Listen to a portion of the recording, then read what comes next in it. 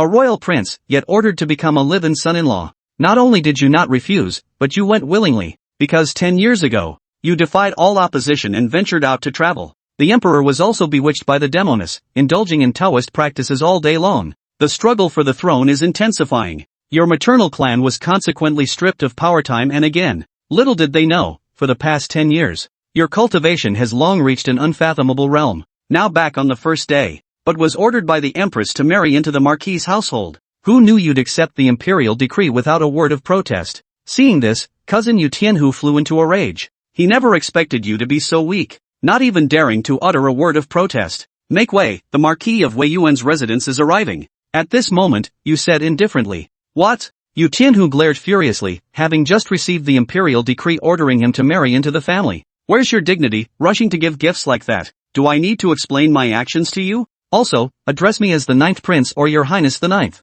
Yu Tianhu nearly laughed in anger upon hearing this, such humiliation. Even he felt stifled and aggrieved. What right do you have to make him address you as your highness? He wants to see how you grovel. Therefore, Yu Tianhu immediately ordered the preparation of carriages and horses. I will personally accompany you there. Not long after, the carriage came to a gentle halt. You stepped out of the carriage and entered the marquis's mansion gate. The servants in the mansion saw this. Everyone cast strange glances at you. Why don't you bow to your future father-in-law? Suzhen sat in the host seat without even glancing at you. Yu Tianhu, displeased by his arrogance, thought. Why don't you bow to his highness the 9th prince, though he holds a grudge against you? But at this moment, your face also represents the face of the Yu family. Hearing this, Suzhen curled the corner of his mouth. He sneered and said, so it's you, Marquis? It turned out to be General Yu. You just leveled up, and you're already eager to climb higher? Everyone knows. Imperial Uncle Yu was just promoted from vice first rank to first rank, yet all his official powers had been stripped away, thus becoming the laughingstock of the imperial court.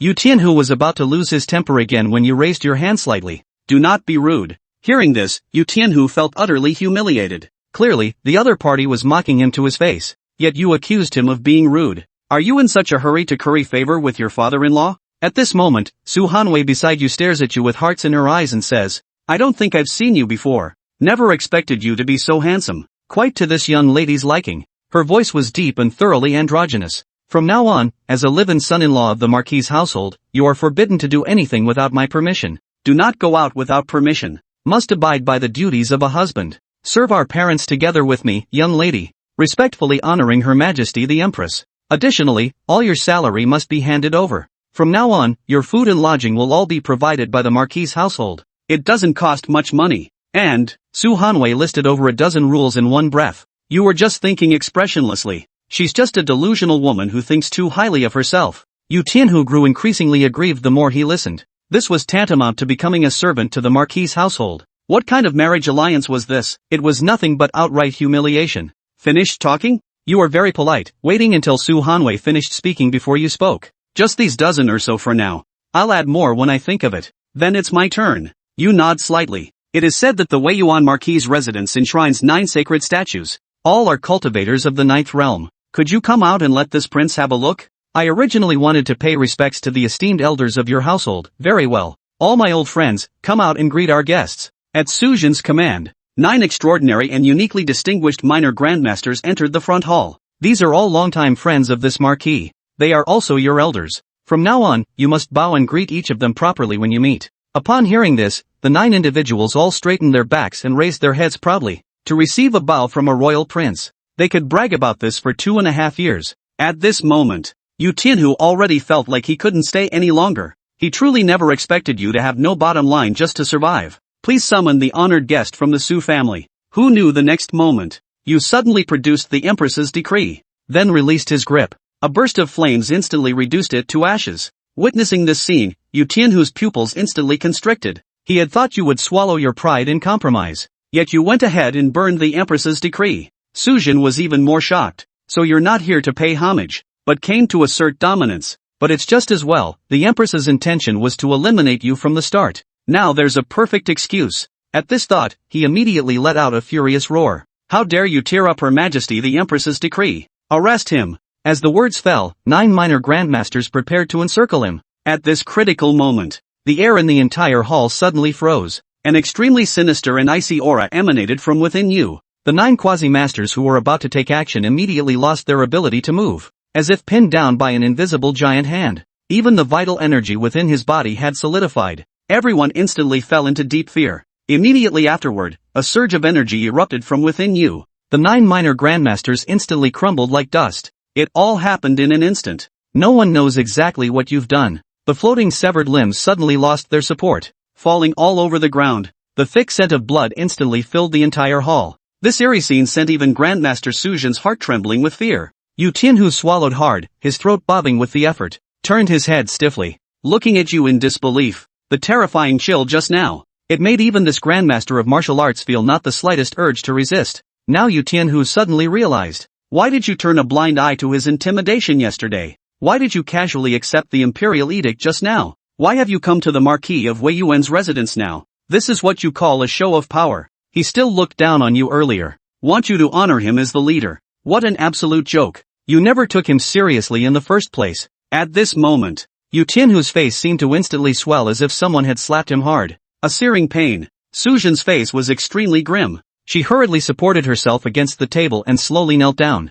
I pay my respects to your highness, the ninth prince. Tear the mouths of this father and daughter pair to shreds. At this moment, you speak calmly, your tone serene yet brimming with murderous intent. Yu Tianhu cursed angrily and stepped forward in one stride. Sujin panicked instantly. What are you doing? I am the Empress's cousin. How dare you harm me? The Empress will never spare you. Hearing this, you let out a cold snort. With a disdainful glance, he turned and walked out of the hall. Yu Tianhu, stop right there. Be careful, or this marquis will fight you to the death. Before Sujin could finish speaking, a powerful pressure descended upon him. His head slammed heavily onto the floor. The vital energy within his body could no longer circulate. Immediately after, the hall echoed with the successive screams of Sujin and his daughter. Yu Tianhu unleashed the fury he had pent up for 2 days upon them. Listen up, you old traitor Su. Prepare generous gifts and come to the prince's residence to apologize tomorrow, or you'll regret it. With that, he stomped hard on Sujin's head once more, turned around and strode away. Stepping out of the mansion gates, Yu Tianhu followed closely behind Jiang Ning.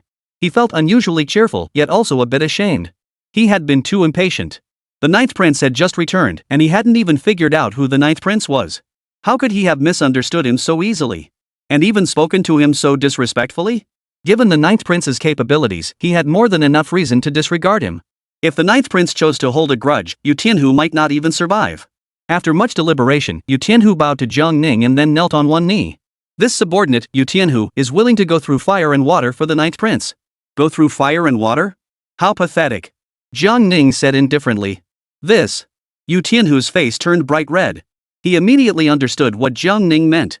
Just moments ago, when he was at the Su mansion, he had wanted to act but dared not. Yet he had still thought it was Jiang Ning who was cowardly. It was clearly him who was cowardly. For Jiang Ning, it wasn't even a matter of wanting to act or not. It was simply pointless to bother with such worthless scum. Also, from now on, don't ask the same question multiple times. This subordinate acknowledges his mistake. Jiang Ning glanced at the plaque of the Wei Ning's mansion. Tear it down. As you command. Yu Tianhu drew his sword and drew it from its sheath, then lightly swung it once. A blade of energy flew toward the plaque. Boom! The entire signboard, along with the main gate, shattered into pieces. Your Highness, please board the carriage. After Jiang Ning boarded the carriage, Yu Tianhu personally sat on the saddle and drove the horse for Jiang Ning. Yu Tianhu was deep in thought, but a lingering doubt prompted him to ask. Your Highness, the technique you just used, was that the formless technique? Yu Tianhu asked in a low voice. Jiang Ning replied indifferently. He hadn't expected Yu Tianhu to have such knowledge. Even such a secret technique was known to him. Yu Tianhu omitted a word. It should have been called the Wuxiang magic technique. This was a demonic technique created by the founder of the demon sect. Those who cultivated this technique would be controlled by the desire to kill. Only by killing others could one advance in the Wuxiang magic art. All practitioners of the Wuxiang magic art aim to reach the 9th level, as the 9th level is called Bingjie. Any martial artists within the range of the demonic technique, as long as their cultivation level is lower than that of the practitioner, will be instantly disintegrated by the technique. This is a physical form of Bingjie, just like the 9 minor masters mentioned earlier, who were instantly reduced to a pile of fragments. Then, they absorb the vital energy of those who had been weaponization and transform it into nourishment for themselves. It is said that the founder of the demon cult, after reaching the 9th layer, was possessed by his inner demon and became a bloodthirsty madman, resulting in a wasteland stretching for thousands of miles. Thinking of this, Yu Tianhu felt a chill run down his spine. Jiang Ning had actually practiced demonic arts? And he had even reached the 9th layer? Yet he could still control his mind and wield demonic arts as if he were a normal person? Where did Jiang Ning learn these demonic arts? He has been away from the capital for 10 years. What could have possibly happened? What level of cultivation has this prince reached? He desperately wanted to ask, but upon considering the ninth prince's temperament, he dared not speak. However, with the ninth prince possessing such mysterious and unfathomable abilities, the hope of the Yu clan has returned. Chapter 5, Refusing to marry into the imperial family? Then send him to a political marriage.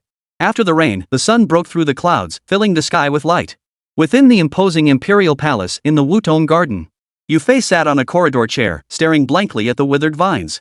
Jiang Ning's return to the capital and his reunion with Yu Fei and her son should have been a cause for celebration. Yet Yu Fei couldn't shake her unease. Within 2 days, Jiang Ning would be surrounded by spies, under constant surveillance by others. Some might even attempt to harm him directly. From the current situation, among the 9 princes, Jiang Ning's faction was the weakest. He had only one loyal follower, Yu Tianhu, and thinking about Yu Tianhu's temperament, Yu Fei felt even more despondent. A palace maid rushed into the courtyard with a panicked expression. "Your Highness, something terrible has happened. The Empress has just issued an imperial decree ordering the 9th prince to marry into the Wei Yuan's mansion," the palace maid exclaimed urgently. "What?" Yu Fei was utterly shocked. Have a prince marry into a marquis's household? Has the Empress gone mad? What kind of man is the Marquis of Wei Yuan? He's just a dog in a fancy title. Having Jiang Ning marry into the Wei Yuan's mansion is like sending a fairy to marry a beggar from the mortal world. News from outside the palace says that the 9th prince has received the imperial decree and is on his way to the Wei Yuan Marquis's mansion. Her imperial son, has he really been ordered by the Empress? If Ninger truly chooses to marry into the Wei Yuan's household, he will be despised by the world and even remembered in infamy for generations to come. She absolutely refuses to allow this to happen. Yu Fei immediately left the Wutong garden and headed to the Xinaying palace. Within the lavishly decorated Xinaying palace, the Empress, dressed in a phoenix-patterned robe, lay elegantly on the bed, her figure graceful and voluptuous. In her arms was a snow-white kitten, and her slender, delicate golden finger guards gently stroked the cat's fur. "I thought Jiang Ning had left and would never dare to return to the capital in this lifetime, but I never expected him to come back. Is he seeking death?" The Empress laughed softly, her expression lazy and contented. It seemed as though everything was under her control. "Your Majesty, Lady Yu requests an audience," a palace maid reported softly. "Grant her audience." Yu Fei hurried into the Xinaying palace, forcing a somewhat unnatural smile, and approached the Empress. Sister pays her respects to her elder sister. No need for formalities. The Empress glanced at Yu Fei and immediately looked away. "I heard that you issued an imperial decree ordering Ninger to marry into the Wei Yuan's mansion? Sister, this matter concerns the dignity of the imperial family. It must not be done.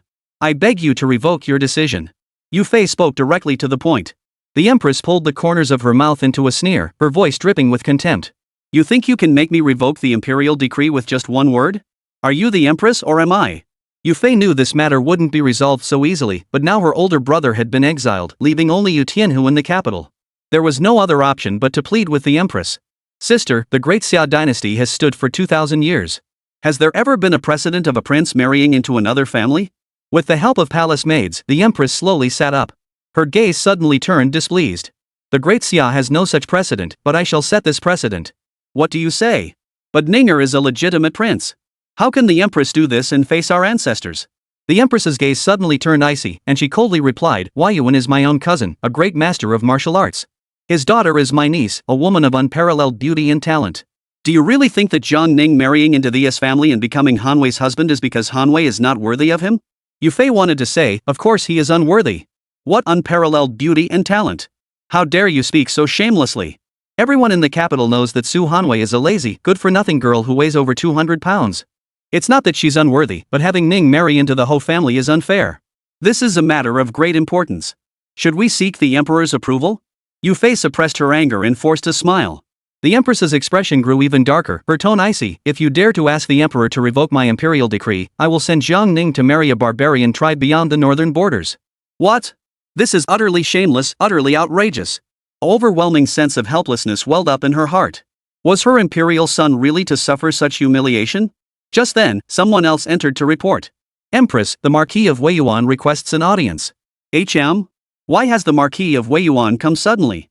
Let him in." Shortly afterward, the Marquis of Wei Yuan entered the Xinaying palace, covering his mouth and walking quickly. He was dressed in ragged clothes, his eyes filled with sorrow, as if he had suffered a great injustice. The Empress was puzzled. The usually dignified Suzhen, what had happened to him today? He looked like a wronged little wife. Thud. Suzhen knelt directly on the ground. The Empress was a bit confused, and Yufei was also a bit confused. What's wrong? Why are you covering your mouth and not speaking? The Empress furrowed her brows slightly. Sujin slowly moved his hand away from his mouth. His mouth was filled with blood, completely torn apart, with a large piece of lip hanging down, a sight of extreme horror. The Empress's expression hardened, and anger flashed in her eyes. Who did this? Ah bah. Sujin tried to speak, but his words were incomprehensible. The Empress stood up, walked to Sujin's side, and bent down to look at him closely. What happened? Who did this to you?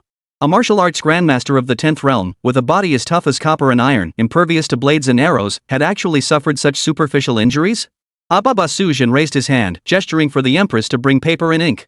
Bring paper and pen to the Marquis of Weiyuan. Sujin took the paper and pen, knelt on the ground, and wrote furiously, quickly filling an entire page. He then presented it with both hands to the Empress. The Empress took it, glanced through it, and her expression grew twisted. I have just issued an imperial decree. Not only did Jiang Ning disobey my orders, but he dared to go to the Weiyuan's mansion and slaughter 9 people. The Empress clenched her teeth, her anger boiling over. What? Yufei, upon hearing this, felt a chill run down her spine. She only knew that her imperial son had shown some talent in martial arts from a young age, but she had no idea what specific level Jiang Ning had reached. Read it yourself. The Empress threw the paper at Yufei, who immediately picked it up and skimmed through it quickly.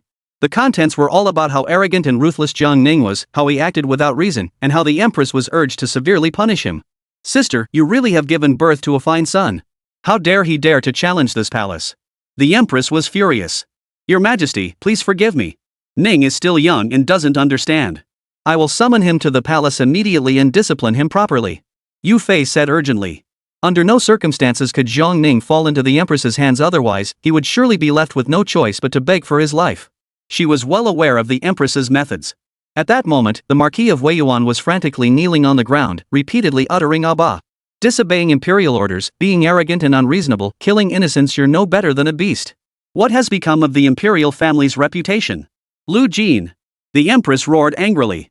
An elderly eunuch approached with small, hurried steps, bowing low to await orders. Go, bring me the head of the 9th Prince Jiang Ning. As you command. The old eunuch replied softly before exiting the palace. Mercy, your Majesty. Ning has sinned, but his crime does not deserve death. Yushur, upon hearing this, was so frightened that her face turned as red as a pig's liver. And you? The Empress pointed angrily at Yufei. You raised such a worthless creature. It's an outrage to heaven and earth. Bring her here. Strip Yuji of her title as imperial concubine, send her to the cold palace, and await further orders. Empress. The Empress paid no heed to Yufei's pleas for mercy. She had just issued an imperial decree to Jiang Ning, yet Jiang Ning not only went to the Weiyuan's mansion to act tyrannically but dared to tear her cousin's mouth to shreds? Relying on Yu Tianhu and a Grand Master, did he think the capital was his to do as he pleased? It's a joke. She would make Jiang Ning know that in this capital, she was the one in charge. She would also make the other princes know that those who obeyed her would thrive, and those who defied her would perish. She had been worried about not having a direct excuse to kill Jiang Ning, but now Jiang Ning had come right into her trap. She wouldn't hold back. At that moment, the anxious Yufei gripped the small wooden box that Jiang Ning had given her. After a moment of internal struggle, she still couldn't bring herself to open it. Chapter 6, The Fireworks of the Princes. Jiang Ning returned to the prince's mansion, retrieved several ancient texts from a dusty study, and sat alone in the courtyard to read. Yu Tianhu respectfully brought a bowl of tea, glancing at Jiang Ning once.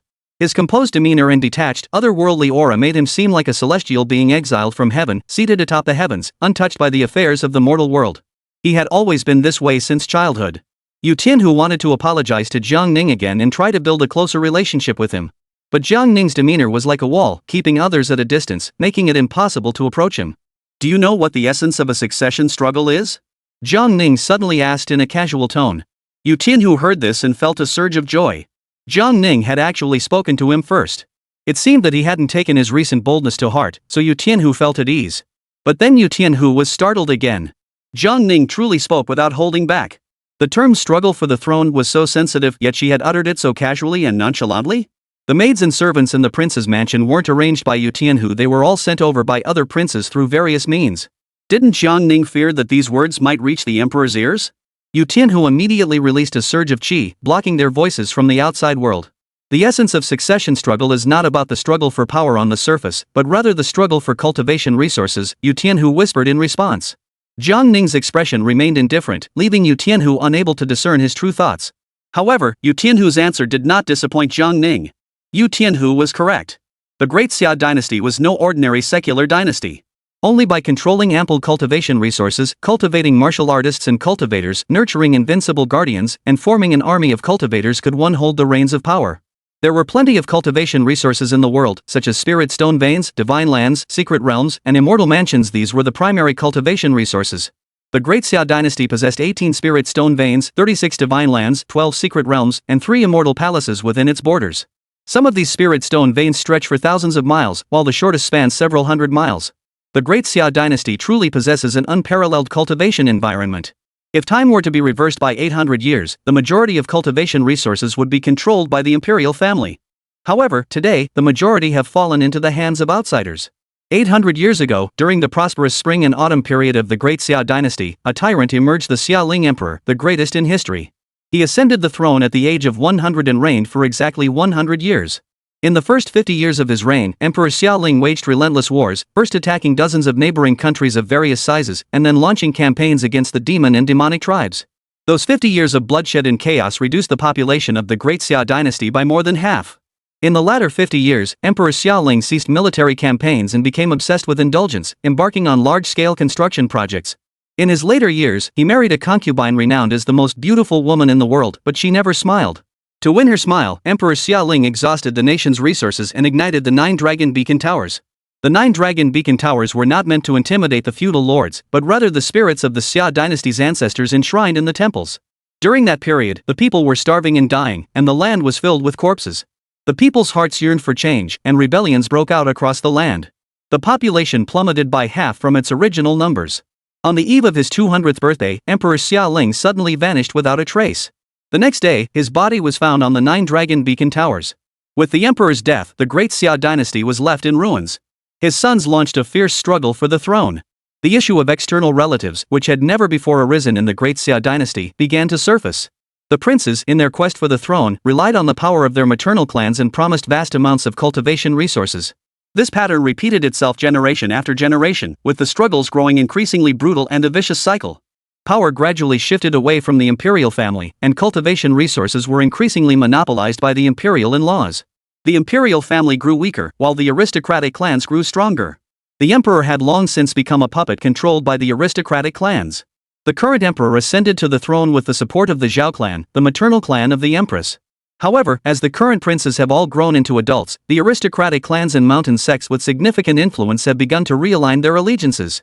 If this had been within the 15 years before or after Jiang Ning's birth, the empress could have wielded absolute power. However, now even the empress's 3 biological sons are locked in a bitter struggle. Therefore, the power of the Zhao clan, which once belonged to the empress, has been divided into several factions due to differing allegiances. What Jiang Ning must do is reclaim cultivation resources, restore imperial authority, and eliminate the external clans. Make the Great Xia Empire great again. What does the Yu clan have left? Jiang Ning asked after a long silence. Half a spirit stone vein, Yu Tianhu replied honestly. Originally, the Yu clan controlled an entire spirit stone vein, 2 celestial realms, and even access to a secret realm. Within just a decade, access to the celestial realms and secret domains has been completely lost, and even the spirit stone veins must now be shared with other noble clans.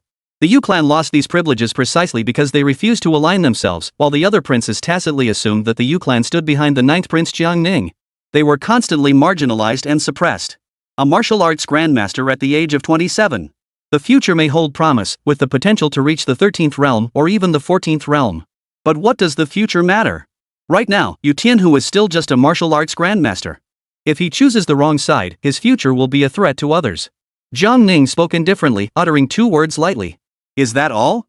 Yu Tianhu didn't know if Jiang Ning was referring to the Yu clan's dwindling resources or the fact that the Yu clan controlled half a mineral vein, while he was merely a martial arts grandmaster, unworthy of such resources. He dared not ask such a question, lest he appear foolish. Moreover, this indifferent prince seemed harmless, but he could kill 9 minor martial arts masters in an instant. His temper must be terrible. A sense of injustice welled up within him, but he could only suppress it. Jiang Ning had no interest in the spirit stone vein. Even if he were to exhaust an entire vein, it wouldn't help him improve his cultivation much. He had been to the divine abyss and the celestial realm before, but they were nothing special. Only the secret realms and immortal mansions piqued his curiosity slightly. But he didn't know if secret realms or immortal mansions could help him improve his cultivation. Yu Tianhu looked at Jiang Ning as side profile, as cold as an ancient ice mountain, and didn't know what to say. At that moment, someone arrived uninvited. The visitor was an old eunuch with a touch of frost at his temples. With a cautious smile at the corners of his eyes, he hunched over, taking careful steps, and stopped about 10 paces away from Jiang Ning. The eunuch held a sword case slanted against his chest and bowed deeply to Jiang Ning. "This humble servant, Lu Jin, pays his respects to His Royal Highness the Ninth Prince," the eunuch said in a humble tone. Jiang Ning did not respond. Yu Tianhu grew tense. The man who had arrived was Lu Jin, the head eunuch of the imperial stable, a loyal servant of the empress and one of her most trusted confidants. Not long ago, Jiang Ning had swiftly defeated 9 men at the Su mansion and torn the mouths of Su Jin and his daughter. At this moment, Lu Jin's arrival likely meant trouble. "Eunuch Lu, what business brings you here to see the Ninth Prince?" Yu Tianhu asked. "The empress is a bit displeased and has sent me to borrow an item from the Ninth Prince to appease her." "What?" "Naturally, it is the Ninth Prince's head." Chapter 7, The Terrifying Mastery of the Sword. Upon hearing this, Yu Tianhu instinctively gripped the hilt of his sword. Today's incident was instigated by the Empress herself. The Ninth Prince had acted with restraint. At least he hadn't slaughtered the entire Su Jin family. But the Empress was so ruthless and merciless, sending Lu Jin directly to kill the Ninth Prince. That was simply too brazen. However, the Ninth Prince has just returned and is now weak and vulnerable, making him an easy target. Even if the Empress doesn't act, the other princes will certainly target Jiang Ning with deadly intent. Reason? Those people don't even care about their own faces. What reason do they need? General Yu, you are a wise man with a bright future. The current Empress favors the capable. If you take Jiang Ning's head, I will recommend you to the Empress. Lu Jin spoke humbly, calm and composed, as if genuinely trying to persuade him. Yu Tianhu heard this and his anger boiled over. He, Yu Tianhu, had managed to survive this long not by being a sycophant. Old eunuch dog. Do you think everyone in the world is like you, a servant of the imperial family who betrays his master? Yu Tianhu pointed at Lu Jin and shouted angrily. Lu Jin slammed the sword scabbard onto the ground and opened it from the middle. In that instant, a chilling aura spread throughout every corner of the courtyard, as if one had fallen into an ice cellar on the hottest day of summer. Yu Fei has been stripped of her imperial concubine title by the Empress and banished to the cold palace. The current Jiang Ning is nothing more than a commoner. This old servant is merely following orders. 2 swords, one black and one white, stood at an angle inside the sword case. One sword to soothe the soul, one sword to devour the soul, 2 peerless divine weapons. At that moment, Yu Tianhu's thoughts grew incredibly heavy. Though he was arrogant and spoiled, facing the old eunuch's authority now, if he were to switch sides, not only would he be mocked by the entire world, his ambitious resolve would be utterly shattered, and even entering the 13th realm would become an impossible dream. However, this old eunuch. The 11th realm, the realm of divine roaming. Although the old eunuch was only 1 realm higher than Yu Tianhu, in the realms above the 10th, each realm was a world apart. Most importantly, although the old eunuch is only at the divine roaming realm, he is a prodigy of the sword arts. He has refined the Xianin Tai Su sword of the Tai Su sword sect to the 12th layer, the Xianin Jushi sword array. He had once slain 5 cultivators of the 12th realm, the Gue Su realm. He is renowned as invincible within his realm and the first to slay a Gueshu cultivator while in the divine roaming realm. Perhaps in the future, Yu Tianhu could surpass the old eunuch, but for now, he was no match for him. Yu Tianhu knows that Jiang Ning has some cultivation, possibly above the Grandmaster realm. Even if Jiang Ning had reached the 12th realm, he would still not be a match for the old eunuch. Unless he reaches the terrifying 13th tier Tai Xian realm. But is that even possible? Jiang Ning is only 20 years old. To have reached the divine roaming realm is already the pinnacle of prodigies, an existence beyond the reach of ordinary people. Old eunuch dog. Let me see what you're made of. Today, he had backed down once at the Su mansion. Now, he absolutely couldn't back down again. Clang! Yu Tianhu drew his sword, and a furious aura swept out, forcing back the cold energy surrounding him. This subordinate, Yu Tianhu, is willing to risk life and limb for the Ninth Prince. Yu Tianhu shouted this again. At that moment, Yu Tianhu had the resolve to face death without fear. Lu Jin, seeing this, narrowed his eyes slightly. Yu Tianhu was indeed a martial arts prodigy recognized by all. Killing him would not only be a pity but also difficult to explain to the Yu clan. Let him live for now, we'll take Jiang Ning's head instead. The Empress hadn't ordered his death either. Lu Jin raised 2 fingers and his mind moved. A black and a white sword, like flashes of lightning, drew from their scabbards and nearly vanished into thin air. In an instant, the courtyard was filled with crisscrossing sword chi, and everything within its reach, grass, trees, and boulders, turned to dust. Lu Jin's robes fluttered in the wind, his body radiating a murderous aura, resembling a demon of hell descended upon the mortal realm. Prince Ji, this old servant will send you on your way. The sword energy surged toward Jiang Ning like a tornado. Yu Tianhu saw the sword energy leap over him and charged toward Jiang Ning. He couldn't even swing his sword to protect Jiang Ning in time. Your Highness, flee quickly! Yu Tianhu shouted, swinging his sword at Lu Jin. However, Jiang Ning remained seated, not even lifting his gaze from the book. His expression was completely focused, as if nothing was happening around him. Two swords seemed to emerge from thin air, one in front and one behind, coming to a halt above Jiang Ning's head. The sword tips trembled violently, emitting a pleasant ringing sound. Jiang Ning flipped a page of the book and a gentle breeze spread out.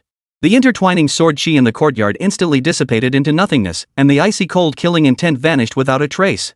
Clang! The two swords fell lifelessly to the ground. At that moment, a hint of panic flashed across Lu Jin's face, which had been as steady as an old dog's. What was happening? His sword formation had been neutralized, and even the sword energy had been suppressed? Could there be a 13th realm cultivator hiding by Jiang Ning's side? But within the prince's mansion, aside from Jiang Ning and Yu Tianhu, there were only a few dozen Jinwu guards and maidservants. Lu Jin looked at Jiang Ning, who remained composed, his expression growing solemn. Who? Lu Jin shouted, scanning the area left and right, but still saw no sign of any hidden experts. Jiang Ning felt a bit disappointed. It seemed like there wasn't much difference between the divine roaming realm and the minor grandmaster realm. The Xianin absolute breath sword formation isn't used like this. Jiang Ning spoke softly, and the two treasure swords that had fallen beside him suddenly vanished. The next moment, the sword chi reappeared. In the blink of an eye, the two swords flashed countless cold beams, and the sword chi intertwined in the air to form a dense spider web. The sword chi solidified into a tangible form, visible to the naked eye. At that moment, Lu Jin found himself trapped within a prison made of intertwining sword chi, unable to move. The terrifying pressure emanating from the sword chi sent a chill down Lu Jin's spine. It turned out there were no hidden experts nearby. It was Prince Jiang Ning himself who had intervened. Lu Jin was utterly shocked, his reaction a split second too slow, but he still managed to release his protective chi barrier. However, the moment the dense protective chi burst forth from his body, it was instantly shattered by the sword chi swirling around him. The protective chi of the divine roaming realm was utterly powerless against this sword energy. Such terrifying sword chi completely transcended the realm of the Xianin absolute breath sword array. Lu Jin's gaze fell on Jiang Ning, who remained calmly reading his book. But Lu Jin's eyes were now filled with fear. The ninth prince had at least reached the 13th realm. Otherwise, it would be impossible to suppress him to the point where he couldn't move in an instant. And now, Lu Jin was nothing more than a pig or a dog at Jiang Ning's mercy. No, not even a pig or a dog. You're the Tai Xian realm. Lu Jin exclaimed in disbelief. Yu Tianhu was about to draw his sword, but before he could swing it, he saw the sword chi envelop Lu Jin. Hearing Lu Jin's words, Yu Tianhu was filled with dread. What? Tai Xian realm? The ninth prince actually has the Tai Xian realm? That's the 13th realm. And the ninth prince is only 20 years old. Does that mean he broke through an entire major realm in less than 2 years on average? Chapter 8, Offending the ninth prince. Not a single one left. Jiang Ning's flipping of the book paused for a moment. The sword chi cage trapping Lu Jin slowly dissipated into nothingness. At that moment, Lu Jin's legs gave way, and he knelt on the ground. He had come to kill Jiang Ning. How dare he come to kill Jiang Ning? I'm giving you a chance to swear allegiance to this prince, Jiang Ning said indifferently. Someone like Lu Jin could be easily eliminated with a flick of Jiang Ning's finger. Though his usefulness was limited, he was not entirely without value. Lu Jin's life or death was entirely at Jiang Ning's discretion. For Lu Jin, aligning himself with the Empress was never a long-term solution. He would inevitably have to switch allegiances. Facing a cultivator at the 13th realm, and the overwhelming aura Jiang Ning had just unleashed, clearly indicating he had reached the peak of the 13th realm. How could he possibly have any thoughts of resistance left? He hurriedly knelt down, bowing respectfully. Thank you, ninth prince, for sparing my life. This old servant is willing to swear allegiance to you. This time, he was truly sincere to the extreme. Lu Jin, despite his profound mastery of the sword arts, had spent 90 years in cultivation and had only reached the divine roaming realm. A 20-year-old at the Tai Xian realm. What did that even mean? Such an existence was no longer to be underestimated. Moreover, he had a high chance of becoming a land-dwelling immortal in the future. Kill Su Jin's entire family and kill the Empress. If you accomplish these two tasks, this prince will help you reach the Gusu realm, Jiang Ning said indifferently. Upon hearing this, Lu Jin and Yu Tianhu both looked at Jiang Ning in disbelief. For Lu Jin, Jiang Ning sparing his life was already a great mercy. Yet Jiang Ning was now asking him to kill the Empress? Although the Zhao clan had already split and were supporting various princes, they had begun to pay lip service to the Empress's edicts. The Empress was no ordinary person. She was a cultivator at the 12th realm, precisely within Lu Jin's power to subdue. However, the eunuch faction was still under the Empress's control. Wang Zhong, the head eunuch of the ceremonial bureau, was a 13th-tier cultivator who had been a thorn in his side for 50 years. If Lu Jin cannot kill the Empress immediately and alerts Wang Zhong, he will be doomed. However, Jiang Ning claimed that accomplishing these two tasks could help him ascend to the 12th realm. If he could reach the 12th realm, with his mastery of sword arts, he would not be unable to fight Wang Zhong. However, the condition Jiang Ning imposed was that he must first kill someone. Lu Jin had no choice but to agree. If he refused, Jiang Ning could eliminate him in an instant. There was only one option left, to take a gamble and side with the ninth prince. This servant obeys. Lu Jin bowed deeply, then rose to his feet, summoned his swords, and returned the two blades to their scabbards. He took 3 steps back and turned to leave. Yu Tianhu was still in a state of deep shock. The Zhang clan had been in decline for 700 years, yet now a Zhang Ning had emerged, a 13-realm cultivator at such a young age. Could Zhang Ning become the savior of the great Xia dynasty? When did your highness master the Taiyin absolute breath sword array? Yu Tianhu asked in a weak voice. Practice? A joke. Isn't it something you can master just by looking once? Zhang Ning replied casually. He had never practiced the sword techniques of the Tai Su sword sect. He had merely replicated it casually after seeing Lu Jin perform it earlier. All techniques stem from their source, all changes remain true to their origin. All different sword techniques are driven by primordial energy. As for swordway fortune, Zhang Ning had none and had never even begun to comprehend it. As the saying goes, one force can overcome 10 skills, one force can break all techniques. As long as the sword energy he unleashes is powerful enough, that is sufficient. Yu Tianhu swallowed hard, feeling he had asked a rather foolish question. At first, he was full of ambition, believing that without his support, Zhang Ning could never achieve great things. But now he began to doubt himself. What use was he to Zhang Ning? Your Highness, ordering the old eunuch to kill the Empress, isn't that a bit too brazen? Yu Tianhu asked again. What is Lu Jin here for? Zhang Ning countered. Zhang Ning had killed 9 minor masters at Su Jin's mansion and torn off Su Jin's mouth. The purpose was to send a warning to the Empress, telling her not to meddle in his affairs. But she was utterly foolish, showing no remorse, and even sent Lu Jin to kill him. Does Zhang Ning really intend to reason with the Empress? The Empress meddles in state affairs, acts arbitrarily, and no one dares to defy her. That's because the Empress has a eunuch of the 13th rank by her side, and the Zhao clan she belongs to is teeming with powerful figures. Therefore, the Empress's edict is law. Zhang Ning is stronger than the Empress and stronger than the entire Zhao clan. Zhang Ning's edict is the law. Lu Jin may not be able to kill the Empress, Yu Tianhu said. It doesn't matter, Zhang Ning knew full well that Lu Jin couldn't kill the Empress. Keeping her alive still serves a purpose. Lu Jin wants to become his disciple, so he must unconditionally obey his orders. If Lu Jin survives, Zhang Ning will fulfill his promise. If he dies, it doesn't matter. He was nothing but a worthless fool. At that moment, Yu Tianhu suddenly recalled what Lu Jin had said. My aunt is still imprisoned in the cold palace. Sending Lu Jin to kill the Empress is likely to fail. The Empress has a violent temper and a thirst for blood. She might even send someone to kill my aunt. Yu Tianhu suddenly grew anxious. He had always been arrogant and didn't fully trust the discipline of his elders. But his aunt had always treated him like her own son. She was the closest person to him. Now Zhang Ning was completely disregarding his aunt's life and still insisted on sending someone to assassinate the Empress.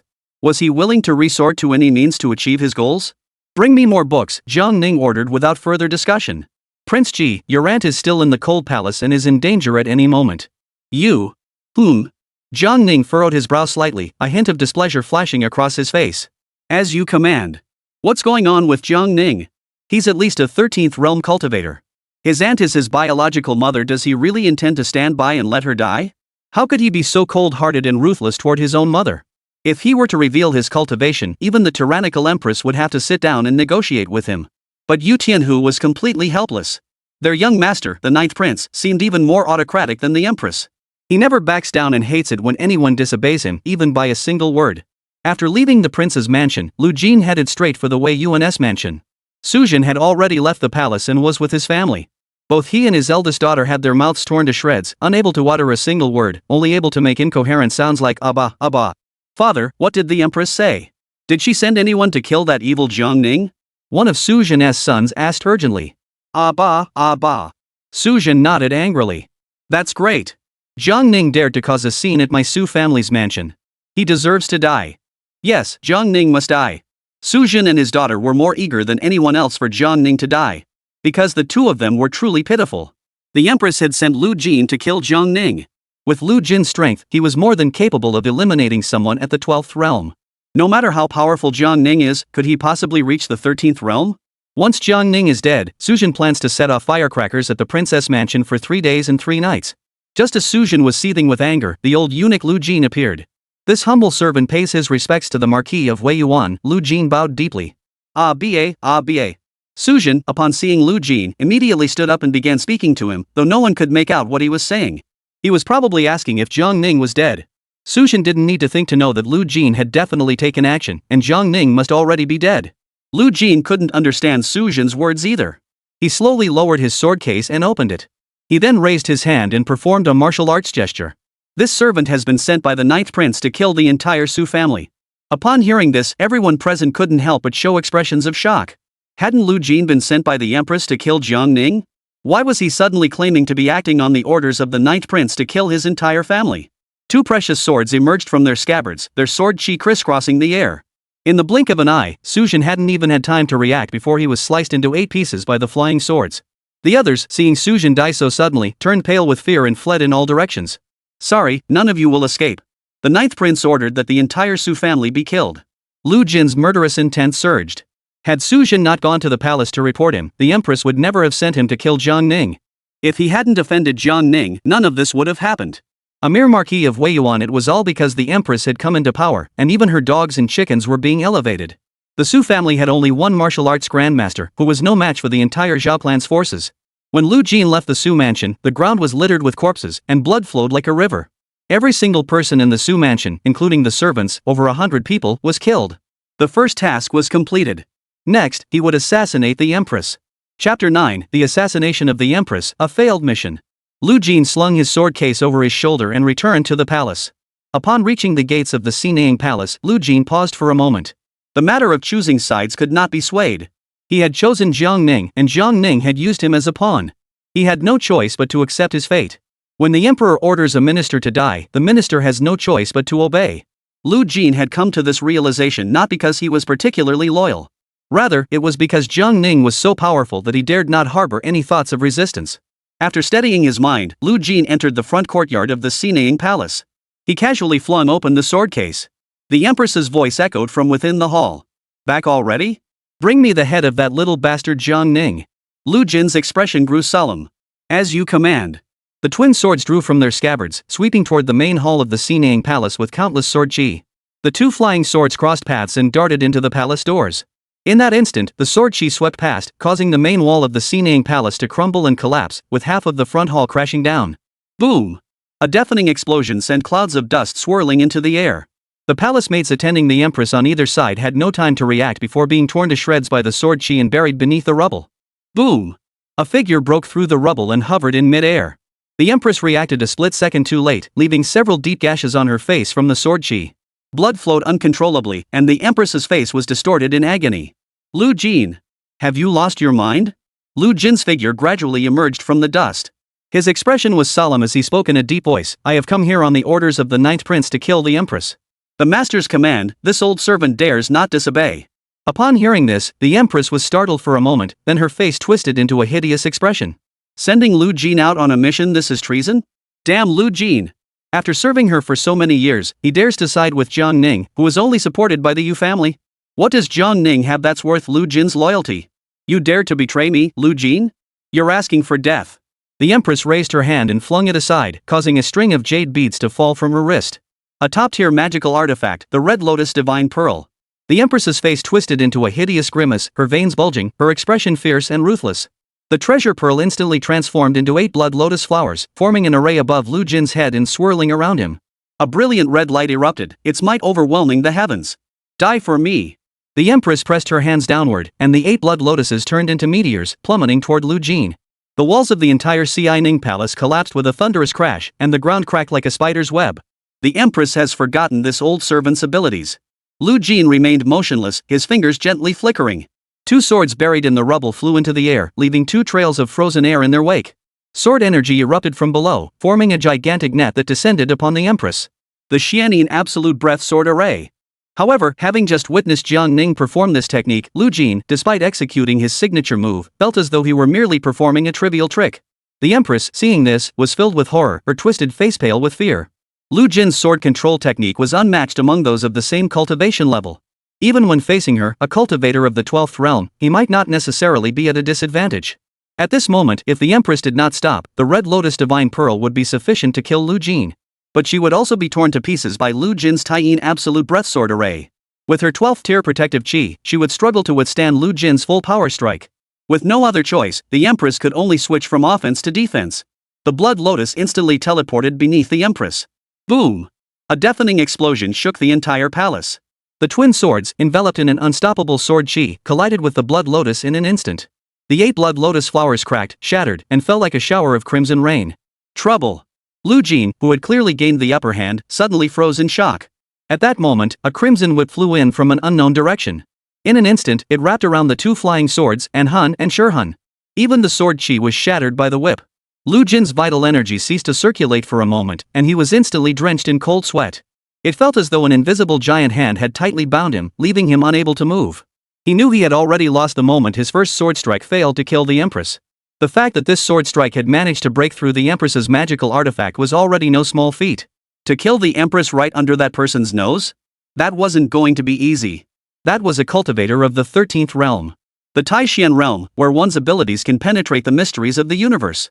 Wang Zhong, the head eunuch of the ceremonial bureau, the queen's most loyal traitor. Even Lu Jin can only look up to him. Lu Jin! You dare defy the heavens? Come and take my life. No one was seen, only the voice was heard. A pressure from the 13th realm descended from the heavens. Only the long whip could be seen, lashing toward Lu Jin in mid-air. Although Lu Jin had dodged it, he was still caught in the aftereffects of the attack. He was sent flying backward, crashing through a dozen walls before finally regaining his balance. That old monster is too ruthless. Just then, another whip struck the spot where Lu Jin had landed. In a moment of desperation, Lu Jin opened his mouth and expelled a stream of energy that transformed into a tiny flying sword. It sliced through the air, actually splitting the space apart. Lu Jin leaped into the void and vanished without a trace. He entered the palace at 6 years old, began cultivating at 10, and now, at 100 years old, he had seen enough of the bloodshed and intrigue within the palace to have secretly learned a few life-saving techniques.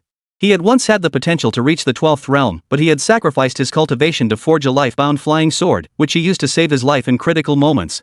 However, he knew that while he could evade danger for a time, he could not escape it forever. The imperial palace was filled with various forbidden arrays. Activating any one of them would trap him within the palace grounds. The Ci Ning Palace had become a half-ruined wreck. The Empress descended from the sky, her face covered in blood, her expression dark and menacing. She had nearly died at the hands of a eunuch, nearly becoming a laughingstock for the entire realm. At that moment, a eunuch rushed over. The eunuch had white hair and an extremely obese body, weighing at least 300 pounds. Grand Eunuch Wang Zhong, a master of the 13th realm. Wang Zhong threw himself at the Empress's feet. This old servant arrived too late to save the Empress. I deserve to die 1,000 times. Wang Zhong's body trembled violently, his voice shaking with fear. Where is that eunuch Lu Jin? The Empress demanded angrily. That eunuch has just fled into the void, but please rest assured, Your Majesty. Lu Jin cannot escape my grasp. Within 3 days, I will force him out and cut off his head to atone to Your Majesty. Please calm your anger. The Empress's chest rose and fell rapidly as she gritted her teeth. She wiped the blood from her face, her anger boiling over. I am furious. The bastard born to Yuji dares to bribe Lu Jin to assassinate me? Go, tear Yuji that into 1,000 pieces. Throw her out of the capital to be devoured by wild dogs. This old servant obeys your command. I will go at once. Wang Zhong crawled backward until he exited the gates of the Sinang Palace, then stood up. Several young eunuchs were waiting with a litter. Wang Zhong climbed onto the palanquin, his respectful expression gradually giving way to a ruthless one. Let's go to the Yeti Palace. The eunuchs strained to lift the palanquin, which swayed unsteadily as it made its way toward the Yeti Palace. As a 13-realm great cultivator, he possessed supernatural abilities, capable of flying through the skies and traversing the earth. Yet Wang Zhong loved nothing more than riding the palanquin through the palace. In the imperial palace, only members of the imperial family were permitted to ride in a palanquin. Yet he had been specially granted permission by the Empress to ride in one within the palace. He was a eunuch and the leader of the eunuch faction. Despite his cultivation at the 13th realm, he still loved to flaunt his immense favor and never kept a low profile. This allowed his vanity to be fully satisfied. Chapter 10, The Realization Before Death. The Yeti Palace was the cold palace. Concubines or princesses imprisoned there never met a good end. The Yeti Palace was under the control of the eunuch Wang Zhong. These former noble concubines, now under his oppression, lived lives even more miserable than those of palace maids and eunuchs. Chopping wood, washing clothes, and mopping the floors were considered lighter tasks. On average, they didn't even get a proper meal in a day. The entire Yeti Palace was scrubbed so thoroughly by these palace maids and convicts that it gleamed like polished metal. They had been tortured by Wang Zhong until they were barely human. You sister, why are you here too? It must be that wicked empress, who doesn't distinguish between right and wrong, even persecuting someone as kind as you sister. Several women rushed forward anxiously upon seeing Yu Fei. Sisters, be quiet. The palace is filled with the queen's people. Be careful not to be overheard. Yu Fei stopped her former sisters from speaking out in defense. She examined the concubines closely, seeing their pitiful state, and her heart ached deeply. This cold palace truly wasn't a place for humans to live.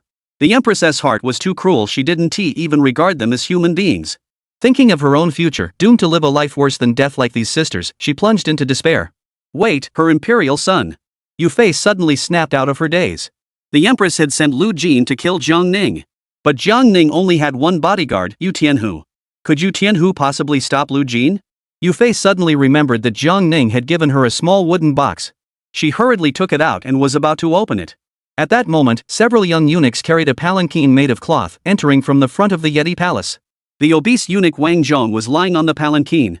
A young eunuch followed beside him, holding a fruit tray and continuously feeding Wang Zhong with delicious fruits. Wang Zhong has arrived. Could it be the Empress is going to kill her? He was a 13-realm cultivator, one of the top-tier powerhouses in the palace. Yu Fei's heart was filled with an ominous foreboding. Those few sisters who had once been on good terms with her, upon seeing Wang Zhong, looked as though they had seen a demon from hell, their faces pale with fear. This obese old eunuch, who had grown fat on the Empress's favor, had abused his power and harmed countless people in the palace. By the Empress's decree, execute the criminal woman Yu Ji. Wang Zhong's voice rang out like a duck's quack. As expected. Yu Fei's heart sank. The Empress has sent Wang Zhong to kill her. Has Ninger already fallen victim to the Empress's schemes? Where is my Ninger? Yu Fei's mind shattered, her face filled with despair as she screamed at Wang Zhong with a piercing voice. After I kill you, I will send Jiang Ning to reunite with you. Wang Zhong's fat fingers twitched slightly, and the crimson whip wrapped around his waist came loose. The whip swept horizontally, carrying a powerful force. At that moment, Yu Fei's eyes widened. Was she about to die? Give me back my imperial son. Yu Fei roared, her mind consumed entirely by her imperial son. At that moment, two flying swords, one black and one white, suddenly appeared out of nowhere. The sword she instantly struck the long whip, sending it flying through the air before crashing to the ground with a thud. Wang Zhong intended to kill Yu Fei but did not use all his strength. Therefore, this whip strike was easily blocked by Lu Jin. Wang Zhong had assumed Lu Jin had hidden himself away, like a cowardly turtle. But he never expected Lu Jin to step forward for Yu Fei at this moment. Well, this was a good opportunity to eliminate Lu Jin, the traitor. At that moment, the air rippled, and a crack appeared. Lu Jin stepped out of the void and landed in front of Yu Fei. At that moment, Lu Jin looked utterly pitiful, his clothes torn and tattered, his body covered in wounds, his face deathly pale, and blood still trickling from his lips. Lu Jin? Yu Fei, seeing the old eunuch standing before her, widened her eyes in shock. Hadn't Lu Jin gone to kill her imperial son? Why had he suddenly appeared in the Yeti palace and blocked Wang Zhong's whip for her? For a moment, Yu Fei was unsure of what had just happened. Lu Jin, where is my imperial son? Yu Fei asked urgently. Your Majesty, please rest assured. The 9th prince is safe and sound, Lu Jin replied. The 13th realm is great repair. How could the 9th prince have come to harm? Upon hearing this, Yu Fei's heart finally settled. Her imperial son was safe. It was truly a relief. Lu Jin. Yu Fei did not let her guard down. Hurry out of the palace and protect Ning.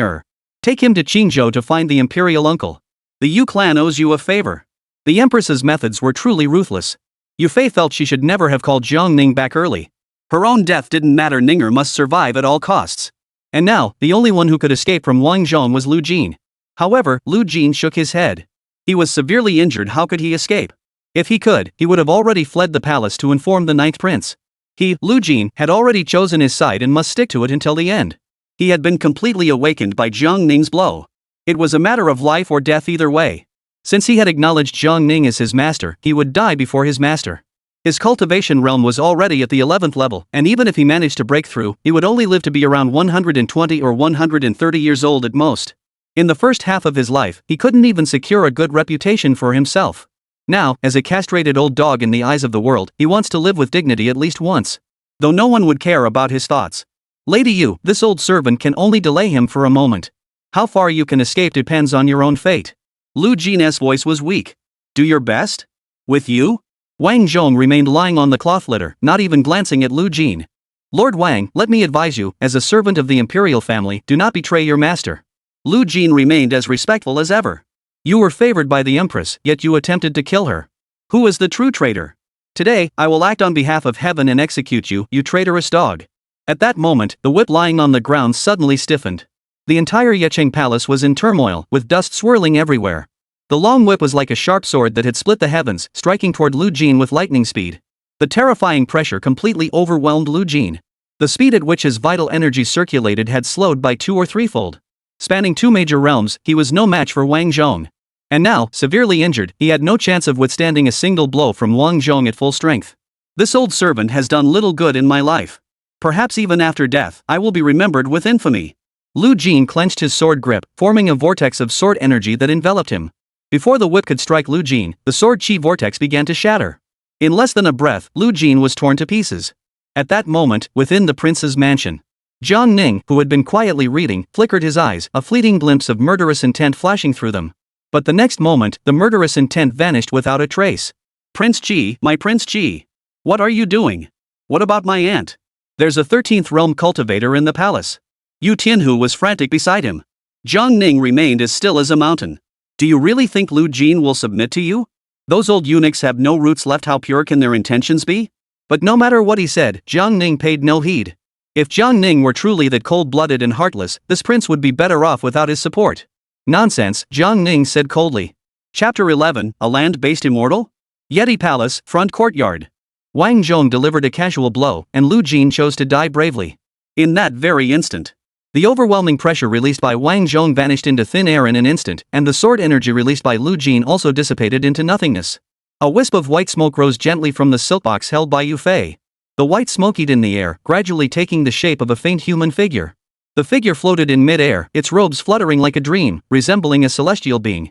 At that moment, the entire Yeti Palace was enveloped in an aura of utmost peace and harmony. And this aura emanated from the ethereal human figure. Wang Zhong, lying on the palanquin, felt the heavens and earth change color and finally raised his head. When he saw the figure in the sky, his eyes, hidden deep within his flesh, revealed a look of sheer terror. Soul projection. This was a divine ability that could only be mastered after reaching the Tai-Xian realm. However, a divine consciousness clone at the Tai-Xian realm could only communicate with its original body and could not borrow power from it to perform divine abilities.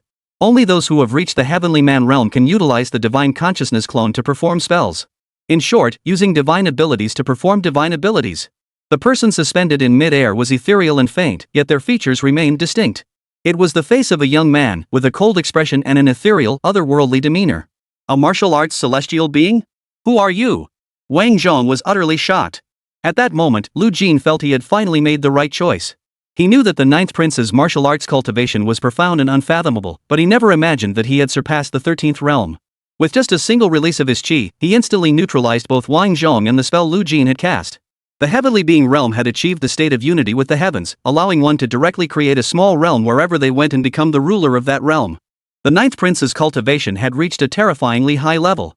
A illusory figure drifted down from the sky, hovering at a height of just 2 or 3 zhang, as if stepping on a cloud from the celestial realm into the mortal world. Jiang Ning turned around, a smile on his face. With your son here, mother need not worry. Jiang Ning's warm voice echoed.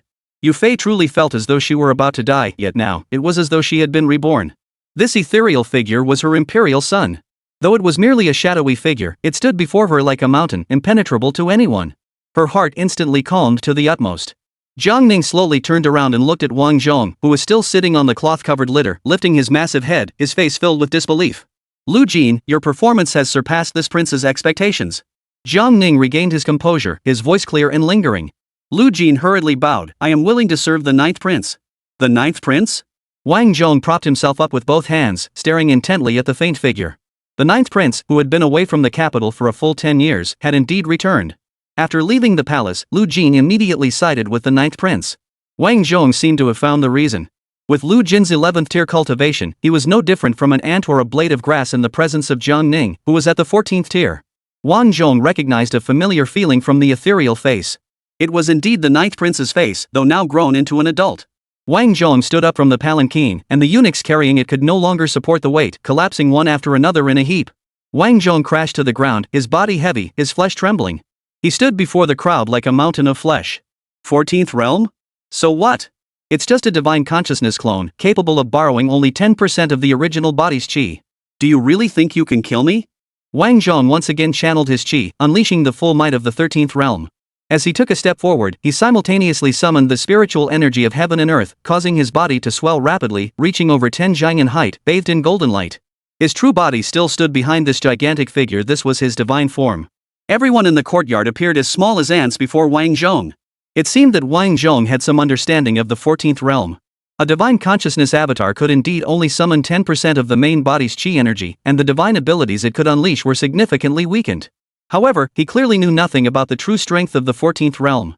At that moment, he was thinking of first eliminating everyone present and then reporting to the Empress that the 9th prince had reached the 14th realm. The Zhao clan would never tolerate a 14th realm cultivator participating in this succession struggle. With the Zhao clan's strength, eliminating a 14th realm cultivator would be no problem at all. Everyone present must die, and Jiang Ning must die as well. At that moment, Wang Zhong raised his massive hand, covering the sky, and smashed it down onto the courtyard. The entire courtyard was engulfed in shadow. Before his palm even touched the ground, the powerful energy surging downward instantly crushed several nearby buildings. Lu Jin suddenly turned to look at Jiang Ning. The 13th realm manifested its divine form, and even 7 or 8 of himself would be unable to withstand it. It seemed he had underestimated Wang Zhong's strength. Now, all hope rested on Jiang Ning. Jiang Ning had been in seclusion, never engaging in combat with anyone. This was his first encounter with a 13th realm cultivator, which piqued his interest slightly. But it was only a fleeting thought, quickly dissipating into thin air. The 13th realm is too weak. Not even worthy of a single flick of his finger. Break! Jiang Ning uttered the word softly. In that instant, the massive hand that had come crashing down was like a cloud of smoke, scattered by a gust of wind. Wang Zhong turned his head and saw that his divine form had lost an arm. However, Jiang Ning had not moved at all, having merely uttered a single word. How could a divine consciousness avatar at the 14th realm possess such divine power? Yet his divine form continued to dissipate, spreading along the arm and into the massive body of the main deity. In the blink of an eye, the entire gigantic divine form vanished into the wind. Wang Zhong stumbled backward, plopping back onto the palanquin, his soul trembling uncontrollably. The divine form's golden body was shattered in an instant, causing the upper, middle, and lower to shatter simultaneously. Wang Zhong's cultivation of over 140 years dissipated into streams of light, vanishing into the heavens and earth. How could this be? Could you be a Confucian cultivator? A sage of the Confucian path? Earlier, Wang Zhong felt as though he had been suppressed by the Tao of Heaven. Just moments ago, he had unleashed his most powerful divine technique, only to have it shattered in an instant. However, what was even more terrifying was that the one who shattered his golden body was merely a fragment of the 9th prince's divine consciousness. Words become law. A Confucian sage. The imperial clan of the Jiang family had been suppressed by the imperial in-laws for 700 or 800 years. At this critical moment when the empire was on the brink of collapse, a prodigy with terrifying talent had emerged. He suddenly recalled the records in the imperial family's genealogy about the founding emperor, the High Emperor. That figure had attained the realm of a terrestrial immortal at the age of 20. In just 50 years, he quelled the chaos and unified the realm. It is said that at the age of 100, the founding emperor even broke through the realm of earthly immortals, achieving the highest divine status in the mortal realm. From then on, the Jiang clan's imperial lineage was firmly established, capable of enduring for 2,000 years. Could the Jiang clan be about to produce another supreme deity of the mortal realm rivaling the founding emperor? At that moment, Wang Zhong had only one thought. Run! Before his cultivation dissipated completely, Wang Zhong's soul left his body and flew toward the Xianing Palace. With the Zhao clan's divine abilities, they would surely be able to help him restore his physical form. However, in front of Jiang Ning, did he really think he could escape? Jiang Ning flickered her intent, and a sword in Lu Jin's hand flashed by. The fleeing soul dissipated into nothingness. The heavens and earth returned to calm. Chapter 12, The Eternal Emperor Zheng Daoran. On the imperial litter, Wang Zhong's obese head lolled to the side, his pupils dilated, and there was no sign of life left in him. The few eunuchs looked at the infamous head eunuch in horror, their faces filled with disbelief. Wang Zhong, the eunuch, is dead? Lu Jin's heart, which had been hanging in suspense, finally relaxed. He had originally thought he had underestimated Wang Zhong's strength, but that wasn't the case. Wang Zhong was indeed very powerful. It was he who had completely underestimated Jiang Ning's strength. He had thought Jiang Ning was only at the 13th realm. However, just now, Jiang Ning had demonstrated the extraordinary abilities of the 14th realm. Words follow the law. Only a sage of the Confucian and Taoist traditions could achieve such a feat. He couldn't discern Jiang Ning's current realm because Jiang Ning hadn't exerted his full strength from the start, so he wasn't certain whether Jiang Ning had already reached the realm of a terrestrial immortal. But even if Jiang Ning was a Confucian sage at the 14th realm, it was already enough to send shivers down one's spine. He had merely taken a gamble, but fortunately, he had bet correctly.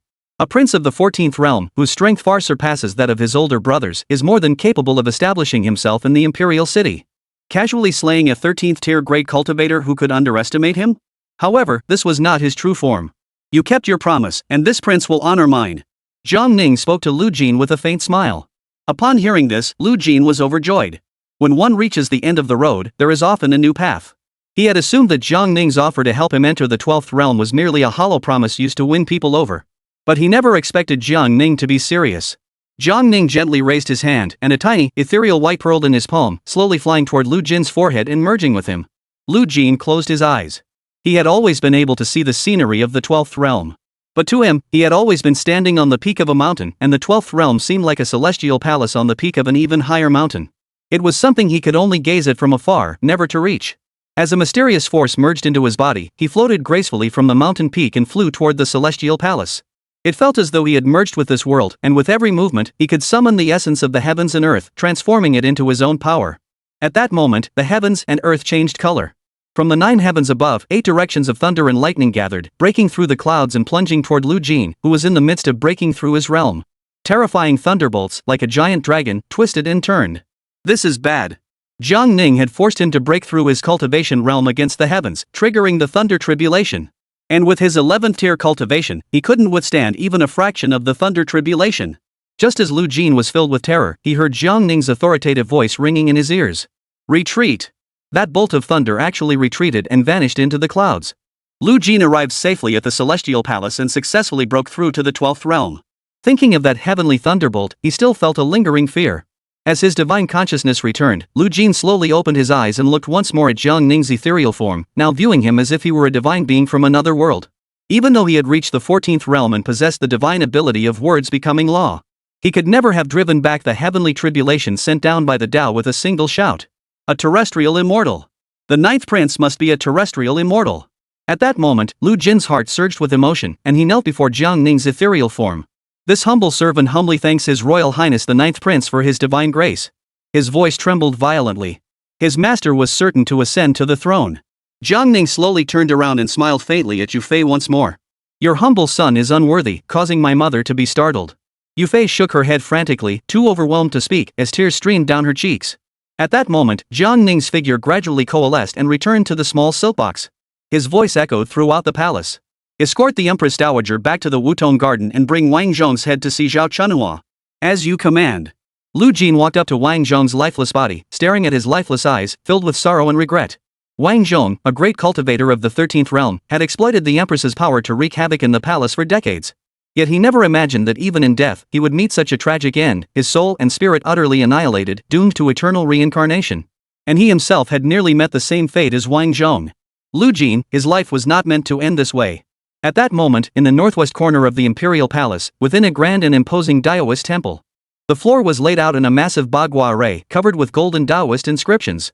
In one of the positions, a figure sat cross-legged, hands resting on his knees, performing the 5 palms facing heaven technique. His hair and beard were flecked with gray, and he wore a Taoist robe, his head bowed and his brows furrowed. He was slender in build, with an air of otherworldly grace. His hair was tied up with a golden dragon hairpin, and his face still bore the aura of imperial authority that had never faded. Directly opposite him sat a woman. The woman was of divine beauty and unparalleled beauty in the mortal world. She wore a Taoist robe, exuding an otherworldly aura, as if she were an immortal maiden who had never set foot in the mortal realm. The man was none other than Emperor Zhang Daoran of the Great Xia dynasty. The emperor's real name was not Zhang Daoran. 5 years ago, he suddenly appointed that stunningly beautiful woman as the national teacher, built a Taoist temple, and began pursuing the path of immortality. To demonstrate his devotion, he changed the era name he had used for decades, Jing Yang, to Ichi Sanqing. In history, there have been emperors who used 4-character reign titles, but none have ever used such an absurd one. He is undoubtedly the only one in history. He changed his name to Zhang Daoran, symbolizing his quest for immortality and the pursuit of the Tao. He even gave himself a Taoist title, Lingxiao Shangqing Tong Lei Yuan Yang Miaofei Yuan Senjun. At that moment, the emperor suddenly opened his eyes, his gaze filled with a clear determination to seek the Tao, and an uncontrollable excitement began to show. Someone recently stirred the thunder pool, causing a thunder tribulation to descend from the heavens. Did the national preceptor witness this? The emperor's tone was filled with excitement. He had not felt this excited in decades. As the ruler of a nation, he could communicate with the destiny of the dynasty and glimpse a faint hint of the mysterious workings of heaven. The female national preceptor did not open her eyes, her voice light and ethereal. Your Majesty's heart is sincere in seeking the Tao. It must be the Tao ancestor manifesting to guide you out of your confusion. Your words have resolved the dilemma that has plagued me for 5 years. The emperor grew even more excited. The female state priestess was filled with questions. How did it resolve your inner conflict?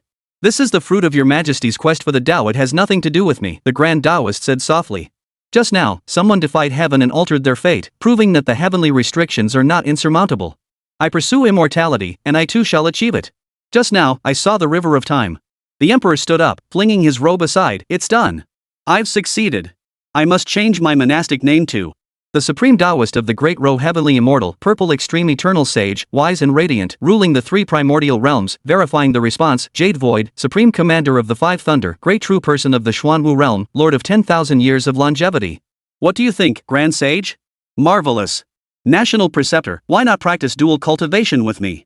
Once I attain immortality, I will take you to roam the river of time. The National Preceptor opened his eyes, revealing a face of unworldly beauty, yet his gaze was filled with seduction. At that moment, she saw the Emperor's eyes burning with passion and greed. Has he lost his mind? Your Majesty has practiced the way for 5 years, yet you are still bound by the 7 emotions and 6 desires? The Emperor walked up to the National Preceptor. The 7 emotions and 6 desires are concepts from Buddhism. In Taoism, we emphasize the harmony of yin and yang. Walking the path of humanity is also cultivating the Tao. Neither suppressing nor indulging oneself allows one to follow the natural way of the Tao. As the Emperor spoke, he tore open the female national teacher's robe. Chapter 13, is he a sage of Confucianism and Taoism? Lu Jin escorted Yufei back to the Wutong garden, then took Wang Zhong's severed head to the Xinang palace.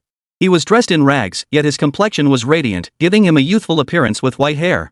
The ninth prince's act of defying heaven and altering fate was truly shocking. For only at that moment, when he forcibly elevated his cultivation realm, did he truly understand what it meant to defy the heavens. Even the leap from the 11th to the 12th realm, which defied the laws of heaven, would have been instantly struck down by a thunderous tribulation. Originally, he had about 20 years of lifespan remaining, but now he should be able to live for over 40 more years. This is the lifespan a 12th realm cultivator should have, around 150 years. Lu Jin composed himself and entered the Xining palace. This humble servant pays respects to the Empress. Lu Jin bowed respectfully before the Empress's back. The Empress turned around, her eyes widening in disbelief as she stared at the large human head in Lu Jin's hand. Wang Zhong is dead? How is that possible? And Lu Jin was still alive and well. What was going on? Earlier, the Empress had seen a thunderbolt descending from the heavens, heading toward the palace, but it had retreated midway. Who had summoned that thunderbolt? Could it be Lu Jin? But he was only at the 11th realm, having only reached the stage of divine consciousness travel. There are 2 possible explanations for the appearance of the thunderbolt. The first is that one must at least have reached the heavenly realm, using great divine abilities to temporarily conceal the heavenly secrets, forcibly communicate with the heavens and earth, and barely summon a thunderbolt. The second possibility is that one's cultivation is insufficient, yet they forcefully break through their realm, defying the heavens, and are thus rejected by the heavenly Tao. Lu Jin showed no signs of intent to kill, as Zhang Ning had not ordered him to kill the Empress. The ninth prince ordered this old servant to escort Lady Yu back to the Wutong garden and to present Wang Gonggang's head to you. Lu Jin respectfully placed Wang Zhong's head on the ground and then turned to leave. Has Zhang Ning just entered the palace? Could that thunderbolt have been related to Zhang Ning? From the time Wang Zhong left until only the head returned, less than half an hour had passed. There were no reports of intense fighting from the Yeti Palace. Therefore, Wang Zhong was most likely killed instantly by someone. At the 13th realm, one can already possess a divine form and golden body, capable of unleashing supreme divine abilities. How could they be killed in an instant?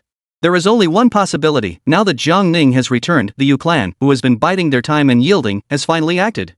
However, only those above the 13th realm can instantly kill someone of the 13th realm. When did the Yu clan produce a 14th realm martial arts immortal? Investigate immediately. What has happened in the Yeti Palace? The Empress shouted angrily. Zhang Ning had already revealed his true strength. He had never hidden anything. There were many eyewitnesses present, and the Empress's personal maids quickly uncovered the entire story. Your Majesty, it was the ninth prince who acted personally. It turns out he left a divine consciousness clone by Yufei's side. The palace maid recounted everything she had discovered in meticulous detail, leaving out no single detail. After hearing this, the Empress's face twisted with anger, revealing a look of fear and shock. Zhang Ning, a 14th realm cultivator? Words become law? He's a sage of Confucianism? This is impossible. The Empress couldn't believe it. A 14th realm Confucian cultivator is known as a Confucian sage, possessing the divine ability of words becoming law. Zhang Ning was only 20 years old, and the Yu family, as a martial arts clan, had produced many 14th realm martial arts geniuses over the generations. Their Yu family lineage had no connection to Confucianism or Taoism, making it impossible for them to produce a Confucian sage. Your Majesty, it's absolutely true. Many people saw it, and their accounts are consistent, the palace maid whispered. A divine consciousness avatar, a Confucian sage, and only 20 years old. The Empress refused to believe it, even if it meant her life. Perhaps there was another 14th realm cultivator disguised as Zhang Ning, playing tricks. Regardless of whether Zhang Ning himself was a 14th realm cultivator, the Empress had no choice but to take him seriously. In any case, Zhang Ning had a 14th realm cultivator backing him, and this might stem from the Yu clan's influence. After all, the only ones who would help Zhang Ning are the Yu clan. She had underestimated Jiang Ning and underestimated the Yu clan. Suzhen's entire family is dead, it doesn't matter. But now, the death of Wang Zhong is a message from that young man who has been away from the capital for 10 years, telling her that he is no longer the naive youth of the past and will not allow himself to be manipulated anymore. The capital now has another contender for the throne. This boy must not be spared. The capital is teeming with spies from various factions. The slightest stir can set off a wave of intrigue. The Qi Wang's mansion is different from the mansions of other princes. This vast mansion has been transformed by Prince Qi into a massive training ground.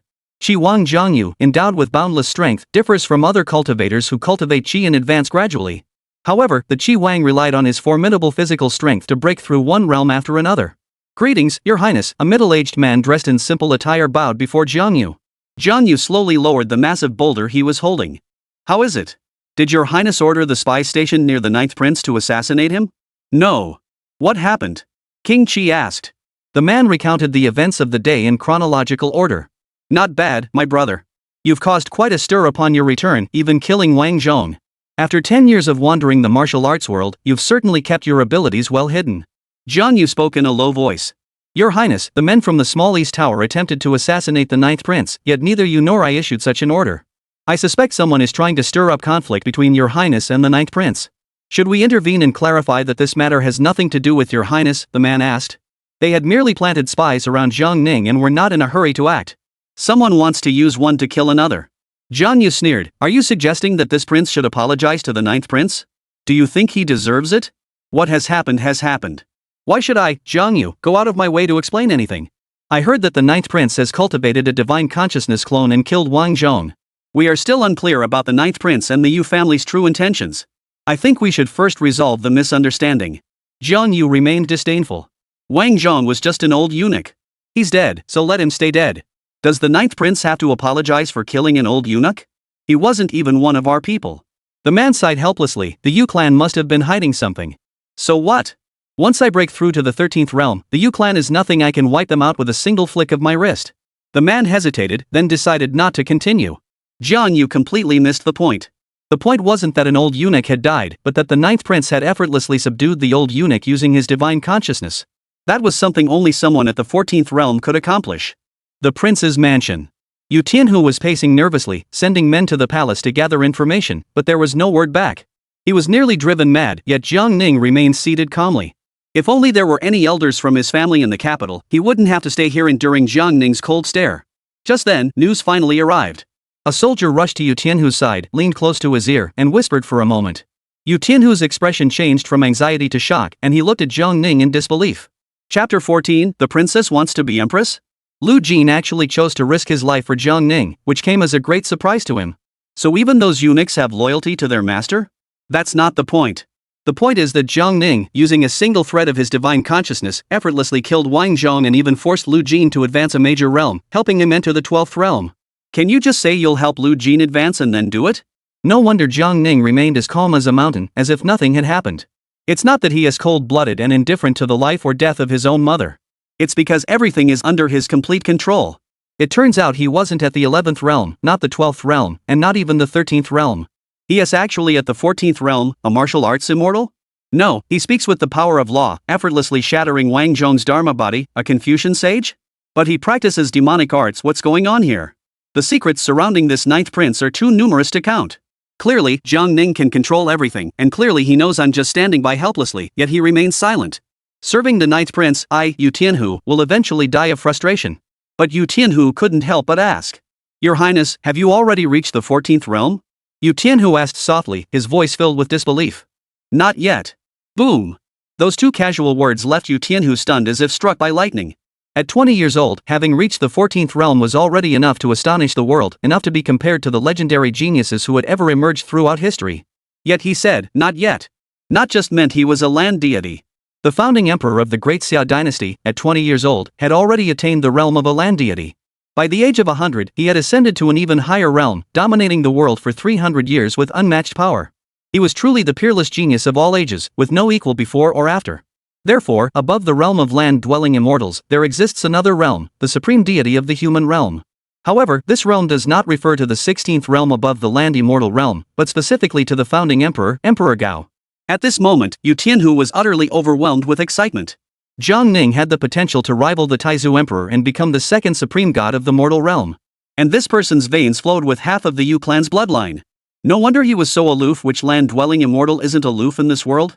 Yu Tianhu suddenly realized that he had been worrying needlessly all along. Now, there were only two words in his mind. Stable. From this moment onward, he would assist a future supreme deity of the mortal realm. He suddenly recalled Jiang Ning's request to clean the house. At first, he was annoyed, but now, he would gladly do anything for Jiang Ning, even wipe the floor or carry his shoes. Plop. Yu Tianhu, for some reason, felt his knees give way and knelt beside Jiang Ning. What's wrong? Jiang Ning was a bit surprised and slowly turned his head to look at Yu Tianhu. All he saw was a forced smile on Yu Tianhu's face. Nothing. I just couldn't help myself. Your Highness, your tea is gone. Let me go brew another pot for you. Yu Tianhu stood up and hurried off to brew tea. Soon after, an unexpected visitor arrived at the prince's mansion. An elderly man with snow-white hair and beard, dressed in white robes, with a youthful face and crane-like hair. A maidservant led the old man into the courtyard. He had assumed that the ninth prince would rise to greet him upon his arrival. If it were any other prince, they would certainly treat him with respect and honor him as a guest of honor. However, Jiang Ning seemed to have not noticed him at all. He had heard that this prince had been aloof and arrogant since childhood, and now he had finally seen it for himself. In the past, Yu Tianhu would have bowed respectfully upon seeing this old man. This was because he had once been the elder of the Hongmeng sword sect, the first sword sect of the Great Xia dynasty, and a sword cultivator at the 14th realm. A 14th tier sword cultivator could be called a half-step sword immortal.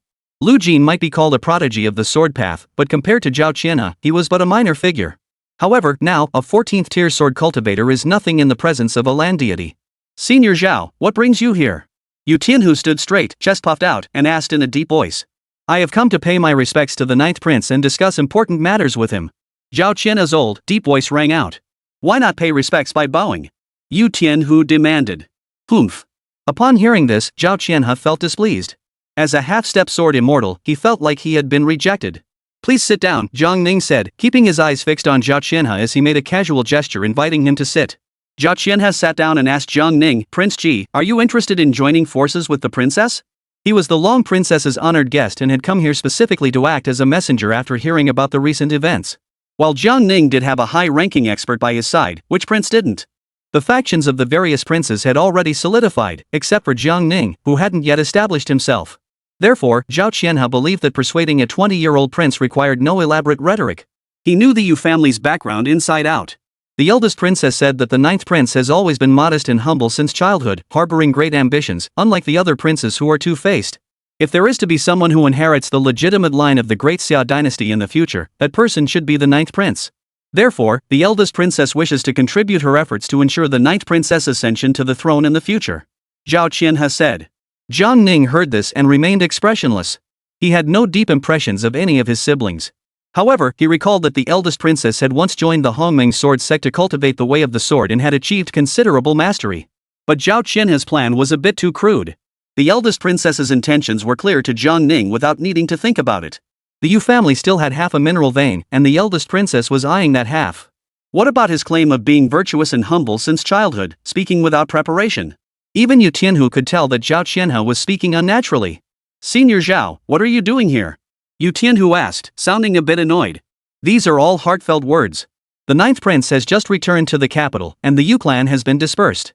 If the ninth prince can secure the support of the princess, he will surely rise to great heights.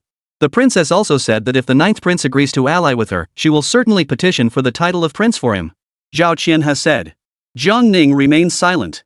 Zhao Qianhe observed Jiang Ning's expression and suddenly felt annoyed. Meanwhile, Yu Tianhu, standing nearby, was all too familiar with that feeling of displeasure. Do you think our prince is a puppet? The princess wants to assist the prince, yet she sends you to beg him? Keep your mouth shut.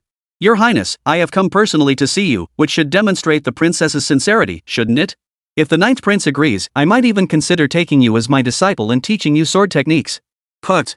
Yu Tianhu burst into laughter. You, a 14th realm practitioner, want to teach 15th realm sword techniques? That's an absolute joke. You're at least a 14th realm cultivator, a half-step sword immortal. You can't be that foolish, can you? Our young master is a prodigy with divine abilities. Why would he need to learn from an old fool like you? Yu Tianhu mocked him in his face. You insolent brat from the Yu family. How dare you speak so boldly? My cultivation is at the 14th realm. In this world, there are only a handful of people whose mastery of the sword surpasses mine. How could I possibly be unworthy to teach the ninth prince? Do you think our prince would even bother with you? Yu Tianhu said disdainfully. Zhao Qianhe looked at Jiang Ning, who remained as calm as a still pond, showing no emotion even if the heavens were collapsing. Jiang Ning spoke. Does the princess also want to usurp the throne? Do you want to become empress? Jiang Ning asked casually. This question left Zhao Qianhe speechless. Before Zhao Qianhe could gather his thoughts, Jiang Ning continued, Tianhu, escort them out. Senior Zhao, please leave. You're ungrateful. Poof. Zhao Qianhe stormed off angrily. Chapter 15, granting the title of Prince of Fengliang and appointing him as Minister of the Ministry of Rights. In the afternoon, an imperial edict arrived at the palace, summoning Jiang Ning to attend the morning court session the next day.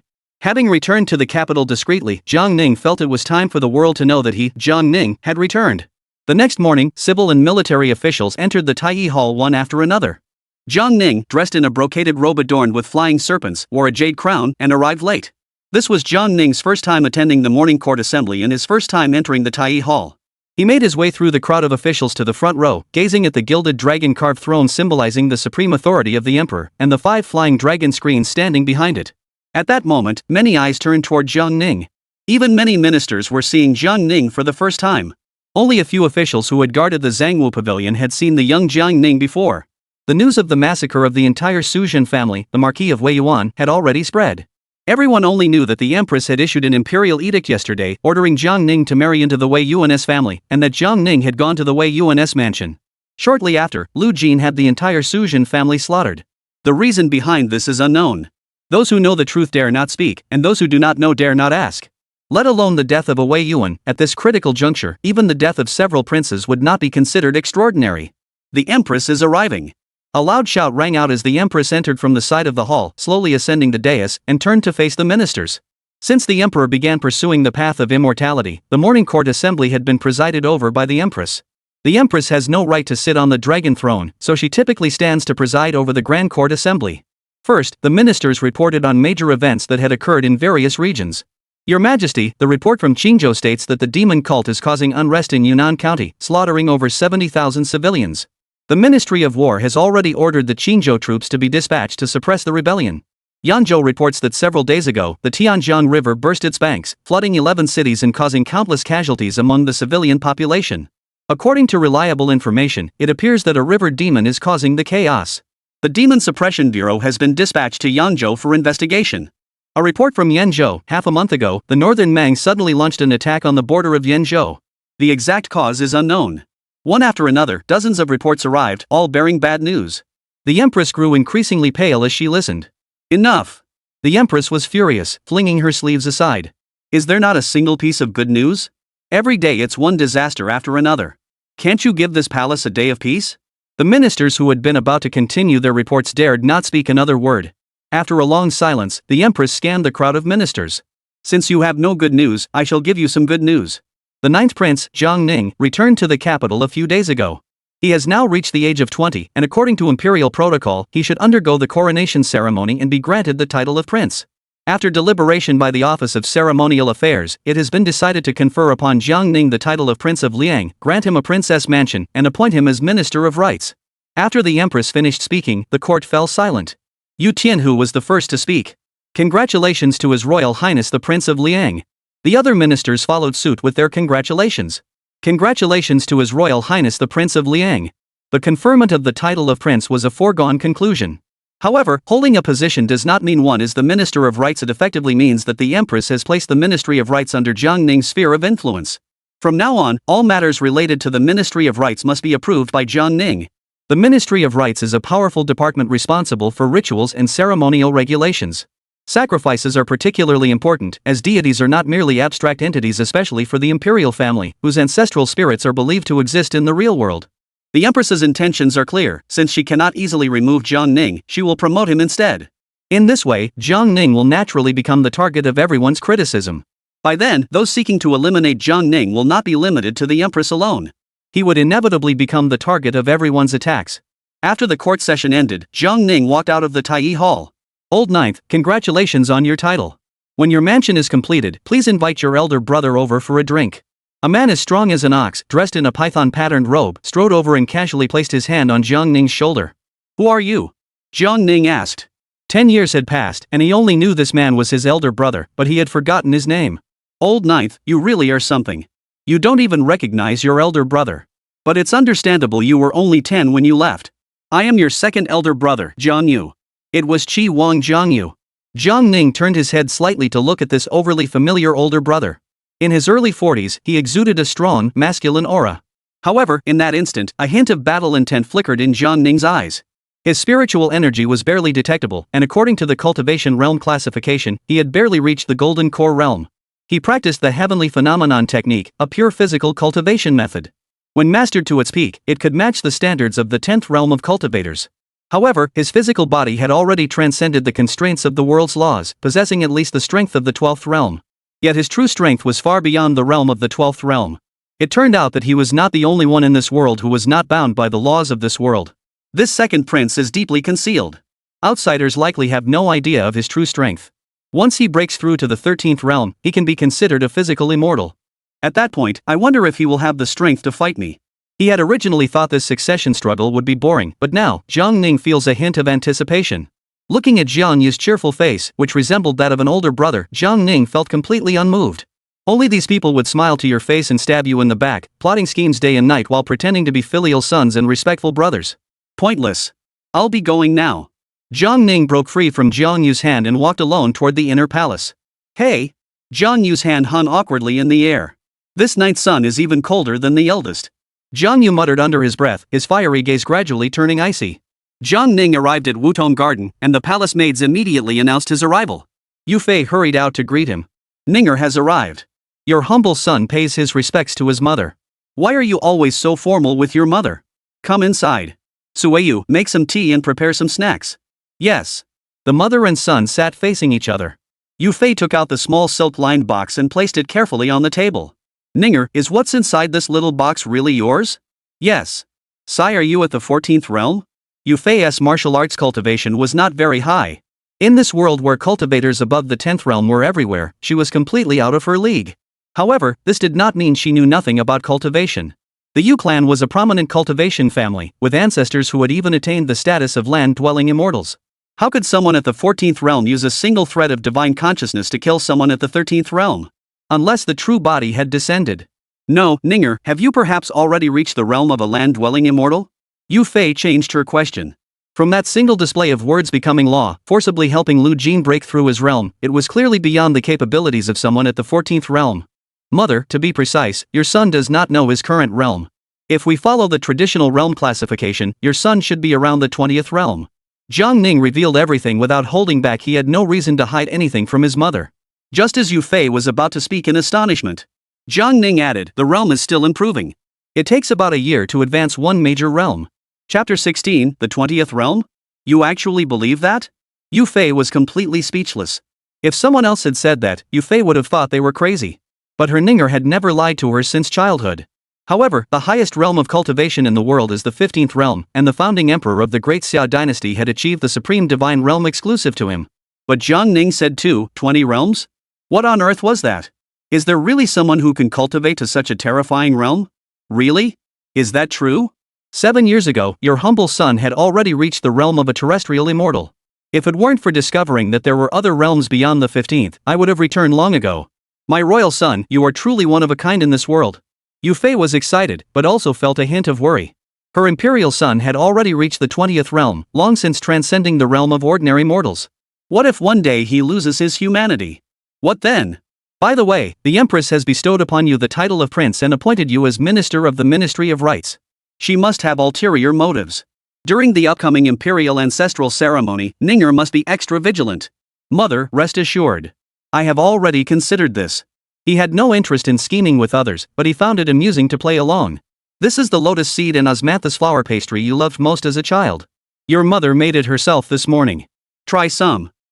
It's delicious. At that moment, in the Ci Ning Palace, the Empress was busily handling official documents. A palace maid entered and whispered something into the Empress's ear. 20 realms? You actually believe that? I think he is just using Jiang Ning and the Yu clan to gain power. The palace maid didn't express an opinion, she was only there to relay what she had heard to the Empress. That night, this year's late spring cold snap was unusually prolonged. Even though it was nearly summer, the weather was colder than winter in previous years. Cold rain fell from the sky, shrouding the entire capital city in a mist of rain and fog. Outside the capital, in a makeshift shelter for starving refugees, hundreds of starving people, dressed in rags, looked no different from beggars. Their eyes were dull and lifeless, like a group of walking corpses. Despite the foul odor inside the shantytown, they huddled together as closely as possible to avoid freezing to death. Over the years, natural disasters and human-made calamities have left ordinary people suffering and enduring hardships. For these starving refugees, at least they have a place to shelter from the wind and rain. The imperial court occasionally sends officials to distribute a bowl of porridge, allowing them to cling to life. The imperial army was composed entirely of cultivators. Even if ordinary people had no way to survive, there was no possibility of rebellion. They could only hope that this long, harsh winter would pass and that the coming year would bring favorable weather. At that moment, a man entered the shantytown. This man was elderly, with gray-white beard, and his eyes were filled with compassion. "Old master, please give me something to eat? I haven't eaten for 3 days, not a single bite. If I don't eat soon, I'll starve to death." A starving villager knelt before the old man, weakly bowing his head in supplication, as if he might faint from hunger at any moment. Several others crawled over on their knees, their weak voices echoing like a murmur. "I have a magical pill here called the Eternal Spring Pill. Take one, and it will not only satisfy your hunger for a month but also allow you to ascend to immortality. Would any of you be willing to take it?" The old man asked. "What kind of miraculous elixir is that? It must be very expensive. We're all starving peasants, barely clinging to life." "That's right. Such a miraculous elixir, how could we possibly afford it?" The old man smiled and shook his head. "I saw that you all were starving to death every day, and I couldn't bear to watch. I used my divine powers to obtain this elixir from a celestial master. I do this not for myself, but to save all living beings." "No money? Is there really such a good thing?" "Of course." The old man spoke, flipping his wrist. A pill appeared in the palm of his hand. To be precise, it was a black, glowing substance. Upon closer inspection, faint shadows flickered on its surface and a faint, almost imperceptible black mist seeped out. It was as though something was contained within the tiny pill, struggling to break free. "Would you like to try it?" The old man casually handed it to one of the people. The starving man caught a whiff of an extremely foul odor, and if his stomach hadn't been completely empty, he would have vomited on the spot. This isn't a pill at all. It looks like insect eggs. Perhaps you're starving to the point of madness. This is clearly a pill. Look closely." The old man smiled faintly. The starving man looked again and indeed saw a golden pill lying in the old man's hand. "If you won't eat it, I will. We're going to starve to death anyway. Even if it's poison, it'll be a quick end." One of the starving people suddenly reached out, snatched the pill from the old man's hand, and threw it into his mouth, swallowing it whole. Everyone's gaze turned toward the starving man. At that moment, the starving man's gaunt, yellowish face suddenly turned dark blue. He clutched his abdomen, his face contorted in agony, and rolled on the ground in convulsions. "Pain! It hurts so much. Save me, please save me." After rolling around for a few moments, the starving man lay still, motionless. The other starving people looked at the old man with fear in their eyes and quickly backed away. The old man's eyes narrowed. Failed again? However, just at that moment, the starving man who had just swallowed the pill suddenly regained his normal complexion and struggled to his feet on his own. He touched his stomach moments ago. He had clearly felt countless insects devouring his internal organs. But now, that sensation had vanished completely, replaced by a sense of fullness. Not only that, but his complexion suddenly became rosy and healthy, and a mysterious, inexplicable force began to search through his body. He stared at his hands in disbelief. The once emaciated limbs were now visibly plumping up before his eyes. At that moment, all the starving people witnessed his transformation. "This is truly a miraculous elixir. I'm no longer hungry, and there's a powerful force entering my body." The old man, seeing this, sighed in relief and pretended to be profound as he stroked his gray-white beard. This sent the starving crowd into a frenzy. "Give me one! Give me one! I want one too! I want one too!" The starving people, like madmen, rushed toward the old man. "Step back!" The old man shouted angrily, and a powerful gust of wind erupted from his body, instantly knocking the starving people who had rushed forward to the ground. To obtain the elixir, one must seek it with a sincere heart. The starving people knelt on the ground. "Please grant us the elixir, master." The old man nodded in satisfaction, casually waved his hand, and a pill appeared in everyone's palm. They swallowed the pills in one gulp. At first, they felt intense pain, but soon their withered bodies began to regain vitality. Even the elderly men and women in their 60s and 70s seemed to have grown younger. The starving people excitedly knelt before the old man, bowing their heads frantically. "We thank the immortal master. Eternal heavenly lord." The old man nodded in satisfaction and turned to leave. Someone shouted, "May I ask the honorable master's name?" "I am an old Taoist priest of the Taiping sect. If you wish to thank me, use these pills to help more people." The old man waved his hand, and a large number of pills fell to the ground. The starving people did not rush to grab them but first knelt down to kowtow, then picked up the black pills in an orderly manner. After leaving the shanty town, the old man approached an inconspicuous cart. "Young master, heaven rewards those who are diligent. These pills have finally been obtained. Let's go." A weak voice came from inside the cart. The old man climbed to the front of the cart and drove it away into the rain. Chapter 17, The Unknown Evil Entity. Several days later, in early April, the weather finally began to improve. The capital, which had been lifeless due to the severe cold, finally regained some semblance of human activity. At the Jinwoo Guard barracks, the soldiers had just finished their drills. This army, numbering 5,000 men, was one of the 12 garrisons of the capital. Their primary responsibility was to patrol and guard the area day and night. "Wang Wu, you little rascal, have you been secretly training behind everyone's back?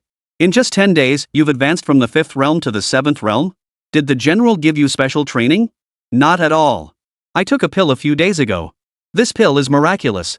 At first, it was so painful that it felt like my internal organs were shattering. But within moments, not only did I recover completely, but my cultivation also greatly improved." The young officer named Wang Wu spoke honestly. "Breaking through 2 realms in just a few days? And you can even practice fasting? What kind of expensive elixir did you buy?" his comrades asked. "It wasn't tea bought, it was given to me. Here it is. I have an extra one. Since it's free, I'll give it to you." Wang Wu pulled out the pill. A faint, pungent odor wafted from the palm of Wang Wu's hand. "Holy crap, it smells so bad. Did you secretly eat something disgusting? Go to hell. This is a legitimate pill. The low-grade fasting pills we occasionally use only last 7 days. This Changchun pill can last a month. You're cursing me and still want it? Forget it." Wang Wu tried to take the pill back. "I'll take it, of course. Such a good thing, how could I refuse?" The young officer who received the pill looked at the black, sticky mass and felt nauseated. But upon thinking of Wang Wu's progress, he immediately pinched his nose and prepared to swallow it. "Who's eating?" A loud shout rang out. Yu Tianhu strode over swiftly. "Wang Wu, Yang Xiong, are you two eating?" "Greetings, General." The men hurriedly bowed. Yu Tianhu took the so-called Changchun pill and examined it closely. "What the hell is this stinking thing?" Wang Wu immediately explained the origin of the Changchun pill in detail. The Yu clan also had breakthrough pills, and the breakthrough pills used by cultivators above the 5th realm were mostly priced exorbitantly. "Where would you get something like that for free? This thing looks like a glob of slime, black and stinky. It's definitely not a legitimate pill, there must be something fishy about it." Yu Tianhu, despite his extensive knowledge, couldn't identify what kind of pill it was. "Wang Wu, did you really eat it?" "I did. A lot of brothers have eaten it too. You guys are really bold, willing to put anything into your stomachs." Yu Tianhu held the pill and left the military camp, heading toward the new Liang prince's mansion. Recently, Jiang Ning had been idle, spending most of his time reading books. Occasionally, he would attend the morning court session to make an appearance, with the ultimate goal of entering the palace to visit his mother and chat with her. What puzzled Jiang Ning was that it had been over 10 days since Wang Zhong was killed. During this time, none of the other princes had made any moves against him. It was rather boring. At that moment, Yu Tianhu arrived. He placed the black pill in front of Jiang Ning. "Your Highness, I just obtained this item from a military officer. He said it is called the Changchun pill, given out for free by followers of the Taiping sect. It is said to forcibly enhance one's cultivation level and even allow one to stop eating. I suspect there is more to this than meets the eye, but I cannot identify it, so I brought it for your examination." Jiang Ning glanced at the Changchun pill, and a hint of unusual expression flashed in his calm eyes. "It is not a pill," Jiang Ning declared immediately. "Your Highness and I were thinking the same thing, it's definitely not a pill." Yu Tianhu grinned triumphantly. He shared the same discerning eye as a land deity.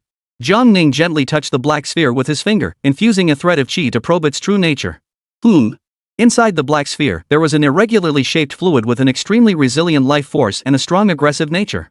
It was as though countless sharp mouths instantly devoured the vital energy Jiang Ning had sent in, leaving nothing behind.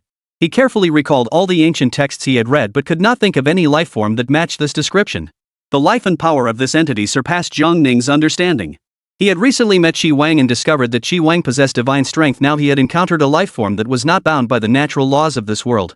He activated his empty mind mirror, but was still unable to peer into the essence of this life form. Interesting. This thing contains an extremely powerful aura, utterly in and utterly evil, but it is not the aura of demons or monsters.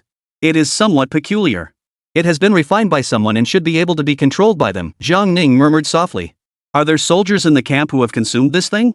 Is it dangerous?" Yu Tianhu asked nervously. Hearing the words "extremely powerful" from the mouth of a land deity meant the situation was far from straightforward. Moreover, this was the first time he had seen Jiang Ning show any emotional fluctuation. All unknown things often carry the potential for danger, Jiang Ning replied calmly. What? Does your highness have a solution? Yu Tianhu asked urgently. One must understand its origin, its principles, and its patterns to overcome it. I cannot see through it, nor can I guess its nature, Jiang Ning said indifferently. He was indeed powerful, but he was not omnipotent. Unless he could discern the essence of this life form, there was only one solution. A single strike to kill it. What should we do? Yu Tianhu grew even more anxious upon hearing this. Even a land deity found it dangerous. How could he, a grandmaster, handle it? First, gather the soldiers who have consumed this substance and keep them under strict surveillance. Additionally, investigate the background of the typing sect and the origin of the so-called Changchun pill. As you command. Yu Tianhu turned and left. This was the most he had spoken to Yu Tianhu since returning to the capital half a month ago. He realized that Jiang Ning wasn't a complete silent type, it was just that Yu Tianhu hadn't found any topics that interested him. However, now that Jiang Ning was finally interested, he had no idea what to say. Sigh, I should have read more books. Yu Tianhu quickly returned to the military camp and shouted harshly. Order all soldiers of the Jinwu Guard to assemble. Within half an hour, all the soldiers who had been out on patrol returned. Those who took that so-called Changchun Dan, step forward. Yu Tianhu shouted harshly. Wang Wu was the first to step forward. Soon, a large group of soldiers stepped forward. Yu Tianhu looked and was immediately overwhelmed. There were at least 500 who had taken the Changchun Dan, if not 800. How could there be so many? You're in big trouble now. Yu Tianhu said angrily. Wang Wu hurried forward a few steps. General, what's wrong with the Changchun Dan? It's a demonic substance. I told you not to eat such things. Yu Tianhu roared angrily. Hiss. Upon hearing this, the soldiers all sucked in their breath in shock. This Changchun pill is clearly very effective. Just one pill gives you immense strength and helps you advance in cultivation. How could it possibly be a demonic artifact? Wang Wu stammered in a low voice. You fools! All the good stuff fell into your hands. Everyone who took the Changchun pill must not leave the camp from now on. The deputy commander will oversee you. Understood. The deputy commander responded immediately.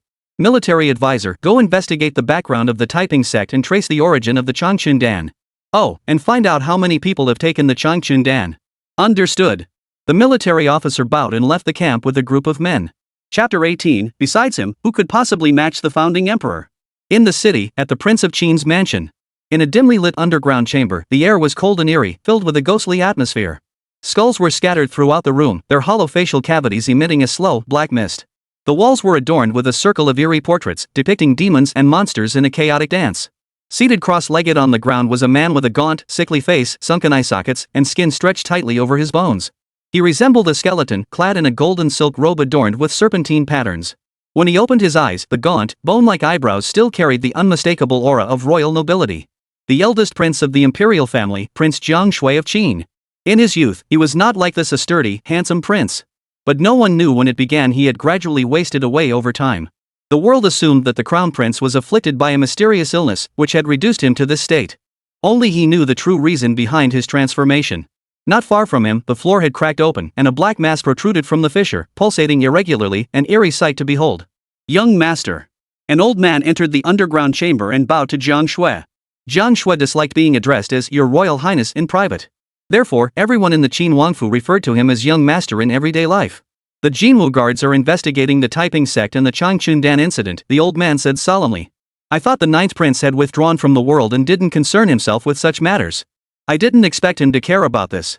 Let him investigate. Let's see if he has the ability to trace it back to me. Jiang Shui smiled faintly, his voice gentle. Master, rest assured. He won't be able to trace it back to you. The old man paused before continuing. His return at this time is clearly aimed at seizing the throne. One more or less doesn't matter. I'm curious whether he has truly reached the 14th realm. Jiang Shui murmured softly. It's likely the Yu clan is using him as a pawn. The old man said. That's for the best. If the ninth prince has truly entered the 14th realm, I would be reluctant to kill him. Jiang Shui slowly stood up, walked to the crack, and stopped. He lowered his gaze, fixating on the black object that was pulsating. My father, the emperor, and my younger brothers and sisters, each one is more cunning than the last. If I'm not mistaken, the second prince will soon achieve physical enlightenment. The third, fifth, and sixth princes are likely to enter the 13th realm as well. Oh, and there's also Jiang Shiyu, who pretends to be so obedient and charming, always offering to assist this one and that one. Jiang Shui turned to look at the old man, his smile growing even more gentle. You see, the Jiang clan's royal lineage isn't lacking in heritage, but there's nothing we can do. There's only one dragon throne and only one emperor. Right now, aside from me, none of them truly understand what that throne truly signifies. Jiang Shui slowly clasped his hands behind his back and looked up at the pitch-black ceiling. That throne signifies that the dynasty's fortune has less than 200 years left. But they, despite their immense abilities, who could prolong the life of the great Xia dynasty? Unless another founding ancestor were to emerge. Who else could match the founding emperor? Jiang Shui murmured to himself. After a moment's pause, Jiang Shui continued. Let's see how many people show up at this imperial sacrificial ceremony. Also, find out whether it was the 9th prince who entered the 14th realm or if the Yu clan produced a 14th realm cultivator. Go prepare. Yes. In the evening, at the Liangwang mansion in a quiet courtyard, Yu Tianhu hurriedly entered. Your Highness, according to the information we have gathered so far, almost everyone who has taken the Changchun pill has denied it. Your servant has only managed to uncover a single piece of information. Over 10 days ago, a white-browed old Taoist was preaching in a makeshift shelter for starving refugees outside the city, distributing the Changchun Dan. After taking the Changchun Dan, those starving people all looked vibrant and radiant.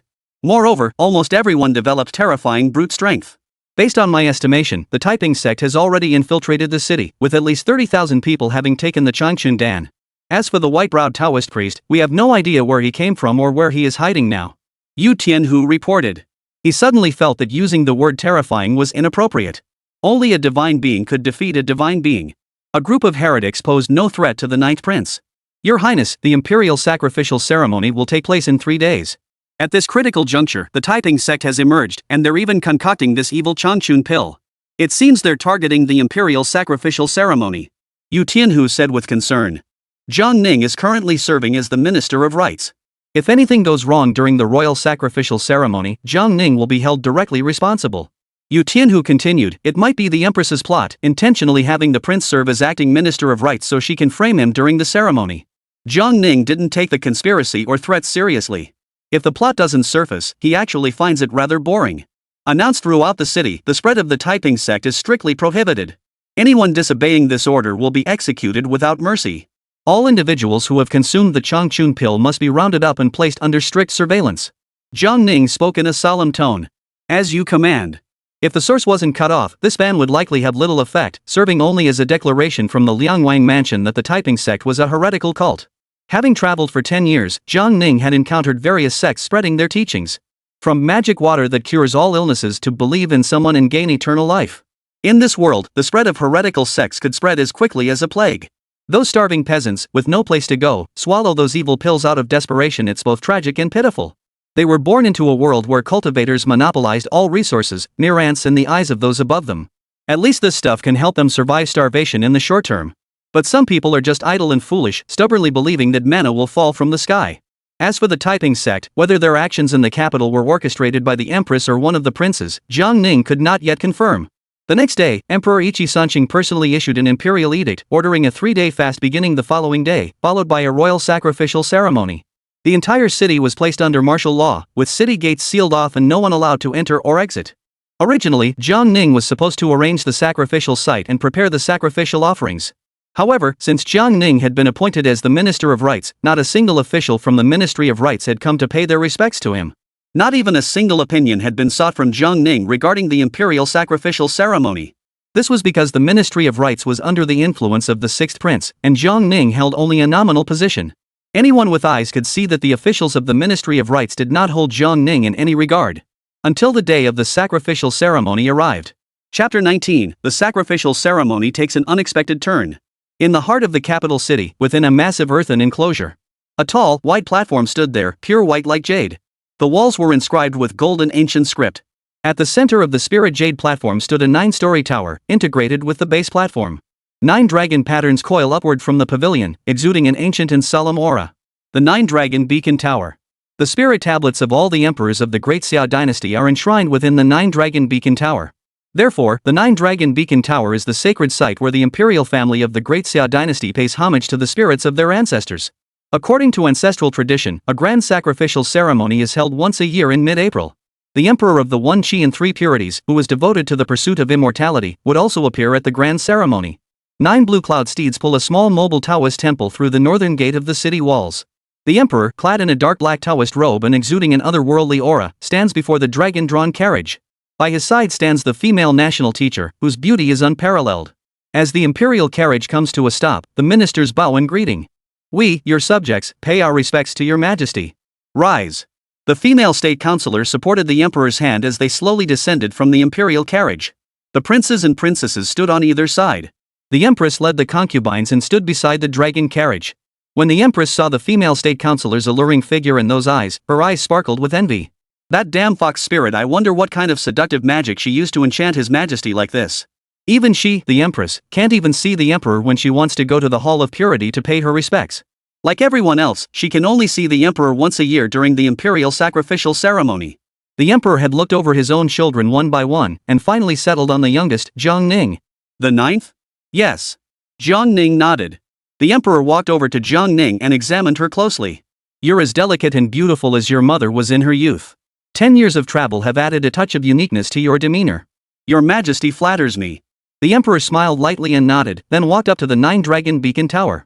The court officials, imperial heirs, and concubines all stood in reverent silence. The emperor stood tall and erect, raising both hands. The 15th ruler of the Great Xia dynasty, Zheng Daoran, humbly invites the founding emperor, the first emperor, the second emperor, the third emperor, the fourth emperor. The Great Xia dynasty had endured 2,000 years of rule, yet by the time of Emperor Zheng Daoran, it had only reached its 15th generation. But this was no ordinary dynasty, it was the divine martial dynasty.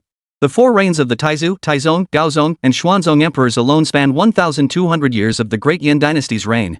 The divine Emperor Ling, who reigned for exactly 100 years and ignited the 9-dragon beacon towers, was merely the 5th emperor. Over the next 700 years, the Great Xia dynasty saw 10 emperors ascend the throne. If we follow the lifespan of the first 4 emperors, this generation would only be the 6th or 7th. Yet the current emperor has already reigned for 60 years. If we follow the lifespan of the last 10 emperors, his reign should be nearing its end. Yet his age has not yet reached 80. Beyond the 10th realm, each realm can break through the constraints of earthly lifespan. The 11th realm grants a natural lifespan of 120 years, the 12th realm 150 years, the 13th realm 200 years, the 14th realm 300 years, and the 15th realm over 500 years. The Jiang clan, the imperial family, has excellent cultivation foundations, and emperors at the 13th realm and above are commonplace. Even the widely recognized first incompetent emperor of the Great Xia dynasty, Emperor Xia Ling, possessed cultivation at the 14th realm. However, he died suddenly at the age of 200, and it was after him that the emperors of the Great Xia dynasty could no longer enjoy the longevity granted by breaking through realms. At that moment, streams of divine energy emanated from the 9-dragon beacon tower. For a moment, a gentle breeze swept across the entire world, and the skies and clouds shifted. The dark clouds enveloping the white jade capital dispersed, and the sky cleared to a brilliant blue. The emperor slowly raised his head and gazed at the beacon tower. Year after year, sacrifices were made, but the 9-dragon beacon tower could not hold back the decline of the Great Xia Empire. Year after year, the spiritual energy gradually waned. Could it be that the fate of the Great Xia dynasty truly only has 3 generations left? The emperor's expression grew solemn. Jiang Ning gazed into the distance, watching the 9-dragon beacon tower with interest, as well as the divine aura emanating from it. The immense power left behind by our ancestors within that beacon tower seemed to be dwindling. At that moment, Jiang Ning's gaze shifted to the base of the earthen city wall, landing on a soldier of the Xuanjia guards. Interesting. It's finally time to act. Jiang Ning's peripheral vision swept over all the princes and princesses. Who could it be? At the corner of the wall, a soldier suddenly felt an inexplicable pounding in his heartbeat accelerating rapidly, as if it were about to explode. His entire body began to itch, and despite channeling all his chi to suppress it, the sensation grew increasingly intense. He could barely withstand it, his body slowly twisting unnaturally. Don't move around. If you do, you'll be in for it when we get back, a nearby soldier growled, clenching his teeth. No, I don't know what's happening. It's just so itchy, the soldier stammered. Upon hearing his comrade's voice, the soldier's mind suddenly went blank, and he couldn't help but turn his head to look over. At that moment, the soldier's eyes widened in terror. What's happening to you? The soldier's skin began to crack and peel off. Soon, new skin grew back, only to crack and peel off again. In the blink of an eye, the soldier's face had changed several times, and it was no longer recognizable as human. His eyes turned blood red, with a faint glimmer of humanity struggling in the depths, but it was being consumed by the blood-red hue. You. I can't take this anymore. Send someone else to take my place. The soldier spoke, but his comrades beside him couldn't make out a single word. All that could be heard was a garbled sound coming from his throat.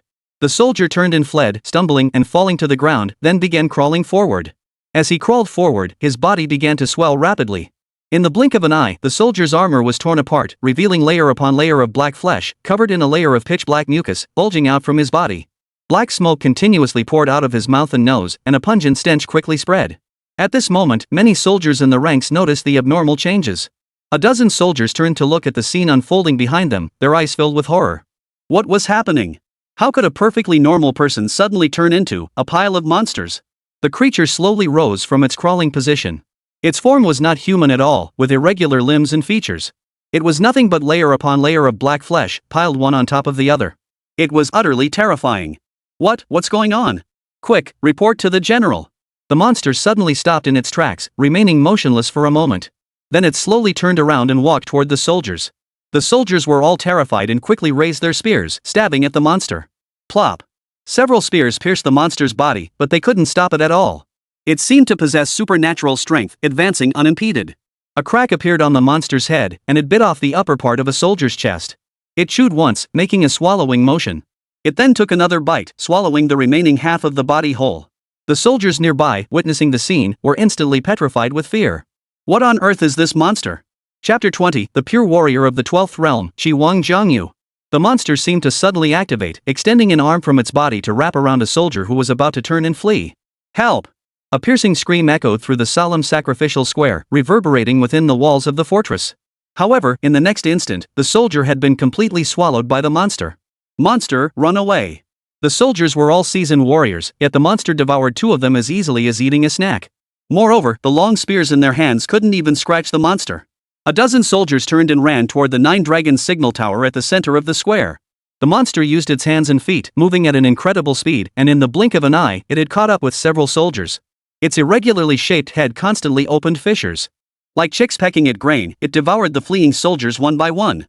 The monster's body had swollen to nearly 5 zhang in size. Everyone at the Nine Dragons signal tower witnessed what was happening at the corner of the inner city wall. At first, most people didn't take it seriously.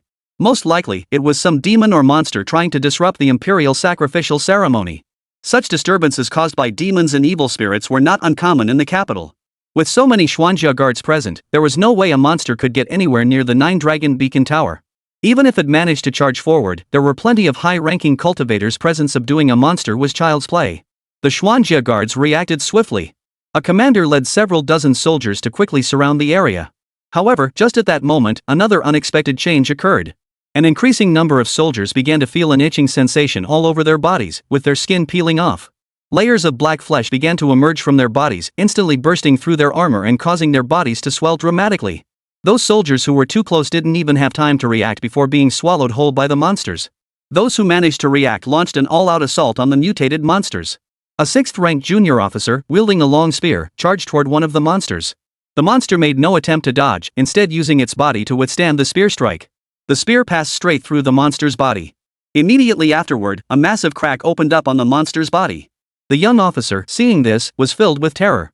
He quickly discarded his spear and tried to leap backward using the momentum. However, a thick, long arm extended from the monster's body, wrapping around the 6th-rank warrior and tossing him into the gap in its body. As for the ordinary soldiers, they were no match for the monster. They were being constantly devoured by the monster. At that very moment, nearly 200 soldiers had already transformed into monsters, devouring the soldiers and growing stronger by the moment. All the soldiers of the Xuanjia Guard had been deployed, with dozens or even hundreds surrounding a single monster, but it was like feeding the monster. The monster's sizes were growing larger and larger, with the largest one exceeding 20 zhang in length. At this moment, the towering second Prince Jianyu stepped forward. Eldest brother, take the men to protect the emperor and the national teacher. Fourth brother, take Lu Jin to protect the empress and the concubines. The rest of you above the 10th realm, follow me to eliminate those monsters. No sooner had he finished speaking than Jianyu took a single step forward, covering dozens of zhang in an instant. He leaped high into the air and struck the largest monster with a single punch. The monster's head cracked open, attempting to swallow Jianyu whole. Boom! A deafening explosion shook the earth and mountains. The terrifying brute force unleashed by Jianyu's single punch instantly shattered half of the monster's body. At that moment, the crown prince glanced at the emperor standing on the Nine Dragon Beacon Tower, then looked at the others. His gaze finally settled on Jianyu's back. The second prince was already eager to impress his father. Who else would follow? Unless you break into the 13th realm now, what can you possibly do against these monsters? As for his father, he didn't need his protection at all. The eldest prince's tactics were merely a test for everyone. He would never harm his own father. Of course, with his current abilities, he couldn't kill him either. The emperor watched as Jiangyu shattered a giant monster with a single punch, his eyes filled with astonishment. The faint fluctuations of Yuan Qi and the terrifying divine power. The second prince had already become a pure martial artist, breaking through to the 12th realm? The emperor's gaze then swept over every prince and concubine present. 7 or 8 experts above the 10th realm joined Jiang Yu in the battle. Within a few breaths, Jiang Yu personally crushed 7 or 8 monsters. Other high-level cultivators each unleashed their spells and divine abilities, slaying 2 or 3 dozen monsters. What shocked the princes the most was the second prince's seemingly unrestrained performance. Their thoughts were similar to those of the emperor at that moment. That was that the second prince might achieve physical enlightenment. Jiang Ning watched all this with great interest. These monsters were all transformed from humans who had consumed the Changchun pill. However, the power of these monsters still exceeded Jiang Ning's estimates. His interest grew increasingly intense. Soon, Jiang Yu arrived with a group of elite warriors, and they slaughtered all the monsters on the field. He wiped the foul-smelling sticky liquid off his body with the back of his hand and said in a deep voice, "Clean up these things. The sacrificial ceremony will continue." Just as Jiang Yu turned around, a chilling sensation swept over him from behind. "Qi Wang, be careful." Jiang Yu spun around abruptly and swung his fist. The space before him shattered instantly, and an overwhelming force erupted forth. Before him stood a monster even larger than before, at least 30 zhang in height. Even the 9-dragon beacon tower in the center seemed insignificant in comparison. The monster's massive form was struck by Jiang Yu's punch, leaving a huge gaping hole in its lower body. The monster's lower body lost its balance and collapsed toward Jiang Yu, simultaneously opening a fissure, intending to devour him. Jiang Yu's brows furrowed, his expression filled with horror. Just as Jiang Yu was about to be swallowed by the fissure, a figure collided with him, sending him flying backward. The figure was an 11th-tier martial artist, who instantly released his protective chi and prepared to leap away. But in the next instant, the 11th-rank cultivator was swallowed whole by the monster, along with his protective aura. Jiang Yu scanned the area and saw the monster he had shattered, its flesh scattered in all directions, rapidly gathering together. This thing can die and then regroup to revive itself? Even someone at the 12th realm couldn't kill it? His mind wavered for only an instant before he rushed toward the 9-dragon beacon tower. "Father, take the others and leave quickly." Then Jiang Yu shouted to everyone, "All those below the 11th realm, leave immediately. All those at the 12th realm and above, stay behind." This prince who had reached the 12th realm through his physical body was undoubtedly far stronger than the 13 cultivators. Everyone witnessed Jiang Yu's performance, even he couldn't do anything against those monsters. Therefore, the vast majority of people present were powerless against those monsters. Chaos finally erupted at the scene. Officials and concubines of lower realms rushed toward the city gates of the earthen rampart, fearing that if they were too slow, they would become the monster's prey. Chapter 21, A Half-Step Sword Immortal? Is that all? Father Emperor, please go first. Jiang Yu, seeing the emperor hesitating, shouted urgently. But the emperor remained standing on the 9-dragon signal tower, unmoving. A hint of anger flashed in the emperor's eyes. "I shall see for myself what kind of demonic creatures dare to cause trouble under the emperor's feet." Jiang Yu sighed heavily, then stepped onto the 9-dragon signal tower and stood before the emperor. "Father, I will protect you." Then Jiang Yu shouted, "Where are the people? Where have they all gone?" Half of the panicked crowd had already fled, while those who remained stood motionless. Most of them were clearly hidden masters. Jiang Yu, with his anxious expression, and the other princes who stood as still as mountains, formed a stark contrast. The reason the others remained motionless was simple. Although the sacrificial ceremony was prepared by the Ministry of Rites, it was nominally under the responsibility of the 9th prince. The bigger the incident, the worse the 9th prince's fate would be. Recently, there had been rumors that the 9th prince had already reached the 14th realm. The other princes and princesses naturally wanted to investigate further. Some hurriedly left the city walls, while a large number of soldiers poured in through several city gates. Thousands of people surrounded the 9-dragon beacon tower, holding long spears and standing in battle formation. At the forefront was none other than Yu Tianhu. When he saw this scene, his heart sank.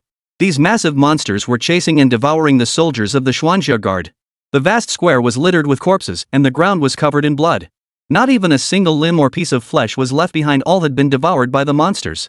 Could these monsters be the mutated forms of those who had consumed the Changchun Dan? Thinking of this, Yu Tianhu couldn't help but recall that there were also hundreds of his men who had taken the Changchun Dan. The Xuanjia guards surrounding him, numbering 2,000, had over 1,000 devoured by the monsters. The remaining ones had retreated to the center and joined the ranks of the Jinwu guards. The number of remaining monsters was not as numerous as before, but each one was enormous. At this point, with no soldiers left for them to chase, the monsters began surging toward the 9-dragon beacon tower. "Form ranks!" Yu Tianhu roared. The soldiers raised their long spears and let out a deafening shout. "Retreat!" Jiang Ning suddenly spoke, his voice clear and crisp. A gentle breeze spread out from Jiang Ning's body, blowing toward the monsters approaching the 9-dragon beacon tower. His voice rang out clearly, reaching the ears of all the imperial heirs present. Everyone felt a gentle force penetrate their bodies, causing them to want to step back. Is this truly the power of words becoming law? The eldest princess felt the unique power of Confucianism, and her beautiful pupils suddenly contracted. Could the ninth prince truly be a Confucian cultivator at the 14th realm? A Confucian sage? He's only 20 years old. How is that possible? A gentle breeze blew by, yet it had no effect on the monsters. They continued to advance, and in the blink of an eye, the monsters had reached the front of the military formation.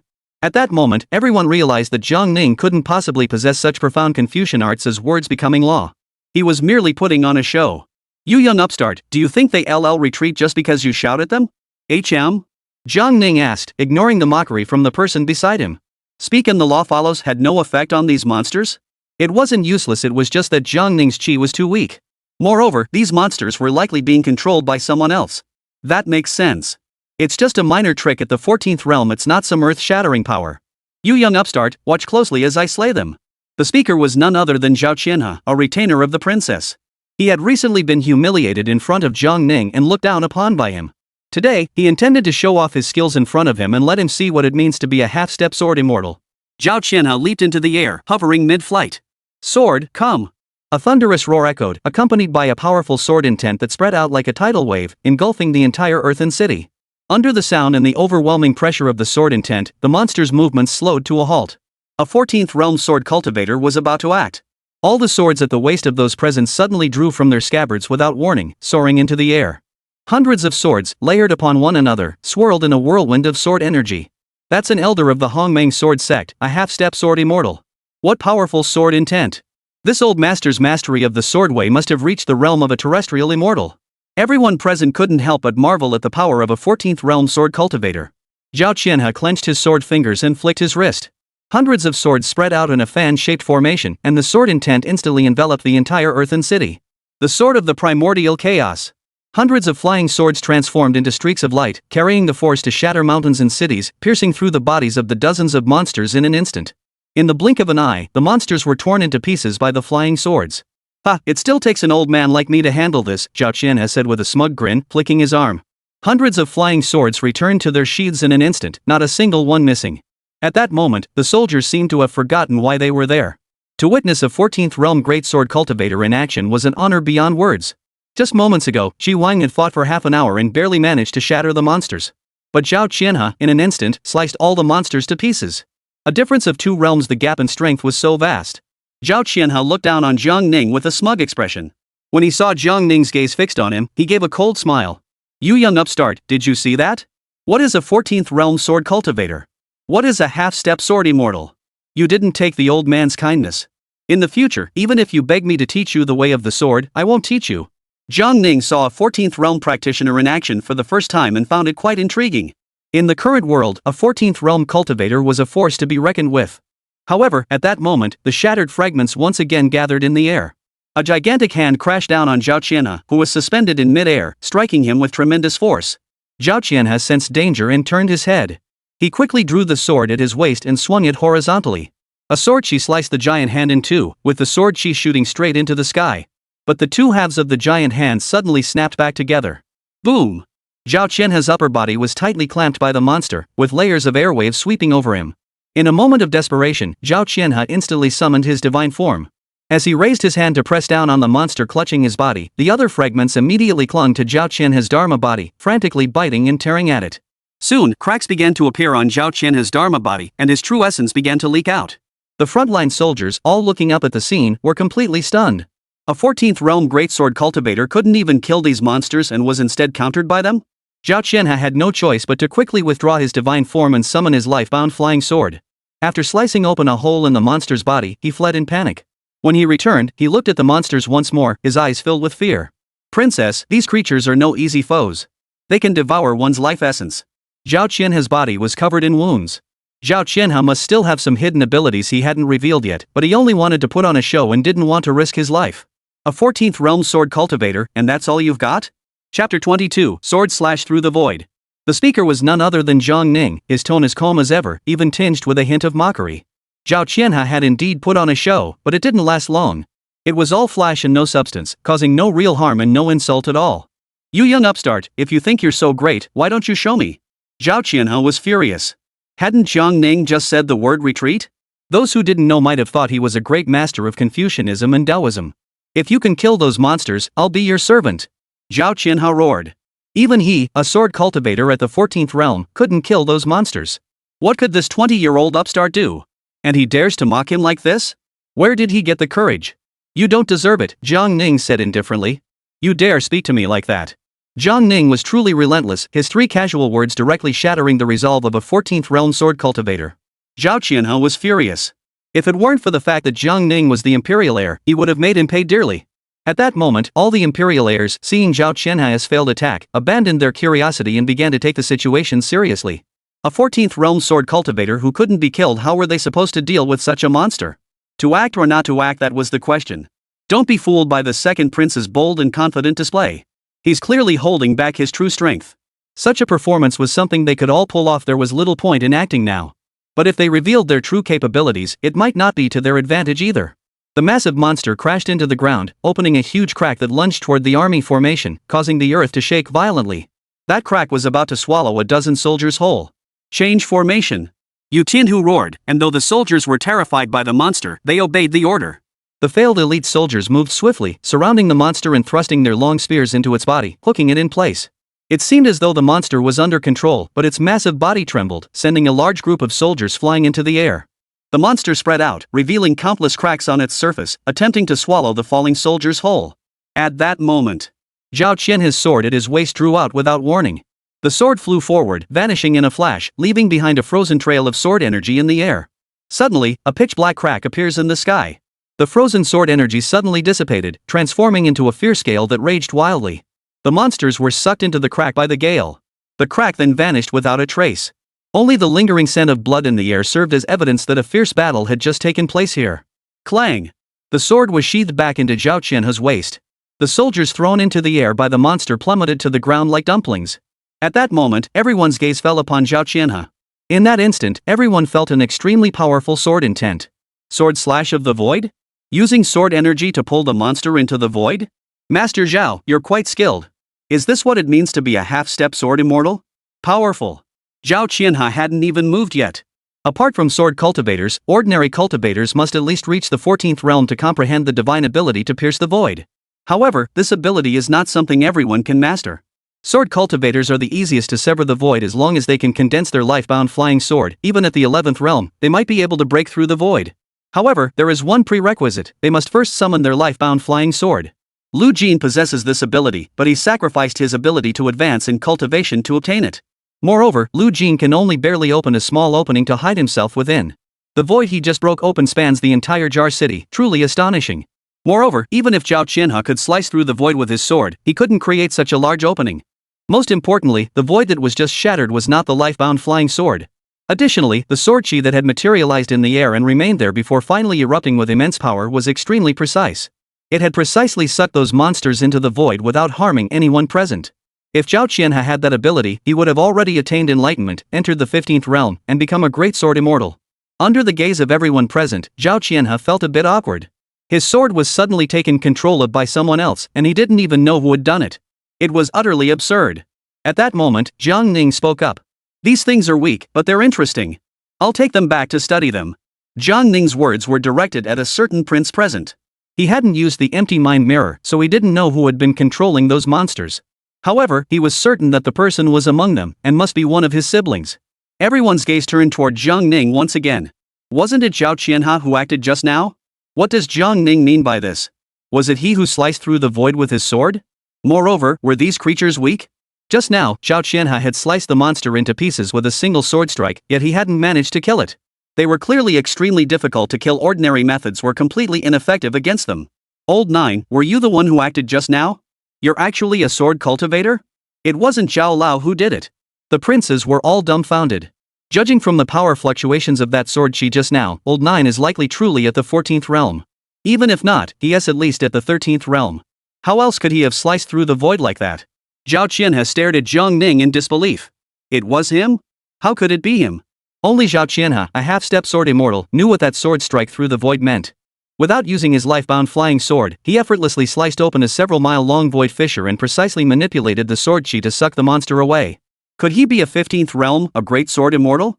Zhao Qianhe's face suddenly flushed red. Just from the glimpse of Jiang Ning's skill, how could Zhao Qianhao possibly qualify to be his master? The other's mastery of the sword way was several levels above his own. And yet he had just assumed that Jiang Ning was secretly admiring his sword control techniques in his heart? He felt like he had told Jiang Ning a joke and it wasn't even funny. Father Emperor, the ancestral ceremony may proceed as usual, Jiang Ning said solemnly to the emperor on the high platform. So it was my ninth son who did that? Excellent. My royal son has the potential to become a sword immortal. The moment Jiang Ning made his move, the emperor immediately detected at least 13 levels of spiritual energy fluctuations. The emperor's face lit up with joy, but his eyes grew incredibly deep. The ninth prince was only 20 years old, already at least the 13th realm, possibly even the 14th realm, a prodigy unseen in 1,000 years. Yet all the other princes were hiding their true abilities, while the ninth prince had revealed everything. He was too eager to prove himself, too young. Revealing one's true strength too early might not be a good thing. Very well, the ancestral ceremony will proceed as planned. The eldest princess' gaze shifted away from Jiang Ning. He had intended to test a few more people to see what tricks they had up their sleeves. However, only the second and ninth sons took action. One was nearly at the point of achieving physical immortality, and the other was above the 13th realm. From this, it was clear that when Jiang Ning had killed Wang Zhong, the Yu family had not been putting on a show. Therefore, the eldest prince could confirm that Jiang Ning had already reached the 14th realm. But what about this 14th realm? Isn't he a Confucian cultivator? How did he become a sword cultivator? It seems he still hasn't figured out the ninth brother's true capabilities. However, there is likely no opportunity for the ninth son to act again for now. We will wait and confirm his cultivation realm after some time. Now, it's time to see how deeply his father, the emperor who seeks immortality, has hidden himself. Just then, a wisp of blue smoke drifted out from the nine-dragon beacon tower. In the next instant, a golden flame shot into the sky, resembling a blooming lotus flower, dazzling and brilliant. The nine-dragon beacon tower was ablaze. Chapter 23, Accusing the King? Slap him. For towering illusory divine statues descended from the heavens, landing in the moat city and facing all directions. Jiang Ning looked up and gazed at one of the divine statues. The statue was clad in armor, one hand resting on a sword, its majestic face gazing sternly and dominantly toward the direction of the imperial city. Like a guardian deity, it seemed ready to draw its sword at any moment to protect the great Xia dynasty, which had endured for 2,000 years. Great ancestor? Jiang Ning murmured. The statue seemed to hear Jiang Ning's voice, and a fleeting glimpse of humanity flashed in its eyes. These divine statues standing in the world were rapidly depleting the remaining spiritual energy of the nine-dragon beacon towers, and cracks were beginning to form within them. At that moment, the emperor was startled. He had no idea who had ignited the nine-dragon beacon tower and had no time to think further. In the blink of an eye, the emperor leaped forward, summoning his divine form, which grew as tall as the divine statues. The emperor's divine form raised its hand, pressing down on the nine-dragon beacon tower, forcibly pushing the golden flames back. However, countless golden beams still escaped through the gaps between his fingers, shining brilliantly. Please return to your rightful place, ancestors. The emperor's voice was ethereal, echoing throughout the heavens and earth. Moments later, the massive divine statues slowly faded away. The golden flames of the nine-dragon beacon tower gradually died out. The emperor's figure appeared in mid-air, slowly descending and prostrating himself on the ground. At that moment, the emperor's frost-white hair and beard turned completely snow-white. He seemed to have truly become a sage with the demeanor of an immortal. Your Majesty. The female state priestess hurried forward, intending to help the emperor to his feet. But the emperor remained prostrate on the ground, motionless. All withdraw. Wait outside the Tai Hall. I will return to the palace on my own shortly. The national teacher turned around and faced the crowd. The emperor has spoken. Everyone, depart and await further orders outside the Tai palace. The crowd dispersed one by one, leaving only the emperor alone in the inner courtyard. He slowly got to his feet and looked up at the Nine Dragons signal tower, his eyes filled with sorrow and emotion. His face had grown unusually old. Each time the Nine-Dragon Beacon Tower was lit, it would consume a vast amount of the great Xia dynasty's national fortune and the Zheng royal family's destiny. 700 years ago, the Nine Dragons Beacon Tower burned for a day and a night, depleting nearly 3,000 years of the dynasty's fortune. After Emperor Xia Lingdi, the imperial lineage lost the method to ignite the Nine-Dragon Beacon Tower, retaining only the method to extinguish it. Furthermore, the peerless divine art created by the founding emperor, Emperor Gao, was sealed by Emperor Xia Run, the successor of Emperor Xia Ling, and no longer passed down. Since successive emperors had not cultivated this martial art, most of them were unaware of its true nature. The current emperor began secretly studying that divine martial art 20 years ago. The divine emperor's revelation. Over the past 20 years, the emperor's cultivation has advanced by leaps and bounds. 5 years ago, he cultivated the divine emperor's revelation to the 12th layer, reaching the 14th realm. He finally discovered why Emperor Xia Run had banned this divine art with its unparalleled power. Because the 12th layer is the only way to ignite the 9 dragon beacon towers and summon the ancestral spirits to descend to the mortal realm. If the Great Xia dynasty were to face a catastrophe, the ancestral spirits could save the nation from ruin. However, each time the ancestors descend, it depletes the nation's fortune and the Zhang clan's own destiny. The founding emperor, Emperor Gao, built the 9 dragon beacon towers as a double-edged sword for future generations. The 9 dragon beacon towers can no longer withstand severe depletion. This is also the fundamental reason why Emperor Xia Ran banned the Divine Emperor's revelation. He saw the dwindling spiritual energy within the 9 dragon beacon towers. He saw that the Great Xia dynasty had only 200 years of national fortune remaining. Even if the Divine Emperor's revelation was banned, the fragmented national fortune would not recover and would continue to decline. Emperor Xia Ren's actions could only be considered a temporary fix, not a cure for the root problem. 200 years are but a fleeting moment, and the Great Xia dynasty has reached the end of its life. Someone had just lit the 9 dragon beacon tower, indicating that within the imperial family, besides him, there was another person who had secretly cultivated the Divine Emperor's revelation and had even reached the 12th layer. Having reached the 12th layer, one should be able to discern the issue with the 9 dragon beacon tower. Why did he still light it? Could it be that he intends to destroy the dynasty in an instant and become a ruler who brings about his own downfall? The emperor bowed 3 times and knelt 9 times before the 9 dragon beacon tower, forcing a strand of his own fortune into it before rising and leaving the earthen city. Your Majesty, return to the palace. A eunuch's shout rang out on the square in front of the Tai palace. All the imperial heirs and civil and military officials waiting on the square bowed in unison. The emperor ascended the long white jade steps and turned to face the crowd. After what had just occurred, the emperor had transformed from the appearance of a middle-aged man into that of an elderly, frail figure. His white hair was disheveled and gently swaying in the breeze.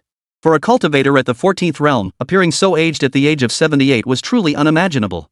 The emperor had only appeared at the grand sacrificial ceremonies in previous years. This was his first official appearance outside the Tai Hall in 5 years. Though he wore a Taoist robe and his face was weathered, his imperial aura remained as strong as ever. The emperor's expression was solemn, and his thoughts were heavy. Where did these monsters come from? Does anyone know? The emperor's authoritative voice rang out. Your Majesty, please hear my report. Yu Tianhu stepped forward. Recently, a sect called the Taiping sect has emerged in the capital, spreading a called the Changchun pill. Those monsters are likely the result of consuming the Changchun pill and undergoing a transformation. The emperor fell silent for a moment. 2 matters. First, investigate the Taiping sect. Second, seal off the 9 Dragons Beacon Tower and its surrounding walls. No one is to approach the area. Anyone who disobeys will be executed along with their entire family. The emperor swept his sleeves aside and turned to leave. Your Majesty, I have a petition to present. At that moment, a minister stepped forward. During the recent imperial sacrificial ceremony, Prince Liang was responsible for all matters related to the ceremony. However, such a serious incident occurred, which has never happened before in ancient times. I accuse Prince Liang of intentionally disrupting the imperial sacrificial ceremony, which not only constitutes dereliction of duty but also carries the suspicion of treason. I implore your Majesty to investigate thoroughly. The accuser was the right censor-in-chief, a third-rank official. Yu Tianhu heard this and immediately jumped forward. This is absurd. The sacrificial ceremony has always been organized by the Ministry of Rites, and none of its officials have reported any progress to Prince Liang throughout the entire process. If an investigation is to be conducted, it should target all officials of the Ministry of Rites. Several ministers from the Ministry of Rites heard this and immediately knelt on the ground, dared not speak. They had completely failed to anticipate that such a major incident would occur during the sacrificial ceremony, to the extent that even the 9 Dragon Beacon Tower had been set ablaze. If the emperor were to hold them accountable, none of them would be able to escape. Jiang Ning sighed inwardly. Yu Tianhu seemed to have made some progress, but it also seemed as though he had made no progress at all. Tianhu, slap him. Jiang Ning said indifferently. At these words, the entire hall was stunned. Slapped across the face? The ministers doubted their own ears. Was Jiang Ning really going to slap the right censor in front of the entire court? The emperor hadn't even spoken. What gave him the right? How dare the Prince of Liang act so brutally and unreasonable? The right censor's face was filled with anger. At that moment, Yu Tianhu had already stepped forward. Yu Tianhu, you're just a military officer. How dare you? Yu Tianhu raised his hand and slapped him across the face. The right censor raised his hand and grabbed Yu Tianhu's wrist. Yu Tianhu directly kicked out with his leg, striking the right censor-in-chief in the abdomen, sending him flying backward through the crowd and landing on the square. Yu Tianhu took 2 quick steps forward, grabbed the right censor's collar, and delivered several hard slaps to his face. Smack! Smack! Who gave you the nerve to fight back? No one expected Yu Tianhu to actually dare to lay a hand on a minister. The Yu family, which had lost its influence in the court, was it about to rise again? Is there anyone else who dares to impeach this prince? Chapter 24, you say the ninth prince is the least suitable to be crown prince? Then he must be the most suitable. Jiang Ning's cold voice echoed in everyone's ears. Some who had intended to follow the right censor to speak up immediately abandoned the idea. The seemingly cold and ruthless Prince Liang was being overly domineering. He had only just been granted the title of prince, yet he dared to lay a hand on a minister in the imperial court. Such an incident had never occurred since the founding of the Great Xia dynasty. Prince Liang, on what grounds do you dare to strike someone? The right censor, feeling humiliated and angry, stood up and pointed at Jiang Ning angrily. Jiang Ning didn't even glance at him, replying calmly, "It was you who called this king barbaric and unreasonable. If you call me barbaric and unreasonable, I can't just let you insult me like that, can I? You're simply..." The right censor wanted to say tyrannical and incompetent, but that seemed inappropriate, as Jiang Ning wasn't a ruler. But he simply couldn't swallow his anger. You have no regard for others, no respect for the law, and no respect for your superiors. I am the right censor of the censorate, with the authority to impeach. My impeachment is not without grounds. You are clearly feeling guilty and trying to use violence to intimidate me? Don't even think about it, unless you drive me out of the court, the right censor roared angrily. Oh, then I'll grant you your wish. Lu Jin, Jiang Ning called out calmly. Your Highness, your servant is here. Lu Jin, who had been standing respectfully by the side, immediately stepped forward upon hearing this. Throw the right censor-in-chief out of the Changtian gate. Jiang Ning said indifferently. As you command. The ministers were completely stunned. The right censor was a member of the Lu family of Lingzhou, a prestigious clan with a 1,000-year-old lineage. Not only had Jiang Ning publicly humiliated the right censor in front of everyone, but he now ordered him to be thrown out of the Changtiangmen gate? This was a blatant insult to the entire Lu clan. The current state of the Great Xia Empire was clear to all the ministers. Without the support of the great clans, the Great Xia Empire would have already collapsed into chaos. Jiang Ning is so arrogant that he dares to issue orders arbitrarily in front of the emperor. Is he trying to completely sever ties with the Lu family? Lu Jin walked over, and the right censor pointed at him and shouted angrily. You eunuch dog, dare you! I apologize, I am acting on the orders of the ninth prince. Your Majesty, your Majesty! The right censor suddenly shouted urgently at the emperor. Old Chen is a veteran statesman of 2 reigns. You cannot humiliate an elderly minister in this manner. If you do, you might as well let this old servant die. How can anyone dare to speak frankly in the imperial court in the future if the Prince of Liang acts so tyrannically and unreasonable? Please, your Majesty, discern the truth and speak for this old minister. The emperor furrowed his brows slightly, saying not a word, but gazing sternly ahead. Old fool, you talk too much. Yu Tianhu took advantage of the right censor's inattention and punched him in the face, knocking him to the ground. Lu Jin grabbed the right censor's leg and dragged him toward the square outside the Tai Palace. The right censor's cries of innocence echoed across the entire square until they faded away. The emperor remained motionless. At that moment, Jiang Ning spoke up. I do not oppose impeachment, but impeachment without evidence is slander. His tone was cold and domineering, leaving no room for any doubt. The civil and military officials were all meeting Jiang Ning for the first time. However, considering that Jiang Ning had killed Wang Zhong, this indeed aligned with his usual style of conduct. Even the imperial heirs were taken aback by Jiang Ning's behavior. Could it be that Jiang Ning had become arrogant after successfully killing Wang Zhong? Eunuchs were the emperor's loyal servants, sacrificing their own futures to secure power and influence for the imperial family. Although Wang Zhong was a great cultivator of the 13th realm, he was an eunuch and could not be compared to the Lu family of Lingzhou, a prominent aristocratic clan. The emperor, seeing that none of the ministers spoke, turned to Jiang Ning. Old knight, you bear some responsibility for the sacrificial ceremony. You are to take full charge of investigating this matter and atone for your mistakes. Your servant obeys your command. After speaking, the emperor turned and left. He made no comment on Jiang Ning's actions. This imperial prince was just like him, possessing at least the cultivation level of the 14th realm. Without absolute power, one must rely on the imperial clan or prominent clans to secure one's position. In the face of absolute power, everything else was but a fleeting cloud. Most importantly, his imperial grandson was only 20 years old this year. Thinking of this, the emperor's concerns resurfaced. Old knight, you still don't understand the art of patience. You've revealed your sharp edges too soon. Even if you have reached the 14th realm, there are many who are stronger than you in this world. The emperor walked toward the Qingxin palace, with the empress hurriedly following behind him. The empress looked at the emperor's white hair and his aged profile, her eyes flickering with a complex expression. Empress, the emperor spoke first. The empress was both surprised and honored. Your Majesty, your servant is here.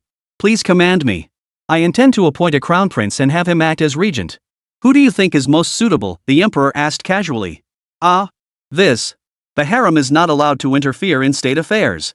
I would never dare to interfere in the emperor's choice of heir. The empress whispered. No involvement in politics? Upon hearing this, the emperor couldn't help but sneer inwardly. However, the empress's involvement in state affairs was not entirely her fault. Who could blame her when the emperor himself had become a hands-off ruler? How is the eldest son? The emperor ignored the empress and asked directly. The eldest prince, he is humble, respectful to others, and has the potential to be a wise ruler, the empress replied directly. Oh, what about the other princes? The emperor asked. The second prince is bold and decisive, acts swiftly and decisively, and has carved out his own path in martial arts. As regent, he will surely pacify all directions. The empress replied. The emperor nodded slightly. The empress continued, the fourth prince is strategic, has unique insights in handling matters, and is skilled in balancing interests.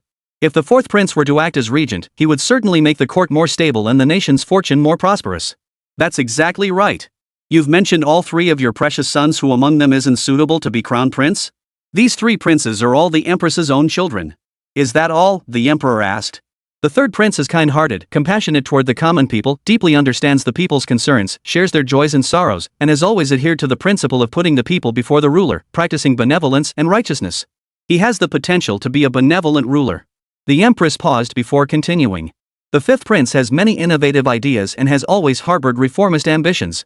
If the fifth prince were to become the crown prince, it could bring a fresh perspective to the dynasty. The sixth prince. The empress listed the virtues of each prince.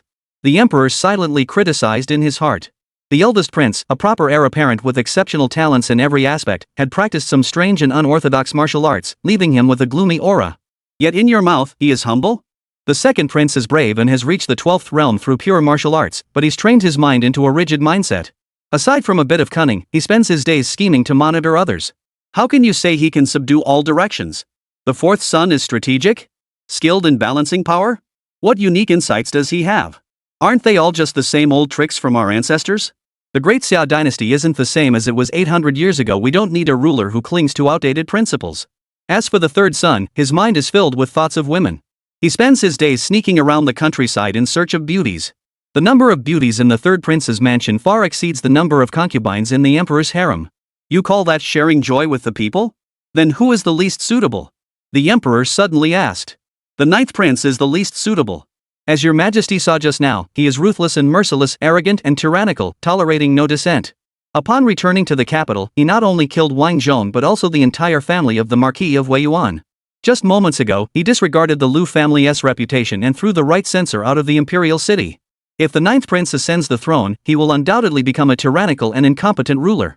The empress spoke with absolute certainty. In truth, the emperor himself did not know this youngest prince very well. He only remembered that the ninth prince had shown an extraordinary maturity from a young age. Before the age of 10, he was either in the imperial armory or on his way there. The games and pastimes that children his age enjoyed, he seemed to have never touched. Since the empress had spoken so decisively, the emperor understood. The ninth prince was the most suitable candidate to serve as crown prince and regent. Chapter 25. Your Highness is so strong. The strange occurrence at the Nine Dragons Beacon Tower quickly spread throughout the city. Shortly after, the Liangwang mansion issued another notice stating that there was a risk of abnormal changes after taking the Changchun pill, and all those who had taken it were required to report immediately. For a time, panic spread throughout the city. However, the clearer the instructions were, the fewer people came forward. They feared turning into monsters, or being eliminated before any changes occurred. The ministers lingered briefly in the Taiyi Palace Square before slowly dispersing. As for the ninth prince, who had previously kept a low profile during court sessions, he left the ministers with an extremely domineering impression today. He would not tolerate any dissent. Tianhu, come with me. Zhang Ning, walking on the square, spoke softly. Under the watchful eyes of the crowd, a spatial fissure appeared not far from Zhang Ning. Zhang Ning stepped into the void without haste, and Yu Tianhu immediately followed, causing the spatial fissure to vanish. Some ministers had not witnessed the scene inside the city walls where Zhang Ning had sliced open the void with a single sword strike. Now, witnessing this scene, they were utterly speechless. What kind of technique is the Cool King using? He can just tear open the void at will? You didn't see it just now. The Cool King sliced open a void that ran across the entire city, sucking all the monsters that appeared inside the city into it. What? Slash open the void with a single sword strike, and it even ran through the entire earthen city? How many miles long is the earthen city? Could the Liang King be a great sword cultivator? Doesn't breaking open the void require the use of divine abilities? The Cool King didn't do anything just now. Zhang Ning and Yu Tianhu stood one after the other in the void. Looking around, they saw nothing but deep, eerie blue in all directions. Yu Tianhu felt a chill run down his spine. It felt as though monsters could emerge from the void at any moment and devour him whole. A few irregularly shaped objects were moving not far ahead of them. Those were the monsters. As soon as the two appeared, the monsters swarmed toward them in droves, their bodies cracking open as they rushed to devour the two. Your Highness, be careful. Yu Tianhu instinctively warned. Break! Jiang Ning let out a deep, commanding shout. A colossal force erupted, and one of the massive monsters vanished into thin air in an instant, like dust in the wind. Originally, Jiang Ning believed that these living beings born outside the rules of the Tao were invincible, their words becoming law and their actions unstoppable. But that was not the case. It was simply that the energy he had released was not powerful enough. He had only intended to test them, but he had exerted too much force. Yu Tianhu saw this and swallowed hard. Your Highness is so powerful. The power of a land deity was simply beyond belief. Something that even the 14th realm couldn't easily kill, the prince disposed of with a single break. The other monsters weren't completely fearless either. After losing one of their companions, their movements slowed for an instant, then they frantically fled in the opposite direction, fearing that if they were too slow, they would meet the same fate as the monster that had just been killed, leaving nothing but dust. However, there seemed to be an invisible wall in this void, blocking them. They charged left and right, colliding with the walls repeatedly, but dared not approach Jiang Ning. Your Highness, what exactly are these things? Yu Tianhu asked in a low voice. They are life forms fueled by a malevolent, shadow-like force. They lack sentience. They can devour flesh and soul essence, multiplying their power exponentially. They can be controlled by others, but this void is isolated from the outside world, so they are driven solely by the desire to devour. Jiang Ning activated his qi to investigate further. He continued, this is not their true form. If I'm not mistaken, they were likely ingested by someone, who they then devoured, allowing them to take on this current form. What did they originally look like? Yu Tianhu asked in confusion. Take a look. A small ball of black flame appeared before Jiang Ning and flew toward a monster. The monster clearly sensed the danger approaching and began to dart around frantically. Soon, the black flame landed on the monster. The massive creature was engulfed in a surge of black flames. Although the monsters were also black, Yu Tianhu could easily distinguish between the monsters and the black flames. The monster began to shrink, gradually transforming into a black mass, which then slowly drifted toward Jiang Ning and Yu Tianhu. This fist-sized object resembled a piece of meat covered in a layer of slime, emitting a foul odor akin to rotten eggs. Yu Tianhu had no idea what kind of divine power Jiang Ning was using, but he knew it was something extraordinary. Your Highness, what is this? Yu Tianhu asked, examining the black mass. I have no idea. In the first 20 years of his life, Jiang Ning had primarily read various martial arts manuals, and his exposure to classical texts was limited. He could use his divine power to restore the monster to its original form, but he had no idea where it came from.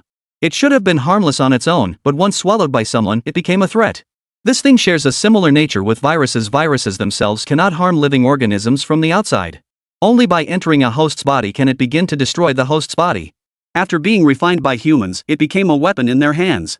I see, Yu Tianhu nodded, seeming to understand yet not fully grasping the concept. Bring a soldier who has consumed the Changchun pill to see me, Jiang Ning said indifferently, as a crack appeared before him, leading to the outside world. The two stepped out one after the other, already arriving at the Liangwang mansion. Yu Tianhu looked around, deeply impressed by the mystical nature of walking through the void. Just moments ago, he had been in the imperial palace, and now he was back at the Liangwang mansion. He, Yu Tianhu, was now a figure who could walk through the void alongside a land deity. Soon after, Yu Tianhu brought Wang Wu to the Liangwang mansion. Greetings, Prince Liang. Wang Wu bowed respectfully. Jiang Ning glanced at Wang Wu and asked in a questioning tone. Within Wang Wu's body lay a malevolent force ready to erupt at any moment. Jiang Ning had intended to use a minor technique to extract the dark energy from the soldiers' bodies. Such energy posed no threat to Jiang Ning, but it was highly lethal to martial artists below the 10th realm and ordinary people. Once consumed, they would be instantly assimilated. Moreover, this evil force had already fused with Wang Wu's spiritual awareness. If Jiang Ning were to forcibly extract this dark force, he would also erase Wang Wu's consciousness in the process. The result would be that Wang Wu would become a mindless, walking corpse from that day forward.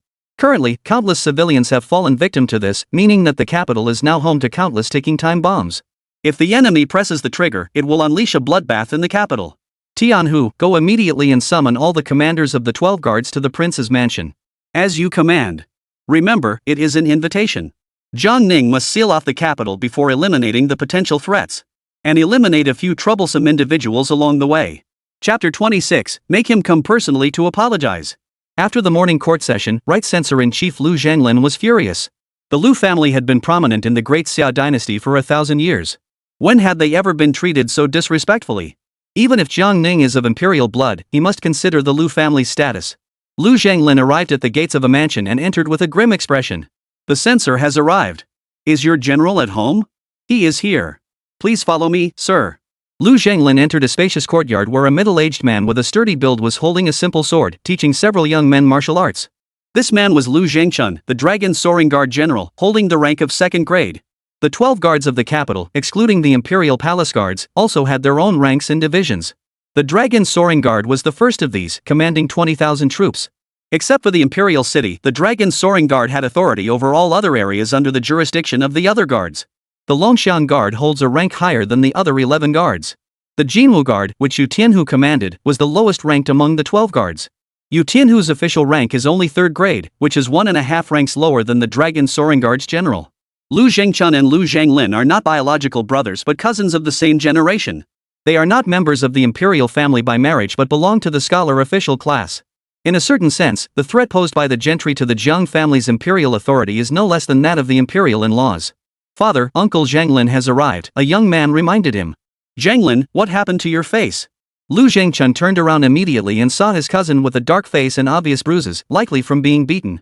Something happened at today's imperial ancestral ceremony. Lu Zhanglin briefly recounted the events that had taken place at the 9-Dragon Beacon Tower's outer fortress.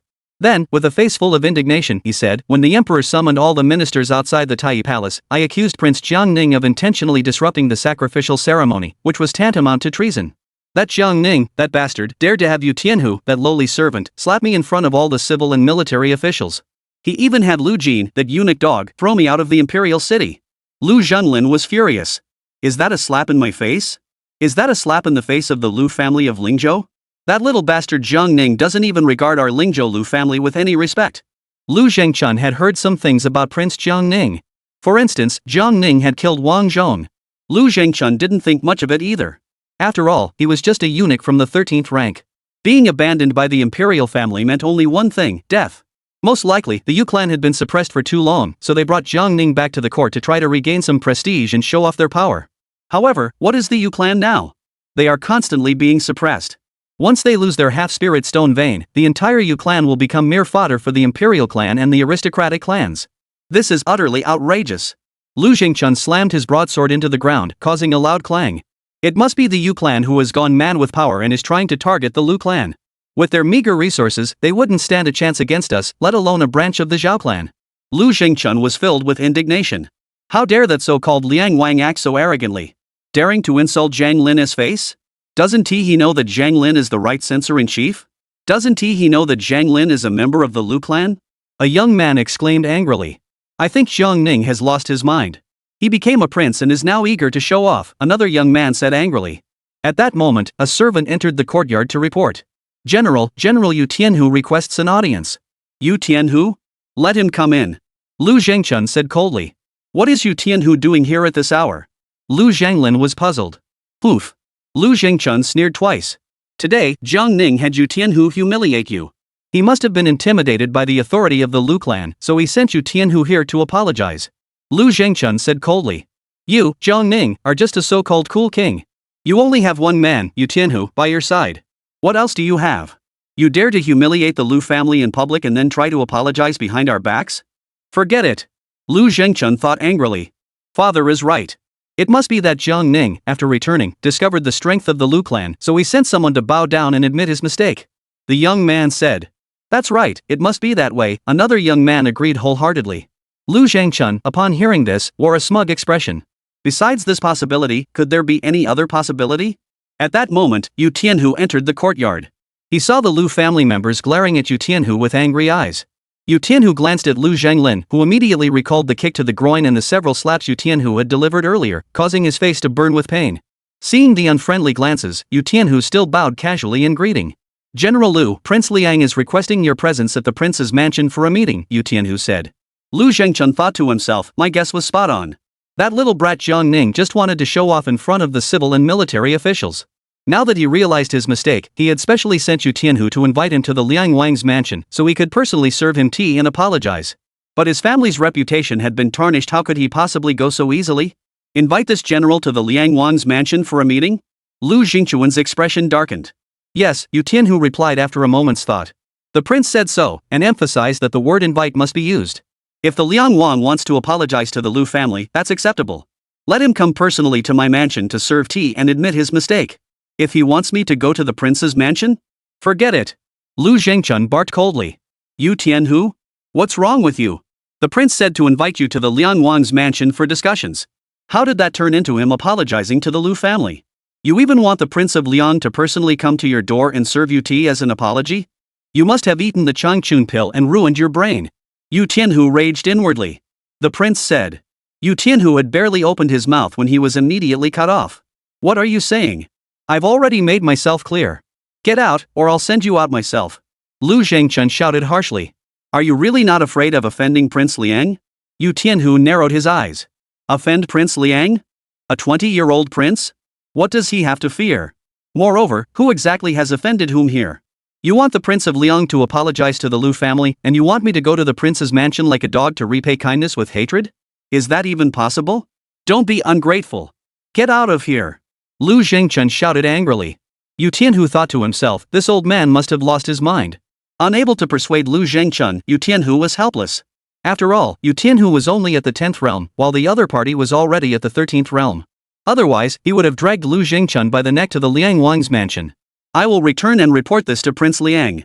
Yu Tianhu finished speaking and turned to leave. If the Liang Wang really comes to your Lu Zhengchun's mansion, do you think you can handle the Liang Wang's arrival? Uncle Zhonglin, we, father and son, will definitely help you seek justice. Yes, Uncle Zhonglin, we will make Zhang Ning bow his head in shame in the future. Lu Zhengchun, seeing how capable his two sons were, stroked his beard contentedly. Then, Yu Tianhu went to the mansions of other generals to pay his respects. Surprisingly, none of these high-ranking generals seemed to fear the Liang Wang, and all of them refused. Some, who had powerful backers, refused outright. Others, with weaker connections, declined more diplomatically. Yu Tianhu thought about it carefully and understood why. At this point, if the generals of the 12 guards went to the Liang Wang's mansion, even if they had no intention of joining the Liang Wang's faction, others would still classify them as part of the Liang Wang's sphere of influence. Don't be fooled by the Empress granting Zhang Ning the title of prince. Everyone knows the Empress doesn't want Zhang Ning to have it easy. And none of them wanted to stand against the Empress. Because they believed that the most likely heir to the throne would be one of the Empress's 3 sons. Regardless of who ascends the throne, the Empress would become the Empress Dowager. By the time Yu Tianhu had gone around inviting everyone and returned, it was already late. He went to the Liang Wang mansion and found that Zhang Ning was not there. It was not until after dark that Zhang Ning finally returned. Your Highness, I went out this afternoon to invite everyone, but no one was willing to come to the Liang Wang mansion. Additionally, the Dragon Xiong Guard General Lu Zhengchun was extremely arrogant. He even said that Your Highness must personally go to his mansion to serve him tea and apologize. He also said. Yu Tianhu embellished the story. Zhang Ning remained completely expressionless. He had already anticipated this outcome. Those people did not want to align themselves with him and risk being targeted by the Empress. Therefore, he did not spend the entire afternoon waiting idly at the mansion. Instead, he went to the palace to review some ancient texts. Prepare the carriage. Lu Mansion, Zhang Ning said indifferently. As you command. Chapter 27, You have the nerve. Are you looking for death? Yu Tianhu had been met with cold stares all afternoon and was seething with anger. Lu Zhengchun, as the head of the 12 guards, relied on the backing of the Lu family of Lingzhou, looking down on everyone and acting arrogantly, which made him even more furious. Just because he came from a prestigious family and held the rank of 13th realm, did he think he could do as he pleased? Now that the 9th prince has personally arrived at your Lu mansion, let us see how you, old villain, will handle this. The carriage came to a stop in front of the Lu mansion's gates. Zhang Ning dismounted and entered the front courtyard. The cool prince has arrived. Lu Zhengchun, hurry out to greet him. Yu Tianhu shouted loudly, his voice echoing throughout the grand and imposing mansion. Soon, Lu Zhengchun arrived. He was bare-chested, holding a simple sword, and appeared on the steps. The broadsword struck the floor with a dull thud, and his eagle-like eyes fixed intently on Zhang Ning, exuding an air of authority. He stood there, towering above him, showing no intention of paying respects. Zhang Ning had come to his mansion, undoubtedly because of the incident involving Lu Zhenglin, to apologize. Daring to offend the Lu family, he was determined to teach Zhang Ning a lesson today. Why don't you bow before the cool prince? Yu Tianhu shouted loudly. Poof. Lu Zhengchun scoffed disdainfully. Bow to you? You're not worthy. He's just a greenhorn, he's not worthy of my bow. You dare to dishonor the prestige of the Lu clan and expect this old man to pay you homage? Do you think the Lu clan is some kind of stray cat or dog that anyone can trample on? Lu Zhengchun said coldly. This old fool is truly mad, and severely so. The last one who dared to offend the Prince of Liang was wiped out, leaving not a single soul behind. Dare to show disrespect to a prince of the current dynasty? Lu Zhengchun, you have some nerve. Lu Zhengchun furrowed his brows and released a powerful aura. Yu Tianhu instinctively drew his sword, pointing it at Lu Zhengchun and shouting, What do you think you're doing? Rebelling? You're just a young upstart spouting nonsense. Today, I'll teach you a lesson on behalf of your elders for your insolent behavior. Jiang Ning was after all of royal blood. If Lu Zhengchun were to directly confront him, it wouldn't look good. But he could teach this traitor a lesson in front of Jiang Ning. This was no different from defecating and urinating on Jiang Ning's head. Just then, boom! A deafening explosion shook the earth and caused mountains to tremble. Dust swirled up, instantly engulfing Lu Zhengchun. Lu Zhengchun didn't have time to react and ended up with a mouthful of dust. He raised his simple sword and swung it, unleashing a blade of energy that sent the dust soaring into the sky. Lu Zhengchun turned around and finally realized what had happened. A massive mansion had been leveled to the ground. It wasn't just the buildings collapsing, it was literally leveled to the ground. The entire mansion, including the walls, had been flattened. Looking out, the outline of the mansion remained unchanged, but it had become a bird's-eye view floor plan. However, before Jiang Ning acted, he hadn't sensed even the slightest hint of it. Moreover, he had no idea who had done it. He didn't even know that the entire mansion now only had Lu Zhengchun left alive. As for the others, including Lu Zhengchun's wives, concubines, and children, they were all turned into two-dimensional figures by Jiang Ning's single strike. Lu Zhengchun, seeing this, flew into a rage. In just an instant, right in front of him, his home had been destroyed? Who dares to do this? Come out! Lu Zhengchun brandished his broadsword, his face twisted with anger, but he looked more like a madman. Yu Tianhu looked at Lu Zhengchun with a look of contempt. You dare to speak so boldly and insult the prince? Is it you? Lu Zhengchun glared intently at Jiang Ning. Yes. You have the nerve. Are you looking for death? Lu Zhengchun lost his temper completely, raised his broadsword, and charged at Jiang Ning without hesitation. However, Jiang Ning didn't flinch or dodge. But when Lu Zhengchun saw Jiang Ning standing as still as a mountain, his mind suddenly grew calm. He was at the peak of the 13th realm. If he really split the Prince of Liang in two with a single blow, what would he do? Killing a prince would give his political enemies in the Lu clan ample ammunition to exploit the incident. However, Lu Zhengchun could no longer hold back his sword. First, a fierce blade aura crashed down like a mountain, striking Jiang Ning's head. Immediately afterward, Lu Zhengchun's sword struck Jiang Ning's head with tremendous force. To be precise, it struck 3 inches above Jiang Ning's head. Boom! A deafening explosion echoed through the air, but Jiang Ning remained motionless. On the other hand, Yu Tianhu, standing behind Jiang Ning, couldn't steady himself and was forced to take several steps back by Lu Zhengchun's fierce sword chi. He wasn't unwilling to step forward to block the blade for Jiang Ning, it was simply that the gap between him and Lu Zhengchun was too great. But upon second thought, who was the prince? He was a land deity. A mere 13th rank cultivator? A single strike couldn't even scratch the cool prince. He probably couldn't even harm a single hair on the cool prince's body. At that moment, Lu Zhengchun's eyes widened. The blade was still several inches away from Jiang Ning's head. That was his protective chi barrier. Lu Zhengchun suddenly realized that his earlier concerns were unnecessary. As a 13th tier cultivator, he hadn't even managed to break through Jiang Ning's protective aura? What did this mean? If both were at the same cultivation level and Lu Zhengchun struck with a sword without the opponent dodging or blocking, it would be impossible to defeat him. Yet Lu Zhengchun had not even shaken Jiang Ning, which meant that Jiang Ning's cultivation level was higher than his. He stared intently at Jiang Ning's eyes, only to see a fleeting glimpse of disappointment in them. As if mocking him, his strike was too weak. Jiang Ning remained motionless, yet Lu Zhengchun suddenly felt a surge of fear. In that moment, countless thoughts flashed through his mind. At first, he had thought that Jiang Ning had invited him to the prince's mansion to make peace with the Lu family and apologize. Now that Jiang Ning had come personally, he had planned to put on a show of respect. He was nothing but a complete joke. But this was the youngest prince of the Great Xiao dynasty, only 20 years old. Had he already reached the 14th realm? If you dare to kill me, the Lu family won't let you off. The Lu family has a land deity. He didn't see any murderous intent in Jiang Ning's eyes, but he was completely terrified, so he suddenly blurted out those harsh words. The last syllable of the word immortal was cut off as Lu Zhengchun's head flew off. Lu Zhengchun's spiritual awareness shot out of his body and flew toward the sky. He never imagined that Jiang Ning would actually kill him, not even fearing a land deity. But he grew even more terrified, for he had no idea what Jiang Ning had done to make his head fly off. Such a technique was utterly beyond comprehension, leaving one utterly defenseless. However, in the next instant, Lu Zhengchun's divine consciousness also dissipated into the air. Originally, Jiang Ning hadn't even considered killing him. Lu Zhengchun's personality, strength, and background meant nothing to him. Even if he were a land deity, she could have simply stomped him into the ground with one foot, turning him into a docile, obedient dog. If he dares to threaten me for no reason, I won't let him get away with it. Just see if I dare to kill you, and that's all there is to it. Your Highness, how did you just handle that? Yu Tianhu asked, still in shock. Chapter 28, Who agrees, who disagrees? Yu Tianhu had witnessed Jiang Ning's moves before. The first time was at the Su mansion, where he used the Wuxiang magic technique to instantly disintegrate 9 minor masters. The second time was during the Imperial Clan's sacrificial ceremony, where he sliced open a spatial fissure spanning several miles with a single sword strike. In the previous 2 instances, Yu Tianhu had caught a glimpse of his techniques, but this time, he was completely baffled. What had Jiang Ning just done? Killing someone must require some kind of action, right? If not, he must have used his Yuan Qi, right?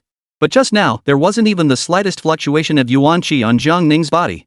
From start to finish, he only used his protective aura to block Lu Jingquan's single strike. Then Lu Jingquan's head was severed.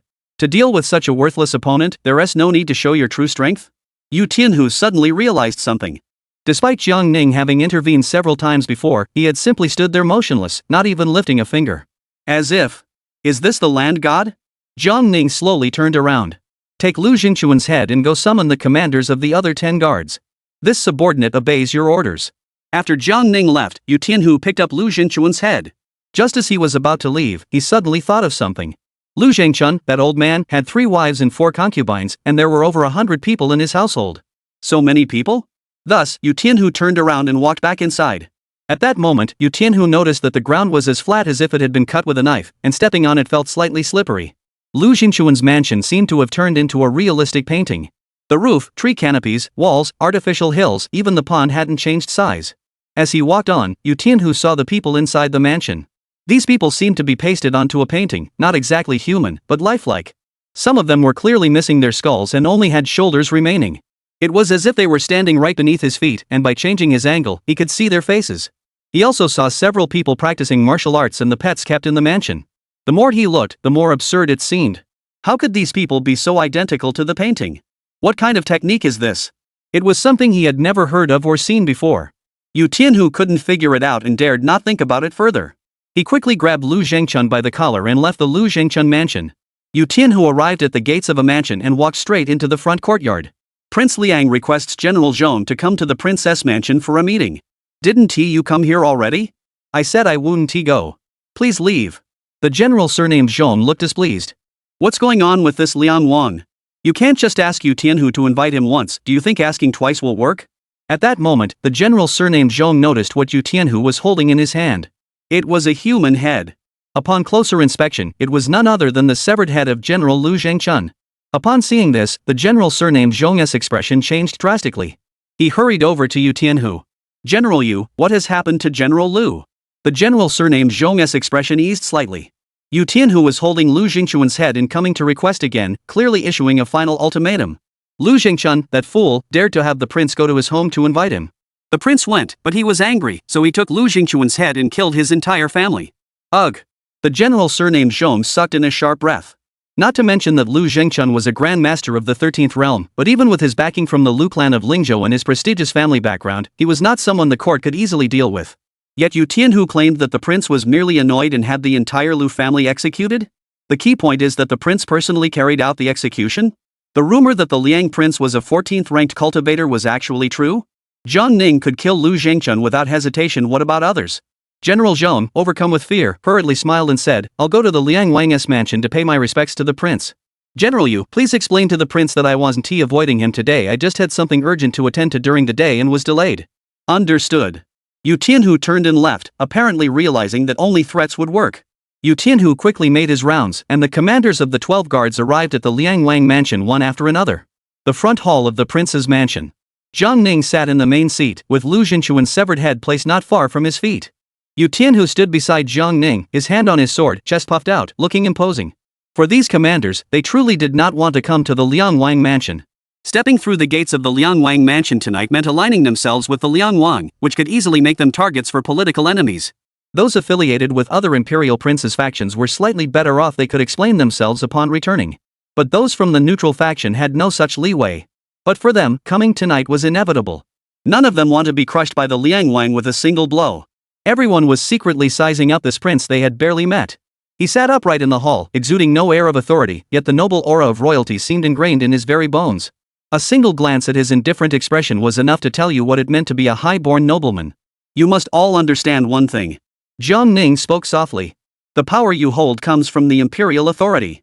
Anyone who dares to defy the imperial authority will have their power stripped by this prince. Who agrees? Who opposes? Lu Jinchuan's bloodied head lay at Jiang Ning's feet. Who dared to oppose him?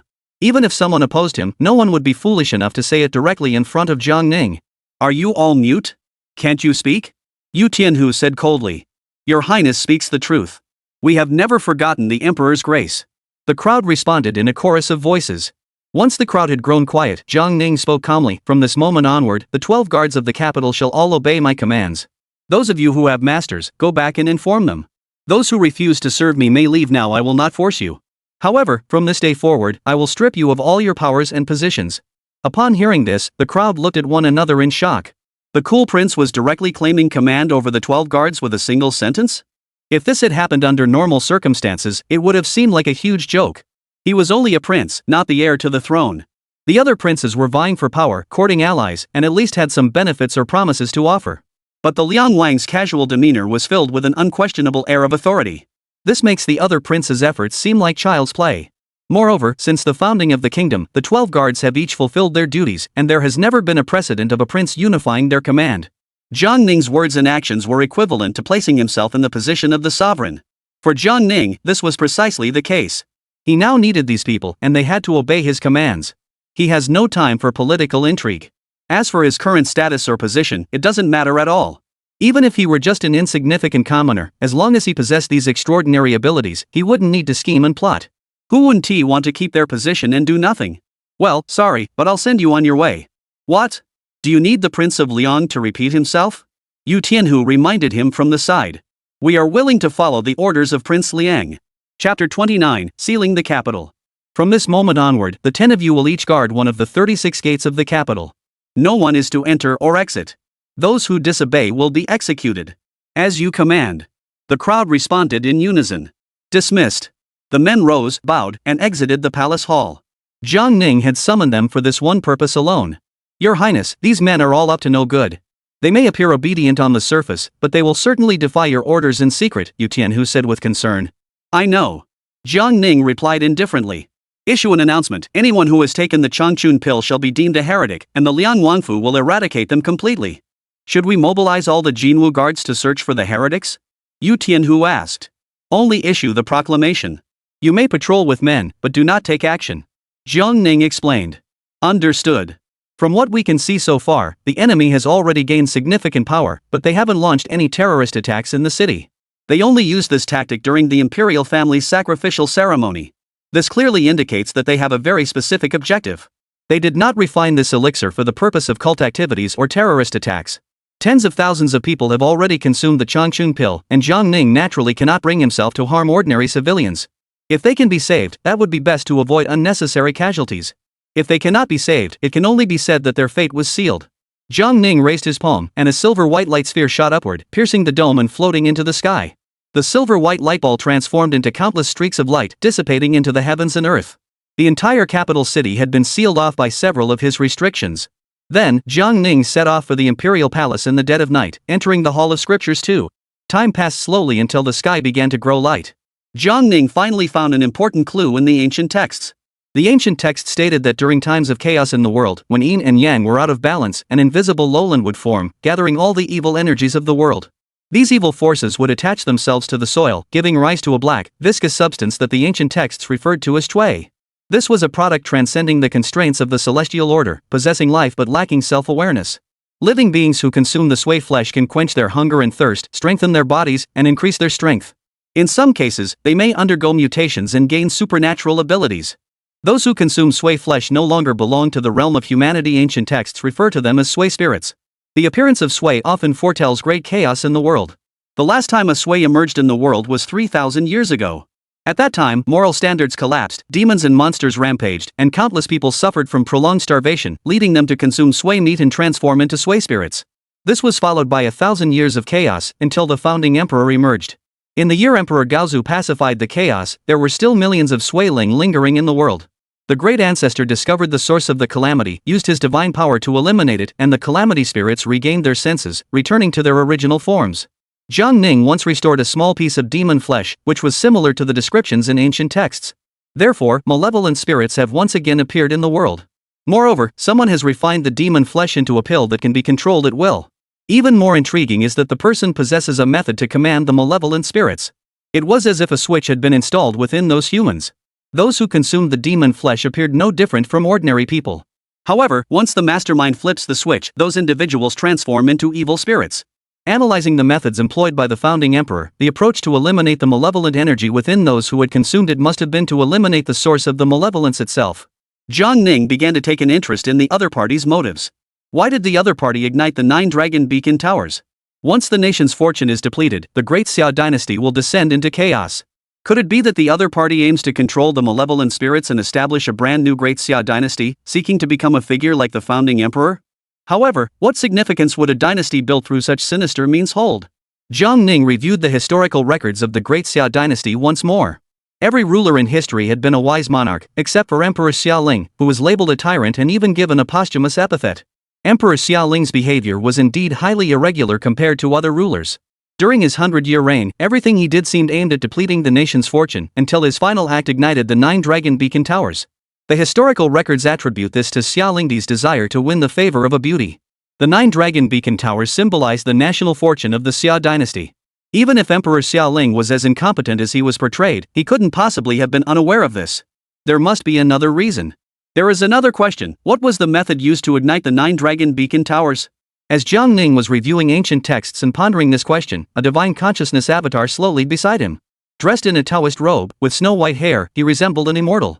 Your humble son pays his respects to His Majesty the Emperor. No need for formalities. Father and son, one real and one ethereal, stood before a bookshelf filled with ancient texts. When did you enter the 14th realm? The Emperor asked. Perhaps 10 years ago, perhaps 12 years ago, I no longer recall.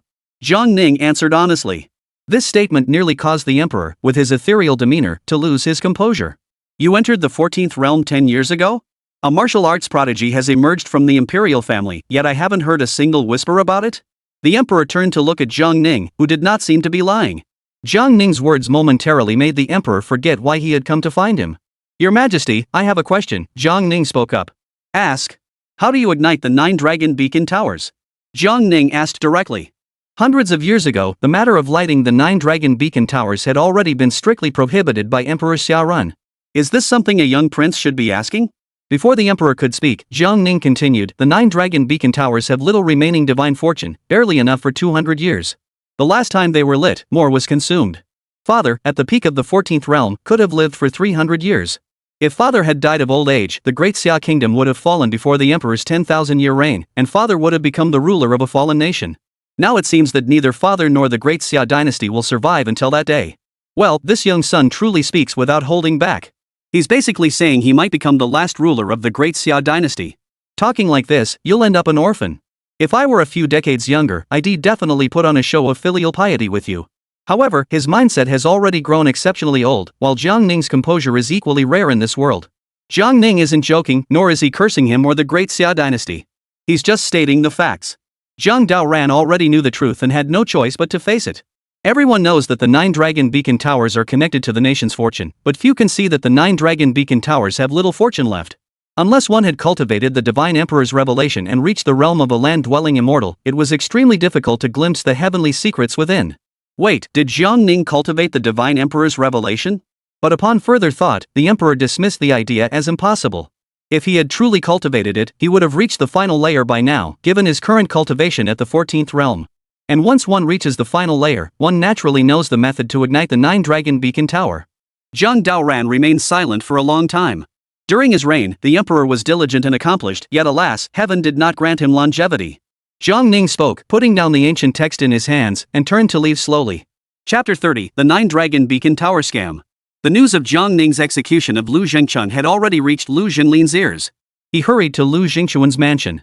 What he saw was shocking. The entire mansion had been reduced to a flat expanse. In the front courtyard lay a headless corpse, its blood completely drained. Looking at the scene spread out on the ground like a floor plan, Lu Zhenglin was drenched in cold sweat. Destroying a mansion is not an extraordinary feat. What was truly terrifying was that the entire mansion had been reduced to a surface smoother than a mirror. Had Lu Zhengchun's entire family been killed like this? As he thought about it, Lu Jinlin's legs began to tremble. That Jiang Ning was too ruthless, not only domineering and heartless, but also bloodthirsty and cold-blooded. He must be mad. Having such a monster in the imperial court would surely be the beginning of chaos for the great Xia dynasty. Jiang Ning is no son of a man. Since Lu Zhenglin lacks the power to avenge Lu Zhengchun, he must have the clan intervene to handle this matter. He must send a message back to Lingzhou immediately. At the morning court session, Jiang Ning pushed through the crowd of ministers and made his way to the front row. The ministers were already aware of Lu Zhengchuan's death. The previous death of Wang Zhong, a 13th rank official, was actually welcomed by the ministers. Wang Zhong was a loyal traitor to the empress.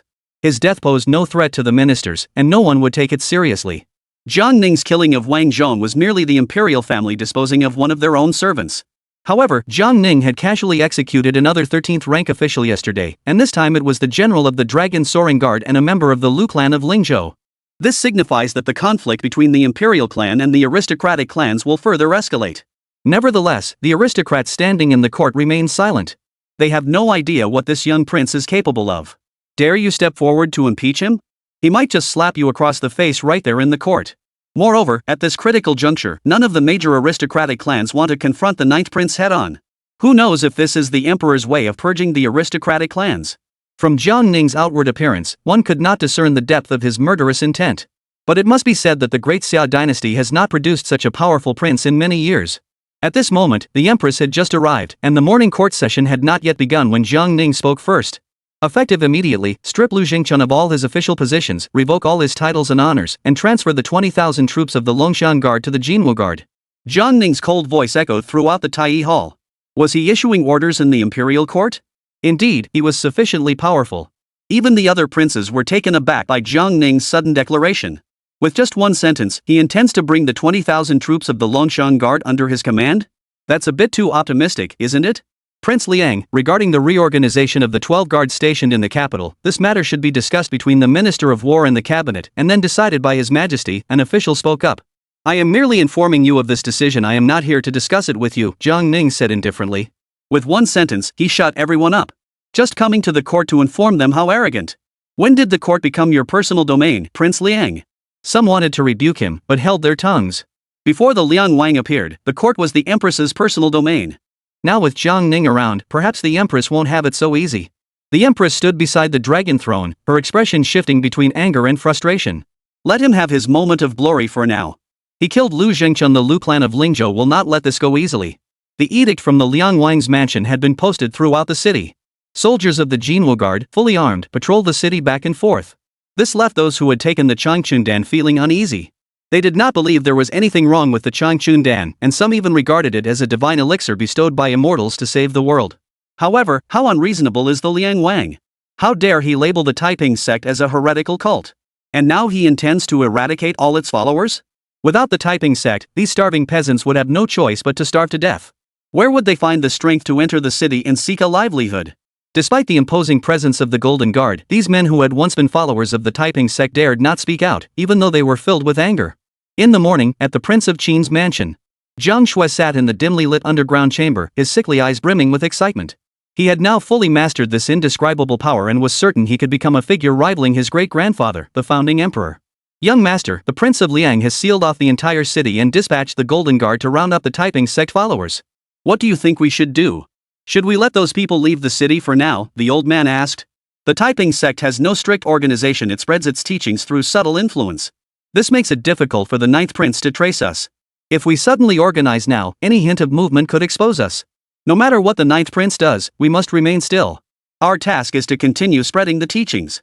For everyone he captures, we will convert 10. Let us see who is faster, him in capturing or us in spreading the faith. Jiang Shui looked at the writhing mass of black flesh on the ground. I'll see just how much of a meddler my good brother is, and whether he has the ability to meddle. By the way, young master, there is a rumor in the palace that the emperor is considering appointing an heir. The old man said. Do you know why the emperor suddenly sought immortality? Jiang Shui suddenly asked. I do not know. The old man was one of the pillars of the Zhao clan. In truth, he was well informed about many matters. He answered that he didn't know, not because he was pretending to be ignorant, but because he knew that what he knew was certainly not as clear as what Jiang Shui knew. Actually, the emperor's goals and mine are not in conflict, but his ideals are diametrically opposed to mine. The emperor knows that the fortune of the Great Xia dynasty is nearly exhausted. He has been on the throne for 60 years, so he wants to break through the constraints of his natural lifespan and forcefully extend the life of the Great Xia dynasty. Pursuing immortality is no easy feat. Even if he could achieve it alone, it might not be enough to reverse the decline of the Great Xia dynasty. The 9 dragon beacon towers are a deception left behind by the founding emperor. The last person to uncover this deception was Emperor Xiaoling. Emperor Xiaoling's philosophy was the same as mine, to destroy the old and establish the new, to rebuild the great Xia dynasty. Unfortunately, he had great ambitions but lacked the divine power to turn the tide. Jiang Shui spoke softly. The Nine-Dragon Beacon Tower is a scam, the old man asked in surprise. The Nine-Dragon Beacon Tower absorbs the divine fortune of the Xia dynasty's rulers to stabilize the tower itself, Jiang Shui explained. But the one ancestor and 3 sects, their lifespans and fortune haven't been affected, have they? The old man asked, puzzled. That's because those 4 are all above the 15th realm, Jiang Shui explained. Above the 15th realm? The old man was even more puzzled. Land immortals cannot be drained of their fortune by the Nine-Dragon Beacon Tower. Therefore, the founding ancestors set up a grand scheme from the very beginning. The Nine-Dragon Beacon Tower couldn't absorb any of their destiny, so their descendants suffered the consequences. Otherwise, why did Emperor Xiaoling want to destroy the Nine-Dragon Beacon Tower? Because he couldn't reach the 15th realm, and his fortune would be drained by the Nine-Dragon Beacon Tower.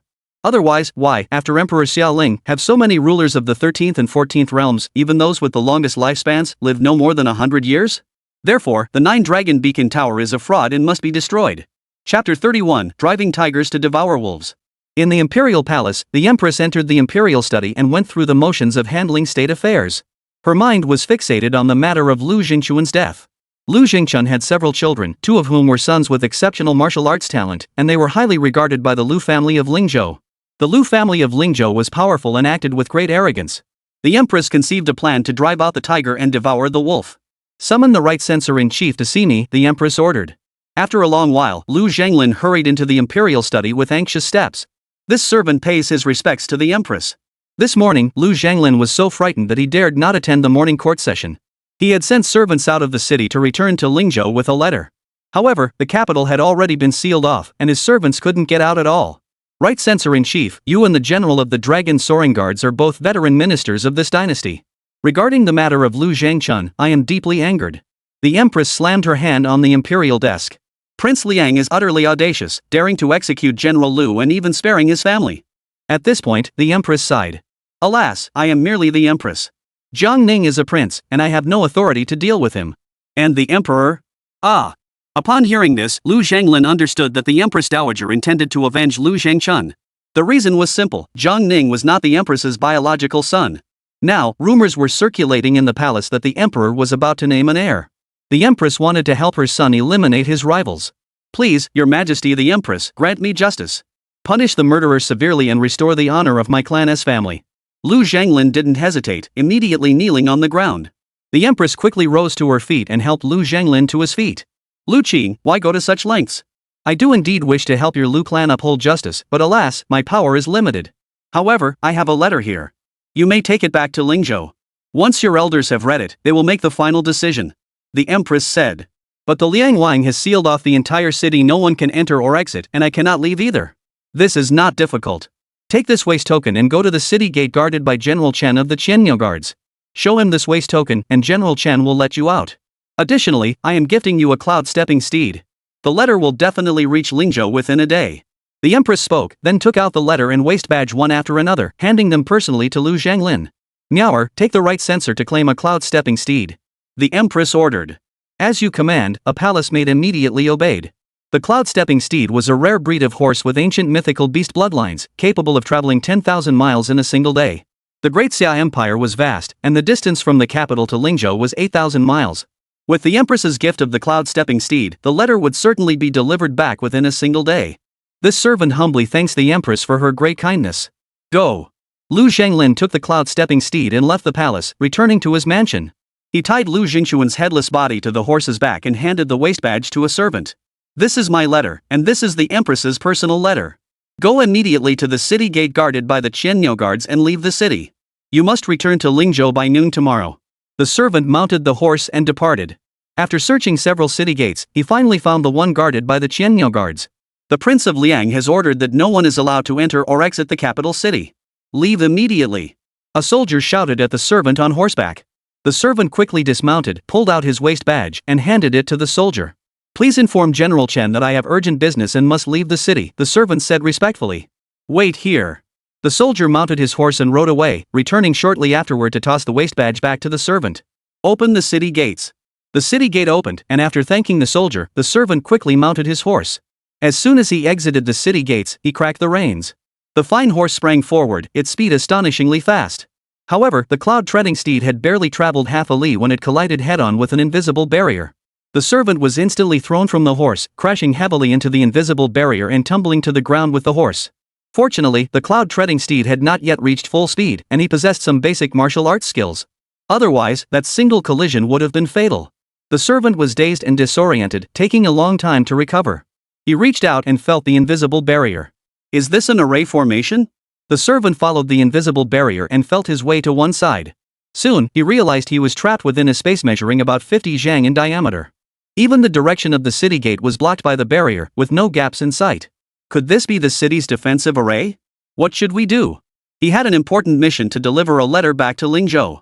If the Prince of Liang were to come on patrol, wouldn't he discover that he had disobeyed the prince's orders and left the capital without permission? Not only was the servant of the Lu family trapped inside the invisible barrier, but at several other city gates, soldiers were secretly letting people leave the city. Those who managed to leave the city soon discovered they were trapped, unable to break through the invisible barrier no matter how hard they pounded on it. As evening approached, Jiang Ning rode in a carriage to inspect the city gates. He knew there must be commanders disobeying orders, so he had deliberately set up a large formation and left a contingency plan. Upon arriving at one of the city gates, Jiang Ning dismounted from the carriage. "Open the city gates and let the people outside in," Jiang Ning said calmly to the city guards. The soldiers, upon hearing this, turned red-faced and hurriedly opened the gates. "Everyone, come back!" A soldier ran out to give the order, and those trapped behind the barriers could only obediently return to the city. "Tianhu, search each of them thoroughly." "As you command." Yu Tianhu immediately led his soldiers to search for those who had secretly left the city. "Your Highness, we are not members of the Taiping sect. We are just farmers living outside the city who wish to return home. Please, Your Highness, do not treat us commoners the same as them." The people pleaded with Jiang Ning. "Your Highness, no suspicious individuals have been found. Should we detain them first?" Yu Tianhu asked, bowing. "No need. Let them go. Move on to the next location." Jiang Ning spoke, then mounted the carriage. Those villagers were all aware of the proclamation issued by the Liang Prince's mansion, which ordered the complete eradication of the Taiping sect followers. They were genuinely afraid that the Liang Prince would mistake them for Taiping sect members and deal with them accordingly. Seeing the Liang Wang depart on his carriage, the crowd finally breathed a sigh of relief. "Your Highness, someone is being dishonest, disobeying your orders," Yu Tianhu said as he drove the carriage. Yu Tianhu had thought that only he had considered the possibility of these commanders disobeying orders. It turned out that Jiang Ning had anticipated this and set up an array outside the city, preventing anyone who left the city gates from escaping its range.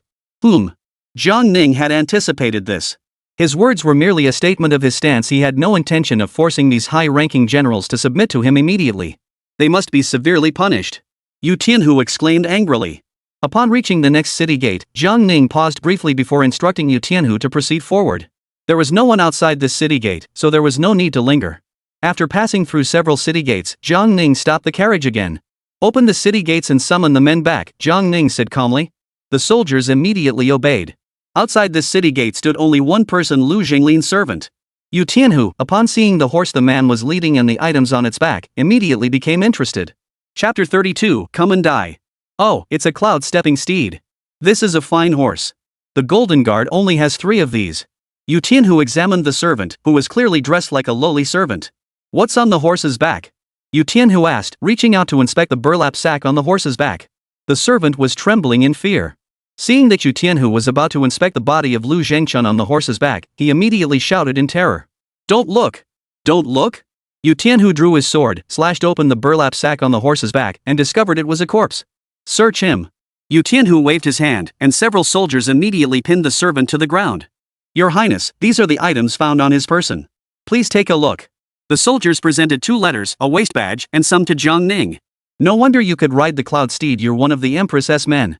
Yu Tianhu recognized the waist badge at a glance. Jiang Ning took the letters, opened them, and skimmed through them. The servant had no idea what was written in the letters, but it was definitely something detrimental to the Liang Prince. Now that the Liang Prince had intercepted him and seen the contents of the letters, would he kill him? "Did the Empress send you to deliver these 2 letters to Lingzhou?"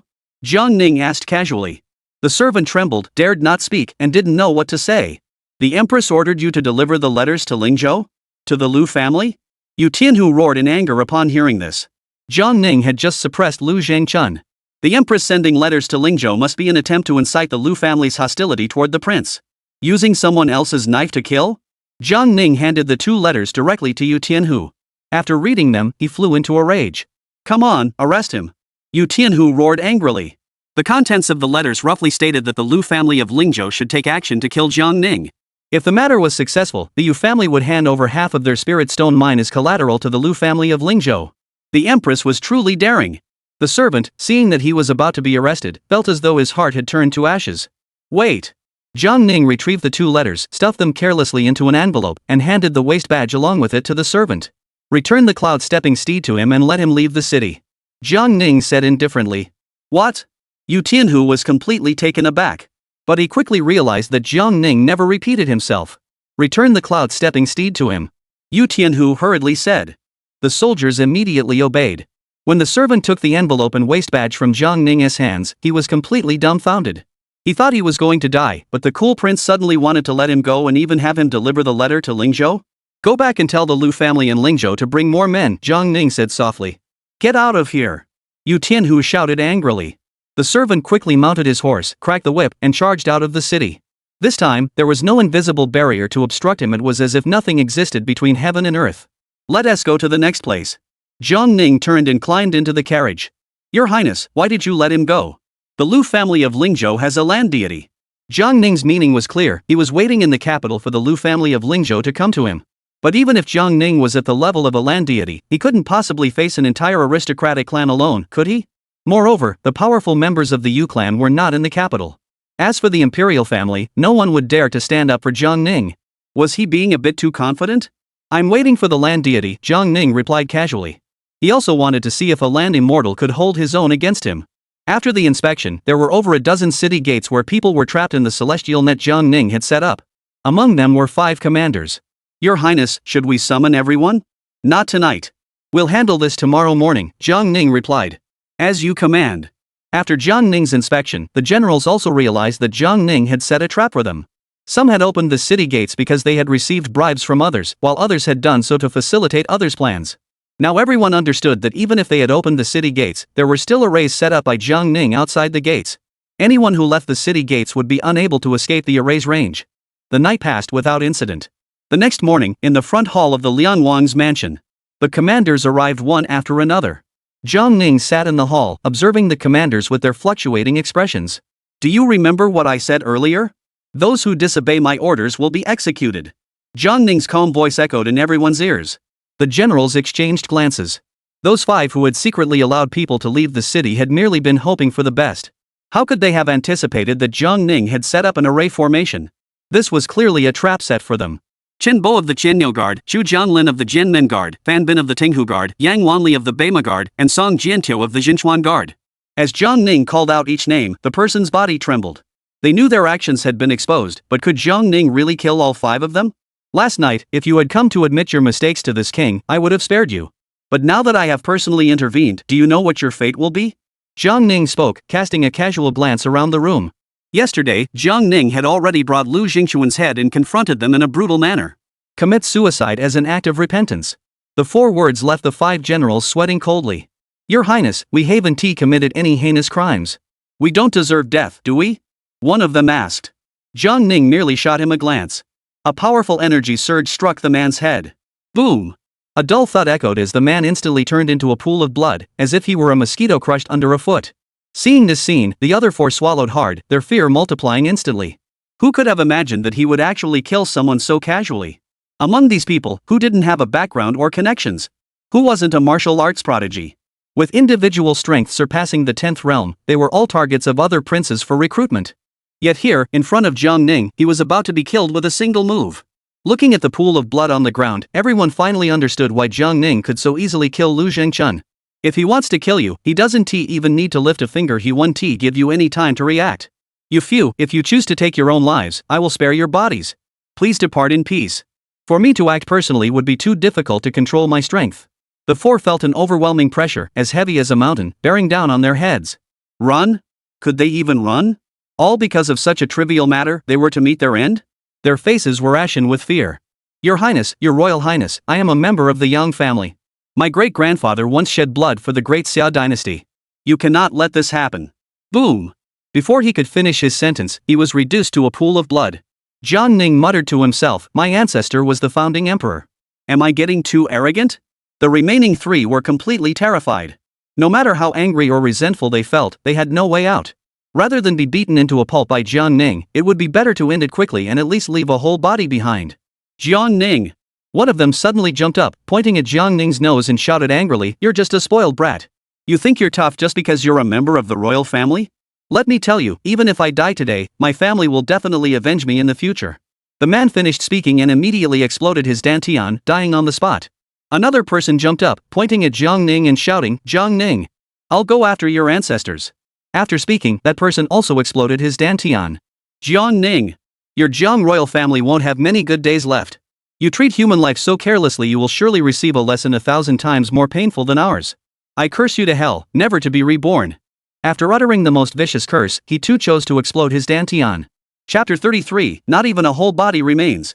The front hall of the Wang mansion fell into silence. Those who were not involved in the incident, upon witnessing the scene, were all terrified, daring not to breathe a single breath. This was true murder, with no mercy shown at all. With such an iron fist, does the cool prince truly fear that some ancient ancestor from another family might come and crush him with a single palm strike? Jiang Ning swept his gaze over the people present. Those who refuse to obey my orders may surrender their military insignia and resign. I will not force you, Jiang Ning said indifferently. The crowd looked at each other, unsure whether to stay or leave. But Jiang Ning's next words completely changed their mindset. Those who choose to stay will have the 5 regiments under your command, and you will be responsible for their unified command and deployment. They had originally believed that the high and mighty Jiang Ning was merely treating them like beasts of burden. However, Jiang Ning's order would effectively double their strength. This meant their future military rations would double a tangible benefit. Those who had not yet pledged allegiance immediately stood up and bowed in respect. This subordinate, Wen Kai of the Heavenly Wolf Guards, is willing to serve under Prince Liang. Regardless of how the situation unfolds in the future, they would first accept this additional company of troops. Even if Prince Liang were to meet his end, having tens of thousands of troops under his command would still be a solid foundation for the future. The other 4 hesitated briefly before also choosing to accept the military authority. This humble soldier, Xiong Wenjing of the Jingchuan Guard, vows to serve His Royal Highness the Prince of Liang. This humble soldier. Take the bodies of these men and return them to their respective places. We obey your orders and take our leave. Yu Tianhu was somewhat excited. Jiang Ning had just given the other 5 commanders of the guards some benefits, and they knew Jiang Ning's style of doing things. Having accepted his favors, they dared not openly defy him anymore. The 12 guards had a total of 80,000 troops, all of whom were cultivators, with no ordinary mortals among them. Someone, clean the floor thoroughly. Yu Tianhu called out. Take Chen Bo and Yan Wanli back. Jiang Ning said. Yu Tianhu was taken aback upon hearing this. Both of them had been crushed to death, simply reporting their deaths would suffice. Why send them back? Isn't that like killing them and then adding insult to injury? Bring someone here. Take Chen Bo and Yan Wanli back. Yu Tianhu changed his words. Several soldiers who were about to clean up hesitated upon seeing the 2 bodies on the ground. Their clothes were still intact, but they were in shreds, almost stuck to the floor. The soldiers fetched 2 storage bags, picked up the blood-stained clothing fragments from the floor, and placed them inside the bags. The soldiers carried the 2 bags and first delivered them to Chen's mansion. Chen Bo of the Qianyao Guard disobeyed the king's orders on the battlefield and was executed by the king of Beiliang. These are Chen Bo's remains, sent here in the name of the prince. The soldiers spoke and then left immediately. Everyone in the Chen mansion rushed out, staring in disbelief at the storage bags. Chen Bo's remains? Just a storage bag? Upon opening it, the entire family was struck speechless. Where were the remains? There were only a few blood-stained rags. This is outrageous. Absolutely outrageous. Someone, help this old man change his clothes. I must go to the morning court session. An elderly man was so enraged that he was blowing his beard and glaring angrily. The Chen family had once been vassals of the Zhao clan and had rendered meritorious service to the Zhao family. Chen Bo, the eldest son of the Chun family, was still alive and well this morning, yet now there were only a few rags left? The soldiers delivered another storage bag to the Yang mansion. Upon seeing the rags inside the storage bag, the people of the Yang mansion reacted much like those of the Chen mansion. This is outrageous. Absolutely outrageous. Our Yang family has served as generals for generations, yet now the heir of the Yang clan has met such a fate, with not even his bones remaining? I must go to the palace and demand an explanation from the emperor. Master, please calm down. That Liang Wang is extremely ruthless. He recently killed the entire family of Wei Yuan Ho and Lu Zhengchun. If you dare to accuse him, he might kill our entire family. Does that mean my grandson died in vain? Prepare the carriage, I'm going to the palace. Outside the Taiyi Palace, the morning court session had not yet begun, and the ministers were waiting to enter the hall. At that moment, several retired elders suddenly arrived. Master Yang, why have you come personally? Could it be that the Empress has summoned you? The elderly man surnamed Yang, dressed in a simple yet elegant set of armor, though his hair was white and he was frail with age, still retained a hint of the fierce aura from his days on the battlefield. Oomph! The Prince of Liang has gone too far. He killed my grandson. I must demand justice from the Emperor. Another elderly man, upon hearing this, immediately stepped forward. Mr. Yang, your grandson was also killed by the King of Liang? My family, the Chu family, has served the great Xia dynasty for generations, yet this morning, my son's body was returned to us. Yang Lao, upon hearing this, cried out in grief, my grandson didn't even get a proper body. All that's left are a few rags. Old Yang, my grandson is the same. Only a few rags remain. What has the Chen family done to offend the court? What have we done to offend the emperor? Why kill my grandson? Why not even leave his body intact for me? The Chen surnamed old man spoke with tears streaming down his face, overcome with grief. Two more people interrupted, each more furious than the last. Outside the Taiyi Hall, the ministers listened to their stories and were filled with indignation. They had all witnessed the tyrannical ways of the Liang Wang. But they never imagined that the Liang Wang would kill so many people this morning. And these few people were mostly descendants of military families, whose ancestors had all shed blood for the great Xia dynasty. Their persecution had reached such a point that it was an outrage to both heaven and earth. I must go to the emperor to demand justice. I must go find the emperor as well. Let us go to the Hall of Clear Mind to find the emperor. The ministers surged forward like a tidal wave of anger, heading from the Tai Chi Hall toward the Qingxin Hall. The emperor was seated in meditation within the Tai Chi Bagua array, suddenly hearing the commotion outside, which displeased him. He had already issued an edict. Without the emperor's summons, no one was permitted to set foot within the premises of the Hall of Clear Mind. There seemed to be quite a few outsiders outside. What is the situation outside? The emperor furrowed his brows slightly. Your Majesty, the civil and military officials have arrived, and they seem very angry, the female state councillor whispered. The emperor sighed and remained seated. He wondered who had caused trouble again. This wasn't the first time. He had no time to concern himself with court affairs. He knew well that even if the court was governed flawlessly, it could not reverse the declining fortunes of the great Xia dynasty. He did not seek a day of peace, he only desired to extend the dynasty's reign for 10,000 years. Let them make a commotion. Do not allow them to enter, the emperor said in a stern voice. As you command. Jiang Ning entered the palace to attend the morning court session. Upon reaching the gates of the Taiyi Hall, he looked inside and found it empty. Could it be that there was no grand court assembly today? Your Highness, Lu Jin bowed his head and approached Jiang Ning with humility.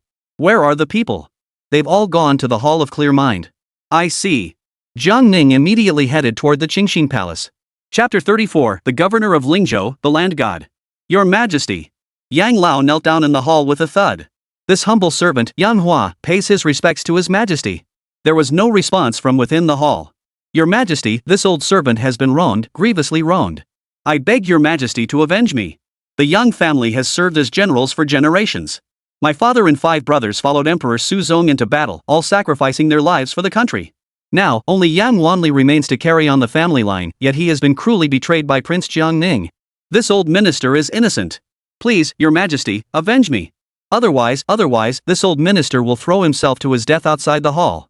Yang Hua's voice was filled with unbearable sorrow, causing those who heard him to shed tears and those who listened to be deeply moved, as if the heavens themselves were moved.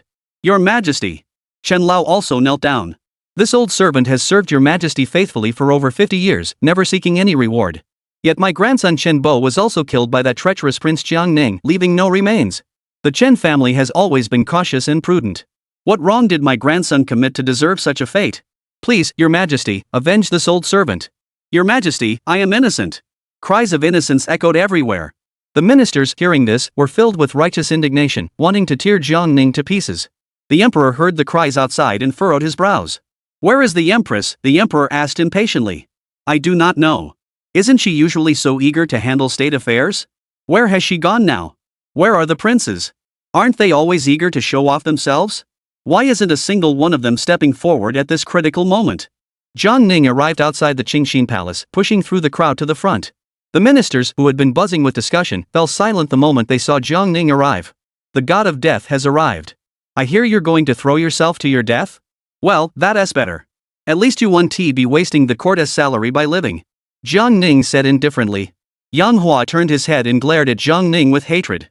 Those words nearly made him explode with anger. He felt deeply insulted by Jiang Ning. What had he done wrong? He had served diligently until retirement, never making a single mistake. Yet Jiang Ning had dared to humiliate him like this in front of all the ministers? Old minister, I can't go on. Yang Hua got to his feet and charged toward the stone bench beside the white marble steps. Yang Lao, don't act impulsively. Old Yang, why are you doing this? Old Yang, please calm down. Calm down. How can an old man like me calm down? Yang Hua struggled desperately to ram himself into the stool, while other ministers risked their lives to hold him back. A crowd of people were pulling and pushing, and the area outside the Qingxin Palace was almost like a bustling marketplace. The young disobey orders, the old rely on their age to cause trouble. As soon as Jiang Ning spoke, everyone stopped and turned to look at him. You two, grandfather and grandson, have brought shame upon the young family of the military clan. The cool prince has humiliated this old man in such a way I have no desire to live anymore. Yang Hua continued to struggle. Let go of him. Jiang Ning suddenly raised his voice and an invisible aura spread out. The officials holding Yang Hua reluctantly let go. Go ahead and charge. No one is stopping you now. The rest of you, why not join him? Jiang Ning's tone returned to its usual coldness. Yang Hua, seeing no one holding him, immediately knelt down again. Your Majesty, Your Majesty. You heard it yourself. The Prince of Liang publicly humiliated this old man. What face do I have left to live in this world? All ministers, proceed to the Taiyi Hall for the morning audience. Jiang Ning scanned the crowd and coldly said, this prince does not like to repeat himself. Feeling the invisible pressure emanating from Jiang Ning, several ministers quietly retreated. Everyone knew the style of this prince. With the emperor absent and the empress not present, none of the other princes had shown up either. If they disobeyed the order, they would be asking for trouble. The prince's absence spoke volumes. Everyone knew they were simply waiting to see how the emperor would punish Jiang Ning. Lu Jin. Your servant is here. Arrest these old fossils who have disturbed the emperor's seclusion. Flog them 50 times with a court rod and expel them from the imperial city. Anyone who dares to make a commotion before the imperial city gates shall be executed on the spot. Jiang Ning left those words behind and turned to leave. Your Majesty. Yang Hua was about to continue shouting, but he forced himself to swallow the rest of his words. If Jiang Ning could order the execution of Yang Wanli without hesitation, what chance did he, an old man, have? But Yang Wanli had died so unjustly, without even a proper explanation for his family? How could the imperial family treat the descendants of the Yang family so harshly? At that moment, the emperor's voice echoed from the Qingxin Palace. The court punishment is forgiven. You may all leave. Gentlemen, you are all veterans of this dynasty. Go home and give thanks. Don't make things difficult for me. Lu Jin bowed his head humbly. Inside the Qingxin Palace, the emperor finally sighed in relief. He never expected that at such a critical moment, it was the 9th prince who dared to step forward. The emperor was well aware of the dire straits the Great Xia dynasty was facing. In this turbulent period, the Great Xia dynasty needed a strong leader to turn the tide. The 9th prince indeed possessed the courage and resolve required, making him highly suitable for the role of regent. But can he become the strong leader who will save the Great Xia dynasty? Afternoon. The cloud-striding steed darted forward like a fiery bolt of lightning, traversing mountains and rivers as though they were flat ground, racing all the way to the outskirts of Lingzhou city.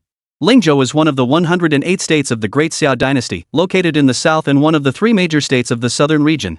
Its administrative center is Lingzhou city.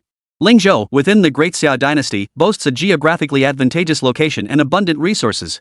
A 1,600-mile-long spirit stone vein, a celestial paradise, and a hidden realm. All these resources belong to the Lu family of Lingzhou.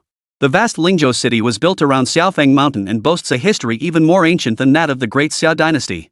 Xiaofeng Mountain is one of the 36 divine lands of the Great Xia dynasty, the Xiaofeng Mountain Divine Land. The servant spurred his horse into the city and rode straight to Xiaofeng Mountain.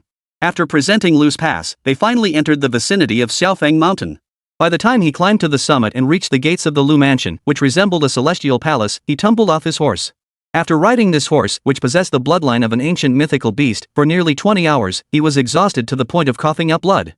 The square outside the Lu mansion's gates was bustling with people. As soon as the servant fell from his horse, someone noticed him. I am the steward of Lord Lu Zhanglin, the right censor-in-chief. I have 2 letters to deliver to the master of the household. The servant spoke with great difficulty, clutching 2 envelopes tightly in his hands before finally fainting. Quick, carry him inside. The Lu mansion was adorned with lanterns and decorations, bustling with activity. All the powerful officials and martial arts masters of Lingzhou were arriving in droves. Congratulations to the governor for successfully reaching the 15th realm and becoming another land deity of Lingzhou. Governor, even when you were only at the 14th realm, you had already defeated all your peers in Lingzhou without a single loss. Now that you've reached the 15th realm, you must be the strongest martial artist in Lingzhou. Xiao Zhongju, you're wrong. The governor is now undoubtedly the strongest in the world. The governor is truly a martial arts prodigy. After less than half a month of seclusion, he has successfully broken through. We can only look up to him in admiration. In the hall sat a man dressed in crimson official robes, radiating joy. Despite being over 100 years old, he looked no different from someone in their 40s or 50s. The governor of Lingzhou, Lu Zhangxian. Chapter 35, The Guardian Old Monkey. The Lu family of Lingzhou has been in existence for over 1,500 years, establishing their seat of power in a divine land of immortals, blessed with profound fortune and blessings. They produced countless strong individuals, with one elderly and one young land deity serving as guardians in every era. They are one of the most powerful aristocratic clans in the entire southern region. And in this generation, another land deity has emerged. Lu Zhangxian, though 100 years old, is as vigorous as a mortal in his 30s in the cultivation world, in the prime of his life. The Lu Mansion has hosted a grand banquet, inviting numerous powerful figures to celebrate Lu Zhangxian's breakthrough to the rank of terrestrial immortal. Currently, the Lu clan boasts 2 land deities of the same generation. To be precise, there are 3. On a towering ancient tree in the front courtyard of the Lu Mansion, an old ape lay dozing on a branch. The old monkey stands 5 feet tall, with an extremely muscular build. Its snow-white fur is adorned with faint blue patterns. Though its eyes were closed, its heavy breathing gave off an overwhelming sense of pressure. 1,000 years ago, the ancestor of the Lu family went out to cultivate his martial arts and found a young monkey in the mountains, which he brought back to the mansion to raise. This young monkey was no ordinary monkey nor a demonic creature, but a spiritual beast. Beasts that have been shaped by the heavens and earth, endowed with spiritual intelligence, and born with supernatural abilities and a long lifespan are known as spiritual beasts. Monkeys break through realms through their physical bodies, and by the age of over 1,000 years, they reach the 13th realm. The old monkey not only achieved physical enlightenment but also possessed the innate ability to summon thunder and lightning. Even a land-dwelling immortal might not be able to defeat it. The old monkey's divine power can move mountains and fill seas, and the world calls it the mountain-moving monkey. It has protected the Lu family for over a dozen generations and has become the guardian monkey of the mountain. The old ape suddenly opened its eyes, leaped down from a tree branch, and sent a wave of air that knocked away over a dozen martial artists at the 6th or 7th realm. It approached the cloud-treading steed, bent its massive body, and sniffed the corpse hanging from the horse's back with its enormous nostrils. Roar! The old ape suddenly pounded its chest, letting out a deafening roar, its enormous eyes glowing with ferocity. Those around it had never seen such a spectacle. They all knew how powerful the old ape was. Seeing it about to lose control, they hurriedly stepped aside. Its anger was merely a reaction to detecting the scent of Lu Zhangchun. The master of the house had lost someone, and the old monkey was furious. "My ancestor, please calm down and eat some fruit." Someone rushed over to calm the old monkey down. In the front hall, someone quickly walked over to Lu Zhangxian's side and whispered rapidly. Lu Zhangxian, who had been wearing a joyful expression, suddenly grew solemn. "Please drink first. Forgive me for stepping away for a moment." Lu Zhangxian entered a side hall and reviewed the letters brought by the servants. Lu Zhangxian's expression grew increasingly cold and stern. At that moment, the old monkey entered the courtyard. Lu Zhangxian stepped out of the house and saw the old monkey holding a headless corpse in one hand, carefully placing it on the ground. The old monkey sat beside the corpse, his thick fingers fiddling with it for a moment before letting out several sorrowful sniffs toward Lu Zhangxian. It meant that Lu Zhangchun had been killed. "I understand," Lu Zhangxian nodded solemnly. "Bring the messenger to see me." The messenger was carried in, still unconscious. "Wake him up," Lu Zhangxian ordered. Someone immediately stuffed 2 pills into the servant's mouth, and he slowly regained consciousness. As soon as he stood up, he immediately knelt down again. "Master, I've finally managed to survive and see you." General Lu Zhangchun, the entire Lu family has been slaughtered by the Liang King. Even General Lu's head was taken by the Liang King as a trophy. General Lu died such a tragic death. The servant burst into tears. By this time, many loyal followers of the Lu family had already arrived. "Is this Xingchuan's body?" Zhangchun had already reached the 13th realm. He was beheaded, and his divine consciousness couldn't be retrieved. Could his soul have been completely destroyed? "You say it was the Liang King? When did the court gain another Liang King?" Everyone spoke at once, causing Lu Zhangxian to feel overwhelmed. "Quiet." Lu Zhangxian turned to his servant and said in a stern voice, "Speak clearly." "I only know this much." "Oh, and when I left the city, I was trapped by an invisible array. Then the Liang Wang discovered me. He had already read the contents of these 2 letters. I thought he was going to kill me, but he let me go. He also said to have more people from the Lu family come over." The servant spoke rapidly. "Who is this Liang Wang?" Lu Zhangxian asked. Lu Zhangxian had been in seclusion for half a month and was unaware of the court affairs during that time. "He is the 9th prince, Zhang Ning, the son of Empress Yu." The servant replied. "So it was him? The letter said that the Zhangchun family was killed by the Liang Wang himself?" Lu Zhangxian asked again. "Yes," the servant replied. "The letter actually made it clear that Zhang Ning's cultivation level was around the 14th realm. However, Lu Zhengxian remembered clearly that the ninth prince was only around 20 years old this year. So the contents of the letter are true. Did Jiang Ning really do it himself? A 14th realm at 20 years old? The Jiang clan of the imperial family has produced another genius. Old monkey, go fetch the old ancestor. The old monkey leaped into the air and vanished from the courtyard in an instant. Lu Zhengxian flipped his palm and a flash of light shot into the sky, exploding into a dazzling firework. Sparkles danced across the sky, lingering for a long time. This was the Lu family patriarch's summons. The Lu family's summons? Has something major happened to the Lu family? Lu the governor has just ascended to the realm of earthly immortals, and Xiaofeng Mountain is guarded by an old monkey. What could possibly go wrong? Every time the Lu clan summons appears, something major happens. In the Lu mansion, a vast hall of assembly. All the heads of the Lu family branches within Lingzhou City have gathered. Big brother, is it because there's not enough commotion at home? Did you call us back just to add to the chaos? Someone asked with a smile. Wait until the old ancestor arrives before speaking. Lu Zhengxian's expression grew solemn. Seeing Lu Zhengxian's expression, everyone knew that they had been summoned back for something serious. Something major must have happened at home. But what could be so serious to disturb the old ancestor? After waiting for a moment, two elegantly dressed young girls entered the council hall, supporting a frail, hunchbacked old man. The old man was short and frail, dressed in coarse hemp clothing, and held a weathered wooden staff as he walked unsteadily. Everyone rose to their feet and bowed in respect. Greetings, ancestor. Lu Xianfeng, the patriarch of the Lu clan, was over 300 years old. He was the great-grandfather of Lu Zhengxian and a legendary martial arts master revered as a terrestrial immortal. Very well, very well. No need for formalities. Please sit down. Lu Zhengxian personally helped the Lu family patriarch to his seat at the head of the table.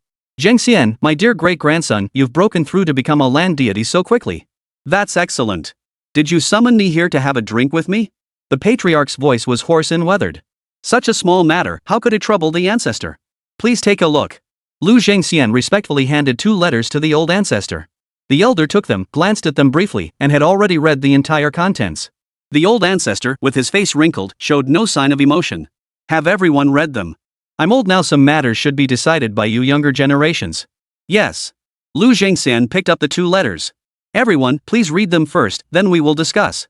Chapter 36, the Empress uses a proxy to kill, and the Lu clan turns the tables. How dare he? That so-called Liang Wang dares to arbitrarily execute members of the Lu clan? Zheng Chun is a direct descendant of the Lu clan. His two sons have been highly praised by our ancestor and are destined to reach at least the 14th realm. The Jiang royal clan is simply too arrogant. After circulating two letters among themselves, the members of the Lu clan were all filled with indignation. No wonder Lu Zhengxian had summoned everyone. Something major had indeed happened to the Lu clan. Since our ancestors first established themselves in Lingzhou, no one has dared to show such disrespect toward the Lu clan in over 1,000 years. Do they think that just because the Lu clan is not in the capital, the Jiang royal clan can kill Lu clan members at will? The Lu clan is not the declining Jiang clan. The Lu clan is at the peak of its power, the strongest it has been in the past 1,500 years. The Lu family in Lingzhou is the legitimate local ruler. These two letters have already been read by that Jiang clan brat. He even dared to say that we should send more people to cause trouble for him. Lu Zhengxian said solemnly. What? That Jiang surnamed brat dares to be so brazen? After killing Zheng Chun, he dares to openly challenge the Lu clan? This is intolerable. The Lu clan will make the Jiang clan brat pay with his blood. What do you all think of the Empress's proposal? Lu Zhengxian asked. The Empress's letter essentially instructed the Lu clan to launch a coup under the pretext of purging the court, leading a group of people to the capital to eliminate Jiang Ning. At that time, Empress Zhao would act as an insider, stirring up the emotions of the court officials and forcing Jiang Ning to leave the city. If the plan succeeds, Empress Zhao will offer half of the Yu family's mining rights as a reward. And the Lu family currently possesses the strength to carry this out. Even without the Empress's proposal, we must avenge Zheng Chun. Yes, I will devour the flesh and blood of that Jiang clan brat and shatter his bones. I will have him torn to pieces and never allowed to rest in peace. The crowd grew increasingly enraged. In truth, the Lu clan had always harbored ambitious plans. Ever since the Nine-Dragon Beacon Towers incident 700 years ago, the Great Xia dynasty had been in decline, its national strength greatly weakened. The imperial court's edicts could no longer control the Lu clan of Lingzhou. Over the past 700 years, the Lu clan had eliminated those sects that refused to submit to them and supported others. All the clans, large and small, within Lingzhou were effectively the Lu clan's henchmen. Even without the incident involving Lu Zhengchun, the Great Xia dynasty was already on the brink of collapse, and the Lu clan would inevitably become involved in the impending great struggle for power. Even if the divided Zhao clan were to reunite, they would not be a match for the Lu clan. Everyone, please remain calm. Lu Zhengxian took his seat. The Empress clearly intends to use us as a pawn to eliminate the Yu clan. The half-mine she promised belongs to the Yu clan. If we don't eliminate them, how can we obtain that half-mine? Lu Zhengxian furrowed his brows. Elder brother, in my opinion, since the Empress wants to use us as a tool, we should turn the tables on her. Under the pretext of clearing the court of traitors, we should attack Baiyu City and force the Emperor of the Three Purities to abdicate, one person exclaimed angrily. Exactly. With our current strength, overthrowing the Great Xia dynasty and establishing a new dynasty is more than within our capabilities. Another person chimed in. The Great Xia dynasty's days are numbered. A new divine mandate is about to emerge. Now that our clan elder has broken through to the land immortal realm, he is the one destined by heaven. Yes, our clan elder is the chosen one. To establish a new dynasty, many conditions are required. First, the old dynasty must be in decline, and its heavenly mandate must have come to an end. Under such circumstances, the heavens will favor the new contenders. Second, the lifespan of the new dynasty is closely tied to the martial arts cultivation level of its founding ruler. Those at the 14th realm can only establish barbarian states in remote regions, with a weak national fortune and unable to withstand any attacks. To establish a great nation in the Central Plains, one must have a land deity as the founding ruler. Only with the favor of heaven can a nation's fortune endure for generations. Lu Zhengxian naturally harbors the ambition to create a new world, but he is no reckless youth. The Great Xia dynasty is indeed in decline, but the Jiang clan must not lack any foundational strength. After all, the founding ancestor was the supreme deity of the mortal realm. It is said that within the 9 dragon beacon towers, a fragment of the founding ancestor's soul still lingers. If he, Lu Zhengxian, were to establish a new dynasty, he would certainly leave his descendants a token of protection. If the Lu clan can achieve greatness in the future, it will be the old ancestor who ascends to the throne. The old ancestor is only 300 years old. What business is it of mine? Lu Zhengxian said. The ancestor heard this and his expression flickered slightly. To become the founding emperor? He had always believed he would not live to see that day, but now it seemed there might be a chance. I am old and useless. Having lived for 300 years, I am already at peace. I do not aspire to be emperor. When you, my descendants, achieve success in the future, do not forget to carry me into the ancestral temple. Then I will not have protected you all these years in vain. The old ancestor said hoarsely. In my opinion, we shouldn't rush this matter. The Jiang clan must have some backup plans. We can use this opportunity to avenge Zhang Chun while also investigating the true strength of Baiyujing. If Baiyujing cannot be easily breached, then once we have achieved our objectives, we will retreat to Lingzhou. If Baiyujing truly is on the brink of collapse, then we will give it a push. Lu Zhengxian said solemnly. You have thought this through thoroughly, elder brother. You are right, elder brother. Regardless, we are clearing the court of traitors, which is justified. Let us follow our elder cousin's plan, first eliminate the Jiang clan's young heir, then assess the situation in Baiyujing before making further decisions. I agree. I agree as well. In truth, Lu Zhengxian had another idea. After this purge, he would inevitably sever all ties with the Jiang royal family. He desperately wanted to divide the country with the Jiang clan, each ruling their own territory. In this way, the Lu clan could also control half the country. However, after some consideration, he decided against it. If 2 dynasties were to emerge in central China, other regions would inevitably follow suit, carving out their own territories and declaring independence. At that point, the entire realm would become too chaotic, with constant warfare, and reunification would be extremely difficult. Moreover, the Lu clan would become the primary target of attacks from all corners of the realm. Therefore, there were 2 options: either overthrow the Great Xia dynasty in one fell swoop, seize control of Baiyu City, and become the legitimate rulers of the realm. Or we could continue to rest and recuperate, waiting for the right opportunity to overthrow the Great Xia dynasty. Ancestor, what do you think of our descendants' plans? Lu Zhengxian asked the old ancestor. Not bad, not bad. You have both courage and wisdom. That's good, very good. The old ancestor nodded in satisfaction. Since the old ancestor has approved, shall we act? Lu Zhengxian asked again. I hear there is a protective array around the White Jade capital. Take the old monkey with you to investigate its strengths and weaknesses. With the old monkey there, he can also provide backup for you all. As for who goes and who stays, I won't meddle in such matters. I'm old now, my mind isn't as sharp as yours young ones. Hurry! The old ancestor spoke, then slowly lowered his head and fell asleep. Chapter 37, The Art of Goading. A single call brings 100 responses. Take the old ancestor back to rest. 2 young maids cast a spell, suspending the old ancestor in mid-air, and carried him away. Everyone stood up and bowed to see him off. Elder cousin, I am willing to go to the capital to avenge Zhang Chun. I am also willing to go. We all wish to go. We are too few in number, Lu Zhengxian said. Elder cousin, do not worry. I have a disciple at the 14th realm and 6 at the 13th realm. Below the 10th realm, I have over 1,000 disciples. Elder cousin, my household also has a 14th rank expert. Me too. The people from the major branches of the Lu clan could gather together to form an army of over 10,000 cultivators. To purge the court of traitors, relying on the Lu clan and their numerous disciples should be sufficient. Lu Zhengxian personally led the troops to the capital, with an experienced veteran in tow, to put pressure on the White Jade City faction. We have no reason to fear that they will refuse to hand over Jiangning. Since we are going to Baiyu Jing this time, we must first test their true strength. Once we confirm that Baiyu Jing is truly on its last legs, we will act. Therefore, Lu Zhengxian believes that one must always keep a contingency plan in place. Silence. Lu Zhengxian raised his hand to silence the crowd. Zhang Hong. Brother, what are your orders? Old Yuan and I will lead the sect and martial arts factions to put pressure on Baiyu Jing. You take the clan members to the rear. If it comes to a fight, I'll signal you and you bring your men forward. If not, you need not show your faces. In any case, I will personally sever the head of the Jiang family's young servant and avenge the Zhang Chun family. Lu Zhengxian said harshly. You've thought of everything, elder brother. We'll follow your plan. You plan to lead the sect and martial arts factions to Baiyu Jing? Will you tell them outright to remove the traitor from the court? I have a clever plan for this. I will ensure that everyone will willingly follow us to the capital. Lu Zhengxian stood up and walked out of the council hall. Old monkey, take Jinchuan's body and follow me to the front hall. The front courtyard of the hall was growing increasingly crowded as more people arrived to celebrate, eventually becoming so packed that there was hardly any room left. Lu Zhengxian and the old monkey arrived at the front courtyard together. Old monkey placed Lu Jinchuan's body on the ground, then Lu Zhengxian leaped lightly and landed on old monkey's shoulder. Lu Zhengxian bowed in all directions. Gentlemen, I sincerely thank all of you, both old and new friends, and the righteous heroes of the martial arts world, for coming from afar. Lu Zhengxian was graceful and elegant, yet approachable and unpretentious.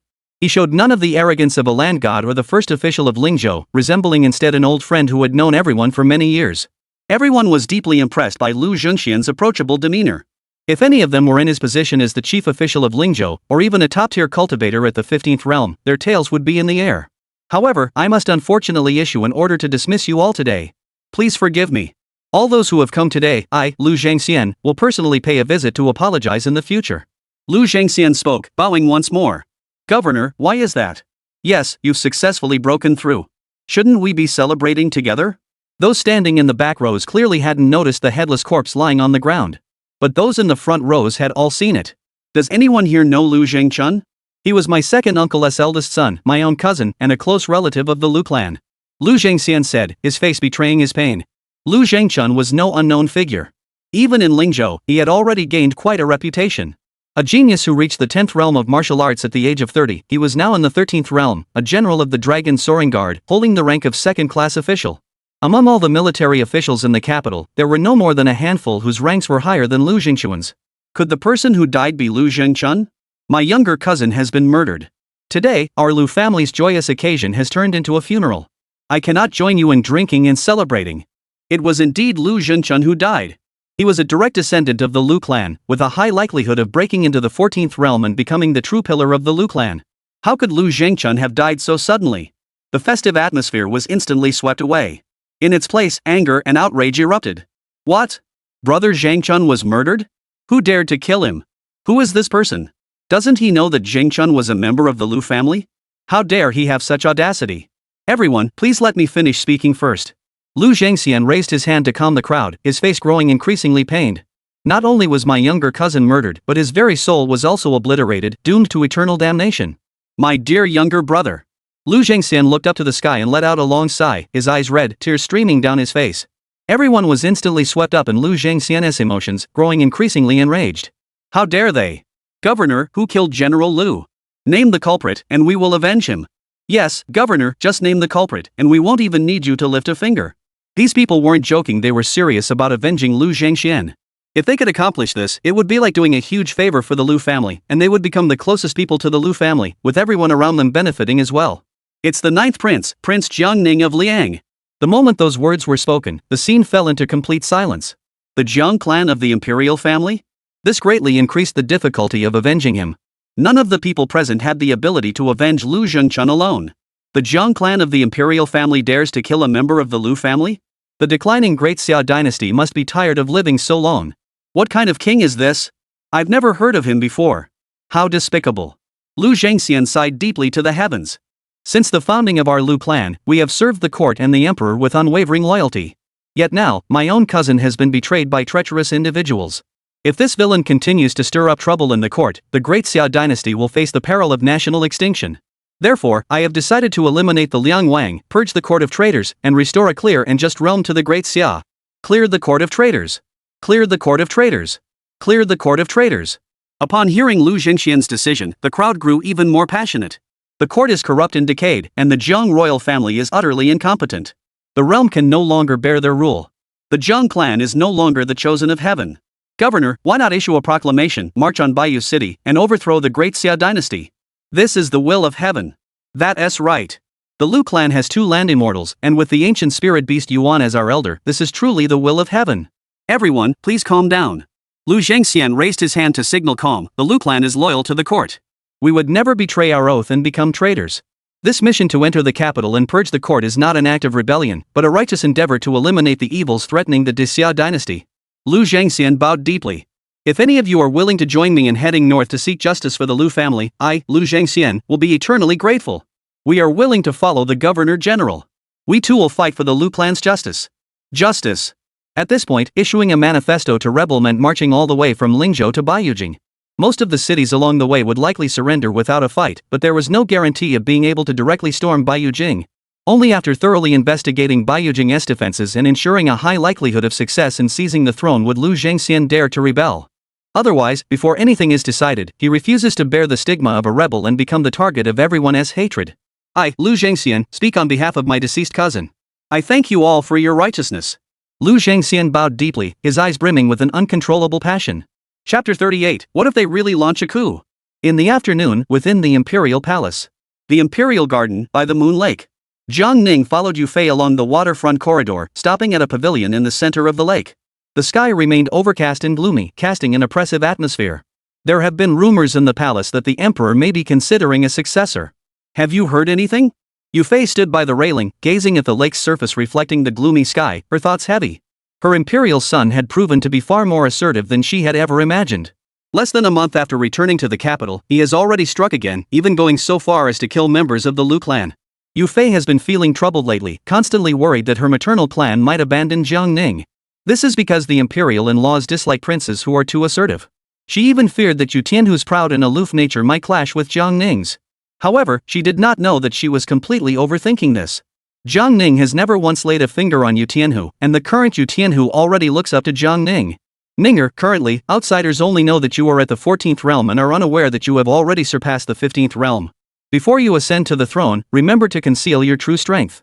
Otherwise, the current Great Xia dynasty will not tolerate a cultivator above the 15th realm inheriting the throne. Yu Fei spoke with deep concern. Jiang Ning had previously claimed to be at the 20th realm, but she didn't know how powerful that level was. But she knew that once Jiang Ning's true strength was exposed, those who sought to stop him or even kill him would only grow in number. Even if Jiang Ning were stronger, could he be stronger than the entire realm? Mother, there is no need to worry. Your son knows his limits, Jiang Ning replied. You have always been steady since childhood. When the time comes to show your skills, do so, but when it is time to hold back, you must do so as well. Your son will remember your teachings. By the way. Yu Fei thought of something joyful and smiled with a kind and gentle expression. You have reached the age of majority. According to custom, it is time for you to select a princess consort. Given your status, you should marry the daughter of a high-ranking official. However, at this time, we cannot afford to draw too much attention. After much consideration, I have selected a suitable match for you. Yu Fei smiled gently. I will follow your arrangements. Jiang Ning bowed his head. Indeed, parents everywhere are the same. When their children reach marriageable age, their weddings become their top priority. Yu Fei's actions were not merely to hasten Jiang Ning's marriage. First, by selecting a princess consort, she could alleviate the concerns of the other princes. The woman she had chosen was not the daughter of a high-ranking official, but merely the daughter of a fifth-rank official. This also means that Jiang Ning cannot use the marriage to the princess as an excuse to align himself with the powerful aristocratic clans. Secondly, Jiang Ning has a reserved personality and only feels comfortable speaking more freely in her presence. She wants Jiang Ning to become more outgoing. Lastly, whenever anything happens, Jiang Ning will have someone close to her whom she can confide in and discuss matters with. If Jiang Ning ever acted impulsively, there would be someone to stop her. The woman I have chosen for you is 18 years old, lively and cheerful in nature, with a proper appearance and natural talent. Tomorrow, I will personally escort her to the prince's mansion. You will surely like her. Yu Fei smiled. Thank you for your kindness, mother. Suiyu. Yu Fei called out. The palace maid Suiyu approached with a soapbox. Your Highness, this is the pastry the Empress made personally for you. Ninger, you have matters to attend to. Do not spend all your time accompanying your mother, a idle woman with nothing to do. Coming once every 10 days or so is sufficient for me. Your humble son takes his leave. Jiang Ning took the silk box and left the palace. The prince is truly handsome. No wonder he's the Empress's son. In the entire White Jade City, there's no man more handsome than the prince. Sueyu whispered with a giggle. Little girl, are you getting amorous? Yu Fei glared at Sueyu. Sueyu realized she had been disrespectful and immediately knelt down. Please forgive me, Your Highness. I spoke without thinking. I am of lowly birth, how dare I harbor any improper thoughts toward the prince? Look at you, scared out of your wits. Get up. You've been with me since you were 10, don't you think I know you by now? Thank you, Your Highness. Jiang Ning returned to the prince's mansion, entered the inner courtyard, and sat down on a stone bench in the courtyard. He opened the silk-lined box and carefully arranged several delicate pastries on the stone table. One was peach blossom flaky pastry, one was jade dew dreamflower carving, and one was little magnolia. Jiang Ning had been obsessed with martial arts since childhood. Having reached the realm of a terrestrial immortal, he could abstain from food for life, nourishing his body with the essence of heaven and earth. But how could one so easily give up the desires of the mouth and stomach? Therefore, Jiang Ning had always loved these pastries, especially the skill of his mother, the Empress Dowager, in making them, which rivaled that of the imperial chefs. Not only were they beautifully presented, but they also tasted exquisite, making them the perfect afternoon tea. Greetings, Your Highness. Yu Tianhu bowed and entered the courtyard. No need for formalities. Come sit down and have some. Jiang Ning called out. Yu Tianhu was about to sit down when he suddenly felt overwhelmed by the honor, especially considering Jiang Ning's usually aloof demeanor. Your Highness, please enjoy it yourself. How dare I sit with you? Yu Tianhu took a step back and stood at attention. The 5 commanders have at least outwardly submitted. They didn't cause any trouble today. However, now that the prince commands 80,000 imperial guards, the other princes haven't made a single move. This is quite puzzling to me, Yu Tianhu said solemnly. Their thoughts are similar to yours. They merely believe that the 12 guards are superficially submitting to this prince. Additionally, you overlooked one detail. Among those I executed, there was a member of the Lu clan from Lingzhou. Perhaps they are all waiting for the Lu clan's next move. Jiang Ning spoke casually, picking up a piece of peach blossom-shaped pastry and putting it into his mouth. A delicate fragrance of peach blossoms mingled with the rich aroma of cream as it melted in his mouth. The texture was smooth, and the taste was sweet. Jiang Ning let out a faint smile. Oh right, Your Highness didn't mention it, or I almost forgot. That Lu family of Lingzhou. Yu Tianhu saw Jiang Ning's expression change for the first time, and he realized that Jiang Ning wasn't always expressionless. The servant was riding a cloud-stepping steed. He must have already arrived at Lingzhou City. By now, the Lu family of Lingzhou must have already learned of Lu Jingquan's death. The Lu family has been accumulating power for years and has become a powerful regional warlord with immense strength. Moreover, the Lu family possesses a 1,000-year-old guardian spirit beast, effectively granting them 2 land-based immortals. Yu Tianhu spoke, suddenly feeling the insignificance of the Yu clan. The Empress has ordered the Lu family to purge the court of traitors. What if they really launch a coup?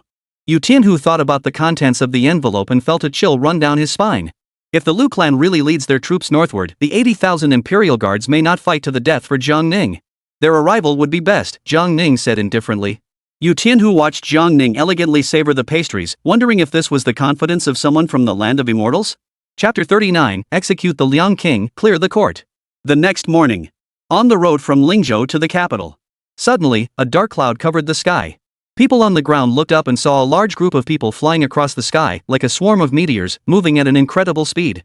Look, there are immortals flying by. Wow, so many immortals. What are they doing? Don't just stand there.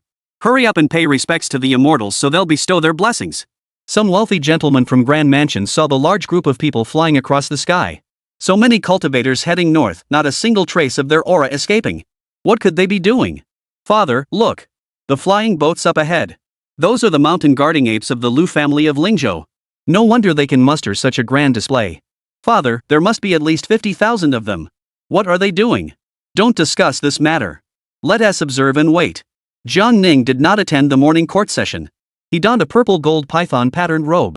The silk robe had a dark purple base, embroidered with golden threads forming flying python patterns. Compared to the white brocaded python robe, which gave him an elegant and graceful appearance, the purple gold python robe added a touch of maturity and dignity to his already handsome features. He stood in the front courtyard for a moment, then heard the carriage approaching and immediately stepped forward to greet it. Sueyu helped Yu Fei down from the carriage, and then helped another woman down from the carriage. Jiang Ning took a close look at the woman. She was about 18 years old, as her mother had described, and her facial features suggested a lively and spirited personality. Dressed in a light red water smoke-colored skirt, her delicate features were highlighted with a touch of liveliness. Your humble son pays respects to the Empress. Jiang Ning bowed. Ninger, you are always so formal.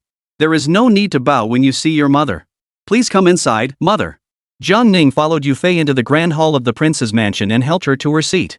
The woman followed behind, curiously observing Jiang Ning's silhouette. This tea was personally brewed by your humble son. With so many maids in the household, why must you brew the tea yourself? It's just a small token of my heartfelt intentions. Very well, very well. Yu Fei picked up the teacup and gently tapped the rim with the lid. Ninger, this is Ruolan, the eldest granddaughter of Ruoyu, the deputy minister of the Ministry of Justice. Take a look, do you approve? This humble maiden is Rulan. I pay my respects to His Royal Highness the Prince of Liang. Rulan curtsied. No need for formalities. Please sit down first. Thank you, Your Highness. Ruolan gracefully took her seat. This young woman was of average appearance and did not leave any particularly striking impression on Jiang Ning. She was merely the deputy minister of the Ministry of Justice, a fifth-rank official. To Jiang Ning, her family background was indeed extremely lowly. However, Jiang Ning himself did not hold such views. If he were to set his sights on a woman, even if she were a peasant girl, what would it matter? Upon first meeting, there's no question of being satisfied or dissatisfied, Jiang Ning spoke frankly. Rulan has a lively personality and is very independent. Her moral character is naturally excellent. If you have no objections, I will personally send the 3 letters and 6 betrothal gifts to the Ruan family, Yu Fei smiled. Jiang Ning hesitated for a moment. He fully understood his mother's feelings. She didn't want to draw too much attention, so she was trying to find a woman of low status for him. But was such an important matter to be decided so hastily? Earlier, Jiang Ning had felt indifferent, but now that the time had come, he found it difficult to decide. It wasn't that he couldn't refuse, but he didn't want to disappoint his mother's expectations. With his status, he could still be selective before marriage. In an ordinary family, it would be the parents' decision and the matchmaker's words. Only on the day of the wedding would the couple see each other for the first time. Ninger has always been decisive. Why are you hesitating today? Yu Fei asked with a hint of confusion. Rulan noticed Jiang Ning's hesitation and felt as though she hadn't been chosen by the cool prince, which was a blow to her pride. There was nothing she could do. The Liang Wan was not only of noble birth but also exceptionally handsome. Which young maiden wouldn't be captivated by someone like the Liang Wan? Just as Rulan was feeling a bit down, Jiang Ning spoke up, I will follow mother's arrangements. Alright, then this matter is settled. Yu Fei smiled happily. Roland's heart filled with joy. At the same time, outside the southern gate of the capital city, a flying boat darted through the sky like a bolt of lightning, suddenly coming to a halt 2 li outside the southern city gate. At the front of the flying boat stood a man dressed in crimson official robes, with a treasure sword hanging at his waist. He was none other than Lu Zhangxian, the governor of Lingzhou. Beside Lu Zhangxian stood a massive old ape. It hunched its body, with its arms hanging down onto the deck. It gazed at the majestic white jade city shrouded in grey mist and rain. A restless expression flashed across Lu Zhangxian's eyes. At that moment, countless people surged forward like a tidal wave, some wielding swords and blades with magical techniques, others riding flying beasts, arriving one after another outside the capital city. The soldiers on the southern city walls were nearly terrified out of their wits at the sight. Tens of thousands of cultivators and various strange beasts appeared, some floating in the air, others landing on the ground. Everyone carried magical treasures and divine weapons, their aura filled with murderous intent, ready for battle. What's going on here? So many cultivators? Where did they come from? Quickly report to the general and ask if there has been any notification of tens of thousands of cultivators entering the capital. Soon, Wen Kai of the Heavenly Wolf Guards, who had received the news, hurriedly climbed the city walls. Seeing this scene, Wen Kai's expression grew incredibly solemn. Tens of thousands of cultivators, each carrying magical artifacts and divine weapons, had also brought so many spiritual beasts. Yet he had not received any reports of a large-scale influx of cultivators into the capital. This must be a rebellion. Who dares to come forward? Wen Kai bellowed loudly, his deep voice echoing through the air. At that moment, a figure appeared on the flying vessel, clad in a crimson official robe. From such a distance, Wen Kai could not make out his features. However, he saw the gigantic spirit beast that appeared alongside the man, an old ape with snow-white fur and pale blue patterns. The guardian old monkey of the Lu family of Lingzhou. Therefore, these cultivators had all come from Lingzhou, 8,000 miles away. As for their purpose, Wen Kai understood it immediately. Not long ago, Jiang Ning had annihilated the entire Lu Zhengchun family, leaving no survivors. Lu Zhengchun was a direct descendant of the Lu family of Lingzhou, not yet 80 years old, yet already at the 13th realm his talent was undeniable. Now that the Lu family of Lingzhou has brought tens of thousands of cultivators here, they must have come to avenge Lu Zhengchun. They might even use revenge as an excuse to stage a rebellion. That was tens of thousands of cultivators, and among them, those of high cultivation were undoubtedly numerous. If they were to launch an attack, the Imperial Guard would have to activate the city defense array. As for the city wall, it would be no different from flat ground in the face of those cultivators who can fly through the skies and teleport. In the end, Jiang Ning had indeed provoked some troublemakers into coming to our doorstep. This is Lu Zhengxian, the governor of Lingzhou. Lu Zhengxian's voice reached Wen Kai's ears. It was none other than the current head of the Lu clan of Lingzhou, and the second most powerful figure in the Lu clan of Lingzhou. Execute the Liang King. Clear the court of traitors. Lu Zhengxian's voice echoed across the heavens and earth. At that moment, tens of thousands of cultivators shouted in unison. Execute the Liang King, purge the court. Execute the Liang King, purge the court. The shouts shook the heavens and earth, their momentum overwhelming. However, when Kai failed to notice a crucial detail, the overwhelming aura emanating from the tens of thousands of cultivators had not affected him in the slightest. His mind was focused on the task at hand, completely ignoring the grand array that Jiang Ning had set up. Even if Lu Zhengxian were to give the order at that moment and tens of thousands of cultivators charged the city walls together, they would still be unable to break through Jiang Ning's array. Moreover, they hadn't even sensed the existence of the array before them. Chapter 40. The entire court forces Jiang Ning out of the city. There is a traitor named Jiang Ning in the court. We are here to eliminate the traitor, restore justice to the court, and seek retribution for the members of the Lu clan. Let Jiang Ning come out to face his death. Once we have his head, we will withdraw. Hurry and report this. Lu Zhengxian's voice shook the heavens and the earth. Standing directly before Bai Yujing, he was particularly arrogant. Otherwise, do not blame this official for acting first and reporting later. When Kai felt immense pressure, but seeing that the other party had no immediate intention to act, he spoke aloud, Lu General, please wait a moment. I will go report immediately. When Kai rushed toward the palace, ignoring the palace guard's attempts to block him, and ran straight into the Tai Hall. Report.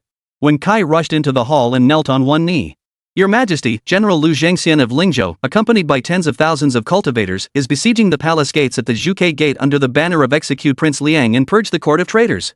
Lu Zhengxian also stated that if the court refuses to hand over Prince Liang, he will act first and report later. These words echoed throughout the Tai Hall.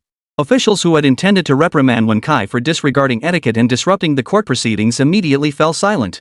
Lu Zhengxian, leading tens of thousands of cultivators, is forcing the emperor to abdicate? Execute Liang Wang and purge the court? As the governor of Lingzhou, he was not authorized by the court to leave the borders of Lingzhou without orders. And yet here he was outside the capital. What was the difference between this and rebellion? But upon considering that Lu Zhengxian was targeting Jiang Ning, the situation seemed to make sense. Who told Jiang Ning to act so arrogantly, killing Lu Zhengxuan's entire family with a single gesture? Lu Zhengqian and Lu Zhengxian are blood brothers, and the Lu clan is the most united aristocratic family among all the aristocratic clans in the realm. All the ministers were well aware of one thing: the control over the vast territory south of Lingzhou had long since slipped from the court's hands and into the hands of the Lu clan of Lingzhou. Lu Zhengxian has gone mad. He dares to leave Lingzhou without imperial orders, and even brings tens of thousands of cultivators to the city gates. He doesn't even acknowledge the court. Someone started off by passionately delivering a speech about justice. But immediately afterward, someone changed the subject. But the root of this matter lies in the fact that the Liang King unjustly executed Lu Zhengchun of the Longxiang Guard.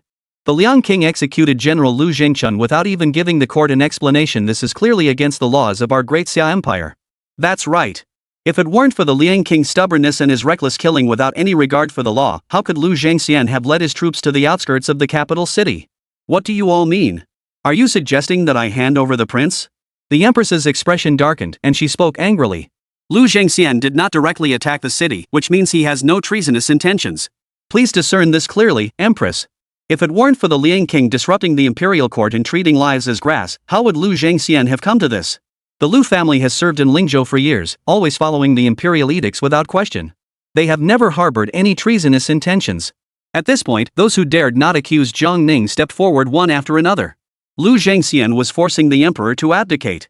All they had to do was hand over Jiang Ning, allowing Lu Zhengxian to dispose of him, and everything would be settled. Moreover, Lu Zhengxian had brought tens of thousands of cultivators with him. It was clear that if the court refused to hand over the person, they would attack the city. As for what the empress was thinking, the old foxes in the court knew all too well. No one wanted Jiang Ning dead more than the empress. Therefore, they were now united in forcing Jiang Ning out of the city to face his death, rather than appealing to the emperor to first activate the city's defensive array as a precaution. Although Lu Zhengxian has committed treason, he can be understood. But this palace will never force any prince to his death, let alone a legitimate prince of the imperial family. The empress spoke with righteous indignation. Lu Jin, go inform the Prince of Liang. If he is willing to sacrifice his life for the greater good, I will grant him great merit, have his name recorded in the family annals, and enshrine him in the imperial ancestral temple.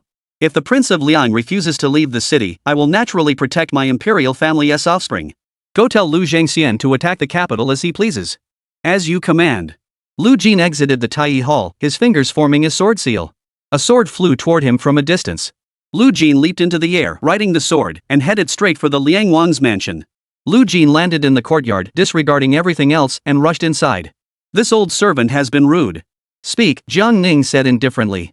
Your Highness, Lu Zhangxian, the governor of Lingzhou, has led tens of thousands of cultivators under the banner of exterminate the Liang prince and purge the court to besiege the palace, demanding that you leave the city. Lu Jin felt a mix of emotions. He had only just sworn allegiance to his master, and now this had happened. If his master were to perish, Lu Jin would be nothing more than a stray dog.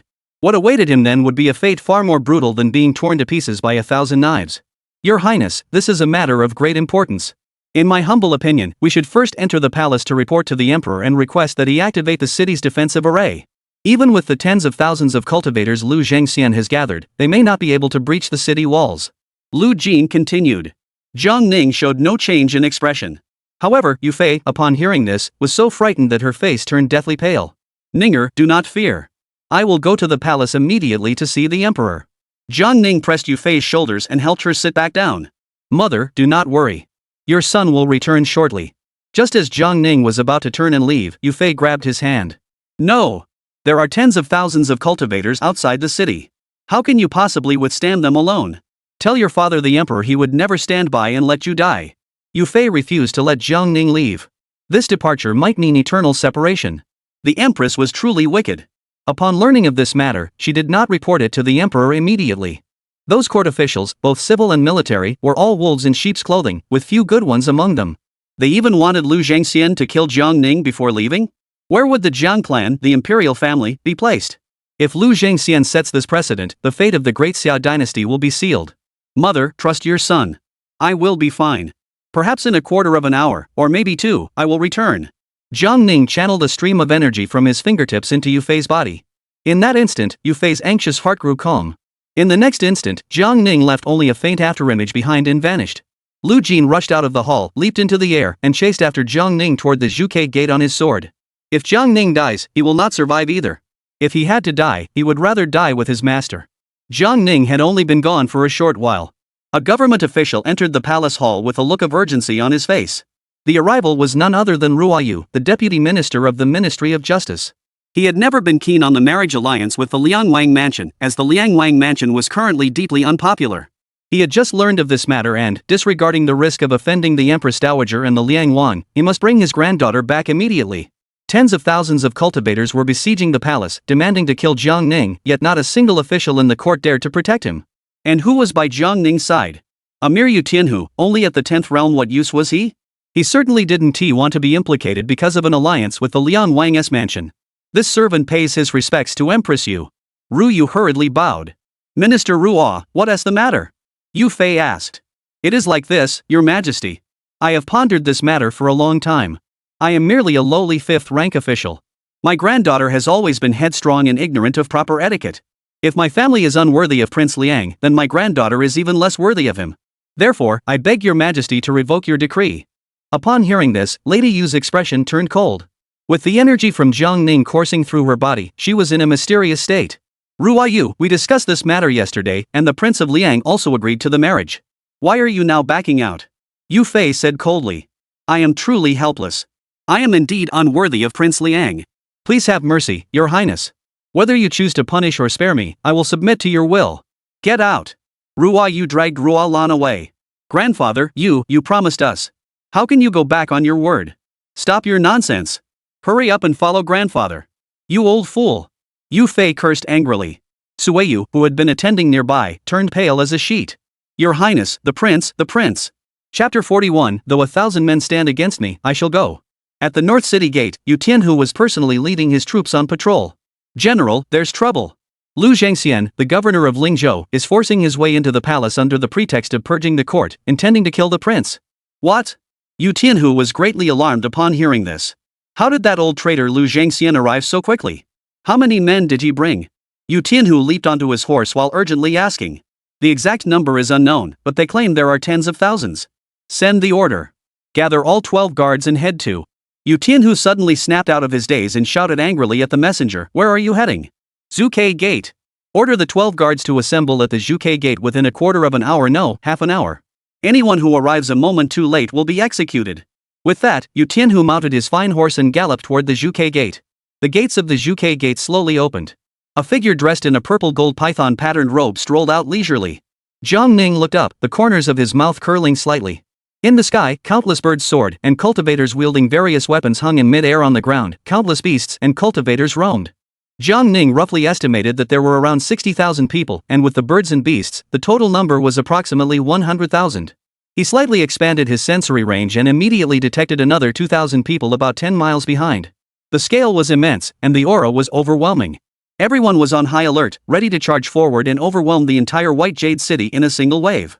Jiang Ning's gaze fell upon the ancient-looking flying vessel suspended in the air. The flying vessel was over 100 zhang in length and dozens of zhang in width, a high-grade spiritual artifact capable of soaring through the heavens and traversing the earth. However, his attention was not on the flying vessel but on the old ape.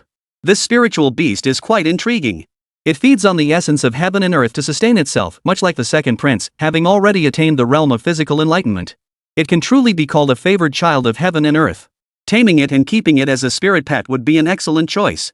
At that moment, the soldiers standing on the city walls saw Jiang Ning leaving the city alone.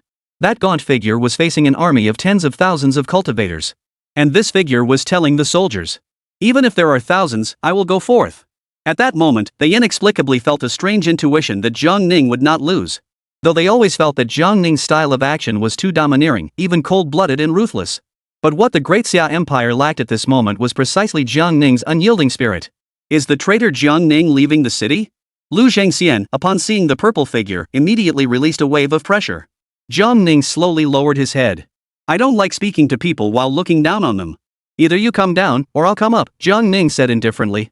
Lu Zhangxian never expected that Jiang Ning, upon seeing this display of force, not only refused to kneel and beg for mercy but instead flaunted his royal prince's authority. Come up? Do you even have the life to come up? You're only at the 14th realm. I have dozens of cultivators at the 14th realm. Even if each of us spits on you, we could drown you.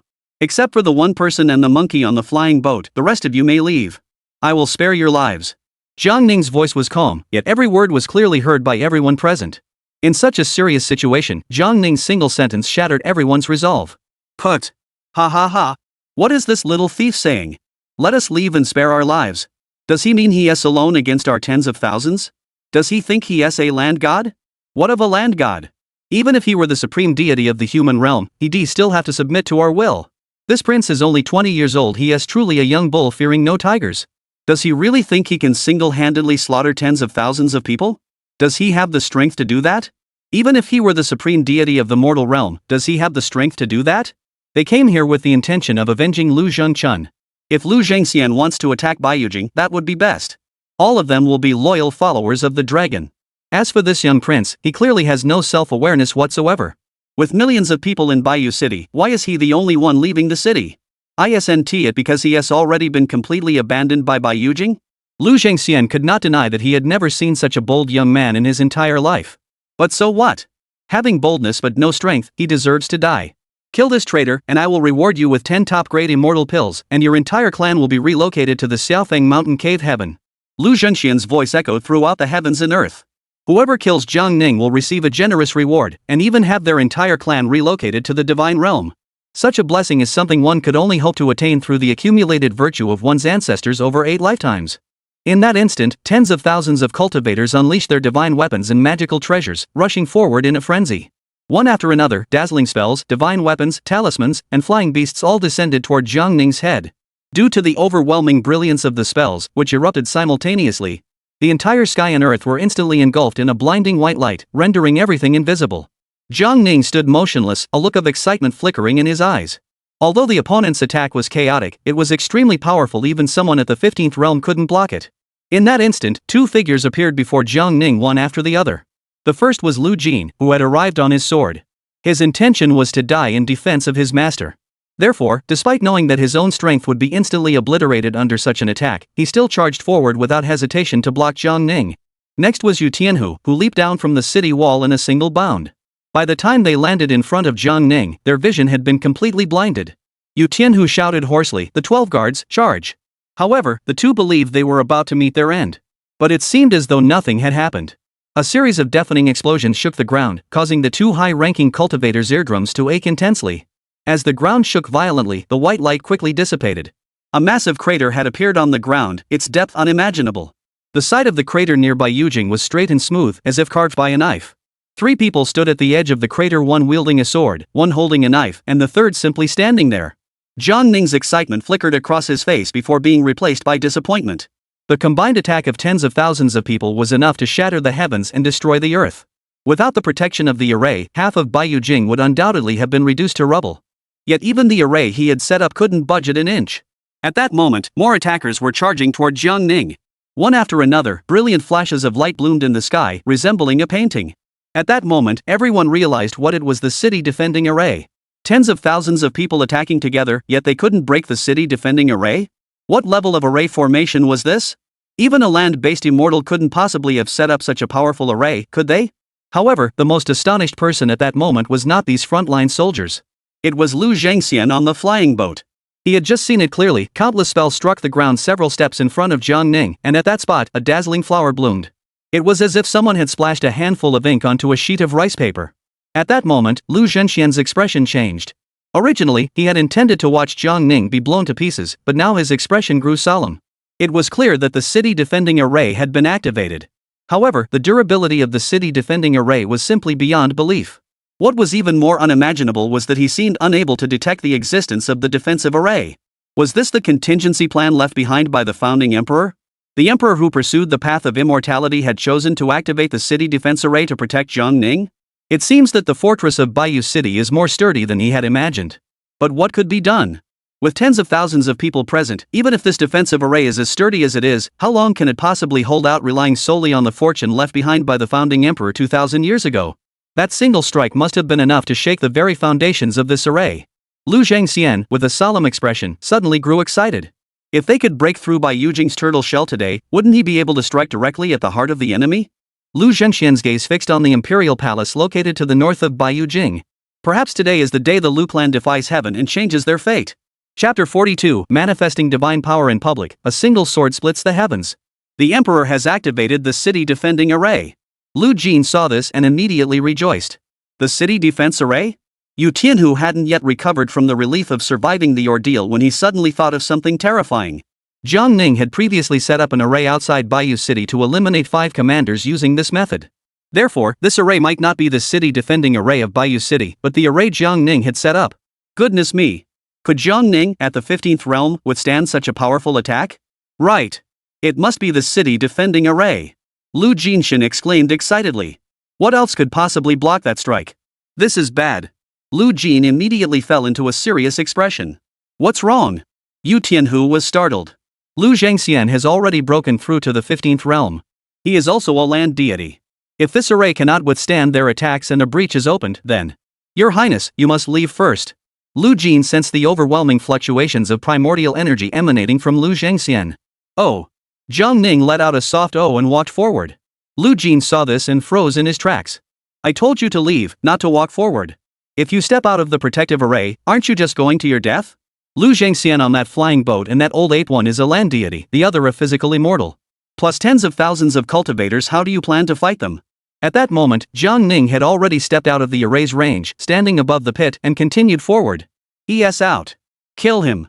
Traitor, you came out to die, didn't you? At that moment, spells flew toward Jiang Ning.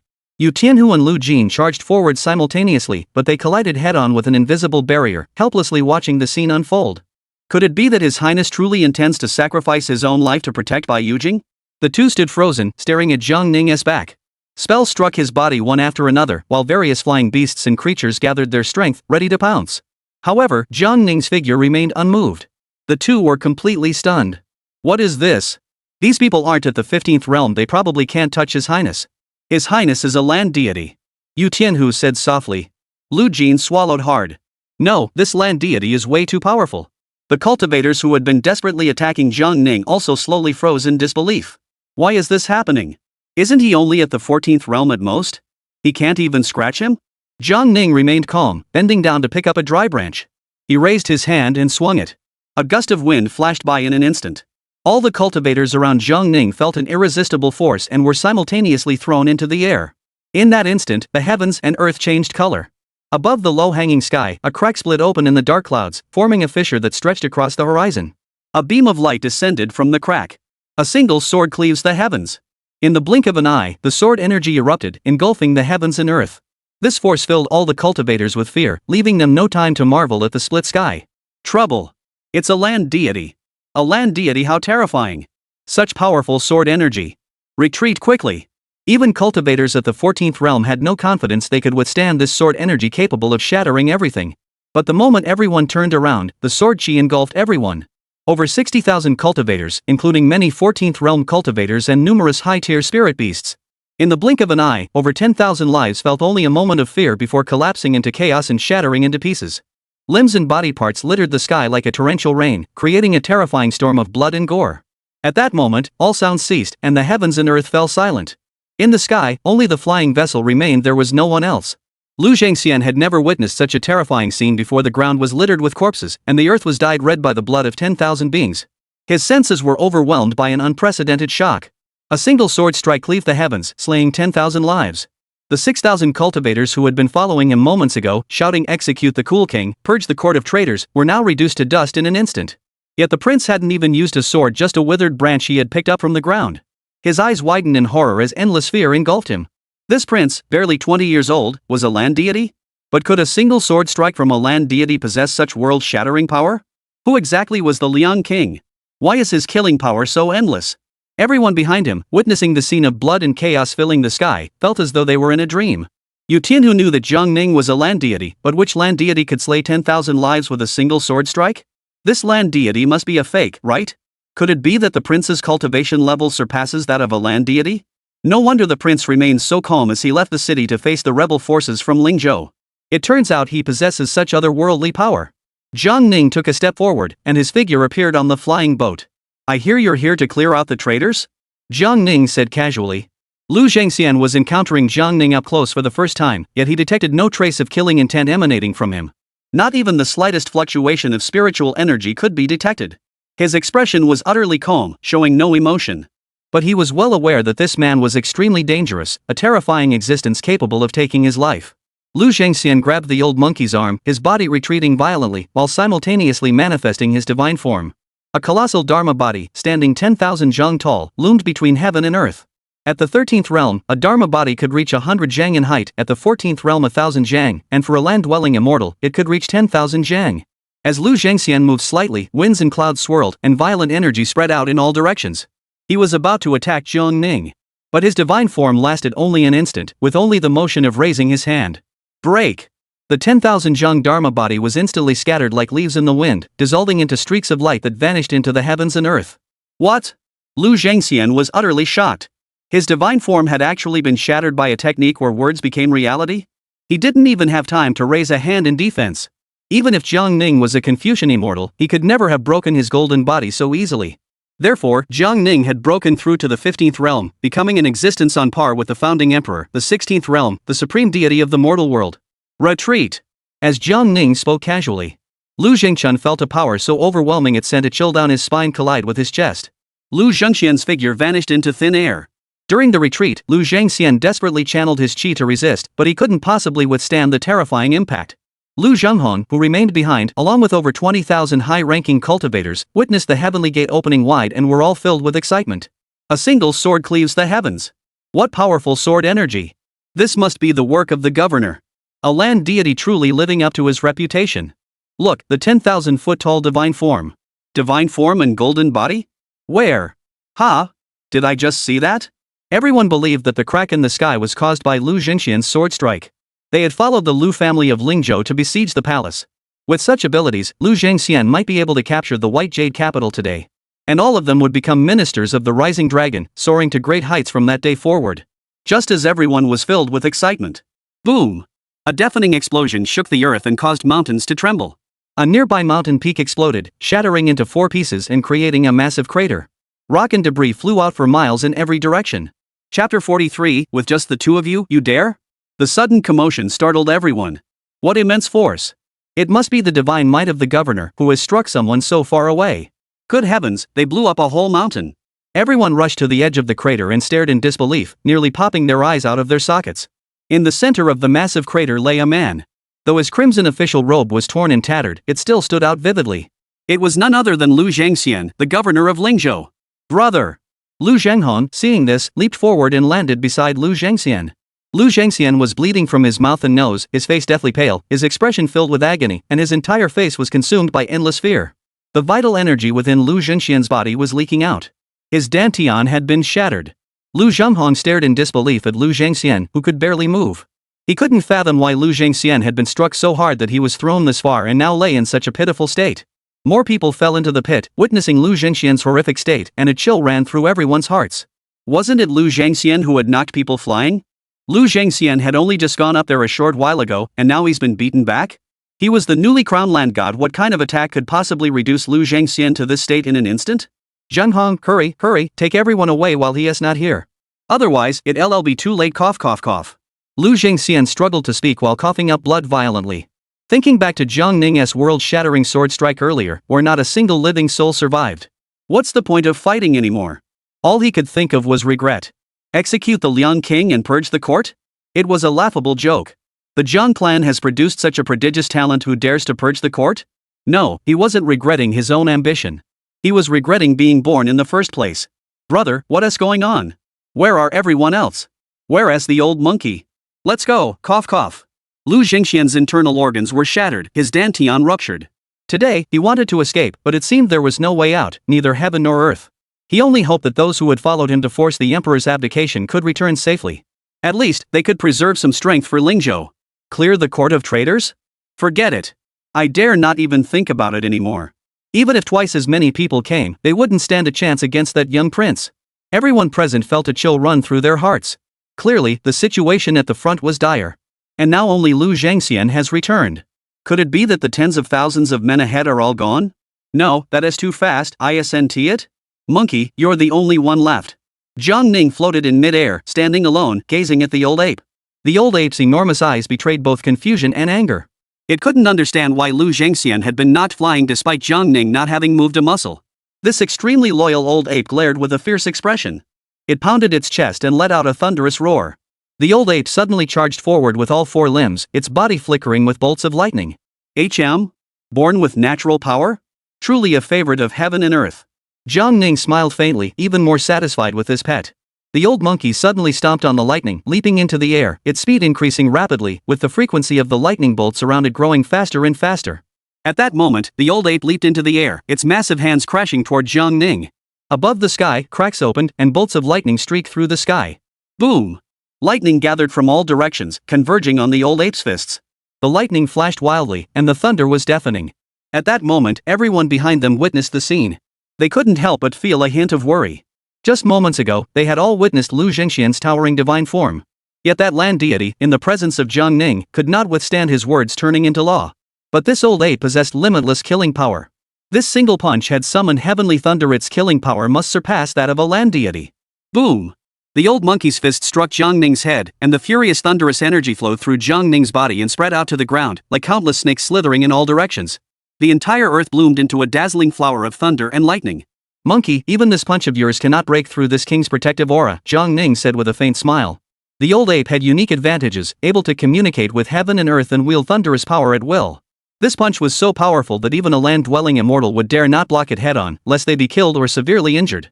The old monkey's massive eyes flashed with a human-like expression of astonishment. Roar!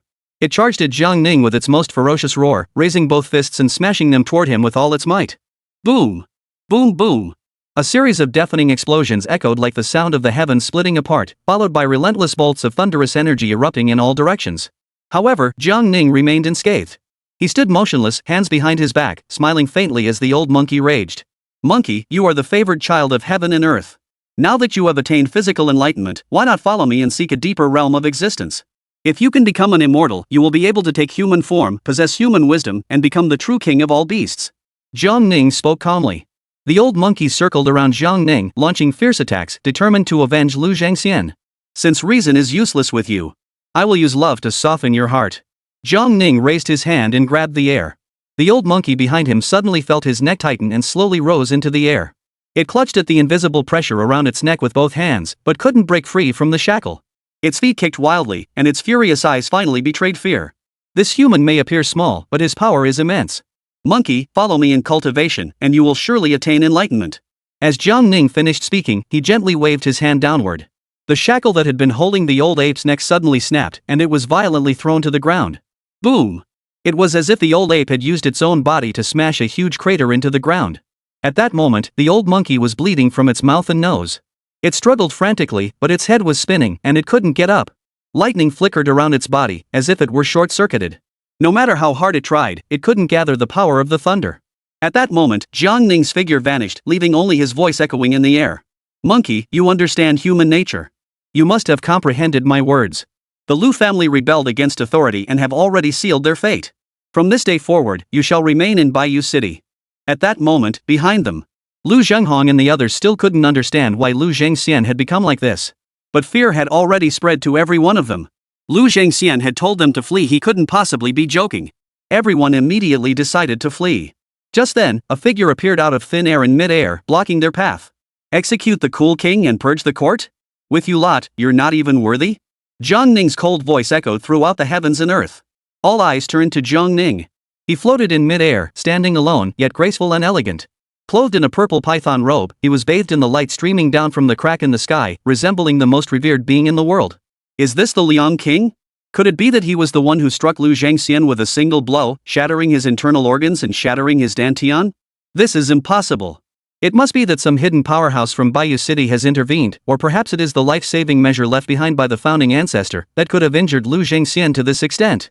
There are still over 20,000 people here, plus over 10,000 spiritual beasts and strange creatures, totaling over 30,000 lives.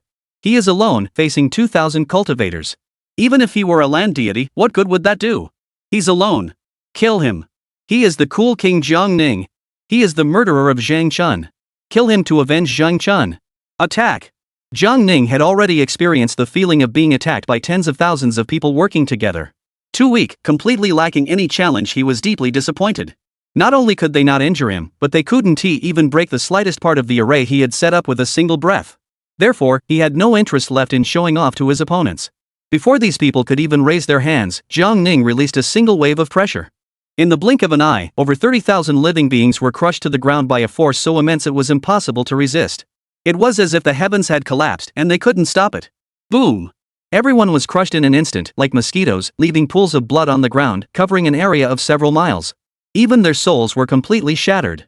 Chapter 44, Subduing the Old Ape. The heavens and earth fell into a deathly silence. Jiang Ning did not kill everyone instantly. He spared one survivor, Lu Zhenghong of the Lu clan. He was still floating in the air, and just a moment ago, the Lingzhou cultivators who had been fighting alongside him were still planning to take advantage of Jiang Ning's delayed support to kill this young man first. However, now, they were all dead. Over 2,000 people, gone in an instant. They had become piles of bodies, too numerous to even be swept away with a shovel. He had never witnessed such a scene before. And now he suddenly understood why Lu Zhengxian had ended up in such a state. This cool king, a prince of only 20 years old, possessed power so immense it was beyond comprehension. He stared wide-eyed, filled with fear, at the purple figure before him, daring not to move an inch. That was not someone he could possibly match. Not even the entire Lu clan of Lingzhou could stand against him. Jiang Ning reached out and grabbed him out of the air, sending Lu Zhengxian flying upward. As Lu Zhengxian flew through the air, his body shattered into pieces, scattering equipment everywhere. In the end, only a head remained, flying into Jiang Ning's hand. Under Lu Zhenghong's terrified gaze, Jiang Ning simply held Lu Zhengxian's head and headed toward the direction of Baiyu City. Jiang Ning said nothing, utterly disdaining to utter a single word to Lu Zhenghong. He simply left Lu Zhenghong behind. But it seemed as though he had said everything. Even Lu Zhengxian was directly dismembered by Jiang Ning. And with just a casual strike, Jiang Ning had annihilated over 20,000 people. Thinking about it this way, the 80,000 or so people ahead, wouldn't they all be wiped out? Is he even human? Lu Zhenghong spun around at lightning speed, filled with terror, and flew toward the horizon at breakneck speed. Jiang Ning returned to the gates of the Zhuke Gate, only to see the old ape still struggling in the pit. However, it had recovered significantly and was shaking its head as it climbed out of the pit. Upon seeing the severed head in Jiang Ning's hand, the old monkey bared its fangs like a giant sword. Roar! The old monkey furiously pounded its chest, its body suddenly swelling in size. In its fury, it had somehow unleashed a latent ability. In the blink of an eye, this colossal beast had surpassed 1,000 feet in height. A fist as massive as Mount Tai rose high into the sky, piercing through the clouds. Monkey, my patience is wearing thin. Follow me obediently, or I'll reduce you to ashes. The old ape struggled, but something in the clouds seemed to clamp down on its fist, rendering it unable to move. This was that person's technique. In the next instant, the old ape's massive body was crushed to the ground, while the giant hand remained suspended in the air. In that moment, the old monkey finally understood what true fear was. The old monkey crawled to its feet, staring in terror at Jiang Ning's back and the human head in his hand, the one it knew all too well. Its body began to shrink, eventually returning to its original form of 1.5 zhang in height. A mysterious aura emanated from Jiang Ning's body, causing the old monkey's eyes to fill with intense struggle.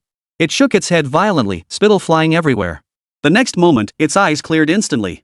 An instinctive urge drove it to follow Jiang Ning's footsteps. Jiang Ning casually tossed something behind him, sending Lu Zhengxian's head flying. Take it.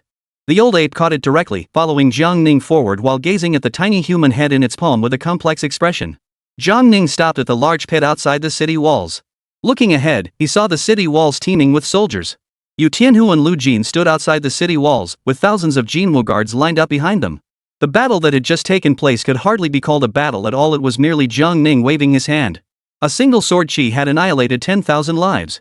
Such a scene shook the heavens and moved the spirits. How powerful was the Liang King Jiang Ning? Now they finally understood why the Liang King dared to casually slaughter the Lu clan of Lingzhou.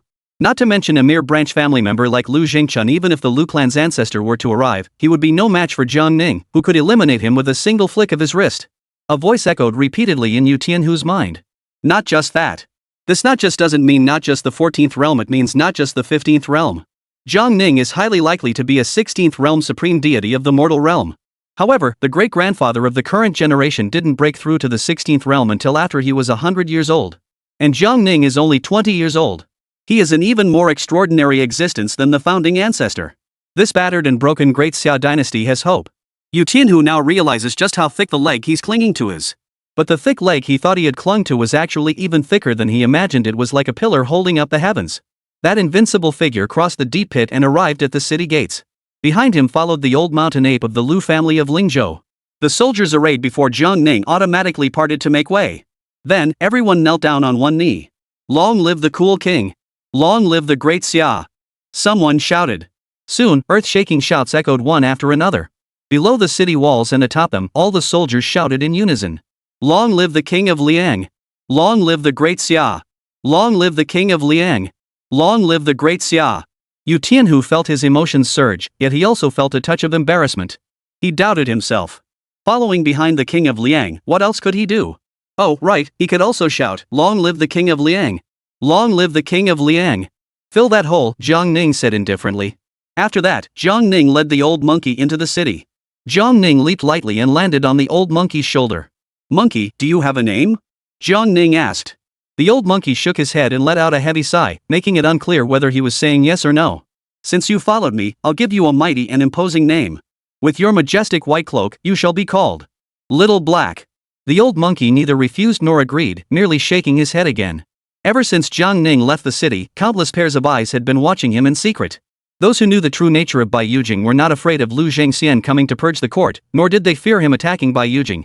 Although the fortune of the Great Xia dynasty was in decline, a starving camel is still larger than a horse. If the Lu clan of Lingzhou were to carve out their own territory and declare independence, dividing the country with the Great Xia dynasty, the imperial Jiang clan would have no means to deal with them. But to think they could steal Bai Yujing? That's a pipe dream. Young master, this. An old man stood speechless, his eyes wide with shock. The eldest prince of the imperial family, Jiang Shui, who looked sickly, was filled with excitement. I had thought he was at the 94th realm, but I never expected him to possess the strength of the 15th realm. Now, I truly cannot bear to kill him. Jiang Shui suppressed his excitement as he spoke. Young master, this is something even a land-dwelling immortal couldn't accomplish. The old man murmured.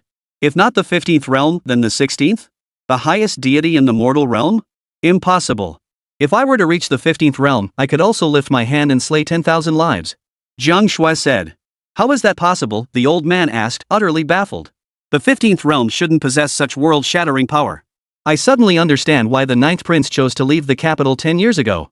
He must have secretly cultivated the divine emperor's revelation. By borrowing the remnant soul power left behind by the founding emperor, how could he fail to suppress those traitors? The Lu family of Lingzhou must have lost their minds to dare to come and clear the court of traitors. If the Jiang clan has truly reached this point where they are at the mercy of others, wouldn't the throne have already been forced to abdicate by the imperial relatives? However, the foundations left by the founding emperor are indeed dwindling. Did the ninth prince just borrow the remnant soul power of the founding emperor? The old man asked in disbelief. 9 out of 10. With the lavish meal the ninth prince sent me, I will reach the 15th realm within 3 days. If I can completely refine the ninth prince, I will become the supreme deity of the mortal realm, restore the glory of the great Xia dynasty. Hee ha. Chapter 45, Dead, all of them. Your Highness, what kind of hand is this? What kind of technique? On the other side, a man asked Qi Wangyu in disbelief. Zhang Yu just wanted to see what tricks Jiang Ning had up his sleeve, or perhaps to witness how he would meet his end today. One less Jiang Ning meant one less rival for the throne. But what had just happened was clearly beyond his comprehension. Zhang Yu scratched his head in frustration, unable to figure out how Lu Zhengxian had brought over 60,000 men and how they could possibly lose this battle. However, the enemy had 2 land deities, plus 60,000 cultivators and 40,000 spirit beasts. If it weren't for the sea of blood outside the city and the endless pile of severed limbs, it would be as if these people had never been there at all. Yet, Jiang Ning had only drawn his sword once. After that, Jiang Ning fought against the old ape, and in just a few moves, he completely subdued the old ape that had been loyal to the Lu clan for 1,000 years. What realm is the ninth brother at? To effortlessly eliminate all the cultivators of an entire state with just one person? At least the 15th realm, with the upper limit possibly reaching the 16th realm, the pinnacle of divine power in the mortal realm. If the ninth elder were to participate in the succession struggle, how could he possibly win? If the ninth elder truly possesses the strength of the 16th realm, anyone who dares to challenge him must first ascend to the 14th realm within a short period and elevate their physical form to an even higher level. Otherwise, he can't even imagine how he could win. In the Taiyi Palace, court officials had not yet dispersed, gathered in small groups and discussing animatedly. At that moment, a young eunuch rushed into the Taiyi hall, stumbling and crawling. He was panicking, as if the sky had fallen. They're dead. They're all dead. The eunuch rolled around several times before finally kneeling on the ground, his voice trembling as he shouted. How dare you act so recklessly in the Taiyi hall? What has happened? The empress spoke angrily, but her face betrayed her hidden excitement. The eunuch said everyone was dead, so it must be Jiang Ning and Yu Tianhu who had died. It was unexpected that Jiang Ning had some backbone and dared to go out of the city to his death. The people from Lingzhou, all dead. The young eunuch hadn't finished speaking. Boom! A deafening explosion echoed from outside the hall, shaking the heavens and the earth. The young eunuch standing outside the hall saw an old monkey landing below the jade steps. A purple figure stood on the old monkey's shoulder. It couldn't be anyone else but the ninth prince. The young eunuch hurriedly entered the hall. Your Highness, the ninth prince has returned. Returned? Everyone in the Tai Chi hall wore expressions of astonishment. Weren't they all said to be dead? How could Jiang Ning have returned? It must be that the Prince of Liang dared not leave the city, afraid to face the consequences of his own actions, so he fled to the palace to hide. Daring to do something but not daring to take responsibility, it's utterly shameless. Let us go out and see. The empress descended from the high platform and led the ministers out of the Tai Chi hall. Everyone looked up and saw something that left them speechless. That old monkey, could it be the mountain guarding monkey of the Lu family from Lingzhou? Why had the old monkey come into the city, and why was Jiang Ning standing on its shoulders? Throw it over there, Jiang Ning said casually. The old monkey swung its powerful arm, and a human head flew out of its palm. The head landed on the white marble steps, rolling several times before coming to a stop at the heel of a minister. Lu Zhengxian, the governor of Lingzhou, has rebelled against the throne and been executed by this prince. His head is here. Jiang Ning's calm voice echoed clearly in everyone's ears. Boom! The crowd was struck as if by a thunderbolt. Lu Zhengxian had been executed by Jiang Ning? Didn't he bring tens of thousands of cultivators to besiege the city? Could it be that Jiang Ning had broken out of the city and taken Lu Zhengxian's head amidst the enemy ranks? What were the tens of thousands of cultivators Lu Zhengxian brought with him doing? They couldn't just stand there and watch, could they? It turns out that the young eunuch earlier said everyone was dead, but he wasn't referring to Jiang Ning's death, he meant Lu Zhengxian's death. The empress hadn't even had time to celebrate before she witnessed this utterly incomprehensible twist. I hear that all the officials forced this prince to leave the city to face death? Just now, someone said that this prince dared not take responsibility and fled to the palace to hide? Ha ha. Jiang Ning's gaze lingered on the empress for a moment before he sneered. Nonsense. The old monkey turned his sturdy body, leaped into the air, completely ignoring the palace's restrictions, and stepped on thunder to fly away. The ministers stared at Lu Zhengxian's severed head, completely speechless. Even the empress believed that Jiang Ning was certain to die today. But to their surprise, not only had he returned, he had even beheaded Lu Zhengxian. Moreover, he had subdued the Lu clan's mountain guarding ape. That old monkey had attained physical enlightenment, rivaling the immortals of the land. Jiang Ning now had another powerful ally by his side. Last time, the Empress had granted Jiang Ning a title, intending to elevate him and place him in the spotlight. A prince who hasn't even established himself yet, with only Yu Tianhu by his side, what could he possibly achieve? What terrifying secrets does this Jiang Ning still harbor? Who can tell me what has happened? The Empress's face fell, and she could no longer muster a smile. Soon, the news of Jiang Ning's massacre of 10,000 lives outside the city reached the ears of the Empress and the civil and military officials. It was said that the Lu family of Lingzhou had accumulated wealth and influence over 1,000 years, possessing extremely deep roots and a vast network of connections.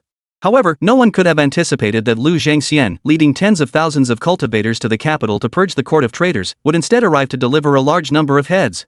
Not only did they fail to harm Jiang Ning in the slightest, but they also lost a guardian mountain ape in the process. The Lu clan of Lingzhou is truly useless. Isn't the old ancestor of Lingzhou a land deity? Why didn't he come personally to lead the troops? The old monkey landed in the courtyard of the prince's mansion, crouching down. Jiang Ning leaped lightly from the old monkey's shoulder and landed on the ground. Mother Empress, your son has returned. Jiang Ning shouted toward the front hall. Yu Fei in the palace maid Suiyu heard Jiang Ning's voice and hurried out. At that moment, Yu Fei felt a sudden dizziness. Her emotions suddenly returned to normal, and her face turned pale in an instant. A suppressed sense of fear surged forth. However, upon seeing Jiang Ning return unharmed, Yu Fei's heart finally settled. At that moment, Yu Tianhu also arrived. Nephew pays respects to his aunt.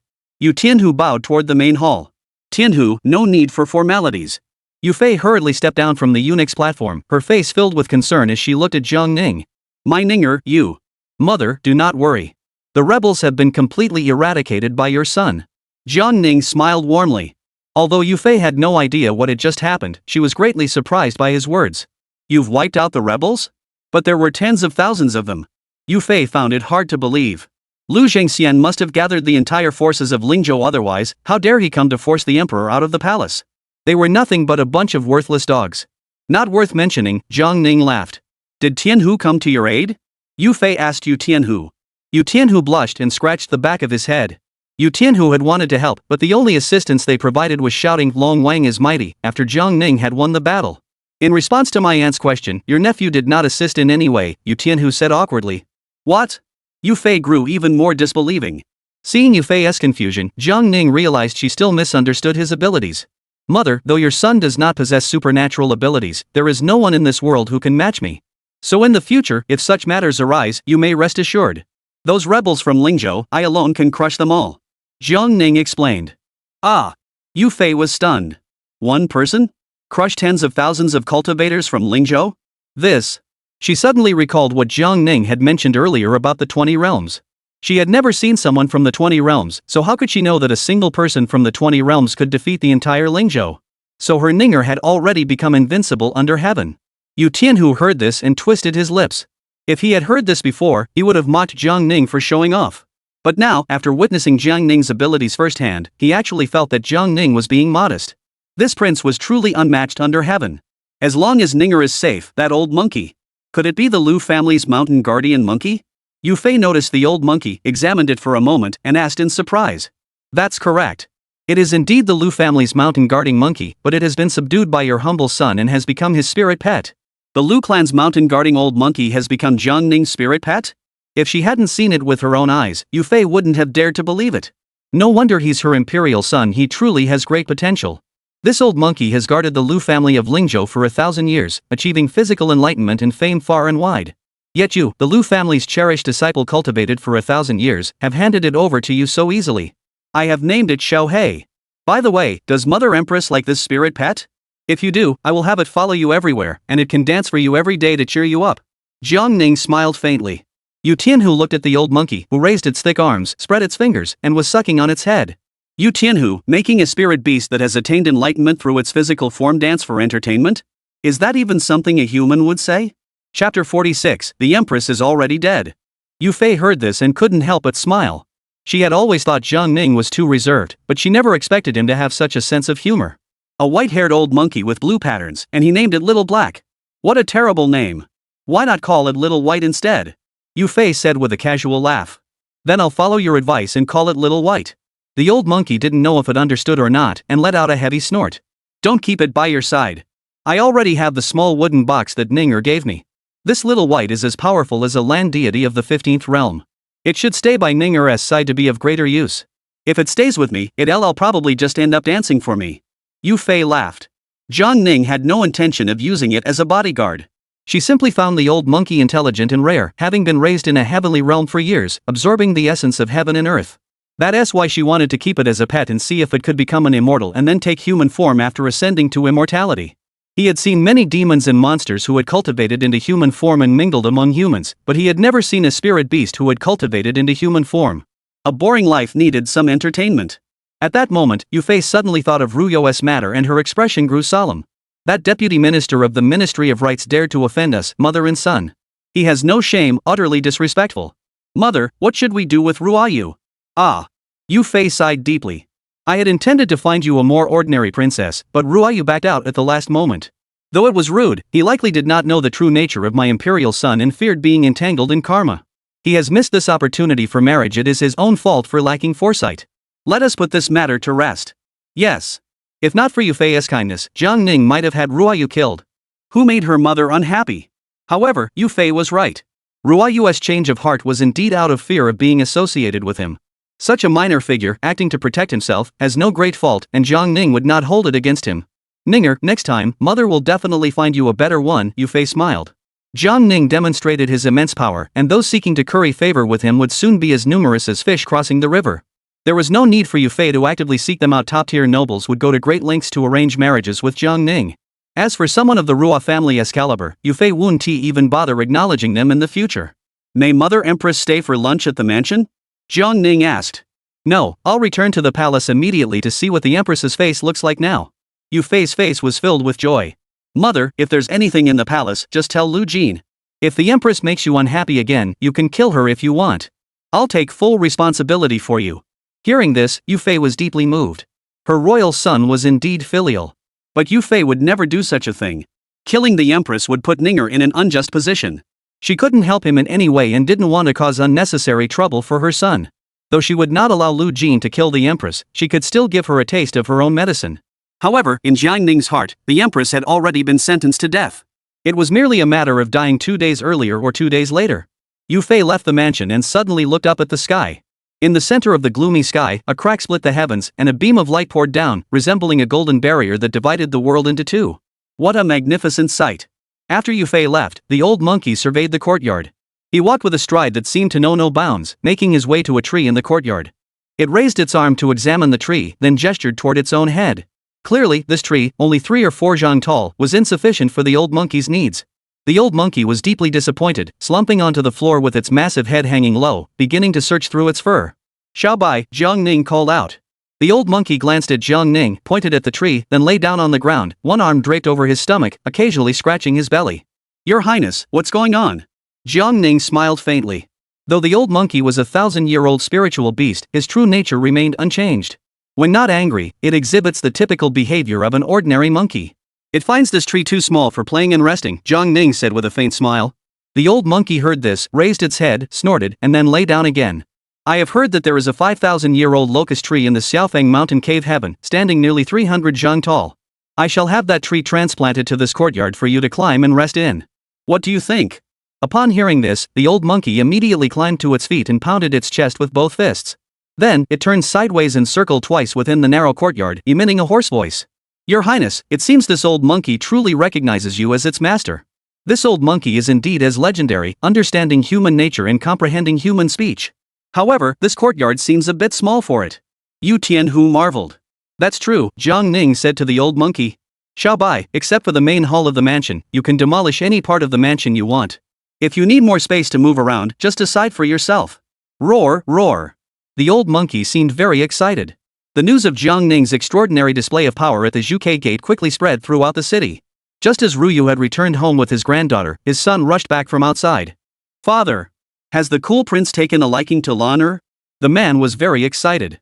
I have already asked Yu Fei, and the matchmaking has been called off, Ruoyu replied. What did you say, father? The man was taken aback. The Liang Wang has gotten involved with the Lu family of Lingzhou. At this time, if we were to marry Lan'er off to the Liang Wang's mansion as his princess, how long do you think she would last? Don't you know that Lu Zhangxian, the governor of Lingzhou, has brought tens of thousands of cultivators to kill the Liang Wang? Ruoyu said. So you went back on your word? The man's eyes widened. Yes, I couldn't possibly push my own granddaughter into a pit of fire. This wouldn't just harm Lanner, it would ruin our entire Ruo family. Oh no! The man clenched his fists in anger. Father! You're being foolish. What nonsense are you spouting? Who is being foolish? You're the one who's foolish. Do you know what happened to the tens of thousands of rebels outside the city? They were all slaughtered by the Liang King himself. Even that old monkey from the Lu family was subdued by the Liang King. The man was filled with indignation. What did you say? The Liang King is a 15th realm great cultivator, a land deity. What? Ruo Yu felt his eyes go blurry. The Liang King is a land deity? And he slaughtered the tens of thousands of cultivators from Lingzhou without leaving a single survivor? Is this even possible? You must be dreaming. Oh my! The virtue our ancestors accumulated over 18 generations has been destroyed by you, old man. Our family could have risen to the heavens in one step, but you're so foolish, so foolish. The saddest of all was Ruolan, the elegant prince who had already agreed to marry Yu Fei. If it weren't for grandfather meddling, she would have married into the prince's household. What she didn't even know was that the man who had just passed her by was actually a land deity. It's fake, it must be fake. Look, the man pointed to the sky, that crack is the result of the cool prince's single sword strike. A single sword split the heavens, what else could it be but a land deity? Tens of thousands witnessed this with their own eyes, how could it be fake? Ruo Yu looked up at the crack hanging in the sky, then suddenly sat down on the ground, her face filled with despair. Chapter 47, That old monkey is demolishing your mansion. Jiang Ning's single sword strike split the heavens, slaying tens of thousands of cultivators and subduing the Lu clan's mountain guarding apes. This incident caused a huge stir in Baiyu City. Who could have imagined that a prince, nearly 20 years old, would vanish into thin air for a decade and then reappear in such a world-shaking manner? However, the one who received the news last was the current emperor. It wasn't until a young eunuch called out outside the Qingxin palace. Your Majesty, this servant has urgent news to report. The emperor had been deeply concerned about the 9 dragon beacon towers being lit again. Upon hearing the eunuch's urgent cries, he immediately activated the imperial family's divine aura to remotely inspect the 9 dragon beacon towers. They had not been lit, and the emperor felt slightly relieved. For him, as long as the 9 dragon beacon towers remained unlit, everything else was trivial. Silence! The emperor's authoritative voice rang out.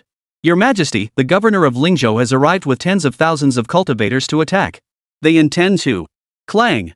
Before the young eunuch could finish speaking, the doors of the Qingxin palace swung open, and the emperor's figure vanished in an instant. By he! The emperor called out, and a spirit crane with feathers entirely covered in fiery red feathers flew out from a garden within the palace.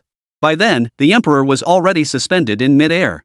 The spirit bird named Bai He flew to the emperor's feet, leaving behind a fiery red afterimage before disappearing. Your Majesty! Your Majesty! I hadn't finished speaking yet. The female national teacher hurried out and immediately saw a dazzling light screen standing between heaven and earth.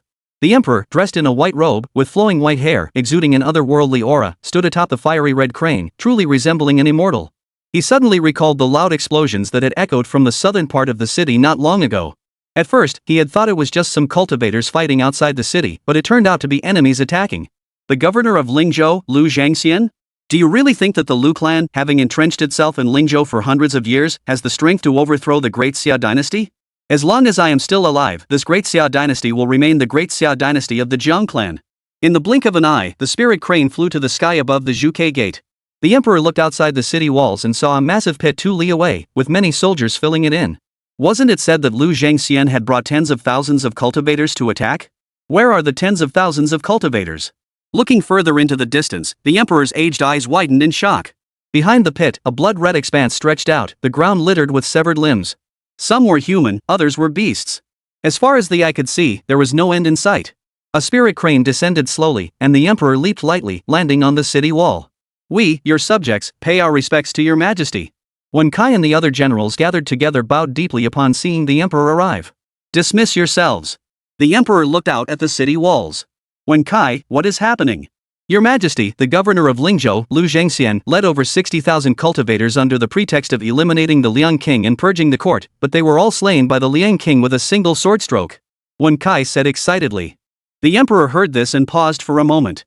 That's all? Wen Kai thought carefully and realized that was indeed the case. Oh, and one more thing, Prince Liang has subdued the mountain guarding ape of the Lu clan and brought it into the city. Wen Kai added. The emperor? Slaying tens of thousands of cultivators with a single sword stroke?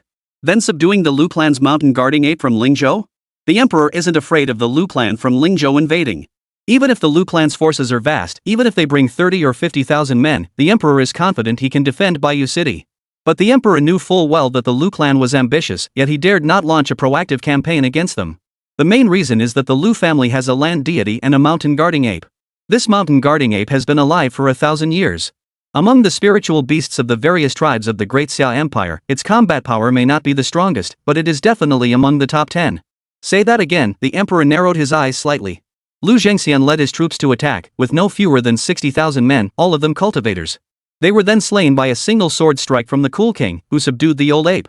Oh, and by the way, your majesty, Lu Zhengxian has already broken through to the level of a land deity. That was all Wen Kai had seen. The emperor was shocked, but his aged face quickly softened into a smile. Jiang Ning had slain tens of thousands of cultivators with a single sword strike. Could he have been lying earlier? Had he also cultivated the Divine Emperor's revelation and learned how to use the power hidden within the 9 dragon beacon towers? Wait a moment. You just said that Lu Zhengxian has broken through to the 15th realm? Yes, Lu Zhengxian previously manifested a 10,000 Zheng divine form, a divine ability only possessed by land immortals, but it was easily shattered by Prince Liang's words. His imperial son could effortlessly shatter the divine form of a land deity? This isn't an ability possessed by the Divine Emperor's revelation either. Again, speak and it happens? Could the 9th prince be a Confucian Taoist immortal? The emperor suddenly recalled that Jiang Ning had mentioned over a decade ago that he had already entered the 14th realm. And now Wen Kai says that Jiang Ning single-handedly slew tens of thousands of cultivators and effortlessly shattered the divine form and golden body of a land deity. So is he a sword immortal or a Confucian immortal? Or perhaps a fusion of both? How else could he possess such power? He had previously thought that the 9th prince acted too recklessly, but now he realized that if the 9th prince were a dual cultivating land deity, then his current strength would undoubtedly be the strongest among all the imperial heirs. He knew that every imperial heir had hidden some of their strength. The strongest among them might be the 2nd prince, who might have already attained physical enlightenment. However, the old ape from the Lu clan has also attained physical enlightenment and possesses the power of thunder. He glanced again at the scattered limbs and broken arms on the ground. He was not afraid of external enemies attacking, as he was confident he could drive the rebels away. However, he had no confidence whatsoever that he could easily kill tens of thousands of cultivators. It seemed that the 9th prince wasn't hiding his strength because he was young and inexperienced, rather, he possessed the power of the double 15th realm, making it completely unnecessary for him to hide. Go to the Liangwang mansion. The emperor leaped lightly and landed on the back of the spirit crane. A fiery red afterimage flashed by, and the emperor vanished from sight. It seems the crown prince can indeed make his choice. What the Great Xia Empire needs most right now are formidable individuals. Moments later, the spirit crane carried the emperor to the skies above the prince's mansion. Looking down, one could see a giant white-haired ape wreaking havoc in the palace. It had already reduced half of the mansion to ruins. At that moment, the old ape suddenly turned its massive head and fixed its gaze on the approaching spirit crane, ceasing all movement. The spirit crane landed on the dome of the front hall, and the emperor leaped lightly into the courtyard. The spirit crane turned its head and elegantly preened its fiery red feathers with its beak. The old ape stood up and emitted several strange cries toward the spirit crane. The spirit crane merely glanced at the old monkey before turning away, paying it no mind. Jiang Ning emerged from the front hall and bowed respectfully. I pay my respects to His Majesty the Emperor. That old monkey is demolishing your palace. Didn't you see? The emperor was deeply shocked but feigned calmness. It was your son who ordered it to be demolished. Oh. The emperor remained silent for a long time. Having lived so long and endured the brutal struggles of succession. Now, for the first time, he felt as though he were living in a dream. The emperor couldn't believe that his youngest son was so defiant. You wanted to know how to ignite the 9 dragon beacon towers, didn't you? Tonight, come to the imperial shrine alone, and I will tell you. Your humble son obeys your command. The emperor leaped to his feet. The divine crane shook its dazzling feathers and flew automatically to the emperor's feet. The emperor cast a meaningful glance at the old monkey before disappearing into thin air. Chapter 48 Diligent governance cannot save the Great Xia. Your Highness. A maidservant approached Jiang Ning from behind and whispered timidly, they're still dismantling it. It doesn't matter, Jiang Ning said indifferently. No, it's also demolishing the prince's sleeping quarters. Jiang Ning flew up to the roof and couldn't help but laugh and cry at the same time. In the time it took to have a brief conversation with the emperor, the old monkey had already demolished a quarter of the prince's mansion into ruins. It moved with a comical gait, charging recklessly, sometimes crashing through walls and disappearing into the building, and other times emerging from the other side. Then it turned around and continued charging toward the building. Jiang Ning estimated that such a large area would be more than enough for the old monkey to roam around in. Enough! Upon hearing Jiang Ning's voice, the old monkey immediately stopped, looked at Jiang Ning, and pointed to the half-demolished house behind it. The last one. Roar! The old monkey pounded his chest with both fists, flattening the last house. Then, amidst the rubble, he sprinted wildly, kicking up a cloud of dust in his wake. The old monkey's adaptability was stronger than Jiang Ning had imagined. It seemed to have truly regarded the ruins as its new home. Jiang Ning slowly landed back on the ground. "Your Highness, it's so big. What should we feed it?" the maid whispered. Technically speaking, spirit beasts that have attained physical enlightenment can automatically absorb the essence of heaven and earth and no longer need to eat. However, this old ape was a beast, and beasts have an intense craving for food. Judging from its habits, it had never practiced fasting. Therefore, it was necessary to prepare food for it. Not to mention the old monkey, even Jiang Ning himself still retained his appetite. 200 pounds of fresh berries daily, mixed with some honey, and add 10 pounds of meat. If it's not enough, follow this ratio and give it more, Jiang Ning ordered. "Wow, that's so much. Your Highness, your monthly allowance hasn't been distributed yet, and recent expenses have been covered by General Yu. Purchasing such a large quantity of berries daily will likely cost 400 or 500 taels of silver," the maid whispered. A prince's annual salary was 10,000 taels of silver, a fortune for ordinary people. But for a prince, it was like a drop in the bucket. Which prince doesn't practice martial arts? Which doesn't keep martial artists? Once you practice martial arts, you need to consume enormous amounts of resources. Take Jiang Yu, for example. His physical cultivation had reached the 13th realm, and he had already consumed an enormous fortune. And relying solely on his salary, he could never have achieved his current level. Princes also have an income higher than their salaries, taxes from their fiefdoms. Of course, these two sources of income are insufficient to support a prince in a succession struggle. Most of them have their own ways of making money and the strong support of their maternal clans. This is the primary source of income for the major princes. Jiang Ning, however, had overlooked this. He was now effectively penniless. When he was granted his title earlier, everyone assumed it was the Empress Dowager trying to undermine him. Therefore, the Ministry of Revenue did not allocate funds immediately. First, find someone to cover the expenses. "I will figure out a solution later," Jiang Ning said indifferently. "Yes." In the afternoon, Jiang Ning had a maid rearrange a bedroom, then sat inside reading a book while snacking. In the evening, Jiang Ning split off a strand of his divine consciousness, flew into the imperial palace, and entered the imperial ancestral hall. Jiang Ning's figure materialized, and he surveyed the imperial ancestral hall. There were no altars in the ancestral hall. On the four walls hung portraits of over a dozen emperors from the founding emperor to the current emperor. Glancing at the portrait of the founding emperor, he saw a figure of heroic valor in striking beauty, lifelike in every detail. It was almost identical to the divine statue he had seen in the Earthen City. At that moment, the emperor arrived silently. It was the emperor himself. He was clad in a white Taoist robe, and in the dim light, he appeared old and haggard. "I pay my respects to His Majesty the Emperor," Jiang Ning bowed.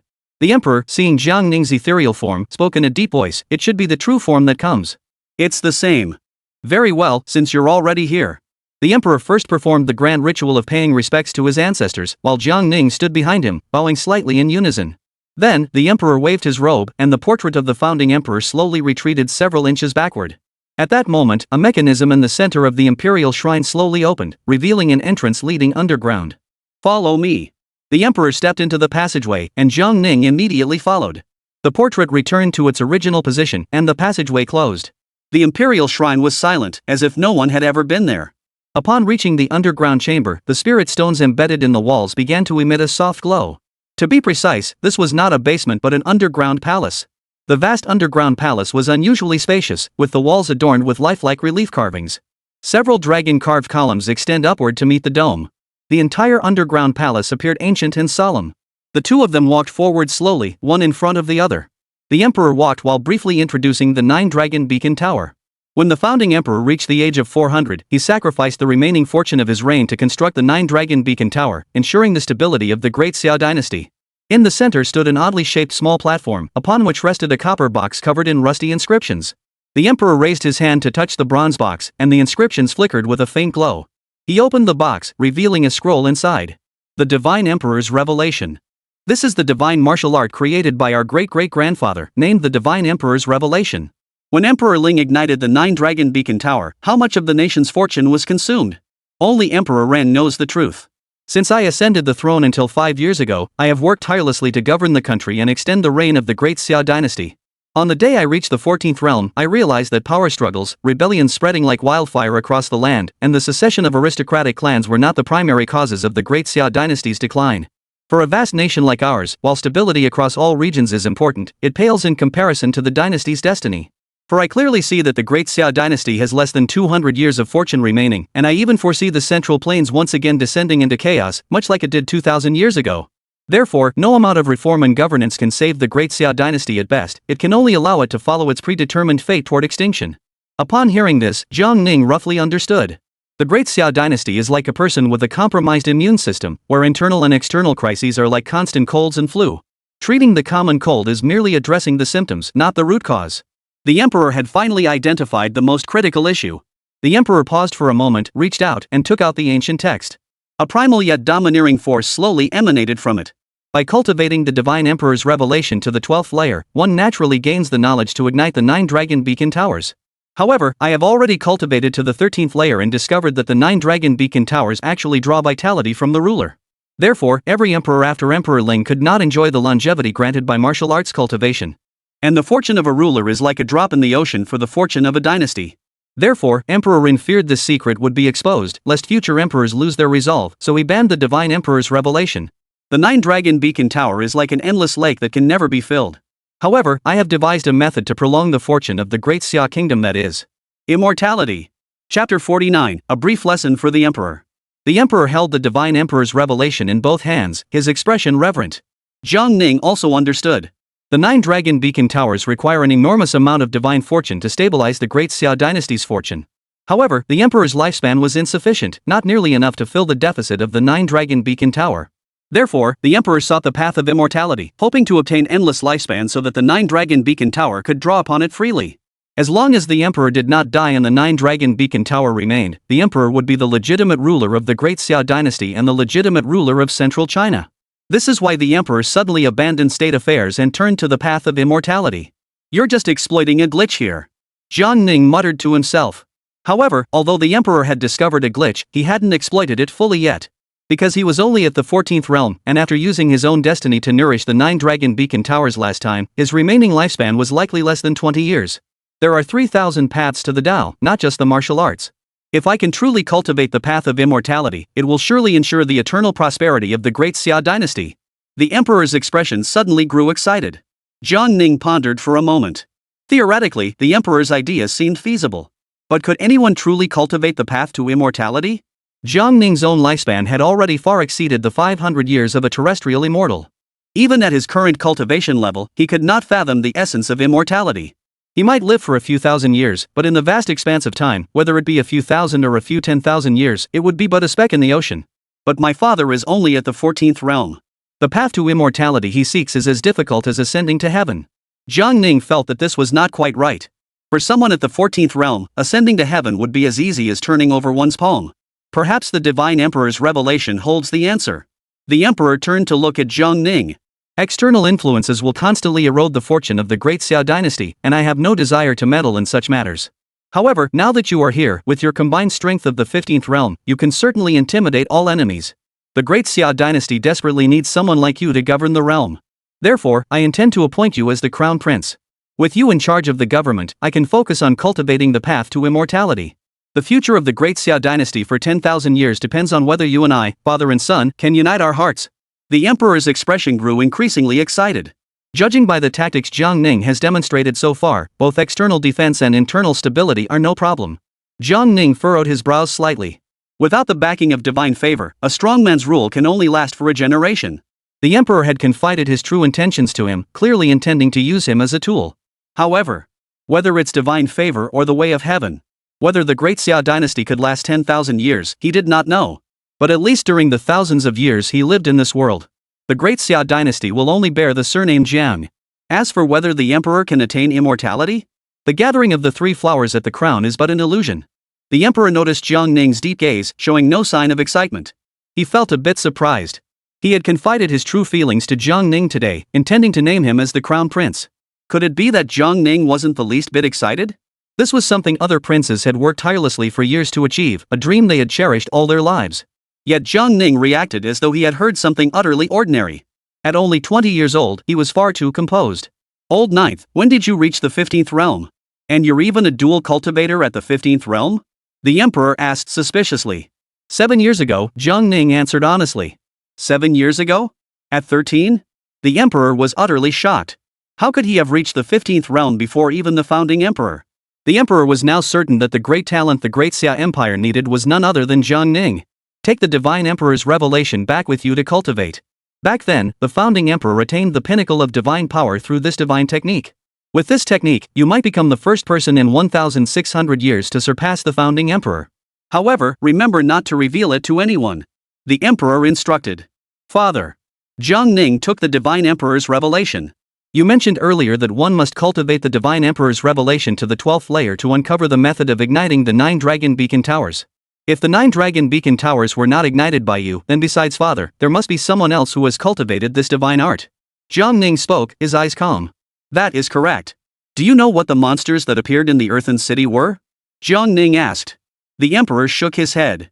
It was a demon. The cursed? The emperor's expression grew solemn. He knew exactly what a sway was. It was a symbol of chaos. Yet the Jiang clan still held the throne, and the realm had not descended into chaos. Why had the Chui appeared? Someone has refined the flesh of the demon into what they call the elixir of immortality and is using it to spread their teachings. Those who consume the elixir of immortality gain a mysterious power that defies explanation. The masterminds behind this can manipulate those who consume it to transform into evil spirits and control them perfectly. Jiang Ning spoke solemnly. Are you saying that those who cultivate the divine emperor's revelation and those who manipulate the evil spirits are the same people? Clearly so. During that 1,000-year period of chaos, malevolent spirits were a constant thorn in the side of all factions. Ancient texts have never recorded that malevolent spirits could be controlled by humans. And now, this malevolent force can actually be controlled by someone? Who is it that has refined the essence of malevolent spirits, and what is their true purpose? We must not allow the malevolent spirits to spread, the emperor said with utmost gravity. Father, rest assured. I have already set up a grand array to seal off the capital. Once the source of the malevolent flesh is eliminated, the malevolent energy lurking within those who have consumed it will dissipate, Jiang Ning said. The top priority is to find this person and eliminate them without mercy. The emperor was certain it must be one of the princes. He was unwilling to harm his own flesh and blood, but alas, among his own kin, there were those who sought to make him the ruler of a fallen nation. This child, no matter who he is, even if he is his most beloved prince, must not be spared. We will soon have some clarity. That's good. The emperor waved his hand. Go back and cultivate the divine emperor's revelation diligently. No need. Your humble son will leave the divine technique behind after reading it. Jiang Ning spoke as he began flipping through the pages. Does Jiang Ning mean that he only needs to read it once to master it?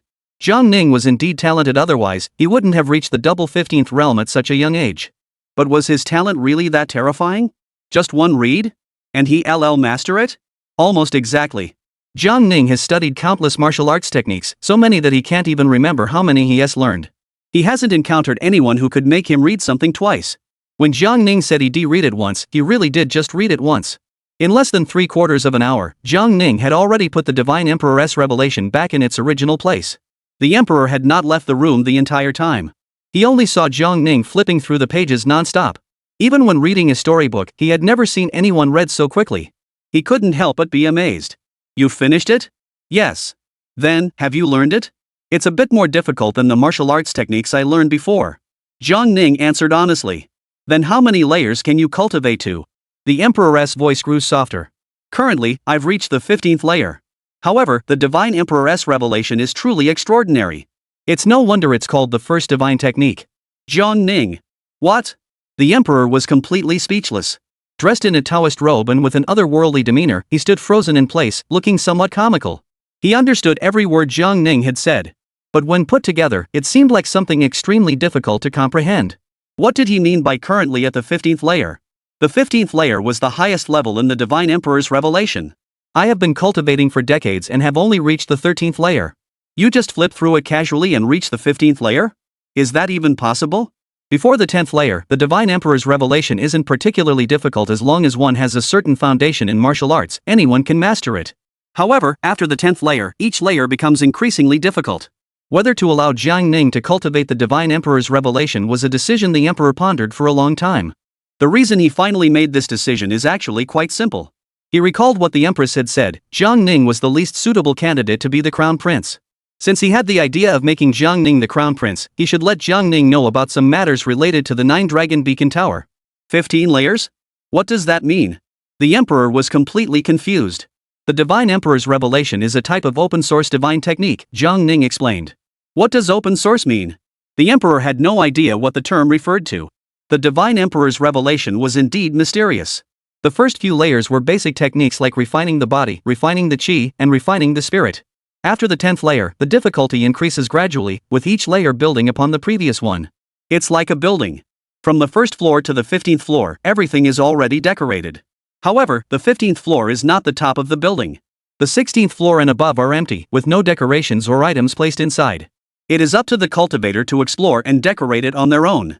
This is not merely a martial art technique, it is a guiding philosophy to help practitioners break through the limits of martial arts. Therefore, this cultivation technique is neither called the Divine Emperor technique nor the Divine Emperor's secret, but rather the Divine Emperor's revelation. Jiang Ning explained. Chapter 50. That person is immeasurably deep. The emperor slightly parted his lips, stretching his neck to stare intently at Jiang Ning. Summoning him to the palace was originally intended to give him a lesson, to explain the Divine Emperor's revelation and the 9 dragon beacon towers to him, so that he would understand how profound and mysterious the Divine Emperor's revelation left by the founding emperor truly was. However, Jiang Ning merely skimmed through the Divine Emperor's revelation once and gained a deeper understanding of it than the emperor himself, turning the tables and lecturing him instead. He had already understood what opening the source meant. Is this the peerless divine art created by our ancestors? There are such mysterious aspects to it. The emperor suddenly felt that Emperor Ren should not have banned this martial art. This had produced a prodigious talent who could fully comprehend the Divine Emperor's revelation. Looking at Jiang Ning's calm and composed demeanor, the emperor suddenly felt that the once weak and fragile fate of the great Xia kingdom didn't seem so terrifying after all.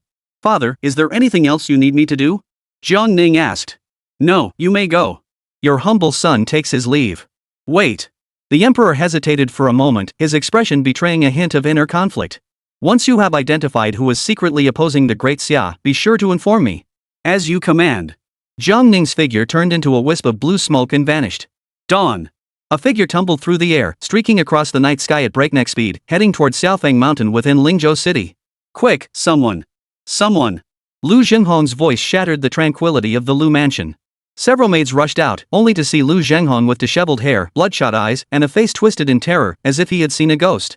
Third master, you're back. Hurry. Gather everyone from the Lu family. Hurry and fetch the old ancestor. Quickly, hurry. Lu Zhenghong roared at the maids, as if they were a moment too slow and he was about to kill them. The maids were terrified and rushed off. A commotion erupted within the Lu mansion. 2 days earlier, Lu Zhengxian had led a large contingent to the capital to purge the court, but roughly half of the Lu family's core members had not accompanied him. In their sleep, several of the Lu family's core members were awakened by the commotion. Hearing that Lu Zhenghong had returned, they hurriedly dressed and headed to the front hall. They saw Lu Zhenghong sitting on the ground, leaning against a chair, looking dazed and disoriented, as if he had just returned from hell. Elder brother, weren't you supposed to go to Baiyu City? Why did you suddenly return? Lu Zhenghong thought of the scene where the 2,000 people were wiped out, and his lips trembled violently. He hadn't witnessed how the 60,000 people ahead had died. But it must have been far more terrifying than the scene of 2,000 people being wiped out. With such a person in charge at Baiyu Jing, anyone daring to go there to clear out the traitors was essentially going to their death. Brother? Why are you sitting on the ground? Another person entered and immediately noticed that Lu Zhenghong looked off. Lu Zhenghong's expression suggested that something major must have happened at Baiyu Jing's camp. But the Lu clan had brought over 80,000 cultivators, and with all the flying beasts and creatures, that was over 100,000 troops. Not only was Lu Zhengxian, who had recently ascended to the rank of land-dwelling immortal, leading the charge, but even the Lu clan's top-tier combat force, the mountain guarding apes, had accompanied them. How could anything go wrong? Lu Zhenghong didn't acknowledge anyone, just staring blankly ahead. It wasn't until 2 young girls escorted the Lu clan's ancestor forward, through the main hall, and seated him at the head of the hall that anyone noticed. Greetings, ancestor, everyone bowed in unison. Good, no need for formalities, the patriarch smiled kindly. His gaze fell on Lu Zhenghong, and he asked, Zhenghong, what's wrong? Ancestor. Lu Zhenghong suddenly stood up, his expression filled with extreme pain as he let out a heart-wrenching scream. Then his knees gave way, and he knelt on the ground. What's going on? The old ancestor asked. At that moment, everyone felt an ominous premonition. Don't worry, take your time, the old ancestor reassured him. Big brother, everyone else they can come back. Lu Zhenghong crawled to the old patriarch's feet and screamed desperately. Upon hearing this, everyone's hearts tightened. But clearly, they hadn't yet grasped the severity of the situation. Brother, what do you mean they can't come back? Did the battle ahead go badly and they were scattered? Or did Big Brother get captured by Baiyu Jing? Someone asked. No, he wasn't captured. They're all dead, all of them are dead. The hall fell silent for a moment. That man instantly killed over 2,000 cultivators. Lu Zhenghong's voice grew increasingly desperate. What? Upon hearing this, the elderly patriarch of the Lu clan's frail body trembled violently before slowly rising to his feet. He knew all too well that Lu Zhengxian's attempt to breach the White Jade City this time would be an extremely difficult task. However, Lu Zhengxian's primary objective was to probe the situation. If they discovered that the White Jade City still had some hidden strength, they would not dare to launch an assault on the city. Instead, they would force the White Jade City to hand over Jiangning. 8,000 cultivators stationed outside the city walls would already be enough to exert immense pressure on the White Jade City. Could it be that the White Jade City was willing to risk everything to protect the cool King Jiangning? Zhenghong, make yourself clear, the elderly voice of the Lu clan's ancestor trembled slightly. My elder brother led 6,000 men to approach Bai Yujing, while I brought 2,000 men to wait in the rear. I only saw my elder brother's divine form appear for an instant before vanishing without a trace. Immediately after, my elder brother was beaten back. At that time, my elder brother's internal organs were shattered, and even his dantian was broken. He told us to leave quickly, but before we could escape, that person appeared. He only used a single breath of energy. He didn't even lift a finger. 20,000 men. Not a single one had a chance to fight back. They're all dead, all dead. Only I was left, only I was left. Lu Zhenghong spoke, tears streaming down his face, his body trembling violently. The old ancestor of the Lu clan's gaze no longer clouded, instantly becoming extremely complex. The others, after hearing Lu Zhenghong's words, felt a chill run down their spines. They all understood what Lu Zhenghong meant. Lu Zhengxian led 60,000 men to approach Bai Yujing, only to have their dharma bodies shattered and be struck flying. Then that person appeared and instantly killed 2,000 people. So, the 6,000 people who followed Lu Zhengxian to approach Bai Yujing were also subdued? Out of over 80,000 people, only Lu Zhenghong remained alive. What kind of earth-shaking power could possibly annihilate so many people with a single flick of the wrist? They felt as though they were listening to a ghost story, and suddenly felt fortunate that Lu Zhengxian hadn't brought them along. Otherwise, they might not have survived. Who are you talking about? Could the Jiang clan still be hiding some great power? Or did Bai Yujing resort to using their deepest reserves to protect the Liang Wang, even summoning the remnant soul of the founding emperor to descend? The old patriarch of the Lu clan, hunched over, asked urgently. The Lu family patriarch couldn't fathom how powerful the Jiang family could be. What else could the Jiang clan possibly have besides that 9-dragon beacon tower on the verge of collapse?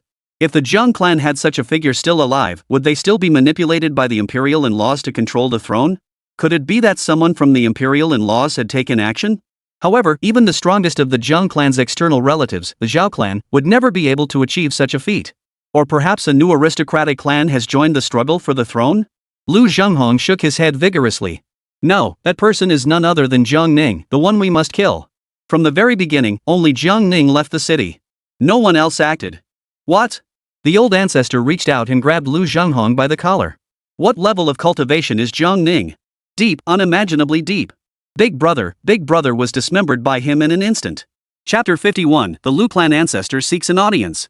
Recalling the scene where Lu Zhengxian was effortlessly dismembered, Lu Zhenghong trembled violently, his expression filled with agony.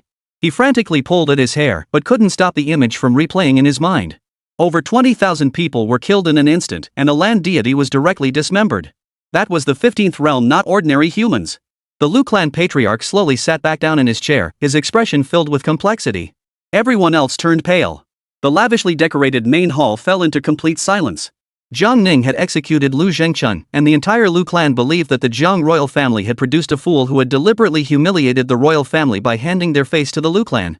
If this matter could truly be accomplished, even if they failed to capture Baiyu City this time, as long as they could humiliate the Jiang clan and uncover their true strength, then the death of Lu Zhengchun would have been worth it. But who could have foreseen that out of the 80,000 who went, only Lu Zhenghong returned alone? Why were you able to return? Asked the Lu clan's elder. He didn't kill me, he only left me alone. Lu Zhenghong stammered. What did Jiang Ning say to you? The Lu clan elder pressed. He didn't say anything. He just left me behind and departed. Zhenghong, where is the old monkey? The Lu family patriarch suddenly asked. I don't know. He might also be dead. The old patriarch of the Lu family leaned back in his chair, his thoughts sinking to the depths of despair. A land deity and a 1,000-year-old spiritual beast. Jiang Ning let Lu Zhenghong return but said nothing. The old matriarch of the Lu family knew all too well that everything had gone terribly wrong. The problem was that the person they wanted to kill was someone they could never kill. Therefore, Jiang Ning had Lu Zhenghong return specifically to convey this message to the Lu clan.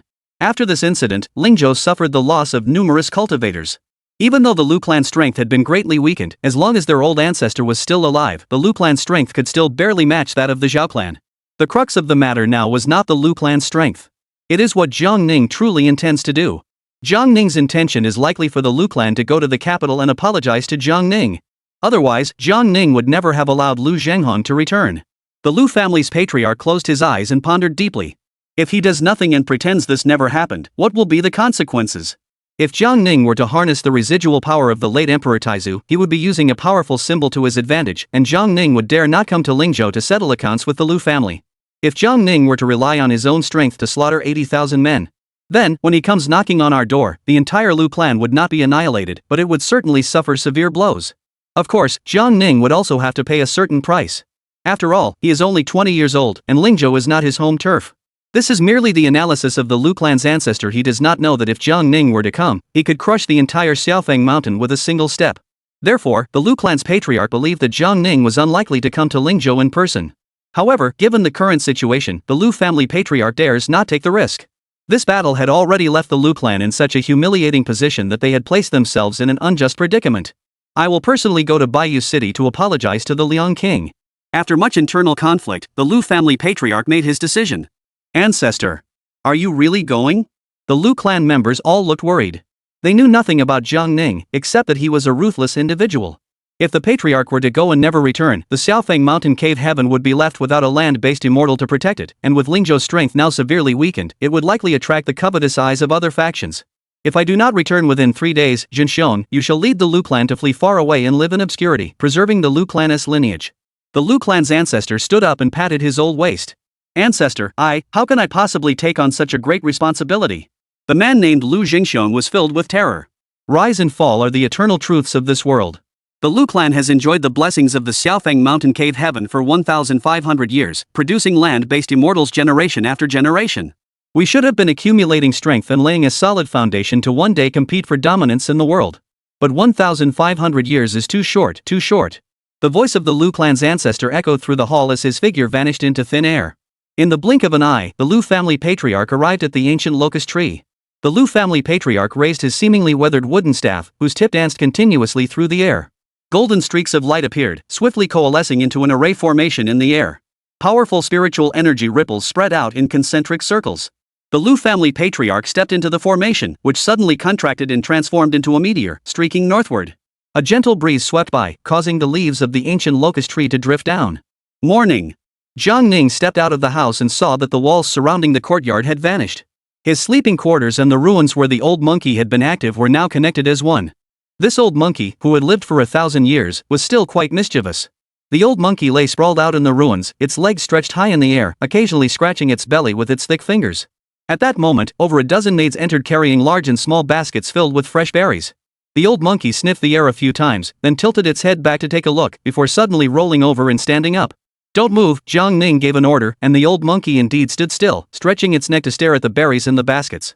Jiang Ning flicked his finger lightly, and a large green berry flew out of the basket, tracing a parabolic arc through the air. The old monkey opened its mouth and caught the berry swiftly and accurately, chewing it twice before swallowing it whole. The old monkey nudged its mouth, signaling Jiang Ning to continue. Jiang Ning found this amusing and continued to flick his fingers, sending more berries flying out. The old monkey's eyes sparkled with excitement as it kept opening its mouth to catch the berries, until its mouth was too full to take any more, then it reached out its hands to catch more. The old monkey smacked its lips, swallowed a mouthful, then gently shook its head and neck, emitting roar and hum sounds of enjoyment. It looked just like a CEO enjoying a luxurious breakfast. Jiang Ning chuckled. Taking this old monkey as a spirit pet was indeed the right choice. It could provide him with plenty of emotional value. At that moment, Yu Tianhu hurriedly walked in and witnessed the scene. This old monkey, how human-like it is, Yu Tianhu said with interest. Monkey-type and bear-type spiritual beasts love to imitate humans. Jiang Ning thought that after the old monkey had transformed into human form, it might be even more interesting. It is indeed interesting, but this prince's mansion is such a pity. Yu Tianhu glanced around. Half of the mansion had been reduced to ruins. After watching Jiang Ning feed the old monkey for a while, Yu Tianhu almost forgot about his business. Your Highness, the Lu family patriarch has arrived outside the city and requests an audience with you. The Lu family patriarch had just arrived, and Yu Tianhu had originally planned to escort him directly into the city. However, the invisible barrier could not be breached by anyone. I will attend the morning court immediately. You take him into the city and have him wait at the mansion until court adjourns. Jiang Ning spoke and turned to leave. Yes. Yu Tianhu noticed that the old monkey was eating with great relish, finding it quite amusing. He picked up a berry from the basket and threw it toward the old monkey. Xiao Bai, catch it. Yu Tianhu shouted. The old monkey's movements came to an abrupt halt. The berry hit the old monkey's head and bounced off, landing on the ground and shattering into two pieces. Yu Tianhu saw this and felt a bit embarrassed. Hadn't the prince just played like that earlier? Why wasn't it working now? The old monkey stared at him with a look of disdain, as if he were an idiot. Then, the old monkey's body slowly sank downward. Immediately afterward, the old monkey used both hands to pick up pieces of broken walls and debris, hurling them toward Yu Tianhu. Boom! Boom! Boom! Boom! The spot where Yu Tianhu had been standing was now piled up like a small mountain. The old monkey's strikes were precise. The remaining 2 baskets of berries remained intact on the ground. It walked over, grabbed the baskets, and dumped them into its mouth. Oomph oomph roar roar. Chapter 52, Inviting the Empress to her death. Jiang Ning walked up the white jade steps and entered the majestic Tai Hall. The civil and military officials watched as Jiang Ning crossed the hall, none uttering a word. Just a short while ago, a significant number of them had been shouting for Jiang Ning to be sent out of the city to die. This matter had been reported to Jiang Ning by Lu Jin. What was said behind his back could be overlooked. But yesterday, when Jiang Ning arrived outside the Tai Chi Hall, he heard 2 people slandering him with his own ears. Being mocked to his face was something he couldn't ignore. Jiang Ning stepped forward and took his place at the front. In the past, no one took Jiang Ning seriously. But now, that gaunt figure cast a tremendous sense of oppression. No one dared to underestimate Jiang Ning anymore. Minister of War, Yao Jianan.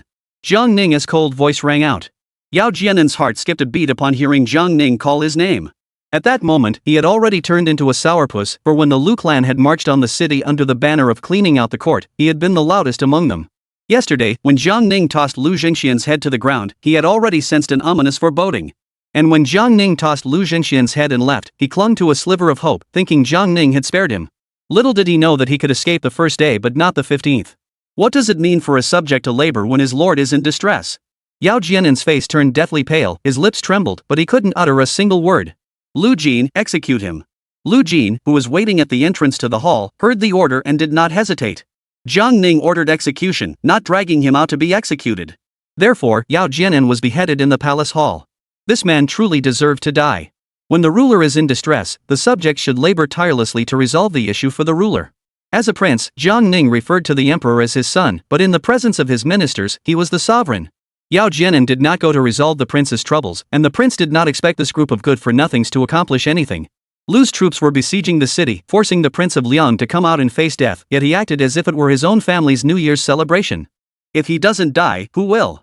2 flying swords entered the hall one after another, piercing Yao Jianan's body and pinning him to the floor. Blood gradually stained the floor red, and the nearly solidified sword chi lingered in the air. The smell of blood filled the air, and the ministers fell silent, too afraid to speak. Among them, there were those who could have defeated Lu Jin. But with Jiang Ning present, no one dared to intervene, not even to plead for mercy. Who could possibly match the skill of that sword that split the heavens? Left Ritual Master of the Imperial Academy, Han Yuxing, what do you mean by when the ruler is disgraced, the minister dies? Jiang Ning called out another name. Unlike Yao Jianan, he was so terrified upon hearing his name that he froze in place. He immediately knelt on the ground. This servant, Han Yuxing, deserves death. These 2 men, one claimed that Jiang Ning dared not take responsibility and had fled to the imperial city to hide, while the other accused Jiang Ning of shamelessness. These words were overheard by Jiang Ning. Execute him. Your Highness, spare him. Han Yuxing suddenly sat up, his face filled with terror, trying to plead for mercy. But 2 flying swords flew toward his back, one piercing his neck and the other piercing his back, pinning him back to the ground. In the imperial court, 2 high-ranking ministers were executed one after another. In the 2,000 years since the founding of the Great Xia dynasty, this was the first such case. Ministers who commit capital offenses must be tried by the 3 judicial departments, with the final verdict signed by the emperor before the sentence is carried out. Yet Jiang Ning had dismissed the 2 chancellors with casual ease. And he did so in broad daylight. At this point, everyone realized that this was not the first time Jiang Ning had executed a minister. Previously, the entire family of Wei Yuan and the entire family of Lu Zhengchun had met the same fate. Although both of them have some background, which one has a stronger Lu family background? Has he ever feared power? To him, it was probably no different than crushing 2 ants. In the grand hall, everyone was on edge, fearing they might be called out by Jiang Ning. The silence lingered for a long time until Jiang Ning spoke. Minister of Revenue. The Minister of Revenue, upon hearing Jiang Ning's name, immediately knelt down without hesitation. I deserve to die, I deserve to die. When will the salaries for the Liang Wang's mansion be distributed? Jiang Ning asked indifferently. Upon hearing this, the Minister of Revenue abruptly raised his head, staring wide-eyed at Jiang Ning's back. Was he not going to kill him? But for the Liang Wangfu's salary? After the court session, I will immediately allocate the funds. The Minister of Revenue replied hurriedly. Such a trivial matter, do not let this prince have to intervene personally next time, Jiang Ning said indifferently. Yes, it was my negligence. Please forgive me, Your Highness. The Minister of Revenue was drenched in cold sweat, feeling as though he had taken a step into hell and then returned to the world of the living. The Grand Hall fell into silence once more. Today's court assembly had become Jiang Ning's reckoning, yet no one dared to voice any objections. Jiang Ning suddenly looked up at the Empress, Zhao Shi, who stood beside the dragon throne, having remained silent the entire time. As the Empress and the matriarch of the imperial family, you have colluded with foreign tribes and plotted to kill the imperial heir. How do you explain this to me? The Empress stared intently at Jiang Ning. The ministers dared not even breathe a sigh. Originally, they had believed that Jiang Ning had killed Lu Jingxuan's family, which had drawn the Lu clan's attention. But they never imagined that it was the Empress who had colluded with the Lu clan to purge the court and kill the Prince of Liang. It was the Empress who had invited the wolves into the house. Before this, they all believed that Jiang Ning had brought the Lu clan upon himself, leading to his own downfall. But now, everyone wanted to kill the Empress. Had it not been for the Empress's actions, they wouldn't have been so eager to jump at the chance. Does this mean that Jiang Ning intends to execute the Empress in public? According to the law, the Empress is the legitimate mother of all the princes. For Jiang Ning to execute the Empress would be an act of treason. However, no one doubts that Jiang Ning dares not do such a thing. In that instant, countless thoughts flashed through the Empress's mind, but she chose not to defend herself. If she had known earlier that Jiang Ning possessed such terrifying power, she would never have dared to confront him directly. She quickly came up with an idea and said, I will request the Emperor's permission to accept punishment. No. Jiang Ning shook his head calmly and whispered, what I'm asking is how you will explain this to me. The Empress looked into Jiang Ning's calm eyes and gradually felt her mind spinning in chaos. Her breathing grew rapid, and fear welled up within her. The Empress pretended to remain calm and composed, adopting the demeanor befitting her status as Empress. As the mother of the nation, I am your legitimate mother. Even if I have made a mistake, it should be the Emperor who decides my punishment, not you. Jiang Ning cut the Empress off abruptly. Colluding with foreign tribes, inviting wolves into the palace, murdering the royal heir, disrupting the imperial court, and plotting to overthrow the great Xiao regime. How dare you call yourself the mother of the nation? Although Jiang Ning's words were calm, they rang out clearly. The Empress is sentenced to death. Jiang Ning suddenly released a surge of energy. Ninger, I am your biological mother. You cannot. Before the Empress could finish her sentence, she was engulfed by a terrifying force. The Empress's flesh and bones seemed to be stripped away and melted by intense heat, revealing a skeletal frame. Instantly, the skeleton disintegrated into dust. A large pool of blood stained the 5-panel dragon screen behind the dragon throne, forming the outline of a human figure, identical in size and shape to the Empress. The Empress, who had held power for years, was dead. The civil and military officials were utterly shocked. They never imagined that Jiang Ning, who had already executed 2 ministers today, would go so far as to kill the queen with his own hands. With just one sentence, the Empress was instantly dissolved on the spot. Those who didn't know would have thought the Empress was just an ordinary person, not a cultivator of the 12th realm. Not a single person dared to step forward to plead for mercy, not even the officials from the Empress's faction. Jiang Ning dared to defy the heavens and act with such decisiveness. He didn't even leave her a proper burial. Personally executing one's own mother was an act of treason, one that could easily earn him a place in the annals of history as a villain. Yet, looking at his expression, he remained as calm as a still pond, as if he had merely done something trivial. From now on, no one dared to underestimate this 20-year-old prince. The reckoning ends here. Let this matter be put to rest. As Jiang Ning spoke these words, the weight on the hearts of the ministers finally lifted. Those who had earlier shouted in the court for Jiang Ning to be exiled to his death had not been heard by him, a stroke of luck beyond luck. Otherwise, their fate would have been far worse. Your Highness, Your Royal Highness, a minister whispered, to whom should we report this? All matters shall be discussed by the cabinet. Minor issues may be decided by the cabinet, while major matters shall be submitted to the clear mind hall for the emperor's final judgment, Jiang Ning said solemnly. Yes. Dismiss the court. Chapter 53, don't want to give it? I'll take it myself. Lu Shi's ancestor, accompanied by a squad of Jinwu guards, entered the city on foot. Before entering the city, he had attempted to use his magical abilities to pass through the protective array surrounding the city. However, the invisible barrier was far beyond his ability to penetrate. Is the city defending array always active? Such a large-scale array is typically kept closed. It requires an enormous amount of spiritual energy to maintain it in an open state. Given his status and position, his travels would always be accompanied by a large entourage. Even upon arriving at the capital, many would come to greet him. Yet now, he had lost all the trappings of a land deity. He followed behind a group of soldiers, his heart filled with mixed emotions. After walking for a long time, he finally arrived at the Liangwang mansion. The prince has not yet returned from court. Please wait here in the mansion. Lu Shi, the elderly ancestor, nodded. The moment he stepped into the mansion, he sensed the presence of the old monkey. Looking ahead, he saw that the left side of the mansion's main hall had been reduced to ruins. Piles of broken walls and debris had formed small hills, and the massive old ape was running up and down among the ruins, seemingly enjoying itself immensely.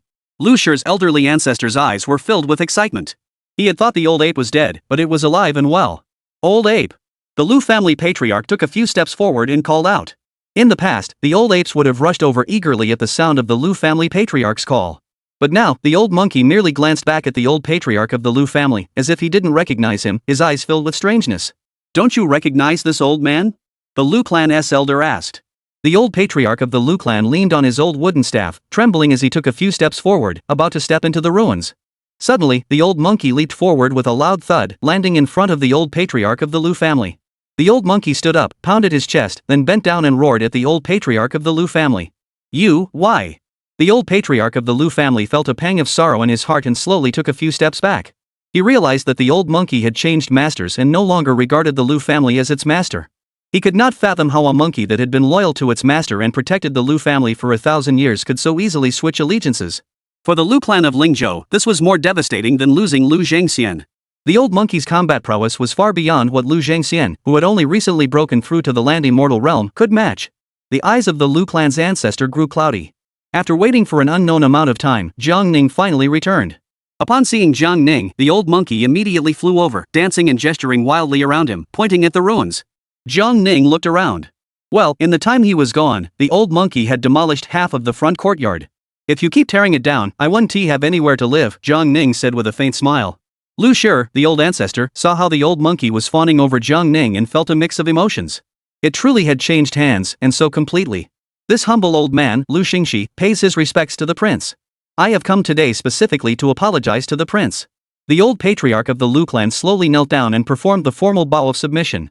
He did not deliberately look at Jiang Ning, but he was constantly using his divination technique to try to discern Jiang Ning's true strength.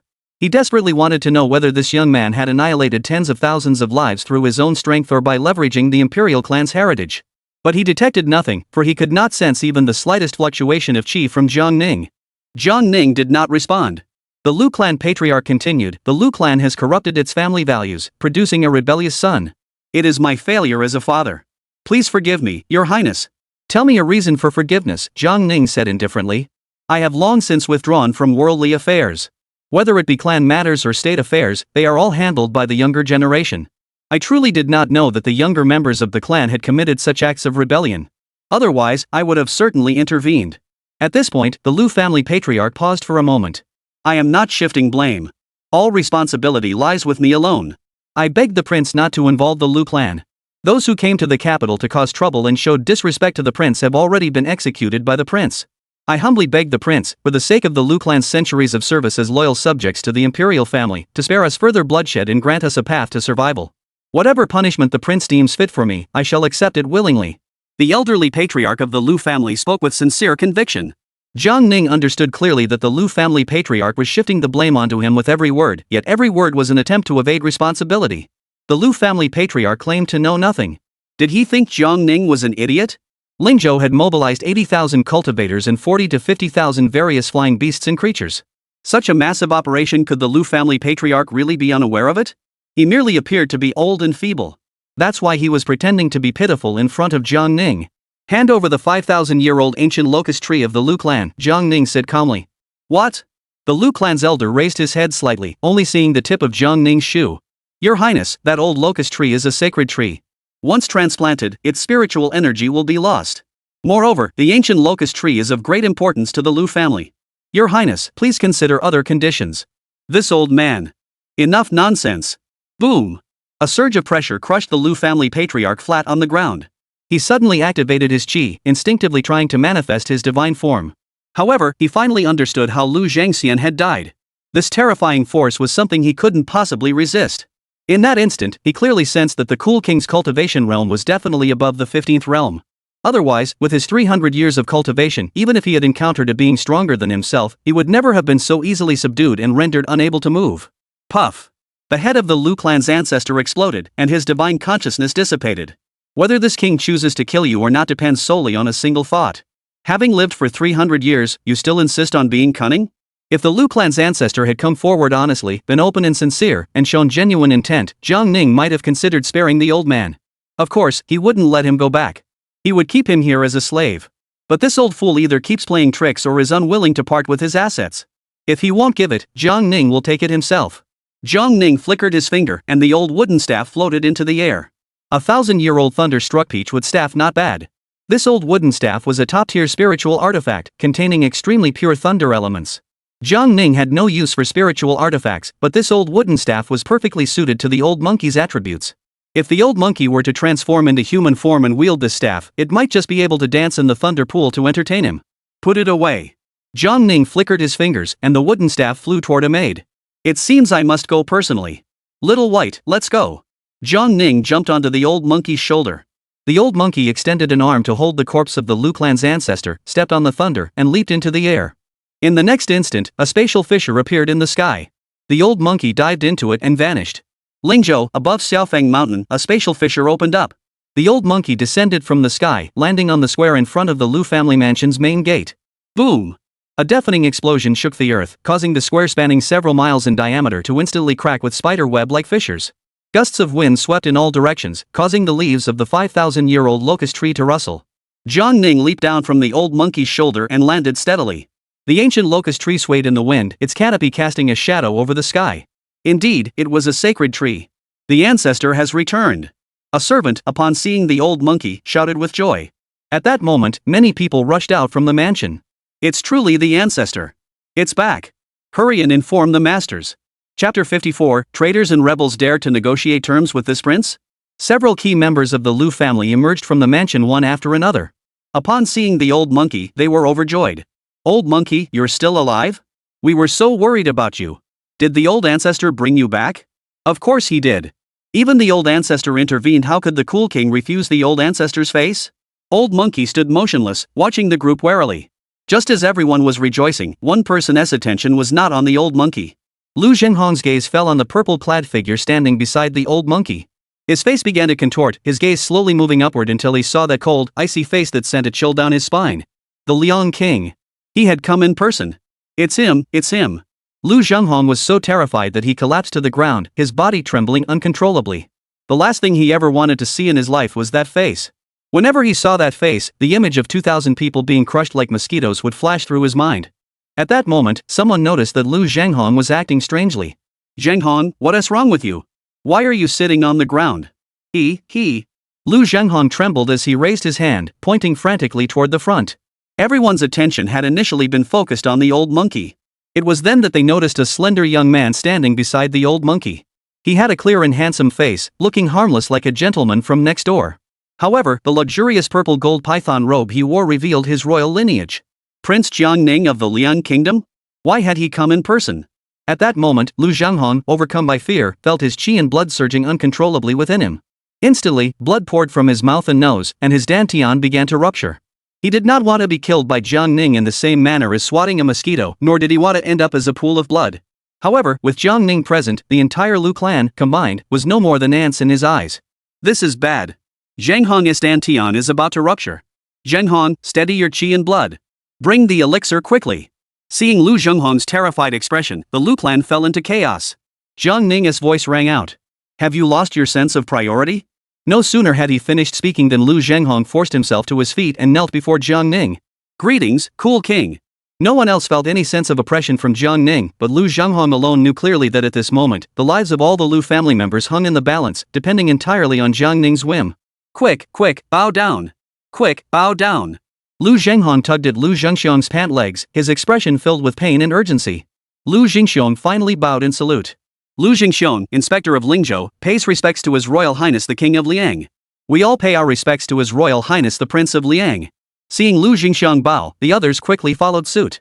May I ask His Royal Highness the Liang Wang, did my ancestral elder, who departed for the capital early this morning to pay his respects to His Royal Highness, happen to cross paths with His Royal Highness? Lu Zhengxiong asked doubtfully. Given our ancestor's supernatural abilities, he should have arrived in the capital before dawn. However, since Jiang Ning had appeared in Lingzhou, there was a possibility that they had missed each other. At that moment, the old monkey casually tossed the corpse of the Lu family's ancestor aside. The lifeless body rolled helplessly a few times before coming to rest before the crowd.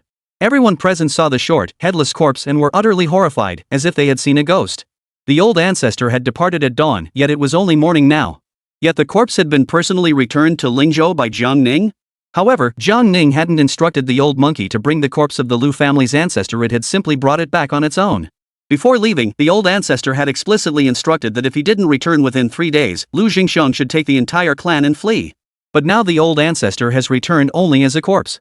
When they saw the old monkey, they still thought the old ancestor had redeemed him. Lu Zhengxian is dead, and the old ancestor is also dead. The era of the Lu family of Lingzhou, where 2 generations of earthly immortals coexisted, has come to such an abrupt end? Hand over all your martial arts manuals and secrets, and I will spare your lives, Jiang Ning said calmly. Lu Jingxiong remained silent for a long time before stepping forward. Your Highness, you have killed both those who deserved to die and those who did not. Can you spare us? Jiang Ning's gaze instantly fixed on Lu Jingxiong's face. At that very moment, Lu Jingxiong finally understood what true fear was. He now knew why Lu Zhanghong had been so terrified upon seeing Jiang Ning. With just a single glance, Lu Jingxiong sensed a powerful aura of death. It wasn't a threat. Jiang Ning was going to kill him. Lu Jingxiong instinctively tried to flee. But the next instant, Lu Jingxiong was pinned down by a surge of energy released by Jiang Ning, unable to move. Boom! Lu Jingxiong was only afraid for an instant before his body exploded and he died. Blood spattered onto the faces of everyone nearby, leaving them all frozen in shock. Traitorous rebels! You dare to negotiate terms with this king? Hearing this, everyone from the Lu clan present were so terrified that they all knelt down on the ground. Mercy, Your Highness! Whatever you desire, we will hand it over. Please spare our lives, Your Highness.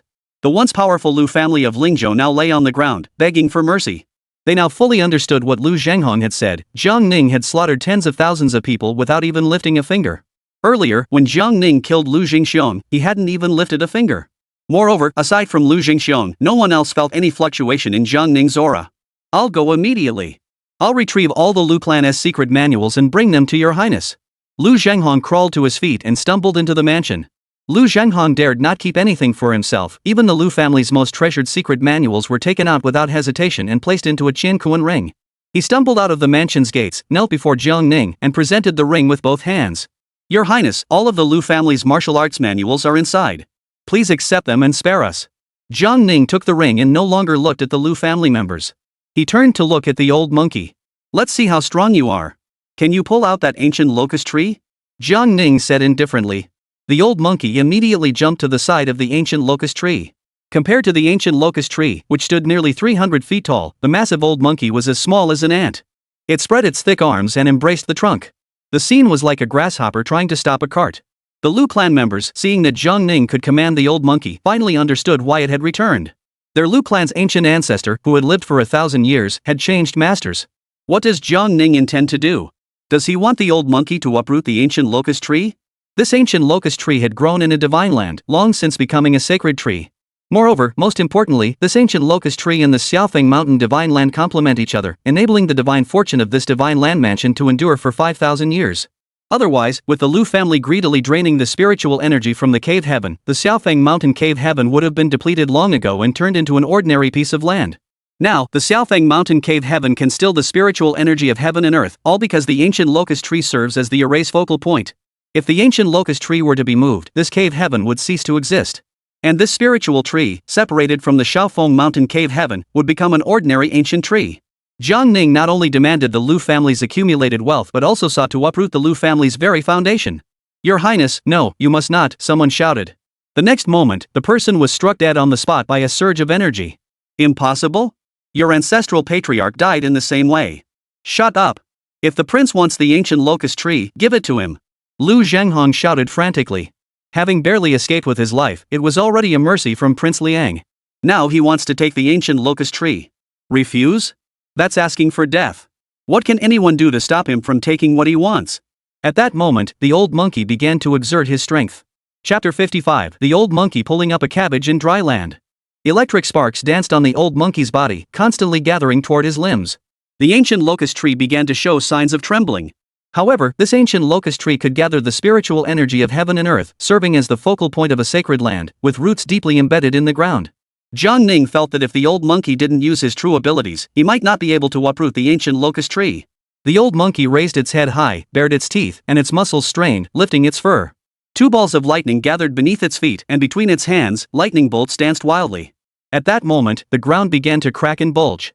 The old monkey's fingertips pierced into the tree trunk, forcefully pulling the ancient locust tree out inch by inch. The old monkey's body gradually rose into the air, while the earthen mound formed by the intertwined roots spread out in all directions, growing larger and larger. The roots detached from the soil at an ever-increasing speed. The entire Xiaofeng mountain began to shake violently, and the mound of earth had already become a mountain. The Grand Lu family mansion was gradually engulfed by the rising hill, with one building after another collapsing and rolling toward the outer edges of the earthen mountain. Roar! The old monkey let out a furious roar and, with all his strength, uprooted the ancient locust tree by its roots. A massive crater appeared at the center of the small mountain, and the newly formed hill began to collapse into the crater. However, the Lu clan members could only watch helplessly as everything unfolded, dared not utter a word. The old ape, nurtured by the Lu clan for 1,000 years, had not uprooted a single tree. It had uprooted the very roots of the Lu clan. The commotion on Xiaofeng Mountain was so great that the entire city of Lingzhou trembled unceasingly. Countless citizens in the city all turned their gaze towards Xiaofeng Mountain.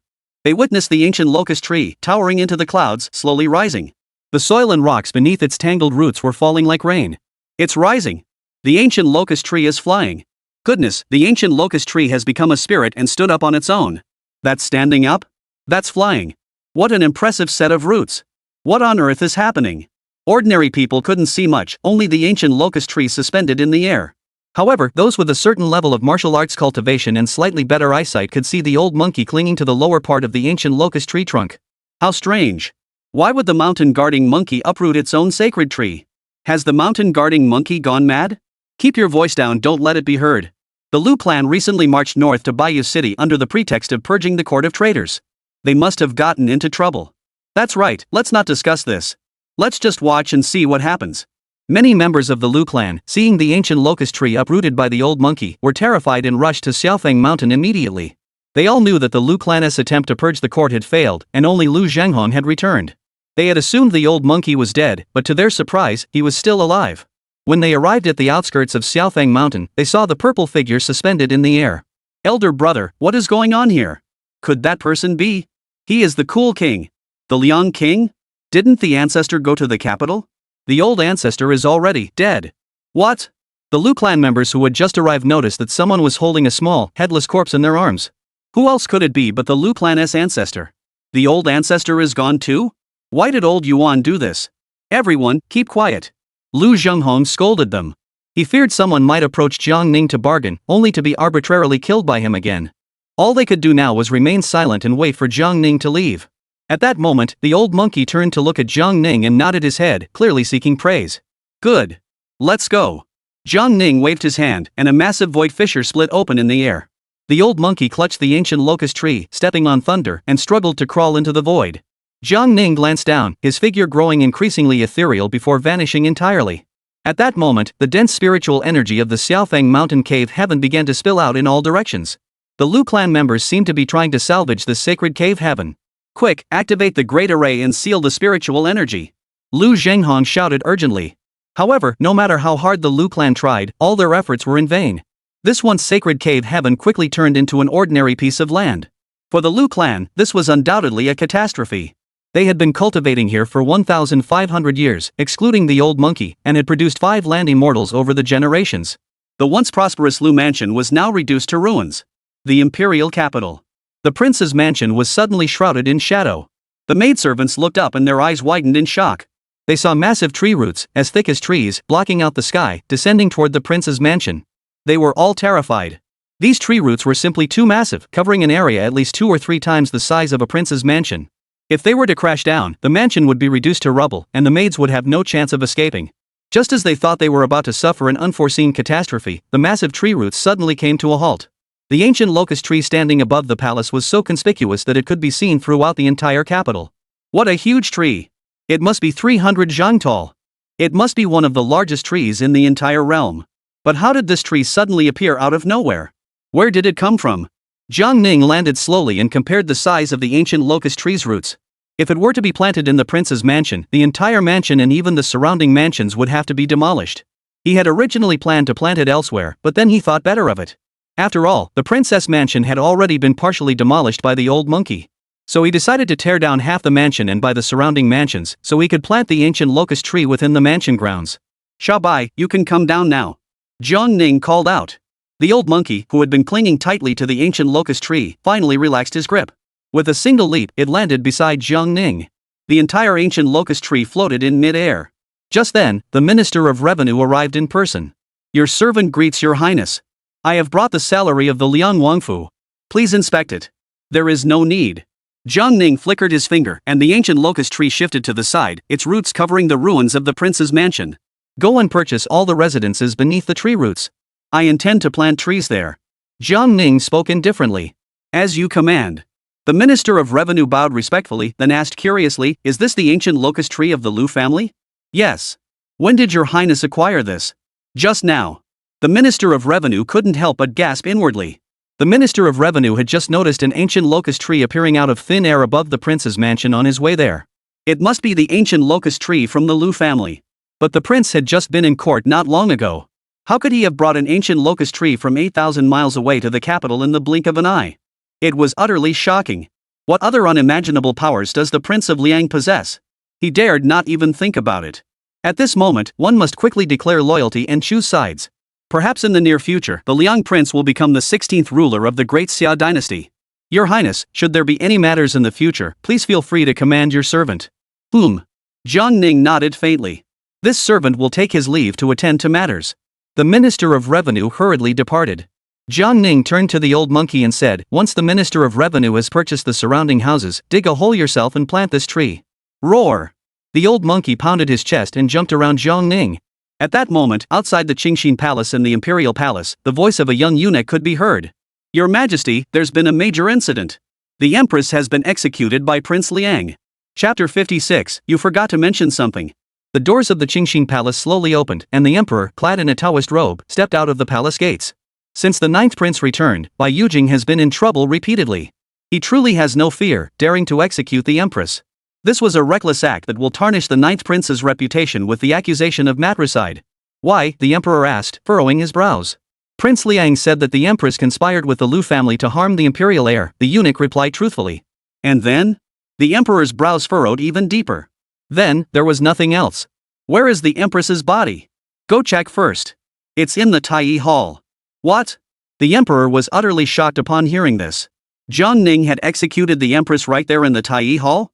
The ninth prince executed the Empress in front of the entire court? The Emperor asked in disbelief. As the Emperor commands, it is indeed so. The Emperor rushed to the Tai Hall. Although the court had already dispersed, some ministers had not yet departed. The death of the Empress left them all at a loss for how to proceed. Such an act of regicide in the presence of the Emperor was unheard of throughout history. Greetings, Your Majesty. No need for formalities. The Emperor waved his sleeves and asked, Where is the Empress's body? There. The Emperor looked up at the hall, but there was no corpse to be seen. He stepped onto the dais and stood before the dragon throne, where he saw 5 bloodstains on the flying dragon screens, clearly forming the shape of a human figure. Back then, during the struggle for the throne among their generation, he had only been able to ascend the throne with the strong support of Empress Zhao's maternal clan. Later, the Empress meddled in state affairs and granted titles and lands to the Zhao clan. It was no exaggeration to say that even a dog raised by the Zhao clan could eat imperial rations. But now, the Empress had become a lifeless heap. Suddenly, the Emperor couldn't suppress the smile on his lips. Removing Empress Zhao was no easy task. It would inevitably provoke the Zhao clan's retaliation. The Zhao clan had all contributed to the Emperor's rise to power. Targeting any of them would leave him with the stigma of killing a loyal minister. But now, with Jiang Ning out of the picture, even if the Zhao clan wanted to cause trouble, they would first target the ninth prince. Could the Zhao clan possibly match the ninth prince in a fight? Moreover, the Zhao clan had already split into 3 factions. The Emperor likely believes that the Zhao clan will use Jiang Ning's alleged murder of the Empress as an excuse to target him. If the ninth prince could eliminate the Zhao clan completely, it would naturally be a good thing for the Jiang royal family. Let them fight it out. Standing by and watching is the best choice. After all, he is an emperor who does not meddle in state affairs. Moreover, the time left for him is not much. The Emperor merely glanced at the scene, said nothing, and turned to leave. As he stepped out of the Tai Hall, the Emperor spotted a towering ancient tree standing in the center of the city. What on earth was going on there? The Emperor floated up and looked down, only then realizing that the giant tree was actually suspended in mid-air. And below it was the Liang Wang's mansion. What is that ninth prince up to? Where did he get such a locust tree? Is it the ancient locust tree from the Lu family? The Empress's death sparked a huge uproar. No one had expected Jiang Ning to suddenly execute the Empress. However, the instigator of this incident did not give it a second thought. Jiang Ning stood at the top of the tree, calmly gazing toward the south of the city. Outside the Zhuke Gate, countless cultivators lay dead, and the concentration of spiritual energy there was as dense as that of a celestial realm. However, without any array formations to sustain it, the spiritual energy left behind by the deceased cultivators would dissipate in no time. However, someone was currently frantically absorbing the spiritual energy and converting it into their own essence. When Jiang Ning activated a corner of the array this morning to allow the Lu family patriarch to enter the city, someone took the opportunity to sneak out. He was taking the opportunity to absorb power. This person could be the one who spread the Changchun pill, one of the princes. First, we can rule out the second prince Jiangyu, as he follows the path of physical enlightenment and only needs enough spiritual energy for himself. To find out who it is, Jiang Ning can simply fly over and take a look. However, he must first locate the source of the corrupted flesh. He might as well try his luck at the prince's mansion first. Thus, Jiang Ning headed toward the Prince of Qin's mansion. Jiang Ning moved his mind, and he appeared in the front courtyard of the prince's mansion. Several servants saw Jiang Ning arrive and bowed in greeting. "Greetings, Prince Liang. Where is Prince Qin?" Jiang Ning asked casually. "The prince is not at the mansion. If the ninth prince wishes to see Prince Qin, please wait until he returns to the mansion," the servant said. Jiang Ning nodded and walked toward the main hall. "Your Highness, the prince is not at the mansion. What should we do?" At that moment, an old man emerged from the main hall. This servant pays his respects to His Royal Highness the Prince of Liang. The old man was named Zhao Tongzhou, the emperor's uncle, a 14th realm grandmaster, and one of the pillars of the Zhao clan. He held no real power or position, only the honorary title of junior tutor, nominally tasked with educating the Prince of Qin, but in reality, he had already chosen his allegiance. Compared to the other two factions of the Zhao clan, Zhao Tongzhou's power was the weakest. "Where has Prince Qin gone?" Jiang Ning asked casually. "I do not know. Does the Changchun pill originate from the Prince of Qin's mansion?" Jiang Ning asked again. Upon hearing this question, Zhao Tongzhou's heart tightened. It was no surprise that Jiang Shui was suspected by Jiang Ning, because Jiang Ning would undoubtedly suspect every prince. But asking it so directly was a bit too blunt. Zhao Tongzhou already knew Jiang Ning's capabilities, so he knew that Jiang Ning's actions could not be judged by ordinary standards. How could the Qin Wangfu be associated with such evil things? Zhao Tongzhou replied with a gentle smile. "You left something out," Jiang Ning said indifferently. Zhao Tongzhou was startled. How had he missed that? Before he could think it through, Jiang Ning explained, "So many who have consumed the Changchun pill refuse to acknowledge it. They likely believe it to be a miraculous elixir." "How do you know it is an evil entity? But didn't those things reveal their true form during the imperial clan's sacrificial ceremony? Such things must be evil entities," Zhao Tongzhou argued. "I will investigate the Qin Wangfu to uncover the truth. The Prince of Qin isn't at the mansion. If the ninth prince wants to investigate the Qin princess mansion, shouldn't we wait for the Prince of Qin to return?" Jiang Ning's cold gaze swept over Zhao Tongzhou, sending a chill down his spine. That gaze carried a strong sense of threat. It seemed as though if Zhao Tongzhou dared to obstruct him, Jiang Ning would raise his hand and kill him. Jiang Ning entered the hall. Zhao Tongzhou, torn between conflicting emotions, dared not move to block him, not even daring to speak. With his strength alone, he could never stop Jiang Ning. Jiang Ning walked around the Qin Wangfu, with Zhao Tongzhou following closely behind, hesitating to speak. When Jiang Ning entered a study, Zhao Tongzhou's heart was pounding in his throat. The underground chamber was concealed by an array, so the aura couldn't escape. No matter how powerful one's perception might be, it would be impossible to sense the dark aura below. But at that moment, a figure suddenly appeared out of thin air in the quiet underground chamber. It was none other than Jiang Ning's divine consciousness avatar. Chapter 57, No Need to Go to Such Trouble. Jiang Ning scanned the surroundings, sizing up the underground chamber. He saw thick black mist surging out from the skulls hanging in all directions, engulfing him. This black mist possessed extremely corrosive power, having been arranged by some sort of demonic technique. Jiang Ning did not know what kind of array it was, but its corrosive power had no effect on him. Soon, the black mist dissipated on its own. Jiang Ning's gaze fell upon the floor. There was a crack in the floor, and a black, viscous substance was pulsating rhythmically. The pungent, foul odor was the stench emanating from the corrupted flesh. This was the source of the malevolent entity. According to ancient texts, as long as this source was eliminated, those who had consumed the cursed flesh separated from it would naturally lose the cursed power within their bodies. Jiang Ning released a stream of sensory energy, attempting to analyze the essence of this thing. But the evil entity was like a rootless weed, its origin unknown. The evil energy it contained was also indescribable. This thing lies here quietly, harmless to both humans and animals. Yet the evil energy indicated that its indirect destructive power was far greater than Jiang Ning had imagined. On the ground, in the study. "Why can the Qin king control this power?" Jiang Ning asked. "Your Highness, what do you mean?" Zhao Tongzhou was confused. "What's down there? I can see everything." "What?" Zhao Tongzhou was startled. He was clearly standing here without moving, and there were no flaws in the formation. How could he possibly know what was underground? Never mind. I have already withdrawn the city defense array. Go summon Prince Qin back. I will question him personally. Zhao Tongzhou felt as though Jiang Ning was trying to trick him. But Jiang Ning didn't seem to be lying at all. Could he really have discovered everything? Don't want to go? Jiang Ning slowly turned around and looked at Zhao Tongzhou. The Prince of Qin is at the Zhuke Gate, 3 li away. Your Highness, you must have misunderstood.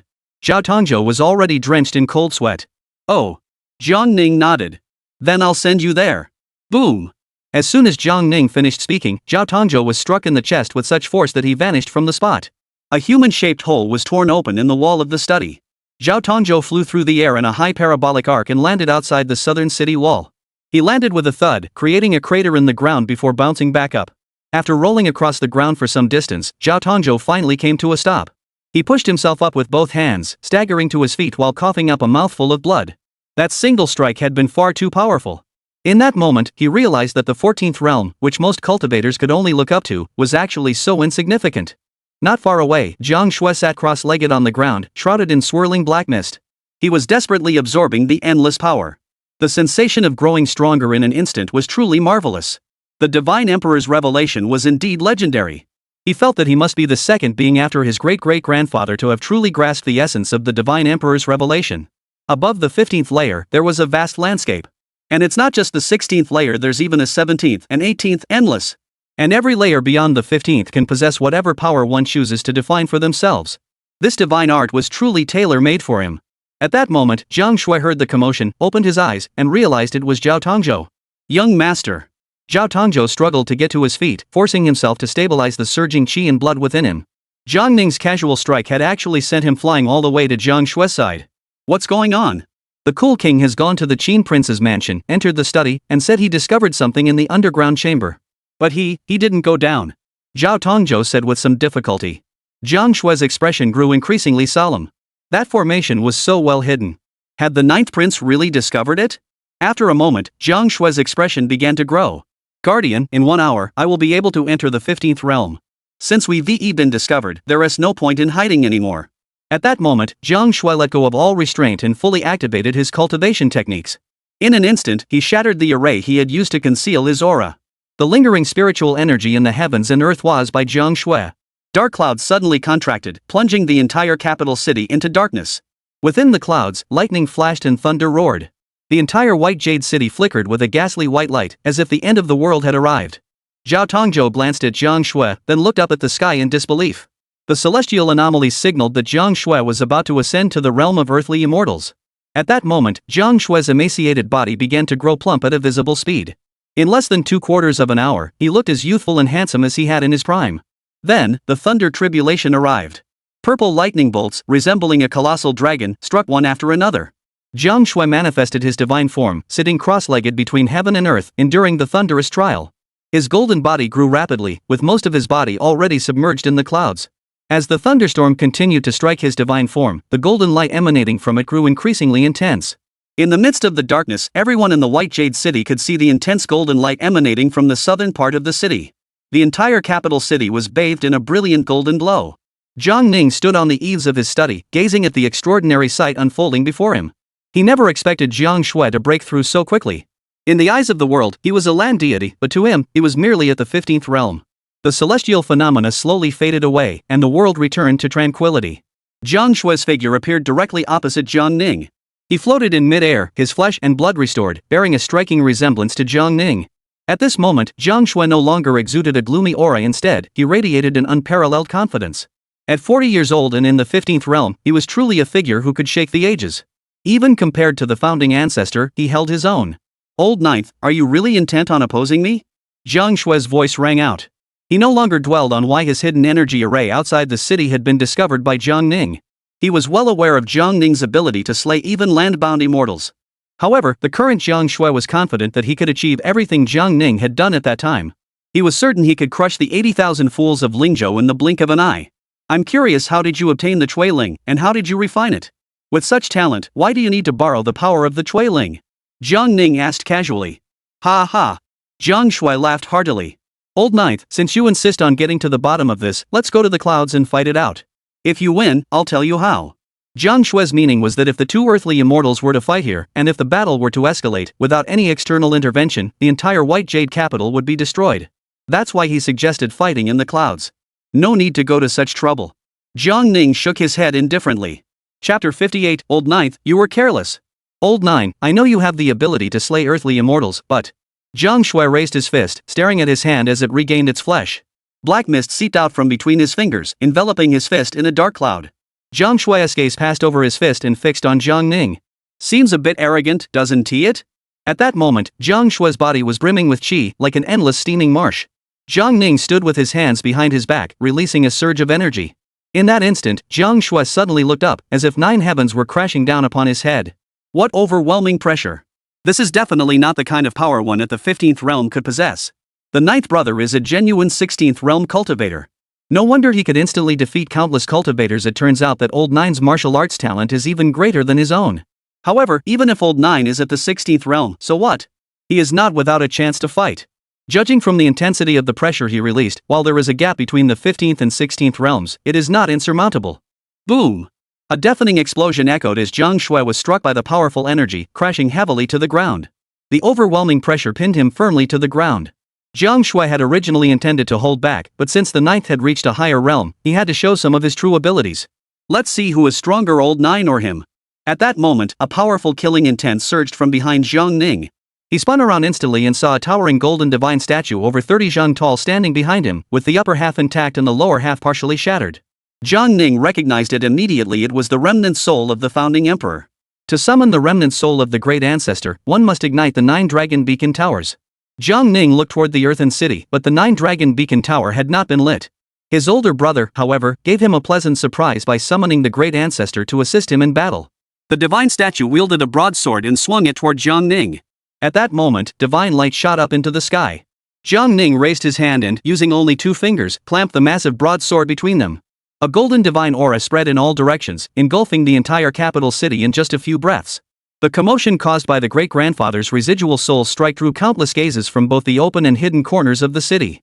The divine statue of the founding emperor. Is that the Qin Wangfu? Is the 9th prince fighting the Emperor Taizu's divine statue? What's going on? In the palace, the emperor had just returned to the Hall of Clear Mind and had been meditating for only a short while when he sensed the divine might of the founding emperor descending upon the world. He immediately flew into the sky and looked toward the Qin Wangfu. Goodness, the 9th prince is fighting the great ancestor? The 9th prince really doesn't make things easy. By he! The emperor shouted urgently, mounting a spirit crane and flying swiftly toward the Qin Wangfu. At that moment, the emperor saw flashes of lightning flickering in the direction of the Liang Wang's mansion, rapidly approaching the statue of the founding emperor. As the figure raced through the sky, a bolt of lightning struck from above. The lightning in the sky merged with the lightning bolt, colliding with the statue of the founding emperor. In the next instant, the figure shot backward like a meteor. With a loud boom, the figure crashed heavily into the ancient locust tree trunk suspended in the air. The one who had just tried to help Jiang Ning was the old monkey. The killing intent it had just unleashed was no small matter, yet it was effortlessly repelled by the statue of the founding emperor. Jiang Shui, who had been pinned to the ground by Jiang Ning's qi, suddenly turned into wisps of green smoke and behind Jiang Ning. Old Nine, you were careless. Jiang Ning spoke with a tone of confusion as he was struck heavily on the back. Jiang Shui struck Jiang Ning's lower back with a punch, and black energy instantly pierced through Jiang Ning's body, surging forward and leaving a fist-sized wound in his waist and abdomen. 16th realm? What can you do now? Ha ha ha ha. Jiang Shui, having succeeded in his ambush, laughed maniacally. He had thought that this punch would injure Jiang Ning, but he never expected Jiang Ning to be so fragile, getting pierced through by a single punch. He never expected Jiang Ning to possess such limitless killing power yet have no defensive abilities whatsoever. Jiang Ning still maintained the posture of holding the knife between his hands, even as his body was pierced through, his face showing no emotion whatsoever. He wasn't unwilling to defend himself, he simply didn't bother. At that moment, the statue of the founding emperor exerted its power, pressing Jiang Ning down toward the ground. Jiang Ning landed heavily, then rolled to the side to avoid the attack. The golden broadsword struck the ground, shaking the heavens and the earth. Jiang Ning lightly leaped onto the blade's back and then sprang upward. At that moment, the statue of the founding emperor raised its other hand, bringing it down in a sweeping motion toward Jiang Ning. Like the Buddha using the 5-finger mountain to suppress Sun Wukong, a single palm strike sent Jiang Ning crashing back to the ground. What a pity, Old Nine. At the 16th realm of martial arts, you suffered a humiliating defeat at your elder brother's hands today. Ha ha ha ha. Jiang Shui, seeing Jiang Ning severely injured and nearly unable to fight back, laughed even more wildly. If the ninth brother was invincible on earth, then he was invincible in heaven. At that moment, the old monkey, who had been knocked flying earlier, returned. Its massive body soared into the sky, its fists wrapped in thunderous energy, crashing toward the statue of the founding ancestor. The furious thunderous power erupted into deafening claps of thunder, creating a colossal commotion. The statue of the founding emperor suddenly raised its leg, stomping down, intending to sever the old monkey. With a thunderous crash, the old monkey was smashed into the floor. Through the illusory giant foot, one could see the old monkey's hideous face, its body shimmering with lightning, wildly struggling but unable to break free from the Taizu deity's grip. Old Nine, where is your divine power? Don't tell me you haven't even used it yet and this is how it ends? Jiang Ning smiled faintly and got up from the ground. Interesting, but not very meaningful. Jiang Shui's body turned into a black mist, instantly condensing above Jiang Ning's head, and struck his crown with a punch. Jiang Ning slightly turned his head, and the punch struck his shoulder. The black mist surged violently, instantly slicing away half of Jiang Ning's body. At that moment, Jiang Ning was left with only half a body. You're about to die, yet you still dare to talk back? What skills do you have? Show them. It was a one-sided battle, yet despite being beaten to a pulp by Jiang Shui, Jiang Ning still maintained his dead fish expression. A surge of extreme frustration welled up inside Jiang Shui. He had clearly intended to crush Jiang Ning, yet Jiang Ning still didn't take him seriously? What gives you the right to be so arrogant? Jiang Shui punched Jiang Ning's body, leaving a hole in his flesh. What gives you the right to be so arrogant? Who are you showing off to? With such meager skills, you dare to covet the throne of the emperor? Ha ha ha ha. Jiang Shui continued to punch relentlessly, reducing Jiang Ning to nothingness. What of the 16th realm? With the divine statue of the ancestor by his side, he could crush them with a single flick of his wrist. Even if that old monkey joins the fight, so what? It's just a spirit beast, lacking the superhuman intelligence of the human race. Once it encounters something stronger than itself, what is the difference between it and a chicken or a dog? With this, he still dares to covet the throne? To investigate his mansion? Who gave him the courage? At that moment, Jiang Shui suddenly turned his head and looked upward. His eyes widened in shock. There, the statue of the founding emperor suddenly began to topple toward him. Boom!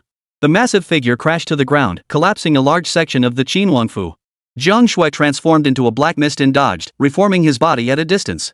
There stood Jiang Ning, standing atop the head of the statue of the founding emperor, hands behind his back. Chapter 59, Overwhelming Advantage, the last words of the Crown Prince. Seeing that figure, Jiang Shui's pupils contracted sharply. He had thought he had easily defeated Jiang Ning, yet Jiang Ning was now unscathed? What had just happened to that Jiang Ning? The aura he had released clearly possessed the strength of the 16th realm. Could it be a divine consciousness clone? But how could that be? Just now, Jiang Ning clearly moved and released a pressure that was definitely beyond what a divine consciousness clone could achieve. Yet now, the Supreme Ancestor Immortal is being trampled under Jiang Ning's feet, struggling desperately but unable to even crawl. This is completely different from the Jiang Ning we saw earlier. Just as Jiang Shui froze in shock, a figure flashed into his peripheral vision. Jiang Shui instantly turned his head and saw the old monkey enveloped in thunderous energy, sweeping toward them from all directions. He was about to dodge, but in that instant, he was bound by a strand of qi, completely immobilized. In desperation, Jiang Shui could only release his protective qi to withstand the old monkey's powerful strike. Boom! Jiang Shui was slammed into the ground by the old ape, creating a large crater. The old ape fell into the pit, raised its hand, and struck downward. It then stood up and struck downward again. Boom! Boom! Boom! A series of deafening explosions echoed, with flying out of the crater. In just 6 or 7 punches, Jiang Shui's protective aura was shattered by the old ape. If the old ape hadn't been injured and broken through Jiang Shui's protective aura, 2 or 3 punches would have been enough. Roar! The old monkey let out a furious roar, unleashing all the anger it had been holding back onto Jiang Shui's head. Another series of deafening explosions echoed, causing the pit to collapse layer by layer. Jiang Shui was beaten until his mouth and nose bled, his face unrecognizable. With each punch the old monkey landed, Jiang Shui's legs grew weak and began to curl upward. At that moment, the Taizu divine being beneath Jiang Ning's feet slowly dissolved into a stream of light and vanished. Jiang Ning landed on the old monkey's shoulder and said indifferently, "Enough." If he continued to strike Jiang Shui, the old monkey would surely kill him. Jiang Shui was doomed, but Jiang Ning had promised the emperor that once he uncovered the truth about the Changchun pill, he would inform the emperor. Therefore, he had to spare Jiang Shui's life. The old monkey let out a furious roar at Jiang Shui before finally stopping. Jiang Shui lay in the once handsome and noble crown prince now unrecognizable, his face swollen like a pig's head. If he hadn't broken through to the 15th realm, how could he have withstood so many blows from the old monkey? He would have had his head crushed long ago. Jiang Shui struggled to turn his head and looked at Jiang Ning's cold, indifferent face. He couldn't fathom what had happened. It was clearly an overwhelming victory. How had it suddenly turned into such a complete defeat? He hadn't even used his true abilities yet. It wasn't that he didn't want to use them, it was that after being suppressed by Jiang Ning's aura, he simply couldn't use them. Cough cough. Jiang Shui coughed up a mouthful of blood mixed with. What just happened? Jiang Shui ground his teeth, asking weakly. Just a divine consciousness clone. It barely possesses the strength of the peak of the 14th realm, Jiang Ning replied honestly. Hearing this, Jiang Shui's heart nearly shattered. It was indeed just a divine consciousness clone? And he actually said that the divine consciousness clone only possessed the peak strength of the 14th realm? But the pressure it released was clearly beyond the 15th realm. With just a 14th tier peak spiritual essence clone, he effortlessly blocked the Taizu divine statue's strike and withstood so many of its punches? What kind of power must his true body possess? Jiang Shui believed that by reaching the 15th realm and having the Taizu divine statue by his side, he could easily kill Jiang Ning and completely refine him. In that case, Jiang Shui would definitely achieve the same level of accomplishment as the Taizu ancestor and enter the 16th realm. However, Jiang Ning was a true 16th realm being. At 40 years old, he had already reached the 15th realm, enough to strike fear into all who heard of him and intimidate all directions. But a 16th realm at 20 years old, what does that even mean? Is he human or divine? At that moment, the emperor arrived on a crane. I pay my respects to His Majesty the Emperor. Jiang Ning jumped down from the old monkey's shoulder and bowed respectfully. The emperor glanced at the scene and saw that it was indeed the ninth son fighting with the eldest son. What is the matter with the statue of the founding emperor? The emperor's aged face grew solemn. Your humble son does not know, Jiang Ning answered truthfully. The typing sect was indeed the work of Prince Qin, and the Changchun Dan was also made by Prince Qin using the cursed flesh. The original source of that cursed flesh was originally hidden in the underground chamber of Prince Qin's study, but it has already been destroyed by your humble son. What? The emperor's expression darkened. He had long suspected that the Changchun Dan was some evil scheme concocted by one of the princes. He had already prepared himself mentally to face all of this. But when the moment arrived, the emperor's heart was filled with a mix of emotions. The events at the imperial ancestral ceremony, were they your doing? Did you set fire to the 9 dragon beacon towers? The emperor stared at Jiang Shui lying in the pit, his expression complex. Jiang Shui tugged at the corner of his mouth. Though he still couldn't believe his efforts had come to naught, it was now a done deal.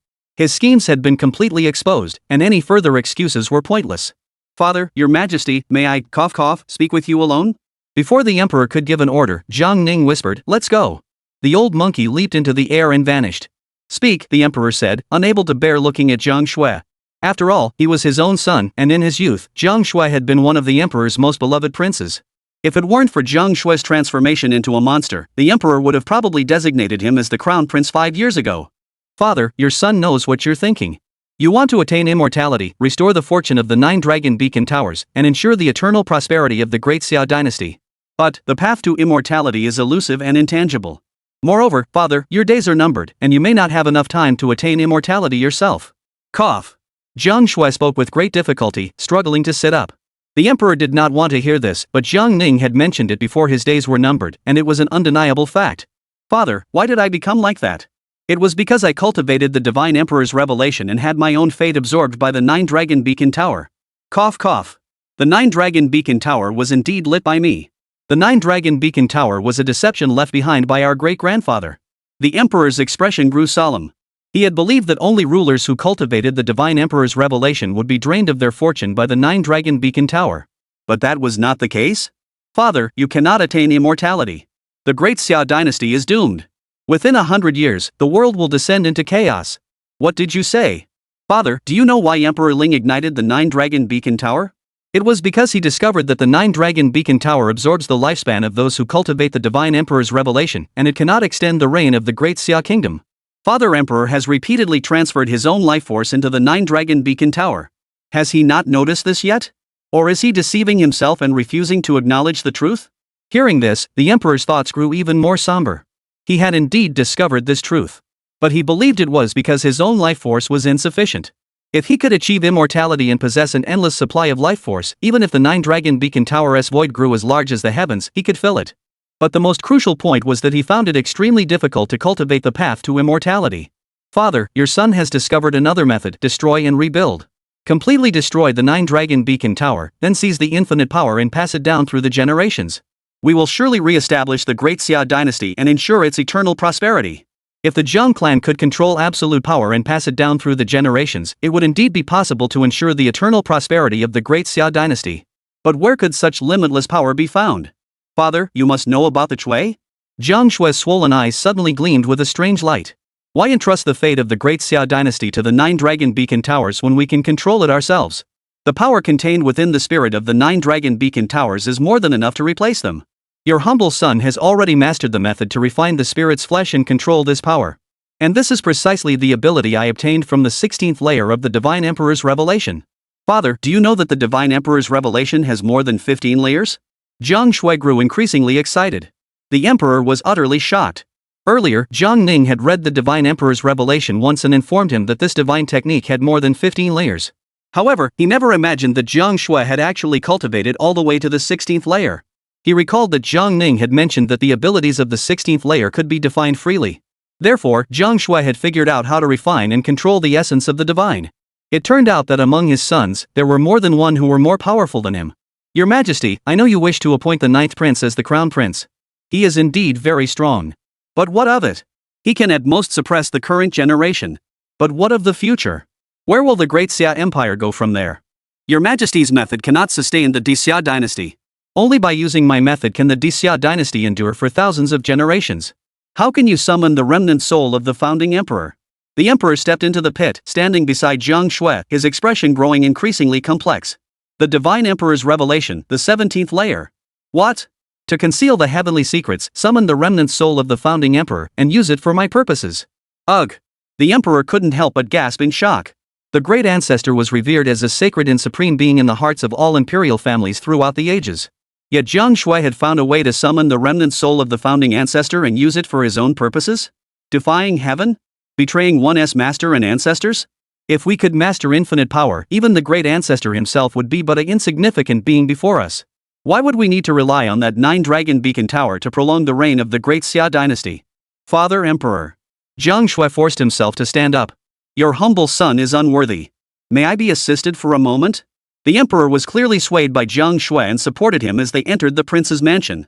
Upon entering the underground chamber, Jiang Shui could no longer find the fragment of the source of evil within the crack. Jiang Shui sat cross-legged, hunched over, his breath growing weaker. Father Emperor, the hidden compartment beneath your feet contains the cultivation methods for the 16th and 17th layers of the Divine Emperor's revelation.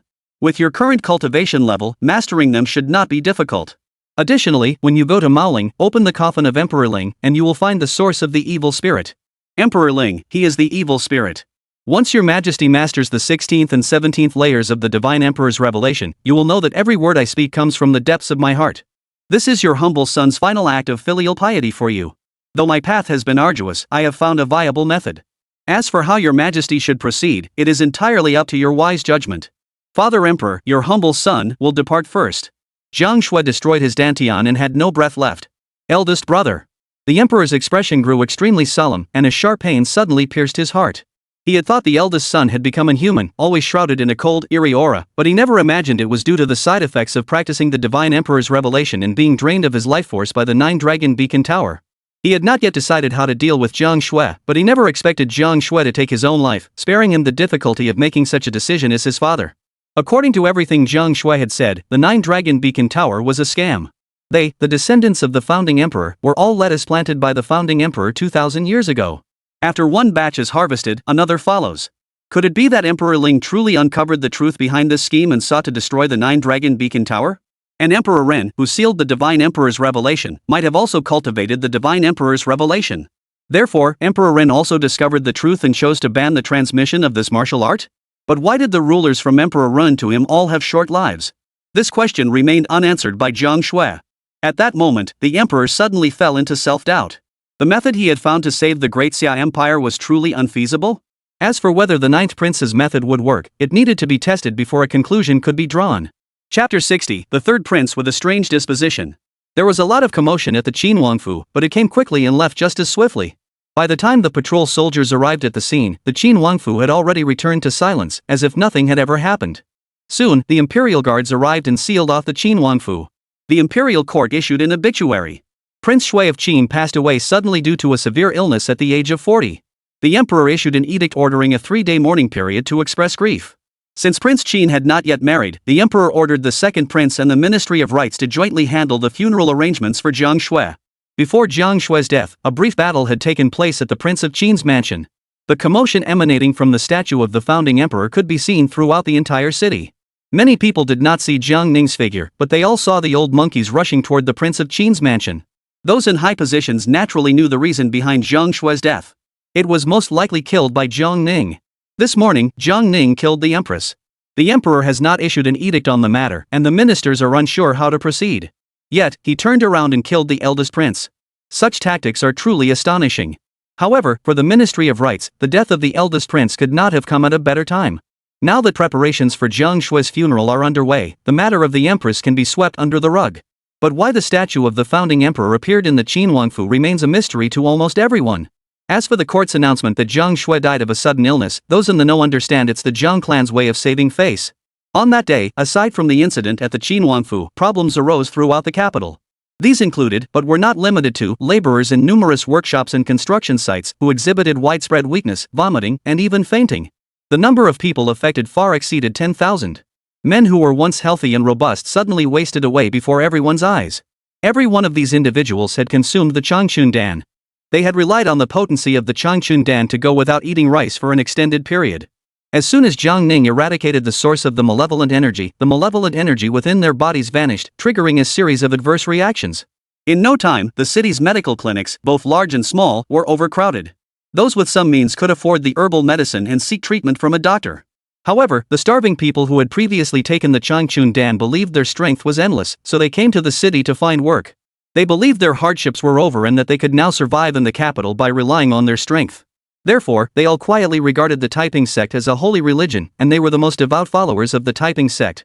When the Liang Wang's mansion labeled the Taiping sect as a heretical cult, they only thought that the high and mighty Liang Wan was unable to distinguish right from wrong. When the effects of the medicine wore off, they thought it was simply the medicine wearing off, so they continued to take the Changchun Dan. But the result was that not only did it fail to alleviate their dizziness and hunger, but the side effects became even worse. They could no longer experience the feeling of boundless strength that the Changchun Dan had once given them. The owners of the workshops and construction sites, upon discovering the situation, were terrified and dared not take in these people who were constantly vomiting black blood. If 1 or 2 people died, they could compensate the families and move on. But if too many died, the authorities would investigate, and these small-time bosses couldn't take responsibility. So they simply drove out those who had experienced adverse reactions. Tens of thousands of people were left to wander the streets in a half-dead state. If these starving people were left unattended and without assistance, their fate would be inevitable. They would die and be left to rot on the streets. Jiang Ning had already anticipated that something would happen after eliminating the root cause of that curse. As he patrolled the streets, he never imagined the situation would be so dire. Following closely behind Jiang Ning was Wen Kai, the commander of the Heavenly Wolf Guards. In the eyes of the aristocratic clans, those who cannot cultivate are no different from ants. The higher one's status, the less they cared about the lives of the common people. The so-called public sentiment and popular will had nothing to do with the common people. They were all manipulated by the aristocratic clans. These starving refugees, who had wandered in from who knows where, should have been waiting outside the city walls for the imperial court's charity, surviving day by day. Now abandoned, their fate was to be thrown back into the shantytowns outside the city walls to fend for themselves. Yet, Wen Kai saw a hint of compassion in Jiang Ning's eyes. Wen Kai, gather all the military doctors and allocate some military rations to treat these common people, Jiang Ning said indifferently. This prince, who was so aloof and indifferent to everyone, actually felt sympathy for a group of lowly peasants. In Wen Kai's eyes, their plight was entirely their own doing. Who told them to believe there was such a thing as a free lunch in this world? Your Highness, why waste resources on them? The value of military rations is worlds apart from ordinary grain, Wen Kai said, both puzzled and shocked by Jiang Ning's decision. Saving these commoners would bring no tangible benefits to the Liang prince. Jiang Ning understood Wen Kai's thoughts and couldn't force him to change his worldview. He simply felt that this matter should be brought to a proper conclusion, and it was merely a matter of doing the right thing. They might just be insignificant ants struggling to survive, but no one deserved to become a sacrifice because of internal struggles within the royal family. In the vast capital city, a few more people wouldn't make a difference. Heaven has mercy on all living things, let it be done, Jiang Ning said softly. As you command. After that, go inform the Minister of Revenue to set up more soup kitchens in the city. These common folk, as long as they have the strength, can find a way to survive within the city. Yes. At that moment, Jiang Ning suddenly realized he had overlooked someone. Zhao Tongzhou. After being struck out of the city by him, he had not returned. Most likely, he had been allowed to escape. A few days later, Jiang Ning, dressed in mourning attire, accompanied Yu Fei to the Qinhuangfu to attend the funeral of Jiang Shui. The emperor was present, along with members of the imperial family and officials from all branches of government. The Qin Wanfu was shrouded in a solemn and mournful atmosphere. Since Jiang Shui had never married, all matters related to the funeral were handled by the second prince, Jiang Yu. Jiang Yu, the fourth prince Jiang Xing, and the eldest son of the empress were all born to the empress. Since Jiang Shui had not married and had no children, his two younger brothers donned mourning attire in his place. All the imperial family members were already familiar to Jiang Ning. As usual, he only paid respects to the emperor and did not greet any of his other siblings. Walk directly to the memorial hall, burn incense, pay your respects, and then leave the memorial hall. At that moment, a man stepped in front of Jiang Ning.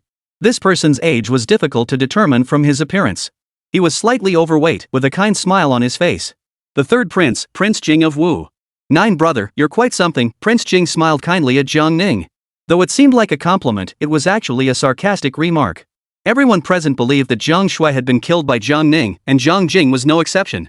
On that day, Jiang Shui had broken through to the 15th realm, witnessed by all. Jiang Ning could easily subdue Jiang Shui, who had just broken through to the 15th realm, and he was not surprised. What surprised him was that Jiang Ning had suddenly killed Jiang Shui without any apparent reason. Jiang Ning was quite direct, casually saying, "The Qin king was not killed by me." Jiang Jing heard this and smiled faintly. "Yes, my elder brother died suddenly from a sudden illness, as everyone knows." Jiang Jing couldn't help but think that Jiang Ning couldn't even lie properly. A land deity who had just broken into the 15th realm suddenly died of a sudden illness at the age of 40? Who would believe that? Everyone knows that you, Jiang Ning, fought with Jiang Shui that day. If it wasn't you who killed him, then who else could it be? Everyone was waiting for Jiang Ning to continue, but he remained silent and walked past Jiang Jing. He turned to look at Jiang Ning's back and suddenly felt that Jiang Ning seemed calm on the surface but was actually arrogant, because he didn't even bother to lie. He said it like that, believe it or not, he didn't bother to explain another word. Chapter 61, The Conditions for Becoming the Crown Prince. The funeral proceeded according to protocol. Jiang Yu read the obituary, and the ministers offered incense and paid their respects, bidding their final farewell to Jiang Shui. Then they had a meal, and finally the coffin was carried out. King Qin Jiang Shui was posthumously titled Gong. Though the king of Qin had no sons, he was given a grand funeral with all honors. Yu Fei occasionally glanced at Jiang Ning, wanting to offer some advice, but she didn't know how to begin. She had previously advised Jiang Ning to keep a low profile, but although Jiang Ning had heard her words, he had never followed her advice. The incident where Jiang Ning executed the empress in the Tai Hall had terrified Yu Fei greatly. Before she could recover, Jiang Shui died as well. The rumors surrounding the matter were clear to Yu Fei. The struggles among the princes were either life or death battles. But now Jiang Ning has completely exposed his sharp edges. This cannot be said to be entirely without benefits, but the drawbacks are also evident. Because his personal strength far surpasses that of the other princes, he can do things that the other princes cannot or dare not do. He has become the one to disrupt the balance of the succession struggle, and the other imperial heirs will likely unite to target Jiang Ning first. Eliminating the strongest first is the wise choice for the other princes. "Ninger, did you really kill Prince Qin?" asked Yu Fei. "Your humble son did not kill the prince." At the time, the old monkey had beaten Jiang Shui severely. Even though Jiang Shui was severely injured, he would at most fall back in cultivation, not to the point of death. Now whether or not you killed Prince Qin, the world believes you did," Yu Fei sighed. "On that day, I spared his life. Even if he had survived, I would have taken his life." Yu Fei. She had intended to give Jiang Ning some advice to try to distance himself from the matter. But Jiang Ning's words made it clear he didn't care about public opinion. Her son had grown up now. Though he remained as filial as ever, he had indeed developed his own thoughts. "By the way, did you eat the pastries Lu Jin sent you yesterday?" Yu Fei changed the subject and asked. There were some things she couldn't help with, as her abilities were limited. All she could do was show her concern in her own way. Did Mother Empress improve the recipe for the peach blossom pastries this time? Did she add plum? Jiang Ning asked with a smile. Not ordinary plum, but jume from Yenzhou. It's a spiritual fruit that is highly beneficial for cultivation. Do you remember when you were a child, your mother gave you a kind of sour and sweet berry to eat? Of course I remember. Every time Mother returned to Yenzhou, she would always bring that berry for her son. Mother will make more for you tonight when she returns to the palace. After the funeral, the emperor issued an edict: all princes must attend court tomorrow morning. It had been over 5 years since the emperor had last attended court. Everyone speculated that the emperor had summoned all the princes to court early because he intended to name an heir. Rumors had been circulating in the palace for some time. Now that the empress is gone, there is no one to preside over the court proceedings. Court officials now visit the Qingxin Palace daily, and the emperor, who is obsessed with seeking immortality, must be growing weary of their constant pleas. If a crown prince is appointed to act as regent, the emperor could then devote himself to his spiritual practices. The next day, at the morning court assembly, the emperor, dressed in a Taoist robe, sat majestically on the dragon throne. Though frail and aged, the emperor still exudes imperial dignity. All princes, listen to the imperial decree. All the princes stepped forward. The mist-hidden realm's mist spirit flowers and fruits have ripened. Whoever can bring back the mist spirit flowers and fruits intact shall be crowned crown prince. As expected, the emperor had convened the morning court today specifically to decide on the succession. In truth, no one knew that the emperor had originally intended to directly appoint Jiang Ning as the heir apparent.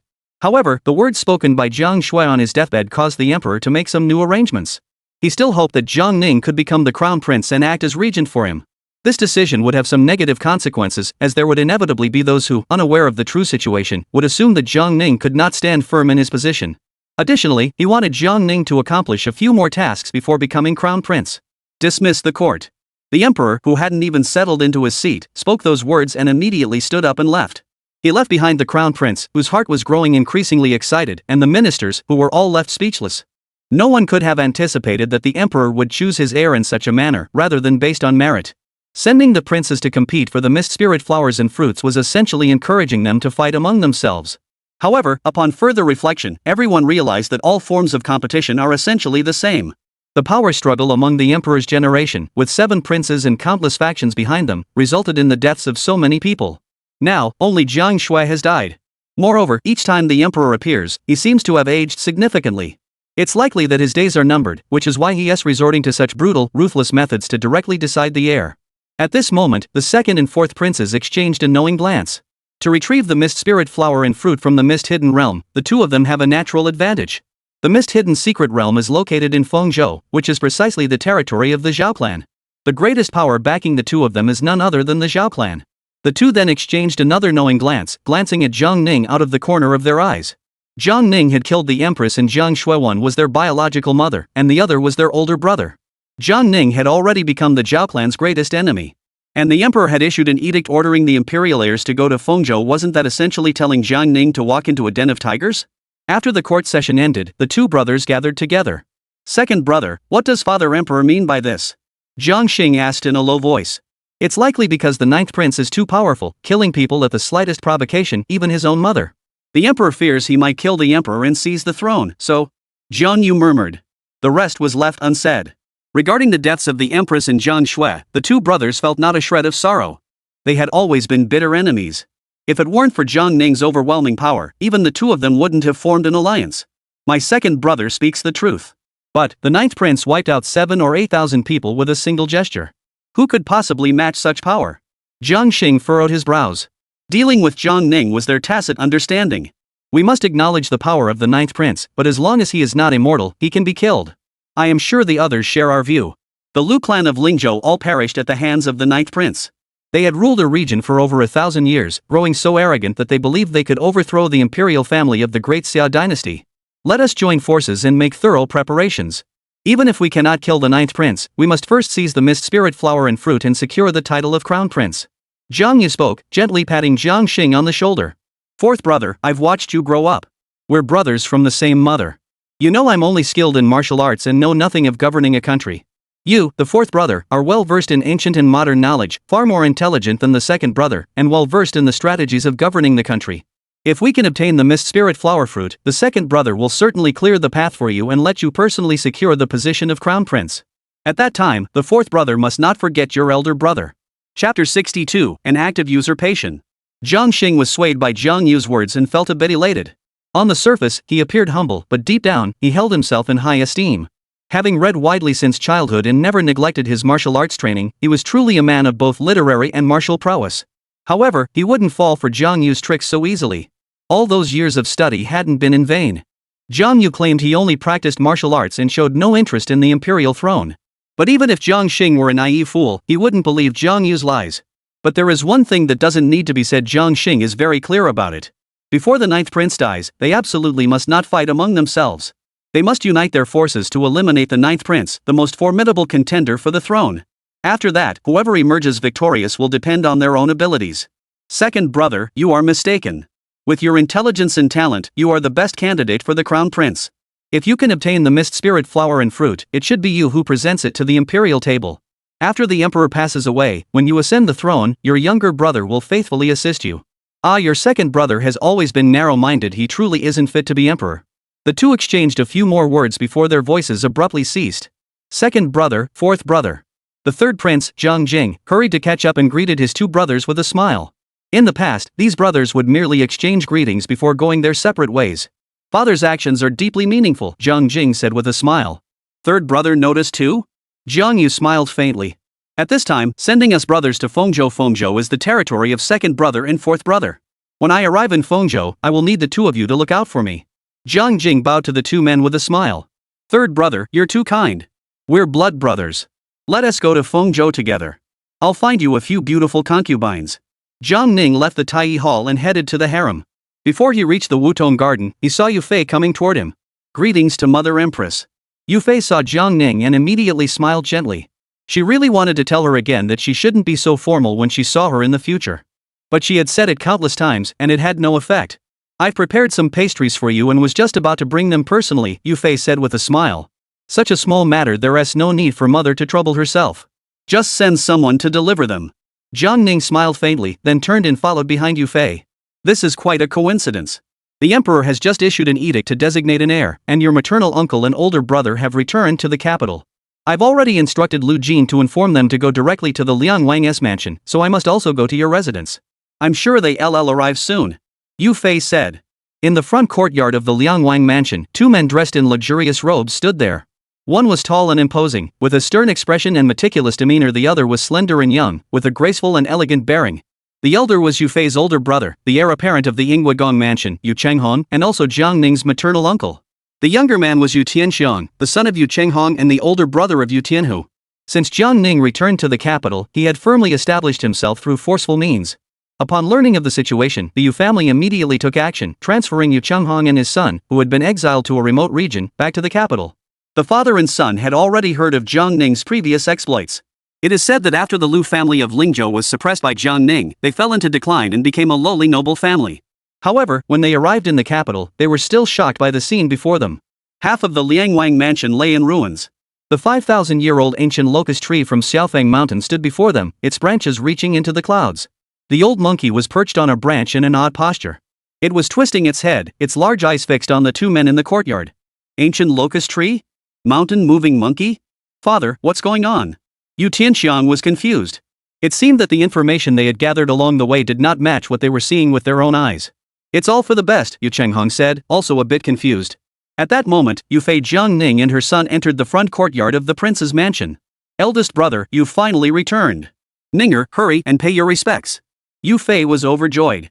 Greetings, uncle, Jiang Ning bowed slightly, his tone somewhat indifferent. After 10 years apart, you finally returned. Yu Chenghong nodded, his expression stern.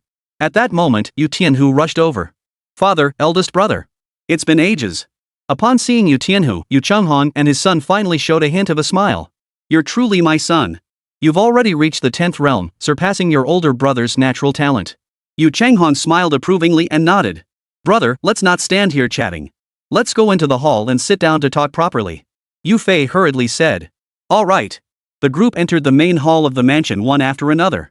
Yu Chenghong took the lead, walking directly to the main seat in the hall and sitting down with a flourish.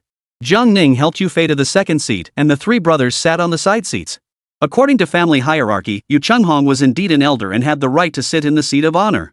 However, he seemed to have forgotten that his nephew was now a prince, whose status and rank far surpassed his own. Even if we don't mention Jiang Ning, Yu Fei, as an imperial concubine, also held a higher status than Yu Chenghong. According to etiquette, from the moment Jiang Ning entered the door, Yu Chenghong and his son should have paid respects to the Prince of Liang first, then to Yu Fei. Upon entering the main hall, the primary and secondary seats should have been reserved for Jiang Ning and his mother. Yu Chenghong and his son should only be seated at the side seats. This is called the distinction between ruler and subject. Yu Chenghong's act of overstepping his bounds did not leave a good impression on Jiang Ning. I have already received the emperor's edict. Yu Chenghong said, his gaze falling on Jiang Ning. You should not participate in the mission to Fengzhou to retrieve the treasure. Fengzhou is the territory of the Zhao clan. You have already killed the Empress Zhao and the Crown Prince. If you go to Fengzhou, the Zhao clan will stop at nothing to eliminate you. Yu Chenghong spoke solemnly, his voice carrying the weight of authority, leaving no room for doubt. Father, are you not aware of the prince's strength? Yu Tianhu hurriedly asked. 15th realm? Yu Chenghong countered, looking as though he already knew the answer. Yu Tianhu tugged at the corner of his mouth. Jiang Ning was likely far beyond the 15th realm. Precisely because Ninger is at the 15th realm, she should not go to Fengzhou. Yu Chenghong continued. Father, why is that? Yu Tianhu was puzzled. Because Ninger is so outstanding, the other imperial heirs have likely already begun to conspire against him, both openly and in secret. Moreover, this trip to Fengzhou is to enter the secret realm. What the secret realm is, I need not explain, you all know it well. Yu Chenghong said. The heavenly realm is imbued with dense celestial and earthly spiritual energy, often accompanied by divine treasures to prolong its lifespan. Dongtian also have a lifespan. For example, the Xiaofeng mountain cave heaven nurtured a spiritual tree, and the cave heaven and the spiritual tree complemented each other. However, secret realms are the opposite of cave heavens, they are perilous lands. The celestial treasures born within secret realms are far beyond what any cave heaven or blessed land could ever hope to match. Therefore, secret realms hold opportunities that defy the heavens, but they also come with unimaginable dangers. Some high-level cultivators who enter secret realms may perish before even encountering an opportunity. Even if some cultivators manage to obtain such opportunities, they may not be able to bring them safely out of the secret realm. This is why Yu Chenghong decided not to let Jiang Ning go to the secret realm personally. But would Jiang Ning really follow his orders? It sounds nice to say that Yu Chenghong is his uncle. But Jiang Ning has only seen him a few times in his entire life. The previous chapter was updated at around 2 a.m. yesterday, but it was delayed due to review. Chapter 63, Family Doesn't Speak Two Languages? When Jiang Ning returned to the capital, Yu Tianhu had already given him a taste of his power, but Jiang Ning didn't take it to heart. Looking at Yu Chenghong, it seems that the apple doesn't fall far from the tree. However, Yu Chenghong's behavior was even more domineering than his father's. Why should I follow your orders? Jiang Ning suddenly asked. As soon as he said this, several people present grew solemn. Jiang Ning's use of the self-referential term "this king" indicated that he did not hold Yu Chenghong in high regard. Although Yu Chenghong harbored some resentment toward Jiang Ning, he did not express it openly. What do you know about the secret realm? Yu Chenghong asked. During his travels, Jiang Ning had also heard others mention the secret realm. Recently, he had been frantically studying about this world, and his knowledge of the secret realm was limited to hearsay in ancient texts. Since the first human cultivator discovered the secret realm, tens of thousands of years had passed. Countless lives had been lost in the secret realm, yet only a handful had ever obtained any opportunities there. And how the secret realm was formed, and why it could nurture such rare treasures, remained a mystery even to the ancient texts. I know little about it, Jiang Ning replied casually. The one who knows the most about the fog-hidden secret realm is none other than the Zhao family of Fengzhou. Yet the emperor clearly knows that you have a blood feud with the Zhao family, yet he still issued an edict ordering all the princes to enter the secret realm. Don't you know what this means? Yu Chenghong said coldly in a lecturing tone. The emperor's actions were indeed motivated by ulterior motives. Perhaps he intends to use Jiang Ning to eliminate the Zhao clan once and for all? Even if he cannot eliminate them, he must at least severely weaken them. Furthermore, the emperor's second purpose was also clear. The mist spirit flower and fruit are supreme divine treasures, blooming once every 1,000 years and bearing fruit simultaneously. Its petals can enhance one's cultivation, with the effect increasing with higher cultivation levels. Its fruits can extend one's lifespan by at least 100 years. The imperial family has never lacked such celestial treasures that aid cultivation and extend lifespan. For cultivators, the more heavenly treasures used to extend lifespan, the weaker the effects become. For example, if a cultivator consumes a heavenly treasure that extends lifespan by 10 years, and then uses another heavenly treasure with the same effect, regardless of whether they are of the same type, the effect will be reduced to extending lifespan by only about 3 months. If a third type is used, the effect may be reduced to just 2 or 3 days. After that, further use yields almost no benefits.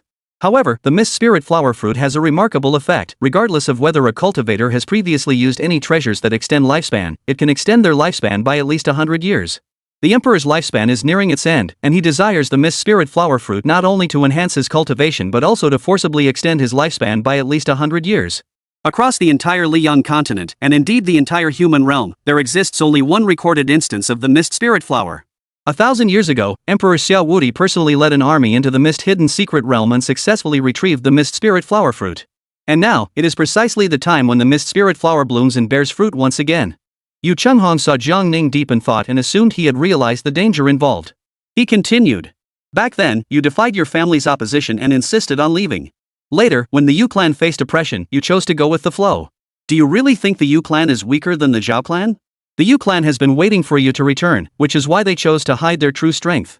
10 years ago, you were still a child, so acting on impulse could be forgiven. Seeing the world wasn't necessarily a bad thing for you. But now that you're an adult, you can't act recklessly anymore. Every decision you make must be aimed at that one goal. Following the arrangements of your elders is beneficial to you in every way. The current Yu Chenghong wants to control Jiang Ning and have him follow his every command. He is acting domineeringly, hoping that once the situation is settled, the Yu family will be the first to sit down and eat. Using the guise of family elders, he speaks earnestly and persuasively, appearing to have only the best interests of the younger generation at heart. This makes Jiang Ning feel somewhat repelled. But most of the imperial relatives are like that. It's not just the Yu family who are assertive in front of Jiang Ning, the forces behind other princes are also, to varying degrees, quite assertive. Back when the emperor was in power, he was often interfered with by the Zhao family. But the emperor suddenly chose to pursue the path of immortality, and as long as he didn't meddle in state affairs, the imperial relatives couldn't interfere with him. That Yu Chenghong could speak so boldly in front of Jiang Ning also proved that the Yu family must have some hidden influence. Because Yu Chenghong is only at the 13th realm, and he acknowledges that Jiang Ning is at the 15th realm. Yet he still believed that the Yu clan could surpass Jiang Ning. Jiang Ning leaned back in his chair and said indifferently, since the Yu clan is so powerful, then go to the mist hidden secret realm and retrieve the mist spirit flower and fruit. Upon hearing this, Yu Chenghong's expression grew increasingly somber. After talking to Jiang Ning for so long, it seemed like he hadn't heard a single word. Don't you understand what I'm saying? The mist hidden secret realm is in Fengzhou, which is the territory of the Zhao clan. Whether those who enter the secret realm can retrieve the divine fruit is still uncertain. If they do retrieve it, we only need to intercept them along the way. Why should we take the initiative and risk failing for others? Yu Chenghong said coldly. If you dare not, then please refrain from giving orders. Whether I go or not is my decision, not yours. The two didn't exchange many words before the tension escalated. Yu Fei, seeing Yu Chenghong's expression growing increasingly grim, hurried to smooth things over. Eldest brother, Ninger is grown up now and has his own thoughts. I'm doing this for his own good. Yu Chenghong cut off Yu Fei's words. Look at your good son. After being granted the title of prince, he doesn't even respect the elders of our clan anymore. He keeps calling himself this prince. Do you want me to kowtow to him? Brother, please don't get angry. We're family, let us talk this out calmly. Yu Fei saw how furious Yu Chenghong was and hurried to persuade him. She knew Jiang Ning's temperament, but she didn't want the family to make a scene. Even within a family, there should be a clear distinction between primary and secondary roles. Yu Chenghong said coldly. Eldest brother, please don't be like this. We finally returned home. We should unite and work together from now on. Yu Fei felt a bit helpless. As the heir to the Ying Kingdom's Duke's mansion and the next head of the Yu family, he was used to being domineering. But Jiang Ning's temperament was such that he was indifferent to everyone except her. She truly didn't know what to do. That's right, father. We're family, we can't be causing trouble. This is just making a spectacle for outsiders. Yu Tianhu hurriedly chimed in. Yu Chenghong pointed at Jiang Ning. If he insists on going, I can't stop him, but neither I nor father will lift a finger to help him. Jiang Ning stood up. Since uncle knows the proper order of things, please pay your respects to the Empress Dowager first when you see her next. Jiang Ning turned and walked toward the exit. A third-rank official daring to speak so boldly in the princess mansion, what a joke. Yu Chenghong glared at Jiang Ning's retreating figure, seething with anger. Yu Fei hurriedly stood up and chased after him. Yu Tianhu also wanted to chase after her, but was stopped by Yu Chenghong. Tianhu, where are you going? Yu Chenghong said coldly, his face dark. Father, our cousin is now a prince. Are you? Do you think your father is wrong? Yu Chenghong said coldly. No, father, my cousin's martial arts cultivation might have reached the 16th realm. Yu Tianhu whispered. Chapter 64, he needs to know how high the sky is and how thick the earth is. A note to all readers, due to platform restrictions, Chapter 63 has been held up for review again. We don't know when it will be fixed. Yu Chenghong fell silent for a moment, a hint of astonishment flicking across his eyes. 16th realm at 20 years old? Do you think that is possible? Father, haven't you heard of my cousin's battle achievements? The name Jiang Ning has likely spread throughout the entire realm. Yu Chenghong couldn't possibly have missed it. If Jiang Ning weren't at the 16th realm, how could he have such a performance? On the ancient locust tree beside the main hall of the princess mansion, there was an old monkey clinging to it. When it faced Jiang Ning, it was more obsequious than a human. Then how much do you know about the fog-hidden secret realm? Yu Chenghong retorted. Well, I don't know that either. The latest intelligence states that anyone who enters the mist-hidden secret realm will have their martial arts cultivation suppressed to below the 10th realm. Even land-dwelling immortals are no exception.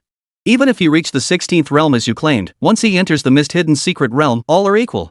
Do you think the other imperial heirs will band together to deal with him? Will the Zhao clan let him survive and leave the secret realm?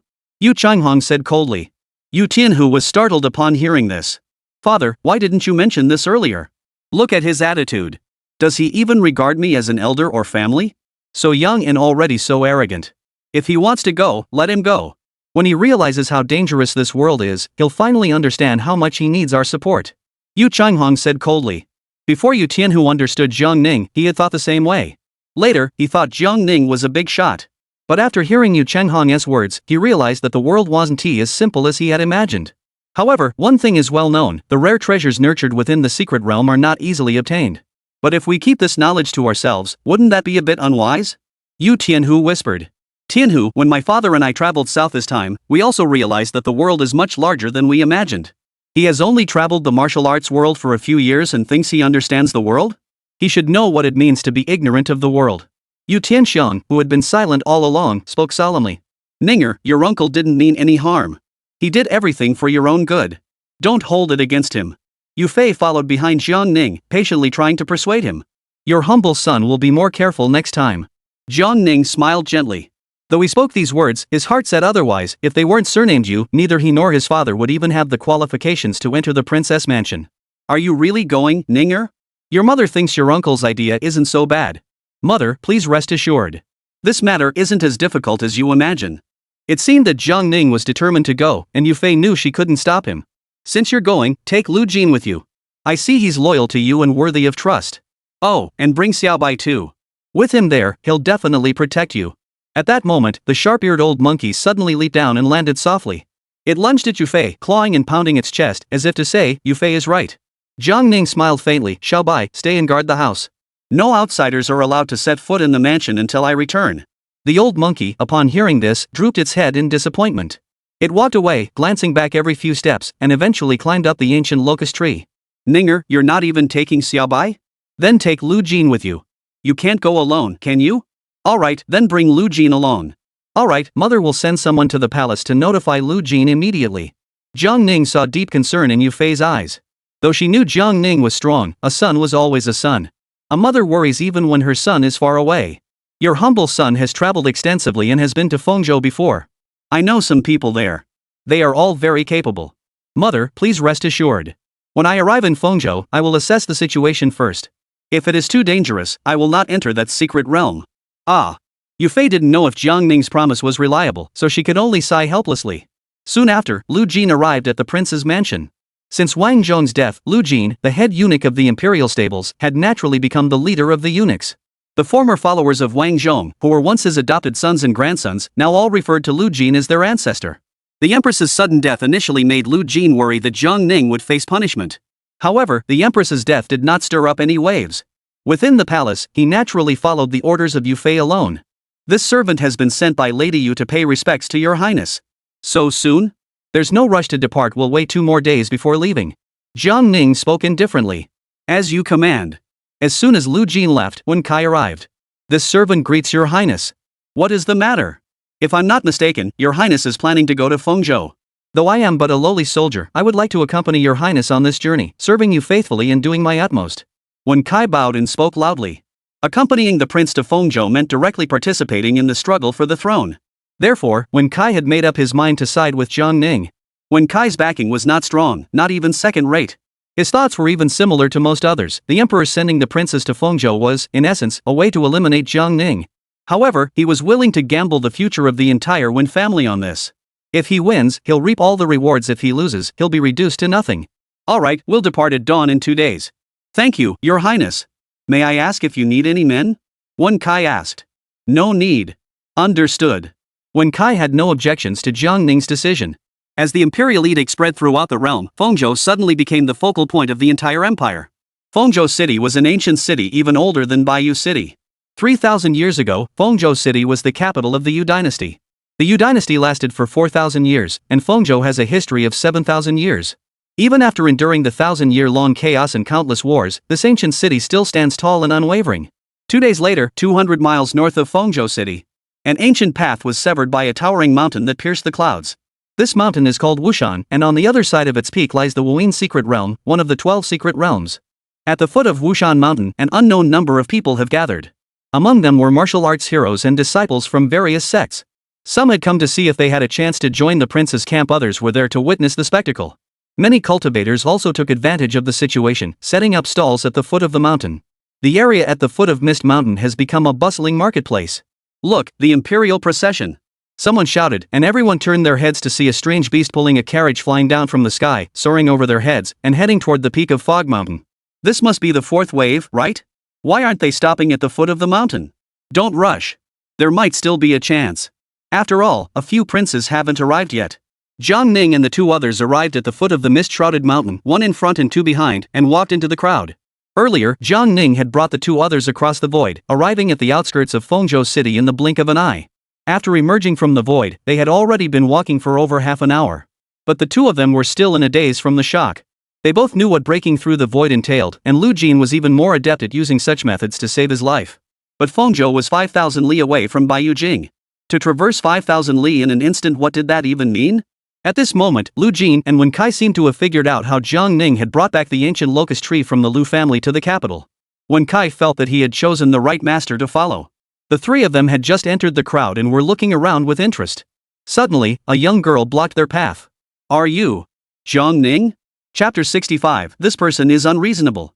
In the crowd, someone suddenly called out Jiang Ning by name. Lu Jin and Wen Kai, who were following behind Jiang Ning, both grew vigilant at the same time. Although the person blocking their path seemed harmless, Lu Jin had already gathered his energy at his fingertips, ready to draw his sword at any moment. Addressing Jiang Ning by her first name alone was already a grave insult. The young woman blocking the path was around 18 years old, dressed in tight-fitting armor that highlighted her tall, muscular figure.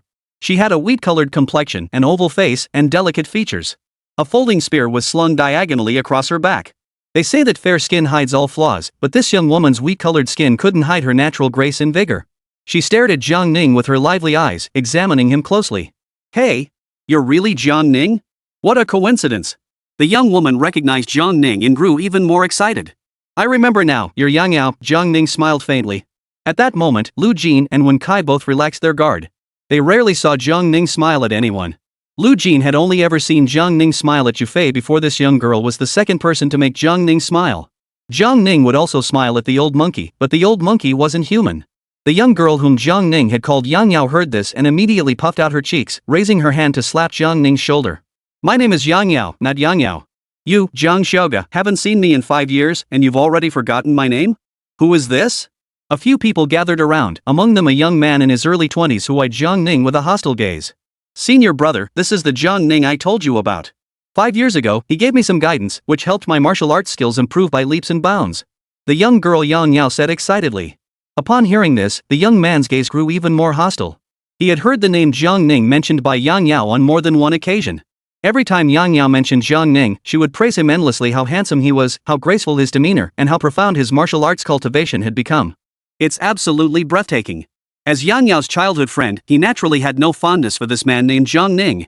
But now that he had seen him, Jiang Ning was indeed, as his younger sister had described, a truly handsome and dashing young man. This only made him even more jealous. 5 years ago, when Jiang Ning was in Xuanzhou, he once encountered this young girl practicing martial arts alone in a mountain forest. Jiang Ning watched for a moment and said she wasn't practicing well. At the time, she was and wanted to spar with Jiang Ning to see what he was capable of. Of course, Jiang Ning emerged victorious, and Yang Yao couldn't even touch him. Afterward, Jiang Ning casually gave her a few pointers, and soon Yang Yao, who had been stuck at a training plateau, broke through smoothly. Jiang Ning was quite impressed by her, not because of her exceptional martial arts talent. Rather, it was because the girl had a bold and unyielding personality, reminiscent of a martial arts heroine from the old days. At the time in Xuanzhou, Yang Yao invited Jiang Ning out for drinks several times, and her drinking capacity was extraordinary. After learning more about her, Jiang Ning discovered that she came from a martial arts gang in Xuanzhou called the Qingyu Gang. Martial arts gangs were entirely different from sections.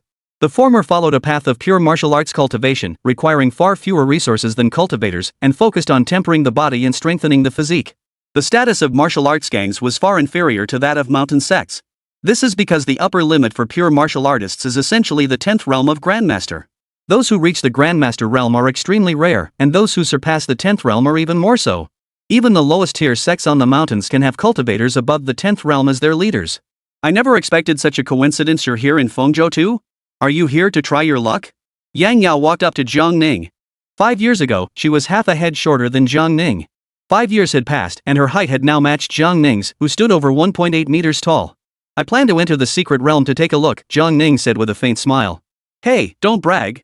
What kind of place is the secret realm? How could you possibly get in?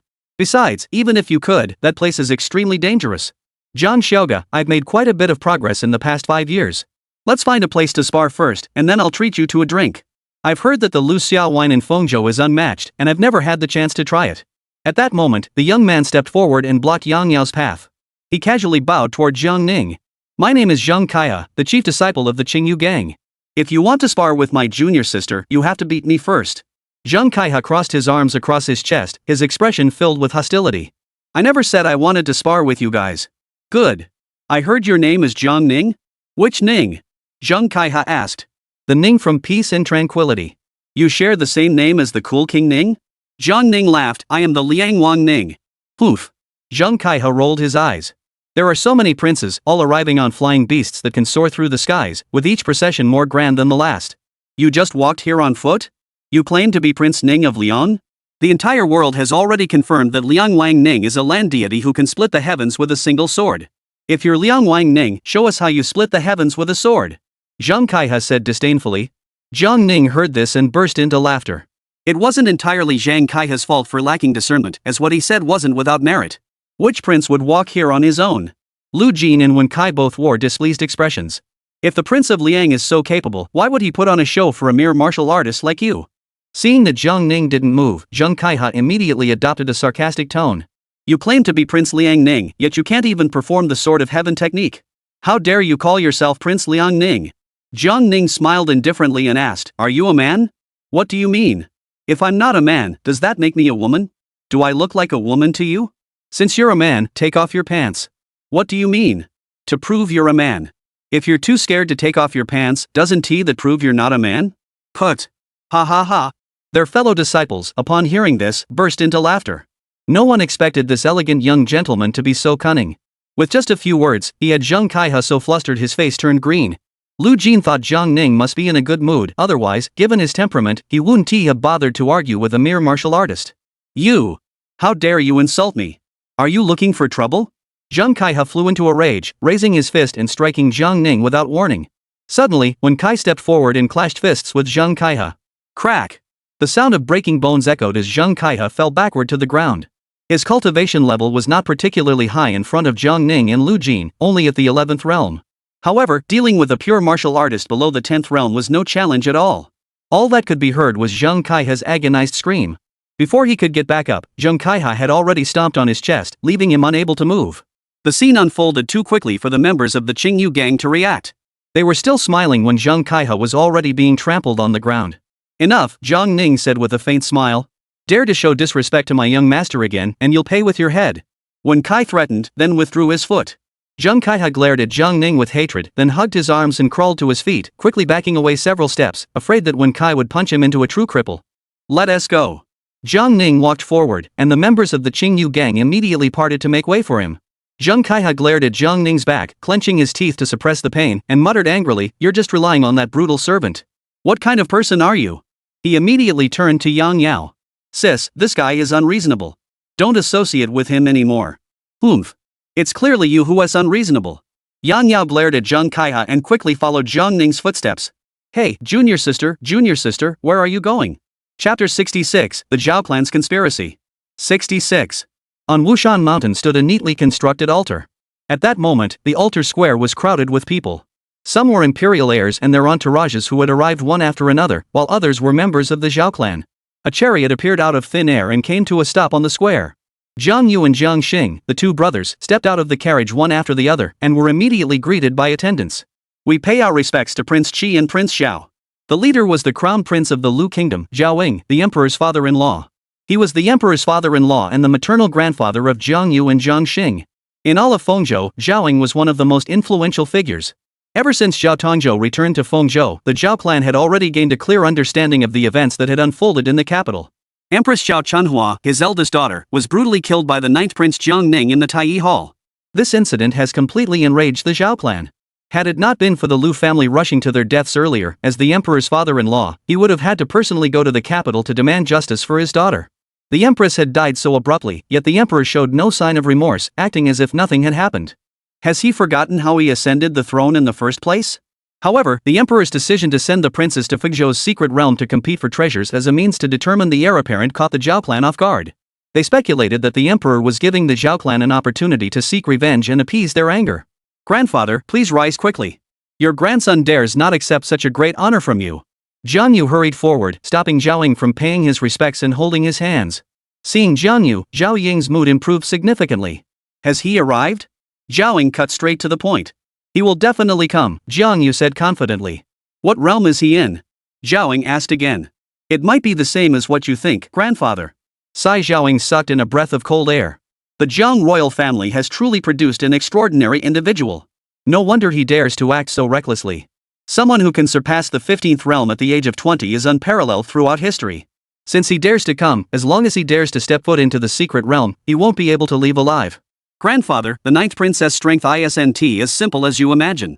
The eldest brother has just entered the realm of terrestrial immortals, cultivating the divine emperor's revelation, and can even control the power of malevolent spirits, yet he was still easily slain by the 9th prince. Jiang Yu spoke solemnly. You two come with me. Zhaoying led the two forward, releasing a chi barrier to conceal their movements. The fog-hidden secret realm has a secret. Anyone who enters it has their cultivation level suppressed. The higher one's cultivation level, the greater the suppression. No one who enters the fog-hidden secret realm can have a cultivation level higher than the 10th realm. Zhaoying explained. Upon hearing this, the two brothers exchanged glances. Secret realms are dangerous places, each with its own unique characteristics. The factions that control access to these realms typically keep their secrets hidden. Within the 10th realm, my second brother could be considered invincible in the world. Zhang Xing's eyes sparkled with excitement. My meaning is not that you should attack the Cool King once you enter the secret realm, but that this secret must never be revealed. There are many ignorant people gathered below the mountain. You need to recruit a group of them to accompany you inside as cannon fodder. Most of them won't survive, and even if someone manages to survive to the end, the two of you must not let a single survivor escape. Zhaoying spoke solemnly. Grandfather, many imperial heirs will be entering the secret realm this time. This secret might be impossible to keep. Jiang Yu looked worried. Your objective is to ally with other princes to oppose Jiang Ning. Neither of you must take action, simply find a safe place to wait. Once Jiang Ning is dead, the other princes, along with everyone else who entered the secret realm except the two of you, will not survive. Zhaoying spoke, his gaze sweeping across the square. Once all the imperial heirs are dead, the empire will be yours and your brothers. It seemed that the Zhao clan had prepared thoroughly in the past few days. This was somewhat unexpected for Jiang Yu. He had assumed that everyone, including the Zhao clan, would target Jiang Ning first. But he hadn't anticipated that his maternal grandfather had already devised a comprehensive plan not only to eliminate Jiang Ning but also to eliminate all other imperial heirs. In the end, only he and Jiang Xing would remain. Therefore, in the end, only one person would survive. That person would be him, Jiang Yu. Upon entering the secret realm, his cultivation realm was suppressed, along with his magical abilities. However, his physical strength had already reached the level of a saint. This mist-hidden secret realm was tailor-made for him as a battleground. However, Jiang Yu has also prepared for the worst-case scenario, which is that Jiang Ning might emerge from the secret realm with the mist spirit flower and fruit. In that case, there are other contingency plans. But with the Zhao clan's plans, the old man has a 90% chance of not making it out. There's no time to waste. I'll send someone down the mountain immediately to help you recruit more people, Zhaoying said. After speaking, he immediately summoned someone to go down the mountain. At that moment, the imperial heirs who had arrived one after another came forward to greet Jiang Yu and the others. Greetings, Your Royal Highness. Greetings, Lord Jiang. Prince Wu is too polite. It is I who should be paying my respects to you. Not at all. You are the national preceptor, the heir apparent, and a high-ranking official. You are our senior. Below the mountain. Yang Yao followed Jiang Ning's footsteps. Jiang Xiaoge, don't take my senior brother's words to heart. He's not a bad person, he's just never seen much of the world and doesn't know how high your martial arts talent is. Jiang Ning smiled faintly. For your sake, I won't hold it against him. I knew you were broad-minded and tolerant. By the way, have you been traveling as a wandering knight these past few years? Yang Yao turned her head to look at Jiang Ning's profile. Before, she had only thought that Jiang Ning was skilled in martial arts and handsome. Now she realized that his handsomeness, coupled with his elegant and refined demeanor, was truly rare in this world. Ah. Jiang Ning smiled faintly and sighed. You didn't train hard enough in martial arts, so you had to go home to inherit the family fortune. I knew it. Your background must be extraordinary. Yang Yao said, turning to glance at Lu Jin and Wen Kai following behind her, then gave them a sweet smile. Just from the way Wen Kai casually knocked Zheng Kaihe to the ground with a single punch, it was clear that this man was of a very high caliber. Having such a powerful servant by his side, Jiang Ning must come from a prestigious family. What kind of estate are you inheriting? Yang Yao asked. My family has the imperial throne for me to inherit. Yang Yao nearly stumbled upon hearing this. She raised her hand and tapped Jiang Ning on the shoulder. Alright, stop teasing me. If you don't want to talk about it, just forget it. However, your name is truly well chosen, sharing the same name as the Liang Wang. Having traveled the martial arts world and seen so much, you must know about the Liang Wang, right? One sword to split the heavens, what a magnificent feat. Just as Yang Yao was chatting away, a clear voice suddenly rang out from ahead. Heroes of the world. A figure floated in the air. I am the steward of the Zhao Palace, sent by Prince Qi to recruit warriors to accompany His Highness Prince Qi into the mist-hidden secret realm. Chapter 67, The Mist-Hidden Secret Realm, Realm Suppression and Illusion. Upon hearing this, the people at the foot of the mountain began to gather around. Originally, everyone had seen that the imperial air flying toward the mountain peak was almost there, and no one had stopped. They thought the opportunity was gone. But to their surprise, Prince Qi was recruiting warriors to accompany him into the secret realm. No secret realm would open easily, and for everyone, especially for pure martial artists, it offered an incredibly tempting opportunity. It wasn't that entering the secret realm would grant them the divine treasures that could only be forged there. Rather, within each secret realm, countless top-tier cultivators had perished. Many of these top-tier cultivators left behind their cultivation manuals and magical artifacts in the secret realms. If they were lucky enough to find a cultivation manual for refining qi or a powerful magical artifact, they could defy heaven and change their fate. Such precedents are not uncommon, and there are quite a few of them. Some have even risen to become founding patriarchs after obtaining such opportunities in the secret realms. Therefore, when Qi Wang issued the recruitment decree, they felt as though they had found a new path in a dark forest. Although the chances of entering the secret realm and obtaining an opportunity are extremely low, and the risks are extremely high. However, the potential rewards are more than enough to tempt people to keep trying. However, not everyone can enter the secret realms at will. Those willing to follow Qi Wang into the secret realm will receive a reward of 1,000 taels of gold. Anyone who gains anything within the secret realm may take it all. Additionally, whoever assists Qi Wang in finding the mist spirit flower and fruit will be granted a top-tier Qi cultivation technique by Qi Wang, along with 1,000,000 taels of gold. Furthermore, they will be granted the title of Marquis. These words instantly ignited the passion of everyone present. No wonder he is the renowned Qi Wang. The terms he offers are truly generous. Following the Qi King into the secret realm, if one truly finds the mist spirit flower and fruit, it would be a leap to greatness. The temptation was simply too great. The Tiger Head Gang of Tianzhou is willing to follow His Royal Highness Qi Wang into the secret realm and clear all obstacles for him. The Zhanyang sect of Luzhou is willing to follow Prince Qi into the secret realm. Tongzhou Tianhe sect is willing to follow Prince Qi into the secret realm. Countless people rushed forward, shouting at the steward of the Zhao mansion. Everyone, please quiet down. There is one condition: those below the 5th realm are not qualified. Only those at the 5th realm or above, with some self-defense capabilities, may follow Prince Qi's footsteps. After all, the secret realm is perilous, and Prince Qi cannot guarantee your safety. The steward had spoken, but despite the conditions he had set, countless people continued to rush forward to volunteer. Opportunity knocks but once. Zhang Xiuge, didn't you say you wanted to go to the secret realm to take a look? With your cultivation level, you're sure to qualify. Our Qingyu gang will be fine too. Why don't we go together? Yang Yao said excitedly to Zhang Ning. All right. Zhang Ning agreed casually. After the caretaker registered the names, he distributed 1,000 taels of silver to each of the over 1,000 applicants. Shortly after, several flying boats landed. The applicants boarded the flying boats and followed the Zhao mansion steward toward the mist-shrouded mountain. Those who failed to be selected could only watch enviously as the others flew away.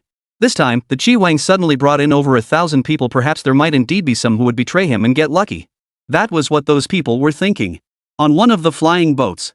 You only got selected because you rode on the coattails of the Qingyu gang. Zheng Kaihai glared at Zhang Ning with a sour expression. What are you talking about? Zhang Zhao's cultivation level is far higher than yours. Didn't you hear the conditions Qi Wang set? As long as your cultivation level is sufficient, you can go. He doesn't have to join our Qingyu gang to go. Yang Yao said impatiently. Looking so frail and weak, who would have guessed his true level? Zheng Kaihai glanced at Lu Jin and Wen Kai, muttering to himself, thank goodness you have 2 skilled servants by your side, otherwise I'd show you what I'm made of. The flying boat quickly landed on the altar square, and the mountaintop immediately buzzed with activity. Listen up. From now on, everyone must obey the orders of Prince Qi. Understood. The crowd replied in unison. Zhao Ying scanned the crowd, a shadow flickering in his eyes. Has Zhang Ning not arrived yet? Could he dare not come? Zhao Ying wondered. He's here. Over there, Zhang Yu said. Following Zhang Yu's gaze, Zhao Ying immediately recognized Zhang Ning. In truth, he had only seen Zhang Ning during his youth. The reason he recognized him was because he had recognized the old eunuch Lu Jin and the commander of the heavenly wolf guards, Wen Kai. Lu Jin was indeed quite skilled, having once killed someone with his mind alone, earning him great fame. As for Wen Kai, he was just a lowly scion of a 9th-rate noble family. How did he end up mixing with that bunch of scum? Zhao Ying was puzzled. Wasn't he known for his arrogant and aloof personality, always looking down on everyone else, even his own maternal clan, the Yu family? Now, not a single member of the Yu clan had come, which clearly indicated that the Yu clan and Zhang Ning did not have a good relationship. He actually hoped the Yu clan would send more people, so he could kill more of them. What a pity. The Yu clan really got lucky this time, missing out on a chance to rise to the heavens. Who knows? Jiang Yu shrugged indifferently. Go ahead. Grandfather, your grandson is leaving. Jiang Yu led the way, heading toward the green stone steps leading to the summit behind the altar. Everyone follow. The steward of the Zhao mansion waved his hand, and everyone followed behind. Upon reaching the summit, they looked ahead to see thick, gray mist swirling endlessly, obscuring any view of the surroundings. It was as though a gigantic beast lurked within the gray mist, stirring up the winds and clouds. At that moment, a halo of light flashed along the edge of the gray mist, and the thick fog suddenly erupted outward. The barrier sealing off the secret realm had been breached. Jiang Yu turned around, bowed to the crowd, and looked polite. Brave warriors, form groups according to your respective sects and clans. Please enter the secret realm first and scout the way for this king. I entrust this task to you. This bow from Jiang Yu left these frontline soldiers feeling both honored and overwhelmed. That was Qi Wang Jiang Yu, a pure martial artist of the 12th realm. He was a model for all pure martial artists in the world. We are willing to serve the Qi King with all our strength, the crowd replied in unison. Zhang Xiuge, the fog is thick. Let's stick together. Everyone listen carefully, hold onto the rope tightly. If anything happens, let go of the rope and shout for help. Yang Yao produced a bundle of hemp rope from somewhere, untied it, and handed it to Jiang Ning first before distributing it to the others. Then, Yang Yao led the way, stepping into the pitch-black fog where one couldn't see their hand in front of their face. Jiang Ning followed closely behind. After slowly making their way down a slope for a short distance, the situation suddenly changed. The scene before them suddenly cleared. Jiang Ning scanned the area and found no one else. A suppressing force swept over them, emanating from the rules of the realm. However, Jiang Ning paid no heed to this oppressive force. Before him stood towering skyscrapers and bustling traffic. He was currently sitting in a cafe, and everyone around him was someone he knew intimately from his previous life. They greeted him enthusiastically, but Jiang Ning ignored them all. It turned out that the mist-hidden secret realm not only possessed the rule-enforcing power that suppressed one's cultivation realm but also had a special ability to simultaneously hallucinate those who entered it. If his cultivation was not profound, he would have fallen into the illusion immediately, even believing his past 20 years to be nothing more than a dream. Break! Jiang Ning spoke softly. The scene before his eyes rapidly receded until it condensed into a single point at the edge of his vision. At that moment, the scene before him was a gloomy, gray world. A city built on a mountain, with crumbling walls and ruins everywhere.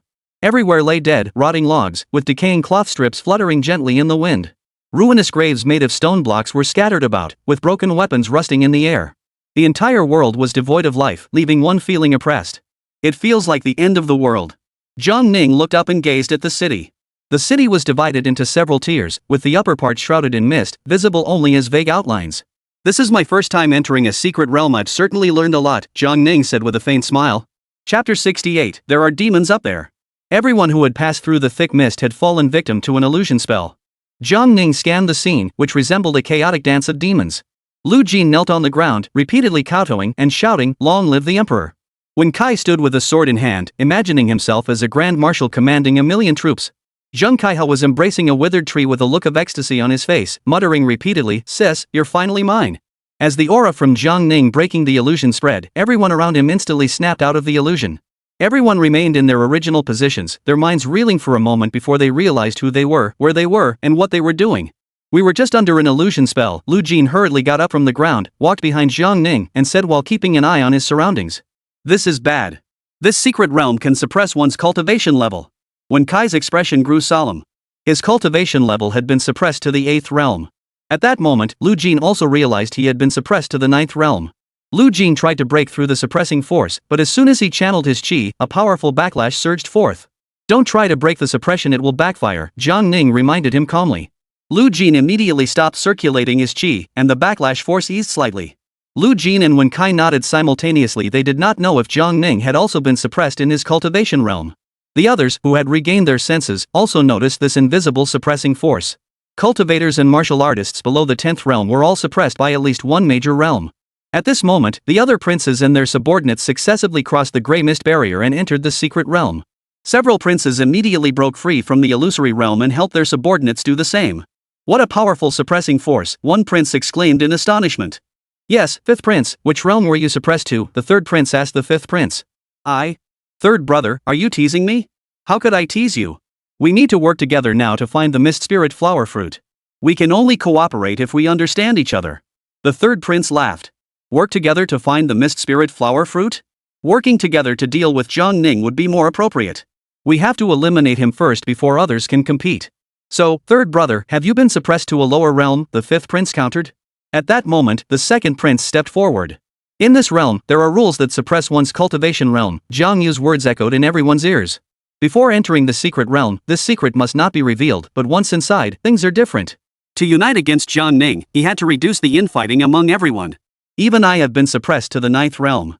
Therefore, everyone must remain vigilant. Jiang Yu said solemnly. Jiang Yu turned and looked at the crowd. You brave warriors, I have already made my promise and will not repeat it. Whether you have the opportunity to defy heaven and change your fate depends on yourselves. Jiang Yu stepped aside and made a gesture of invitation. I await your good news. Please proceed. Those martial artists and cultivators who were entering the secret realm for the first time began to grow excited. Whether they could find a divine treasure was another matter, but even finding a cultivation technique or a magical artifact would be enough to defy heaven and change their fate. A large crowd rushed toward the city walls. The other princes, seeing that Jiang Yu had gathered so many followers, thought they should follow his example and recruit a group of people to serve them at the foot of the mountain. Old Nine, among all of us brothers, you are the strongest and have the best chance of obtaining the mist spirit flower fruit. When the time comes, I will protect you. Jiang Yu smiled faintly. Jiang Ning remained silent, lifting his head to gaze at the hazy gray mist, a flash of light darting across his eyes. Through the mist, Jiang Ning clearly saw the entire layout of the mountain city. The city walls hidden within the mist were still 7 or 8 stories high, an incredibly massive structure. Each layer of the weathered walls was covered in black vines that twisted like dragons. At the very top stood a tower, perched on the peak of the mountain. Suddenly, demonic energy began to seep out from the tower. Demons? At that moment, the dimly lit tower was in ruins, with scattered bones littering the ground. On one side of the tower, a stone statue monster with 2 wings clings to the wall, its head resembling that of a giant lizard. The stone statue monster was bound by several thick iron chains, which extended upward into the murky gray mist, its head invisible. A figure entered the tower and approached the stone statue monster. Old friend, it's time to eat. The person cast a spell, and dark red runes appeared on the stone statue's body. The petrified eyes suddenly came back to life. Immediately afterward, the stone skin began to peel away from the statue's body. The stone statue monster, over 5 zhang in length, leaped down from the wall, shaking off the remaining stone scales from its body. The stone statue monster's head extended toward the man, staring intently at him. Zhao family brat, it's been decades since we last met, and you're only at the 14th realm? The stone statue spoke in a human voice, its tone deep and resonant, exuding immense authority. The 2 who cannot be killed, I have already marked them. The one who deserves to die the most, I have also marked him. Once I break free from these cursed chains, I will devour every last member of the Zhao clan in the world. The monster's vicious gaze fixed intently on Zhaoing. Zhaoing stood with his hands behind his back, unfazed. Poof. Zhaoing mocked. If it weren't for the Zhao clan, you'd be dead long ago. The Zhao clan has treated you well, the world is right, all of you demons are ungrateful traitors. If I had half your cunning, I wouldn't have ended up as a slave to your Zhao clan. But you're eating well and sleeping soundly now, aren't you? Go on. The monster shook its body, leaped into the air, and flapped its wings, soaring toward the lattice dome. You lot, dinner is served. Inside the tower, dozens of monsters burst through the stone walls, climbing up the dome and then down the walls. At that moment, below. Jiang Xiaoge, hurry up and follow. Yang Yao, who was ahead, turned around and saw Jiang Yu still standing behind him, immediately waving and calling out. Jiang Ning immediately followed suit. Everyone climbed the stairs, reached the first level of the city walls, and stood outside a massive city gate. Inside, it was still in ruins, with no signs of life. Tell them not to run around. There are monsters up here, Jiang Ning said calmly. Everyone, listen up. Wen Kai suddenly shouted. The group, who had been about to enter the city, stopped in their tracks and turned to look at Wen Kai. Those who don't want to die, don't run around. Stay by our side, and we'll protect you. Wen Kai shouted loudly. However, his words had no effect. Who are you? Telling us not to run around? I think you just want to seize the opportunity for yourself. Are you a prince or a princess? How dare you give orders to all of us? Exactly. We were all hired by Prince Qi. Why should we listen to you now? Chapter 69, the big one is coming. A bunch of ungrateful fools. Wen Kai, seeing everyone speaking sarcastically, snapped back angrily. Who are you calling that? It's clearly you cowards who are afraid to die and want us to stay by your side to protect you. You really think you're so clever? All members of the Tiger Head Gang, listen up. Follow me inside and prioritize finding the divine fruit for Prince Qi. The members of the Tiger Head Gang, led by their leader, entered the city gates without looking back. Those who led the way were followed by more people entering the city gates. Soon, there were only a few people left outside the city gates. Sis, let us go. Are you really going to follow their orders? Zheng Kaiha urged Yang Yao. Yang Yao stood beside Jiang Ning and asked in a low voice, Jiang Xiaoge, what did you mean when you said there are demonic creatures up there? Demon tribe creatures, Jiang Ning explained. The demon race and the demon cult are entirely different entities. According to the historical records of the Great Xia dynasty, during that 1,000-year-long period of chaos, demonic tribes invaded the human continent. The human race had once ceased their internal wars and united for over a century before finally driving the demonic creatures back to the demon realm. The Xiaoling Emperor once launched a war against the demonic creatures but achieved no results, suffering heavy losses instead. What demon clan creatures? He's just spreading rumors. Don't listen to him, junior sister. So many people have entered the secret realm this time. If we move too slowly, we'll miss out on the opportunity. Zhang Kaiha said anxiously. Yang Yao didn't rush inside but stood beside Jiang Ning, deep in thought. Sis, if you don't leave now, I'm going ahead without you, Zhang Kaiha said impatiently. He merely wanted to take Yang Yao away from Jiang Ning, as he felt that Yang Yao's gaze toward Jiang Ning was far too admiring. Senior brother, don't rush. Let's wait and see. Are we just going to stand here like him? If you're not going, I'm leaving. Let's go, everyone. Zhang Kaiha led the Qingyu gang members and walked forward in large strides. He thought Yang Yao would follow, but every time he glanced back, Yang Yao hadn't moved. This was it. Yang Yan was determined to follow Jiang Ning. And now that he had already left, he couldn't possibly turn back for the sake of his pride. Jiang Ning didn't move, not because he didn't want to, but because he was searching for the location of the mist spirit flower fruit. He had already expanded his perception to cover the entire secret realm. At first, he suspected that the suppression of cultivation levels and the illusory powers were artificial, possibly set up by the Zhao clan within the secret realm. However, with artificial power, he could easily trace the source. Yet now, he had not detected the source of this power. These two forces might be emitted by the mist spirit flower fruit. Ancient texts record that each type of divine fruit possesses extremely mysterious powers and is extremely difficult to find. At this moment, those who had entered the city had already dispersed. Some did not linger in the first-tier city but instead sought paths leading to higher-tier cities. At this moment, Zhang Kaiha led the Qingyu gang to the second tier. Senior brother! Senior brother! I found a cultivation technique. Come and see! An excited shout came from somewhere. Zhang Kaiha and the others followed the sound and saw a group of people gathered around a pile of rubble. They immediately gathered around. The leader held a tattered book in his hands, with the text on the cover blurred and unreadable. The leader flipped open the book and the contents inside were clearly visible. What does this say? Senior brother, is this a martial arts manual? It's a martial arts manual. This is the real thing. Our Tiger Head gang is going to prosper. Ha ha ha. The senior disciple of the Tiger Head gang grew increasingly excited, then began to shout wildly. What a pity!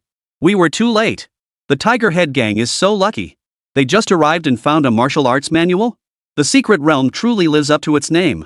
Everyone has the chance to change their fate. Damn it! Zhang Kaiha cursed. If I hadn't hesitated down there and wasted time, this cultivation technique would have been ours for the Qingyu gang. Several lizard-like monsters emerged from the cracks between the two of them, circling around to the rear.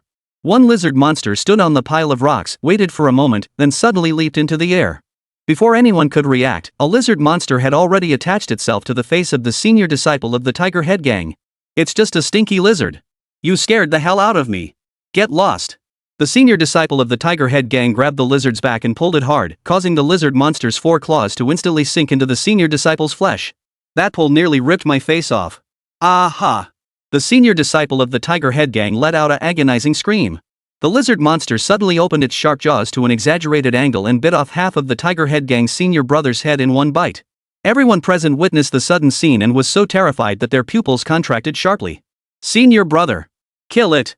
Avenge the senior disciple! A disciple of the Tiger Head gang drew a broadsword and swung it at the lizard monster. The lizard monster didn't dodge or flinch, allowing the blade to strike its body. Clang! A crisp sound rang out as the blade shattered on impact, sending the disciple reeling backward 2 steps. At the same time, the lizard monster darted forward like a bolt of lightning, leaping toward the disciple and biting off half of his head in a single bite. The Tiger Head gang disciple only had time to show a look of terror before he was already dead. The others who had intended to kill the lizard monster, seeing that it was impervious to blades, finally realized the danger. What followed was even more terrifying. 2 more lizard monsters suddenly appeared out of nowhere. They moved at incredible speeds, each biting off a person's head in a single strike. Everyone drew their weapons and swung them wildly. However, the lizard monsters didn't even bother to dodge, charging straight for people's faces and biting off their heads in a single bite. Within moments, over a dozen people had been killed. Run for your lives! Someone shouted, and the remaining dozen or so people turned and fled. Those monsters were not ordinary lizards, they were powerful beings unlike anything they had ever seen before. The few lizard monsters continued to slaughter the fleeing crowd. A few people managed to escape the compound's walls, but they continued to flee frantically. However, the lizard monsters did not pursue them. After killing those who hadn't run far, the three lizard monsters huddled together and whispered to each other. Then one of the lizard monsters grabbed the martial arts manual with its claws and left with the other two lizard monsters. Upon reaching another location, the lizard monster tossed the martial arts manual onto the ground and immediately hit itself. At that moment, piercing screams echoed through the city walls, rising and falling in waves that carried far and wide. Those who had not yet encountered danger heard the agonizing screams echoing from the eerie mountain city, causing everyone to tremble with fear. The mountain city resembled a living hell. Zhang Kaihe, along with several disciples, narrowly escaped. They had already run out of the city walls and through the gates. As they ran, they shouted loudly, "Monsters! Monsters! What's going on?" Yang Yao saw Zhang Kaihe looking utterly terrified and hurried forward to ask. Zhang Kaihe, though not particularly broad-minded, was not naturally cowardly. How could he be so terrified? Those monsters! They can't be cut by swords or axes, and they've eaten so many people. Zhang Kaihe was terrified. If he had been even a moment slower, he would already be dead. At that moment, Zhang Kaihe's gaze fell on Jiang Ning. Earlier, Jiang Ning had mentioned that there were demons above. Could those monsters really be demons? Yang Yao had already heard the piercing screams coming from above and couldn't help but feel a chill run down his spine. She quickly looked at her fellow disciples. Where's the third senior brother? Zhang Kaihe finally noticed that one of them was missing. He swallowed hard, unable to speak for a moment. At that moment, Jiang Ning looked into the grey mist and said calmly, "The bigger one is coming." Chapter 70, Could it really be a demon? Above the grey mist, a dark shadow swirled back and forth, sometimes clear, sometimes blurry. Every time the shadow flapped its wings, it stirred up a whirlwind of grey mist. At that moment, several people outside the city gates looked up, watching the shadow grow smaller and smaller. Suddenly, the shadow expanded before everyone's eyes. A monstrous creature over 5 zhang in length dived down from above their heads, leaving a trail of black flames in its wake. It stirred up a fierce gale, sending sand and stones flying everywhere. Look, did you see it clearly? What is that? Is there such a creature in this world? Could it really be a demon? The monster had a head resembling that of a lizard, its body covered in black scales, and its wingspan was extremely wide. The black tail flame emanating from the creature was formed by the heat escaping through the gaps in its scales. However, Jiang Ning's gaze did not linger on the monster, but instead fell upon the iron chains that bound it. The chains extended into the depths of the grey mist, their ends disappearing into the darkness. When Kai, Lu Jin called out. When Kai understood and positioned himself in front of Jiang Ning, with Lu Jin following behind. The others saw the gigantic creature diving toward them and were all terrified. They knew the secret realm was extremely dangerous, but they had no idea that the dangers within were far beyond what they could possibly withstand. That monster must undoubtedly be a demonic creature. At that moment, the other princes also looked at the demonic creature diving past. Oh my goodness, this is terrible. The mist-hidden secret realm actually has demonic creatures, and it's even a rare stone statue demon. Third Prince Jiang Jing feigns surprise. Look at you, third brother. What do you mean demon isn't rare? It's only rare in the secret realm. Where else would you see a demon outside, said the fifth prince. You're right, fifth brother. It's only in the secret realm. Where else would you see demonic creatures? It's quite large, but I wonder who it's targeting. The third prince was clearly asking a question he already knew the answer to. The presence of demons in the secret realm, though unexpected for the princes, was not entirely surprising. It must be the work of the Zhao clan. The Zhao clan released the monsters, probably intending to kill Jiang Ning directly. Fifth brother.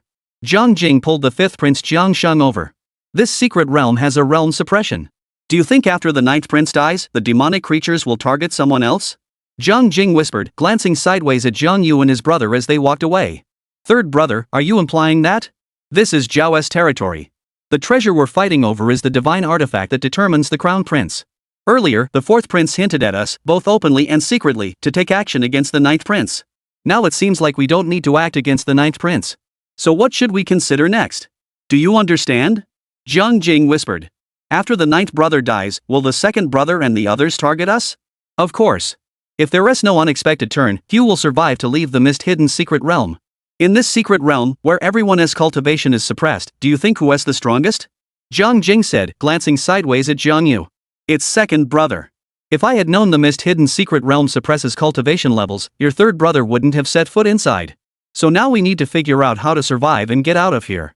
The fifth prince Jiang Sheng sucked in a sharp breath, glancing at Jiang Yu's back and feeling a sense of pressure. You cooperate with me, and I guarantee I'll get you out alive. As for the divine treasure, let second brother and the others go find it. Once we're outside, who's stronger and who's weaker remains to be seen.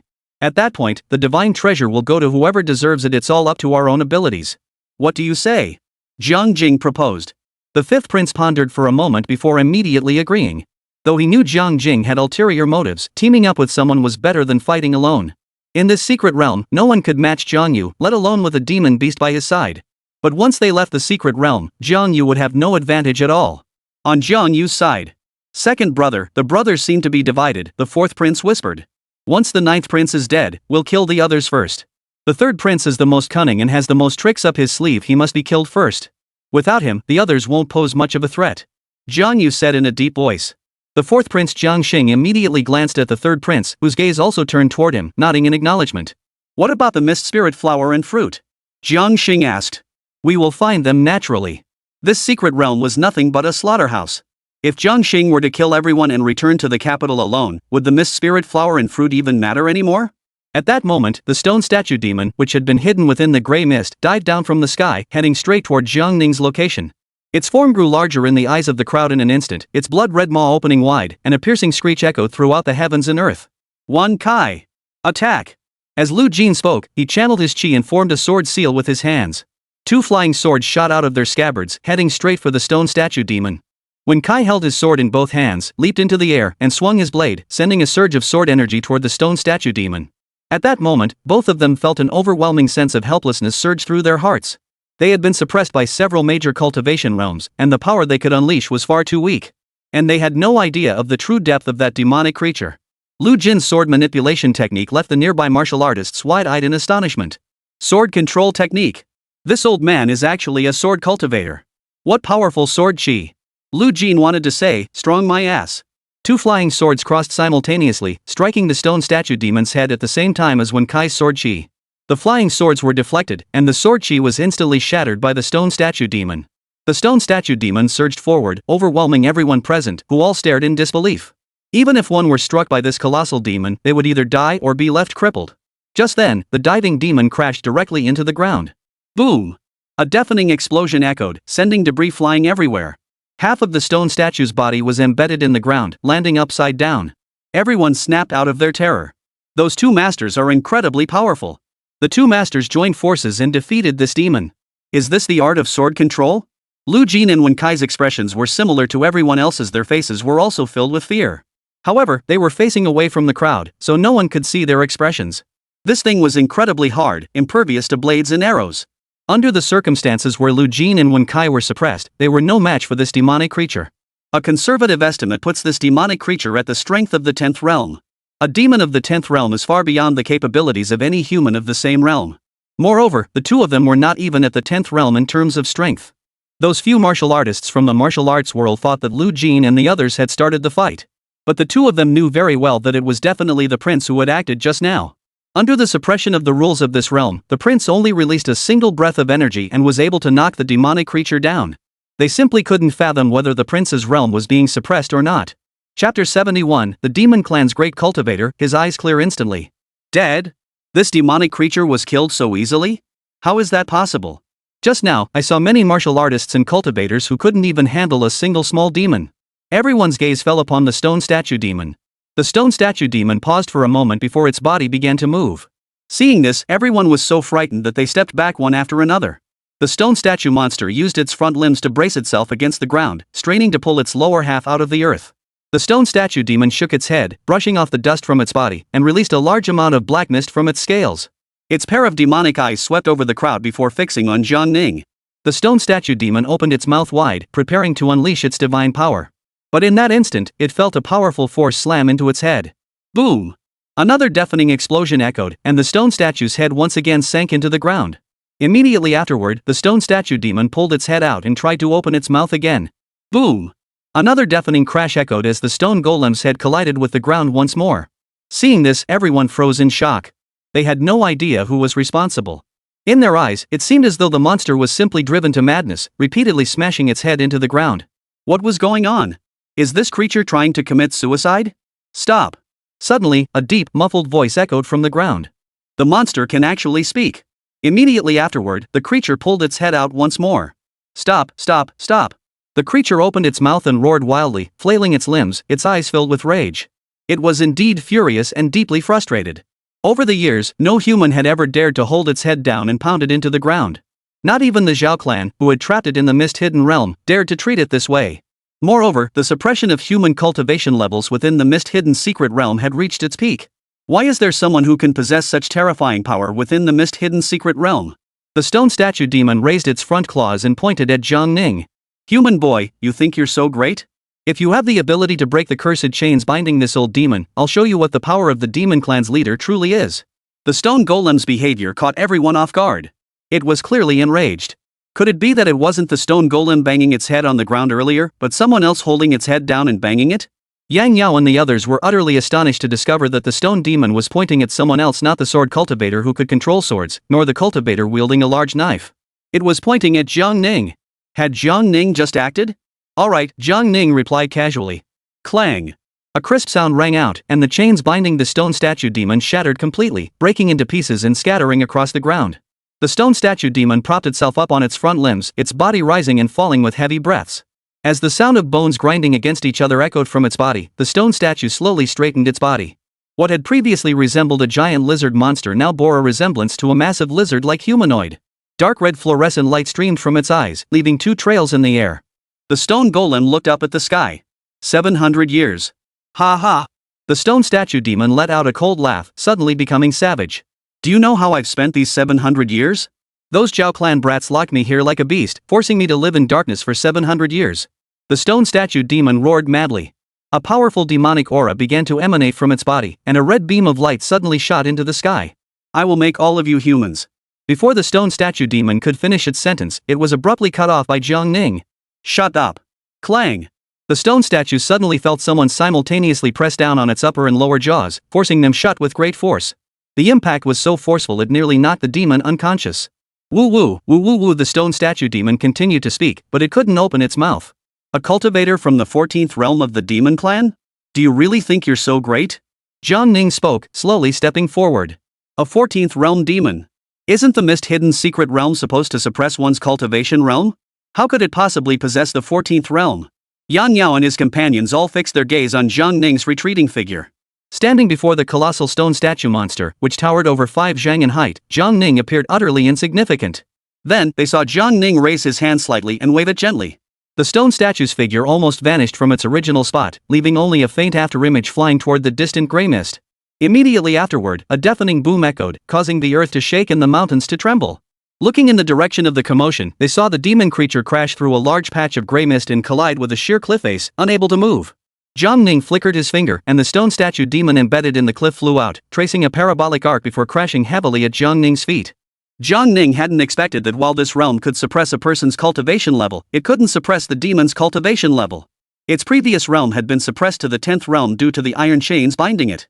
Breaking the chains meant breaking the suppression. However, the demonic creature never imagined that this realm couldn't affect Jiang Ning's cultivation realm in the slightest. Now that the chains are broken, what's next? Jiang Ning asked, staring at the stone demon's massive head. The stone statue demon looked directly at Jiang Ning, its lips curled upward in what seemed like a smile, and its once wildly chaotic eyes had become crystal clear. Blue blood was flowing from its mouth. It simply stared at Jiang Ning in silence. As a 14th-tier demonic creature that had fought numerous battles against 15th-tier human cultivators, it immediately understood what kind of existence Jiang Ning was. The technique Jiang Ning had just used was a Confucian-style spell. It had indeed fought against Confucian Taoist immortals of the 15th realm before.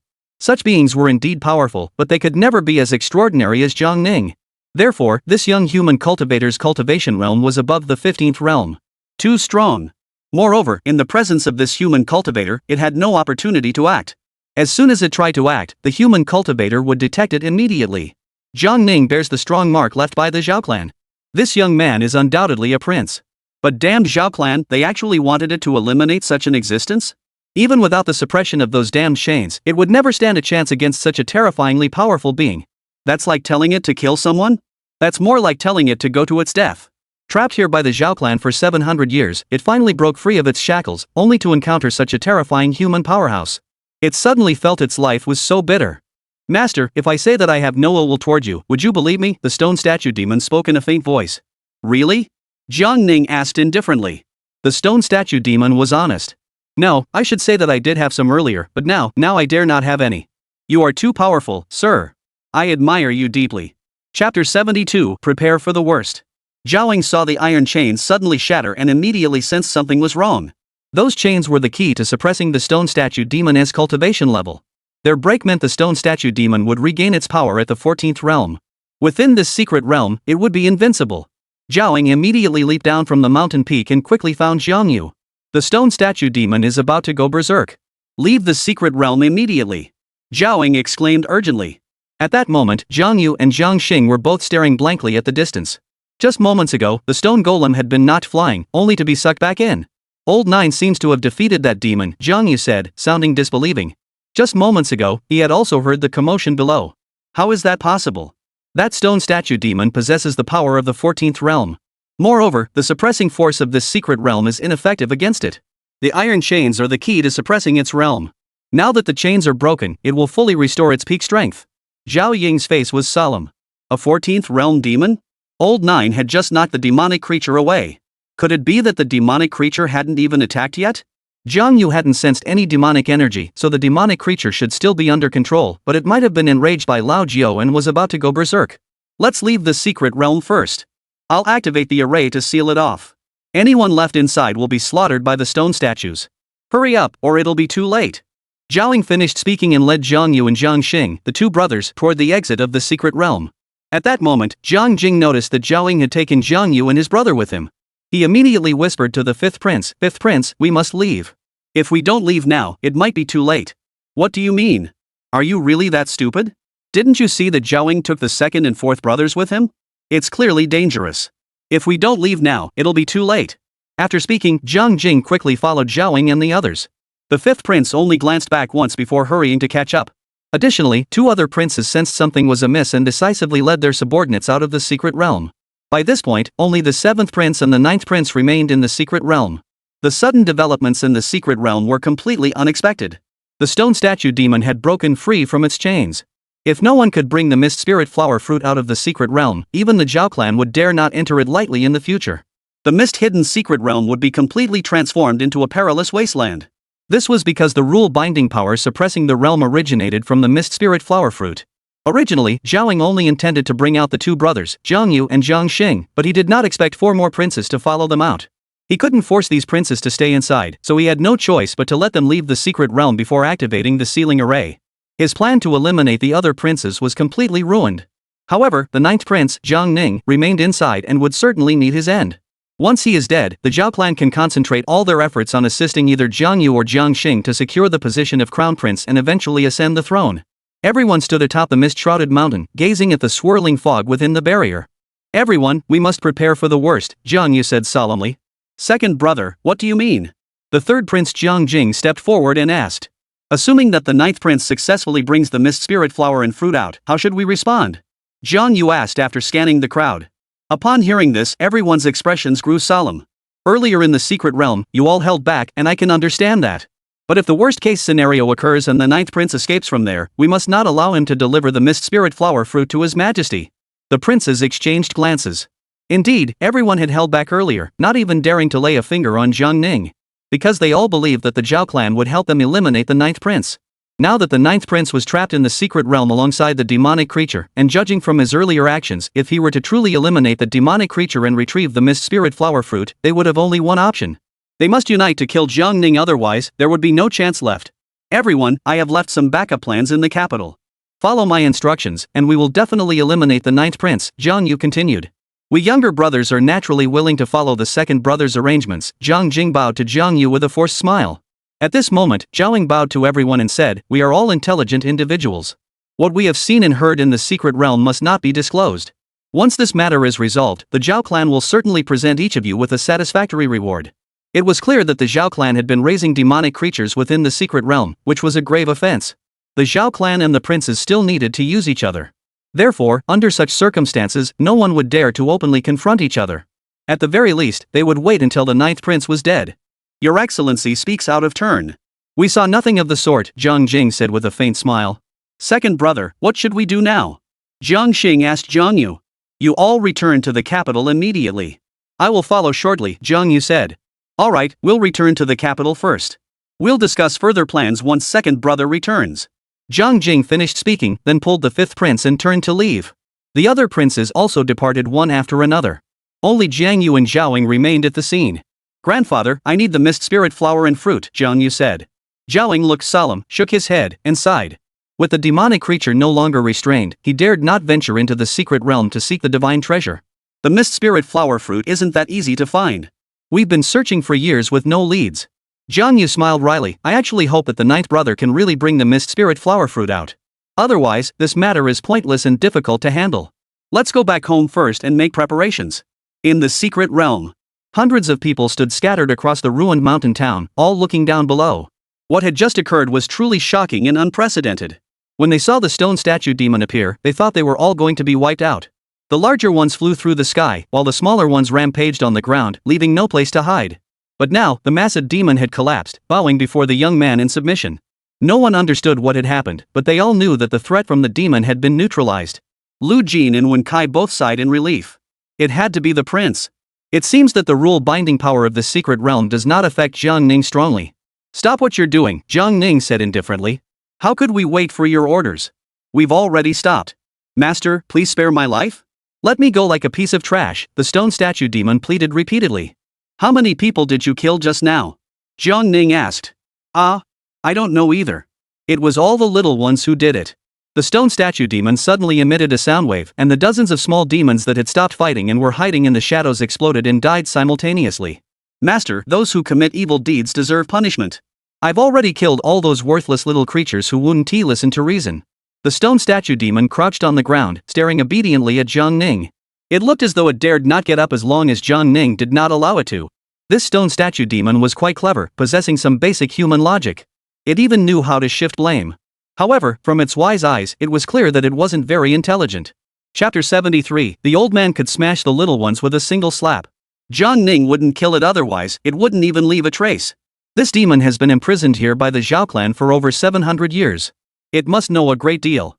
Jiang Ning is deeply interested in everything it knows. You mentioned earlier that it was imprisoned here by the Zhao clan? Explain that. Jiang Ning said indifferently. It was like this, over 700 years ago, the emperor of your great Xia kingdom, Jiang Min, launched an attack against the demon clan. Stop. What I want to know is why you were imprisoned here by the Zhao clan. Jiang Ning interrupted the stone statue demon. These details could be clarified later. Damn it. The stone statue demon seemed to recall something, a flash of pain crossing its eyes. It raised its head but slowly lowered it back to the ground. I am a lowly stone statue demon. Over 700 years ago, the Zhao clan captured me. They bound me with iron chains, suppressing my cultivation realm to the 10th level, leaving me unable to break free from those damn chains. Then, every time they opened the secret realm, the Zhao clan would wake me up and force me to help them kill people. That old monster of the Zhao clan would absorb all their spiritual energy to nourish himself. That young man named Zhaoing just told me to kill everyone except 2 people. He also said that the most important target is none other than you, sir. I am a dependent under their roof. If I dare disobey, the Zhao clan will forcibly strip me of my spiritual energy. Originally, I was about to enter the 15th realm 700 years ago. In your human terms, that would make me a land deity. How majestic that would be. But the Zhao clan has drained my spiritual energy for hundreds of years, causing me to fall back several minor realms. Now I am only at the initial stage of the 14th realm. I have no choice but to engage in this murderous deed here. Master, please see clearly. Do you know how much harm the Zhao clan's methods have caused to a mere stone statue demon like me? The stone statue demon spoke, nearly in tears. The others, after hearing the stone statue demon's words, felt a chill run down their spines.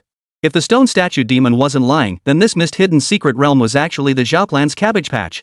And those of us who came here seeking opportunities to defy fate and change our destinies are all just fodder in the Zhao clan's eyes. Anyone who dared to enter would die within the secret realm, and their spiritual energy would be drained by others. That damned Zhao clan is simply inhuman. Who is the old immortal? Jiang Ning asked. Zhao Zhou. He's supposedly lived over 700 years and still won't die. Isn't it said that the land immortals of your human race only have a lifespan of 500 years? The stone statue demon exclaimed angrily. The name Zhao Zhou was not unfamiliar to the world. For those familiar with the history of the Great Xia dynasty, the name Zhao Zhou was as well known as thunder. He was a figure from the reign of Emperor Xia Ling. After the reign of Emperor Xia Ling, the Great Xia dynasty plunged into internal turmoil and external threats. Zhao Zhou rose to power alongside Emperor Xia Run, helping him subdue the 4 directions and stabilize the internal situation. During the reign of Emperor Xia Ming, the son of Emperor Xia Run, he eliminated external threats and reclaimed lost territories. Zhao Zhou held the highest office in the Xia dynasty for over 300 years, spanning 5 emperors, and was truly a prominent figure of his time.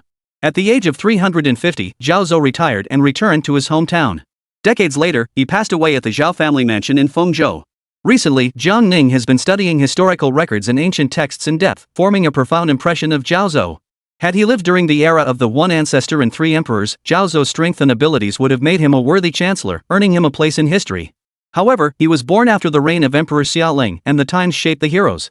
Zhao Zhou is also known as the first great statesman of the Great Xia's revival. His achievements were fully commensurate with his abilities.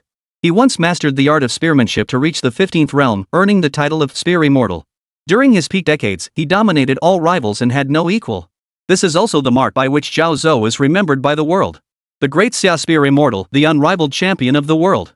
After his death, he was posthumously honored as an of the Great Xia dynasty and bestowed the posthumous title of Zhengwu Loyal and Martial. Upon hearing of Zhao Zhou's death, the reigning emperor personally traveled to Fengzhou to mourn him, a gesture of utmost honor. However, the decline of imperial power began with Zhao Zhou. During his time in power, almost all official documents were first sent to Zhao's mansion. During the reigns of Emperor Xia Ren and Emperor Xia Ming, the two emperors still held significant power. But the subsequent rulers were nothing more than puppets of the Zhao clan. Prince Zhongshan Zhao Zhou? He's still alive? Over 700 years old? That's longer than the lifespan of our founding ancestor. Our founding ancestor was the supreme deity of the mortal realm, yet his lifespan didn't even reach 500 years. He passed away at just over 400. If Zhongshan Wang is still alive, what about his posthumous title and honorific? That would be treason. What treason? Imperial power has long since fallen into other hands. In front of so many people, you dare to speak so recklessly? Watch your head. At that moment, the seventh prince, who had been lingering on the outskirts, slowly approached Jiang Ning. He had heard the words of the stone statue demon and was deeply shocked. Old 9, is what it said true? Asked the seventh prince Jiang Sun. How could I dare to lie? This gentleman's strength is above the 15th realm. If I were to lie in front of him, I'd be asking for death. He could crush me with a single slap. The stone statue demon said sheepishly. Above the 15th realm? Him? Wait. Yan Yao and his group were still in shock, completely speechless. This young man in his mid-20s, dressed in a noble python robe, was clearly a prince. And he referred to Jiang Ning as Old Ninth. The name of the ninth prince was none other than Jiang Ning. At that moment, several disciples of the Qingyu gang recalled everything Jiang Ning had said before entering the secret realm. I am Liang Wang Ning. I didn't train hard in martial arts, so I had to return home to inherit the family fortune. There's an imperial throne at home for me to inherit. They never would have imagined that Jiang Ning was actually the Liang Wang Ning. And every word he had spoken was the truth. At first, Zheng Kaihe dismissed Jiang Ning's words as a joke and even mocked the Liang Wang. But the other party didn't even bother to take it seriously. It wasn't that he was bragging, it was because he was truly powerful and didn't deign to argue with someone as insignificant as him.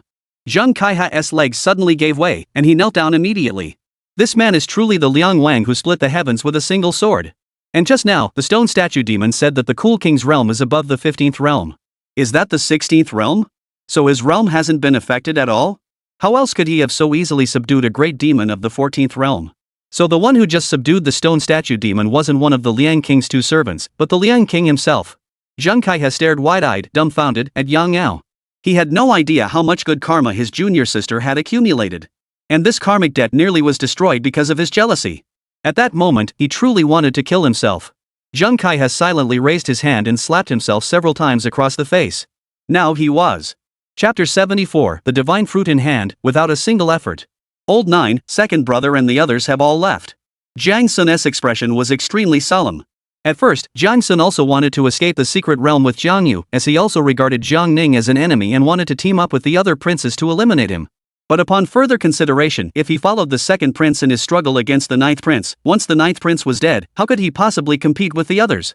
Especially the second and third brothers, one seemed generous and magnanimous, the other seemed kind-hearted, but in reality, both were extremely cunning. Even if they appeared to be united in their hatred of the enemy on the surface, they could never achieve true unity. Once inside the secret realm, who wouldn't be filled with ulterior motives? If they could truly unite, wouldn't they have joined forces to attack Jiang Ning from the moment he entered the secret realm? Mixing with those people, one might end up not even knowing how they died. Moreover, judging from the strength Jiang Ning has demonstrated, he is clearly the most likely candidate to vie for the position of crown prince. But upon getting closer, they discovered that this demonic creature that had descended from the heavens had already been completely subdued by Jiang Ning. The stone statue demon said that the old ninth is above the 95th realm, which means his cultivation level hasn't been affected. Perhaps the ninth could find the mist spirit flower and fruit to take out. Jiang Ning paid no heed to others' comings and goings. Are there any other dangerous creatures in the secret realm? Jiang Ning asked. There used to be quite a few fierce beasts here, but I've been trapped in this secret realm for over 700 years. It's truly boring and I can only survive by eating those beasts. Sir, you can rest assured that all the living creatures in this secret realm have been eaten by me. If you can find even a single fly in this secret realm, it would be because my appetite has been poor over the past 700 years. No wonder the secret realm is so desolate, not a single living creature in sight. It was all devoured by the stone statue demon. Do you know how to find the mist spirit flower fruit? Jiang Ning asked. The mist spirit flower fruit is of no use to me, so I haven't bothered to look for it. However, I do know how to find that divine fruit.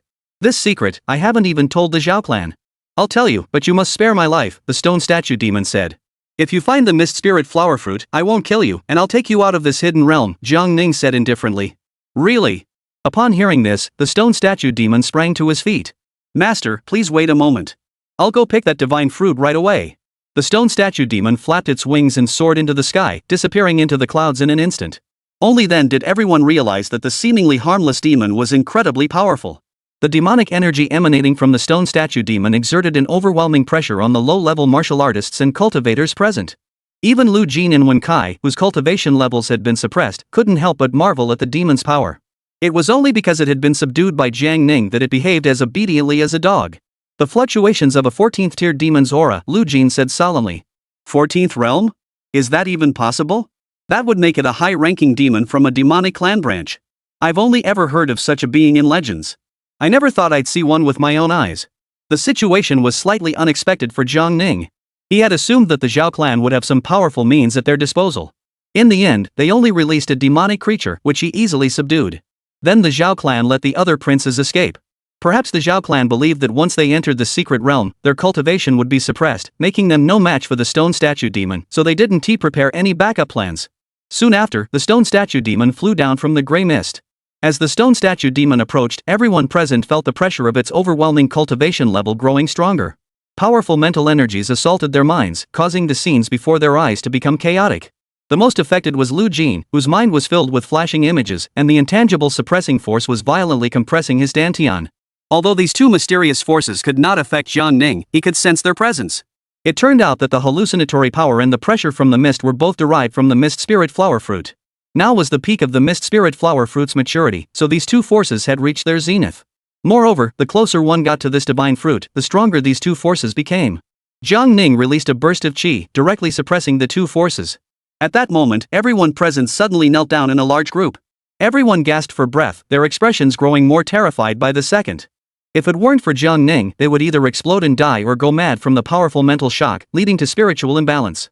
No wonder it's a divine fruit, it's truly terrifying, Wen Kai gasped. Phew!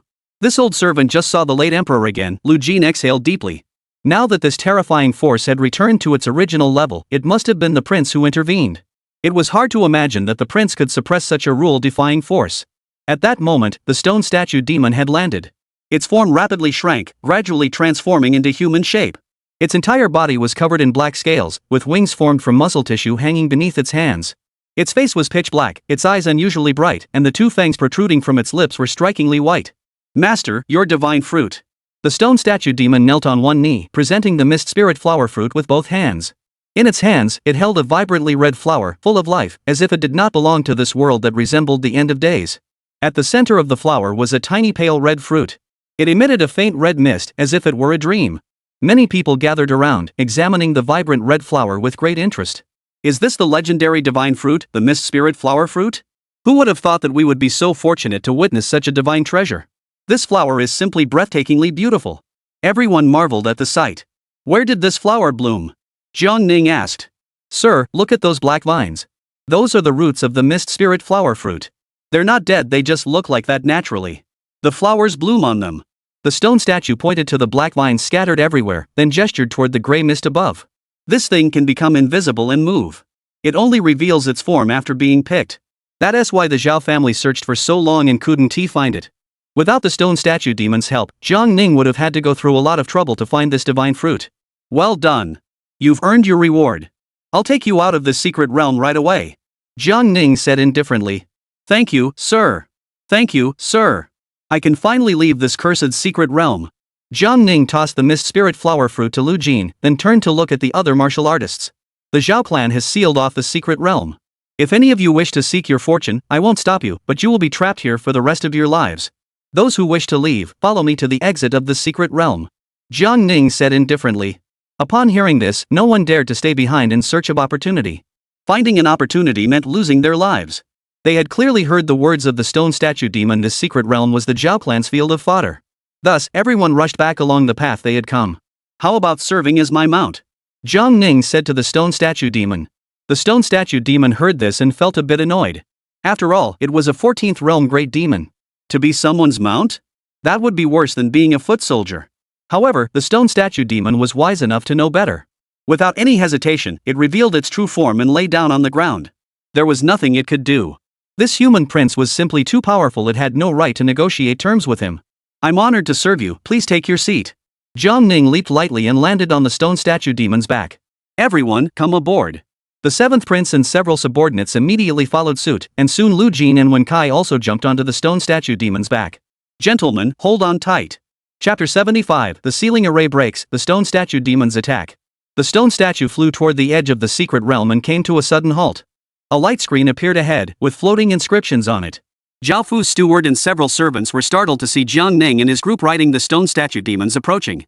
Earlier, the young master had said that this demonic creature had broken free from its chains and would surely go on a rampage, slaughtering everyone within the secret realm. But now it seemed as though the stone statue demon had been subdued? Master, it's a barrier array. It's very powerful. Let me try to break through it. The stone statue monster opened its mouth and emitted a sharp sonic wave, which materialized and surged toward the barrier. The barrier shone brightly. In the next instant, the sound wave rebounded, striking the stone statue monster's head directly. The stone statue demon was immediately knocked back by the rebounding sound wave, spinning through the gray mist. Everyone jumped off the stone golem's back and landed safely. After regaining its balance, the stone statue demon shook its head and flew to the edge of the barrier. Master, this is bad. This formation is too powerful. Unless I break through to the 15th realm right here, we won't be able to break it. Seeing the stone golem being knocked back by their own sound waves, everyone burst into laughter. No wonder the stone statue demon could be so easily subdued by Jiang Ning. It was just a brain-dead creature. Ha, this is the Zhao clan Sealing Spirit Array, one of the strongest barrier formations in the world. With just you, a mere demon, you dare to try to break the great array personally set up by the Duke? Even if you have the greatest abilities in the world, you won't be able to step out of the barrier, ha. Several people stood outside the barrier, shouting wildly.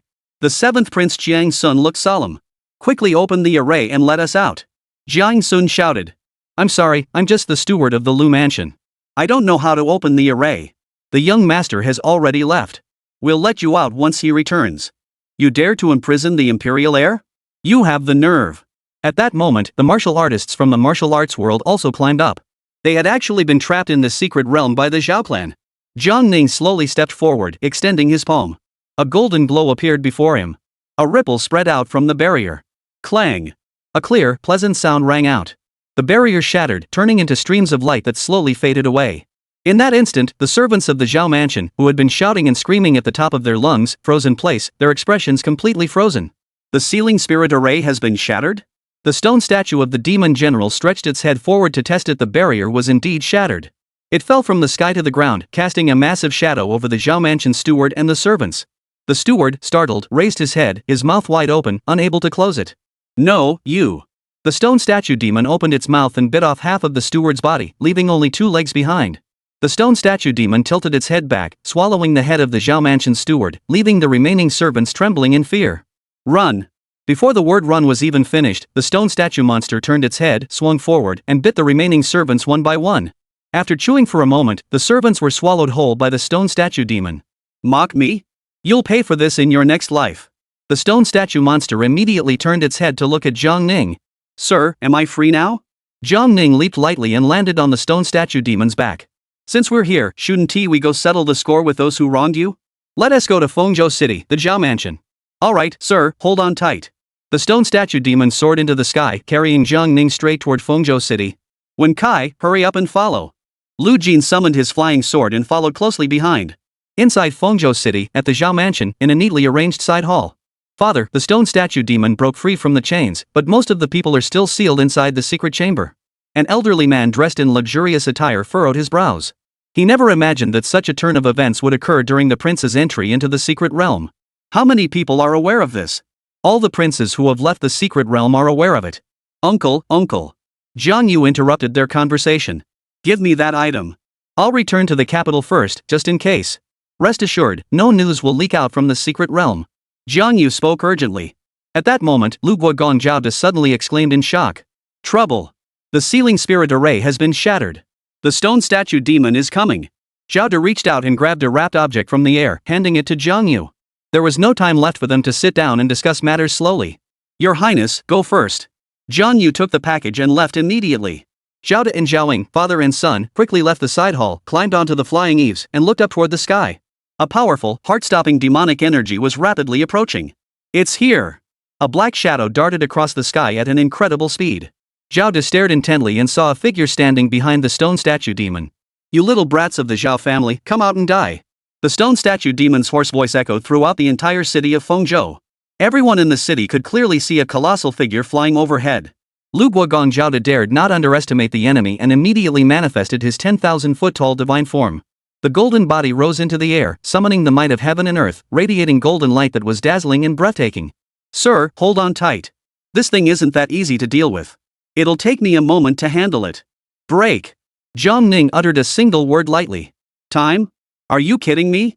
As Jiang Ning's voice echoed out, the golden statue dissolved into thin air, leaving no trace behind.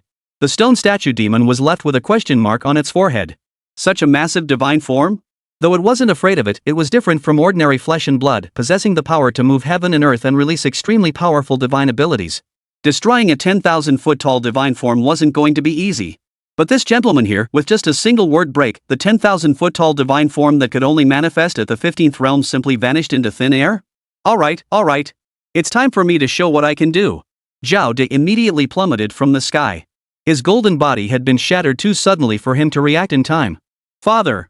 Zhaoying shouted, looking toward Zhao De, only to see him already spitting blood. The Confucian immortal.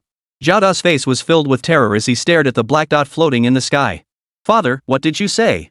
Zhao De hurriedly said, quickly order the clan members to engage in battle. Zhaoying immediately gave the order. At that moment, members of the Zhao clan emerged from various parts of the mansion. Seeing the demonic creature diving down from the sky, they gathered together, unleashing their magical abilities and divine powers, preparing to resist. But they did not know that just moments ago, even Zhao Da's divine form had been shattered.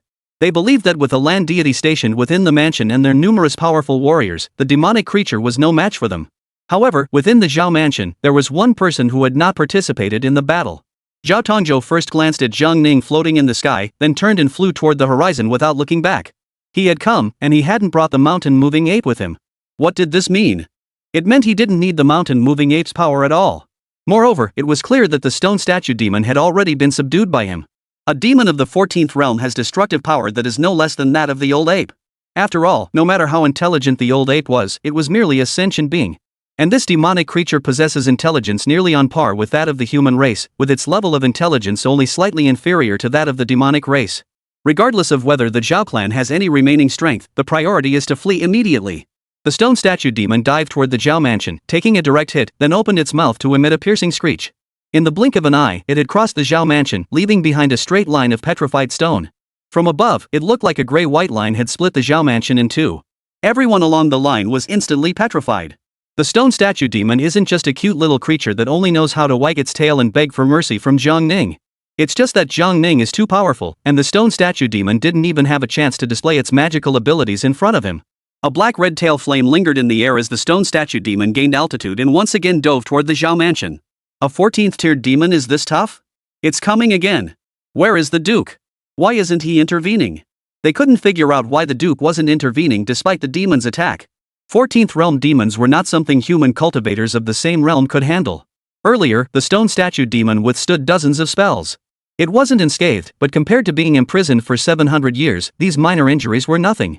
Those traitors of the Zhao clan had locked it up like a dog for 700 years. Today, it would make the Zhao clan pay dearly for their crimes, and make them understand the consequences of offending a stone statue demon. It will slaughter every last one of the Zhao clan. However, just as the stone statue demon had unleashed the anger it had been building up for 700 years and was about to launch a brutal massacre against the Zhao clan, an unexpected turn of events occurred. A golden light descended from the heavens. Chapter 76, Who is the True Demon? A golden light plummeted straight down, like a meteor, its layers of golden afterglow splitting the heavens and earth in two. The stone statue demon was diving downward when it suddenly turned its head. It was a black-colored long spear descending from the heavens. The spearhead flashed with golden light, leaving the stone statue demon no time to react before it was instantly pierced through the neck. With a loud thud, the stone statue demon was struck down by the spear and pinned to the front courtyard of the Zhao mansion. The spear stood upright, still emanating a powerful divine aura. The stone statue demon's eyes were filled with agony, and it let out a piercing scream from its throat as its massive body thrashed violently. Thick demonic energy quickly spread throughout every corner of the Zhao mansion. Soon, the stone statue demon's thrashing grew weaker, and a red and black mist began to emanate from its body. Its massive head dropped to the ground, spewing blue blood, and its giant eyes began to turn to stone, eventually ceasing all movement. Everyone in the Zhao mansion was still in a state of terror, feeling the demonic energy gradually weaken as it slowly moved toward the front courtyard. The members of the Zhao clan, seeing that the stone statue demon had completely ceased to breathe, finally let out a collective sigh of relief. This massive demonic creature was simply too powerful. If that spear had been even half a second slower, dozens or even hundreds of people in the Zhao mansion would have been killed. At that moment, in a forest outside the city, on a massive boulder, a middle-aged man with a stern expression sat cross-legged on the boulder. Fools are fools. 700 years ago, the Zhao clan had the power to suppress you. Did you really think that after 700 years, you could do as you pleased? Have you forgotten that I am still alive? The young scum of the Zhao clan are getting worse with each generation. With one at the 15th realm and several at the 14th realm, they nearly let the stone statue demon steal our home. The middle-aged man muttered to himself, then slowly lay down, resting his hands behind his head and crossing his legs. He looked utterly at ease, like a wandering knight of the martial arts world. Zhao, leaning against the doorframe of the front hall, saw the stone statue demon fall and slowly slid down the wall to sit on the ground. In this world, only two people knew that Zhao Zhou was still alive. To be precise, one human and one demon. Zhao knew very well that the one who had just killed the stone statue demon was none other than the ancient ancestor of the Zhao clan. The gun-immortal Zhao Zhou. Apart from him, there was probably no one else in the entire Fengzhou city who could instantly subdue the stone statue demon. But just as Zhao De's heart began to settle, he suddenly remembered that his Dharma form had been shattered. Only he could directly sense that the power that had shattered his Dharma form golden body was a force of Confucianism and Taoism, where words became law. Zhao De quickly stood up and looked up at the sky. The person was gone. At that moment, a cold, clear voice echoed from the roof of the main hall. "Gentlemen, I have come uninvited. Please do not take offense." Everyone in the courtyard hurriedly looked up and saw a young man standing on the eaves, hands behind his back. This man, who referred to himself as this king, must be Prince Jiang Ning of the Liang Kingdom. Zhao De had met all the princes, but had never seen Jiang Ning before. However, Zhao Ying had already met Jiang Ning once on the peak of Wushan Mountain. And this man had a blood feud with the Zhao clan. Zhao De's eldest daughter, the current Empress Zhao Chunhua, had been personally killed by Jiang Ning. Yet despite the Zhao's universal hatred for Jiang Ning, none dared to act rashly at this moment. He stood there motionless, expressionless, like an eternal iceberg. His otherworldly demeanor and indifferent gaze seemed to regard all living beings in the world as mere ants. In truth, before Jiang Ning's arrival, most of the Zhao clan had never taken him seriously. Even though they knew of Jiang Ning's terrifying battle record, they only thought that he had, to some extent, relied on the imperial family's background. The Lu clan had met such a fate because they were too foolish and too eager to show off their abilities. With only one land deity, let alone leading 10,000 or 80,000 people, even leading 80,000 to the White Jade capital would be no different from sending them to their deaths. The Zhao clan has been hiding its true strength all alone. The Zhao clan's power is divided into three factions, each supporting one of the three princes. In reality, the Zhao clan has never been divided. They are simply waiting for the decisive moment to arrive, at which point they will unite all their forces to support the most suitable prince and eliminate the others. And now the Zhao clan has already chosen their candidate, and that prince may not necessarily be Jiang Yu. The prince they support could even be one not born to Zhao Chunhua. Rearing demons within the secret realm, slaughtering innocent lives, manipulating power in the court, deceiving the emperor and betraying the state. The Zhao clan, which has dominated the Great Xia for over 700 years, has come to an end. On the day they went to Lingzhou, they did not leave a trail of corpses to strike fear into the hearts of the great clans. Even when Jiang Ning personally arrived in Fengzhou, the Zhao clan dared to make minor moves. Today, their schemes and calculations have turned into nothing but a bubble. Your Highness. Zhao De looked at Jiang Ning, his expression solemn. We know you have some tricks up your sleeve, but this isn't the capital. You're alone here, you probably can't rely on the Imperial clan's resources. The Zhao clan has always been loyal to the Imperial clan. We have no intention of betraying the Emperor. You're a prince here, you're the ruler. Whatever conditions you have, just name them. There's no need to escalate this to the point of no return. Zhao De's words were cut short by a loud crack, and he was instantly struck dead. Blood and flesh mingled on the ground. In that instant, the entire hall fell silent. They all knew that Jiang Ning had the power to kill a land deity, but they never imagined that he could do it so effortlessly when the moment came. Lu Guogong Zhao De didn't even flinch before meeting his end on the spot. Originally, the stone statue demon had died, and their fear had just begun to subside. But now, an even greater fear spread instantly. This prince's methods might not be as visually striking as the stone statue demons, but his terror far surpassed that of the stone statue demon. The Zhao clan finally understood what true oppression felt like. A flash of red light flickered in Jiang Ning's eyes. At that moment, an invisible force rippled out. What powerful demonic energy! Quick, he's casting a demonic spell. Run! Someone shouted, and the people gathered in the front courtyard were all terrified, each casting their spells and fleeing in all directions. One after another, members of the Zhao clan were torn to pieces. No matter how high their cultivation levels were, no matter how they resisted, they couldn't withstand the terrifying force tearing their bodies apart. At that moment, the stone statue of the demon, which had been pinned to the ground, suddenly regained its vitality. It quickly transformed and shrank in size, reaching out to pull the long spear embedded in its neck. The stone statue demon sensed this demonic energy and glanced at Jiang Ning standing on the eaves. This intangible demonic energy was so terrifying that even this 14th tier great demon felt a chill run down its spine. Watching helplessly as one human cultivator after another was torn to pieces, their limbs scattered across the entire courtyard. Who the hell is the demon here? Thank goodness I have good eyesight, otherwise, I would have been dead already. The stone statue demon suddenly felt a surge of satisfaction. Damn Zhao family, you're finally going to die out. You deserve it, you deserve it. A bunch of idiots. The stone statue demon scanned the area, gripped his long spear, and rushed to an arched door at the back of the hall. At that moment, some foolish individuals were still rushing toward the front courtyard. If he didn't act quickly to slaughter a few more, they'd all be killed by Jiang Ning. As someone leaped over the archway, it thrust its spear through the person's chest, killing them instantly. One comes, I kill one. Two come, I kill two. As long as someone crossed the archway, it would raise its spear and stab them in the back. Before long, the stone statue demon had already killed over a dozen people. Finally, the stone statue demon encountered a cultivator of a higher realm. It thrust its spear forward, but the opponent reacted quickly, turning around and grabbing the spear. The person looked closely and saw a completely black figure standing behind him. Who are you? How dare you look so hideous? Where did you come from? The Zhao clan cultivator coldly demanded. The stone statue demon didn't say a word. Its head suddenly became round, and it opened its mouth and bit down, tearing half of the man's body apart.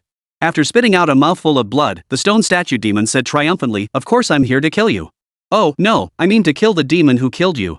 Chapter 77, The Bloodbath at the Lu Guogong Mansion.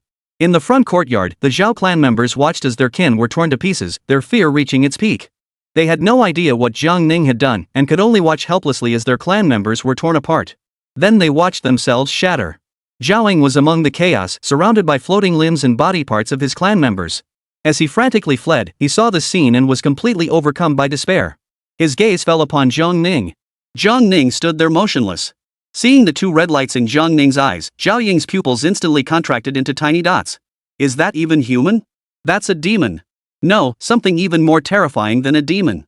The Zhao clan, which had brought glory to the great Xia dynasty for over 700 years, was now being slaughtered in such a terrifying manner on this very day. His father, the current Duke of Lu, a top-tier cultivator at the 15th realm, didn't even have time to cast a single spell or even pass gas before he died. And he, the heir to the Lu Kingdom's Duke's mansion, had once been a prominent figure, a formidable powerhouse of the 14th realm. He had believed that the emperor had sent the princess to Fengzhou to give the Zhao clan an opportunity to avenge the empress and kill Jiang Ning. It was believed that this was a political understanding reached between the emperor and the Zhao clan. But what the emperor sent was not a gift, but utter despair. Zhao Ying now fully understood the true value of Jiang Ning's previous battle where he annihilated 80,000 cultivators from Lingzhou. He didn't even need to resort to the imperial clan's resources, because he simply didn't deem it necessary. Zhao Ying could do nothing but despair, nothing but despair. At that moment, Zhao Ying watched himself begin to shatter into pieces before losing consciousness. The stone statue demon crouched for a moment, seeing no one else coming out of the door, and then charged inside with his long spear. Only then did it realize that in the time it had taken to kill a dozen or so people, the entire mansion was already devoid of life. Looking up, the sky was filled with severed limbs, which then fell like rain. The Zhao mansion was a river of blood, resembling a hell on earth, shrouded in a deathly silence. All of the Zhao family's hidden abilities and tactics, except for those of Zhao Zhou, had not been utilized at all. Because Jiang Ning had not given them any opportunity. Good. The stone statue demon watched the horrific scene and suddenly became so excited that he began to dance wildly.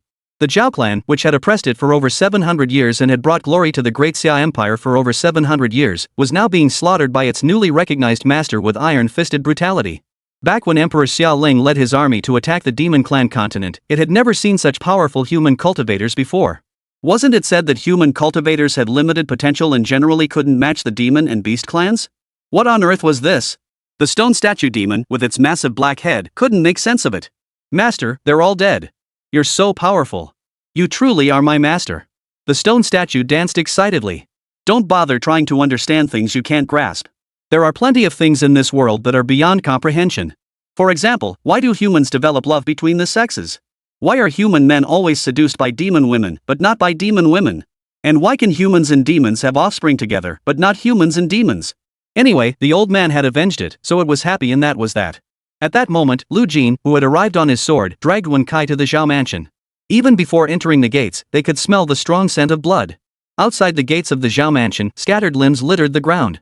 The two hurriedly entered the mansion's gates, and the front courtyard was even more terrifying. Blood had stained every corner, and limbs floated in pools of blood. Lu Jin immediately spotted a familiar head. It was that of Zhao Ying, the heir apparent of the Luo Guogong mansion.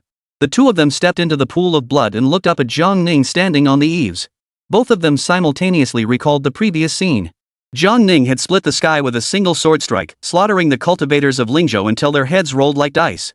To this day, the ground outside the Zhuke gate remained a sea of crimson. To say that the Lu clan of Lingzhou had secretly marched north, besieged the White Jade capital, and forced Zhang Ning to act was to court death. But this was different. This was the Zhao clan's stronghold. The Zhao clan's foundations were likely no weaker than those of the Lu clan of Lingzhou. Yet now, every member of the Zhao clan is dead, not even a single living soul remains. As for Lu Guogong Zhaoda, he likely met a gruesome end. A duke's mansion, wiped out in an instant. Iron-fisted and ruthless, that is the ninth prince. Lu Jiangwenkai, go to the governor's mansion first and gather all the officials within Fengzhou city. As you command. The two men received their orders and hurriedly turned to leave. At that moment, outside Fengzhou city, the middle-aged man lying on a massive boulder in the mountains sat up straight once more. His gaze suddenly grew sharp as he looked toward Fengzhou city.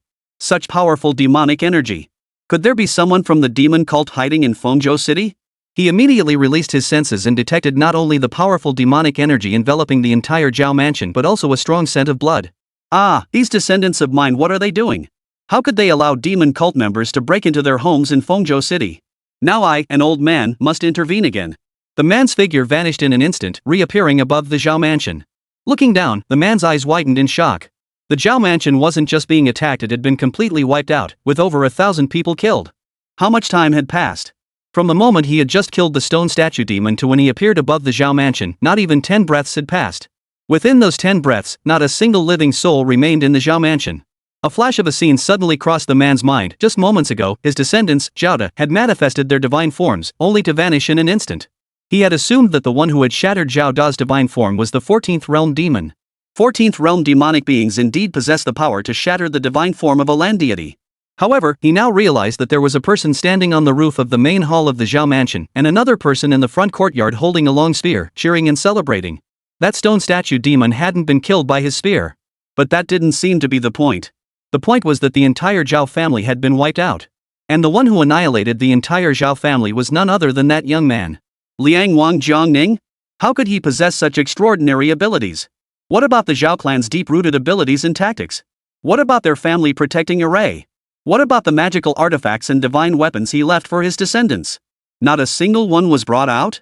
Zhang Ning is 20 years old. Has he already reached the same level as him? The 16th realm. Although Zhao Zhou didn't know why Zhang Ning had been able to reach the 16th realm at the age of 20. But he is only 20 years old. Even if he had started cultivating from the moment he was born, he'd only been cultivating for 20 years. Damn it! Having watched the rise and fall of clouds for hundreds of years, Zhao Zhou had long cultivated a heart as calm as water. Yet he had never felt such anger in his entire life. The lineage he had left behind would undoubtedly reach its peak within the next 2 or 3 generations. But that brat had been so ruthless, not a single soul remained in the entire Zhao mansion. All he wanted to do now was to grind Zhang Ning's bones to dust. And to exterminate the entire Jiang royal clan, or else his hatred will never be appeased. Zhao Zhou's eyes blazed with anger. A divine aura spread out instantly, enveloping the entire city of Fengzhou. Chapter 78, You have united with heaven and earth, I shall shatter this world. At the 15th realm, one is called a land deity by the world, but they still bear the name land. The strongest ability of a 15th realm cultivator is to communicate with the heavens and earth, borrow their divine power, manifest a 10,000 Zheng divine form, and use it to enhance their killing power and defensive capabilities. Above the 15th realm, there are indeed higher realms. However, in the past 2000 years, only the great ancestor emperor has ever reached the 16th realm, earning him the title of the supreme deity of the human realm. At the 16th realm, one can merge with the realm of heaven and earth, becoming the true sage of that realm, capable of governing all things. Merging with a small realm. At that moment, Zhao Zou's figure suddenly vanished. Countless streams of light shot toward the sky, merging with the heavens and earth. The entire city of Fengzhou was instantly filled with an extremely dense spiritual energy and an overwhelming aura of killing intent. Above the stone demon's head, red mist continued to rise upward. The stone statue demon immediately raised its hands to cover its head. Master, trouble. That treacherous Zhao is draining my energy again. Not only was the demon's energy being drained, but all cultivators within Fengzhou city, regardless of their cultivation level, were affected. Lu Jin, who was flying on his sword toward the governor's mansion, suddenly plummeted and crashed onto the ground. When Kai hurried forward to help Lu Jin to his feet. My vital energy is being drained. Lu Jin's expression grew solemn as he looked up at the sky. Me too. This force extracting their spiritual energy was impossible to resist. At that moment, an even more terrifying pressure descended upon Fengzhou city. Everyone within Fengzhou city simultaneously looked up at the sky. A gun barrel slowly emerged from the sky, piercing downward. The tip of the spear shone with blinding golden light, exuding boundless divine might. Layers upon layers of terrifying divine might clung to the spearhead. Under the oppressive might of this divine power, the earth of Fengzhou suddenly cracked open into numerous fissures. The earth was sinking downward. Those standing on the ground could only watch helplessly. For their vital energy had been completely drained. The gun barrel, inverted in the sky, was dragging its body and slowly descending. What is that? Run! Run! Where should we run? Everyone in Fengzhou city was plunged into despair. An attack of that magnitude would only be survivable if they could escape 800 li in an instant. Otherwise, even the residual force of the spear hitting the ground would be enough to reduce them to dust. That single spear strike was powerful enough to sink the entire city of Fengzhou. This is bad. Sir, hurry up and get on. I'll take you away. We can't fight them, but we can escape. Sir, come quickly. I can run fast, you believe me. The stone statue demon didn't know why it suddenly became so concerned about Jiang Ning's life, but it just wanted to escape with him. Master, you haven't been scared senseless, have you? That traitor surnamed Zhao is out to destroy the entire Fengzhou. At that moment, a voice of unparalleled authority echoed throughout the heavens and earth. You brat, this old man's single strike, with over 700 years of cultivation, can you block it? The voice echoed endlessly, carrying for thousands of miles. 700 years? Could it be the gun immortal Zhao Zhou? Wasn't he born during the Lingdi era? Why is he still alive?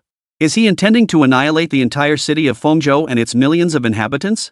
As Fengzhou city seemed on the verge of being crushed by this divine might, Jiang Ning immediately released a surge of energy to protect the city. In that instant, the pressure on Fengzhou city vanished without a trace. Jiang Ning slowly raised his head and gazed at the long spear in the sky, which had now revealed its full form. There are indeed cultivators of the 16th realm in this world. The spear immortal Zhao Zhou, who feigned death over 300 years ago and has been lurking in the shadows for 3 centuries, manipulating power behind the scenes. Now that his descendants had been slaughtered, he could no longer contain his anger. They can't escape, Jiang Ning said indifferently. No, we can run. There's still time. Hurry, hurry. I may not dare to claim I'm the strongest in the demon clan, but when it comes to escaping, I'm the only one in the demon clan who can outrun a scorpion. The stone demon was startled and shouted urgently. With him around, if they can't fight, can they at least outrun them? Jiang Ning raised his right hand, flipped his wrist, and pinched the sword seal with his fingers, gently flicking upward. At that moment, the stone demon finally sensed the fluctuations of human energy from Jiang Ning. Not very strong, but very pure. Wait, sir, is that all you've got? How could you possibly go up against that spear capable of destroying the heavens and earth? The stone statue demon suddenly snapped back to its senses. Something was wrong. This old man was clearly powerful. How could he release such weak spiritual energy? At that moment, a sword lying beside Lu Jin suddenly flashed by. In an instant, the flying sword pierced through the spearhead and emerged from the spear's tail. Rays of white light burst out from the long spear, intertwining in the heavens and earth. In the blink of an eye, the heavens and earth were woven into a massive white sphere, densely packed with sword energy. This was a breathtaking sight unlike anything the world had ever seen, even more astonishing than the spear itself. The Xianyin Absolute Breath Sword Formation? How could it be cast over such a vast area? The voice of Zhao Zhou echoed through the heavens and earth. He recognized the sword technique being performed by Jiang Ning. It was merely the sword technique of a second-rate sect. Even if Jiang Ning's cultivation was higher and the range of his technique was greater, its killing power was still limited. It was like a butcher wielding a pencil knife to kill an elephant. Even if you have great strength and skill, how could a pencil knife possibly harm an elephant? Absolutely ridiculous. Die. The long spear, enveloped in boundless divine might, plummeted downward at an incredible speed. Is that so? Jiang Ning remained calm, raised his hand, and with a casual flick, executed the move effortlessly. You have merged with the heavens and earth. I shall shatter this very world. The sword chi frozen between heaven and earth erupted instantly. That divine spear, whose might was boundless and capable of shattering the heavens and earth, shattered in an instant. All the divine might surged back into the heavens in an instant. Zhao Zhou, hidden between heaven and earth, saw the spear shatter and was instantly filled with terror. That was the spear he had forged by channeling the divine might of heaven and earth. How could it be so easily shattered by sword energy? Even if that young man was at the 16th realm, Zhao Zhou had already merged with the heavens and earth, gaining the upper hand. Unless that young man possessed a divine treasure capable of defying heaven and altering fate, there was no way he could shake Zhao Zhou's dominance over the heavens and earth. In a hurry, Zhao Zhou immediately summoned more primordial energy to sustain that strike. But in the next instant, not only did the spear shatter, but the heavens and earth nearly collapsed as well. The heavens and earth could not withstand the overwhelming sword chi erupting from Jiang Ning, immediately expelling Zhao Zhou from between the heavens and earth. In that instant, Zhao Zhou was engulfed by the exploding sword chi, his body covered in hundreds of sword wounds, plummeting from the sky at an incredible speed. Had he really lost? He had already merged with the heavens and earth, capable of unleashing the divine might of the cosmos. But that young man's single sword strike caused the heavens and earth to tremble, forcing him to spit him out. How could he possibly lose to a 20-year-old greenhorn? Chapter 79, It had never seen anyone so powerful. Everyone in Fengzhou City witnessed it with their own eyes. A single long spear was about to destroy the entire city. They had no idea what level of cultivation was required to unleash such a terrifying technique. But before anyone could react, the overwhelming pressure emanating from the spear vanished into thin air. Immediately afterward, the heavens and earth were filled with countless streams of extremely pure sword energy. In the instant the sword chi erupted, it scattered all the white jade hanging in the sky. The entire sky turned a brilliant blue, with the sun shining brightly overhead. Though they had no idea what had happened, they knew one thing for certain: someone had intervened to save the millions of lives in Fengzhou. Holy crap! That's amazing! The stone statue demon, who had been stunned for a long time, suddenly let out a loud scream, his voice cracking. Looking up at Jiang Ning standing on the eaves, the stone statue demon's pitch-black face was filled with admiration. Having lived for so long, it had seen many powerful beings in the demon clan continent. Those capable of destroying the heavens and earth were not unheard of. The power of that single strike was something only the strongest of the demon race could achieve. Yet this human master, with a casual flick of his sword, had crushed everything in an instant. It had never seen anyone so powerful before. Just moments ago, it was rescued from the secret realm by the master, and now the master has opened its eyes to a whole new world. It felt like the 700 years of endurance had suddenly been worth it. Master, you're amazing. Boom! The stone statue demon was dancing wildly when suddenly someone dropped from the sky, landing directly on its head and knocking it to the ground. Ouch! Who dared to ambush me? The stone statue demon quickly picked up the long spear and stood up, only to find a badly injured man lying beside him. The stone statue demon recognized Zhao Zhou at once. It's you, you brat. Today, you've finally fallen into my hands. I'll spear you to death. The stone statue monster thrust its spear toward Zhao Zhou, who rolled aside and got back up. The stone statue demon was startled and immediately performed a tactical backstep, holding the long spear at an angle with both hands, his eyes filled with caution. Zhao Zhou suddenly felt his blood surge, coughing up a mouthful of blood. He staggered 2 steps, nearly falling to the ground. Damn it, you scared the hell out of me. You think you can take me down? You're the one who always loves to stab me with your spear. Take this. The stone statue demon desperately wanted to stab Zhao Zhou with 80 holes, but it merely held its spear, dared not attack. The Zhao clan wasn't someone it had defeated, they were defeated by the master. Zhao Zhou turned around and looked at Jiang Ning standing on the flying eve. The stronger and weaker were already decided. Even at his current 16th realm, he was no match for this young prince.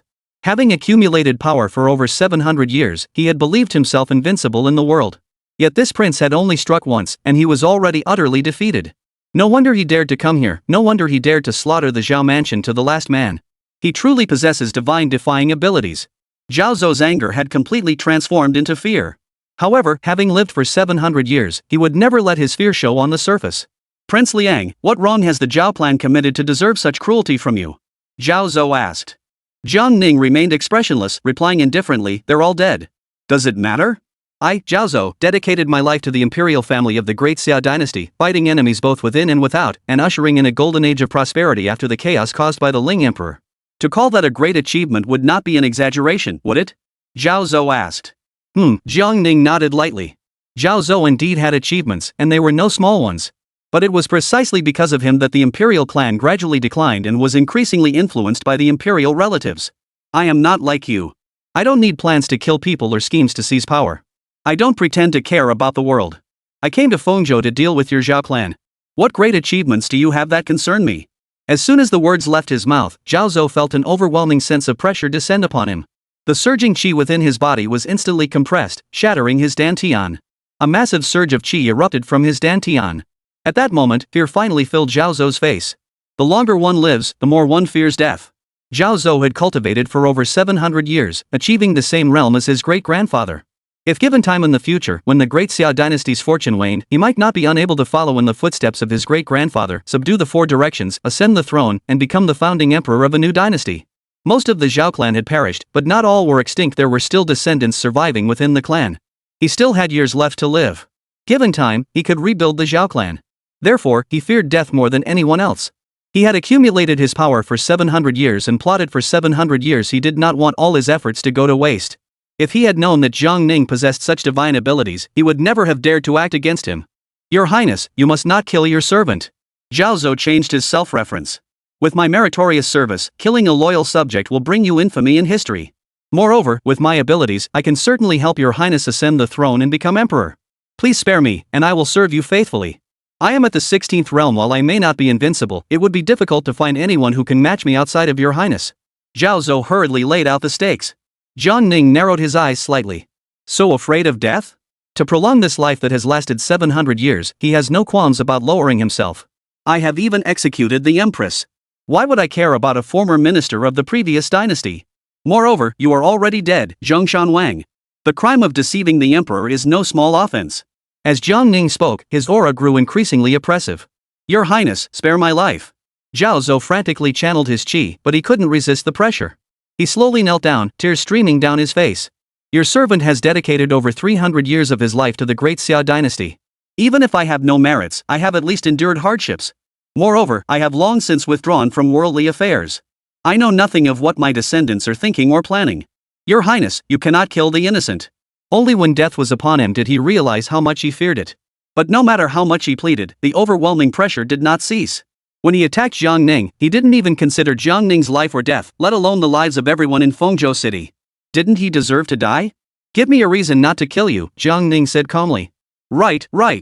Your servant knows the secret of the Tianqi rebellion and the secret of Emperor Ling. If your Highness spares my life, I will tell you everything. These matters are of utmost importance to your Highness and to the Great Xia dynasty. Tianqi was the era name of Emperor Ling of Xia. Speak. Your Highness must promise to spare my life, otherwise. Jiang Ning gave the stone statue demon a nod. It held its long spear and crept up behind Zhao Zhou like a thief. With a single thrust, it pierced a hole in Zhao Zhou's back. Put. Suddenly struck by the blow, Zhao Zhou coughed up blood violently, but Jiang Ning's overwhelming pressure still kept him immobilized. You bastard. Was it you who pinned me to the ground with a single spear just now? The stone statue demon finally did what he had wanted to do for 700 years: stab Zhao Zhou, the dog thief, with his own hands. The stone statue demon pulled out his long spear, stepped on Zhao Zhou's back, and stabbed him repeatedly, quickly tearing his back to shreds. Still unsatisfied, the stone statue demon revealed a round head, bit down on Zhao Zhou's head, and tore it off violently. Then he dismembered Zhao Zhou's body into 8 pieces. Zhao Zhou, seeing his body was lost, immediately fled with his divine consciousness, soaring into the sky in an instant and desperately escaping toward the heavens. As long as the Green Mountains remain, there will always be firewood to burn. You Jiang family brat, just wait for me. Once I reincarnate and attain a higher realm, I will definitely take your life. Just as Zhao Zhou's divine consciousness soared into the sky, he suddenly saw a sword suspended in the air. It was the very sword Jiang Ning had used to shatter the divine might spear and cleave the heavens and earth. Zhao Zhou never imagined that this sword, which might be considered a treasure by cultivators at the 12th or 13th realm, but in the eyes of cultivators at even higher realms, it was nothing more than ordinary iron. He had been easily defeated by a piece of ordinary iron? What a joke! A huge joke. But in the next instant, he suddenly understood why the sword was still suspended in midair. He had been waiting for him. A flash of swordlight, and Zhao Zhou's divine consciousness vanished into thin air. Once a legendary figure who had dominated the Great Xia Empire for over 300 years and then hidden himself from the world for another 300 years, the 16th realm cultivator known as the Gun Immortal. His body was destroyed, and his soul was annihilated. Chapter 80, Your Highness, what crime have I committed? Jiang Ning had never intended to spare Zhao Zhou. How dare this old man even think of negotiating terms with him? He couldn't even block a single move. What right did he have to negotiate? Regarding the issues left behind from the Lingdi era, Jiang Ning had already discovered some clues. Zhao Zhou was a figure from that era. If he chose to speak, he could do so. If not, Jiang Ning had no interest in listening. Engaging in back-and-forth negotiations with him? Out of the question. No matter how significant the issues left behind from the Lingdi era may be, Jiang Ning couldn't care less. This time, by personally heading to Fengzhou to eliminate the Zhao clan, once the news spreads, it should be enough to intimidate the aristocratic clans across the realm, right? After a moment of contemplation, Jiang Ning turned to the stone statue demon. Did you eat his head too? The stone statue demon froze, looking embarrassed. Should I spit it out? Never mind. Originally, I had planned to keep Zhao Zhou's head to intimidate the officials of Fengzhou. But it didn't matter. If he had eaten it, so be it. Later, we can have the officials from Fengzhou come to the Zhao mansion for a visit. That might have a better effect. Sir, this thing may be hard to eat, but it's truly nourishing. Would you like a piece? The stone statue demon was quite polite, holding a piece of Zhao Zhou's severed limb and offering it to Jiang Ning. No need to be so polite. Sir, you really don't want it? It's such a good thing. Jiang Ning shook his head. After eating this meal, the 700 years of debt I've accumulated will finally be repaid. But 700 years have been wasted. 700 years. The stone statue demon ate while weeping bitterly. Take your time eating here. I'll call you when it's time to go. Alright, sir, please go ahead. Call me when you're ready. At that moment, in the city, at the governor's office. Everyone knew something major had happened today, but most of them initially thought the Zhao mansion had been attacked by demons and had no idea what had become of it. However, judging from the commotion earlier, the outcome for the Zhao mansion was likely not good. Under these circumstances, no one dared to go to the Zhao mansion to gawk. Officials from Fengzhou City arrived at the governor's mansion one after another. Fengzhou City was the administrative center of Fengzhou Prefecture, housing government offices from the county level up to the governor's mansion, with hundreds of officials in total. Having a county-level administrative structure is not unique to Fengzhou City. Every prefectural seat has a county-level structure, and even within the White Jade capital, there are county-level structures. Essentially, every level of government office in Fengzhou had members of the Zhao clan. The governor and the inspector general were once held by Zhao De and Zhao Ying, father and son, but both have since passed away. Some members of the Zhao clan died in the Zhao mansion, while others who were not there managed to escape and have since joined the governor's office. Among them, some high-ranking local officials are required to travel to the capital periodically to report on their duties. Therefore, some of them are acquainted with Lu Jin and Wen Kai, the two officials from the capital. Wen Kai is not particularly notable within the military ranks, but Lu Jin was once the second in command within the eunuch bureaucracy. Recently, the political situation in the capital has been unstable, and Lu Jin has switched allegiance to Jiang Ning, a fact known to all. At first, when they saw the summons issued by the governor's office, they assumed it was the Zhao clan summoning them to fight the monsters. Upon seeing Lu Jin and Wen Kai, many officials were puzzled. Besides not knowing what had happened at the Zhao mansion, they were equally unaware of what had transpired in the mist-hidden secret realm. Lord Lu? Are you accompanying Prince Leon to Fengzhou to retrieve the divine fruit? An official asked Lu Jin. That is correct. Hi Fan Tai, it has been a long time. Lu Jin nodded slightly. No matter who he was addressing, his attitude remained consistently humble. Lord Lu, what exactly happened earlier? Was the Zhao mansion attacked by demonic creatures? Where did those creatures come from? An official surnamed Hai approached Lu Jin and asked in a low voice. Hi Fan Tai, please remain calm. Once the prince arrives, he will explain everything. Lu Jin replied. The prince has entered the city? Isn't he supposed to be searching for the divine fruit in the fog-hidden secret realm? That's right, Lord Lu. Did something happen in the secret realm? I just saw Prince Qi enter the city as well. Several officials familiar with Lu Jin gathered around him, asking questions. Everyone, please remain calm. Those who need to know will be informed shortly. As everyone was chatting excitedly, a gentle breeze swept through the main hall of the governor's mansion. A figure emerged from the breeze, appearing in the hall, then turned and seated himself at the main seat. None of these officials had ever seen Jiang Ning before. They all looked at Jiang Ning. He had a lean and handsome face, with clear eyebrows and bright eyes. Though dressed in a simple blue robe, he still exuded an otherworldly aura. We pay our respects to His Royal Highness the Prince of Liang. No need for formalities. Jiang Ning spoke softly. At that moment, one person sat down directly. Seeing that no one else moved, he hesitantly stood up again. Governor, Jiang Ning called out. Your servant is here. The provincial governor, Hai Tian, stepped forward immediately. The provincial governor, also known as the Fanta, was the third highest official in a province, ranking below the governor and the inspector general. However, in regions dominated by aristocratic clans, the actual extent of one's power still depended on one's background. In Fengzhou, anyone surnamed Zhao held significant power, regardless of their position. Therefore, the former top official of Fengzhou was the governor of Fengzhou, Lu Guogong Zhaode. The second in command of Fengzhou was the Fengzhou censor, the eldest son of the Lu Guogong family, Zhao Ying. The Zhao clan controlled the entire Fengzhou region, but to maintain their reputation, they engaged in numerous face-saving projects and distributed key positions among themselves. Hai Tian served as the provincial governor of Fengzhou, overseeing civil affairs for the entire province. Although he held the rank of a second-grade official, he was only considered prominent in the eyes of the common people. However, since he was not a member of the Zhao clan's faction, no matter what his rank, he was merely a pawn. Transfer all official records of Fengzhou to my office. As you command. Shortly thereafter, Hai Tian transferred all official records from Fengzhou and presented them to Jiang Ning. Provincial Inspector Yang Junchen. Your servant is here. Execute him. What? The high-ranking official named Yang Junchen thought Jiang Ning was about to issue some instructions, but suddenly he blurted out, execute him. What on earth was that supposed to mean? Not only was Yang Junchen stunned, but all the other officials were also dumbfounded. Lu Jin immediately realized what was happening. He was about to play the role of executioner again. But just as he was about to perform his sword technique, he realized that his chi had been drained earlier and hadn't yet recovered. Lu Jin drew his sword and walked toward Yang Junchen. Your Highness, what crime have I committed? Why are you ordering my execution? Yang Junchen felt deeply wronged. He was a provincial governor, a high-ranking official of the second rank. He had done nothing wrong, yet he was suddenly being sentenced to death? Where in this world was such injustice justified? Yang Junchen tried to gather his inner energy, intending to resist Lu Jin, but he quickly realized that his energy was completely depleted. Your Highness, my father-in-law is the heir apparent of the Lu Kingdom's Duke's Mansion and the inspector of Fengzhou, Zhao Yingzhao. You must not kill me. Jiang Ning glanced at Yang Junchen, then lowered his head to look at the official records again. Hurry up.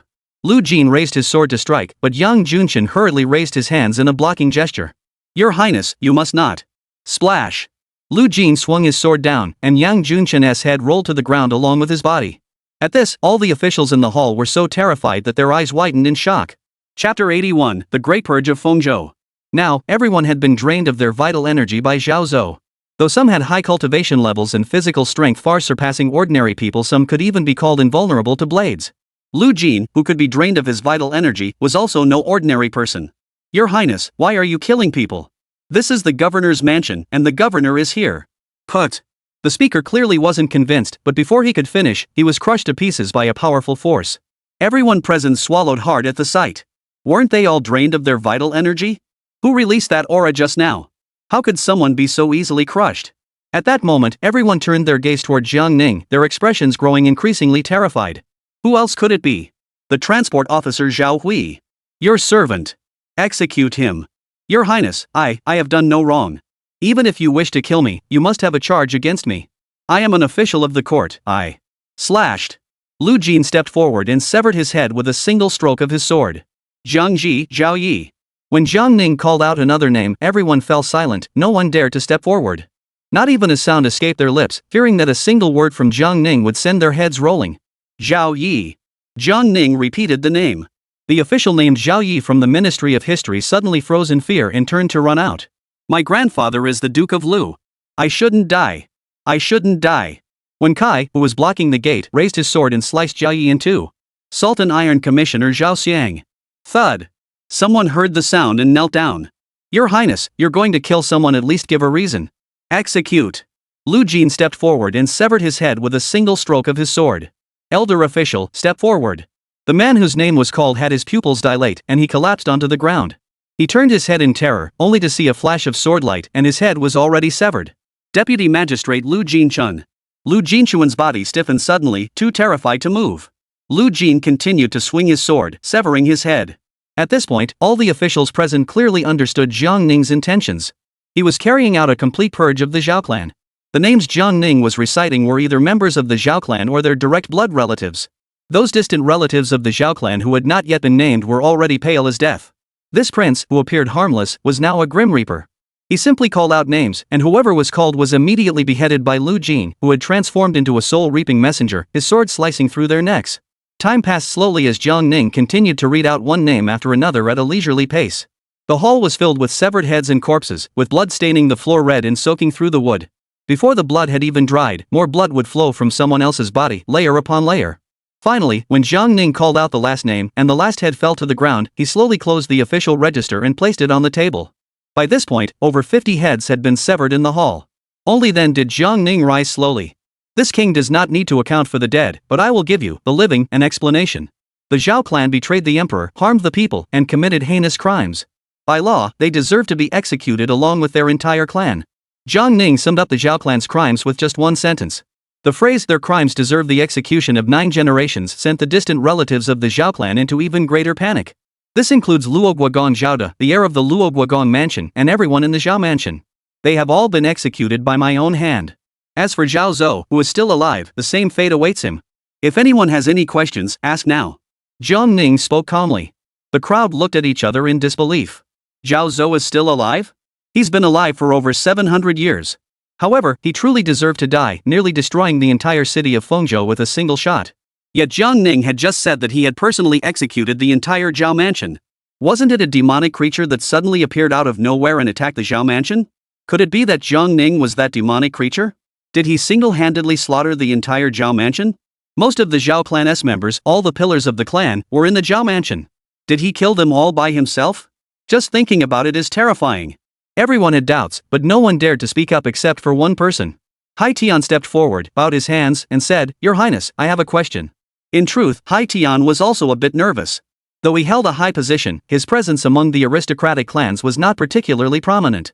He was human after all, and he feared death. But there were some questions he had to ask. Ask. Earlier, a demonic creature entered the city and attacked the Zhao mansion. What was that creature? Hai Tian forced himself to speak, his voice trembling.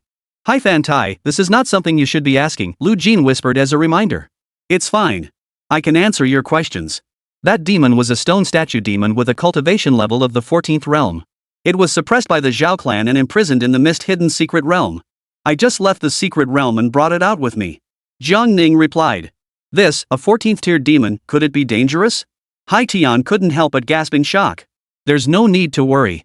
When I leave Fengzhou, I will take the stone statue demon with me. Do you have any further questions? Jiang Ning asked indifferently. Hai Tian swallowed hard and asked again, Your Highness has purged dozens of officials, and the heads of several major government offices are dead. How will the affairs of Fengzhou be handled? All matters in Fengzhou will be temporarily handled by the provincial office. Those who survived will continue in their respective roles, and vacant positions will await imperial orders. Jiang Ning said. The provincial office refers to the Provincial Administration Bureau. I understand, Hai Tian bowed in respect. Hai Tian noticed that although Jiang Ning's methods of killing were ruthless, however, when interacting with him, there was not a trace of arrogance in his tone. If it weren't for the scattered heads and bodies on the ground, one would never guess that Jiang Ning was a prince with such an iron fist. In the past, even officials from the Zhao clan within the prefectural office would have looked down on him with disdain when speaking to him, a second-rank official. Governor. Your servant is present. All of the Zhao family's assets are to be confiscated and sent to the capital. You are in charge of this matter. Additionally, all of the Zhao family's real estate is to be sealed off. Jiang Ning spoke calmly. Your servant obeys. Hearing this, Hai Tian grew somewhat excited. Confiscating a family's assets was a highly coveted assignment. Having served as an official in Fengzhou for so many years, he had never encountered such an opportunity. In the past, such matters were always handled by the Zhao family alone. Moreover, the person he was ordered to confiscate was from the Zhao family. The Zhao family had accumulated wealth in Fengzhou over hundreds of years, with countless riches. Seizing the Zhao family's assets would allow him to become incredibly wealthy overnight. I have one more question. Hai Tian hurriedly bowed. What should be done with the family members of the officials executed by the prince and the Zhao clan officials still in the local prefectures and counties? The Zhao clan had already been crippled by Jiang Ning with a single blow. If Hai Tian hadn't reminded him, Jiang Ning would have forgotten about the few who had slipped through the net. All descendants of the Zhao family, as well as those who have married into the Zhao family within 3 generations, regardless of whether they hold official positions, shall have their homes confiscated and be executed. Their families shall be exiled to the northern borders. Who can volunteer to handle this matter? Jiang Ning asked. It seemed that Jiang Ning intended to carry out a thorough purge of Fengzhou. The Zhao clan, the largest aristocratic family in Fengzhou, had been completely overthrown, leaving a large piece of the pie up for grabs. For those not implicated, this was undoubtedly a tremendous blessing. If Jiang Ning had not massacred the Zhao clan, it would have been extremely difficult for him to purge the Zhao family, and it might even have sparked unrest throughout Fengzhou. Because before this, Fengzhou had been the Zhao clan's territory. But times have changed, and even Lu Guogang Zhaoda is dead. Therefore, the local officials who had long suffered oppression were eager to eliminate the Zhao clan completely. This servant, Xiao Yan, the garrison commander of Fengzhou, is willing to serve the prince. Very well, I entrust this matter to you. As you command. Everyone. Jiang Ning scanned the crowd, and everyone immediately bowed their heads. Take the Zhao family as a warning. I do not expect you to devote your lives to the state until your death, but I do hope you will fulfill your duties diligently. I do not wish to return to Fengzhou again, only to come here to kill people. Jiang Ning spoke solemnly. We obey your orders. We will take the Zhao family as a warning and fulfill our duties to the best of our ability. The officials bowed in unison. All of you may withdraw. Go to the Zhao mansion and take a good look. We take our leave. Chapter 82. Does this lord look like a human being? The officials of Fengzhou left the governor's mansion, each sighing in relief. According to Jiang Ning's instructions, among the officials present earlier, those who were distant relatives of the Zhao family had narrowly escaped punishment. All members of the Zhao clan with real power in Fengzhou city had been purged. The governor of Fengzhou, the inspector general of Fengzhou, and the censor of Fengzhou were all dead. Thus, the highest administrative official in Fengzhou was now the provincial governor, Hai Tian. Hai Tian had now taken on the most lucrative position, and it seemed he was poised for a meteoric rise. Lord Governor, congratulations. What's there to congratulate?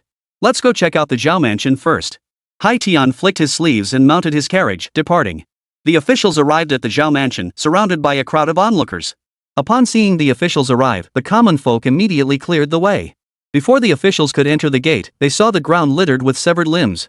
Hai Tian was the first to step through the gate, followed closely by the other officials. Where was there any place to stand in this Zhao mansion? This was a true scene of bloodshed. Compared to the scene at the governor's mansion earlier, the Zhao mansion was like a living hell. It was a stark contrast to the former glory of the Zhao clan. Their downfall was as brutal as their once glorious past. This was the work of Prince Jiang Ning of Liang, a true bloodbath, utterly shocking. The Zhao clan is completely finished. Look, what's that? Hai Tian raised his gaze and immediately spotted a massive black monster lurking in the corner of the courtyard wall.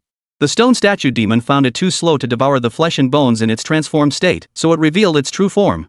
Everyone followed Hai Tian's gaze and saw the stone statue demon just hanging onto a severed limb, its head jerking upward, flinging the limb into the air, then opening its mouth to catch it and swallow it whole.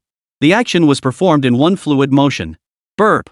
The stone statue demon belched, heard the commotion, and immediately turned its head to look. Demon!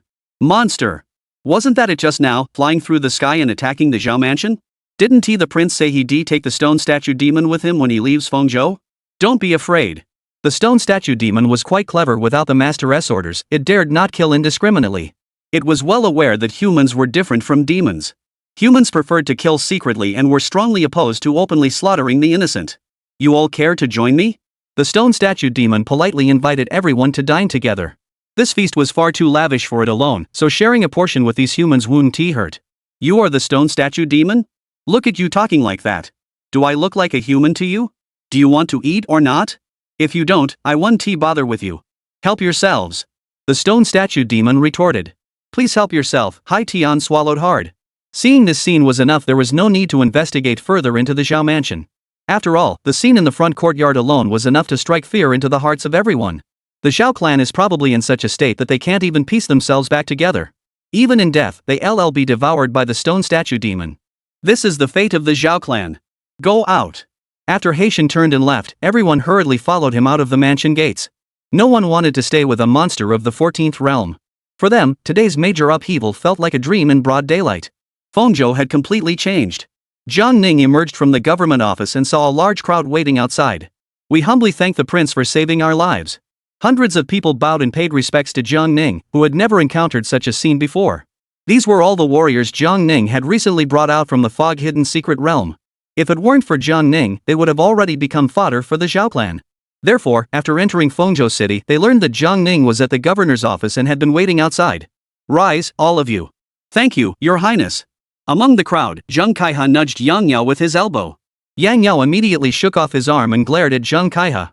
She understood Zheng Kaiha's intention. He wanted her to approach the Liang prince to speak with him, hoping to establish a favorable connection. Not long ago, you were jealous of her, and now you want me to talk to him? What do you mean? Do you want me to betray myself? Yang Yao whispered angrily. No, little sister, don't misunderstand. That man is a prince with connections everywhere. If you can speak to the prince, perhaps you can help our Qingyu gang form a good relationship with him. You're not jealous anymore? Zheng Kaiha awkwardly scratched his head. At first, when he saw Yang Yao being so enthusiastic toward Jiang Ning, he was indeed very jealous. But now, he wasn't jealous at all. Who was Jiang Ning? She was a high-ranking prince. Yang Yao was just a female martial artist from a martial arts sect. Even if she managed to rise to prominence, she wouldn't even be worthy of being Jiang Ning's subordinate. Yang Yao snorted coldly and turned to leave. Sis, where are you going? Zhang Kaiha immediately followed with several fellow disciples. Sis, don't be angry. What do you mean by that? I just told you. I don't want to talk to you. She didn't want to find out someone's noble status and then go bothering them. As a martial artist, one must never lack the proper sense of honor. Yang Yao didn't walk far before slowly coming to a stop. There stood Jiang Ning not far away. You left without even saying goodbye? Jiang Ning smiled. Yang Yao wasn't the only person Jiang Ning had met during his travels. There were many others with greater natural talent than Yang Yao whom Jiang Ning knew. But Yang Yao was the one who left a deep impression on him because she was carefree and had the aura of a martial arts heroine. Jiang Ning had few friends and longed for genuine friendship. Jiang Ning truly regarded Yang Yao as a friend and nothing more. Greetings, Your Highness. Yang Yao immediately bowed in respect. It was clear that her attitude toward Jiang Ning had undergone a complete transformation. Her expression was extremely respectful. Just glancing at Yang Yao, Jiang Ning suddenly felt a pang of loneliness. Perhaps Yang Yao would never come near him again, patting his shoulder and chatting with him. In the past, Yang Yao knew that Jiang Ning had some background, but she had always assumed he was a disciple from some sect traveling abroad. In that case, she could still treat him like an older brother. But now, in her eyes, the gap in their statuses was an insurmountable chasm. In the future, if you ever have the chance to go to Bayou City, remember to find me. I'll treat you to the best wine. I owe you a few drinks, and I'll make sure to repay you. Jiang Ning smiled faintly. How dare I? To have the honor of knowing the prince is already a great blessing for this humble maiden. Yang Yao bowed her head and said. Jiang Ning heard this, his face unchanged, but his heart felt a slight pang of sadness. Perhaps his status as a prince in this life had already sealed his fate. He would never know true friendship. Jiang Ning didn't leave, and the group standing before him also remained. Zhang Kaiha was extremely anxious, even feeling a bit disappointed in her. After all, the prince had made such a clear advance toward her, yet she showed no appreciation at all. But Zhang Kaiha dared not say anything. Jiang Ning released a surge of energy, and a massive figure appeared, sweeping across the sky and landing on the street, sending a large crowd scattering in fear. When Kai, stay behind to handle this. Lu Jin, let's go. Jiang Ning leaped lightly onto the back of the stone statue demon, and Lu Jin immediately climbed up after him. We'll meet again someday. After leaving those words, the stone statue demon soared into the sky, flying toward the horizon. Ah! Zhang Kaiha no longer blamed Yang Yao but sighed helplessly. Deep down, he knew that the Liang Wang's influence was too powerful. Their small gang couldn't possibly stand against him. Yang Yao watched as the stone statue demon swiftly transformed into a tiny black dot in the sky, his heart filled with mixed emotions. The journey to Fengzhou had brought him face to face with an old acquaintance once more. She suddenly smiled faintly. The person who had once guided her in martial arts training was now so powerful. Chapter 83, Sarcastic and Mocking. Stone Statue Demon, from now on, you will be my mount. How about I give you a name? Jiang Ning stood on the stone statue demon's back and spoke indifferently. Great. For the master to name me is a great honor. Little Black. What? Sir, do you know I'm 1,000 years old? Calling me Big Black or Old Black would be more appropriate, wouldn't it? Then think of one yourself. Then I'll call myself Big Black. By the way, master, will I be following you from now on? Will you feed me every meal? The stone statue demon asked. Jiang Ning had said that he would let it be his mount. To be honest, following such a powerful human master feels surprisingly safe. It had just had a hearty meal, and its strength had fully recovered to the peak of the 14th realm, even touching the threshold of the 15th realm. With its current strength, staying with the humans seemed better than returning to the demon clan. After all, the human cultivators who could single-handedly kill it were at least at the 15th realm. If they were pure warriors, they need to be at least at the 13th realm. Following a big shot around is way more comfortable than staying on the demon clan continent, isn't it? If you plan to eat people, I can't guarantee you'll have a full meal every time, Jiang Ning said indifferently. The stone statue demon let out a pitiful sound. Also, do you know the way? Jiang Ning finally reminded it. I don't know the way. Do you know you're going the wrong way? Why didn't you tell me sooner? The stone statue demon immediately turned around. Lu Jin, standing behind Jiang Ning, saw this and finally breathed a sigh of relief. Earlier, he had wanted to remind Jiang Ning that the stone statue demon had flown the wrong way. But since Jiang Ning was in the middle of talking to the stone statue demon, he didn't dare interrupt. Old man, do you want it fast or slow? It doesn't matter. Then I'll fly slowly. The stone statue demon said it would fly slowly, but its speed wasn't slow at all. The scene before them seemed like a time-space jump, rapidly reversing. Those on the ground could only see a black shadow darting across the sky, and in the blink of an eye, it was reduced to a tiny black dot on the horizon. The stone statue demon suddenly roared. The air of the human race is so sweet. The scenery of the human world is so beautiful. And the moon of the human race. The stone statue demon looked up at the sky, it's so blinding. In truth, Jiang Ning could have simply crossed the void and returned to the White Jade capital. He estimated that if he returned now, Jiang Yu and the others wouldn't be ready yet. Give them some time to see what clever tactics this elder brother has up his sleeve so he could broaden his horizons. Lu Jin also thought of this and was about to remind him. But upon considering Jiang Ning's strength, mentioning it seemed unnecessary. The strength Jiang Ning had demonstrated grew stronger each time. Nevertheless, Lu Jin remained curious. Your Highness, is that man wielding the long spear really Zhao Zhou? Lu Jin asked. Yes. May I ask, Your Highness, what realm is Zhao Zhou in? Lu Jin was initially unsure whether that person was indeed Zhao Zhou. Since Jiang Ning said so, it must be true. Having lived for over 700 years, this was not something someone at the 15th realm could possess. 16th realm. Sure enough, Zhao Zhou had truly caught up to the founding ancestor, reaching the terrifying 16th realm.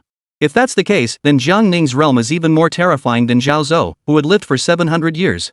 He had never truly understood what realm Jiang Ning truly belonged to. To effortlessly defeat Zhao Zhou, could there be a 17th realm beyond the 16th? It's too terrifying to even think about. Speaking of which, Your Highness, are we taking the stone statue demon back? Is there any problem with that? Yes, what's wrong with that? The stone statue demon echoed the question. No, there's nothing wrong with that. Lu Jin originally wanted to say that Jiang Ning was dealing with demons, and he feared it might give others a reason to criticize him. But Jiang Ning wouldn't care about such things. Besides, no one in the court would dare to criticize Jiang Ning to his face. Bayou City. The imperial princes arrived in the city one after another, using their divine abilities to fly through the skies and traverse the earth. Imperial Palace, Wutong Garden. Yu Fei stood uneasily in the center of the courtyard, unsure of the situation in Fengzhou. Your Highness. A eunuch rushed into the Wutong Garden, looking anxious. What's happened? The princes are returning one after another, but the 9th prince has not returned to the city yet, and the 7th prince has not returned either. The princes had only departed from Bayou City in the past 2 days, so several of them were likely still en route to Fengzhou today. Why have they returned so quickly? Your Highness, I noticed that all the princes returned in a hurry, but none have entered the palace yet. They must not have brought the divine fruit back. Yu Fei didn't care at all about the divine fruits. Hurry and find out the details, and try to inquire about Prince Liang's situation as well. As you command. The eunuch system is now under Lu Jin's jurisdiction. Therefore, Yu Fei's information was far more reliable than before. The young eunuch sent someone to investigate, but the attendants accompanying the princes to Fengzhou were all tight-lipped and couldn't uncover anything. As a result, Yu Fei began to grow increasingly anxious. Prepare the carriage. Head to the Yu mansion. Yu Fei hurriedly left the palace and headed to Yu's mansion, where she soon met Yu Chenghong. At that moment, Yu Chenghong was leisurely sipping tea in the mansion. Upon seeing Yu Fei arrive, he greeted her casually. You're here. Please sit down. This is some new tea I brought back from the south.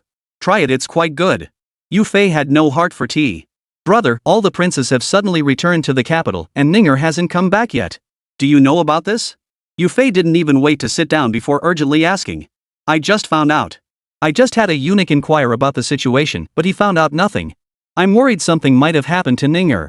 Big brother, please do something and find out where she is. Yu Chenghong remained calm, taking another sip of tea and slowly setting down the teacup. I told him earlier that he shouldn't go to Fengzhou, but he wouldn't listen. Just because he has a little skill, he thinks he is invincible? Brother, is this the time to be making sarcastic remarks? I only have this one son, he's the hope of the Yu family. Yu Fei heard Yu Chenghong's sarcastic tone and suddenly grew angry. Yu Chenghong heard this and his expression darkened. I treated him like family, but what does he think I am? You were there when we discussed this matter. He kept referring to himself as this prince. Is that how he treats his own family? But you can't just sit back and do nothing, can you? Do you think I want to? Have I not tried? If I didn't care, why would I have endured all this humiliation in the south all these years? Don't forget, our father is still on the northwest frontier. Yu Chenghong erupted in anger. Yu Fei had always worried that Jiang Ning's temperament would make it difficult for him to handle his relationship with the Yu family. She had to admit that her son was too cold-hearted, even inhumane. But no matter what, Jiang Ning was still her son and Yu Chenghong's own nephew. Moreover, children grow up and develop their own thoughts, which is a good thing. If the Yu family truly regarded Jiang Ning as family, they shouldn't be making snide remarks at a time when the situation was dire. When a child is in trouble, elders should protect them unconditionally. Otherwise, what use are such elders? Are we supposed to just obey the elders? If we don't, they mock us and speak in riddles? Sometimes, when she thinks about it carefully, Yu Fei doesn't think that Jiang Ning's indifference toward the Yu family is the wrong way to handle things. Born into an imperial family, there is no such thing as true familial affection. Would the current emperor be held back by family ties? Whether the empress dies or the eldest prince dies, does it have the slightest impact on the emperor? If my older brother doesn't want to get involved, then forget it. I'll figure it out myself. Yu Fei stood up and laughed. Come back. Yu Fei stopped in her tracks but did not turn back. His temperament is such that he deserves a taste of hardship. Isn't that right? It's all because you've spoiled him rotten. Yu Fei heard this and felt deeply disappointed. She said nothing more and walked away without looking back. She realized then that the Yu family couldn't be relied upon. But after leaving the Yu mansion, Yu Fei felt utterly powerless. Once she was in the carriage, her mind was in turmoil, feeling like a headless fly. Suddenly, Yu Fei felt the small silk box at her waist. She quickly opened the small silk box. Ninger! A wisp of whiteness drifted out, slowly taking the form of Jiang Ning. Mother, what's wrong? Jiang Ning smiled faintly. At that moment, Yu Fei's heart, which had been hanging in suspense, finally settled down. Since Jiang Ning's spiritual projection was unharmed, it meant that her physical body was also safe. Ninger, are you alright? Mother, rest assured. Even if the sky were to collapse, your son would be unharmed. How are you now? Everything is going smoothly. I have obtained the divine fruit and am on my way back to the White Jade capital. Mother, there may be some changes in the capital in the coming days. You may go to the Liangwang mansion and wait for me to return. All right. Jiang Ning's figure gradually faded away, and Yu Fei immediately closed the jewel box. Change course. Head to the Liangwang mansion. Just as Yu Fei had left the Yu mansion, another unexpected visitor arrived. Reporting to the master, Prince Qi wishes to see you. Chapter 84, one dares to promise the moon, the other dares to eat it. Prince Qi? Why has he come? Yu Chenghong had barely spoken when Prince Qi strode in with purpose. What's the matter? Don't you welcome this prince? Zhang Yu's loud and cheerful voice rang out. How dare I? Yu Chenghong hurriedly stood up and bowed in greeting. This servant pays his respects to Qi Wang. No need. Zhang Yu walked over to Yu Chenghong and sat down across from him, his face calm and composed. Yu Chenghong was momentarily at a loss. He knew about the prince's return to the capital, and the speed at which it had occurred was indeed rather swift. However, there had been no reports of anyone delivering the divine fruit to the palace, so it was likely that the fruit had not entered the White Jade City. Yet Jiang Yu's expression seemed as though he had something to celebrate. Your Highness has arrived. What are your orders? Yu Chenghong asked in a low voice. The 9th prince is trapped in the mist-hidden secret realm. That realm is home to a 14th-tier demonic beast. All the princes have returned to the capital except for the 7th and 9th princes. Do you know what this means? Jiang Yu asked. Yu Chenghong narrowed his eyes slightly. A 14th-ranked demon beast, not exactly weak, but not exactly strong either. Your Highness, please speak freely. The mist-hidden secret realm is governed by heavenly Dao-level rules that suppress the cultivation levels of all cultivators who enter. No matter how high their cultivation level, once they step into the secret realm, all cultivators will be suppressed to below the 10th realm. Jiang Yu said solemnly. Yu Chenghong feigned growing concern. He had already obtained this intelligence beforehand, but it had not been verified. He dismissed everyone else, leaving only him and Jiang Yu in the courtyard. Are the 7th prince and 9th prince trapped within the secret realm? Yu Chenghong asked in a low voice. The emperor had sent his heirs to Fengzhou, and it was highly likely that he intended to give Jiang Ning to the Zhao clan to avenge the death of Empress Zhao. Therefore, once Jiang Ning arrives, the Zhao clan will certainly not remain idle. All the princes have already left, and the 7th and 9th princes have not emerged. It must be the Zhao clan who has used sorcery to trap the two of them in the secret realm. If his cultivation level isn't suppressed, Jiang Ning should be able to stay safe. However, if his cultivation level is suppressed below the 10th realm, he would be no match for a 14th realm demonic beast. The demon clan wouldn't care about Jiang Ning's status, they'd devour him whole. What kind of demon? Yu Chenghong asked. A stone statue demon. A 14th tier stone statue demon? Is that the leader of the stone demons? Exactly. The demon race has numerous subdivisions, with as many races as there are surnames among humans. Yu Chenghong had thought that if Jiang Ning suffered a loss, it would at least serve as a lesson. But if he lost his life, then all the plans the Yu clan had made over the years would be in vain. If Jiang Ning died, the Yu clan would be like a dog without a home. He never imagined the situation would become so dire. As for why there were stone statue demons in the mist-hidden secret realm, it must have been the work of the Zhao clan. Among the great clans and noble families, which one doesn't have some unsavory methods? The Yu family is no exception. Why is His Royal Highness the Prince of Qi telling me this? Yu Chenghong leaned forward and asked in a low voice.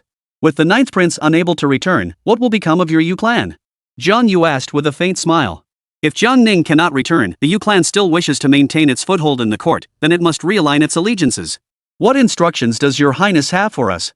The left censor-in-chief, the Minister of Revenue, the Minister of Works, the Governor of Lingzhou, and the Lu family's mining rights in Lingzhou. Do you think my sincerity is sufficient? Jiang Yu asked with a smile. The words were simple and straightforward, but Jiang Yu was not trying to lure the Yu family. In the eyes of the world, he was a brave but unwise warrior. But in his eyes, there were too many fools in this world, and deceivers were never enough. As long as he dared to make promises, Yu Chenghong would certainly dare to take them. Yu Chenghong was a world apart from his father, Yu Shunquan. If that old fox were still alive, Jiang Yu wouldn't even bother to pay a visit. If the ninth prince were still alive, even if your Yu clan helped him ascend the throne, given his personality, he wouldn't grant your clan much power, Jiang Yu said solemnly. Yu Chenghong has never had much regard for Jiang Ning. Moreover, Jiang Yu's words were entirely reasonable. Given Jiang Ning's arrogant and self-centered nature, if he were to assist him in ascending to power, he would undoubtedly become a thankless traitor. Yu Chenghong thought to himself. In times of crisis, one must act decisively. I cannot give you much time. Since we failed to bring back the divine fruit, the struggle for the crown princess position is now inevitable. If you are willing to assist me, the Yu clan will enjoy endless prosperity and glory in the future. Yu Chenghong stared at the teacup. This bowl of tea was just like his state of mind. On the surface, there were only faint ripples, but beneath the surface, it was burning with intense heat. Jiang Yu swiftly offered 4 second-rank official positions. 3 were ministers of the highest rank, and 1 was a provincial governor. Lingzhou was a place of prime feng shui. Assisting anyone is the same. In the end, it's all for the sake of the Yu family's lineage. Yu Chenghong had tried to dissuade Jiang Ning, but he wouldn't listen. He brought it upon himself. Who can blame him? After much consideration, Yu Chenghong concluded that Jiang Ning had always been a stumbling block for the Yu family. If it weren't for Jiang Ning, the Yu family wouldn't have had to endure so much. Now that Jiang Ning has finally returned, he dares to show such disrespect to his own uncle. Yu Chenghong couldn't help but feel uneasy. Yu Chenghong's restless heart could no longer be contained. Your Highness, I am willing to assist you. Yu Chenghong bowed respectfully. Jiang Yu smiled faintly. Those who recognize the times are wise. You are the wisest of them all. Should I one day ascend the throne, you will be granted the title of prince and become a minister. It will be no trouble at all. Hearing this, Yu Chenghong was so moved that he wanted to kowtow to Jiang Yu. This was the kind of boldness one expected from a leader. Compared to Jiang Yu, he felt that Jiang Ning was light years behind. Though Jiang Yu was nothing but a pure warrior, at least he understood the ways of the world. Then this subject will humbly thank the prince in advance. Don't rush. I need to borrow 2 things from you. Your Highness, please speak freely. The Zhangyang sword and the beady stone. The Zhangyang sword is a divine weapon, one of the Yu family's most cherished treasures. The Butian stone is a divine treasure, and the world does not know that the Yu family possesses it. Your Highness, our Yu family is a humble clan. Where would we possibly have such a divine treasure as the heaven-repairing stone? Jiang Yu did not wish to engage in a back and forth with Yu Chenghong and spoke directly. This prince merely wishes to borrow it. Whether you can lend it or not, it is up to you. This prince will not force you. You want to eat the cake I feed you? You can't expect to get it without any effort. Besides, do you think I don't know whether your Yu family possesses the heaven-repairing stone or not? Yu Chenghong pondered carefully before speaking slowly. The Zhangyang sword and the heaven-mending stone are both with the old master. He is in the northern frontier, and even if I wanted to lend them to your Highness, I couldn't retrieve them in a short time. I see. You want to eat the grass but not run. Since that is the case, I won't force you. Farewell. Jiang Yu stood up and left directly. Yu Chenghong's mind was filled with 1,000 thoughts. This was the only opportunity for cooperation. If the Yu family won't help Jiang Yu, there are plenty of people in the capital willing to assist him. The Yu family possess divine weapons and treasures. Others might have them as well. As Jiang Yu was about to step out of the courtyard gate, Yu Chenghong hurriedly stood up. Your Highness, please wait. Chapter 85, Jiang Yu's plan. Jiang Yu stopped in his tracks but did not turn around. What the prince desires, this servant can lend. However, the heaven-repairing stone is irreplaceable. Each use diminishes its spiritual power. I implore the prince to use it only if absolutely necessary. Jiang Yu slowly turned around. Yu Chenghong might have the Zhangyang sword with him, but Jiang Yu never expected that Yu Chenghong would actually bring the heaven-repairing stone with him. Old Yu sure has a big heart, entrusting such a divine treasure to a good-for-nothing like Yu Chenghong. After obtaining the required item, Jiang Yu quietly left the Yu mansion. He did not mention the matter of the demonic creature leaving the secret realm and flying into Fengzhou City to launch a surprise attack on the Zhao mansion. He had never intended to rely on the Yu clan. He only wanted to obtain these 2 treasures from them. With the secret realm's defenses breached, Jiang Ning might also escape and return to Baiyu City at any moment. If Jiang Yu had honestly told Yu Chenghong that Jiang Ning might return, Yu Chenghong wouldn't have been so shaken. People often want to believe what they want to believe. For instance, Yu Chenghong was eager to believe that Jiang Ning was already dead. Assuming Jiang Ning could return, Jiang Yu would have to make as many preparations as possible within the limited time available.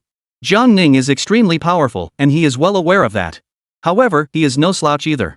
He has cultivated for over 30 years, refining his physical body day after day, enduring hardships that even cultivators could not imagine, all for the sake of ascending to the Eastern Palace, eventually becoming the ruler of the empire. The position of crown prince is not something that can be relinquished. If Jiang Ning cannot return, then things would become much easier for Jiang Yu. Killing the other princes would be far easier than killing Jiang Ning alone. Jiang Yu suddenly felt that the eldest brother had died too soon. If the eldest brother were still alive, he would have fought with all his might against Jiang Ning. As for the others, Jiang Yu had overestimated them. After Jiang Yu left, Yu Tianxiang immediately entered the courtyard.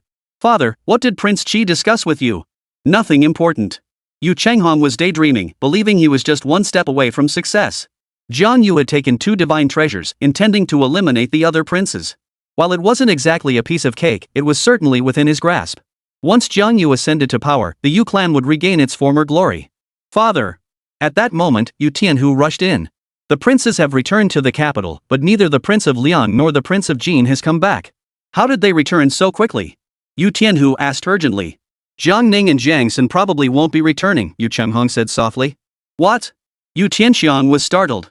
"That is impossible. The Liang Wang at least possesses the strength of the 16th realm. Tianhu, why are you so concerned about that ungrateful dog?" Yu Chenghong narrowed his eyes slightly, his tone dark. At first, Yu Tianhu had disliked Jiang Ning, finding him too arrogant. But now, he had every reason to be arrogant. If it were anyone else, reaching the 16th realm at 20 years old would make them even more arrogant and self-important. "Have you forgotten what your father told you about the fog-hidden secret realm suppressing cultivators' realms? Even though he is at the 16th realm, once he enters the fog-hidden secret realm, he'll be suppressed to below the 10th realm." He, Jiang Ning, knew full well that the trip to Fengzhou was a plot orchestrated by the emperor and the Zhao clan. He knew there was a tiger in the mountain, yet he chose to go there anyway. Now that he can't return, it's nothing but self-destruction not worth pitying. Yu Chenghong said solemnly. "Father, how do you know the Liang Wan 1T return? Are you certain?" "Certain." Yu Tianhu's massive frame trembled, followed by a sudden loss of strength. Could that young prodigy really have fallen so suddenly? "Father, if Jiang Ning can't return, what will become of the Yu clan?" Yu Tianxiang hurriedly asked. "The imperial family isn't just one prince. If Jiang Ning can't return, can't we support another prince?" Yu Chenghong countered. "No, I must go out and investigate the situation." Yu Tianhu completely ignored Yu Chenghong's words. "At this critical moment, you must not go anywhere, and you must not concern yourself with Jiang Ning's fate," Yu Chenghong said coldly. "That self-important fool, what's there to care about? But even if he's not a prince, he's still a member of the Yu family, isn't he? When has he ever treated you like family?" Yu Chenghong asked indifferently. Yu Tianhu thought about it and realized that Yu Chenghong was completely right. Jiang Ning had never regarded him as family, but upon further reflection, Jiang Ning hadn't treated him as an outsider either. "No, I have to go find out. If you go investigate Jiang Ning now, it means our Yu family is fully backing Jiang Ning. No matter which prince ascends the throne, our Yu family's future will be ruined. Do you really want to sacrifice our family's future?" I just noticed some changes in the capital. Something big might be about to happen," Yu Tianhu said solemnly. "That is right." Yu Chenghong nodded slightly. "Jiang Yu intends to eliminate the other princes, and they certainly won't sit idly by and wait for their doom. It would be best if the Jiang clan fought themselves into a state of disarray, as this would maximize the benefits for the Yu clan." At that moment, within the city, at the former Longshan guard camp. Apart from Yu Tianhu, who had just returned home, and Wen Kai, who had fled to Fengzhou with Jiang Ning, the other 4 commanders were all present. The emperor's decree, all imperial troops are to follow the orders of Prince Qi. "So be it. We obey the imperial decree." The 4 commanders immediately bowed to receive the order. "Immediately assemble all troops of the 12 guards and seal off the imperial palace." Jiang Yu spoke in a solemn tone. Jiang Yu had little time to gain control over the 12 guards, so he chose the most direct method. Falsely transmitting the emperor's edict. Before the situation was settled, these 80,000 imperial troops must remain under his control. This plan might be exposed. Sealing off the imperial palace with 80,000 troops would certainly cause a stir. It might even alert the emperor himself.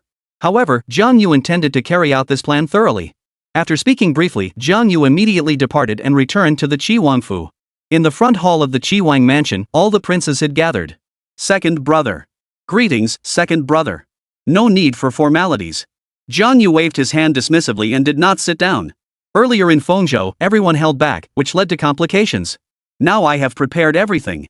If the 9th prince returns alive, I need everyone to unite with me. Do any of you have objections? Everyone listened to Jiang Yu's words and looked at each other. Back in Fengzhou, everyone had been counting on the Zhao clan to take action, so they had all held back their true strength. But could Jiang Ning really have killed that 14th-ranked demon within the secret realm and emerged unscathed? The secret realm's suppression of cultivation levels was so powerful that even the magical treasures they had brought with them couldn't counteract it in the slightest. If Jiang Ning could survive under such circumstances, that would be truly terrifying. We must unite and eliminate the ninth prince first. Prince Jiang Xing, the fourth prince, spoke up first. Right, unite and eliminate the ninth prince first. We will follow the second prince's arrangements. Jiang Jing followed suit.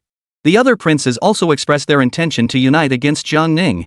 Second brother, can the ninth prince really return? Jiang Xing asked again. I can only say we must be prepared for the worst. Brothers, let us head to the palace immediately. Be ready to welcome the ninth prince back at any moment. Second brother, I'll go with you. Jiang Xing immediately stepped forward to stand before Jiang Yu. Second brother, I'll go too. Everyone stepped forward. Very well, we must stand united. If old ninth cannot return, that would be best. But if he does return, we will ensure he is crushed beyond recognition. After speaking, Jiang Yu left the main hall of the Qiwang mansion. As he stepped out the gate, he turned to glance at the imposing 5-bay, 3-door red gate. What needed to be done had been done. Regardless of the outcome, he was destined never to return to the Qiwangfu. Either enter the Eastern Palace or the Underworld. Chapter 86. Do you think the ninth prince can return? The third prince Jiang Jing stood before the gates of the Wei Wangfu, raising his hand to touch his chin, his expression focused. The fifth prince Jiang Shang hurried out the gate and, seeing Jiang Jing standing outside, stopped in his tracks. Third brother, why are you here? Wait for me to enter the palace together? Jiang Jing turned around and gave Jiang Shang a faint smile. Fifth brother, do you think the ninth prince can return? Jiang Jing asked softly. How should I know? I left Fengzhou with you, didn't I? This morning in Fengzhou, we both saw that demonic creature being knocked flying. According to Zhao Weng, after the stone statue demon broke free from the iron chains, its strength returned to the 14th realm. If the ninth prince could easily send a 14th ranked demon flying, it means that even if his cultivation was suppressed, he wouldn't be weaker than that demon, right? Jiang Jing asked in a low voice.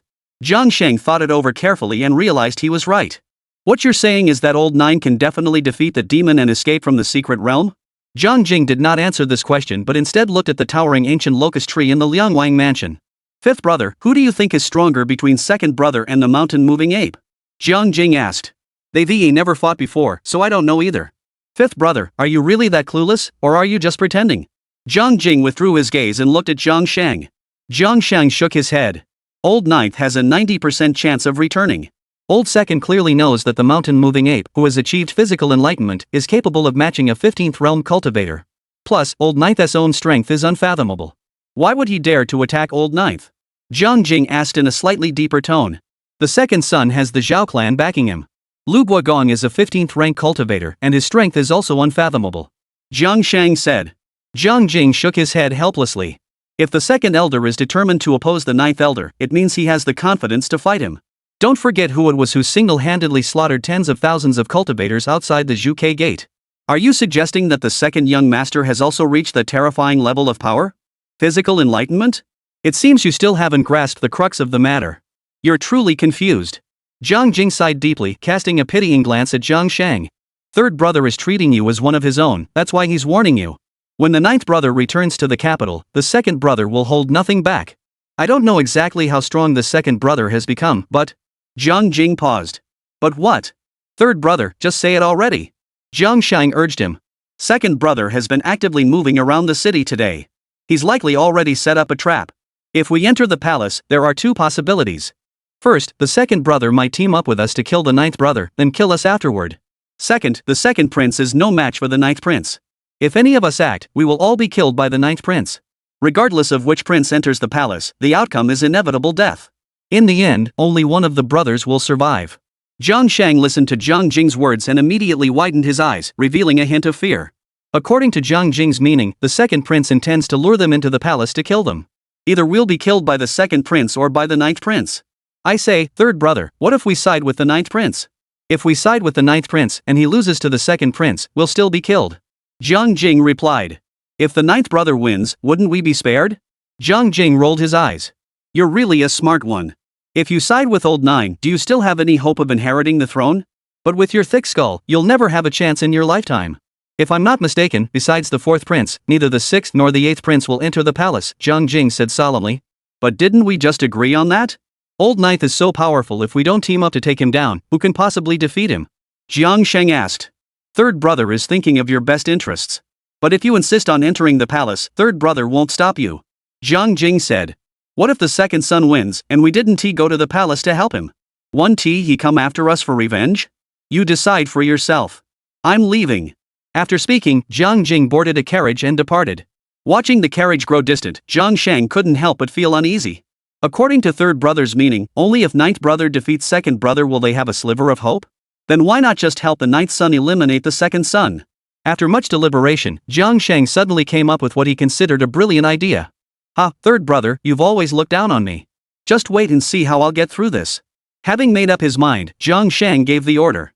Prepare the carriage, enter the palace. As night fell, the palace was suddenly sealed off, and no one was allowed to enter or exit. The palace was originally the private residence of the Jiang royal family, and without a summons, no one was permitted to enter or exit freely. The sealing of the palace did not cause much disruption. However, many officials who were leaving the imperial city after the court session heard rumors. At present, aside from the 7th prince and the 9th prince, all other princes had already returned to the capital. 12 palace guards surrounded the palace, clearly signaling the onset of a palace coup. The officials had no idea what the specifics of the coup were. This was an internal matter of the royal family, and they did not wish to get involved. Perhaps by tomorrow morning, the emperor may have passed away. The ministers chose to remain silent on the matter. The sky was dark and gloomy, and despite the brightly lit palace, not a single person could be seen in any of the courtyards or corridors. Everyone was inside their homes, dared not show their faces. In the imperial garden, Jiang Yu and Jiang Xing stood before the 4 generals. Jiang Yu wore a golden python-patterned robe. His towering figure, accentuated by the swirling python patterns, exuded an air of majestic authority. This was his ceremonial attire, rarely worn on ordinary days. It was also a protective artifact capable of withstanding a full-force attack from a practitioner at the 15th realm without sustaining a single scratch. At his waist hung a slender, narrow ancient-style dagger, and on his white cloud-patterned sash hung a carved dragon-patterned pendant. Several commanders had not yet seen Jiang Ning return to the city and assumed he might have remained in Fengzhou permanently. That young, headstrong prince, with his extraordinary talent, had met his end. It was indeed tragic. Tonight, Jiang Yu has gathered the 12 guards and 80,000 troops. This must not be the emperor's orders. It seems that Jiang Yu is planning a coup to forcibly seize the position of crown prince. He might even force the emperor to abdicate. Jiang Yu remained silent, and the 4 generals dared not speak either. For Jiang Yu's gaze is filled with murderous intent. He does not merely intend to kill Jiang Ning, he also aims to eliminate the other princes. They had agreed to all enter the palace and wait for Jiang Ning's return at any time. But aside from Jiang Xing, none of the other princes had come. These fools didn't understand the urgency of the situation and still dared to vie for the throne? Report! A soldier rushed over swiftly. Something is approaching the northern gate of the palace. It's very large and might be a spiritual beast. The northern gate of the palace, the Xuanwu Gate. Jiang Yu took a deep breath and gripped his sword hilt. The 12 guards assemble at the Xuanwu Gate. Jiang Yu leaped into the air, soaring over the layered palace buildings, and landed directly inside the inner bailey of the Xuanwu Gate. He flipped his hand and drew the heaven-repairing stone. The stone of heavenly repair transformed into a streak of light, soaring into the sky. An invisible force instantly enveloped the inner courtyard. Immediately afterward, Jiang Ning took out a compass and placed it at the very center of the moat. The intricate compass began to rotate automatically, with the inscriptions on it flickering with light. After completing all this, Jiang Yu leaped onto the walls of the Xuanwu Gate. He looked up at the gloomy sky and saw a massive creature slowly approaching the Xuanwu Gate. It was not a spirit beast, but a stone statue demon. That 14th realm demon had actually been subdued by the 9th elder? So, when the stone statue demon attacked the Zhao mansion, was it really old 9 who ordered it? And now that the 9th prince is returning to the capital riding the stone statue demon, the Zhao clan is likely in grave danger. Chapter 87, Your Majesty, the Emperor has arrived. Sir, is this the first city of the Liang continent, Bayou City? It's so vast that I can't even see the end of it. Isn't it much more majestic and grand than the White Emperor's city? Wow! Is that a tree? So tall it reaches the clouds, with lush branches and leaves, and it's filled with spiritual energy. It's a spiritual tree. Sir, are humans really this bold? Such a massive spirit tree just planted out in the open? Aren't you afraid someone will steal it? Hey! Old man, there seems to be something moving on that spirit tree. It looks like a dog. Dogs can climb trees? The stone statue demon chattered on endlessly. After flying for so long, Jiang Ning had already grown accustomed to the stone statue demon's endless chatter. Every time it encountered something it had never seen before, it would marvel at it. It was as if their demonic continent had nothing else in it. The stone statue demon flapped its wings and landed slowly. Sir, there's a killing intent inside, the stone statue demon warned. At that moment, the soldiers stationed outside the Zhuke gate saw the massive demonic creature land before them, and each of them sucked in a cold breath. Even from half a mile away, they could feel the powerful demonic energy emanating from the creature. Demons? The demon race? The demon clan has invaded? A single demon? How could it invade? This is the Xuanwu Gate. On the city walls. Jiang Yu watched quietly as Jiang Ning and Lu Jin stepped down from the stone statue demon's back. Sure enough, he had truly subdued the stone statue demon. However, Jiang Yu did not take the stone statue demon seriously. It was merely a monster of the 14th realm. He could crush it with a single punch. The few generals also spotted Jiang Ning. Prince Liang. One of the commanders was immediately startled. Only now did they realize that Jiang Yu had summoned them to the palace with an imperial edict, sealed off the palace, all to deal with Jiang Ning. And before this, they had been following Jiang Ning's orders. The few of them exchanged glances, then unconsciously fixed their gaze on Jiang Yu. It was clear that Jiang Yu was brimming with intense battle intent. His excitement was written all over his imposing and domineering face. The 9th Prince Jiang Ning has colluded with demonic creatures. You must join me in eliminating him. Wait until Jiang Ning enters the siege city before taking action. Boom! Upon hearing these words, the 4 generals felt as though they had been struck by lightning. They all thought of the moment when Jiang Ning split the sky with a single sword strike. Wait, we're supposed to fight Jiang Ning? Your Royal Highness, are you serious? At that moment, Xiong Wenjing quietly stepped back. General Xiong, where are you going? Your servant will go take a look. Xiong Wenjing stammered. Let them attack Jiang Ning? That's like going to pay respects to the King of Hell. Who could possibly defeat him? I have already set a trap. The only path left for you is to either unite and kill Jiang Ning, or be killed by me. The 4 generals all swallowed hard. Everyone had always regarded Jiang Yu as a brute, but who could have imagined he was capable of such scheming? This pure warrior, a prince who has already reached the 12th realm, could he also possess Jiang Ning's divine might? Otherwise, how dare he face off against Jiang Ning? Xiong Wenjing's legs trembled violently, feeling as though he were about to suffocate. Attacking Jiang Ning would surely mean certain death. But if he didn't act, Jiang Yu would kill them all. Either way, it was certain death. Xiong Wenjing thought to himself, better to flee the battlefield than face certain death. Your Majesty, the Emperor is coming. Xiong Wenjing quickly turned around and looked in a certain direction. Everyone followed Xiong Wenjing's gaze, but they couldn't see the Emperor anywhere inside the earthen wall. Xiong Wenjing, you're asking for death. Jiang Yu turned around and only then realized that Xiong Wenjing, the traitor, had already jumped off the city wall and was sprinting toward Jiang Ning. Seeing this, Jiang Yu couldn't help but feel a sense of irony. He had deployed 80,000 troops and used several divine treasures to set up a heavenly net. Yet at that moment, Jiang Ning was accompanied by nothing more than a demonic beast and an old eunuch of the 12th realm. In this situation, how dare Xiong Wenjing run away? And he had done so right under his nose, in such a ridiculous manner. The other 3 commanders, seeing that Xiong Wenjing had outsmarted them and escaped, were seething with anger. If they had reacted faster, they should have followed Xiong Wenjing and fled as well. 3 of you, I have complete confidence that I can kill Jiang Ning. All you need to do is lend me a hand, and in the future, I will ensure you enjoy endless wealth and glory. Xiong Wenjing was afraid that Jiang Yu behind him would kill him, so he scrambled and crawled toward Jiang Ning. Your Highness! Your Highness! Danger! Run, Your Highness! Xiong Wenjing shouted at the top of his lungs, quickly sprinting to Jiang Ning's side. At a time like this, anyone with a brain would know which side to take. Where had Jiang Ning come from? He had just returned from Fengzhou. Fengzhou is the stronghold of the Zhao clan, and Jiang Ning had recently killed the empress. If Jiang Ning went to Fengzhou, how could the Zhao clan not take action against him? And the fact that he was able to return speaks volumes. Speak slowly, Jiang Ning stopped in his tracks and said calmly. Prince Qi falsely claimed the emperor's edict, summoning the 12 guards to the palace. I only just found out that Prince Qi intends to target Your Highness. He has already set up a trap within the Xuanwu Gate. Xiong Wenjing said excitedly. It doesn't matter. Jiang Ning responded with 2 casual words, then continued walking forward at a steady pace. Lu Jin and the stone statue demon, who had transformed into human form, slowly followed behind Jiang Ning. Your Highness, all 12 guards at the Xuanwu Gate have arrived, a total of 80,000 men. No problem. Xiong Wenjing knew Jiang Ning was powerful, but there was no point in deliberately courting danger. With Jiang Ning's strength, if he didn't enter the Xuanwu Gate, Jiang Yu would definitely be unable to do anything to him. However, Jiang Ning seemed to have heard nothing more than a trivial matter, his expression as indifferent as ever, not giving it a second thought. Hey, you there. 8,000 men have scared you like this? Open your eyes and take a good look. We have a human overlord here. The stone statue demon spoke, raising its finger with sharp nails and pointing at Jiang Ning's back. Earlier that day, this great lord had demonstrated a power that even this demonic giant found terrifying. This great figure didn't even bother to manifest his divine form, effortlessly eliminating the old dog of the Zhao clan, who was at the 16th realm. Following him, one felt completely safe. After pausing for a moment, the stone statue demon saw that Jiang Ning had already walked far ahead and hurried to catch up. Master, I sense a dangerous aura. I am your most loyal mount, you must protect me at all costs. Upon reaching the gates of the Xuanwu Gate, Jiang Ning came to a halt. Why did you return so slowly, ninth brother? Jiang Yu looked at Jiang Yu, who was dressed in blue, and asked in a deep voice.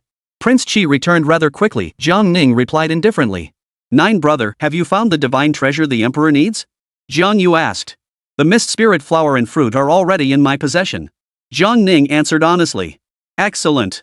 Congratulations on your victory, ninth brother. Ninth brother, dare you step into the Xuanwu Gate?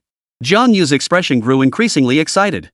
At this point, only one of them could survive today, so there was no need to hide anything. Jiang Ning did not respond but instead showed Jiang Yu the answer through his actions. He walked straight toward the dark city gate passage. The two men and one demon behind him quickly followed. Xiong Wenjing had originally planned to inform Jiang Ning of the situation and advise him to avoid Jiang Yu's sharp edge. But now Jiang Ning had chosen to walk in on his own. He didn't know what tactics Jiang Yu had up his sleeve, so he was very nervous.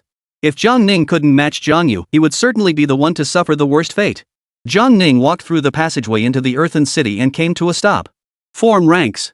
At Jiang Yu's command, the soldiers surrounding the earthen city stood at the ready. Due to the dim lighting and the immense size of the earthen fortress, most people had no idea who had entered the fortress.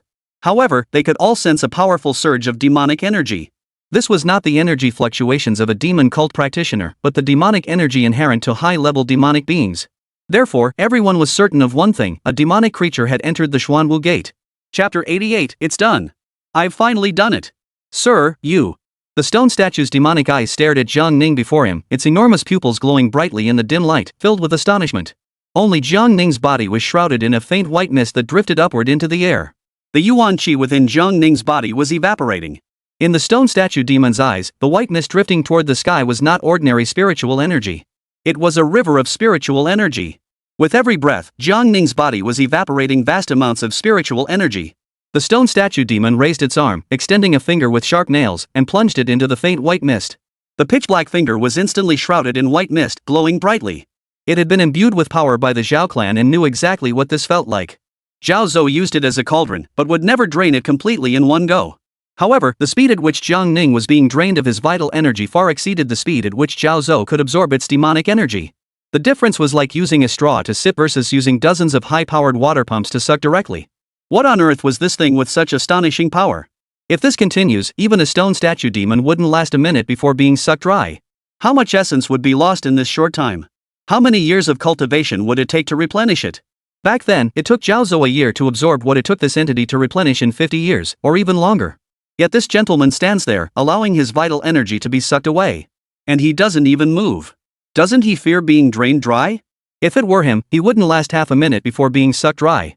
What kind of divine ability did the enemy use to deal with this human overlord? Kill without mercy. Jiang Yu's deep, authoritative voice echoed from the city walls. In the next instant, arrows flew in all directions. Countless arrows sliced through the air, like a dark cloud covering the few people inside the earthen city. These soldiers were no ordinary men, they were either martial artists or cultivators, with varying levels of cultivation. The arrows they fired varied in power. The stone statue demon was about to reveal its true form and use its wings to shield Jiang Ning. But it quickly abandoned the idea. The arrows tearing through the air collided with an invisible barrier at a distance of 10 zhang from the group, all crashing to the ground powerlessly. The arrows scattered on the ground formed a circle, densely packed. The stone statue demon looked at the arrows falling to the ground, then at Jiang Ning, who was still being drained of his life force. Goodness, is this old man really that absurd? While being drained of vast amounts of vital energy, he could still release his qi to form a barrier? Could his vital energy be endless? Sir, the heaven-repairing stone. The stone statue demon finally realized what was going on and looked up at the sky. What? The heaven-repairing stone? Lu Jin and Wen Jing were both startled. Jiang Ning looked up and saw a tiny speck of light flickering in the gaps between the dense arrows. What is the heaven-repairing stone? Jiang Ning asked casually. When it comes to the heaven-repairing stone, this thing is no joke. 10,000 years ago, the human, demon, and demonic races waged a great war. Eventually, the demonic race unified the three realms. However, due to the prolonged nature of that war, it created a flaw in the heavenly order. Therefore, our demon emperor took the sacred stones from the holy mountain and refined them with the essence of heaven and earth to create 77 heaven-repairing stones, which were used to seal the cracks in the heavenly Tao. Therefore, the heaven-repairing stone is an existence of the heavenly Tao level, a genuine supreme divine treasure. That's why it's also called the demon emperor stone. Our demon emperor. The stone statue demon was about to continue its praise, but it quickly realized, "Sir, is this the time to talk about this?" Lu Jin and Xiong Wenjing both turned to look at the stone statue demon. Wow, the legendary feat of the ancient goddess Nuwa mending the heavens has even spawned alternative versions in your demon clan? Your demon clan sure loves to embellish your own history, don't you? Get to the point, Zhang Ning said indifferently. The heaven repairing stone is a celestial treasure of the Tao of heaven. A single piece alone can contain endless spiritual energy. Is that so? Zhang Ning slowly withdrew his gaze. Let me see just how much this heaven repairing stone can absorb. Zhang Ning suddenly released the restrictions, and a white energy wave surged into the sky. The celestial stone suspended in midair suddenly burst into a blinding white light. The entire sky and earth seemed to be illuminated as if a light had been turned on, as though they had entered broad daylight. At that moment, any soldier on the city walls with even slightly better eyesight could clearly see who was inside the city walls. There stood Zhang Ning, clad in a blue robe, surrounded by surging energy waves, his hair and robe fluttering wildly in the wind. This was the first time anyone had ever seen such intense yuan qi emanating from Zhang Ning's body. Even the yuan qi leaking out from the white energy waves was enough to fill the entire Wengcheng. The demonic energy that had previously emanated from the stone statues had long been suppressed by this overwhelming force, leaving no trace behind. It's Prince Liang. We're actually attacking the Liang Wang here? Why is there a demonic creature by the Liang Wang's side? Is that the point? The soldiers' arrows ceased in an instant. The earthen ramparts suddenly fell into complete silence. There were many soldiers present who had witnessed the Liang Wang's miraculous sword strike that split the heavens. The cultivators who had come from Fengzhou, whose average cultivation levels were far higher than theirs, had still been sliced into a bloodstorm by the Liang Wang's single sword strike.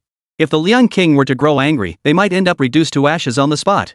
The stone statue demon quickly scratched its bald, shiny black forehead. The vital energy that had been drained from Zhang Ning had already left it utterly baffled. But what was happening now? The stone statue demon was dumbfounded. Second brother, what's going on? Zhang Xing stared intently at Zhang Ning, who was emitting a white glow. The situation had completely caught Zhang Yu off guard. Since Zhang Ning had returned, he hadn't expected these soldiers to be able to kill him, otherwise, Zhang Ning would have been dead long ago. He had intended for these soldiers to delay Zhang Ning as much as possible without knowing the situation. The light emitted by the heaven repairing stone was too dazzling, so much so that almost no one noticed it. The stone reflected a beam of light, which struck Zhang Yu's forehead. He was frantically absorbing the yuan qi. However, for a pure martial artist, spiritual energy was insignificant. But Zhang Yu practiced the Tianhuang technique, a top-tier divine art for refining the body.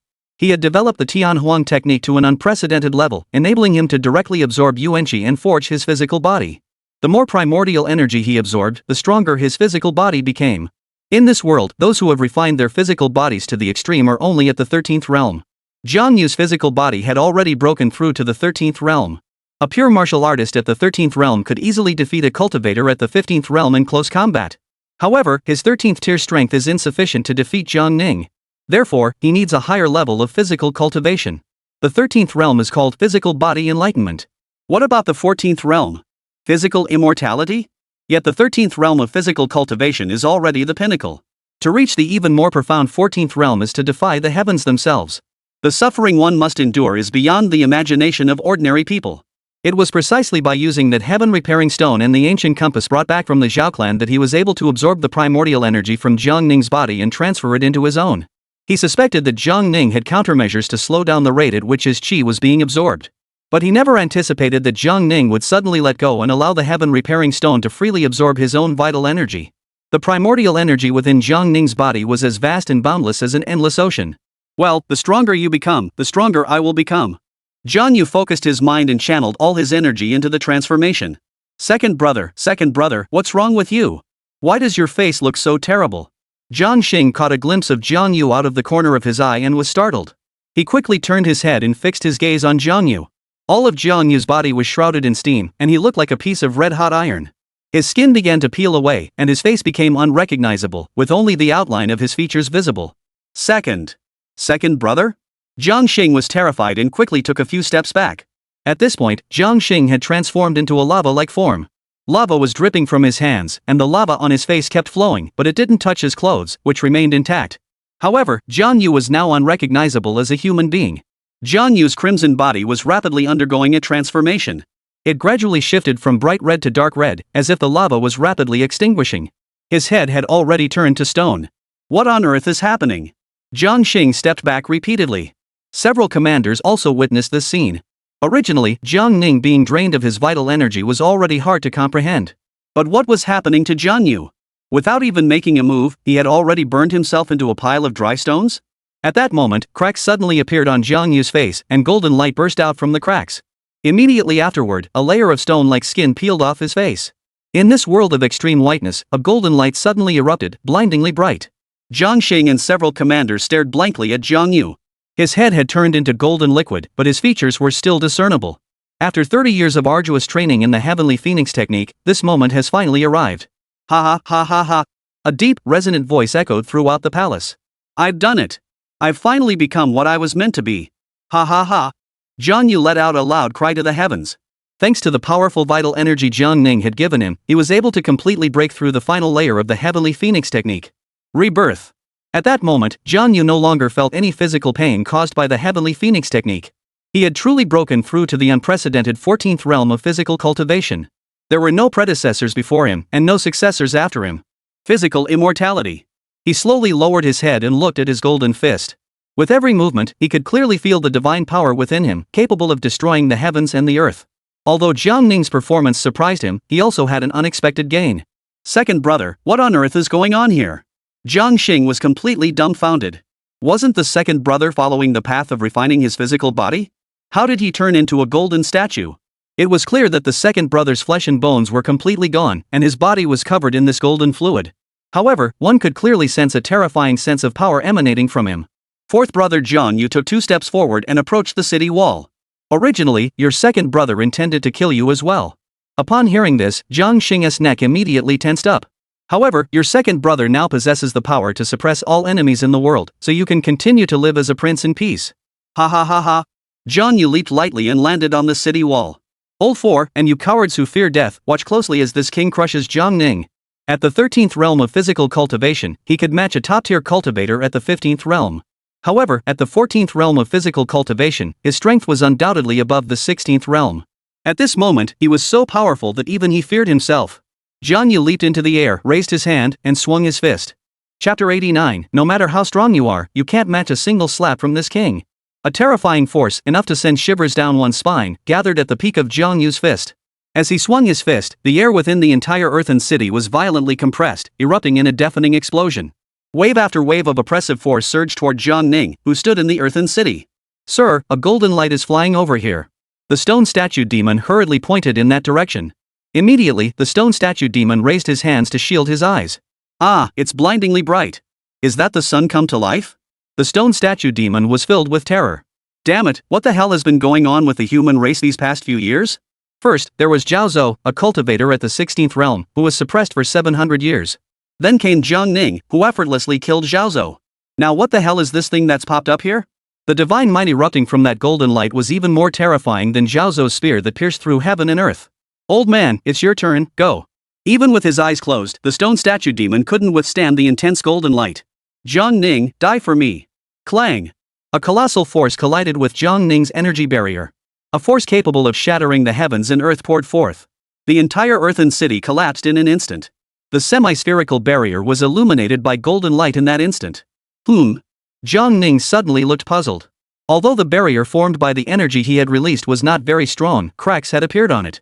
Those standing beside Jiang Ning could barely keep their eyes open, but they could all clearly sense that the golden light was rapidly approaching. Jiang Ning raised his hand and waved, and the others quickly stepped back. At that moment, Jiang Yu charged forward and struck Jiang Ning's face with a punch. Jiang Yu hovered in mid-air, maintaining his punching stance. His fist was just an inch away from Jiang Ning's face. This punch effortlessly broke through Jiang Ning's energy barrier, and he thought Jiang Ning was no match for him. But on his golden, shimmering face, a fleeting look of fear suddenly flashed. It was only for an instant, but Jiang Yu saw Jiang Ning raise his hand. He turned his hand and slapped Jiang Yu across the face. Jiang Yu's face contorted instantly, and his entire body was flung away like a. With such immense power, his full-force punch hadn't even managed to shake Jiang Ning in the slightest? And he had even been sent flying by a casual slap from Jiang Ning? This is impossible. His eyes widened in disbelief. He had always believed that the boss had been killed by Jiang Ning, but now he finally understood how the boss had died. But his consciousness lingered for only an instant. Jiang Yu was completely shattered by Jiang Ning's single slap. It was as if Jiang Ning had casually poured out a basin of golden liquid, or as if he had struck a piece of iron. The blinding golden light transformed into a dazzling iron flower, blooming alongside the shattered city walls, a sight of unparalleled beauty. Jiang Yu was effortlessly eliminated by Jiang Ning's casual slap. Jiang Yu himself, along with the protective artifact on his body that could withstand a full power strike from someone at the 15th realm, all dissipated within that iron flower. He had believed he could fight Jiang Ning to a standstill, so he had struck first to show the world his current might, not even bothering to draw his Zhengyang sword. He likely never believed, even in death, that after all those years of endurance and even achieving a phoenix-like rebirth, his body had transcended the ordinary, yet he still couldn't match Jiang Ning's casual flick of the wrist. If he had known that his prideful Tianhuan technique was still worthless in front of Jiang Ning, he would never have harbored any thoughts of usurping the throne. But in the end, Prince Qi Jianyu didn't even leave a single word of farewell. The dazzling golden light vanished, and the world plunged back into daylight. The entire earthen city collapsed into a pile of rubble, with soldiers lying scattered everywhere. Damn, that's powerful. A sharp, hoarse voice suddenly rang out, shattering the silence within the ruins. Big. Master. Awesome. The stone statue demon had little education, but it had some connection with a demon cultivator from the demon clan who was close to the human race. That demon cultivator had told it that when traveling across the human realm, if it encountered something it didn't know how to describe but that filled it with excitement. Just shout awesome. Lu Jin and Xiong Wenjing stood not far behind Jiang Ning, staring at his back with their mouths agape in shock. At that moment, the heaven-repairing stone was still absorbing the primordial energy from Jiang Ning's body, never stopping. They speculated that since Jiang Yu had suddenly become so powerful, if Jiang Ning could defeat him, he should also be able to unleash his divine abilities. Perhaps the two of them could engage in a fierce battle within this fortress. However, if two top-tier powerhouses with unimaginable strength clashed, even all the restrictions within the palace would likely be shattered. Those of them closest to the battlefield would undoubtedly be caught in the crossfire. However, Jiang Ning not only effortlessly protected them but also released a barrier just now to block the shockwaves from escaping. It was as if defeating Jiang Yu was the easiest thing to do. Hey, why aren't you shouting with me? Quick, shout with me. The master is powerful, the master is powerful, powerful. Jiang Ning paid no heed, slowly lifting his head to gaze at the heaven-repairing stone. Master, quickly take that treasure. That's the most sacred heaven-repairing stone of our demon clan. The stone statue demon jumped excitedly to Jiang Ning's side, pointing up at the sky. I'm curious how long can it hold out? Jiang Ning no longer allowed the heaven-repairing stone to draw on his own qi. Instead, he directly accelerated and channeled his qi into the stone. He wanted to see how much of his essence the supreme divine treasure of this world could absorb, so he could have a clear understanding of its power. Boom! Rumble! Jiang Ning had only been channeling his energy for less than a breath when the heaven-repairing stone exploded. The explosion echoed for miles, with reverberations continuing to reverberate. Ah! The stone statue demon's excited expression froze abruptly. What the hell is that noise? The stone statue demon looked at Jiang Ning, then at the sky, which was growing increasingly dim. This is the heaven-repairing stone, a precious item. Aren't human cultivators supposed to be the ones who love collecting all kinds of divine treasures? This old man just shattered the heaven-repairing stone? What's he doing here? Wasting heavenly treasures. Absolutely wasting heavenly treasures. The stone statue demon was furious. It's wasting heavenly treasures, Jiang Ning reminded him. Then he took a step forward and walked on. The commotion you caused must have alerted the emperor. Let's go, follow me to the palace. The stone statue demon immediately followed. Lu Jin followed closely behind. He finally exhaled in relief. He had once again underestimated the ninth prince's strength. This prince is undoubtedly invincible in the entire realm. At that moment, the commanders of the 12 guards hurried over. They blocked Jiang Ning's path and knelt down on both knees. Your Highness, we were all summoned here by the name of the Emperor's edict. We had no idea that the Emperor intended to target you. The arrows we fired earlier were due to the darkness. I did not see, Your Highness. We have no ill intentions toward you. We implore Your Highness to investigate this matter thoroughly. We beg Your Highness to investigate thoroughly. Several commanders bowed their heads simultaneously, trembling with fear. If I wanted to kill you, do you think you would die after Jiang Yu? Jiang Ning asked calmly. Thank you, Your Highness, for sparing our lives. The men, hearing this, felt as though they had been granted a pardon and knelt on the ground, frantically kowtowing. They were terrified that Jiang Ning might mistake their actions as an attempt to oppose him, which would mean certain death for them. Jiang Ning nodded and walked through the crowd. Amidst the ruins, the fourth prince Jiang Xing knelt dumbly on the ground, watching as Jiang Ning walked through the debris and disappeared into the palace. At first, he had seen Jiang Yu effortlessly break through Jiang Ning's barrier and truly believed that Jiang Yu could kill Jiang Ning with a single punch. But the change came too suddenly, and he was completely caught off guard. Wait, where's my second older brother? My second older brother, who's such a powerful golden warrior. Just like that? In the city, everything suddenly plunged into broad daylight. Father! Something terrible has happened. Yu Tianhu rushed into the Yu mansion at breakneck speed. At that moment, Yu Changhan and Yu Tianxiang were also startled by the intense white light. Upon hearing Yu Tianhu's voice, they hurried to the front hall. The cool king is back. Yu Tianhu, his face filled with anxiety, shouted at the top of his lungs. What did you say? After Qi Wang sealed off the palace with his men, the Liang Wang arrived at the gates of the Xuanwu Gate riding a demonic beast. He's back, he's really back. How is that possible? Jiang Ning had gone to Fengzhou with the other princes, and all the other princes had returned, but Jiang Ning had yet to make a move. Wasn't he supposed to have been killed by the Zhao clan? How could he still be alive and return? Is that true? Yu Changhong grabbed Yu Tianhu's arm and demanded harshly. It's absolutely true. Yu Changhong's body trembled violently. He was completely speechless. Jiang Yu had said Jiang Ning couldn't come back, and he had believed it wholeheartedly. So he had taken Jiang Yu's promises at face value and decided to switch allegiance to Jiang Yu, believing he could still rise to great heights in the future. But now Yu Tianhu was saying that Jiang Ning had returned alive and riding a demonic beast at that. What on earth was going on? Could it be that? Yu Changhong wasn't exactly the brightest, but he finally caught on. He had been deceived by Jiang Yu.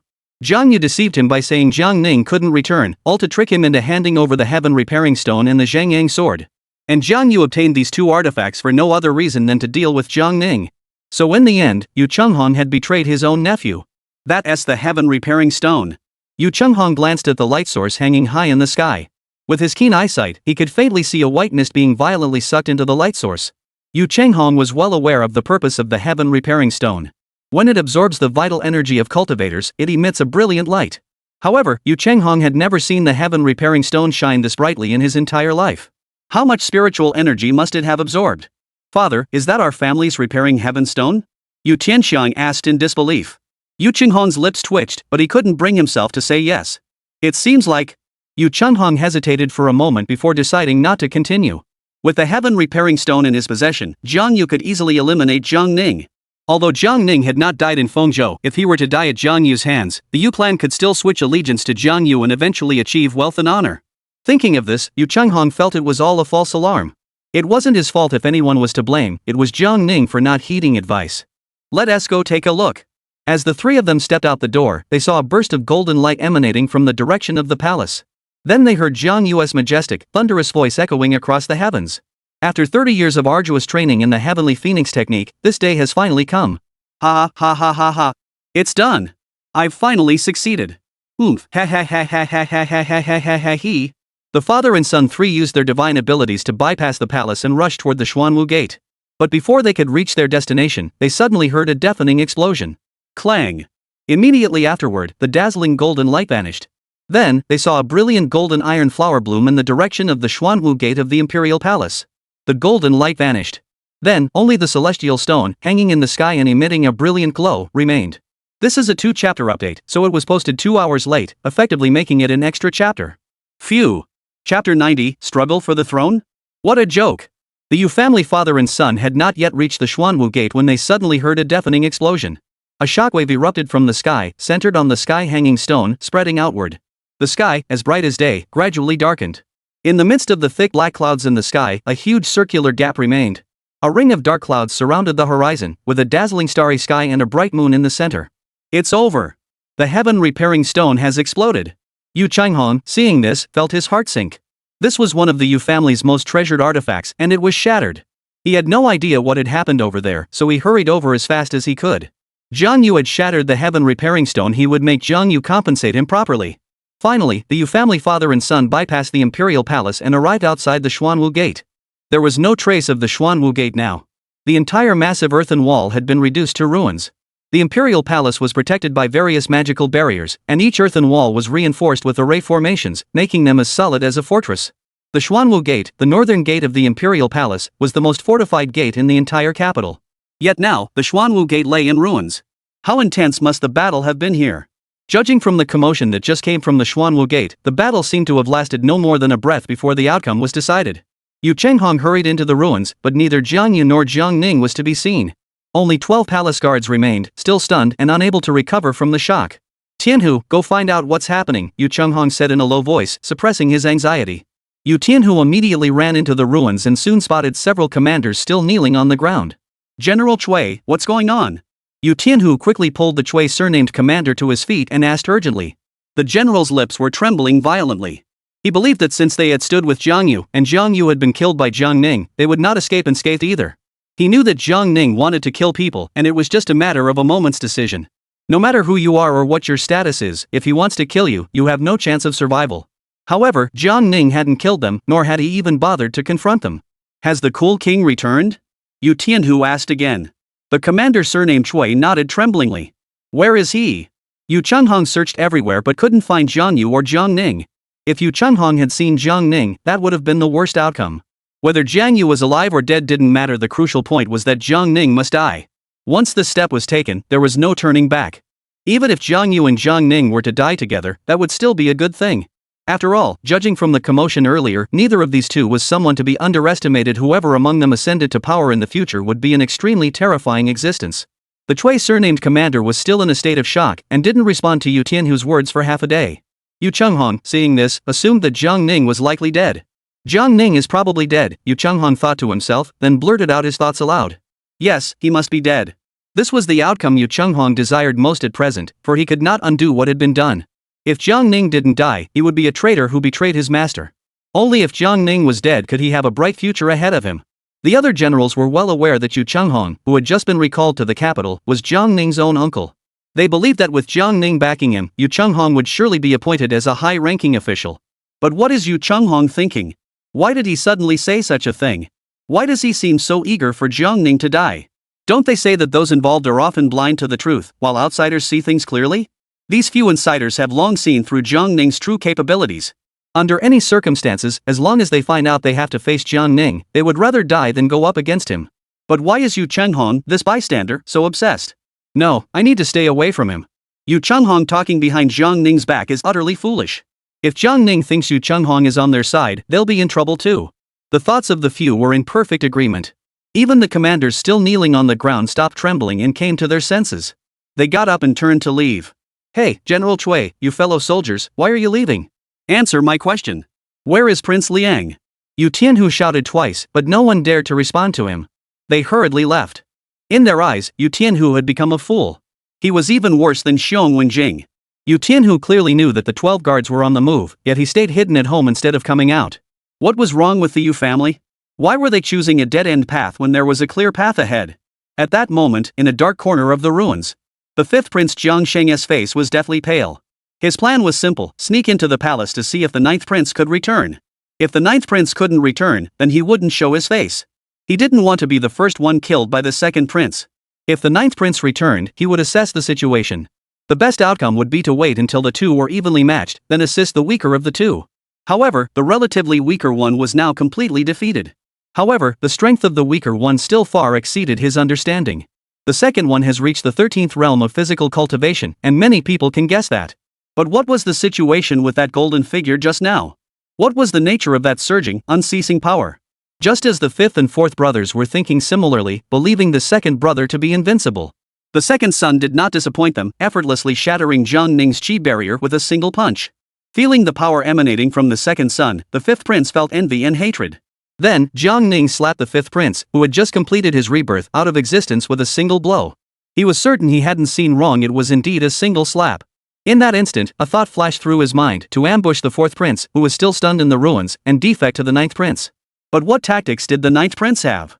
If the 9th prince wanted to eliminate someone, it wasn't something that could be done with a single slap. Why would he need to get involved? He realized that the 3rd prince truly had foresight. Anyone who dared to lay a finger on the 9th brother today would die. Seize the throne? What a joke! Old 9th is just staying in the capital because he has a steady temperament and doesn't rush things. If the 9th prince had been even a bit more impatient, all the other princes would have been killed by him long ago. Let whoever wants the throne take it. I, Jiang Sheng, am out of the race. The crown prince is clearly the 9th prince's. Tomorrow morning, I'll go pay my respects to him. Who knows, maybe after the emperor passes away, old 9th will inherit the throne, and I, Jiang Sheng, can go be a carefree feudal lord in some remote region. Let's go. Jiang Sheng turned and left, disappearing into the darkness. At that moment, in the Qingxin Palace, the emperor, dressed in a Taoist robe, stood in the courtyard. In recent days, his aged features had regained some of their former vigor. Where did the 2nd prince obtain the heaven-repairing stone? Has he succeeded? What has he become? Has he attained immortality? My imperial princes are all so young, yet it seems as though each of them possesses greater abilities than this emperor of the empire. First, the eldest prince became a land deity, then the second prince attained physical immortality, and now the third prince is hiding his true strength. Most importantly, the ninth prince, whose strength is immeasurable and who has never shown his full power. This makes him, the emperor, look weak. This time, sending all the princes to Fengzhou is all about interests. Either the ninth prince will eliminate the Zhao clan, or the Zhao clan will suppress Jiang Ning. Regarding the death of the empress, this trip to Fengzhou by the ninth prince will certainly resolve this issue. He can sit back and watch, without needing to account to anyone.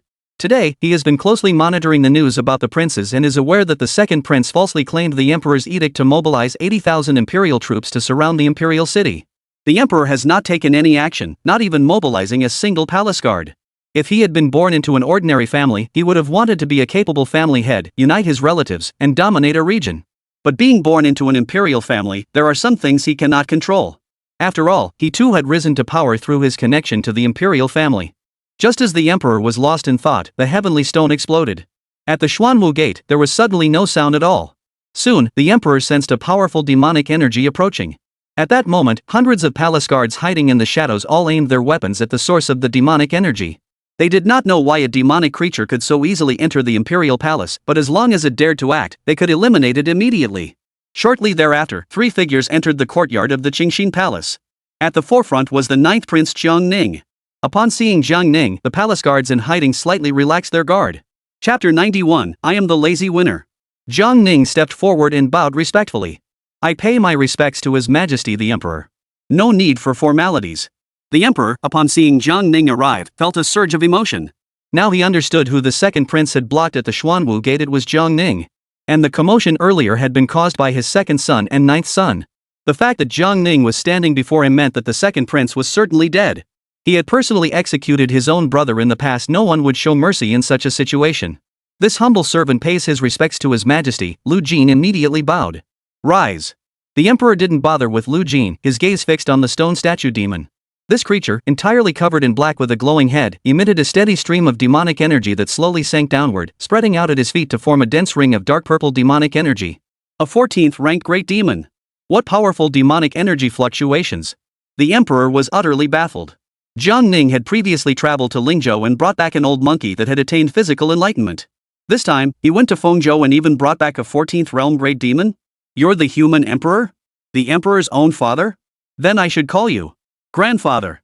The stone statue demon imitated human etiquette and bowed to the emperor. In the stone demon's eyes, human rituals were nothing but tedious formalities. Just now, the old man had already paid his respects, and now this old fossil was doing the same. The human emperor was patient, responding to each one in turn. In their demon clan, there were no such tedious rituals. The emperor heard this, paused for a moment, then burst into laughter. The old man? He had lived for 78 years and had never heard such a title before. However, the stone demon calling him the human emperor made him feel quite flattered. He was merely the emperor of the Central Plains dynasty and had not yet achieved the status of unifying the human race to become the human emperor. The last one who could have all the nations come to pay homage and be revered by the world as the human emperor was the great ancestor. Of course, even the great ancestor's title as human emperor was highly exaggerated. Demon clan? The stone demon clan. The stone statue demon is just a lowly member. If the great master has any needs in the future, such as wanting to go somewhere to play, just give the order. I am a highly qualified mount. The stone statue demon began to talk non-stop. However, the emperor had no interest in chatting with the stone statue demon. Old Nine, how did you get here? The emperor asked. The stone demon was bound by the Zhao clan with iron chains, restraining him within the 10th realm and keeping him captive in a secret realm. Every time the secret realm opens, the Zhao clan releases the stone demon to aid them in killing others, thereby absorbing the essence of cultivators and martial artists. However, the mist spirit flower and fruit possess a rule-based power that suppresses the cultivation levels of martial artists and cultivators. Anyone entering the secret realm is suppressed to the 10th realm or below. Jiang Ning reported the facts as they were. No, you're wrong, sir. To be precise, it's that old dog Zhao Zhou who was absorbing the essence of the dead, and even absorbing the demonic energy of the young ones. How despicable. Absolutely despicable. The stone statue demon corrected angrily. Zhao Zhou? He was a figure from the Lingdi era, a pillar of the state during the mid-period of the Great Xia dynasty, posthumously honored as a king of a different surname. Living for over 700 years without dying? That's beyond the lifespan of the 15th realm. Has Zhao Zhou broken through into the 16th realm? Most of the Zhao clan, including Luo Guogong Zhao De and the third branch's heir Zhaoing, have been executed by your humble servant. Exterminating the Zhao clan was truly a brilliant move. What realm is Zhao Zhou in? The 16th realm? Yes.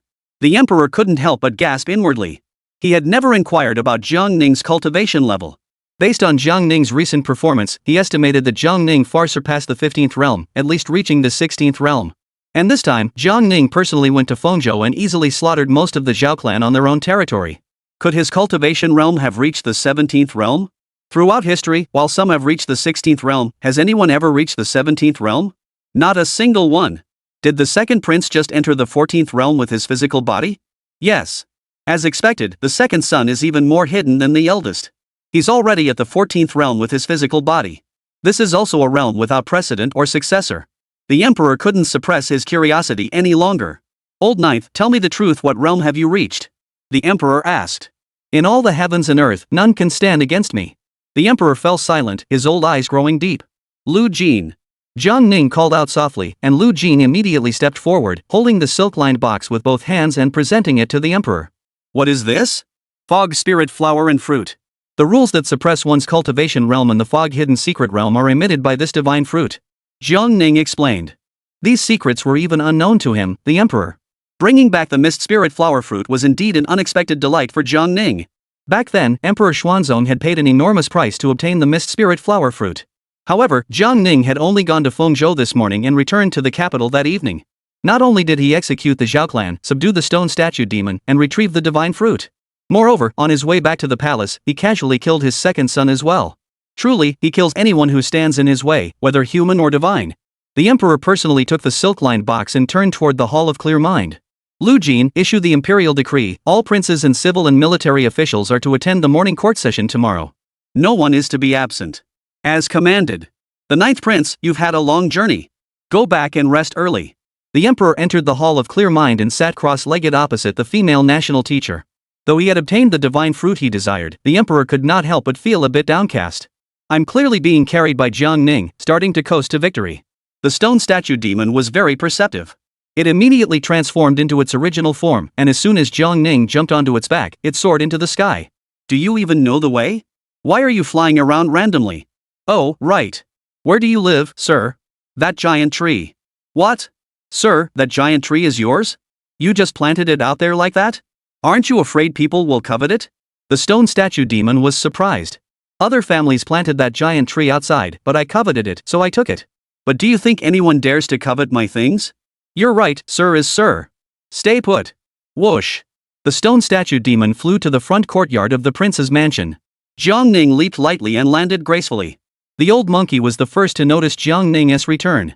It leaped down from the ancient locust tree and landed heavily in front of Jiang Ning, making a loud thud. You scared the hell out of me. The stone statue demon saw. Holy crap. The big muscle guy. The stone statue demon watched as the old monkey danced wildly in front of Jiang Ning, extending a long black tongue that swayed around its mouth. For demons, humans aren't particularly tasty. However, spiritual beasts born within human territory were different. Eating one such beast was more nourishing than eating 100 humans of the same cultivation level. Especially one that had lived for 1,000 years. The stone statue demon suddenly thought if it swallowed the old monkey, it could instantly reach the 15th realm and become an even stronger mount. The stone demon whispered, Master, can I eat it? This spirit beast must belong to the master. Whether it can be eaten or not, we must ask the owner first. A full meal is a full meal, it knows the difference. Why not give it a try? Jiang Ning smiled faintly. Upon receiving the master's approval, the stone statue demon took advantage of the old monkey's inattention, opened its mouth, and bit down on the old monkey's head. Then it picked up the old monkey and tried to swallow it whole. However, the stone statue demon's throat was immediately blocked. This thing wasn't just extremely hard to chew, it couldn't even be swallowed. Old monkey? Why did the sky suddenly grow dark again? Lady Yufei, the prince has returned. Ninger. You're finally back. Yufei learned from Jiang Ning's spiritual projection that nothing had happened to Jiang Ning, so she wasn't worried now. She was simply overjoyed to see her son. Your humble son pays respects to his mother. What is this? A stone statue demon. It's devouring Xiaobai. Jiang Ning no longer paid attention to the stone statue demon and the old monkey, supporting Yufei as she walked toward the back courtyard of the prince's mansion. Shouldn't we do anything? Mother, there is no need to worry. They're just playing around. Jiang Ning smiled faintly. How did the trip to Fengzhou go? We killed many of the Zhao clan, and just now we killed Prince Qi at the Xuanwu gate. Jiang Ning smiled indifferently. It's getting late. You should rest early today and we'll chat more tomorrow, Yufei said with concern. Alright, good night, mother. The The next day, Jiang Ning rose early and donned a crimson-colored robe adorned with golden dragon patterns. Compared to the elegance of the white python robe and the solemnity of the purple python robe, this crimson python robe exuded an even greater sense of dominance. He arrived at the ancient locust tree and immediately noticed an intriguing scene. The stone statue demon, transformed into human form, was sitting face to face with the old monkey. The stone statue demon was gesturing wildly as he told the old monkey a story. The old monkey played with his fingers while occasionally glancing up at the stone statue, as if he understood every word. As a spiritual beast that had lived for 1,000 years, the old monkey had long since attained spiritual intelligence. It could understand complex instructions, read people's expressions, and act according to its master's intentions. However, before it had attained human form, it was absolutely incapable of fully comprehending lengthy discourses. Gaining spiritual intelligence and possessing wisdom are two entirely different things. Xiao Bai. Jiang Ning called out, then began his usual feeding routine. The old monkey, seeing breakfast arrive, immediately became excited. The stone statue demon saw this and its eyes lit up. This muscular brute had a fierce appearance, and his thick fangs were a symbol of his biting strength. But this guy is a vegetarian? His strange knowledge has increased once again. At that moment, Lu Jin entered the front courtyard of the prince's mansion. "Greetings, your highness. This old servant has come to escort Lady Yu back to the palace." Jiang Ning nodded and gestured for him to proceed. "Big Black, don't run around." "Master, rest assured. I won't run around." Jiang Ning picked up a berry and tossed it to the stone statue demon. The stone statue demon almost mimicked the old monkey and tried to pick it up with its mouth. It caught the berry, which looked very healthy in color, and immediately detected a sweet fragrance. Taking a bite, it was crisp and juicy, with a clear and refreshing taste. "Wow, what is this? It's so delicious. This is amazing." It had never eaten berries before. The entire demon race was strictly carnivorous and never touched any plant matter. That was because the plants on the demonic continent produced fruits that were only more disgusting, with no end to how bad they could be. Therefore, the stone statue demon instinctively assumed the berries were extremely bitter. But now, isn't this way better than meat? After Jiang Ning finished feeding the berries, Yu Fei stepped out. The mother and son rode in the carriage together and entered the palace. Here come 2 more chapters. Chapter 92, the Crown Prince takes over the reins. Last night, the heavenly stone exploded, dispelling the gloom, and today the sky was clear and sunny. Civil and military officials entered the imperial city one after another, gathering outside the Tai Chi Palace. Yu Chenghong pushed through the crowd and made his way to the front row. He noticed that all the officials were looking at him with envious eyes, but he knew very well that behind those glances lay nothing but jealousy and hatred. The last time he had been looked at this way by officials was 20 years ago, on the night when Lady Yu gave birth to the prince. At that time, Yu Chenghong had been promoted to the 3rd rank, and he was at the peak of his career. Then the Yu family gradually faced marginalization and suppression. Yu Chenghong was promoted to the 2nd rank and sent to the south to serve as Inspector General, which was effectively a demotion in disguise. Yu Chenghong found this highly unusual. After the incident at the Xuanwu Gate last night, the entire capital fell into a state of calm. The emperor issued an imperial edict in the middle of the night, ordering all officials in the capital to attend the morning court session. Yet last night, those involved in the Xuanwu Gate incident, from high-ranking generals to ordinary soldiers, were completely ignored by everyone, including the 3 members of the Yu family. Therefore, to this day, the Yu family still has no idea what is going on. Where had Jiang Yu gone? Where had Jiang Ning gone? Minister Yu, congratulations. The Minister of Revenue bowed repeatedly to Yu Chenghong in celebration. Lord Yu, your return to the capital this time will surely lead to another promotion. A 2nd-rank official is as good as yours, another official said with a smile. Perhaps there's even a 1st-rank honorary position waiting for you, another official joked. Lord Yu, as you return to the capital and continue to rise through the ranks, please don't forget us, your colleagues. And the 2 young generals will surely be promoted as well. The 3 members of the Yu family looked increasingly puzzled. Where did they hear such rumors? They were about to be promoted, yet they didn't even know it themselves. Some civil officials gathered around the Yu family, congratulating them repeatedly, leaving the father and sons at a loss for words. Among them, several military officers kept their distance from the father and son. It was Xiong Wenjing and his group. The Yu family father and son, 3 fools, stood on Jiang Yu's side without understanding the situation. Jiang Yu had been killed by the 9th prince with a single slap. The 3 of them were probably finished. Xiong Wenjing even felt a bit sorry for Yu Tianxu. After all, Yu Tianhu had such a promising start. Ever since the 9th prince returned to the capital, Yu Tianhu had been by his side, doing his duty diligently. Last night at the Xuanwu Gate, they didn't see Yu Tianhu appear and assumed he was on Jiang Ning's side. But when Jiang Ning arrived outside the Xuanwu Gate, he didn't see Yu Tianhu anywhere. After everything was over, they rushed over, eager to see Jiang Ning meet his end.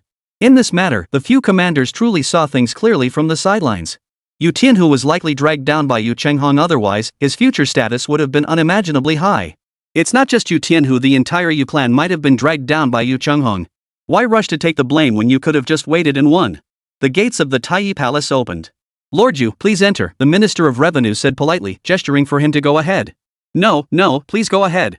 No, please go ahead. Minister Yu, please. Yu Chenghong was escorted up the white marble steps. This was the first time in his life he had experienced the sensation of leading all the officials into the Taiyi Hall. The sensation of being held in such high esteem, of feeling utterly supreme, was truly indescribable. The princes at the front were a bit confused. Last night, after the fifth prince Jiang Shang left the palace, he immediately went to see the third prince and informed him of the outcome at the Xuanwu gate. The fourth prince was also present and was aware of the situation. The other princes who had not entered the palace had sent people to monitor the Xuanwu gate and were also aware of the situation there. The officials were elevating Yu Chenghong because they believed that Jiang Ning was about to appoint him as the crown prince, and the Yu family would rise to prominence as a result. However, the officials were unaware that Yu Chenghong had switched allegiance to Jiang Yu. The princes were still puzzled. Did Yu Chenghong not know about the situation at the Xuanwu gate? Especially the fourth and fifth princes, who were present at the scene last night. The fourth prince had been so frightened last night that he had to be carried into the palace from the prince's mansion. Even now, he was being supported by a young eunuch as he entered the hall. The fifth prince glanced back at the Yu family. Do you know that your family is finished? He just wants to see the ninth prince as soon as possible and kowtow to him. The court officials were lined up in the Taiyi Hall, and several high-ranking ministers stepped aside to give the front row seats to Yu Chenghong. Yu Chenghong declined several times before finally taking his place in the front row. Of course, he wasn't in the very front row. There were several princes there. They rarely attended court in the morning, but today they were all present due to imperial orders. The emperor has arrived. The emperor entered from the left side of the hall. The elderly emperor, who had not formally attended court for 5 years, looked frail and aged. Similarly, he had not worn the imperial robe for 5 years.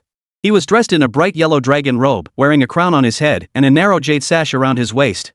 He walked up to the high platform, faced the ministers, and sat upright on the dragon throne. Though frail and aged, he still exuded the majesty of an emperor. The thought of Zhao Shi being severed at the ankles by Jiang Ning filled him with a sense of clarity and refreshment. Jiang Ning accompanied Yu Fei into the palace, arriving late. The mother and son walked to the Tai Chi Hall square and stopped before the dragon-carved white marble steps. Ninger, go quickly. Yes. At that moment, Yu Tianxiang and Yu Tianhu, who were waiting outside the hall, were startled and pale when they saw Jiang Ning. Jiang Ning. He didn't die at the Xuanwu gate last night. Jiang Ning ascended the white jade steps, entered through the main gate of the Tai Chi Hall, and made his way through the crowd of officials to take his place at the front row. He happened to be standing directly in front of Yu Chenghong.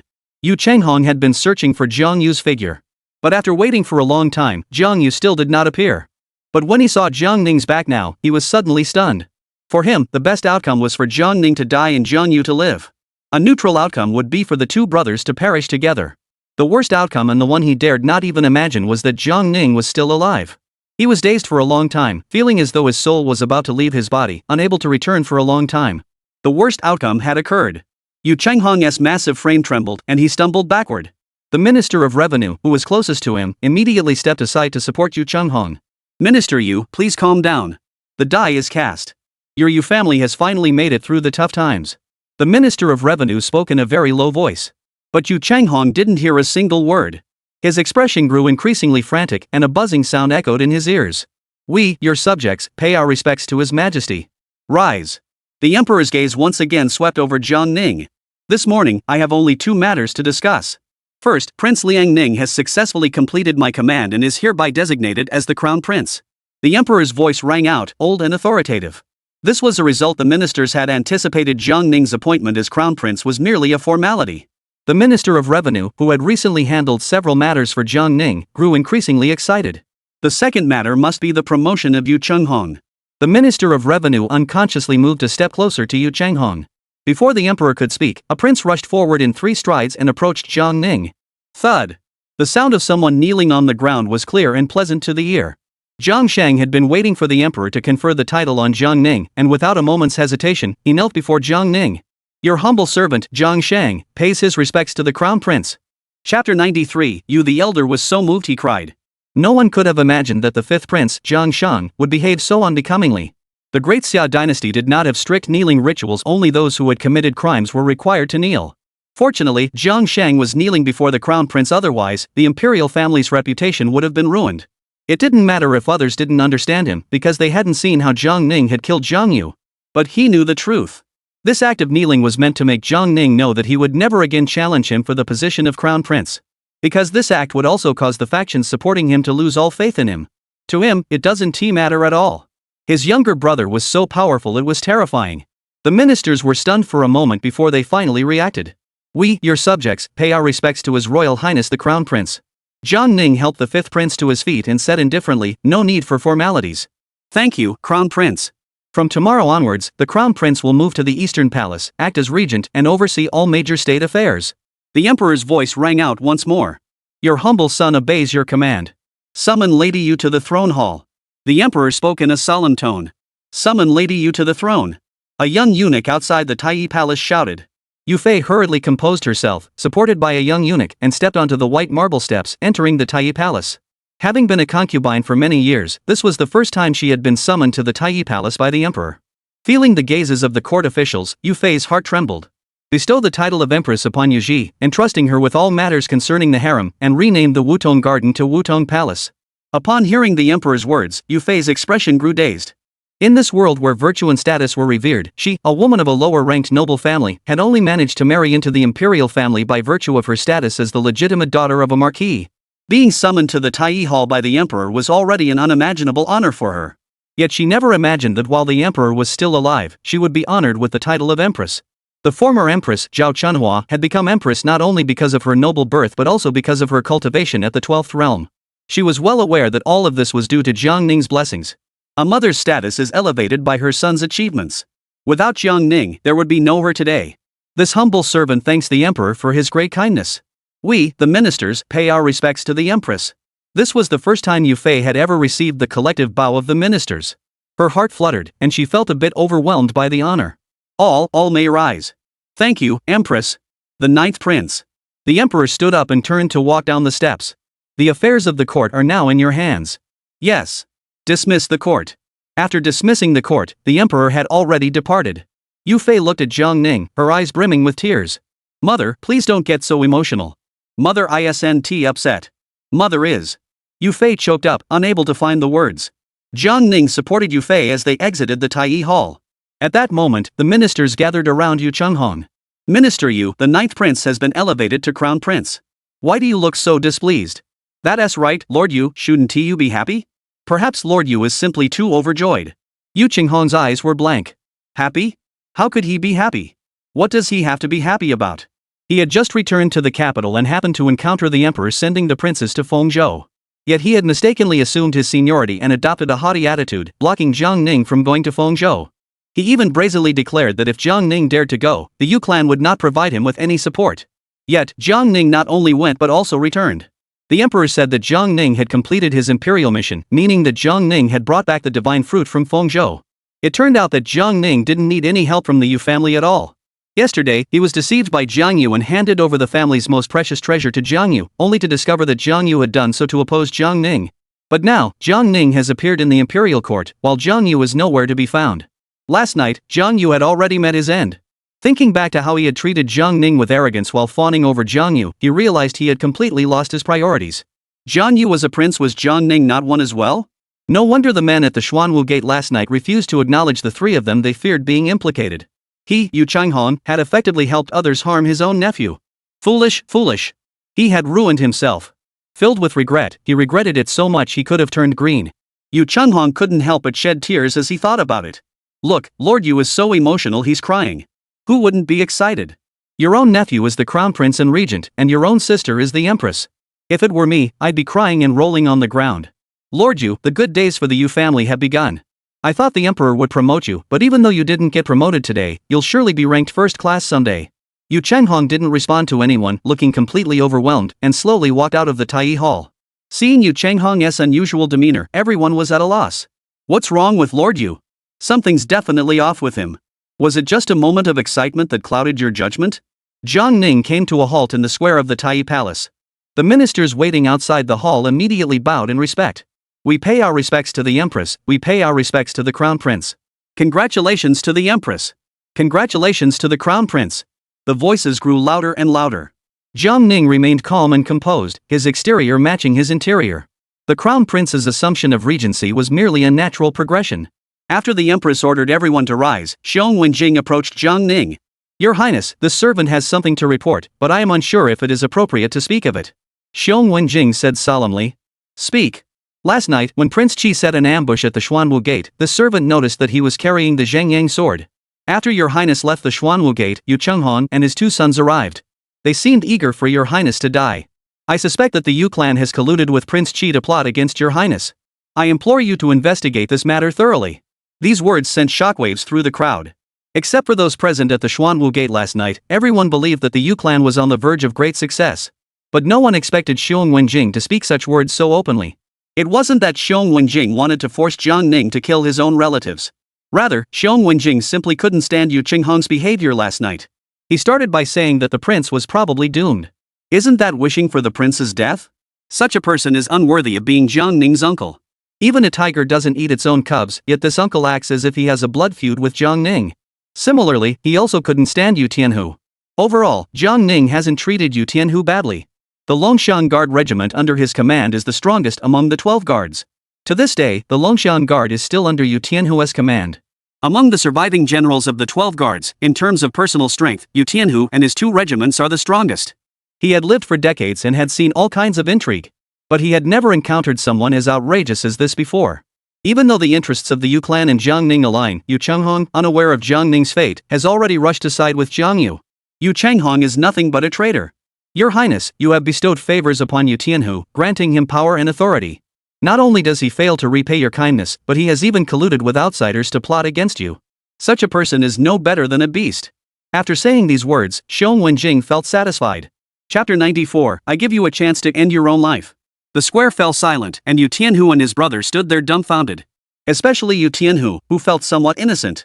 Because he had no idea about the specifics from the beginning and didn't know what Yu Chenghong was planning. From the very beginning, when Yu Chenghong opposed sending Jiang Ning to Fengzhou, he had been against it. However, he hadn't done anything. By the time he found out yesterday, the heaven-repairing stone had already been taken by Jiang Yu. He admitted that he had hesitated for a moment last night, but he absolutely did not have the intention of sitting back and watching the two fight. Moreover, he didn't think Jiang Ning would be completely defeated. But now, from others' perspective, he was nothing but a traitor. Even if he hadn't been favored by Jiang Ning, at least Jiang Ning had never distanced himself from him. Originally, the Yu family had such a promising start, but it was all ruined by his foolish father.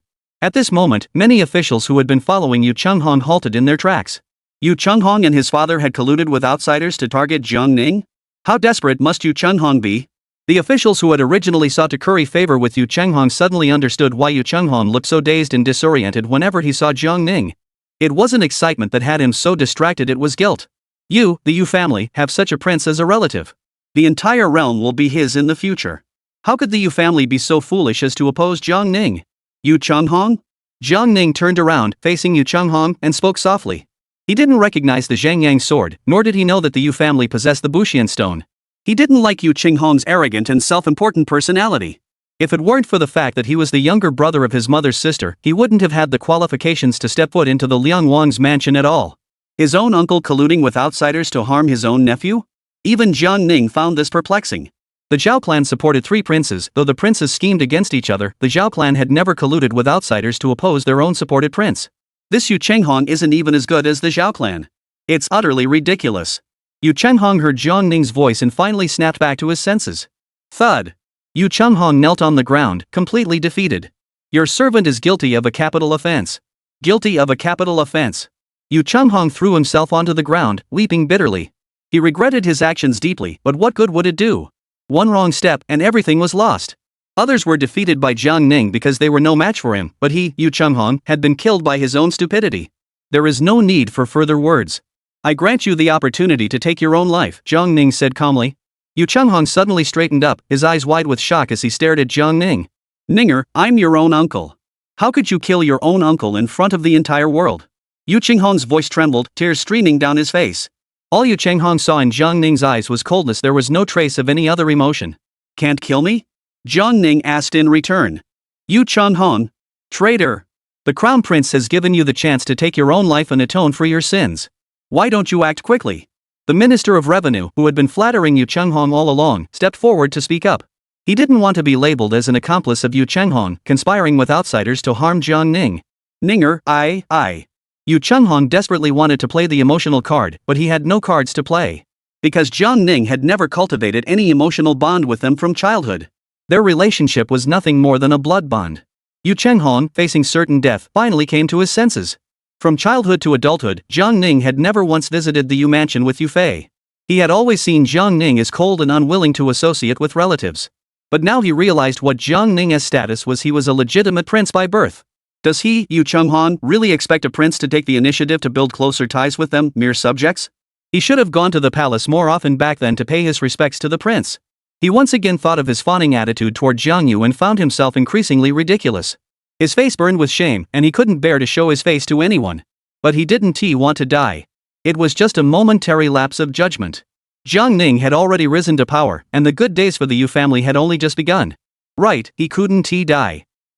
No, Empress. Yu Chenghong hurriedly knelt and moved toward Empress Yu. We are blood-related siblings. From childhood to adulthood, your elder brother has always treated you well. Empress, please show mercy and plead with the Crown Prince to spare me. I swear I will never betray the Crown Prince again, even if it costs me my life. Yu Chenghong begged desperately while pleading for mercy. He knew that Yu Ji had a gentle nature and was easily swayed. As long as he could bring himself to beg for mercy, and as long as Yu Ji spoke up to plead for him before Jiang Ning would definitely spare him. But he did not know that Empress Yu had completely lost faith in him. Ever since the last time Yu Chunghong had humiliated Jiang Ning at the Liang Wang's mansion, brazenly accusing her of disrespecting her elders and claiming that she would never receive any support from the Yu clan, she had been utterly disillusioned. What kind of family is that? They can't be relied upon. Even without the Yu family's support, could Ninger not achieve great things? Yu Chunghong thinks too highly of himself. He had forgotten that he was first and foremost a subject of the state, and only then an elder to Jiang Ning. He said Jiang Ning didn't understand the hierarchy, but in reality, it was he himself who didn't understand the hierarchy. Moreover, Jiang Ning's decision to execute Yu Chunghong is a matter of state. She is not Zhao Chunhua. Even if she becomes empress, she would never interfere in state affairs. Lu Jin returned to the palace. Empress Yu turned and left. Lu Jin immediately stepped forward to escort her away. Seeing Empress Yu leave without looking back, Yu Chenghong desperately moved forward. Empress! Empress! I am your own elder brother. If you weren't surnamed Yu, would you have achieved this today? Are you really going to stand by and let me die? Empress Yu gave no response and disappeared around the corner of the palace wall. Empress! Yu Chenghong gradually sank into despair. Just returned to the capital and only held the title of imperial uncle for a moment? And now he was nothing but a laughingstock.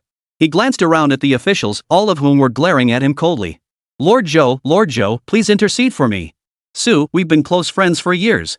Please help me plead for mercy. The officials all hurriedly stepped aside. Enough nonsense. Jiang Ning furrowed his brows, releasing a surge of pressure.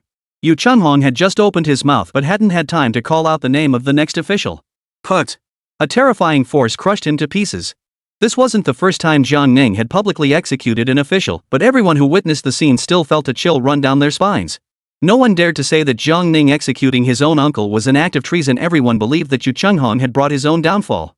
You two are also colluding with Jiang Yu? Jiang Ning's gaze turned to the Yu Tianhu brothers standing nearby. Yu Tianxiang stared in disbelief at the pool of blood, completely unable to process what had happened. However, Yu Tianhu, who had witnessed Jiang Ning's methods on several occasions, eventually knelt down. He felt somewhat innocent, having been betrayed by his father. But he knew that in front of Jiang Ning, any excuses were useless. This subordinate did not collude with Jiang Yu to harm the crown prince. However, this subordinate has no face to stand before the crown prince.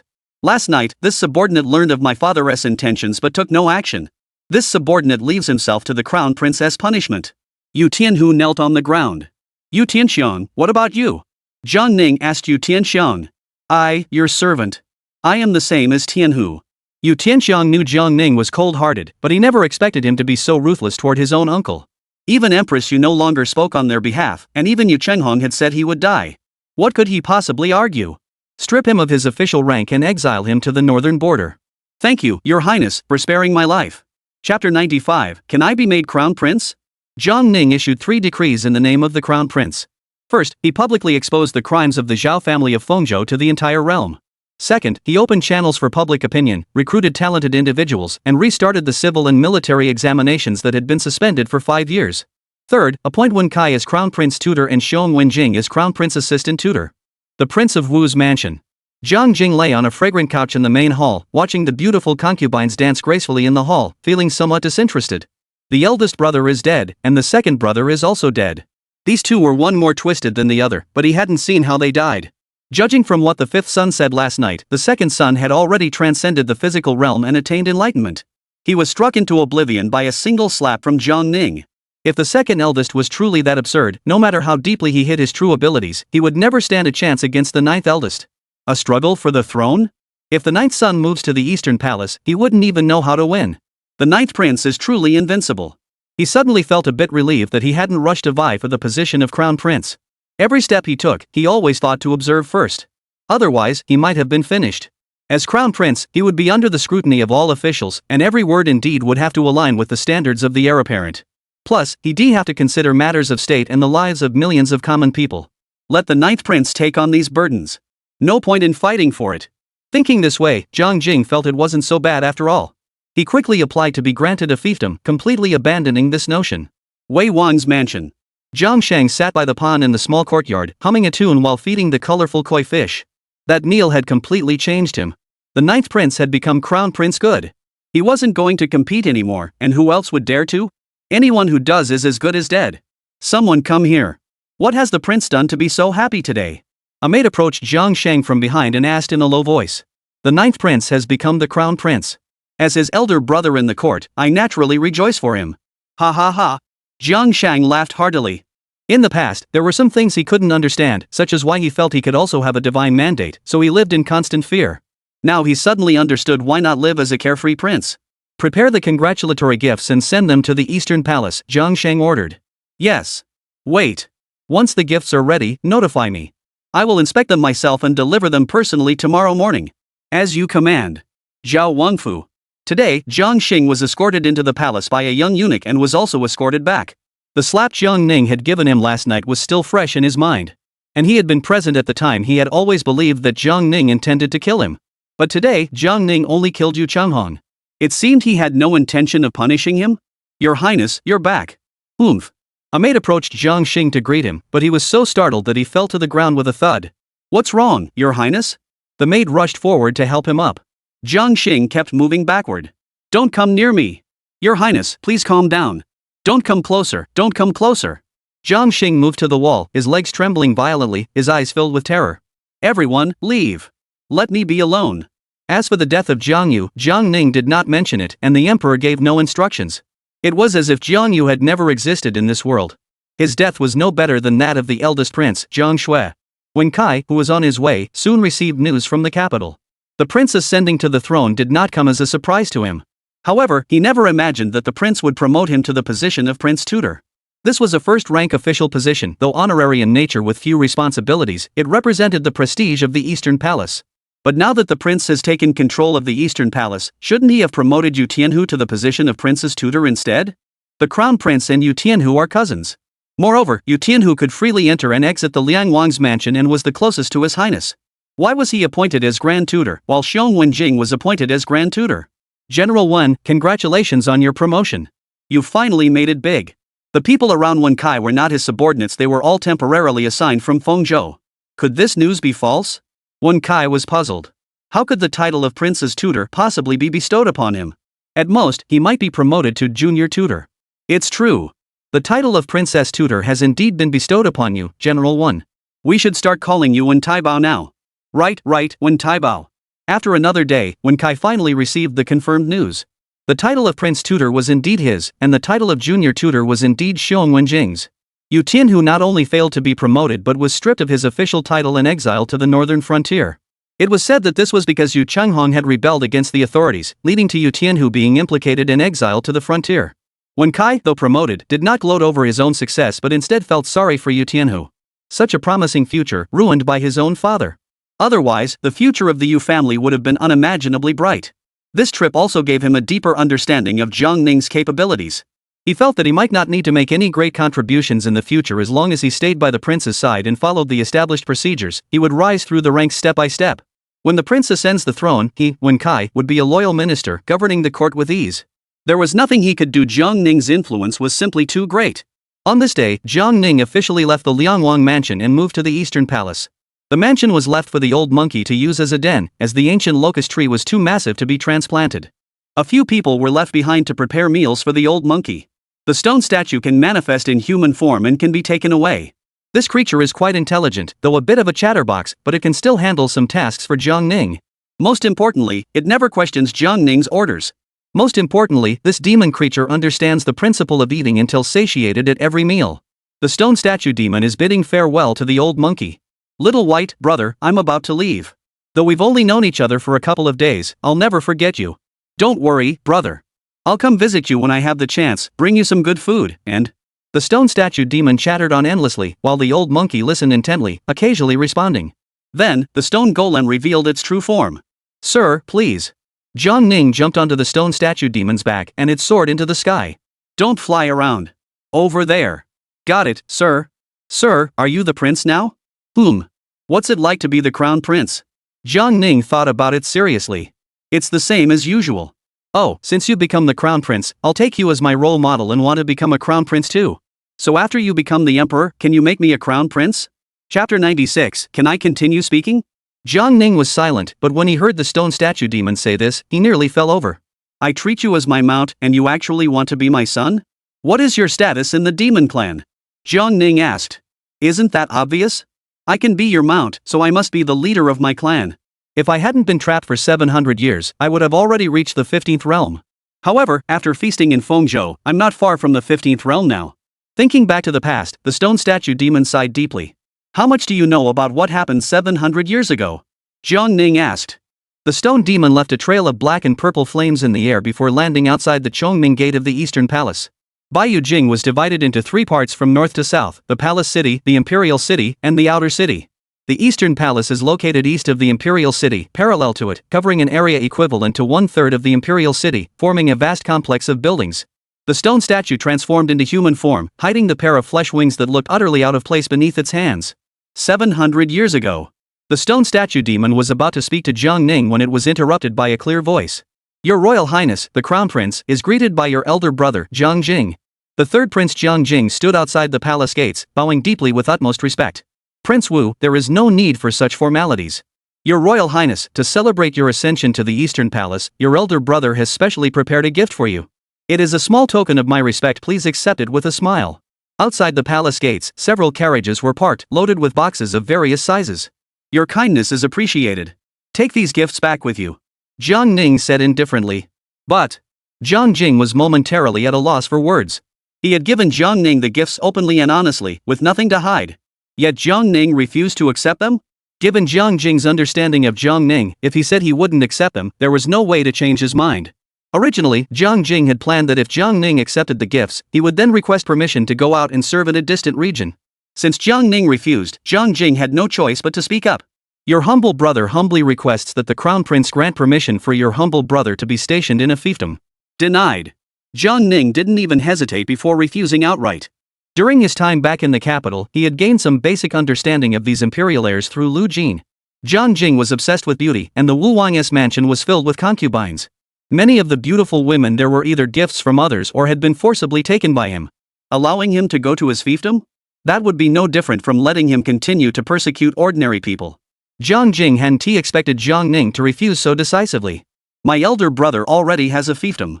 Why can't he be sent to a fiefdom? Jiang Jing asked in a low voice. Even in the capital, you show no restraint, indulging in music and dance all day. Once you're in your fiefdom, you'll only grow worse, using imperial power to oppress innocent women? Jiang Ning asked coldly. He was a prince, born into the imperial family. What was wrong with enjoying his privileges? Besides, the women he had chosen were all better off than they had been before. But Jiang Ning rejected his request to take up his fiefdom with such reasoning, clearly fearing that he would accumulate power in his fiefdom and challenge his position as the crown prince. But now that the crown prince was acting as regent, Jiang Ning refused to agree, leaving him with no other options. Return. This servant takes his leave. Jiang Jing looked dejected, waved his hand, and ordered the servants to drive the carriage away. At that moment, the stone statue continued the previous topic. 700 years ago. Before it could finish, it was interrupted by another voice. Prince. The fifth prince, Zhang Shang, rushed over to Jiang Ning, running and jumping. Your Royal Highness. Your elder brother has specially brought you a gift to congratulate you on your ascension to the Eastern Palace. Another procession of carriages slowly approached, their carriages loaded with boxes. Since Jiang Ning had become the crown prince, he seemed happier than anyone else. The way king is thoughtful, Jiang Ning smiled faintly. The fifth prince had always been somewhat clever, and compared to the other princes, his nature wasn't inherently bad. However, he was indecisive and easily swayed by others, allowing them to manipulate his thoughts. When it came to managing state affairs, Jiang Ning alone was not enough. Jiang Jing was cunning and two-faced, so he didn't want to use him. But the fifth prince could be of some use. Because he is completely loyal to Jiang Ning and will never betray him. Except him. Jiang Shang had just seen Jiang Ning refuse the third prince's gift and assumed he would also reject his own. But to his surprise, Jiang Ning actually accepted it. This meant that the rift between him and Jiang Ning had been completely resolved. Good. With this, Jiang Shang could finally rest assured. Your Highness, if there is nothing else, the servant will take his leave. Hold on. Jiang Ning turned to face Jiang Shang and said calmly, you are stripped of your title as Minister of War. Upon hearing this, Jiang Shang felt a sudden pang of disappointment. He had already given gifts to Jiang Ning, yet he was still being stripped of his honorary title. However, upon further reflection, he realized that even the title of Minister of War was practically a nominal position. The 80,000 troops in the imperial city had already become under Jiang Ning's command. If it's gone, it's gone. After all, it was just a nominal title. Your servant obeys your command. Jiang Shang finished speaking and was about to turn and leave. Wait. Does the Crown Prince have any further instructions? The position of left ritual master of the Imperial Academy is vacant. Are you willing to take it? Upon hearing this, Jiang Shang immediately turned around, staring at Jiang Ning in disbelief. If he hadn't heard wrong, Jiang Ning wasn't talking about a temporary position, but directly appointing him to the role? He never expected this. It was like finding a new path when all seemed lost. Jiang Ning was clearly treating him as one of his own. Your humble servant is willing. This year, we will hold a new examination to select talent for the court to govern the realm. You have always had some unconventional ideas, and this task is perfectly suited for you. Jiang Ning spoke calmly. This servant obeys. This servant will handle it, the Crown Prince may rest assured. This was the first day the Crown Prince had ascended to power, and the first task he had been assigned. This clearly shows that the Crown Prince truly does not hold past grievances against him and intends to treat him as one of his own. With the Crown Prince as his backing and his status as a prince, what could possibly go wrong? Jiang Shang felt as though he had been given a new lease on life. Your servant takes his leave.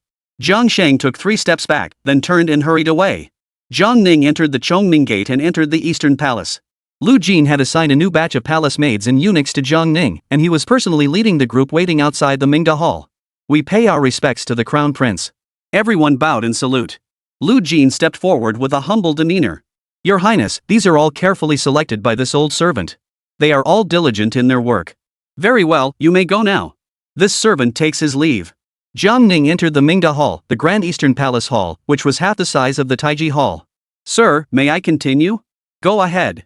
The stone statue demon looked around to ensure no one was nearby before beginning his tale. Over 700 years ago, the Emperor of the Great Xia Empire launched an unprecedented war against the Demon Clan continent. The human race sent millions of cultivators and warriors into that great battle. The two sides fought for 20 years without a decisive victory. At the border between the human and demon realms, a wall of bones piled up. At the final moment, the human army suddenly retreated, and the Demon Clan pursued them into the human continent. However, they did not anticipate that the Demon Clan had fallen into a trap, suffering heavy casualties. At that time, a small force of less than 100 soldiers launched a surprise attack on the gates of White Emperor City.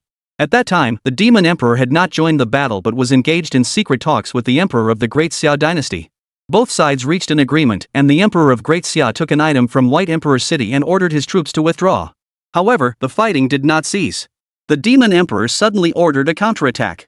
At that time, I was among the Demon Clan's counterattacking forces. Because I charged too far ahead, I didn't notice that other tribes hadn't followed, and I was captured by a man surnamed Zhao. What happened afterward and the state of the battle outside, I am unaware of. For the next 700 years, I was imprisoned by the Zhao clan. Chapter 97, The Great and Small Demons, Needle and Haystack. The Demon Clan launched a counterattack against the human continent. The stone statue demon charged too far forward and was captured by the Zhao clan. This truly aligns with its mindless nature. Do you know what Emperor Xiaoling took from Bai Di City? Jiang Ning asked. At the time, only the Emperor of Great Xia and the Demon Emperor were present. I was merely the tribal chief and know nothing of the details, the stone demon replied. How could it know what those scheming individuals were planning? Originally, it had always regretted not being more cautious back then. Otherwise, it wouldn't have been trapped for 700 years. However, after meeting Jiang Ning, its vendetta was avenged, and it learned of Jiang Ning's terrifying power. Now it could follow Jiang Ning. It felt quite good. This is the right person to follow, and it's determined to stick by its side no matter what. Moreover, there are those delicious berries on the human continent. Jiang Ning stood in the center of the hall, deep in thought. Emperor Xiaoling has been dead for 700 years. There must be many unresolved issues left behind. However, Jiang Ning wasn't afraid. He would face any challenges head-on. At present, he felt severely lacking in capable talent. Seizing the throne was no difficult task for him, and one might even say it was a mere formality. With his own strength, he could suppress the entire realm. But to govern the realm, he needed people. Soon, reports from various regions began arriving at the Eastern Palace. Jiang Ning went to the north study of the Mingda Hall to review the reports. The realm is indeed in a state of chaos. During his 10 years of travels, he had mostly sought out secluded places to cultivate his skills, and the people he had met were mostly martial artists from the martial arts world. Those who could practice martial arts, even if they were mere warriors, came from families that were far beyond the reach of ordinary people. Therefore, his understanding of the people's plight was far from thorough. Natural disasters and man-made calamities were rampant across the land, with conflicts erupting at numerous border regions. The Great Xia dynasty was truly a dying dragon. Even small border states dared to attack it. The Great Xia dynasty spanned 108 states, with a territory of over 100,000 miles and countless lives. Internal and external troubles. Outside the Mingda Hall, a stone statue of a demon, clad in armor and holding a long spear, sat on the ground dozing off. "Your Majesty! Your Majesty! Wake up! Your Majesty!" Someone pushed the stone statue, and it jolted awake, standing up from the ground. Upon looking up, it saw a palace maid standing before it. "What do you want from me?" the stone statue asked in a stern voice. "Wait, Great King?"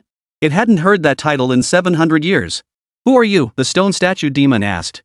"Please follow me, sir." The palace maid led the stone statue demon to an empty corner. She looked around suspiciously, making sure no one was nearby, before speaking. "I am a member of the Fear Demon clan, now known as Shaolan. Great King, why have you appeared in White Jade City? Was it the Emperor who sent you to infiltrate White Jade City? Did the Emperor give any instructions?" The stone statue demon held his long spear tightly, his mannerisms and expressions looking extremely comical. "What are you talking about? I don't know you. What demon clan? I've never heard of it. Don't try to associate yourself with me." The stone statue demon spoke nervously. "Great King, you are the stone demon, the leader of the stone demon clan. Your fame is known throughout the demon clan." Upon hearing this, the stone statue demon couldn't help but lift its head slightly. He never expected that after 700 years, someone would still remember his fame. "Don't talk nonsense. I'm not the renowned stone statue demon. Shaolan? You say you're not a stone statue demon? Did you not wake up properly?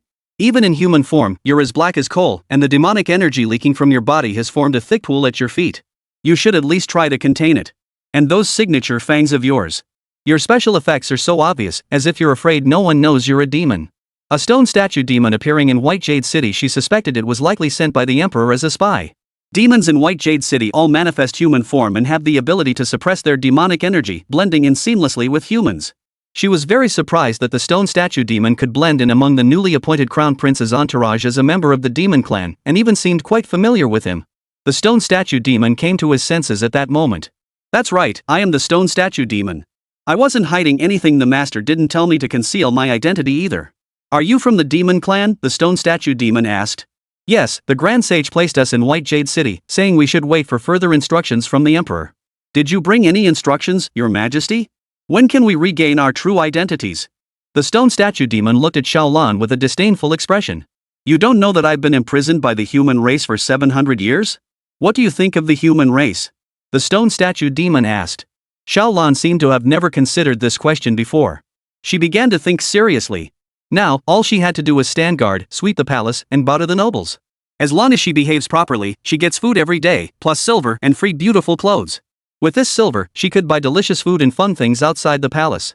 It wasn't until then that she realized that being human might not be so bad after all. Especially the food they ate, it was a delicacy that demons could never taste in their entire lives. And the scenery of the human race, with its various flowers and ancient trees, is truly breathtaking. Thinking back to life in the demon clan, where food was only obtained by stealing, and if you couldn't steal, you had to go hungry. Going hungry for 1 or 2 months was the norm.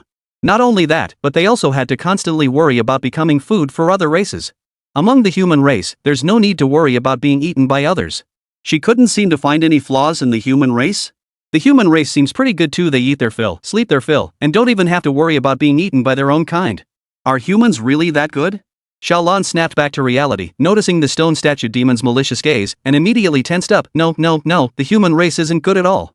He, the stone statue demon suddenly grinned, revealing a mouthful of white teeth that gleamed even brighter. "Master, what are you laughing at? It's so creepy. You'll soon regain your true form. The stone statue demon said with a sinister smile. Is that so? Could it be that His Majesty has arrived? Although the stone statue demon acted as obedient as a grandson in front of Jiang Ning, it was a genuine great demon, an existence of the demon lord level. In the eyes of the younger demons, the stone statue demon was as revered as Jiang Ning was to ordinary people, a figure of immense power and prestige. It's best if His Majesty doesn't come. Otherwise.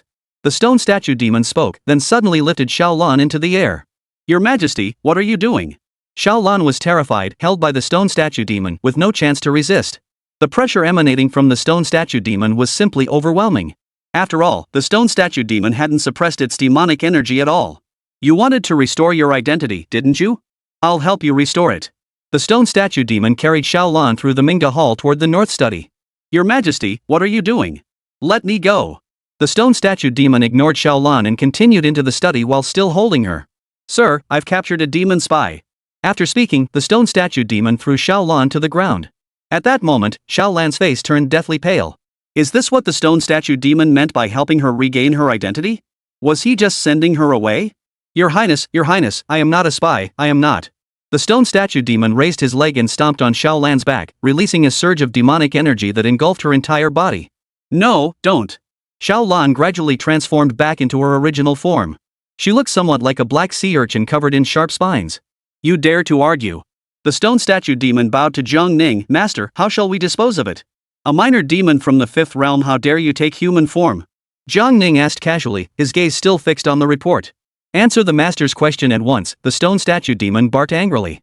Yes, it was the national preceptor who helped us transform into human form and allowed us to infiltrate White Jade City. The demon of fear, seeing that he had already revealed his true form, saw no need to hide anything further. What else? The stone statue demon pressed down harder with his foot. Nothing else. I know nothing. I've never done anything wrong. Please spare my life, Prince. Jiang Ning closed the report, waved his hand, and the fear demon immediately transformed back into Xiaolan's appearance. Xiaolan stared in disbelief at her own delicate white hands. She had just been betrayed by the stone statue demon and thought her identity had been exposed, meaning she was likely doomed. Not to mention this human prince with divine might, even the stone statue demon, a great demon, could be reduced to dust with a single sneeze. Why had the prince helped her transform back into human form? I spare your life. Will you swear allegiance to me? Jiang Ning asked calmly. What? Xiaolan was taken aback. I spare your life because you have not yet committed any evil deeds and possess some natural talent. These palace maids were selected by Lu Jin, but Lu Jin certainly didn't know that Xiaolan was a demon. He was using Lu Jin, so he had no reason to doubt him. He didn't trust Jiang Jing, so he didn't use him. Once he harbors even the slightest suspicion toward Lu Jin or anyone else, his fate won't be any better than Yu Tianhua's. Jiang Ning actually knew that Yu Tianhua's exile to the frontier was somewhat unjust. However, opportunities don't last forever. Yu Tianhu hesitated, so Jiang Ning won keep giving him chances. Because this time he hesitated, next time he faced the same situation, he definitely hesitate again. He didn't kill this little demon because he had just overheard the entire conversation between Xiaolan and the stone statue demon. This little demon was also simple-minded, with no inherently evil nature, and was constantly at odds with the stone statue demon. Moreover, the demon race has an advantage that the human race can only envy. Like the demon race, they are born with an exceptionally long lifespan. A great demon like the stone statue demon, who had lived over 1,000 years and been drained of energy for 700 years by others, was still in the prime of his life. Therefore, Jiang Ning wanted to try cultivating this little demon to see how it would turn out. Hurry up and show your gratitude. The stone demon pressed Lan's head against the floor, banging it several times before stopping. Thank you, Your Royal Highness, for sparing my life. After colliding with the floor, Xiaolan finally came to her senses and hurriedly responded. Dahai, this little demon has some potential. Teach it well, perhaps it can become something great in the future. Jiang Ning stood up and walked over to stand beside Xiaolan. From now on, you will serve as a palace maid in the Eastern Palace and report directly to me. Remember this, if you ever harbor any other intentions, even if I spare you, you won't dare. Jiang Ning walked forward. Major Chapter. Chapter 98, The Heavenly Phoenix Technique, clear as day. The stone statue held a long spear and stood in a majestic posture. Little demon, from now on, you will be my first disciple. Before Xiaolan could respond, Jiang Ning, who had not gone far, called out. Big Black. Here I am. As soon as he stepped out of the Manga Hall, Jiang Ning noticed numerous large and small boxes arranged in the courtyard, each with a congratulatory plaque affixed to it. Jiang Ning hadn't arranged a banquet, but since he had been promoted to crown prince, the officials dared not be disrespectful, so they had sent congratulatory gifts. Your Highness. Xiong Wenjing, carrying his sword, walked over with long strides. Your Highness, the Qi Wangfu has been confiscated. Should the treasures be sent to the National Treasury, or? All the martial arts manuals and ancient texts are to be sent to the Eastern Palace. The remaining valuables are to be sent to the National Treasury. As you command. Jiang Ning led the stone statue demon to the dining hall for a meal. The stone statue demon had not wandered around the East Palace in the morning but had remained outside the Manga Hall. Although the stone statue demon had already seen the entire East Palace from the air, walking through it still felt dazzlingly magnificent. The more it interacted with the human race, the more it realized how polite they were. The Eastern Palace contained many valuable items, yet they were simply left out in the open, with no one stealing or them. Upon entering the dining hall, it was still adorned with intricately carved beams and pillars, every detail exuding elegance and refinement. In the center stood a dragon-patterned jade table, laden with an array of dishes. There were over 20 dishes in total, each one a feast for the eyes and the palate. There was only one chair by the table. After Jiang Ning sat down, he said casually, "Find yourself a chair." "Yes, sir." The stone statue demon set down his long spear, brought over a chair, and sat down beside Jiang Ning. Smelling an aroma it had never encountered before, it excitedly rubbed its hands together. "Sir, do humans eat this every day?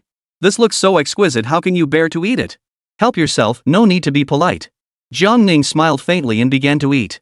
The chefs in the Eastern Palace were all imperial chefs transferred from the imperial kitchen by Lu Jin. Imperial chefs were truly exceptional. He had simply assumed that the imperial chefs would prepare a lavish feast, and he only needed to sample the delicacies. That's why he invited the stone statue demon. This was the perfect opportunity, as the stone statue demon had never seen such a feast before and wouldn't waste any food. Jiang Ning tasted each dish one by one, eating with great elegance. The stone statue demon took his first bite and was so shocked that he froze in his chair. It had thought that the berries of the human race were already delicious enough, but never imagined that this meal was simply exquisite. It felt like there were elves dancing in its mouth. No wonder humans don't eat other humans, they eat such delicious food every day. This lunch left the stone statue demon in tears. The human race is truly wonderful. Who knows what it had missed out on in the past 700 years? No wonder the demon emperor had always wanted to conquer the human race's continent and unify the three realms. It must have been after the human race's delicious food. Eat slowly, don't waste any, finish it all. Watching Jiang Ning leave, the stone statue demon cried uncontrollably. The old master was so kind to it, such a feast on the table, yet he only took a few bites and gave the rest to it. It vowed silently that in its next life, it would serve this human lord as his mount. The stone statue demon then thought of its new brother, Xiao Bai, and decided to save some for him to bring over later. Since they were brothers, they should share both the good and the bad. At that moment, Xiong Wenjing had already delivered the martial arts manuals and carried them all to the North Study. Jiang Ning flipped through them and took out the book titled Heavenly Phoenix Technique, beginning to read it. This was an ancient text that had already turned yellow with age. No one knew where Jiang Yu had obtained it. The Heavenly Phoenix technique only recorded up to the 9th layer, with each layer detailing methods for refining the physical body, progressing step by step. The later layers became increasingly obscure and difficult to understand. However, with Jiang Ning's exceptional comprehension, he could read 10 lines at a glance and grasp the essence after just one reading. This ancient text on refining the physical body was a divine art. At higher levels, it could guide the spiritual energy of heaven and earth to refine the physical body and strengthen the bones and muscles. With time, one could break through the limitations of the physical body and ultimately achieve the state of an indestructible physical form. This is what is known as achieving physical enlightenment. This technique does not require the vast resources consumed by cultivators, yet can achieve the same level of cultivation, making it truly marvelous. The ancestors who developed this technique were undoubtedly geniuses. Of course, Jiang Yu, who practices this technique, is no less of a genius. He even attained a higher realm through this technique, achieving rebirth and becoming an immortal with an immortal body. At less than 40 years of age, to have cultivated to this level is truly unparalleled in history. Had it not been for Jiang Ning, Jiang Yu might have become a legendary emperor, bringing a century of peace to the great Xia dynasty, and even achieving unparalleled might across the land. If Jiang Yu had not contested the imperial throne and instead dedicated himself solely to the martial arts, he would undoubtedly have become a founding patriarch of his generation. Alas, no matter how extraordinary he was, he still encountered Jiang Ning, an existence that defied all reason. Thinking of this, it became clear that there were many prodigies among the imperial clan. If they could unite, they would not have been overthrown by the imperial in-laws. Alas, every generation of imperial heirs engaged in brutal internal struggles. Take the previous generation, for example, not a single prince remained, leaving only the current emperor. Before Jiang Ning, the imperial heirs were destined to remain divided. The reason is simple, there is only one imperial throne. But now, all these problems no longer exist. Jiang Ning closed the ancient text and raised his hand to look at his pale, delicate palm. A faint glow of white light flickered. Jiang Yu was able to achieve rebirth because he had absorbed a large amount of his own spiritual energy at the time. If he followed the method described in the Heavenly Phoenix technique, continuously using spiritual energy to assault his physical body, could he? He didn't know exactly how Jiang Yu had channeled his energy, but he already had his own idea. Suddenly, Jiang Ning's palm transformed into a golden, fluid-like substance. Unlike Jiang Yu, he did not first turn to stone and then undergo rebirth. He skipped the petrification process and directly transformed his hand into golden fluid. Interesting. Jiang Ning smiled faintly, and his palm returned to normal. Any martial arts technique or skill, he only needed to observe once. To him, whether it was the supernatural abilities of cultivators or the techniques of pure martial artists, they all followed the same fundamental principles. That night, the sky was clear, and the moon shone brightly among the few stars. Outside the capital city, a figure in gray robes landed gracefully before a lush mountain. The gray-robed figure walked between two ancient pine trees, raised his hand, and waved it. A passageway appeared before him. The figure entered the passage, and soft light illuminated the interior. Descending the long staircase, the figure approached a massive copper door. The door was carved with 9 golden dragons, with 2 large characters engraved above them. Mao Ling. The gray-robed figure pulled out a jade seal from his sleeve, inserted it into the mouth of one of the golden dragons, and turned it gently. The copper door opened, and the lights inside gradually illuminated the chamber. A grand and majestic underground palace suddenly appeared before the gray-robed figure. He removed his cloak, revealing white hair and a weathered face. On either side of the underground palace stood 2 formations of black-armored terracotta warriors, their soldiers holding long spears at an angle, exuding a majestic aura. The gray-robed figure looked forward, where 9 statues of cloud-treading steeds stood behind the formations, pulling a dragon-drawn carriage. On the dragon chariot lay a massive coffin. The gray-robed old man walked through the array, and the terracotta warriors on either side raised their spears one after another, pointing upward, emitting a series of crisp, rhythmic clangs. He approached the dragon-drawn chariot and gazed up at its towering structure. In life, you were glorious, above all others.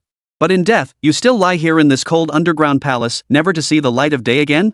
The gray-robed man sighed and stepped onto the dragon-drawn carriage. He raised his hand to rest against the coffin. Emperor Ling, the 15th ruler of the Great Xia dynasty, Zhang Daoran, has come to see you. Chapter 99, The Man Who Cannot Be Killed. Several days later. When Kai, who had been escorting a large amount of treasure, finally returned to the capital. Along the way, when Kai had already learned of all the changes in the capital. It had only been a few days since he had left the capital. At that time, he had only recently begun serving Jiang Ning, who was still the Prince of Liang. Although he commanded 2 regiments, his actual power was not significant. However, upon stepping into the White Jade capital this time, it would not be an exaggeration to say he had risen to the heavens in a single step. As the prince's tutor, he was destined to become one of the most influential ministers in the court, and governing the empire would be no challenge at all. Welcome back to the capital, Minister 1. Xiong Wenjing came to greet them, bringing only 200 soldiers, so the scene was not particularly grand. Xiong Xiaobao, you are too kind, when Kai dismounted from his carriage and bowed to Xiong Wenjing with a joyful expression. Your official seal and documents. No rush. I'll go to the Eastern Palace to report first. Very well, I will have someone send these to your residence first. Thank you for your trouble, Xiong Wenjing. When Kai headed to the Eastern Palace to report to Jiang Ning. When Kai's return journey to the capital was actually not slow. Those responsible for escorting the valuables were mostly martial arts experts. However, the amount of goods being transported was simply too vast, which is why it took 7 or 8 days. After reviewing the inventory list, Jiang Ning handed it to Wen Kai. Keep the martial arts manuals, the treasures will be deposited into the national treasury. Jiang Ning estimated that the wealth confiscated from the Zhao clan, when converted into silver, far exceeded 10 billion taels, instantly enriching the national treasury. The imperial court couldn't collect that much money in taxes for an entire year. Tax collection couldn't compare to the quick wealth gained from confiscating assets. That night. In the southeastern region, within the walls of Xuanzhou City. Although the Qingyu gang couldn't compare to the cultivation sects and prominent clans, it was still a first-rate majored gang among the martial arts factions. The front courtyard of the Qingyu gang was brightly lit. A large group of disciples were diligently practicing martial arts. Yan Yao was among them, wielding his 6-section staff with such skill that it seemed to dance like a tiger. The surrounding disciples occasionally glanced sideways, sneakily catching a glimpse of Yang Yao's stunningly round, long legs. What are you looking at? Get back to your training. If you keep staring, I'll gouge out your eyes. Zheng Kaiya, shouldering a simple sword, supervised his younger disciples while occasionally glancing at Yang Yao's long legs. She was his disciple, no one else dared to look. Hey, you! Zheng Kaiya spotted someone crouched in the corner slacking off and immediately walked over. The person was crouched in the corner, his body twitching, acting suspiciously, as if he were stealing something. I'm talking to you. You don't practice martial arts all day long, all you do is slack off. Zheng Kaiya walked up behind the person, who didn't react at all, only emitting strange sounds. I'm talking to you. Are you deaf? Zhang Kaiha bent down and bellowed, and the person crouched on the ground finally turned around. The next moment, Zhang Kaiha froze. The disciple's neck was twisted at an impossible angle, directly behind his back. His face was completely contorted, one eye staring upward, the other downward, his mouth stretched all the way to his ear, still chewing. His chin was covered in thick, sticky blood. Zhang Kaiha's gaze swept past the disciple's head, revealing that the disciple was holding a body that was nothing but a short stump. Master. Senior brother, junior brother is so hungry. Senior brother, kill me. I'm starving, kill me. The disciple uttered the words in broken sentences, his twisted face alternating between pain and madness. Upon witnessing this scene, Zhang Kaiha turned pale with fear and froze in place. The disciple's features suddenly converged, appearing normal at first glance. However, his eyes, smaller than mung beans, were sunken into his pale sockets, giving him an eerie appearance. He. The disciple grinned, baring his teeth, and lunged toward Zhang Kaiha. With a single bite, Zhang Kaiha's shoulder was torn open, revealing a chunk of flesh and blood. The intense pain finally snapped him back to his senses. He hurriedly stepped back and swung his broadsword at the disciple. But the disciple didn't dodge or flinch. He opened his mouth and bit down on the blade, chewing it to pieces like tofu, then swallowed it whole. Delicious. The disciple lunged forward, and Zhang Kaiha saw a mouth still covered in steel shards, biting toward his neck. The speed was too fast, and he was still in a state of panic, his body not responding properly, unable to dodge in time. Whoosh! A whistling sound cut through the air. Thud! A black gold-colored long spear whizzed past Zhang Kaiha's face at an incredible speed, its tip piercing the disciple's blood-soaked mouth. The spear, carrying immense force, knocked the disciple back and embedded itself into the wall behind him, piercing through his head. All the disciples still practicing martial arts witnessed the scene, their faces filled with fear and shock. What's going on? Why did Yang Yao, the female disciple, suddenly kill someone? Zhang Kaiha turned his head, staring blankly at Yang Yao standing not far away, his face still shaken. Thank you. Before he could finish, Zhang Kaiha suddenly widened his eyes again. A figure dived toward Yang Yao's back, opening its mouth to bite her neck. In that instant, Zhang Kaiha snapped out of his stupor and erupted with sudden force. His expression grew serious as he raised the crude sword, whose blade had been bitten off, and charged forward, thrusting it forward. Yang Yao reacted quickly, immediately running forward several steps and hurriedly gripping the handle of his long spear, drawing it out. Turning around, he saw that Zhang Kaiha had just sliced off half the head of one of his disciples with a single stroke. The disciple's blood spurted out, but he did not fall. Instead, he charged toward Zhang Kaiha like a madman. Damn it, if you dare touch my junior sister, kill me first. Though he was always petty and loved to show off his strength. But he would never allow anyone to harm his junior sister in front of him.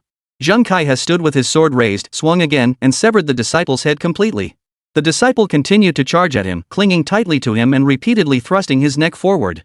Zhang Kaiha kicked the disciple away, scanned the area, and realized that the entire front courtyard training ground was in complete chaos. Dozens of disciples had suddenly gone mad, engaging in a frenzy of slaughter. The number of crazed individuals continued to grow. The entire Qingyu gang was in complete chaos. Screams echoed everywhere, and no one paid attention to the changes happening to Yang Yao and Zhang Kaiha. Everyone was too busy scrambling to escape. At that moment, several middle-aged martial artists rushed out from within the gang. They had no idea what was happening, but they immediately joined the fight. However, as more and more people began to undergo transformations, even with a 9th-rank martial artist present, they could no longer control the situation. The Qingyu gang had thousands of disciples. This wasn't a small gang. Moreover, those who had undergone the transformation weren't the kind of people who could be killed with just a few swings of a sword. Their strength was far greater than before, and even if their bodies were cut into pieces, they simply couldn't be killed. Yaoer, hurry to the county office and call for reinforcements. This is getting out of control. A middle-aged man shouted. Yang Yao had just stabbed a disciple who had undergone a transformation with a spear, then immediately leaped onto the wall and began scaling it. But as she ran, she realized something was wrong. It wasn't just the Qingyu gang that was in chaos, the entire city of Xuanzhou was in chaos. The streets were filled with people who had undergone transformations. Some were frantically chasing and killing others, while others huddled in corners, devouring a person together. At a glance, the scene was eerily reminiscent of a hell on earth. Yang Yao's heart froze like ice. Chapter 100, Urgent Report to His Highness. Under the moonlight, Yang Yao dragged a black gold-colored long spear, leaping over roofs and walls with agile movements, resembling a swift and agile female leopard. After crossing several streets, Yang Yao saw a large number of soldiers retreating while fighting. His gaze swept past the soldiers, revealing over 1,000 mutated beings gathered ahead, with even more joining the ranks. Governor! Yang Yao spotted a familiar figure among them and shouted loudly. The man had clearly risen to resist in a moment of panic, wearing only plain robes and his hair tied back with a wooden hairpin, looking disheveled. The middle-aged man in plain clothes held a ruler in his hand. After repelling several mutated creatures in front of him, he turned around and fixed his gaze on Yang Yao. Miss Yang, quickly summon your father to gather the members of the Qingyu gang and all the martial artists in the city. Seeing this, Yang Yao sensed something was terribly wrong. The soldiers of the Great Xiao dynasty were all martial artists who had entered the realm, and their average martial arts cultivation was significantly higher than that of the martial arts clans. When they formed military formations, their combat effectiveness was even stronger. Yang Yao had originally come to seek reinforcements, but he never expected that even the city's troops were struggling to defend themselves. Their defensive counterattacks were not entirely ineffective, but after repelling one wave of mutated creatures, more would surge forward. The crucial issue was that these mutated beings would not die even if their limbs were severed, and they became even more ferocious. Xuanzhou is not a major cultivation region. Its vast territory lacks both spirit stone veins and divine lands. There were no famous mountains or rivers, nor any top-tier cultivation sects or aristocratic clans. The proportion of cultivators was extremely low, with most being ordinary warriors. Moreover, there are no great cultivators of the 14th realm stationed here. The strongest person in Xuanzhou city is that middle-aged man in plain clothes. Lu Wenshu, the governor of Xuanzhou, is a 12th-tier Confucian cultivator.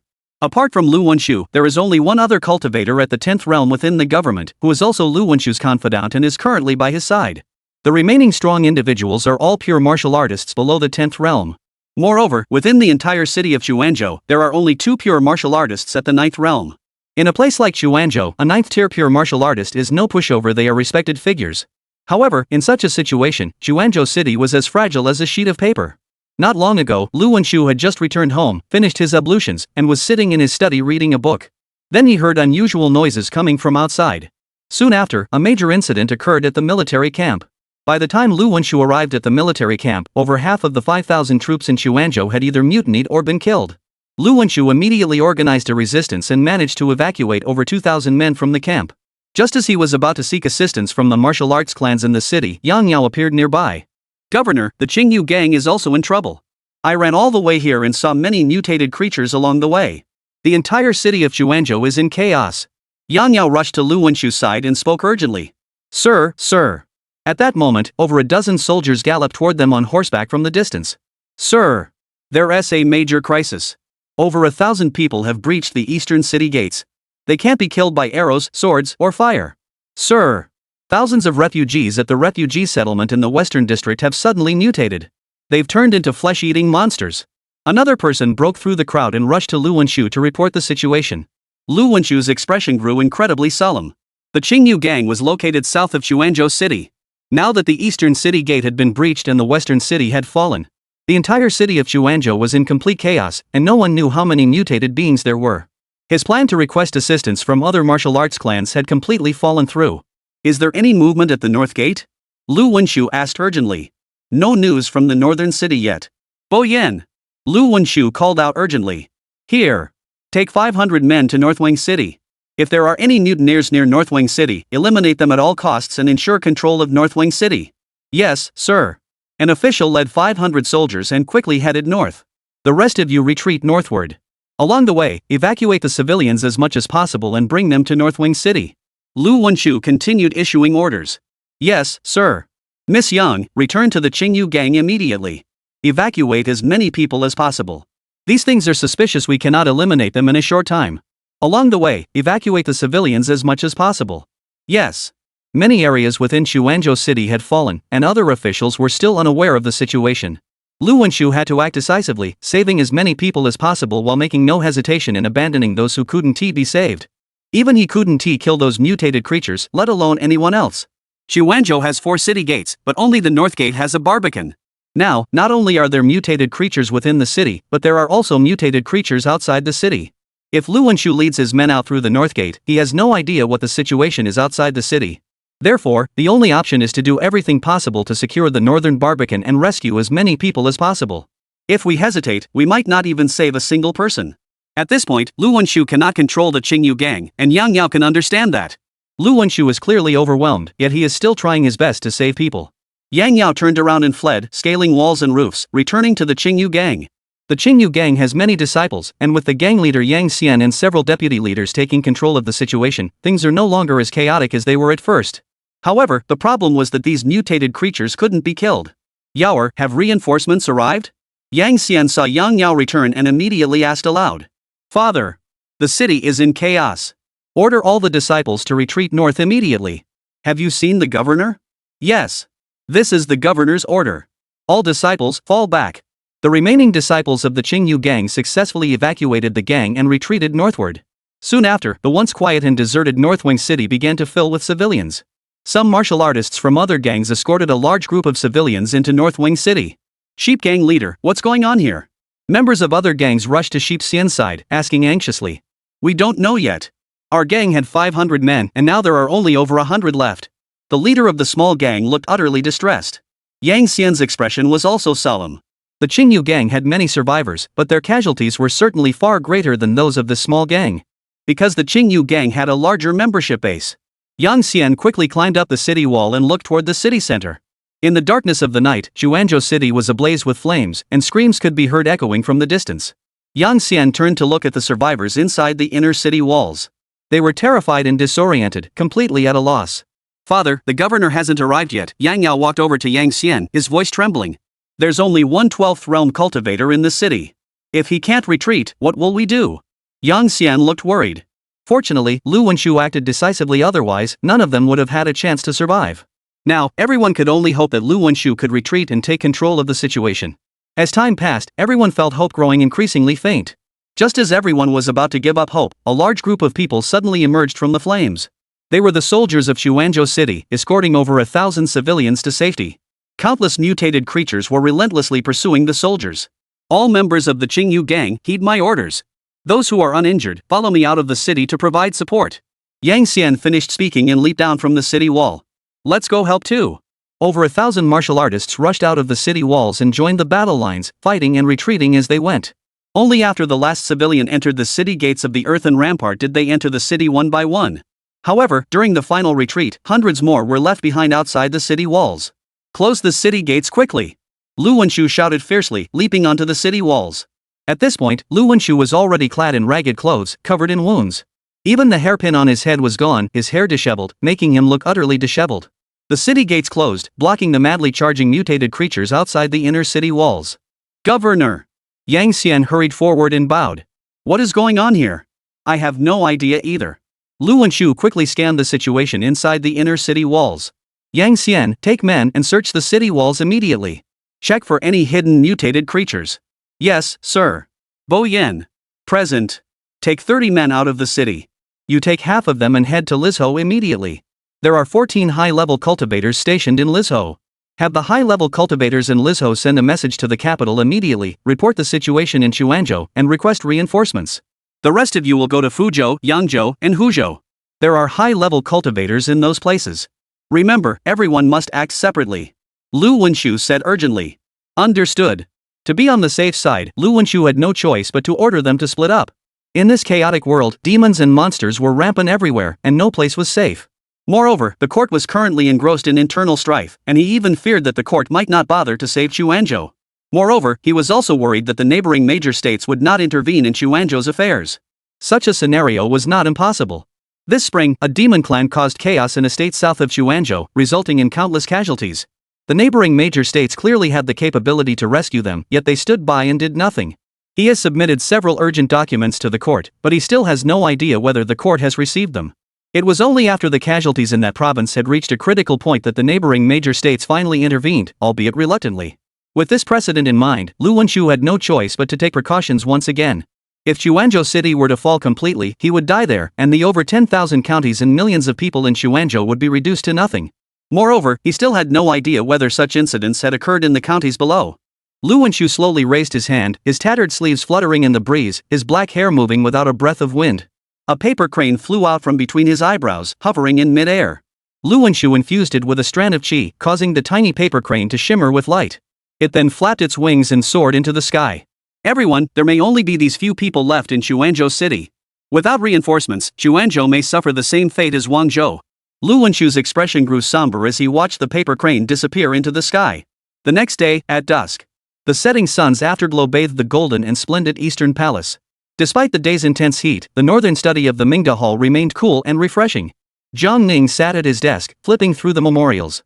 During the Empress's reign, government affairs were in complete disarray.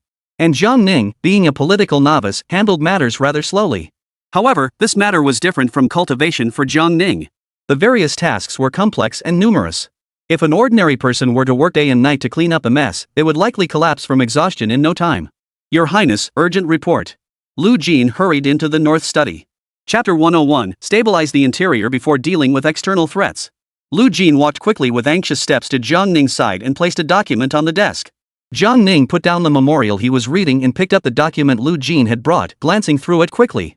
Military emergency report. The Northern Mang forces have gathered an army of 100,000 and have launched a formal attack on Yanzhou. Yanzhou city has already fallen, and the 50,000 defenders are fighting desperately, with only a fraction remaining. The Northern Mang forces are now advancing southward. Our troops are unable to resist, and it is feared that within a few days, the entire Yanzhou region will fall. We urgently request reinforcements from the court. Signed, County Magistrate of Julishan County, Yanzhou. Below was the County Magistrate's official seal. The Northern Mang Kingdom has long coveted the territories of the Great Xia Empire. Jiang Ning clearly remembers that when he first returned to the capital, the Northern Mang had already launched an attack on Yanzhou. That time, after being defeated, the Northern Mang forces withdrew. It seems that this was the Northern Mang Kingdom's test of the Great Xia Kingdom. This time, however, it is the Northern Mang Kingdom's formal invasion of the Great Xia Kingdom. He had only just taken control of the Eastern Palace and issued an edict to the realm when the Northern Mang already captured Yanzhou city. They certainly have the audacity. The Northern Mang clearly doesn't regard him, the Crown Prince of the Great Xia, as a threat. Yanzhou is located in the eastern part of the northern border, more than 60,000 miles away from the capital in a straight line.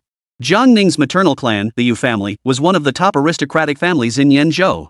Jiang Ning had never been to Yanzhou, and despite being half Yanzhou, he felt no emotional connection to the region.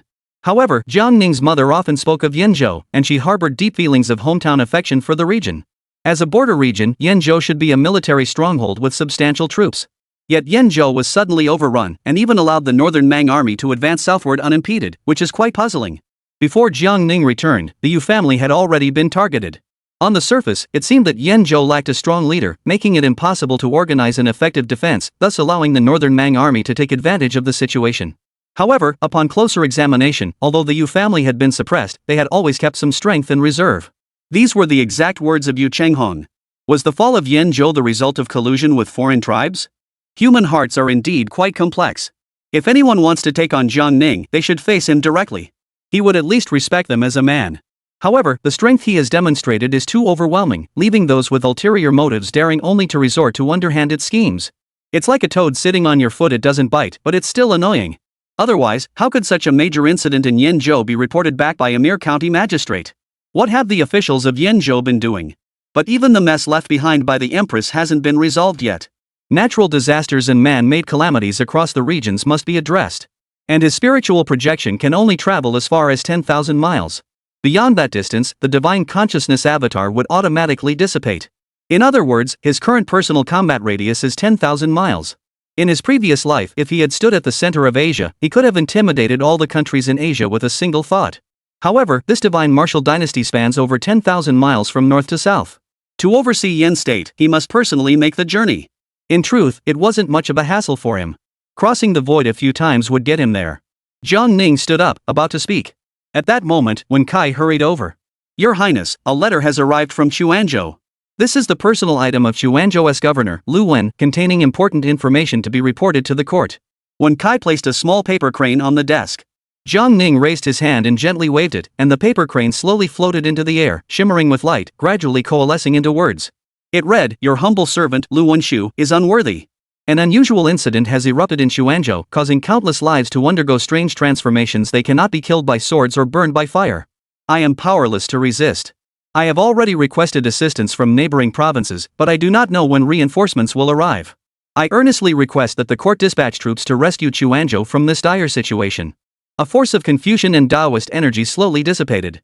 Although the words sent by Lu Wenshu were few, the matter was undoubtedly urgent. Because Lu Wenshu has gone so far as to sacrifice his own life-giving object to appeal to the court for help. This indicates two things. First, Lu Wenshu does not believe that the neighboring major states will come to Xuanzhou's aid. Second, Lu Wenshu himself is unable to escape. Once a Confucian Taoist cultivator has cultivated their life-bound artifact, it signifies their recognition by the Confucian Taoist path, enabling their cultivation to advance rapidly. However, Lu Wenshu has no intention of retrieving his life-bound artifact, allowing it to dissipate. This means his path in Confucianism and Taoism has come to an end. By abandoning his life-bound artifact, he effectively renounced his recognition of Confucianism and Taoism, thereby being cast out by both traditions. In the future, his cultivation level would plummet rapidly, eventually reducing him to an ordinary mortal, with no chance of ever returning to the Confucian path. Lu Wenshu is making a desperate plea. Moreover, he harbors no hopes for the surrounding major states and likely holds little hope for the imperial court either. Yet he still chooses to make a desperate plea. From this, it is clear that Lu Wenshu is undoubtedly a man of great potential. Troubles always come in clusters. Yen state has been conquered by foreign tribes. A minister is making a desperate plea. Your Highness, how shall we handle this? Lu Jin asked. Da hai. Jiang Ning shouted. The stone statue demon, clutching a long spear, ran in excitedly, leaving behind a trail of black and purple demonic energy that slowly dissipated. Master, I'm here. Where should I go? I specially went to the music bureau last night to give a massage. Do you know what the maid said? She said she's never had such a satisfying massage in her life. I've washed myself clean now. The stone statue demon spoke, then turned around, twisting its bald head, and said in a self-congratulatory tone, Master, take a good look. It had forgotten that it was still wearing armor. If it were any other time, Jiang Ning would have been amused. This stone statue demon always goes to the brothel. I wonder who taught it that. But Jiang Ning wasn't in the mood to joke around. Take Lu Jin and Xiaobai with you and head to Yenzhou immediately. Once you arrive, follow Lu Jin's orders. He will tell you who you can eat and who you cannot eat. Jiang Ning looked at Wen Kai. Select some soldiers with higher martial arts cultivation and accompany them on the journey. Finally, Jiang Ning looked at Lu Jin. Remember, fight if you can win, flee if you can't. 100,000 troops aren't so easy to handle for you. Jiang Ning spoke solemnly. This servant obeys your orders.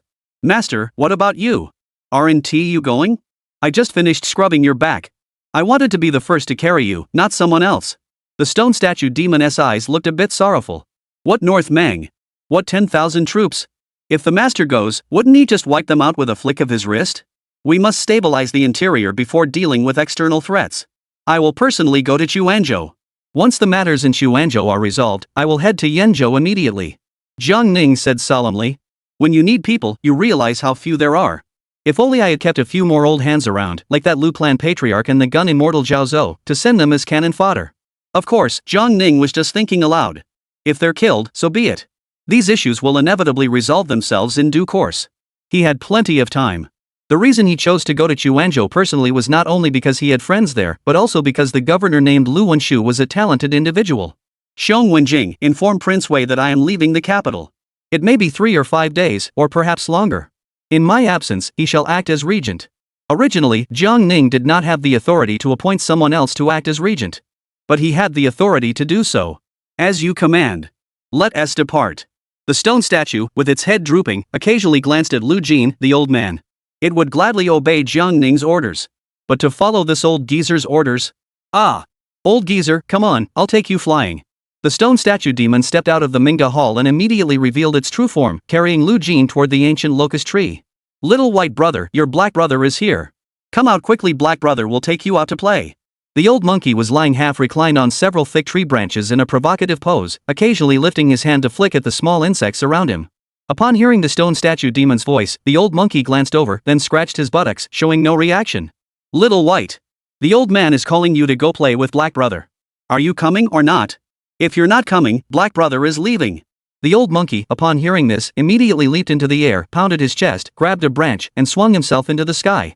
The stone statue caught the old monkey, turned around, and flew northward. In the blink of an eye, the dim sky was left with only a trail of black smoke. At that moment, in the military camp. When Kai hadn't arrived at the military camp yet. He only saw the stone statue demon flash past overhead, and in the blink of an eye, it was reduced to a tiny black dot on the horizon. Hey, I'm not up yet. Hey! Hey!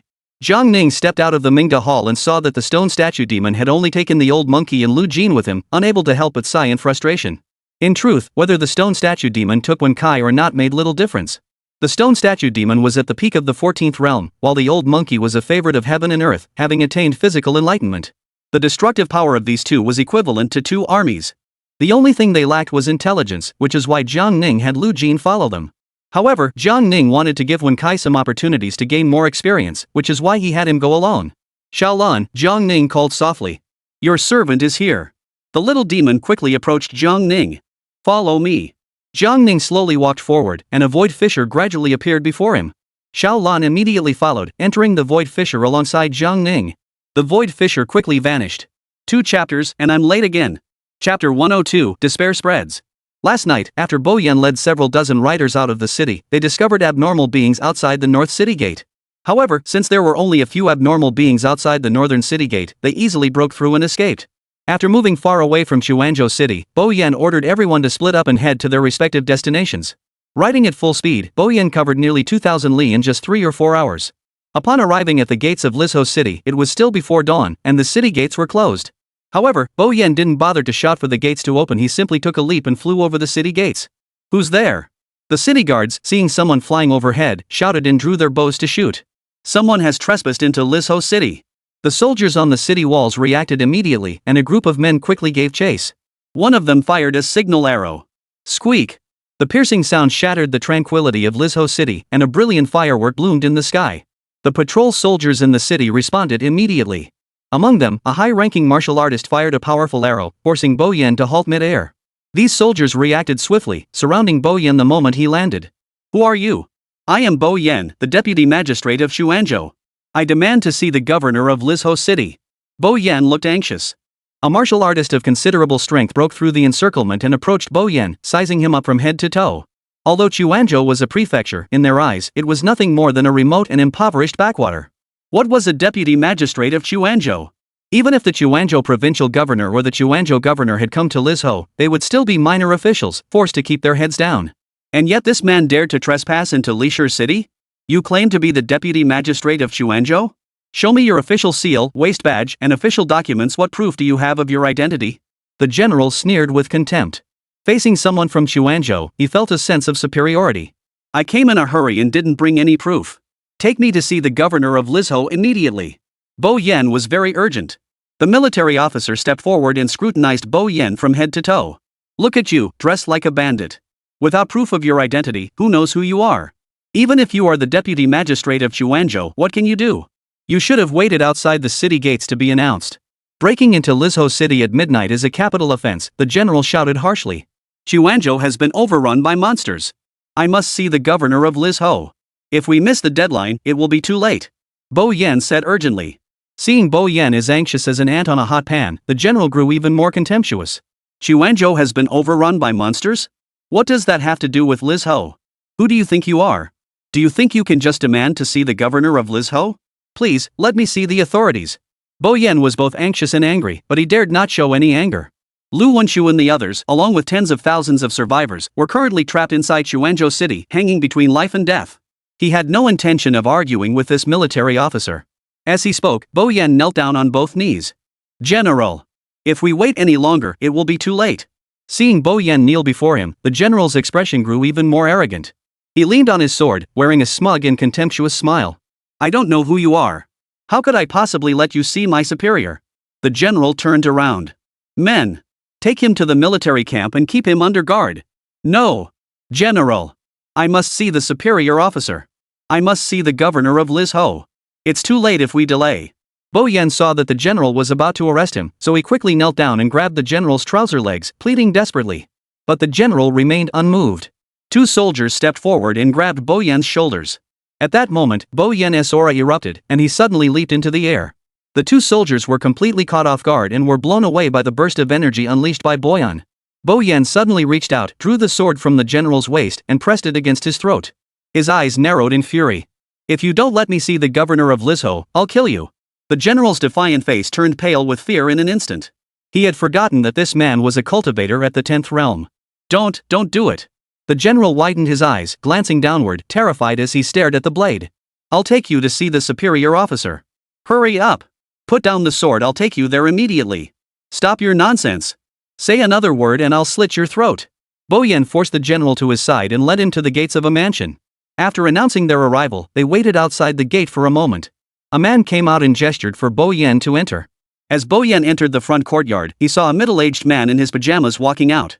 "This official is Bo Yan, the deputy magistrate of Xuanzhou. I come to pay my respects to the superior official." "Ah, it's the deputy magistrate of Xuanzhou. No wonder there was such a commotion outside. What brings you here at this late hour?" the middle-aged man asked with a smile. "There's been a major incident in Xuanzhou." Bo Yan quickly explained the situation in Xuanzhou. "I implore you to send a message to the capital and dispatch reinforcements to Xuanzhou. Otherwise, Lord Liu and the others may not survive much longer." Bo Yan pleaded urgently.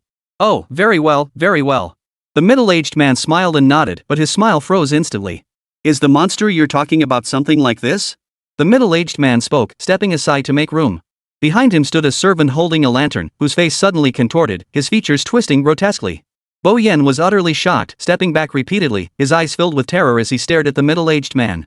So the monsters of Chuanzhou were created by them. You. Just then, the servant suddenly lunged forward. In a panic, Bo Yen raised his hand and slapped him away.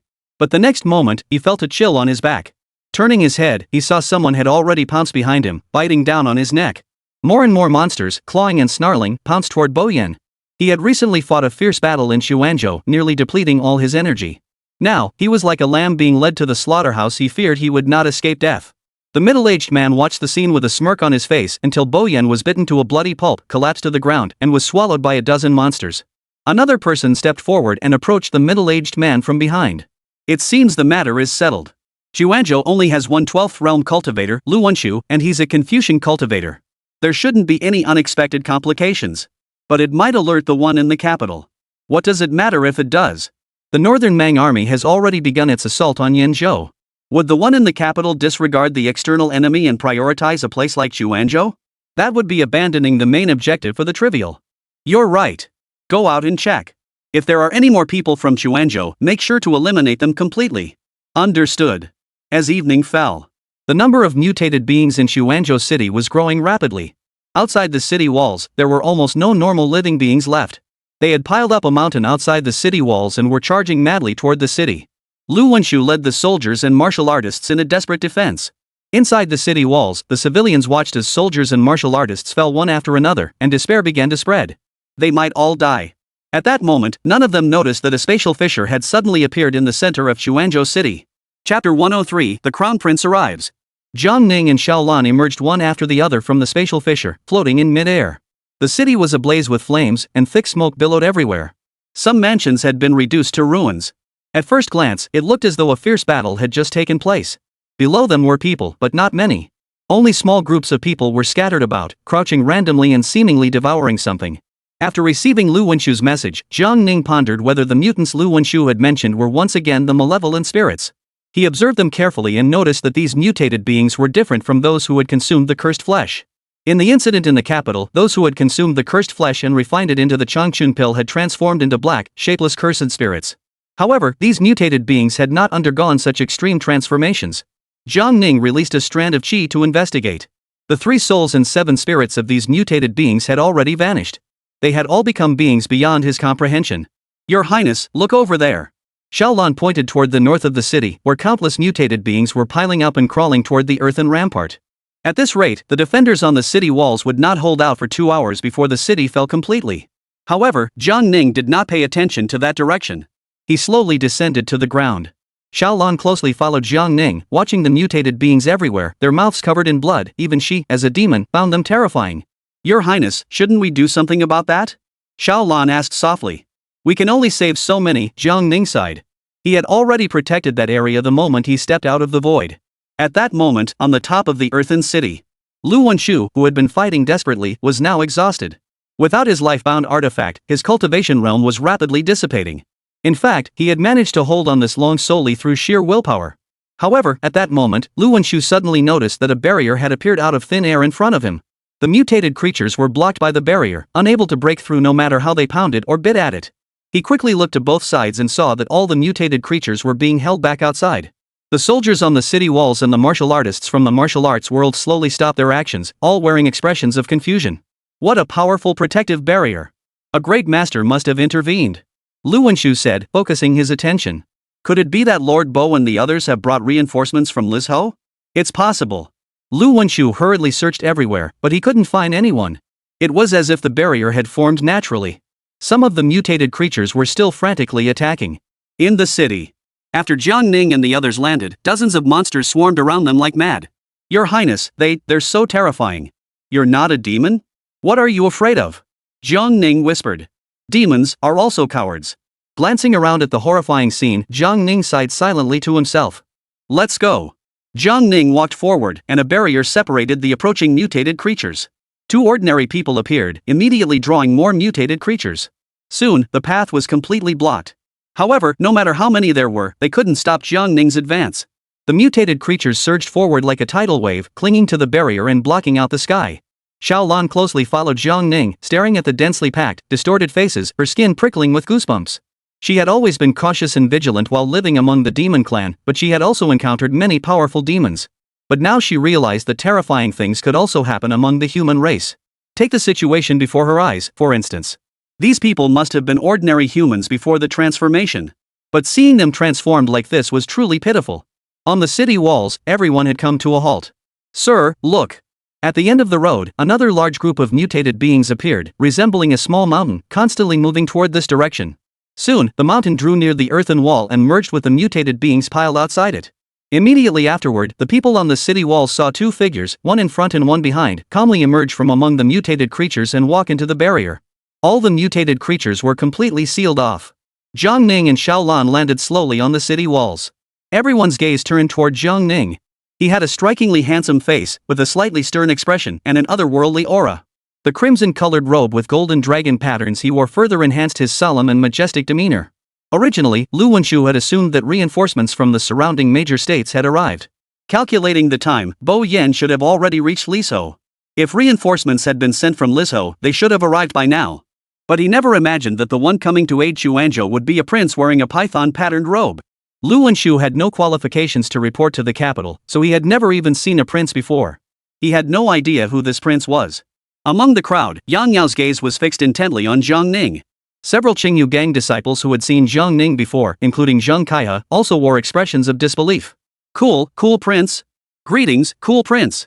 As soon as Zheng Kaihe saw Jiang Ning, he recalled his previous disrespectful words toward him.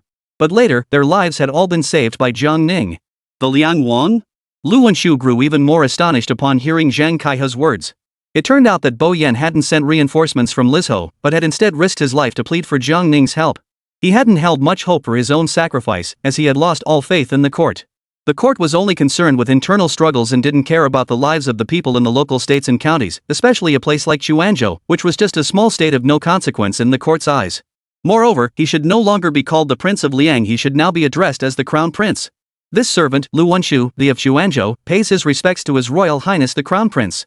As Lu Wenshu was about to kneel, Jiang Ning extended a hand to support him. In the past, Jiang Ning would never have personally reached out to help Lu Wenshu. A single breath of qi would have sufficed. However, Lu Wenshu had not fled for his life. Instead, after sacrificing his life-bound artifact to make a final plea, he continued to fight on the front lines alongside the surviving troops. Otherwise, with his abilities, he could have easily solved this problem and escaped without any issues. Lu Wenshu's character earned his admiration. No need for formalities. Lu Wenshu stared at Jiang Ning in disbelief. Being personally supported by Jiang Ning, he was overwhelmed with gratitude. Rumors among the people claimed that the current crown prince was cold-hearted, unpredictable, and prone to violent outbursts. Though he did not fully believe it, he did not entirely dismiss it either. Because some of Jiang Ning's actions simply made this scholar unable to feel any goodwill toward him. For instance, Jiang Ning had personally executed the empress in the imperial court. Another example was when he executed Yu Chenghong in front of the entire court. If he were to one day aspire to the throne, would he not be committing regicide? However, he was unaware of the specifics, which was merely a limitation of his scholarly mindset. He never would have imagined that the crown prince would come in person. Moreover, he was so casual. He could question the crown prince's character or his abilities. But the one thing he would never question is the crown prince's strength. Chapter 104, The Emperor Wants to Protect Him, Dare You Disobey? Jiang Ning's gaze was calm as he quickly scanned the situation inside and outside the earthen city. There were fewer than 10,000 people inside the city walls, and less than 1,000 on the walls themselves. At this moment, the others, who had been slow to react, finally remembered to pay their respects. We pay our respects to His Royal Highness the Crown Prince. Dismiss yourselves. No one could have imagined that the Crown Prince would personally arrive in Xuanzhou. Were there any signs before the incident? Jiang Ning looked out at the city walls, standing with his hands behind his back. His deep eyes were like a vast starry sky. Your Royal Highness, this happened suddenly, and there were no signs beforehand. Lu Wenshu replied, then added, perhaps it is my incompetence that I failed to notice any signs. Has anyone been spreading teachings within Xuanzhou city recently? Your servant has not discovered any sex-spreading teachings within the city, Lu Wenshu replied. This matter must have been orchestrated by someone in secret. The people of Xuanzhou couldn't have turned into mindless zombies out of nowhere. I wonder if there is any hope for these people. Jiang Ning released a surge of energy, enveloping the entire city of Xuanzhou. The restless mutated beings fell silent in an instant. Everyone's eyes were vacant, and their movements were sluggish. How many people are there in Chuanzhou City? Jiang Ning asked. The total registered population of Chuanzhou is over 40,000, with 10,000 in the city and 30,000 in the countryside, said Liu Wenshu, unable to bear looking into the walled city. Of the 10,000 people in the city, only a few remained, likely fewer than 10,000. The other 90,000 were likely all doomed. What about the officials? Jiang Ning asked again. Chuanzhou has no garrison troops and no governor's office. I am the highest-ranking official in Chuanzhou. Additionally, there are the deputy governor's office, the provincial administration office, the transport office, the prefect's office, and the county office.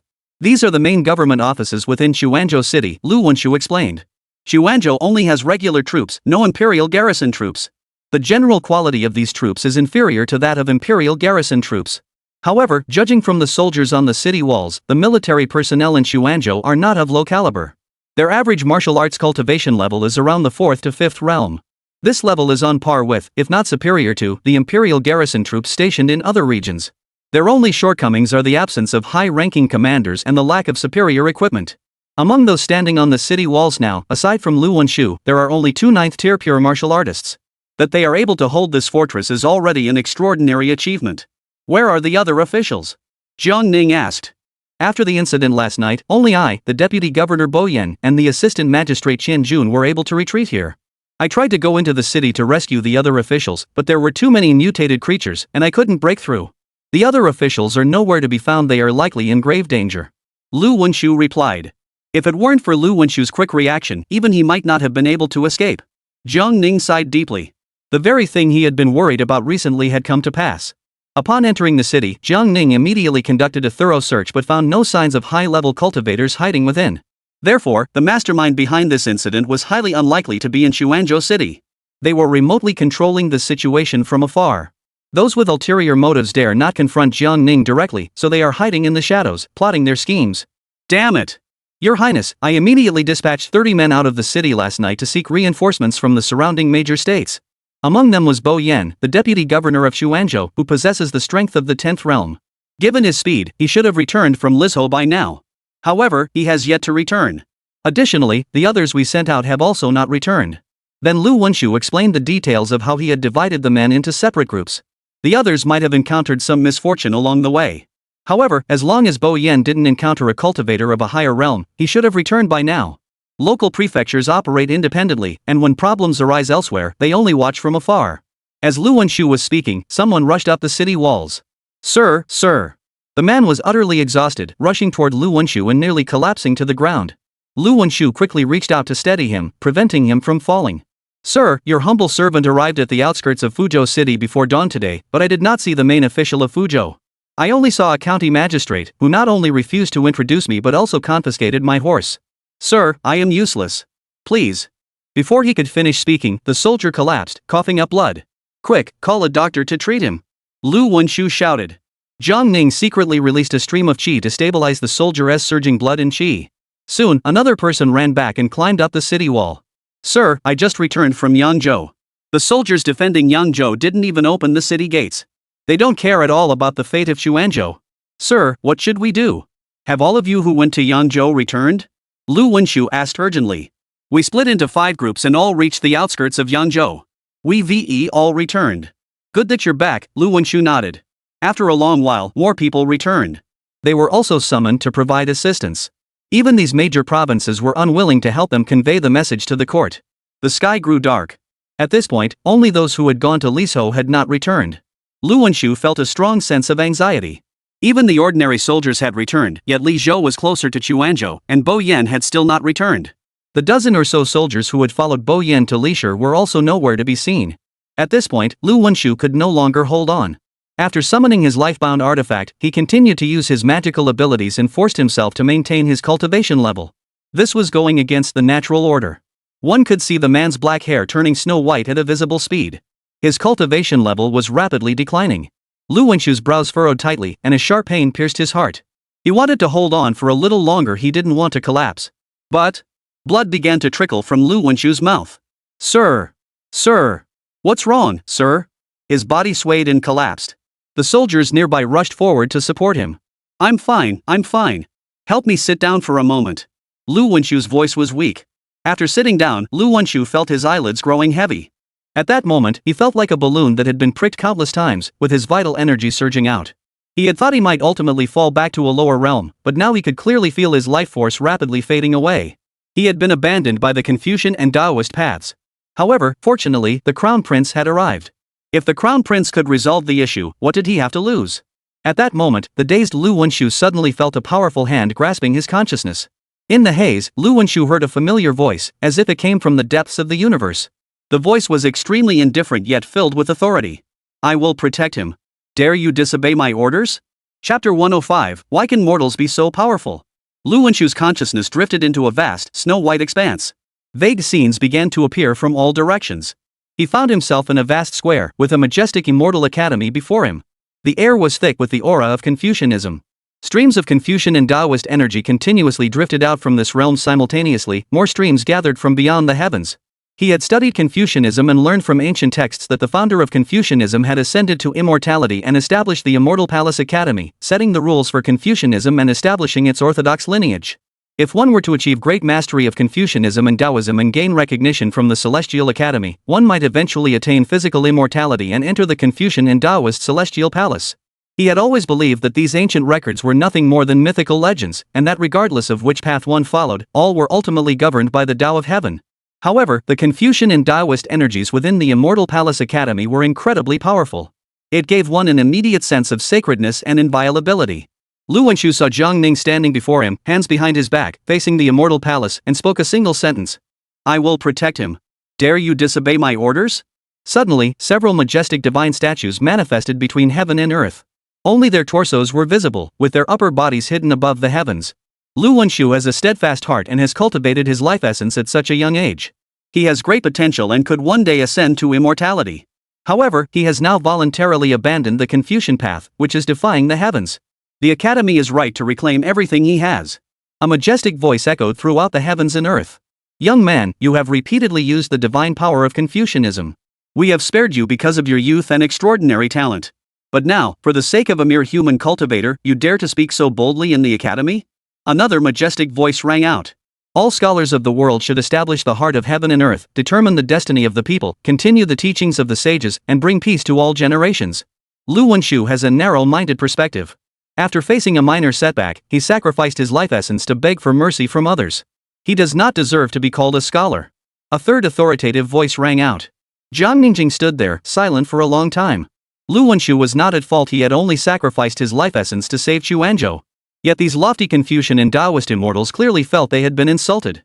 From their perspective, Lu Wenshu seeking help from Jiang Ning placed Jiang Ning above them. What about establishing the heart of heaven and earth? It was merely establishing the heart of these so-called immortals. Return his cultivation to him.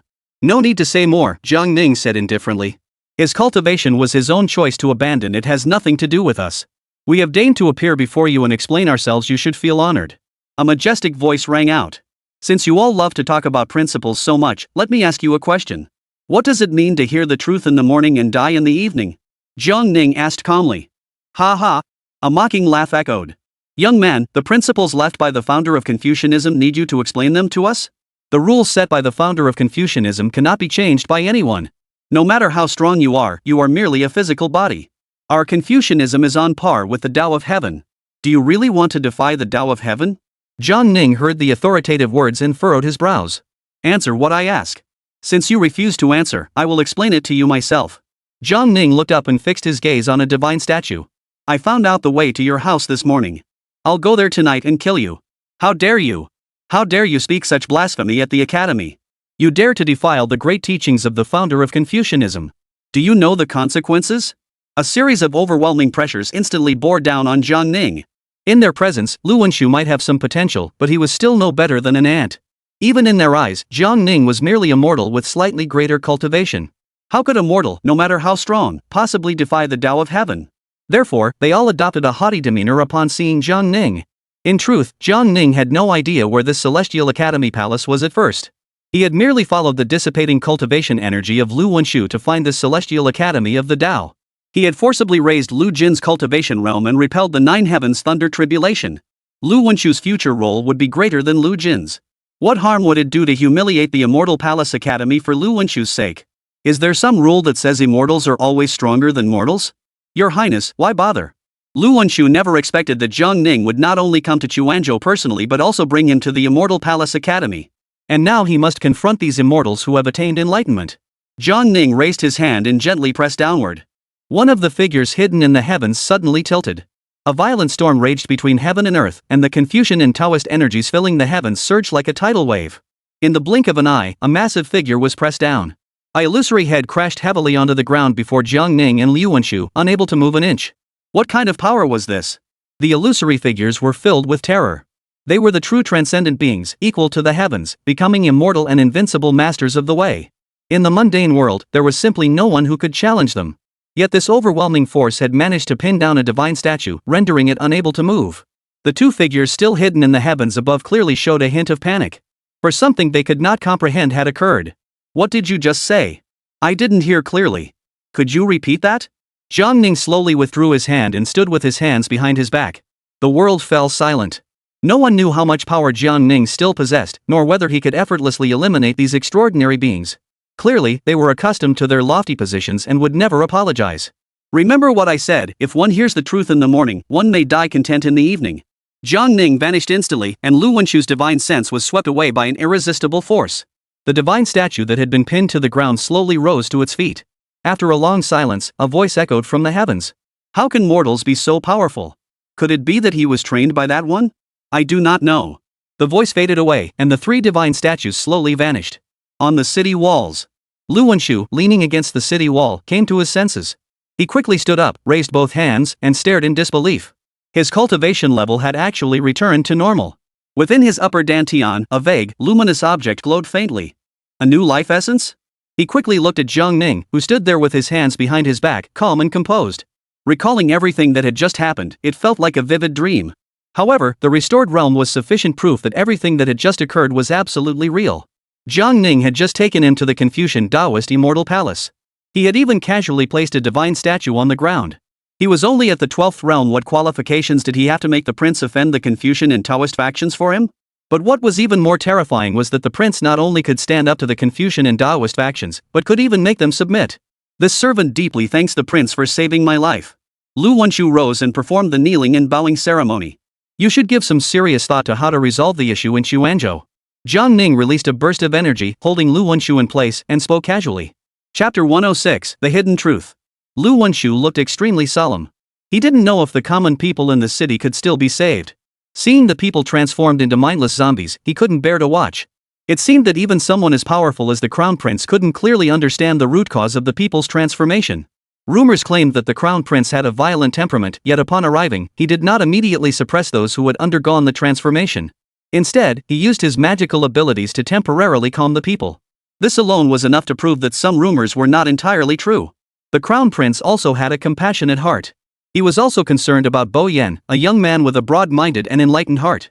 If it were not for such turbulent times, Bo Yan would undoubtedly become a great figure in the future. Jiang Ning cannot discern any connection between the mutineers in Chuanzhou and the malevolent spirits. But where is the mastermind behind all this, using such underhanded tactics?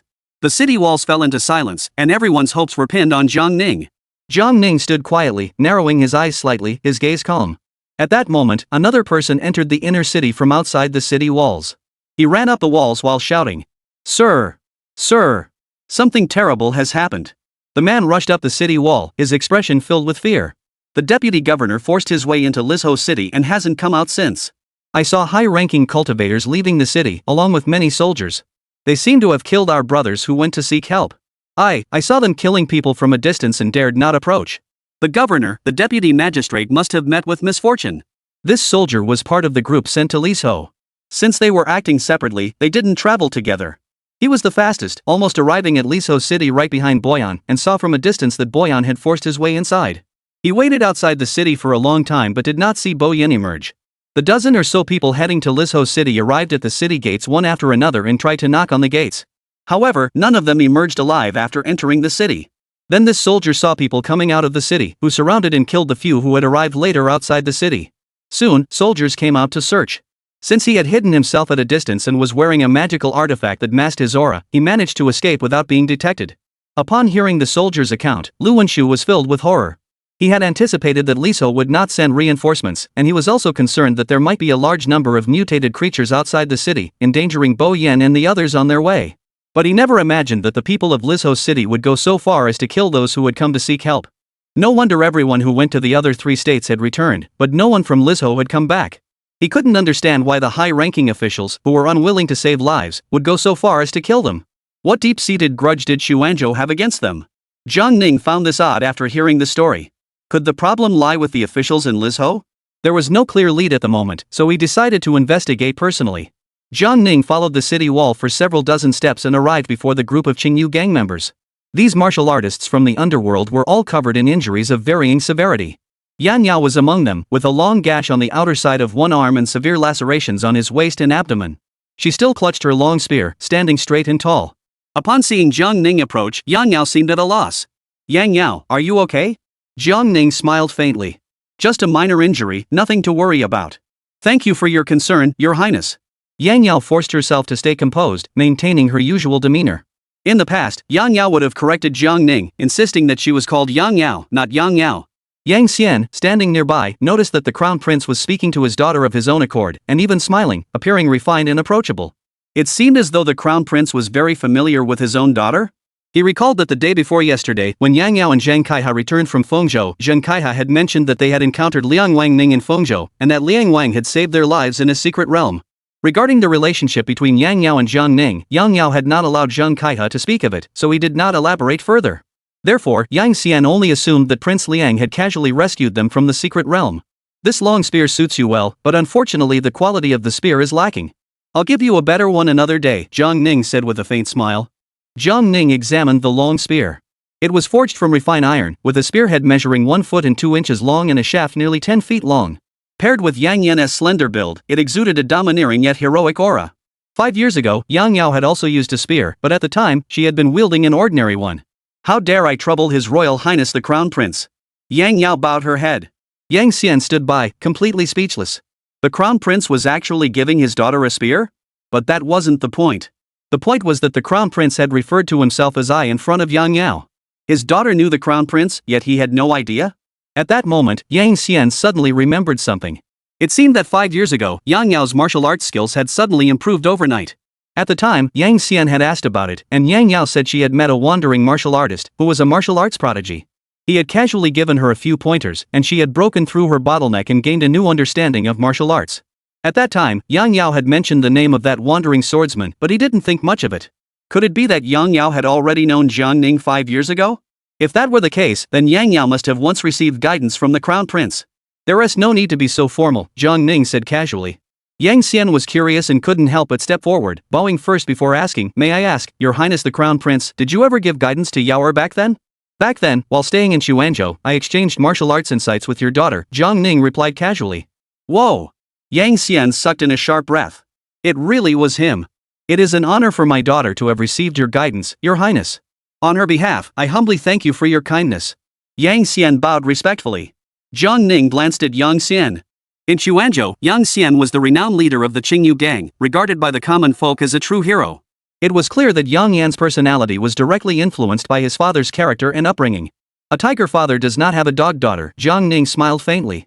"In the presence of the Crown Prince, how dare I claim to be the son of a tiger? I am but a lowly warrior, merely at the 9th realm. I fear I have brought shame upon myself before the Crown Prince." Jiang Ning stood firm and turned to look outside the city walls. "You have risked your lives to protect the remaining civilians within Xuanzhou City. I am deeply moved." A gentle breeze blew through the outskirts of Liso City. A young figure emerged from the breeze. Jiang Ning stood outside the city walls, hands behind his back. The setting sun cast a long shadow of Jiang Ning on the ground. Jiang Ning looked up to see the gates of Liso City tightly closed. The 3 ancient characters Liso City on the city gates shone brightly in the fading sunlight. Chapter 107, the current crown prince of the Great Xia dynasty. "Hey!" Jiang Ning looked up and shouted toward the city gate. A head peered out from the gatehouse and looked down. "Who's there?" "I'm from Xuanzhou, here to seek aid for Liso," Jiang Ning declared loudly. The soldier retracted his head, touched his helmet, and turned to look at his comrade beside him. "Did you see him come over just now?" "No. Maybe we overlooked him, so we didn't notice he had reached the city walls? Who cares? Let's hurry and report to the general." Another head poked out and shouted toward Jiang Ning.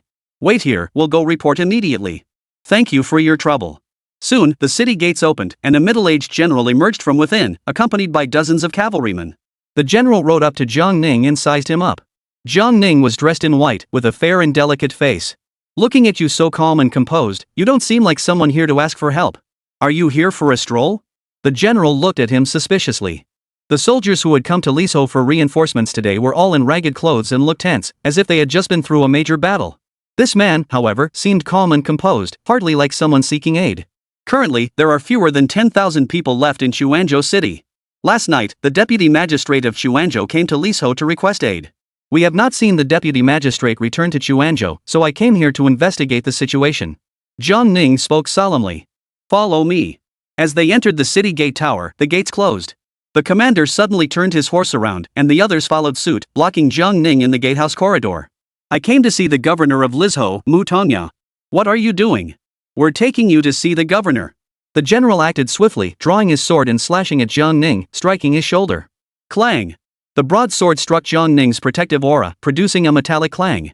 The commander, seeing this, froze for a moment. What powerful protective aura! You promised to take me to see the governor. Why are you attacking me? Jiang Ning smiled indifferently, as if nothing had happened. After speaking, Jiang Ning strolled forward leisurely. Lead the way. I want to see Mu Tongya. The general, seeing this, was momentarily at a loss for how to respond. This man was at least at the 10th realm of cultivation. A single strike from him couldn't even move the other person an inch. When did Xuanzhou gain such a powerful presence? He watched as Jiang Ning walked past him, still maintaining his slashing stance. I told you to lead the way. As soon as Jiang Ning finished speaking, an irresistible force threw him off his horse. His body collided with the ground at an angle, bouncing forward like a stone skipping across water for several dozen steps before rolling dozens of times before coming to a stop. The commander hurriedly got to his feet and looked at Jiang Ning, as if he were staring at a monster. What kind of realm was this? Just then, another powerful force struck his abdomen, sending him flying 30 steps away. With just 2 light strikes, his chi and blood surged uncontrollably, and he spat out blood. He scrambled to his feet, rolling and crawling, glancing back at Jiang Ning in terror while running forward. I'll lead the way. I'll lead the way. He had been robbed at knifepoint by a lowly official from Chuanzhou early this morning, forced to run through the streets toward the gates of the Mu Mansion, a humiliation beyond measure. However, that Chuanzhou magistrate probably wouldn't end up well either. Now another person from Chuanzhou had come and treated him like a football. He was seething inside, but dared not show it. When you meet Lord Mu, you're as good as dead. The commander thought viciously. The general ran ahead, while Jiang Ning followed slowly behind, eventually arriving at the gates of a mansion. The general hurried inside to announce their arrival, while Jiang Ning walked straight into the front courtyard and stood his ground. The front courtyard was filled with servants, and all their eyes were on him, some with ill intent. At that moment, a middle-aged man emerged. Commander, it's him. This kid has some skills. He must be at the 13th realm. The general pointed at Jiang Ning and said angrily. This middle-aged man was the governor of Lizhou, Mu Tongya. The Mu family of Lishur province was different from the Zhao and Lu families, who had land-dwelling immortals as their protectors. However, they still belonged to the ranks of the great clans. The vast territory of the Great Xia dynasty was home to countless noble clans. The Mu clan specializes in talismans and spells. Their magical arts are profound, and they are said to be beyond the comprehension of even gods and demons. You're from Chuanzhou? What position do you hold? Why are you targeting the military commander of Lizhou? Mu Tongya appraised Jiang Ning with a scrutinizing gaze. Jiang Ning stood with his hands behind his back. I am currently the crown prince of the Great Xia dynasty. Jiang Ning spoke casually, causing Mu Tongya's heart to stir with shock. Traitor! How dare you claim to be the crown prince? That is a capital offense. Ha, but you won't be leaving here alive. The officer pointed at Jiang Ning and shouted angrily. Thinking about how he had been passed around like a football, he wanted to tear Jiang Ning to pieces. Mu Tongya did not act immediately. He never expected that this young man claimed to be the crown prince. The crown prince had appeared before him so suddenly and casually?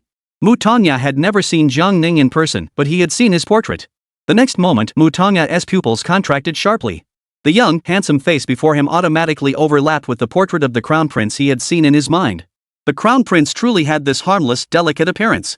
But is he really the crown prince, or just pretending to be? There is trouble in Xuanzhou, and the deputy governor of Xuanzhou has come with men to request assistance. If you refuse to help, that is one thing, but why kill them to silence them? Jiang Ning spoke, his brows gradually furrowing. A powerful aura suddenly descended upon Mu Tongya without warning. Thud! A silent sound echoed as Mu Tongya knelt straight down. In the next instant, a loud boom echoed as Mu Tongya's head slammed heavily against the ground. They had long known that the crown prince's cultivation was profound and unfathomable, renowned as invincible under heaven. And yet, Mu Tongya, at the 14th realm, was easily pinned to the ground by someone else's aura, unable to move an inch. This man was truly the crown prince. Your Royal Highness, please calm your anger. Let me explain. Isn't something major happening in Yenzhou? The northern Mang have already captured Yenzhou city. As the crown prince, with your unparalleled combat prowess, why aren't you going to quell the rebellion? Instead, you're here meddling in the affairs of a small place like Chuanzhou?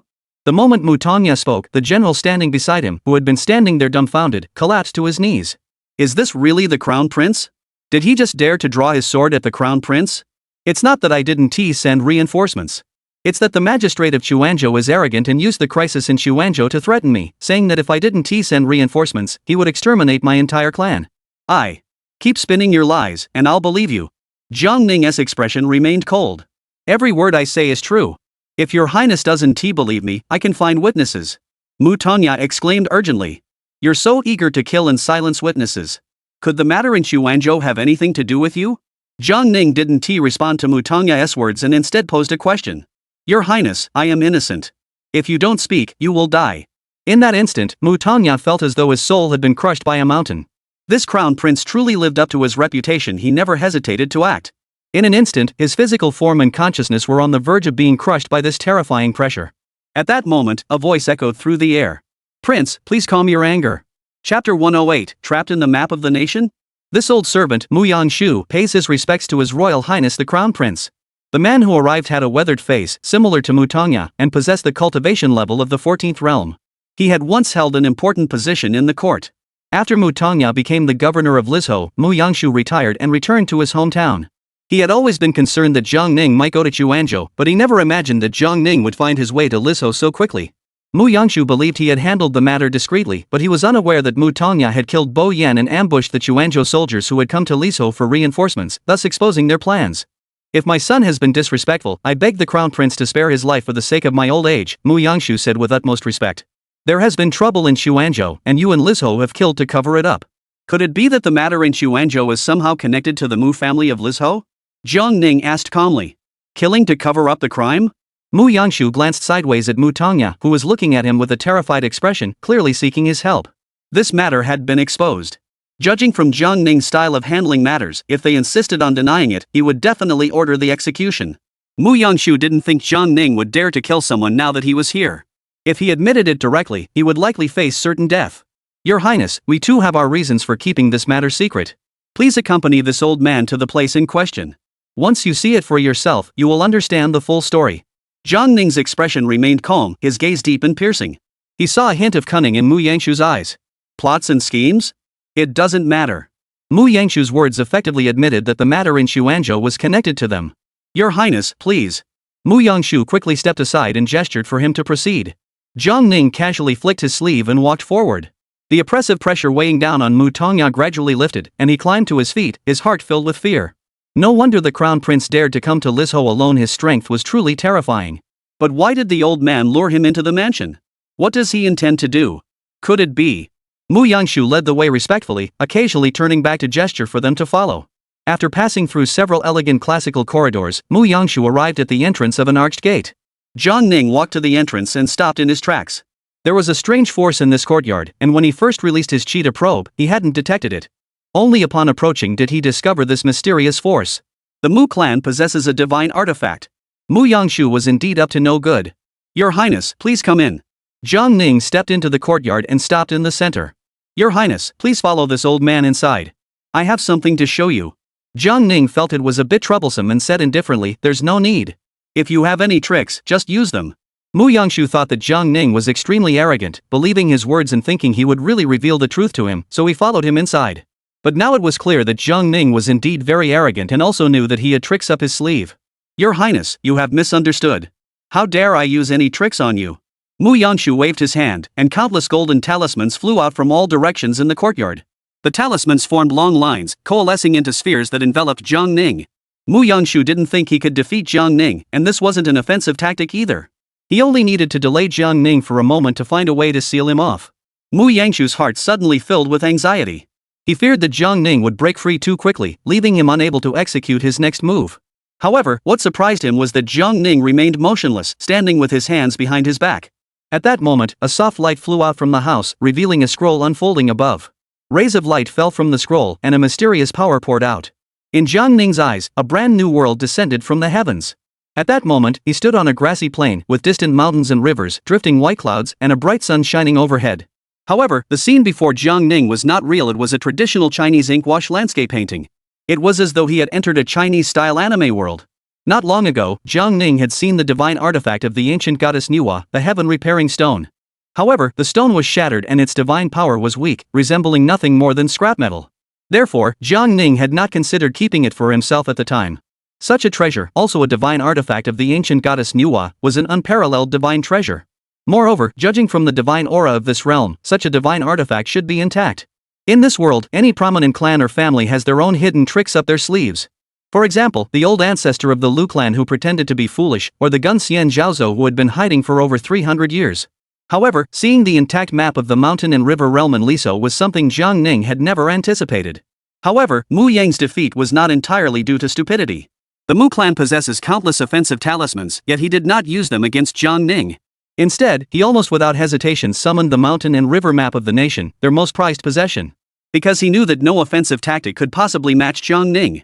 The map of the realm, however, lacked powerful offensive capabilities but possessed unparalleled sealing power. If one mastered the use of the mountain and river diagram, they could unleash supreme divine abilities, sealing someone within it, doomed to never escape for all eternity. Therefore, Mu Yang's first thought was not to attack Jiang Ning, but to seal him away. Father, it's done? Mu Tanya entered the courtyard and looked at the scroll floating in mid-air. This is an ancient divine treasure left by the gods of old. The sealing power of the miniature world within it rivals the Tao itself. Father hasn't fully deciphered this mountain and river map yet, so I can't seal him away for eternity, but sealing him for a lifetime is a sure thing. Mu Yangshu raised his hand and grabbed the scroll, which folded up and landed in his palm. He moved his divine consciousness and transmitted his voice into the miniature world within the mountain and river map. Your Highness, I know you are powerful, so I must ask you to endure staying within the painting for 1,000 or 800 years. The scenery within the painting is quite pleasant. You may take your time to admire it. Jiang Ning stood on the grassy plain, looking up at the sky. I only want to know the reason behind the events in Xuanzhou. Ha, as the sages of Confucianism and Taoism have said, to know what you know and to know what you don't know is true knowledge. Your Highness, you neglected Yanzhou and went to Xuanzhou, which is one thing, but why come to Lishizhou to cause trouble? Lishizhou has always been peaceful, and this small temple cannot accommodate a great sage like you. Mu Yangshu's voice echoed across the heavens. Ink-colored clouds drifted slowly across the sky, reflecting in the distant river, creating a breathtaking scene. I only like to state facts. I don't care for reasoning. Moreover, I don't like to speak to people while looking up at them. May I ask, Your Royal Highness, if you don't like it, what do you intend to do? Trapped within the map of the realm, even ancient gods would be unable to escape. Mu Yangshu finally began to grow arrogant. This crown prince is truly arrogant, daring to stand still and let him use the map of the realm. Thinking about it carefully, I wonder why the Lu clan of Lingzhou was wiped out by half, while the Zhao clan of Fengzhou was wiped out by more than half. That's right. Although they have powerful cultivators stationed there, they don't possess any supreme divine treasures. Your Highness, you may be treating our Mu clan the same as those other brainless noble families, which is why we ended up suffering such a great loss. But now that I think about it, you don't seem to have much sense either. Arrogant and self-important, those who walk by the river are bound to get their shoes wet. After much thought, Mu Yangshu grew even more arrogant. Tonya, don't tell anyone else we've sealed off the crown prince, Mu Yangshu said. Father, rest assured. I am no fool. You still say you're not a fool. Mu Yangshu turned away with the scroll in his hands and scolded, people from Xuanzhou have come seeking help. Did you kill someone? I didn't expect that killing a few people would attract the crown prince, Mu Tongya whispered. Foolish. But fortunately, this crown prince is inexperienced and arrogant. He won't be able to escape. In the painting, Jiang Ning took a step into the heavens. This small world within the painting was boundless and truly mysterious. Though this thread of his divine consciousness was incredibly weak compared to his main body, he could still escape from the small world. Forcing his way through the breach would also damage this divine artifact. At that moment, in Xuanzhou, on the city walls, Jiang Ning was still chatting with Yang Xian and his daughter, while the other disciples of the Qingyu gang gathered around, constantly sizing up Jiang Ning. This leader of a martial arts sect exudes the aura of a knight-errant and understands the ways of the world. During his conversation with Jiang Ning, he occasionally paid him some flattery. Jiang Ning suddenly changed the subject. I'll head to Lizhou. The problem might be there. Stay calm for now. Your Highness, what about Boyan? Lu Wenshu stepped forward, hesitating to speak. Whether he lives or dies, I will bring Boyan back. Jiang Ning took a step forward and vanished from the city wall. Chapter 109, Sealing a Divine Consciousness. Is that so impressive? Lizhou City, Mu Mansion. Mu Yangshu was still scolding Mu Tongya, occasionally flaunting the power of his divine treasure. Suddenly, a terrifying pressure descended from the sky. What? Both father and son felt the pressure. Before they could react, a deafening explosion echoed through the air. The entire Mu Mansion collapsed in an instant, reduced to rubble. There were countless people inside the mansion, and many of them likely didn't even have time to react before losing their lives. The wooden mansion had turned into a flat, empty plot of land, with only Mu Yangshu and his son still standing. A gentle breeze swept by, and a figure clad in a crimson robe adorned with golden serpents suddenly appeared before Mu Yangshu and his father. Didn't expect that, did you? I'm back. Mu Yangshu and Mu Tongya were completely speechless. How many people from the Mu family had died in that single moment? Without a word, he charged forward and wiped out everyone in the Mu family mansion. He didn't even give Mu Yangshu a chance to plead for his family's lives. In that mansion were Mu Yangshu's wives, concubines, children, and grandchildren, dozens of people in total. There were also 4 generations of the second branch, totaling dozens of people. The Mu clan members in the mansion, along with the retainers and servants, numbered over 1,000 in total. In the blink of an eye, Mu Yangshu didn't even have time to react, let alone beg for mercy. Everyone in the mansion was wiped out. Earlier, he had underestimated Jiang Ning, thinking he was just a reckless young upstart. But now it was clear that not only was he the crown prince, but he also possessed such extraordinary abilities. Why shouldn't he be arrogant? He finally understood why the Lu and Zhao clans had suffered such a tragic fate. Mu Yangshu's entire body froze. He struggled to bring his hands, which had been hidden behind his back, forward and looked at the map of the realm in his hands in disbelief. Jiang Ning's presence was still within the map, not having left. But what was going on? The general had just stepped out of the Mu mansion when he heard a loud explosion behind him. He jumped forward in fright and turned around abruptly. He saw dust sweeping toward him. When the dust settled, he saw a scene that was utterly terrifying. The Mu mansion was gone, and in its place stood 3 figures. One of them wore a crimson python-patterned robe, while the other 2 were Mu Yangshu and his son. The general was terrified and fled forward as fast as he could. This must be the crown prince of the great Xia dynasty. You sealed off one of my divine senses. How impressive. Jiang Ning's voice rang out. Mu Yangshu suddenly raised his hand and swept it outward, causing the map of the mountains and rivers to unfold once more, instantly enveloping Jiang Ning. His eyes bulged with fury, and hatred blinded him in an instant. Seal him. Streams of light descended, attempting to pull Jiang Ning into the small realm. However, as the beams of light containing divine essence reached the top of Jiang Ning's head, they automatically dispersed and drifted to the ground. At that moment, Mu Yangshu felt his neck tighten. The chi surging wildly within his body suddenly froze, as if a complex gear mechanism had been abruptly jammed by an iron rod, rendering him completely immobile. In the next instant, Mu Yangshu was pulled behind Jiang Ning by this force he could not resist. Time to settle the score, huh? Mu Yangshu never expected that the mountain and river map had only sealed off a fragment of Jiang Ning's divine consciousness. The mountain and river map of the state had no effect whatsoever on his true form. This was an immortal treasure capable of sealing everything in the world. Even if he was unfamiliar with its use, the divine might of this immortal treasure would never be diminished. Mu Yangshu's companion, Mu Tongya, was once again crushed to the ground by the overwhelming pressure. Mu Yangshu's mouth opened and closed, emitting an extremely unpleasant sound. I will not speak, even if I die. His entire family was nearly slaughtered, yet he was still expected to speak? At that moment, an invisible force collided heavily with Mu Tongya, leaving a faint, ethereal figure in its wake. The illusory figure was torn away by a tremendous force and flew directly to Mu Yangshu's side. He pulled Mu Tongya's consciousness out of his body. At that moment, Jiang Ning slowly turned around. If your soul is destroyed, you will never be reborn. Mu Tongya, why don't you beg your father for mercy? Jiang Ning's gaze was cold and indifferent, his voice calm. A ball of black flame rose from beneath Mu Tongya's divine consciousness. In that instant, Mu Tongya finally understood what it meant to be tormented by one's own soul. The pain emanating from his feet was indescribable. A piercing, distorted scream echoed across the heavens. Ah! Father! I can't take it anymore. Just tell me already. If you don't, your son. Ah!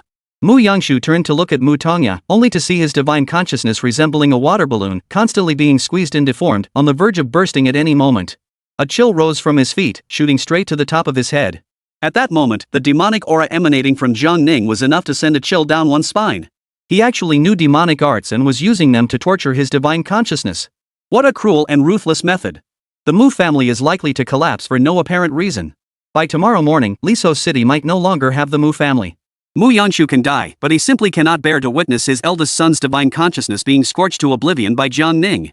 In that case, Mu Tongya would truly be doomed to eternal damnation. Your Highness, Your Highness. Mu Yangshu heard Mu Tongya's ghostly cries and struggled to reach into his sleeve, pulling out a small jade bottle. He raised it halfway into the air. This old man can only hand over this. Whether your highness can uncover the truth depends on your destiny. This old man has nothing else to say. Jiang Ning took the small medicine bottle. Why kill the deputy magistrate of Chuanzhou? Why kill those who came from Chuanzhou to seek aid? Jiang Ning asked. Mu Yangshu's face turned extremely pale. Not only did Jiang Ning find it incomprehensible, but even he himself could not fathom the answer. If they had refused to let the people from Chuanzhou in, there would have been no trouble. But it was Mu Tongya's foolish actions that exposed their true intentions. Mu Tongya, that fool, wasn't exactly a reckless youth. Why did his mind go haywire? Thinking about this, Mu Yangshu suddenly wished Jiang Ning would send him to eternal damnation. If it weren't for this fool, how could the Mu family have suddenly been destroyed? Please grant us a swift end. Mu Yangshu didn't want to explain. Being killed by his own son, it would be a laughingstock if word got out. All right. Jiang Ning responded, and Mu Tongya's consciousness was enveloped by a massive black flame. His voice was completely cut off, unable to escape. The black flames began to constantly shift and distort, as if something was trying to break free from within. But soon, the flames calmed down, fell to the ground, and slowly extinguished. You! At such a young age, you're so ruthless. Yes. Jiang Ning remained non-committal. Where is the body of Chuanzhou's deputy magistrate Bo Yen? Jiang Ning asked. Mu Yangshu refused to answer Jiang Ning's question and began to curse at him. Bo Yan's body had already been completely devoured by the mutated creatures. Jiang Ning had intended to kill Mu Yangshu, but he abandoned the idea. He even felt that he had killed Mu Tongya too quickly. Jiang Ning turned and stepped directly into the void. A force pulled Mu Yangshu into the void. The general who was rushing toward the city suddenly felt the world spinning. The scene flickered, and he found himself in a different place. Chapter 110, Power from the Demon Abyss? Jiang Ning disappeared from the city walls for only a moment before stepping out of a spatial fissure. In the eyes of Lu Wenshu and the many martial artists from Chuanzhou, walking through the void was a divine technique. However, Jiang Ning went and returned, bringing back two people. Lu Wenshu looked closely and realized that one of them was Li Zhou's Mu Yangshu. Within the brief span of time, Jiang Ning had made a trip to Lizhou. In the blink of an eye, he had brought Mu Yangshu from Lizhou back to Chuanzhou. Although they knew Jiang Ning was extraordinary, the shock of witnessing it firsthand far surpassed anything they had heard. The general had just seen a flash before his eyes, and now the scene reappeared. He had no idea where he was. He found himself standing on a city wall, surrounded by a crowd of people. Some were soldiers in military uniforms, while others were martial artists in training attire. Every single one of them bore wounds, some light, some severe. Looking outside the city walls, the entire city was engulfed in flames, with ruins and debris scattered everywhere. It was clear that the city had just endured a fierce battle. Below the city wall, a large crowd had gathered. Upon closer inspection, he was startled. Some of these people were still intact, but many were missing limbs, and some had even had their heads severed yet were still alive. They resembled a horde of zombies, slowly wandering about. Mu Yangshu, this is all you're doing. Let your son suffer eternal damnation. That's mercy on your part, Jiang Ning said coldly. Mu Yangshu's eyes froze for a moment. He knew that something major had happened in Chuanzhou, and that the city might now resemble hell itself. But seeing it with his own eyes still left him shaken.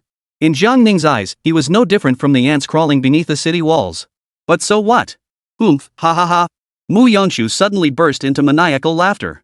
Since Jiang Ning had just completely disregarded reason and killed his entire family without warning, he hadn't had time to react. The Crown Prince ignores the major affairs of the northern frontier and instead, for the sake of a few ants in Chuanzhou, annihilates my entire Mu clan?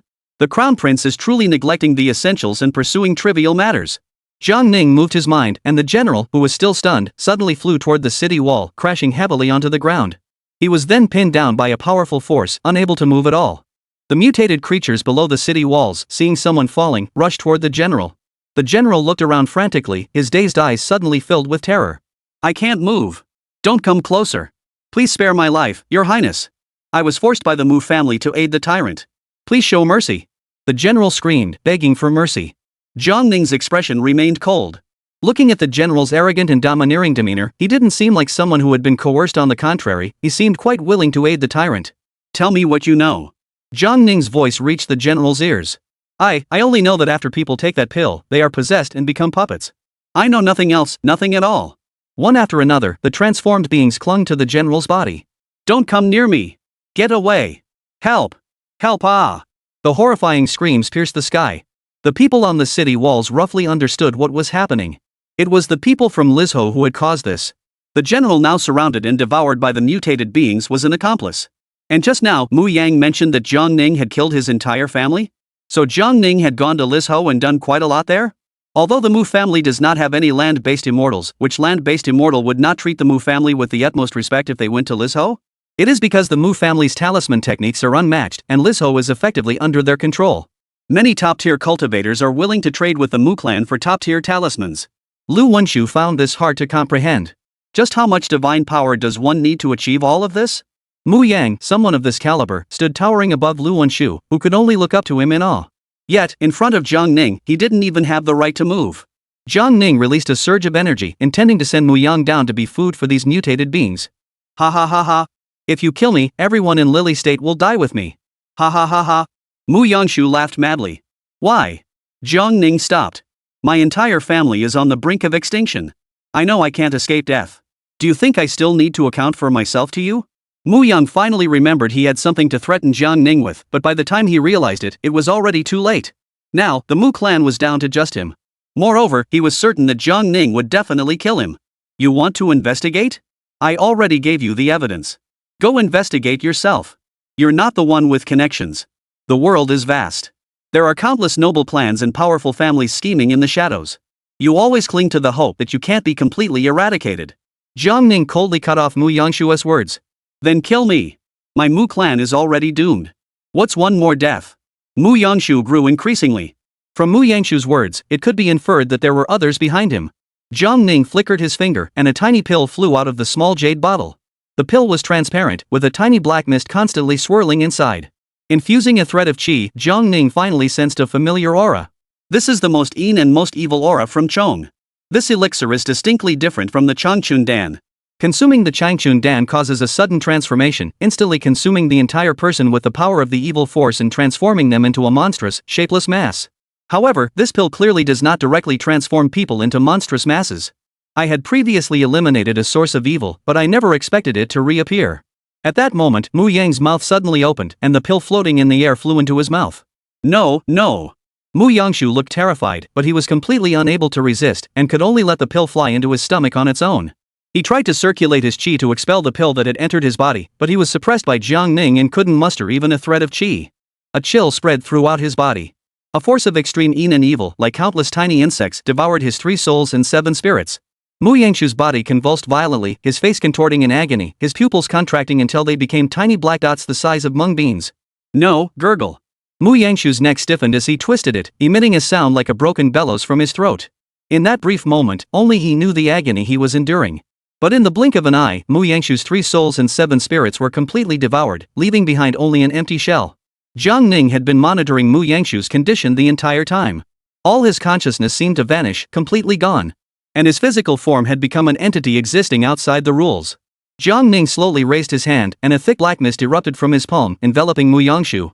Mu Yangshu's pea-sized pupils gradually vanished within the black mist, leaving only the whites of his eyes. Feeling the powerful demonic aura, everyone present felt a chill run down their spines. But they quickly realized that this was the Crown Prince demonstrating his demonic arts. Your Highness, the pill you just took out seems to contain power from the demon abyss. Chapter 111, feeling a bit irritable, let's go vent some steam first. Xiao Lan's words snapped Jiang Ning back to reality.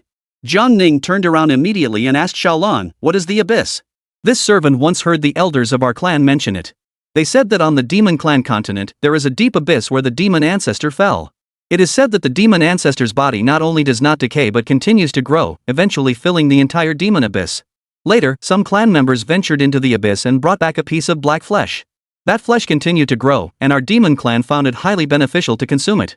We call that flesh demon source. However, as a lowly servant, I have never tasted it myself. I have only seen the elders of our clan consume it. That flesh possesses an incredibly powerful force, identical to the power contained within the pill Your Highness just produced. Xiao Lan said. After hearing Xiao Lan's words, those nearby looked at her in astonishment. It turned out that this cute-looking little girl was actually a demon. Did you see the monsters that appeared during the 9 Dragons Inferno? Jiang Ning asked. At the time, I was in the palace and did not see them. Xiao Lan shook her head. What else do you know? Jiang Ning asked. Xiao Lan thought carefully. The elders of our clan mentioned that humans refer to these creatures as Sui. It is said that Sui can devour the 3 souls and 7 spirits of all living beings except demons, turning them into mindless zombies, much like these creatures. According to ancient texts, Sui are born from the most and most evil energies. So they originate from the Demon Clan continent? If the Sui has a clear origin, the ancestors who recorded this event would unlikely be completely unaware of it. Jiang Ning suspected there might be a connection between the two, but there could also be differences. And he had previously eliminated the core of a demonic entity, yet such a thing had reappeared. The evil entity is not just one entity. Or perhaps, at that time, Jiang Shui only controlled one. The previous Changchun Dan was likely an incomplete product of refinement. This new pill is an advanced version of the Changchun Dan. So, where did the devoured divine souls go? Jiang Ning fell into deep thought. Jiang Shui had gained some understanding of the evil spirit and knew how to refine it. And before he died, he had seen the emperor. Could it be him? Have all these vanished divine souls been devoured by him? At that moment, in the imperial palace, a wisp of green smoke flew out of the silk box carried by Empress Yu. The smoke entered the hall of clear mind and ended into the illusory figure of Jiang Ning. Jiang Ning glanced at it briefly, furrowed his brows, and turned away. At that moment, the gauze curtains in the hall fluttered, obscuring the Bagua platform in the center. Two faint, intertwined figures appeared. The emperor and the female national teacher were engaged in dual cultivation. Your Majesty, someone is entering. The female national teacher reminded him, quickly pulling up her robe. Immediately afterward, the emperor rose, donned his robe, and stepped out from behind the curtains. Apart from Jiang Ning, no one dared to enter the Hall of Purity without permission. The emperor showed no embarrassment. His aged face bore a hint of vigor in his old age. What is the matter, Ning? The emperor asked in a deep voice. A mysterious elixir made from human flesh has reappeared in Xuanzhou. Currently, 10,000 people in Xuanzhou have undergone strange transformations. Jiang Ning turned around, bowing respectfully while speaking solemnly. How dare they? The emperor furrowed his brows, his authority evident without a word. We must investigate this matter thoroughly, apprehend the culprits, and punish them severely. Jiang Ning nodded, immediately transforming into a wisp of green smoke, flying out of the Qingxin palace and disappearing without a trace. The emperor narrowed his eyes, his gaze plunging into a moment of profound depth. Then he smiled and turned, walking into the curtain. Your Majesty, wasn't the crown prince a bit too rude? Without your imperial decree, he dared to enter the Hall of Clear Mind without permission? The seductive female state master, lying in the Bagua array, barely clothed, spoke with a hint of displeasure. According to the rules between the state master and the prince, how should we handle this? The emperor asked with a faint smile. He must be severely punished. Otherwise, the crown prince will come and go as he pleases in the Hall of Tranquil Mind, and how will your Majesty cultivate in peace? You are the ruler of the nation, the emperor of the human race. The crown prince must know his place. The female state councillor whispered. Haha, the human emperor, what a human emperor. I, too, would like to be the human emperor. Jiang Ning could not find any clues in the emperor's expression. He also didn't sense that the emperor had practiced any demonic arts or devoured a large amount of divine souls. Was it an imperial performance? Or was it the work of someone else? Jiang Ning sighed inwardly. According to what Mu Yang had said, the conspiracy involved locations far beyond just Xuanzhou City. If he couldn't uncover the true mastermind behind it, allowing the shadowy figure to continue spreading this poisonous elixir in secret, more people would meet their untimely ends. Feeling powerless, Jiang Ning couldn't help but feel a sense of helplessness. Jiang Ning took out the map of the nation and unfolded it in his palm. The map floated into the air, unfolding rapidly to envelop the entire city of Xuanzhou. It shimmered with vibrant colors, drifting downward. Beams of light emanated from the map, radiating a profound divine aura. The scroll quickly closed, drawing all the light halos back into itself. Immediately afterward, the scroll returned to its original size in the air and flew back into Jiang Ning's hands. All the abnormal beings in the city vanished without a trace, leaving behind an empty city. In the blink of an eye, countless abnormal beings were sucked into the painting. Those on the city walls witnessed the scene, each revealing expressions of astonishment. What kind of magical artifact is this? How powerful it is. This is most likely a high-grade divine treasure. A divine artifact? No wonder it's the crown prince. He doesn't even hesitate to use a high-grade divine artifact. However, they also did not know that this divine treasure had just been obtained by Jiang Ning from the Mu clan. Jiang Ning raised his hand and handed the map of the mountains and rivers to Lu Wenshu.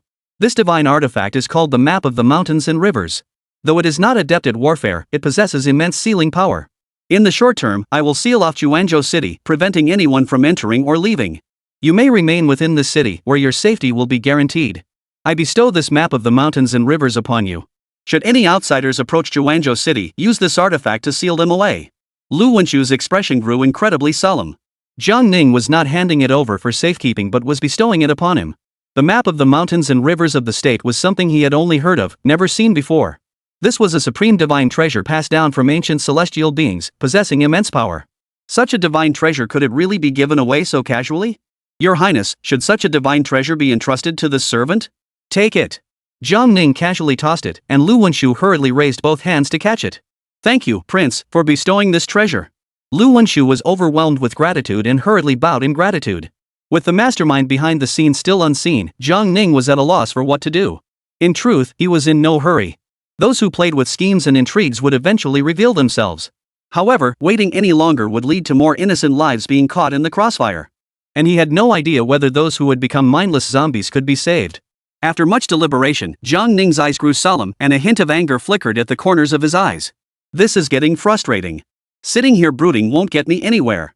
Maybe he should go take out his frustration on those blind fools from the Northern Mang first. Chapter 112. As men of the martial arts world, we must act without hesitation. May I ask, Your Highness, do you have any information about Bo Yan's whereabouts? Lu Wenshu couldn't help but ask. Jiang Ning furrowed his brows slightly and shook his head gently. Alas! Lu Wenshu sighed deeply. Bo Yan had always been cautious and meticulous in his actions. He was not only a talent he had cultivated but also his most capable assistant. Little did he expect that Bo Yan would never return. Jiang Ning turned and looked at the crowd. Gentlemen, there is war in the northern border. The northern Mang kingdom has invaded Yanzhou and penetrated deep into its heartland. Now that Lu Qing possesses the divine treasure, he can protect the survivors of Xuanzhou. Staying here will accomplish nothing. Are any of you willing to accompany me to Yanzhou to witness the vast landscapes of our great Xia dynasty?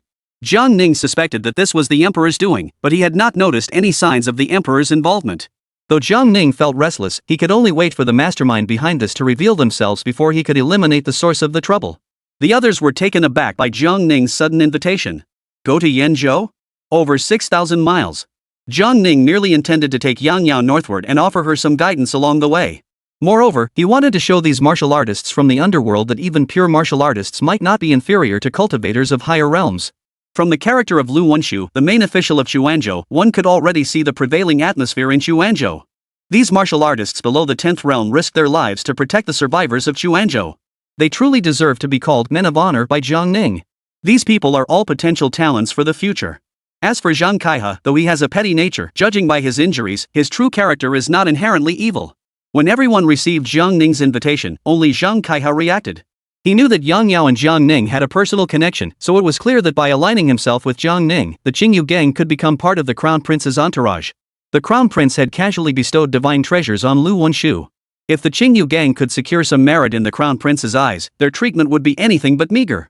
This was the Qingyu gang's once-in-a-lifetime chance to change their fate. Thus, Zhang Kaihe casually pushed Yang Yao aside. Yang Yao took a step forward, his elegant willow-shaped eyebrows furrowing. She knew Zhang Kaihe's intentions. However, with foreign invaders at the borders and wars raging in the north, we, as members of the martial arts world, must not shirk our duty. This humble maiden is willing to follow His Royal Highness the Crown Prince northward to resist the enemy. Yang Yao held her long spear and bowed, her expression resolute. This humble subject also wishes to follow the Crown Prince northward to resist the enemy invaders. It is our duty. Zhang Kaihe immediately stepped forward and bowed. Several more young people spoke up one after another. Among them, several elders looked solemn. Given their personalities, they were naturally willing to contribute their share. However, since an incident had just occurred in Xuanzhou, leaving so abruptly seemed inappropriate. Sheep clan leader, you take your men and go. I will handle matters in Xuanzhou. Besides, the Crown Prince has already set up a barrier, so there should be no immediate danger. Leave the aftermath to me. Lu Wenshu saw through Yang Xian's thoughts and spoke to him. If he weren't the chief official of Xuanzhou, he would also want to accompany the Crown Prince northward. Even if it wasn't about contributing his strength, simply witnessing the Crown Prince's unmatched prowess would be an honor in itself. Sheep clan leader, why hesitate? Yes, this humble subject is willing to go. Yang Xian arranged for some disciples to stay behind, selected a few by name, and prepared to lead the others north with Jiang Ning. Along with a few warriors from other small factions, there were around 100 people in total. Jiang Ning casually waved his hand, and a spatial fissure appeared before him. Everyone followed Jiang Ning through the spatial fissure, and in the next instant, they had already arrived at Lizhou City, over 1,000 miles away. At that moment, numerous officials and soldiers had surrounded the Mu Mansion. They had no idea what had happened, only hearing a loud explosion.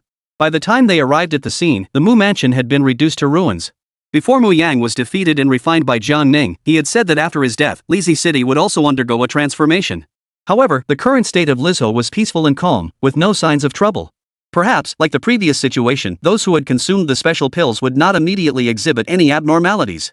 But those who had consumed the pills had already been manipulated by the mastermind behind the scenes and could undergo mutations at any moment. Who is the governor of Lizhou? Jiang Ning's voice rang out. Several high-ranking officials gathered in a circle, all turning their heads to look behind them. Unbeknownst to them, a group of people had appeared within the cordon. The leader wore a red python-patterned robe, followed by a group of men dressed like martial artists from the underworld. They stared at Jiang Ning for a while, none of them reacting. "Why aren't you answering?" Jiang Ning asked calmly. "Prince?" A official in a crimson robe snapped out of his stupor, his face filled with shock. "This is Su Jiyu, the governor of Lizhou province, paying my respects to your highness." "We all pay our respects to His Royal Highness the Crown Prince." Jiang Ning flipped his wrist and a pill flew toward the official in crimson robes, who immediately caught it with both hands. "Seal off Lizhou City. No one is to enter or exit. Immediately investigate whether anyone in the city has consumed this pill. Those who have must be isolated." The official was somewhat confused. "As you command, your highness." The Mu family suddenly. Mu Zongdu is nowhere to be found. "We have no idea who is behind this." The official in the crimson robe nodded and said. "The Mu family has been spreading heretical pills and have been executed by me." The crimson-robed official broke out in a cold sweat upon hearing this. Recently, the Mu clan had been acting suspiciously, consolidating all power in Lizhou prefecture. No one knew what they were plotting. Who would have thought that the Mu clan would be suddenly punished by the crown prince? "I understand. I will investigate immediately."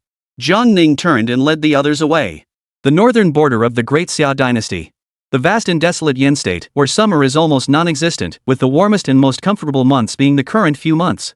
The harsh winter had just passed and spring had returned to the land, bringing new life to all creatures. Across Yenzhou, lush green grass had sprouted, making it the perfect time to graze livestock and fatten them up. In towns and villages, peach and plum trees are in full bloom, creating a breathtaking scene of intertwining peach and plum blossoms that attracts many literati and wandering knights from afar each year.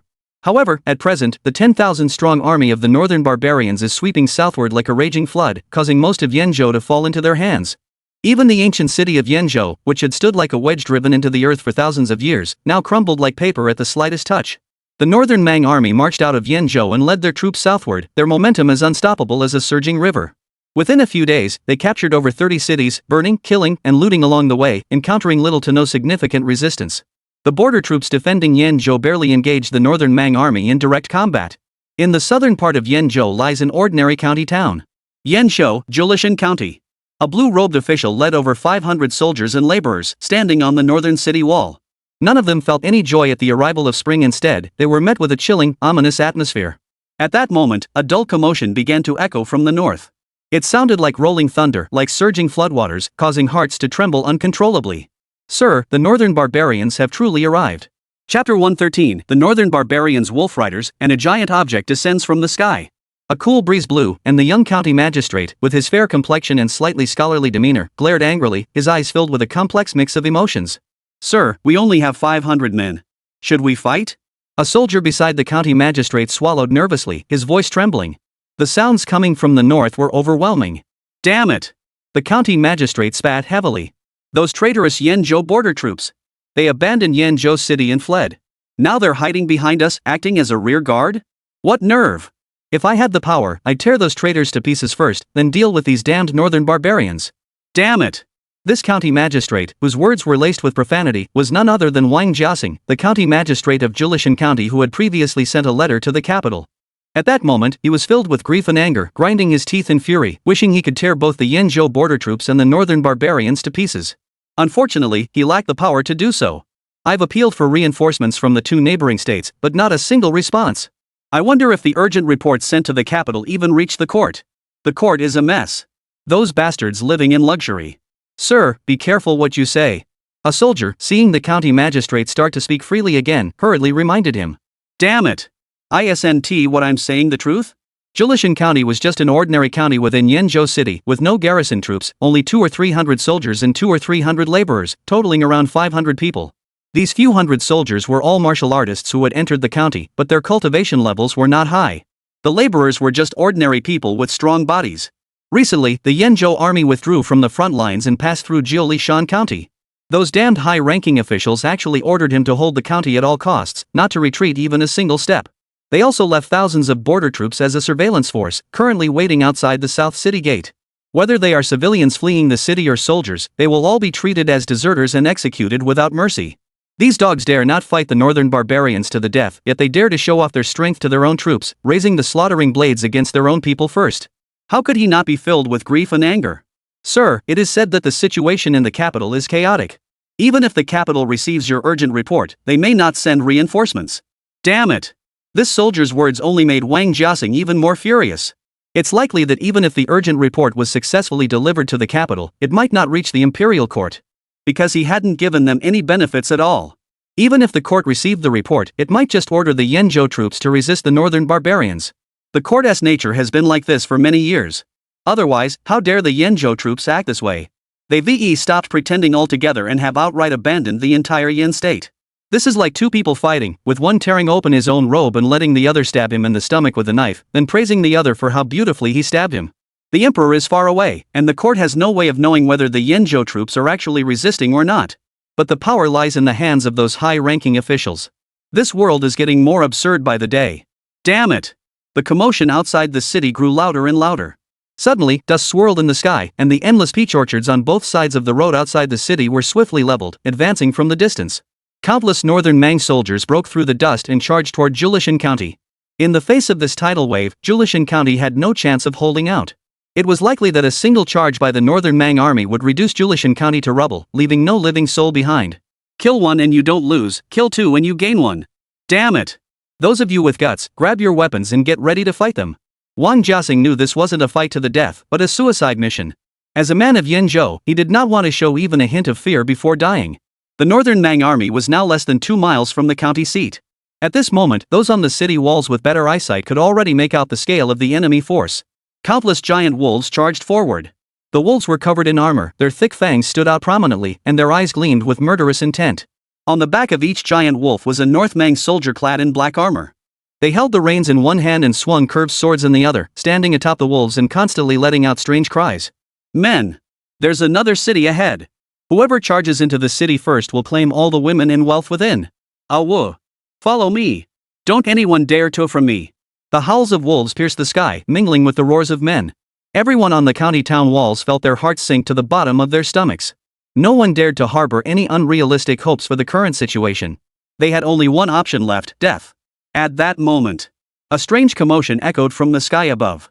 A series of deafening explosions echoed from the southern sky, swiftly sweeping over the skies above Julishan County. What is that? The people on the city walls only saw a shadow flash by. Looking up, they saw a massive blue and white creature descending from the sky, heading toward the northern barbarian cavalry. The creature's body was constantly flickering with purple lightning. Moments later, with a deafening boom, the creature crashed into the front of the northern Mang cavalry, exploding into a massive crater on the ground. A bolt of thunderous energy radiated outward from the point of impact, spreading several miles in all directions and knocking over a large group of North Mang giant wolves. Everyone saw clearly that it was an old ape the size of a North Mang giant wolf. There's more! Someone shouted, and another shadow flashed across the sky, diving downward. A black, imposing figure tilted downward. The massive creature was even larger than the old ape, with a pair of wings and its body covered in scales that glinted with a cold, icy light. Just as it was about to collide with the ground, it suddenly traced a tiny arc and skimmed along the ground. A piercing screech echoed across the sky. Accompanied by the screeching, the black creature expelled a faint black beam of light from its mouth. A straight line of people, a giant wolf, and a peach tree that had been trampled upon were instantly turned to stone. Damn it! Such powerful demonic energy, it's the demon clan. Wang Jiaxing was utterly shocked. Demons? Where did these demons come from? Is that old monkey also a demon? That old monkey doesn't have demonic energy, it's clearly a spirit beast. Could it be the mountain-moving monkey from Lingzhou? Sir, are you referring to the 1,000-year-old monkey from Lingzhou? What is that demonic creature? I've never seen it. Wang Jiaxing had never been south in his life and had only heard rumors about a mountain-moving old monkey in the south that had protected the Lu family of Lingzhou for 1,000 years. As for demons, he had never seen one before and knew nothing about them. These two colossal beings seemed to have come to lend a hand. Could they be reinforcements from the capital? Sir, this is too powerful. Look at their stance, the two of them together could easily defeat those damned northern barbarians. At that moment, a figure landed lightly on the city wall.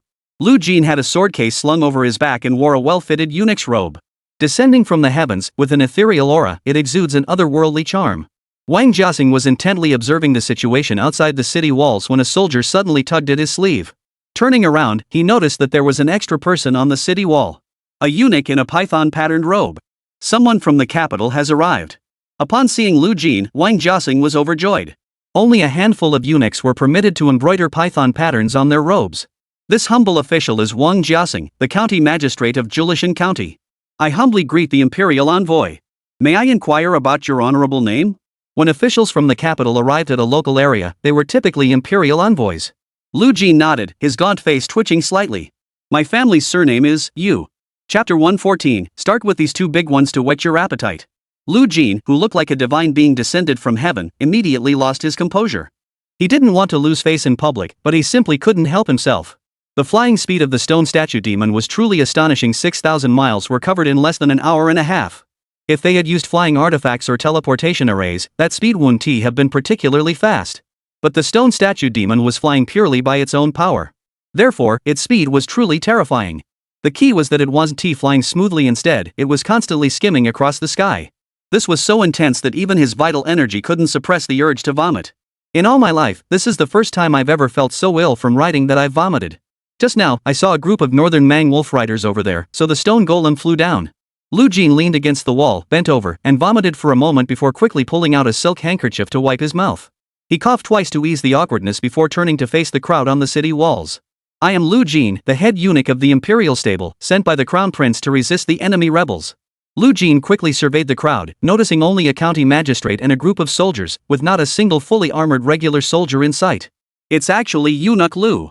This official has long admired your reputation. As for the capital, Wang Jiaxing had never been there. But he was familiar with some of the prominent figures in the capital.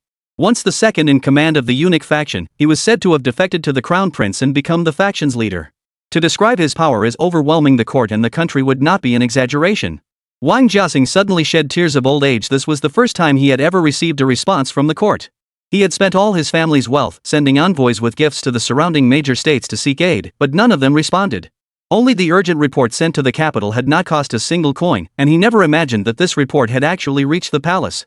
Fortunately, Lu Jin arrived in time, otherwise, this county town would have been reduced to ruins by the northern Mang cavalry in the blink of an eye. Did His Royal Highness the Crown Prince receive my urgent report? Wang Jiaxing asked excitedly. Lu Jin nodded. Has the Crown Prince dispatched troops to come to our aid? Where are they now? Wang Jiaxing grew even more excited. Though the internal strife within the Great Xia was intense, even a starving camel is bigger than a horse. As long as the court responded to the situation in Yenzhou, it would surely alleviate the crisis there. No troops have been dispatched. Lu Jin shook his head. What? No troops? Wang Jiaxing, who had just been filled with hope, immediately grew somber. Yes, only that spiritual beast and that demonic creature, Lu Jin said. Wang Jiaxing looked out toward the city gates. So the crown prince had sent a spirit beast and a demonic creature? How could they possibly withstand the North Mang's 10,000 wolf riders? Could it be that the crown prince, having just taken over the reins of the kingdom, was merely trying to save face and show that he cared about the welfare of the people, so he sent a spirit beast and a demon to make a show of force? A face-saving gesture? What's the point of that? Calm down. The two of them can hold off the northern Mang wolf cavalry for a while. Lu Jin finished speaking and looked toward the city walls. At that moment, the commotion outside the city was immense. The old ape's size was roughly the same as the giant wolves under the North Mang soldiers' feet. However, the old ape had attained physical enlightenment and possessed thunderous power, making it far beyond the capabilities of ordinary beasts. As the old ape landed, it knocked over a large group of cavalry and their giant wolves. It opened its mouth and roared, revealing sharp fangs, then raised its hand to pound its chest, causing purple thunder to flash. The stone statue demon dived forward, and with a breath of demonic energy, petrified hundreds of northern Mang wolf riders. Chaos erupted among the northern Mang wolf riders in front. Men, the big ones are here. Rally your spirits. Take these two giants as an appetizer. Ha? They're demons? How dare the Great Xia ally themselves with demons? Disgraceful. Behind the northern Mang wolf riders, a towering general in golden armor stood atop a giant wolf, pointing a long spear. He quickly gave orders to surround and kill the old ape and the stone statue demon. The northern Mang wolf riders reacted swiftly, with hundreds of riders surrounding the old ape and circling it continuously. A dozen or so wolf cavalrymen broke away from the ranks and charged toward the old ape.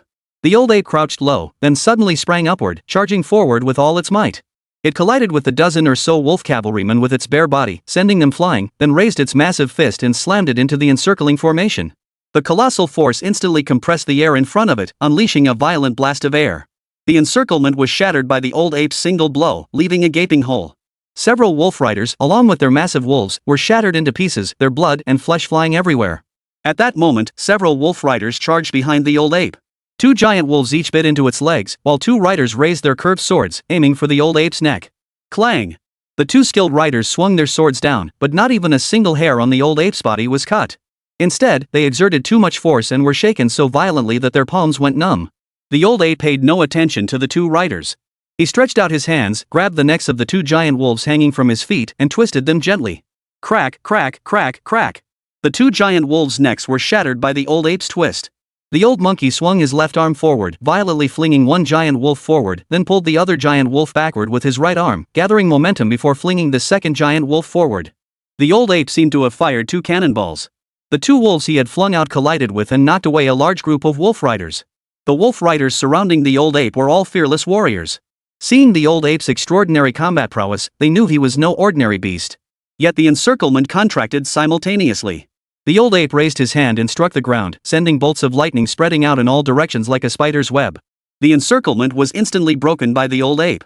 More wolf cavalry closed in, seemingly confident that their numbers would overwhelm the old ape. Before long, the old ape was completely surrounded. Giant wolves charged forward, tearing at the old monkey. Taking advantage of the chaos, the old monkey locked onto the neck of a giant wolf and flung it away. It swung its fists left and right, unleashing thunderous power that erupted in deafening explosions, sending wave after wave of wolf cavalry flying through the air. Behind them, the golden-armored general, seeing the old ape's unmatched bravery, narrowed his eyes and smiled. So it's the mountain-guarding ape from the south. They say it's lived for 1,000 years and has attained enlightenment through its physical form. If only I could make it serve me. Transmit my orders, capture the old ape alive. At that moment, the golden-armored general felt a powerful gust of wind sweeping toward him.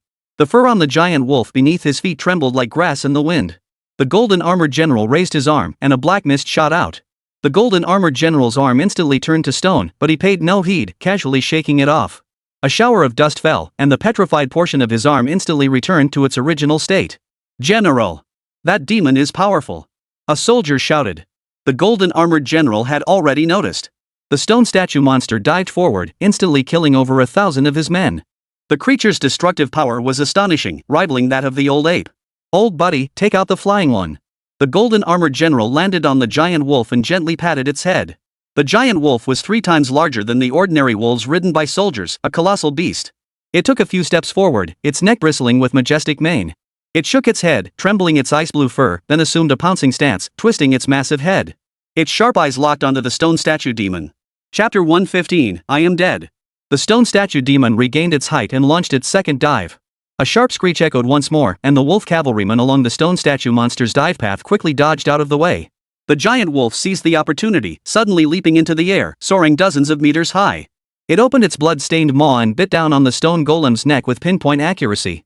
Its body flipped upside down in midair, and its forelimbs extended sharp claws, piercing through the stone golem's hard scales.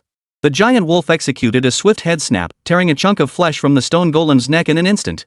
A large jet of blue blood spurted from the stone statue's neck, leaving a blue water column in the air. Stone golem? How did my body suddenly feel so heavy?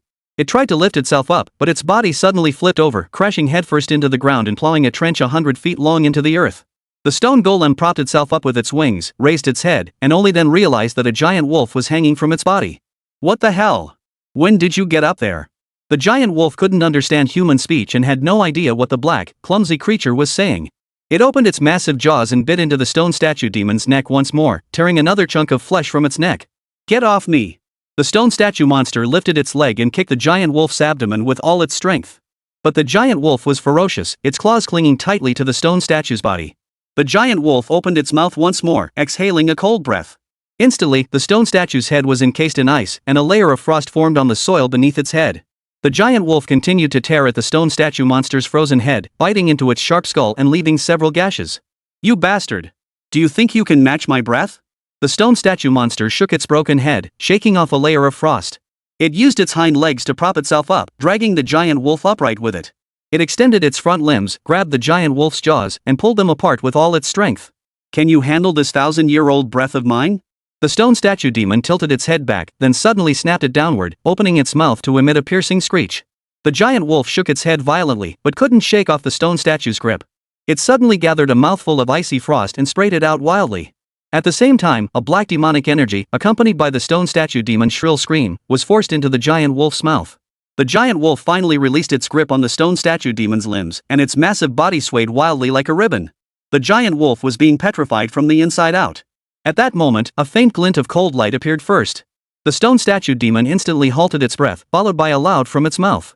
Its massive body vanished from the spot. A powerful gust of wind swept out. A deafening boom echoed from beneath the city walls, causing the entire structure to tremble violently. Everyone looked up to see the stone statue demon impaled on the city wall by a long spear. The city walls were covered in cracks. "I am dead, wail." The stone statue's head tilted to the side, and its massive body, half the height of the city wall, instantly turned to stone. It looked as though it had truly died. The golden armored general glanced in the direction of the city wall. Such a mere demon, nothing special. It couldn't even withstand a single strike from this king. Ha ha. Then the golden armored general leaped forward and landed beside the giant wolf. The giant wolf, with its beautiful ice blue fur, was covered in petrified marks, densely packed all over its body. It lay on its side, its eyes glancing at the golden armored general, breathing heavily, barely able to draw in air. "Old friend, I underestimated the strength of that demon. I shouldn't have sent you in." The golden armored general reached out and stroked the giant wolf's snout. The wolf closed its eyes slightly, its gaze filled with reluctance. "You are also a warrior of our clan. Dying on the battlefield is the destiny of a warrior. Old friend, I will use the blood of millions of Xia Kingdom citizens to honor your soul." The old ape heard the commotion behind him and turned to look at the city wall. He saw the stone statue monster hanging from the city wall, reduced to a pile of rocks. Its head was shattered, and its petrified body was covered in large patches of blue bloodstains. The old monkey's pupils contracted sharply, and he roared in anger. In that instant, countless purple lightning bolts appeared in the sky, striking down instantly. The old monkey's body swelled, transforming into a true colossal beast. The wolf cavalry surrounding it were all pushed aside by the old ape's massive body. The outer ring of wolf cavalry, seeing the old ape suddenly grow so large, felt an overwhelming sense of pressure despite their fearless nature. 1,000-foot-tall body. The northern Mang wolf cavalry beneath its feet were like a swarm of ants. The old ape raised its hand toward the sky, clenching a bolt of lightning in its fist, which erupted into a blinding flash of lightning. It then slammed its fist toward the ground, like a thunderbolt meteor plummeting toward the earth. The golden armored general, seeing that the old ape could transform into a 1,000-foot-tall colossus, his eyes lit up with excitement. If they could capture this old ape, even if it meant losing 100 wolves, it would be worth it. Is this what it means to achieve physical enlightenment? Is this the favored child of heaven and earth? On the city walls, the crowd saw the old ape transform into a 1,000-foot-tall form, and hope finally flickered in their eyes. They had thought that the demonic creature had been easily subdued by the northern Mang general, and the old monkey probably wouldn't last much longer. But the old monkey actually possessed such divine abilities. No wonder it's one of the top-tier spiritual beasts of the Great Xia. With this old ape here, what is there to fear from the North Mang's mere 10,000 wolf cavalry? But just as they began to show signs of hope, they were immediately overcome by terror. Prepare to capture the old monkey alive. The golden armored general bellowed, soaring into the air, and with a rising dragon punch, he blocked the old monkey's overwhelming barrage of fists mid-air. Lightning bolts erupted from his head, spreading in all directions like a gigantic net, a sight of breathtaking grandeur. Impressive. What tremendous strength. I like this. Ha ha ha. The golden armored general grew even more excited. Despite the old monkey's desperate efforts to press down, its strength was no match for the golden armored general's. The old monkey's arms were pushed back, and before it could react, a figure darted toward its face. Though the old monkey was massive, it was not slow. It retracted the other arm and held it in front of itself. The golden armored general struck the old monkey's palm with a punch, sending it flying backward. The old monkey's 1,000-foot-long body fell backward, casting a shadow that instantly covered half the county town. It's over, we're done for. Wang Jiaxing, seeing this, was so scared his face turned as red as a pig's liver. This old ape was truly massive and powerful, but as it fell backward, the county town behind it was the first to suffer. At that moment, the old ape raised its arm high, gripping a bolt of lightning, and with a powerful kick, left two massive craters in the ground. Its enormous body had already suspended itself mid-air. The golden armored general flew above the old monkey's head and stomped down with one foot. The old monkey couldn't steady itself and fell headfirst toward the ground, crashing into it and creating a deep crater, with rocks and soil flying everywhere. Its head was less than 50 zhang away from the county town city walls. Its body followed shortly after, crashing onto the ground. The golden armored general landed gracefully on the old monkey's abdomen.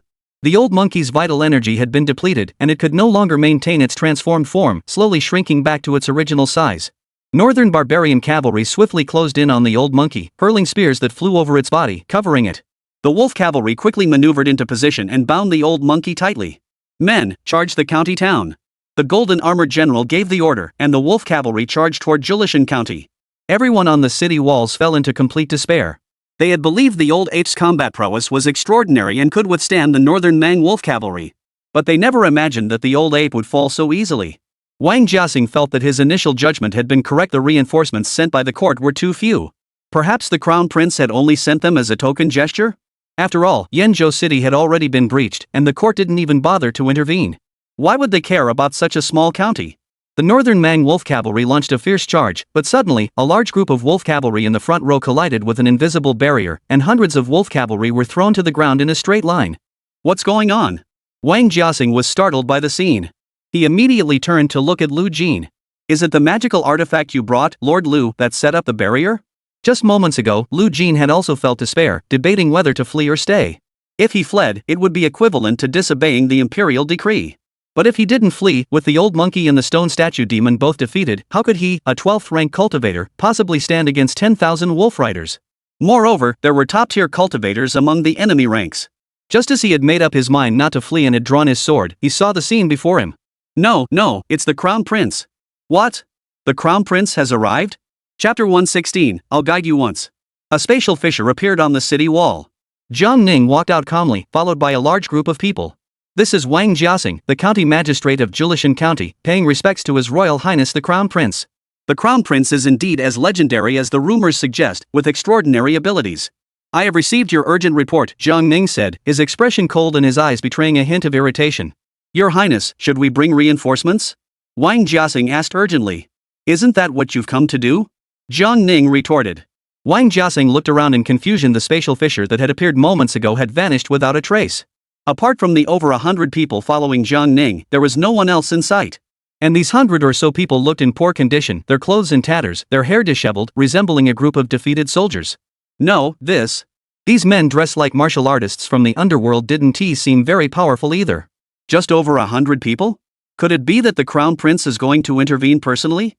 I've heard that the Crown Prince has the ability to split the heavens with a single sword strike. Just how powerful is that? But having the Crown Prince of the Central Plains dynasty fight against the northern Mang wolf riders wouldn't that make the entire world laugh at the great Xia dynasty for having no capable warriors? At that moment, the stone statue of a demon hanging crookedly on the city wall suddenly came to life, its petrified eye regaining its vitality. Its eyes darted upward, its sharp, lizard-like head giving it an air of wisdom beyond its stone form. Go! The stone statue trembled, raised its front limbs, and grabbed the long spear, pulling it outward. It landed steadily on the ground, the spear clutched in its claws as if it were holding a needle. The stone statue demon swung the spear wildly, bellowing toward the front. It wasn't that easy to kill it simply possessed the ability to petrify itself and was highly skilled at feigning death. You dogs! Listen to me. Your time has come. Come to me willingly, or my master will kill you. The voice echoed like it came from the chaos itself. The county magistrate and others on the city walls were stunned to see the stone statue monster suddenly come to life. That thing was just impaled by a spear, wasn't it? Now it looks as lively as ever? If you looked closely, you'd notice that the stone statue monster's head was missing chunks here and there, and there were 4 wounds on its chest. It resembled a leaking balloon. The more it thrashed about, the faster the blue blood flowed, gradually pooling into a large pool at its feet. The stone statue demon's voice was loud and piercing. The golden armored general standing on the old ape didn't expect this monster to come back to life. It seems the rumors are true. The life force of the demon race cannot be judged by ordinary standards.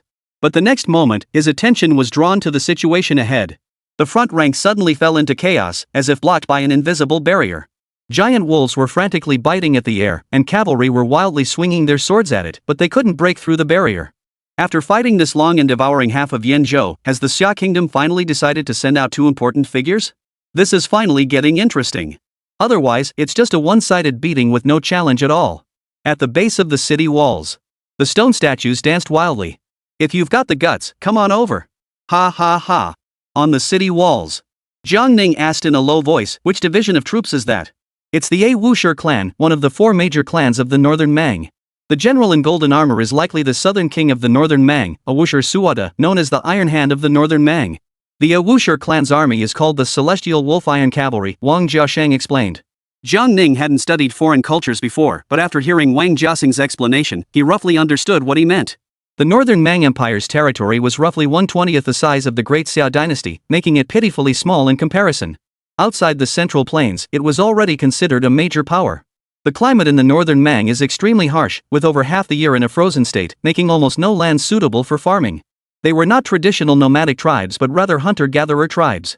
Raiding across the border was a common occurrence. Survival of the fittest is an instinct deeply ingrained in their genes. The southern court king possesses the strength of the 15th realm. The other soldiers have a significant gap in cultivation levels compared to him, with few surpassing the 10th realm. However, their overall average strength is roughly equivalent to that of the 12 guards of Baiyujing. However, unlike the Great Xia Empire, the 12 guards of Baiyu City are solely tasked with defending the capital and do not include local garrison troops. The Heavenly Wolf Iron Cavalry, on the other hand, is roughly equivalent to 1/4 of the entire military strength of the Northern Barbarian Kingdom. The Wolf Cavalry brought by Sota numbers 10,000, which is likely not the full force of the Awushir clan, but certainly their elite troops. It's just that the Great Xia is a disorganized mess, and the major border states would never unite to fight against an external enemy. If the Yen State army puts up a fierce resistance, even if they cannot defeat the Awushir clan, once the surrounding major states send reinforcements, they can drive these Wolf Cavalry out of Yen State and send them back where they came from. Since Jiang Ning has arrived, regardless of who they are or how many troops they bring, we can't let this trip be in vain. Let's eliminate the Northern Mang royal court first. Who dares to volunteer? Jiang Ning asked intently. Volunteer? Wang Jiaxing heard this and was momentarily stunned. He had thought the crown prince would take the field personally, but instead he wanted someone else to volunteer for battle? Among these men, aside from the crown prince, who could possibly match their strength? That Sota was one of the strongest men in the Northern Mang. This humble maiden volunteers. Yang Yao stepped forward immediately. Before coming here, she had already declared her intention to contribute her efforts to resisting the enemy invaders. If the crown prince had spoken, she would have hesitated, which would have made him look down on her. Alright, go ahead. Defeat their 10,000-strong army and return. Jiang Ning spoke indifferently. At those words, everyone looked at Jiang Ning in disbelief. What did you say? Send Yang Yao alone to defeat the Northern Mang's 10,000 troops? Is that even possible? Those who didn't know Jiang Ning thought he had lost his mind. Yao! Yang Xian shouted, but Yang Yao showed no hesitation. He leaped down with his gun in hand. 1 against 1. Facing a foreign enemy, even if she was alone, she could never abandon the heroic spirit of a martial artist from the great Xia Zhenghu. Your Highness, Yao is only at the 6th realm, and she has still injured. Yang Xian whispered. Clearly, he wasn't comfortable with his daughter going into battle alone. Outside the barrier, the area was swarming with wolf cavalry. Is the crown prince really planning to have them sacrifice their lives to fulfill the righteous courage of these martial arts heroines? The crown prince is being too. What of the 6th realm? Even if it were an ordinary mortal standing here today, even if the enemy army were thousands strong, we would teach the foreign tribes what it means for one man to hold the pass against 10,000. Jiang Ning's words struck a chord with this group of martial artists. What a heroic statement, one man can hold the pass against 10,000. But it shouldn't be enough to send Yang Yao to his death, should it? At that moment, Jiang Ning channeled a stream of qi into Yang Yao's body. Yang Yao felt a pure, refreshing coolness spread throughout his body, bringing immense comfort. It felt as though all the injuries from the previous battle had been completely healed in an instant. Yang Yao's eyes widened. At that moment, she felt her body being taken over by a divine consciousness, and she lost all control over her body. At that moment, a gentle voice echoed in Yang Yao's mind. I will guide you once. How much you can comprehend depends on your natural talent. Chapter 117, The Heavenly Successor. Yang Yao held her gun, standing tall and graceful, her long black hair flowing gently in the cold wind. Her cold, beautiful eyes fixed on the front. What a striking figure. Yang Yao flipped his wrist, reversed his grip on the spear, and tensed his body into a long, taut bow. In an instant, he hurled the spear forward. At the same time, Yang Yao darted forward like a bolt of lightning, leaving behind a series of blinding afterimages. The spear flew out of the barrier in an instant, piercing through dozens of wolf riders with a single strike. A powerful gust of wind spread in all directions, sending hundreds of wolf cavalry flying backward. How fast? Is my junior sister that strong? Is this the speed one can achieve at the 6th realm? Yang Yao was no longer just fast. Just consider how she fired a single spear to pierce through 50 or 60 wolf cavalrymen, yet the spear's momentum remained undiminished. This kind of explosive power far surpasses that of the 10th realm. Yang Yao was like a bolt of lightning, closing the gap in an instant and grabbing the gun's tail. His sharp gaze swept to the side, and the spear halted its forward momentum, swinging sideways. This attack had a limited range, nearly shattering the bodies of the cavalrymen standing on the backs of a dozen giant wolves. Yang Yao gripped the spear tightly, swung it backward with all his strength, and used the momentum to propel himself forward at an incredible speed. She extended a long, slender yet powerful leg, tracing an arc in the air over 10 feet high. Her body landed like a gecko, sliding across the ground for over 10 jang. Before she came to a stop, over 20 wolf cavalrymen were kicked flying, crashing straight into the invisible barrier, then sliding down along it, leaving long, bloody trails behind them. The wolf cavalrymen hadn't realized the severity of the situation. Seeing someone else dare to charge into the ranks, and it was a young woman. The wolf cavalry let out ghostly screams, and several commanders quickly maneuvered nearby wolf cavalry to surround Yang Yao. Yang Yao paused for only an instant, her gaze fixed on the spear. The spear she had just thrown had pierced the bodies of 7 or 8 giant wolves. Yang Yao tensed her body, picked up a curved sword, and in a flash, her figure vanished, leaving trails of sword light along her path. Dozens of giant wolves, along with the wolf cavalry on their backs, were sliced into several pieces. Yang Yao swung the curved sword and charged forward, reaching the large spear in an instant. She reclaimed the long gun, but by then, she was surrounded by a dense crowd of wolf riders. Yang Yao narrowed her eyes, appearing calm and composed, but her mind was already in turmoil. The battle had unfolded in the blink of an eye, yet she had already slain hundreds of wolf cavalry. In that moment, she finally understood what it meant to fight with utter abandon. But this was only the beginning. Yang Yao kicked the tip of the spear, sending it flying forward, knocking a massive wolf to the ground. Yang Yao flickered, grabbed the spear, and paused for an instant. Countless wolf riders closed in around her. Yang Yao held the gun with both hands, thrust forward, piercing a man's neck, then quickly pulled the gun back and swept it horizontally. Another dozen wolf riders were swept aside, their skulls shattered by the gun's blow. On the city walls, aside from Jiang Ning, no one had expected Yang Yao to be so fierce. In Xuanzhou City, she had never displayed such astonishing killing power. However, now Yang Yao was surrounded by a large group of wolf riders, about to be overwhelmed by them. But in the next instant, the densely packed wolf cavalry near the encirclement were thrown into chaos, with flesh and bone flying in all directions. Yang Yao broke out of the encirclement, sweeping aside another group of wolf cavalry along the way. Seeing this, everyone was utterly stunned. Yang Yao completely ignored the encirclement, charging forward despite countless wolf cavalry charging toward her. With just one person and one spear, she charged left and right through the ranks of the wolf cavalry, killing countless enemies, leaving a trail of heads rolling and bodies littering the ground.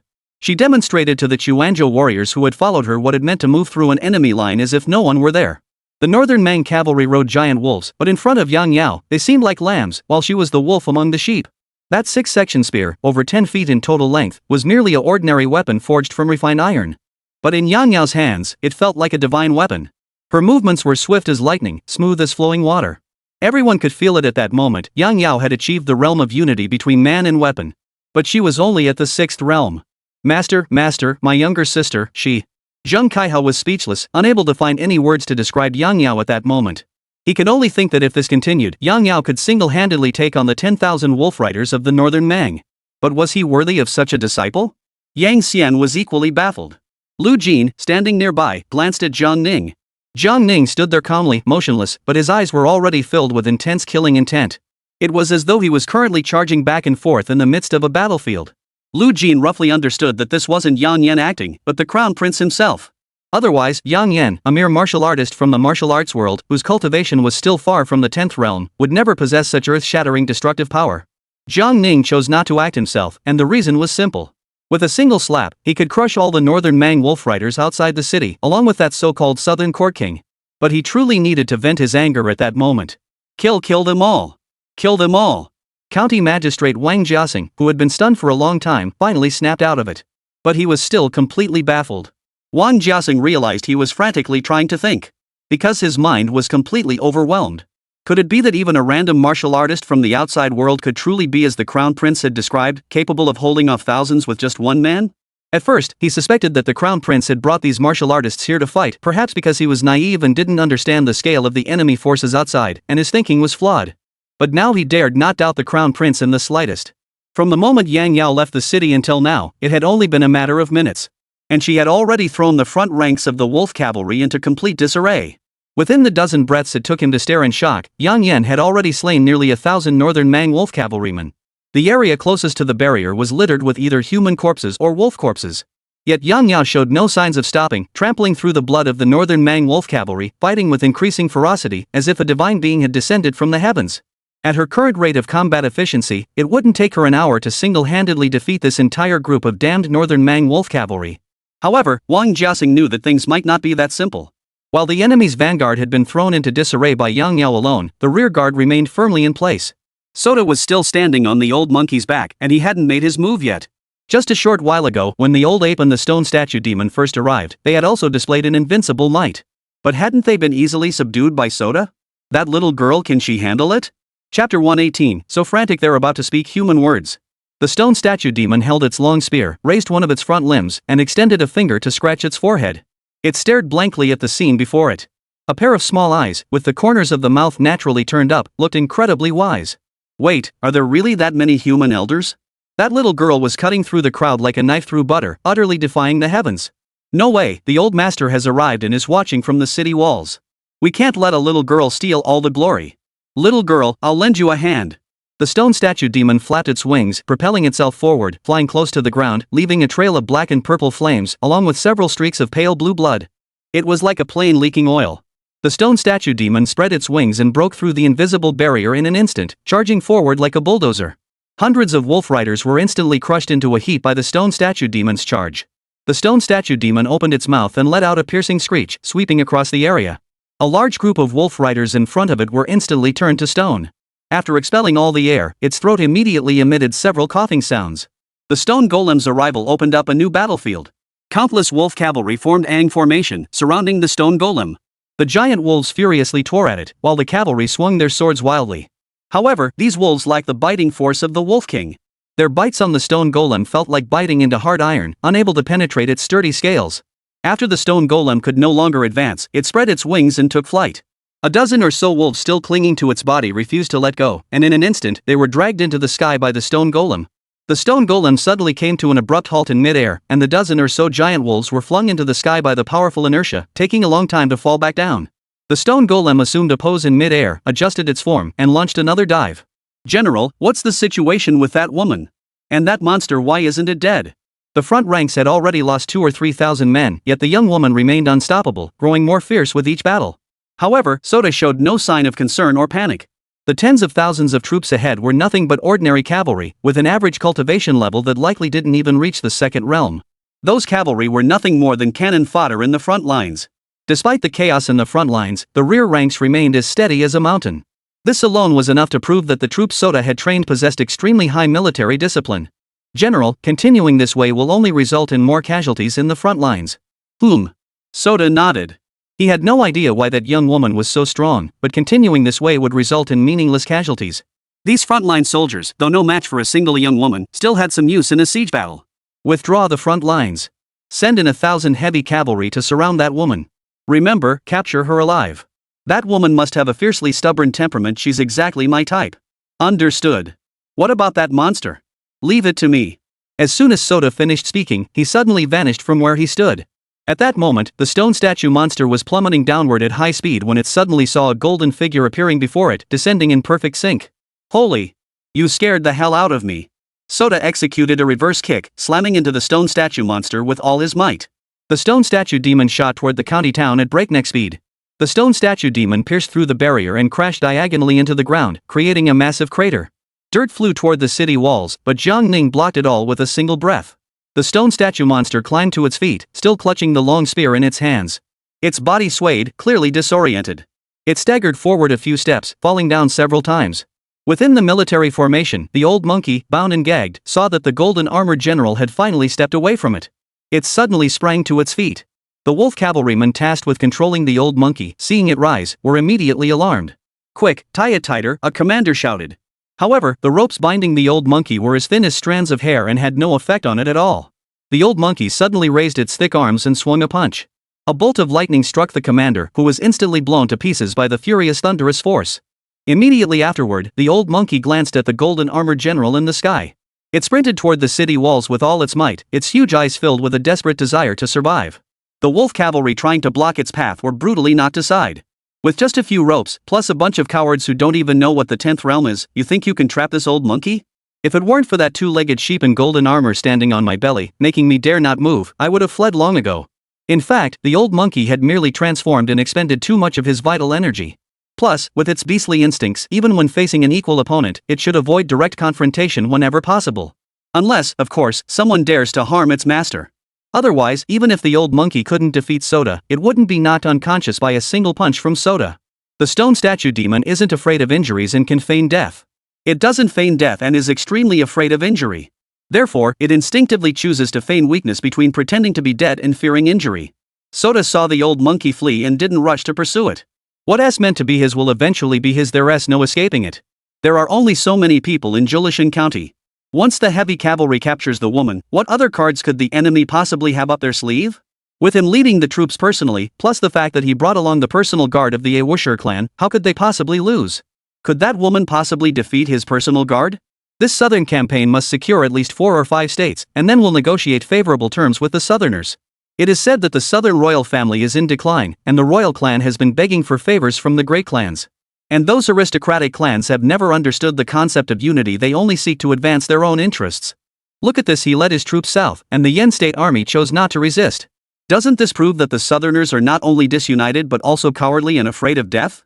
The Northern Mang is the name the Great Xia uses to refer to them, but in reality, the Northern Mang do not call themselves Northern Mang, they call themselves the Great Mang. They also do not refer to the Xia as Great Xia, but rather as Southern Xia. They refer to the people of the Great Xia as Xia people or Southerners. In the blink of an eye, the old monkey broke free from the battlefield, sprinted into the invisible barrier, and ran all the way to the city walls. Little white brother, you're okay. You've worried your black brother to death. You're not hurt. Wait. The stone statue demon was about to stop the old monkey to check if he had been injured from the punch. But the old monkey didn't even acknowledge it, charging forward like a bull through a phone box, pushing the stone statue demon forward with him. The old monkey's body could pass through the city gate, but the stone statue demon couldn't. Half of its body was pushed into the city gate corridor by the old monkey, and its massive frame became stuck. The old monkey, however, paid no heed, smashing the city gate to pieces and running into the city. Once inside, it let out a cry toward Jiang Ning's back on the city wall. Then it kept gesturing, pointing at the stone statue monster stuck in the city gate corridor, then pointing at itself. It was so desperate it was almost speaking human words. Chapter 119, Feeling Terrifyingly Strong. The battle outside the city continued. Yang Yao charged forward like an endless female leopard, already having slaughtered the northern Mang wolf riders until their bodies piled up like mountains. Those on the city walls were filled with horror, but she was more terrified than anyone else. She had no idea whether Jiang Ning had achieved this daring feat of charging into the enemy ranks alone using only her own strength, or if Jiang Ning had used his own power. But as she executed one flawless combo after another, she felt as though she had become a divine weapon. The northern Mang wolf cavalry before her no longer seemed terrifying. She was consumed by a surging tide of battle intent. After Yang Yao pierced several wolf cavalrymen with a single spear thrust, the enemy's vanguard suddenly retreated. The central ranks remained in formation, but the vanguard suddenly split into two columns, with over 1,000 wolf cavalry charging toward her. The momentum of their charge was far beyond anything she had experienced before. Whether it was the larger wolves or the riders on their backs. Their gazes grew more fierce, and their presence more imposing. Yang Yao swung his large spear, and his slender body suddenly formed a graceful bow stance. She suddenly darted forward, leaving behind layers of shockwaves in her wake. With just herself and her spear, she charged head-on toward the 1,000 elite wolf riders. She left the people on the city walls with a resolute and unwavering back. If we don't charge now, are we even men? Zheng Kaihe, who had been in a state of shock, finally snapped back to reality. His younger sister was alone among the enemy ranks, already fighting fiercely, with blood flowing like a river. If he continued to stand on the city walls and watch, how could he ever pursue his junior sister in the future? He was certain he couldn't defeat the overwhelming number of wolf cavalry. He also knew that his fellow disciples secretly called him a coward behind his back. But there was one thing he was certain of, in front of his junior sister, he could never back down in the face of danger, or she would look down on him. Zheng Kaihe drew his sword and was about to jump off the city wall. Suddenly, a gentle breeze pressed against his shoulder. He immediately turned to look at Jiang Ning's back, only to see her shake her head slightly. You said one man could defeat 10,000 northern barbarians. Then let one man defeat 10,000 northern barbarians. If even one more person joins the battlefield today, I will admit defeat. Jiang Ning's cold voice echoed, reaching every ear. This also gave these high-ranking officials a way out. Of course, the old monkey and the stone statue demon weren't human, so they weren't included. These two creatures, one a demonic spirit, the other a monkey spirit, were both cunning beyond measure. As long as Jiang Ning isn't present, neither of them would dare to fight to the death against the other. Sota hovered in the air, surveying the battlefield. He had thought that capturing the young woman with 1,000 elite cavalrymen would be no problem. His demon cavalry and the front-line cannon fodder were not even in the same league. These elite cavalry were the most elite troops of the northern Mang. Yet his confident expression, which had remained unchanged from the start, finally showed a hint of change. In the presence of that young woman, his elite cavalry were no different from the front-line cannon fodder. Moreover, Yang Yao was now even more ferocious than at the start of the battle. It was as if she had finally warmed up and was ready to let loose and give it her all. With a single thrust of her spear, Yang Yao pierced through 1,000 wolf cavalrymen charging in perfect formation. Looking down from above, the terrifying scene was clearly visible. The charging formation hadn't even had time to spread out before it was split in two in the blink of an eye. The 2 or 3 groups of wolf cavalry in the middle, numbering 200 or 300, were shattered in an instant. Then that agile figure turned around and headed toward one side, charging back into the ranks once more. When had his 1,000 heavy cavalry become so easily defeated? In the blink of an eye, Yang Yao sliced through the ranks again, cutting a diagonal path through the formation. The charging heavy cavalry were instantly thrown off their rhythm. Because their target had swiftly moved through their ranks, making 2 swift passes in and out. But it wasn't over yet. Yang Yao, as swift as lightning, was filled with murderous intent. He immediately turned around and charged again, a third time, a fourth time, a fifth time. She seemed to have surrounded all the wolf cavalry by herself. So brave? Send another 3,000 cavalry. I'll see just how far you can go. Currently, only 200 or 300 wolf cavalrymen remain on the battlefield, and they are already trembling with fear. Not even the officers knew where they were. However, when they saw heavy cavalry charging from the rear, their pressure eased slightly. However, this time, Yang Yao didn't wait for them to charge forward. On the city walls, Jiang Ning's fingers flickered lightly. The long spear that had been held by the stone statue demon flew forward. The spear instantly flew past Yang Yao. She threw the spear in her hand, accelerated again to catch up with it, and grabbed it with both hands. This spear was extremely heavy, emanating a fierce and ruthless aura. The spear pierced through dozens of people, finally coming to a halt after penetrating the last one. In the blink of an eye, Yang Yao, having switched weapons, charged into the thick enemy ranks. Sota in the air, his expression growing increasingly astonished. The young woman had just pierced through 1,000-man formation pierced through it. Now, she was piercing through nearly 10,000 men with a single charge. Such a massive formation, in her presence, was as fragile as a sheet of paper. A single thrust was enough to shatter it. Before her, whether they were frontline grunts, elite heavy cavalry, or personal guards, they were all treated the same.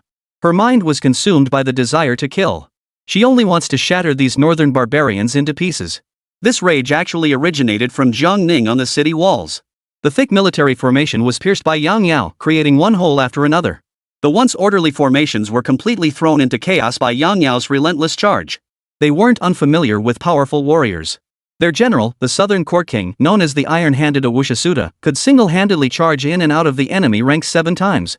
But that was merely their daily training.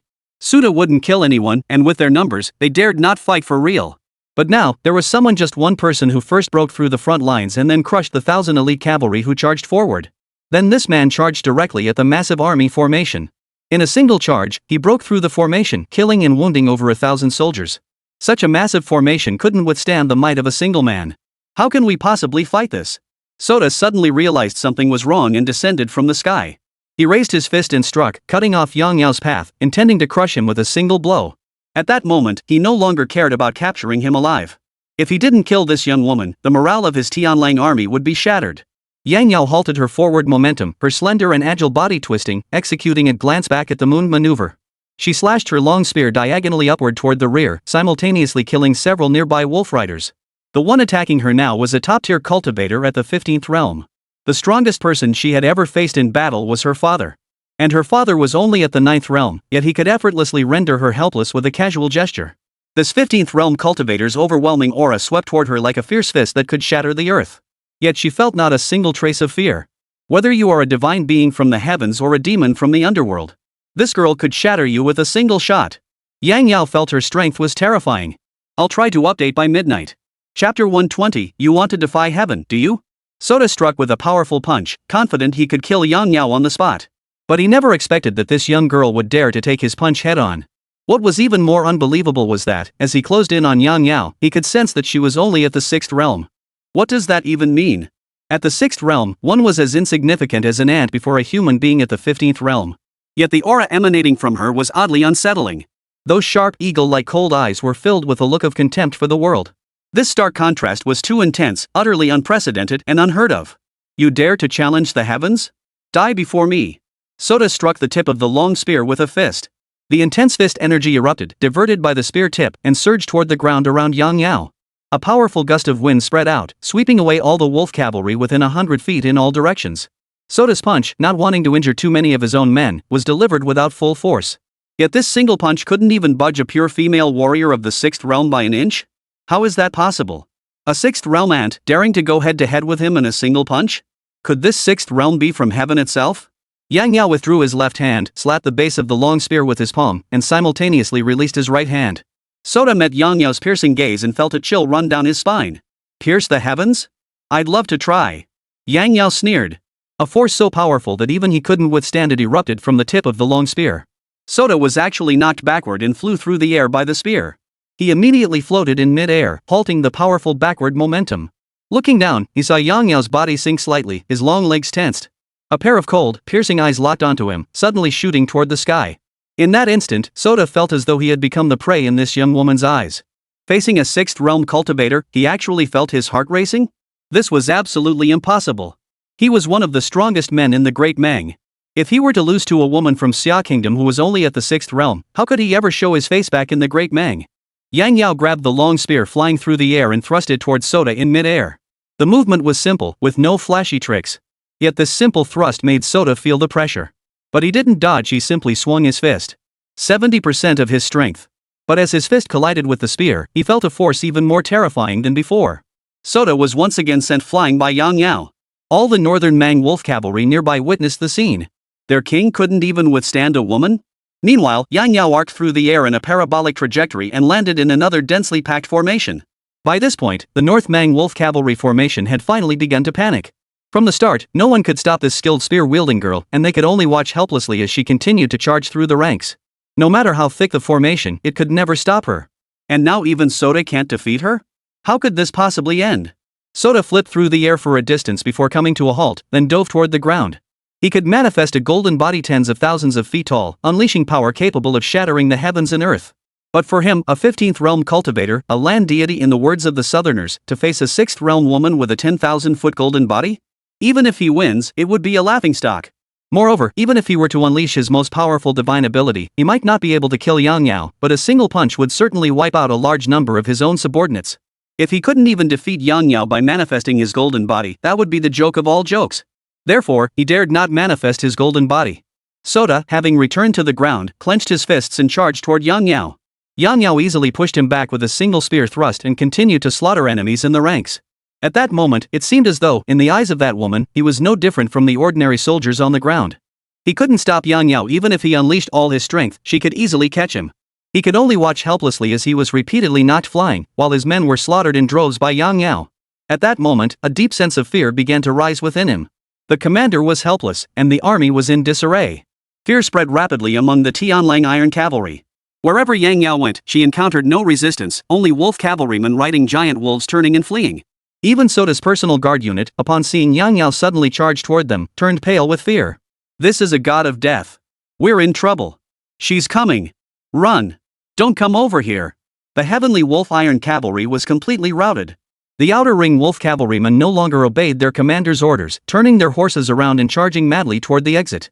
Not only ordinary cavalry, but even some commanders had begun to flee in panic. Because some had witnessed it with their own eyes, even a pure martial artist at the 9th realm would be impaled by a single spear thrust from Yang Yao upon making eye contact. But these wolf cavalrymen didn't get far before suddenly colliding with an invisible barrier.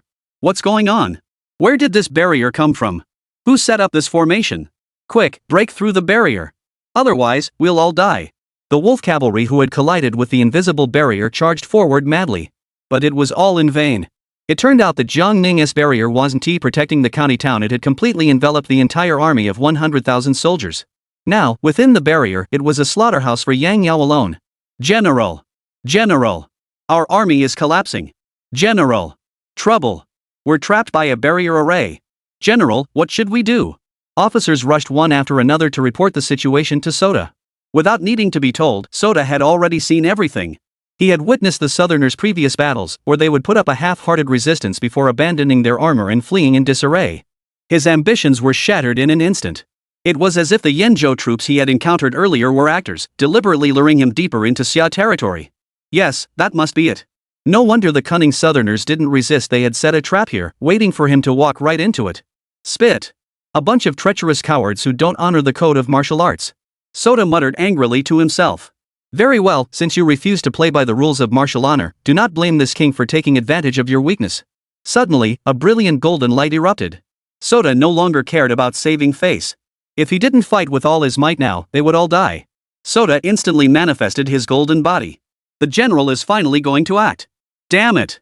Once the general manifests his 10,000-foot-tall divine form, we'll slaughter every last one of these damn Southerners. Capture that woman and torture her mercilessly. The heavenly wolf iron cavalry didn't know why, but they suddenly became confident. However, Sota's divine form grew in size in an instant, but it was only for an instant. The head of the divine form collided with the invisible barrier. Dong! A dull thud shook the heavens and earth. Sota felt dizzy and disoriented. The golden body could only manifest to a height of less than 100 feet. The 100-zhang-tall golden body clenched its fist and delivered a rising dragon punch toward the sky. Boom! His fist was simply bounced back.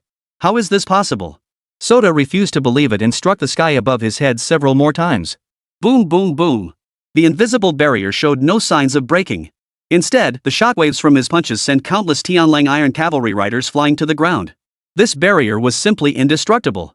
Sota raised both hands, braced himself against the top of the barrier, and gradually expanded his golden form. He aimed to shatter the intangible barrier using his divine abilities.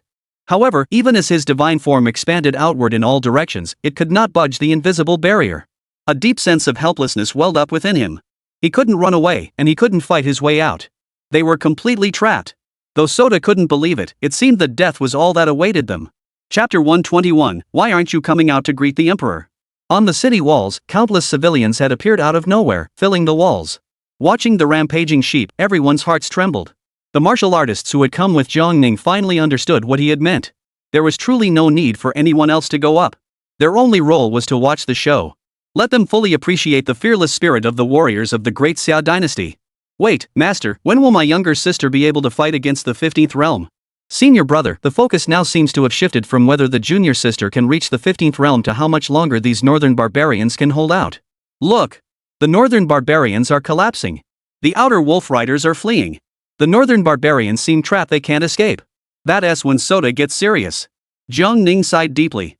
He wasn't afraid of anyone in this world daring to confront him head-on. Anyone who dared to step forward would meet this fate. Watch closely, Jiang Ning said indifferently. At that moment, the stone statue demon trapped in the city gate passage finally came up with a way to escape. If it could manifest in human form, wouldn't it be able to escape? How clever of me. After transforming into human form, the stone statue demon sprinted forward 2 steps, leaped into the air, and simultaneously reverted to its original form, flying forward close to the ground. Kill them all! Within the borders of the northern Mang, a densely populated residential area stretched across a plain, with a sheer cliff rising 1,000 feet at its end. The cliff was divided into several tiers, each rising higher than the last. Every 2 tiers of the cliff were connected by wide Z-shaped paths. In the freezing cold, thousands of people were engaged in arduous labor on the cliff face. Some, with thick ropes tied around their bodies, struggled to pull a massive boulder upward. Others clung to the cliff face, wielding chisels and other tools, mechanically chiseling away at the rock. Some men in odd uniforms wielded whips, relentlessly lashing the laborers. Hurry up! Haven't you eaten yet? Dare to slack off? I'll beat you to death. If even one person doesn't finish their work today, none of you will eat. Suddenly, a gentle breeze swept past. It seemed as though a figure flashed by. Who? Someone just went upstairs. No, you must be seeing things. What's all the commotion? Get back to work. The sound of whips, screams, chiseling, and the grinding of boulders against the ground mingled together in a chaotic din. On the sheer cliff face, Jiang Ning's figure appeared. Before him stood a massive complex of palaces. This was the newly constructed imperial court of the northern Mang dynasty. Jiang Ning looked up and saw that the main gate of the palace was even taller and more majestic than the main gate of the imperial city of Baiyujing, the Changtian Gate. Outside the palace gate stood a row of palace guards with swords at their waists. The moment Jiang Ning appeared, he immediately caught the attention of the palace guards. The guards noticed that Jiang Ning's attire did not resemble that of the northern Mang. Who are you? Dare to trespass into the imperial palace grounds? You're asking for death. Kill him. Dozens of guards broke ranks and drew their swords, charging toward Jiang Ning. But before they could take a few steps, they heard a loud explosion behind them. Boom! A violent earthquake shook the ground, nearly knocking everyone off their feet. They turned to look and saw that the imperial palace's main gate had been reduced to rubble. Jiang Ning's eyes flickered with disdain. What kind of place is this? Do they even deserve to build a palace more majestic than the Great Xia Palace? He strolled forward nonchalantly. The palace guards, unaware of what had happened, were still in shock at the sudden disappearance of the palace gates when they saw Jiang Ning approaching the imperial palace. Stop! These men ignored the palace gates and surrounded Jiang Ning first. However, Jiang Ning allowed the palace guards to hack at him with swords and axes, neither dodging nor flinching. He simply pushed through the crowd and entered the main gate of the palace, which had been reduced to ruins, and arrived at the square below the palace hall. Looking up, he saw a long staircase with hundreds of steps, with a giant dragon carved in the center of the steps. The palace hall stood at the very top of the staircase. The collapse of the palace gates caused a great commotion, and at that moment, all the palace guards inside the palace rushed toward the front courtyard. Who are you? You dare to destroy the main gate of the imperial palace of the great Mang dynasty? You dare to be so arrogant? A palace guard commander darted forward like a flash of lightning. In the blink of an eye, he was in front of Jiang Ning, swinging his sword with a backhand strike, intent on severing Jiang Ning's head. Jiang Ning paid no heed, continuing to walk forward at a leisurely pace. The general's sword struck Jiang Ning's body, but it didn't even scratch him. Bodyguarding Chi. He is a top-tier cultivator. What of it? Attack him together and subdue him. Jiang Ning, surrounded by a crowd, stepped onto the white jade steps one step at a time, crossed the threshold, and entered the palace hall. It was not the time for court proceedings, and the main hall was only occupied by eunuchs and palace maids on duty. The eunuchs and palace maids saw a group of palace guards surrounding a man as he entered, and none of them understood what was happening. What was going on? No one could make sense of it. The palace guards were completely powerless against Jiang Ning and began to panic. This was the imperial palace's main hall, where the emperor summoned his ministers. In the northern Mang dynasty, the hierarchy was strict, and not just anyone had the privilege of entering this palace. Upon reaching the center of the hall, Jiang Ning paused for a moment. He glanced up at the ceiling of the hall. The northern Mang Empire was quite interesting. They imitated the Great Xia Empire in every aspect. Even this imperial palace hall was built in the style of the Tai Hall. It's like a larger version of the Tai Chi Hall. However, this palace is even more luxurious than the Tai Chi Hall. Everywhere, there were intricately carved beams and pillars, adorned with gold and jade, exuding extreme opulence. The dragon throne atop the hall shone with golden splendor in the brightly lit chamber. After pausing for a moment, Jiang Ning continued forward, stepping onto the stairs leading to the dragon throne. Who are you? What do you want? Stop immediately. The palace guards, seeing this, were completely panicked. As he stepped onto the final stair and approached the dragon throne, the palace guards dared not advance any further. The steps in the hall were crowded with hundreds of palace guards. Every one of them stared in horror. They watched as Jiang Ning turned around, swept his robe aside, and sat down on the dragon throne forged from pure gold with the air of a conqueror. Jiang Ning's cold gaze swept over the crowd of northern Mang palace guards before him. You northern Mang nobles are slow to react. I've been here for so long, and you still haven't come out to greet me? His cold voice echoed throughout the hall. Chapter 122. Of course we're here to play. Are you here to pick a fight? The palace guards stepped down from the platform and gathered below. Some raised their bows and arrows, but hesitated to shoot, fearing they might damage the precious artifacts on the platform. His protective aura is very strong. He might be at the 14th realm or even the 15th realm. Have you notified the general? Whitehaven T. The Imperial Guards arrived yet? In the Grand Hall, palace guards came and went. Soon, more officials came and went. They were like a swarm of headless flies, unsure of what to do. At the rear of the Grand Hall, within a courtyard renovated to resemble a heavenly garden, a pond shrouded in ethereal mist offered a uniquely charming view. A middle-aged, burly man was bathing in the pond, enjoying the attentions of his beautiful concubines. Suddenly, a loud explosion echoed from the direction of the palace's main gate. The mist floating on the pond was dispersed, and the burly man furrowed his brows, revealing a look of anger. The concubines attending him turned pale with fear and trembled uncontrollably. Your Majesty, something terrible has happened. A palace guard rushed into the garden, but before he could speak, his words were cut off. A sharp sword flew out from nowhere, severing the palace guard's head. Several eunuchs hurriedly fetched buckets and cloths, kneeling on the ground to clean up the blood, quickly scrubbing the blood-stained white marble floor until it was spotless, not a single drop of blood remaining in the cracks. He had just finished his morning court session and was beginning to enjoy his private time, disliking being disturbed. Anyone who dared to disturb him at this time would pay with their life. At that moment, he had no idea that the loud explosion he had just heard was caused by someone destroying the main gate of the palace. Suddenly, a silver bolt of lightning shot down from the clouds at an incredible speed. A small eagle landed beside the pool, emitting a piercing eagle's cry. Even you were startled? What's going on? The eagle seemed restless, occasionally puffing out its feathers and shaking its body. Hungry? The man suddenly turned around, grabbed a concubine by the neck, and twisted her neck casually. Snap! The man flung the concubine, who had already stopped breathing, at the eagle's feet. The eagle did not land on the corpse but paced back and forth over it, growing increasingly restless. Come here. The man raised one arm. The eagle immediately flew onto the man's arm, and its agitated mood calmed significantly. Don't worry, it's probably those commoners causing trouble outside the palace. Several men dressed in blue official robes hurried into the hall. They looked up at the hall, their expressions growing more horrified by the second. These men were elite warriors from the Northern Mang Imperial Guard. Among them was a 15th-rank martial artist, a confidant of the Northern Mang Emperor and a member of the Northern Mang nobility. At first, when they heard that a man dressed in a python-patterned robe had suddenly burst into the Hall of Heavenly Mandate and even sat on the imperial throne, they found it hard to believe. However, within the strictly guarded palace, who would dare to play such a joke? They assumed that someone was attempting a coup d'état to usurp the throne. But that was impossible, as there was no sign of conflict outside the palace. It must be one of the princes who had suddenly gone mad and lost his mind. The imperial guards took a closer look and indeed saw a young man sitting on the dragon throne. However, he was dressed in a crimson robe adorned with flying serpent patterns. In the eyes of these northern barbarians, Jiang Ning's features were so delicate they looked more feminine than a woman's. Whether it was his attire or his appearance, it was clear at a glance that he was from the south. Some of them had once visited the White Jade capital and seen the princes of the Xia kingdom. The princes of the Xia kingdom were all like him, appearing frail and delicate. The lead Imperial Guard quickly released a burst of energy, but could not detect Jiang Ning's cultivation level at all. It was as though the person sitting on the throne was an ordinary man. Yet he could effortlessly destroy the palace gates and ignore all the palace guards blocking his path, which clearly proved he was a master. "Who are you?"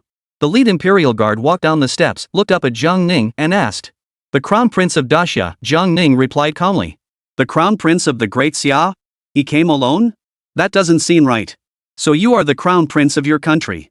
But you have come to the Great Mang Kingdom without prior notification, did not wait outside the palace for an audience, and dared to enter the Hall of Heavenly Mandate and sit on the Imperial throne. What is the meaning of this? Of course I came to play. Did you think I came here to cause trouble?" Jiang Ning leaned back in his chair, his voice slightly lazy. Before the Imperial Guard could respond, Jiang Ning continued, "My patience is limited. Quickly summon your Northern Mang Emperor to receive me. Otherwise, I will tear this hall to the ground." Everyone present had witnessed the internal struggles of the major families of the Northern Mang. However, the sight of a foreigner sitting on the imperial throne was something they had never heard of or seen before. The Imperial Guard had originally intended to act immediately to see what kind of abilities the Crown Prince of Daxia possessed. But upon considering the Emperor's temperament, even if he were to damage something in the hall or soil the imperial throne, the Emperor would undoubtedly fly into a rage.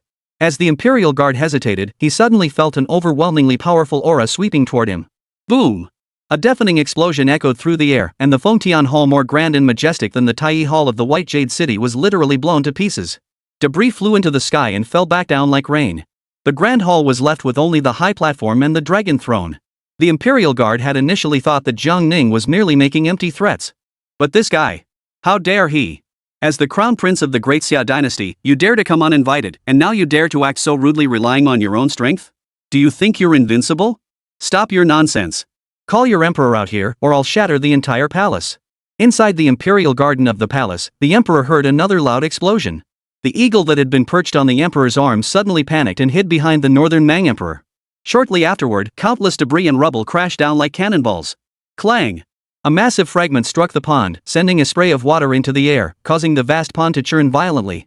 The Northern Mang Emperor swiftly raised his hand and released a protective aura, enveloping the pond. A large number of massive debris continued to fall.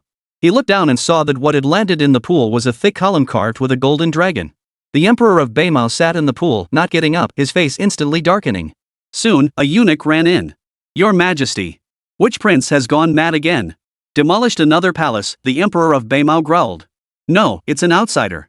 He first destroyed the palace gates and just now blew off the roof of the Hall of Heavenly Mandate." "What? A foreigner? How dare they?" The Emperor flew into a rage upon hearing this. At first, he thought the chaos was caused by construction outside the palace.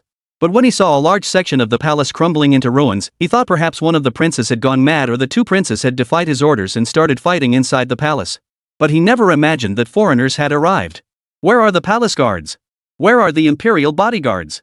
They're all over there at the main hall. Your Majesty, you must go and see for yourself. The Emperor of Beimang immediately rose to his feet, grabbed his imperial robe, and threw it over his shoulders. He took a step forward, leaped through the air, and soared over the layered palace buildings. Chapter 123, The Palace I Just Had Built. Although the Emperor of Beimang already knew that the main gate of the palace and the Hall of Heavenly Grace had been destroyed.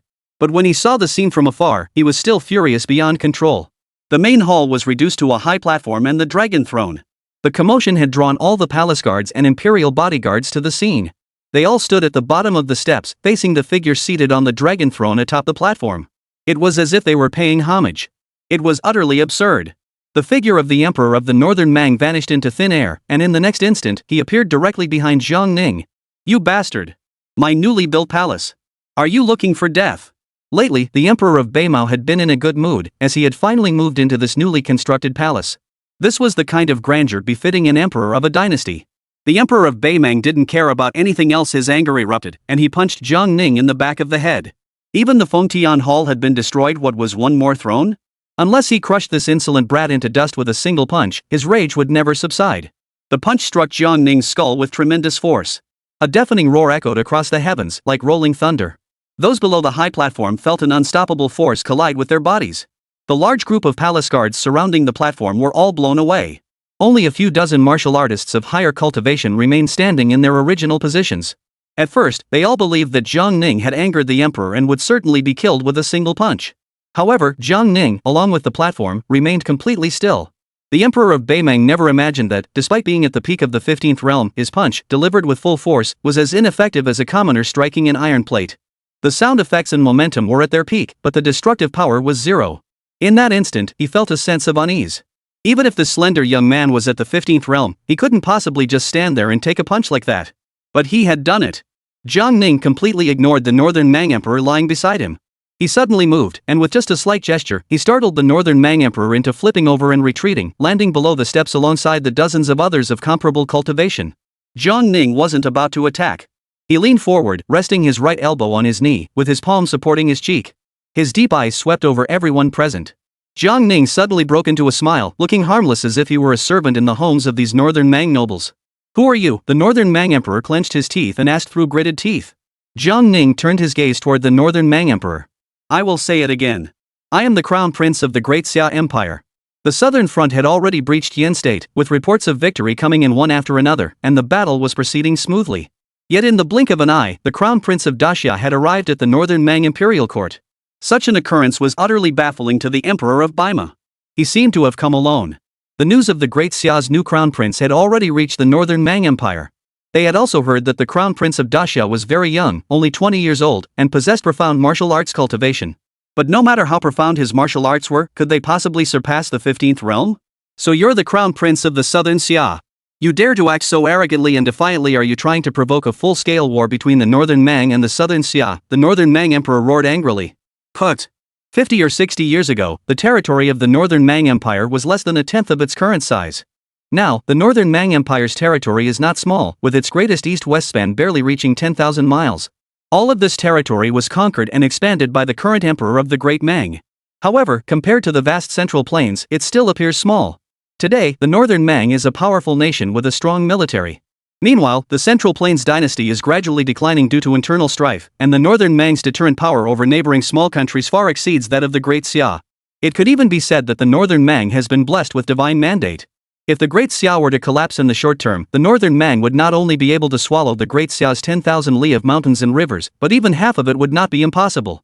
At that point, the Northern barbarians would replace the Central Plains as the most powerful dynasty on the Liang continent. The words of the Northern Mang Emperor left Jiang Ning speechless. "You, the Southern King of the Northern Mang, have led 10,000 heavenly wolf cavalry into the territory of the Great Xia. And you dare to tell me that it was I who wanted to provoke a full-scale war? How amusing." The Emperor of the Northern Mang felt immense mockery in Jiang Ning's laughter. "Do you really think you have the qualifications to speak to me from a position of strength?" Jiang Ning's smile grew even more mocking. "The war is almost over.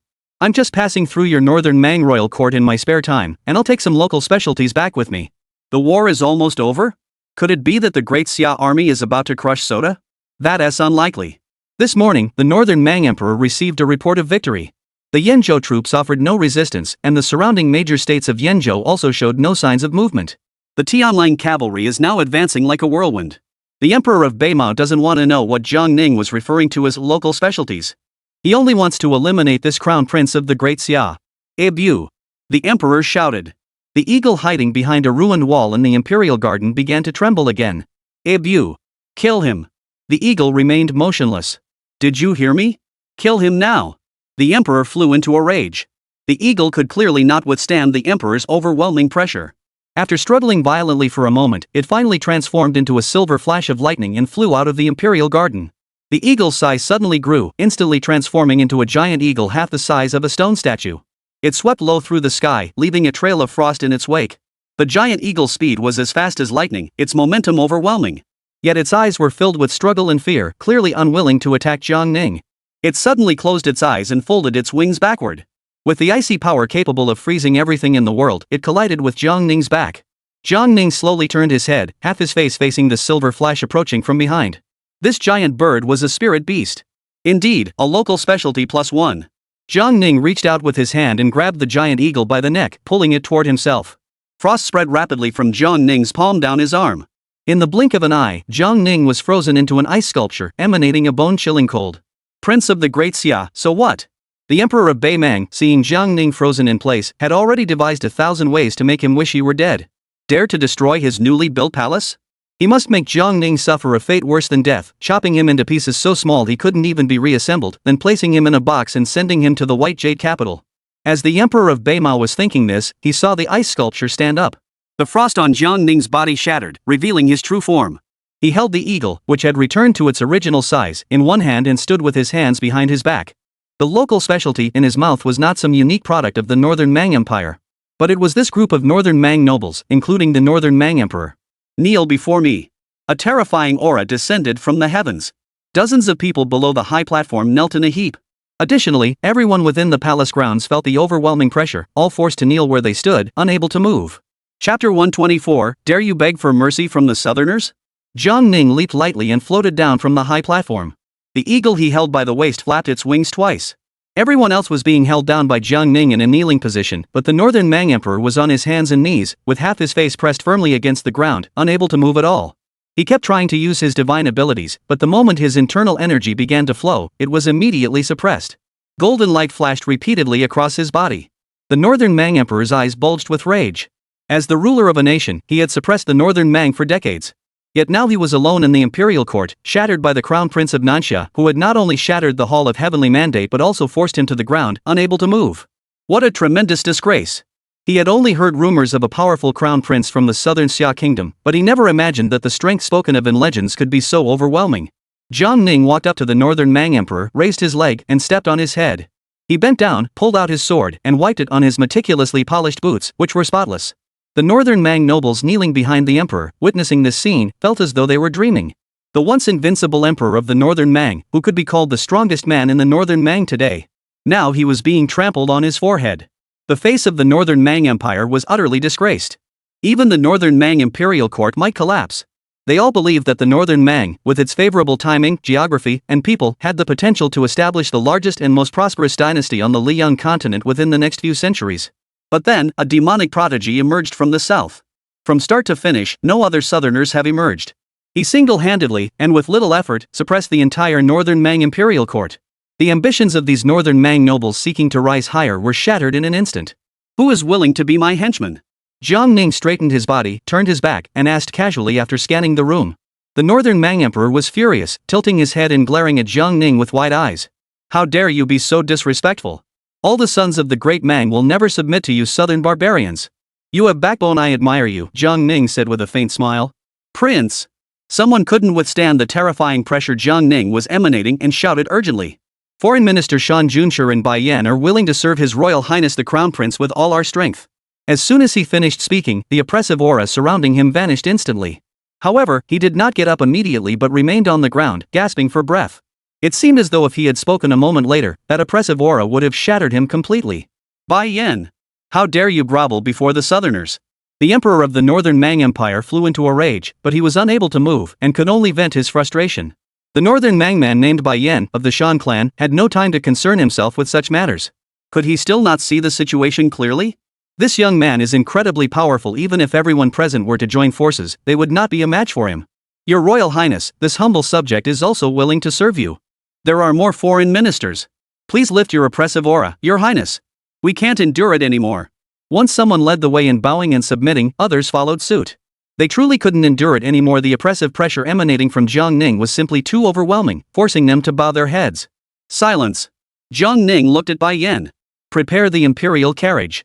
I am returning to the kingdom. Also, bring some soldiers and take all the martial arts manuals and rare treasures from the imperial palace. Jiang Ning said indifferently. As you command. This subject will immediately make preparations for His Royal Highness the Crown Prince. Please remain calm, Your Highness. Bai Yan hurriedly stood up and ran to the outer perimeter. At that moment, the oppressive aura enveloping the palace suddenly shrank. The soldiers kneeling on the ground collapsed one after another. Get up quickly and follow me. Bai Yan swiftly led away a large group of soldiers. He dared not flee but followed Jiang Ning's instructions, preparing the imperial carriage while searching the palace thoroughly. After everything was ready, Bai Yan hurried back to the main hall. Your Royal Highness, everything you requested is ready for your inspection. Jiang Ning glanced at it, a dragon-drawn carriage adorned with carved dragons and phoenixes, resembling a mobile palace. Neatly stacked beside it were various books and rare treasures. Load everything onto the dragon-drawn carriage, Jiang Ning said in a solemn voice. As you command. Bai Yan hurriedly agreed. Bai Yan. Are you looking for death? And the rest of you? You've been shouting every day about how one day you'll crush the southern Xia and make the southern people kneel before you. You cowards, dare you serve the southerners like dogs? You are unworthy to be sons of the great Mang dynasty. You are unworthy of the divine title bestowed upon your clan. I will send you all to slavery, and you shall never rise again. The emperor of the northern Mang remained motionless, but he couldn't stand seeing Bai Yan act like a dog for Jiang Ning. These people had completely abandoned their dignity. Go, slap him. Jiang Ning said to a soldier in a casual tone. What? The soldier froze. Was he supposed to slap the emperor? Don't you understand? Jiang Ning furrowed his brows. No, I understand. The soldier approached the northern Mang emperor, who gave him a single glance, causing the soldier to collapse to the ground in fear. Go! Jiang Ning ordered another soldier. The soldier was even more terrified and collapsed to his knees before he could reach the northern Mang emperor. Jiang Ning shook his head helplessly. Never mind. He turned his gaze back to Bai Yan beside him. I give you half an hour to go into the city and arrest as many nobles as you can. As soon as Jiang Ning finished speaking, his figure flickered, and he appeared on top of the imperial carriage. Hurry up, my patience is limited. Bai Yan hurriedly ordered the soldiers to act. Your servant obeys. Prince, please wait here. I will go immediately. Bai Yan immediately led a large group of soldiers toward the collapsed palace and departed. Bring another person. You there? Yes, you. Jiang Ning fixed his gaze on a man who had just begged for mercy. Your Highness, I am here. The man felt honored and surprised upon hearing Jiang Ning's words. Take some men and bring all the imperial family members, concubines, and princes inside the palace. Capture everyone you can. Jiang Ning spoke calmly. As you command. More and more northern Mang nobles were being brought to the courtyard outside the Fengtian Hall. They only knew that something had happened in the palace, but moments ago, they had all been immobilized by a mysterious force and had no idea what was going on. Now, brought to the courtyard outside the Fengtian Hall, they were still confused by the scene before them. The northern Mang emperor and a group of nobles were now kneeling on the ground. The dragon carriage, which had been recently completed, was piled high with items, and atop it stood a young man clad in a crimson python-patterned robe. He stood with his hands behind his back, holding an eagle in his hand. That was the spirit bird IB. What on earth is happening here? Why is the emperor kneeling, and why is a stranger standing on the emperor's dragon chariot? What on earth is going on here? The atmosphere on the scene was tense and somber. No one dared to speak or ask questions, they could only stand quietly and wait. Chapter 125, The Great Mang Heavenly Beings Will Never Be Slaves. After a long time, thousands of people were gradually brought to the outer courtyard of the Fengtian Palace. Some knelt, others stood. Some northern Mang nobles occasionally glanced at Jiang Ning, who stood atop the dragon carriage with his eyes closed, seeming to meditate. They whispered among themselves, but could not come to any conclusion. Your Royal Highness, the envoys have returned. Bai Yan brought the last group of people, running quickly to the dragon carriage and bowing respectfully to Jiang Ning. These are all we could gather. If His Royal Highness requires more, this humble servant can lead men to the 4 great courts to apprehend them. Bai Yan spoke with utmost respect. The northern Mang was divided into the 4 great courts, with the eastern, southern, and western courts each having a great king. For example, the great king of the Southern Academy was a Wushisuda, while the Northern Academy was the imperial court of the northern Mang. Jiang Ning scanned the crowd and smiled in satisfaction. No one knew what Jiang Ning intended to do. Some speculated that he planned to gather the northern Mang nobles together and execute them all at once. However, Jiang Ning had no such intention at the moment.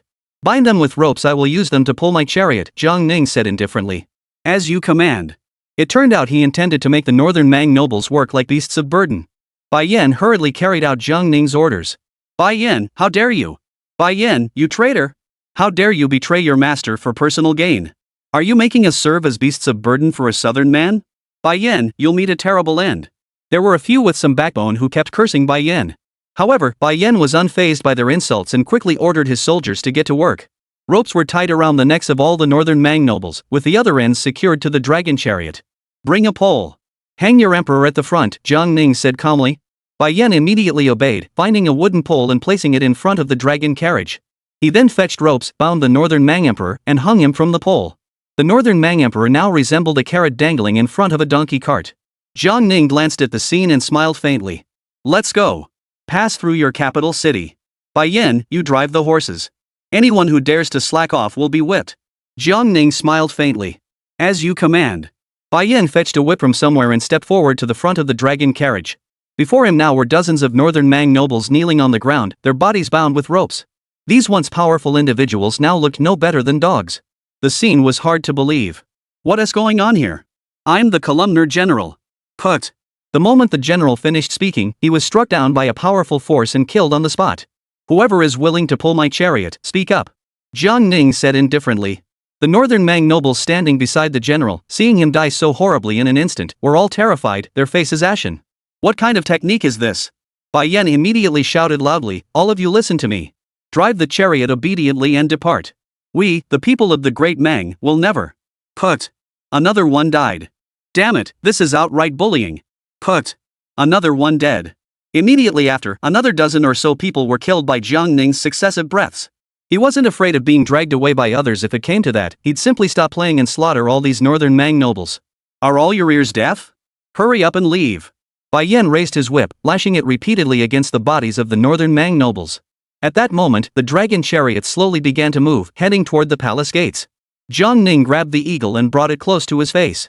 The eagle's neck and chest were covered in silver-white feathers, while its head, wings, and back had water-like blue spots. Its pale blue pupils, deep black eyes, and blue beak were striking. Overall, this spirit beast named Yibu exuded an air of solitary arrogance and dominance. This was a sea eagle. The major clans of the northern Mang each had their own totems they worshipped.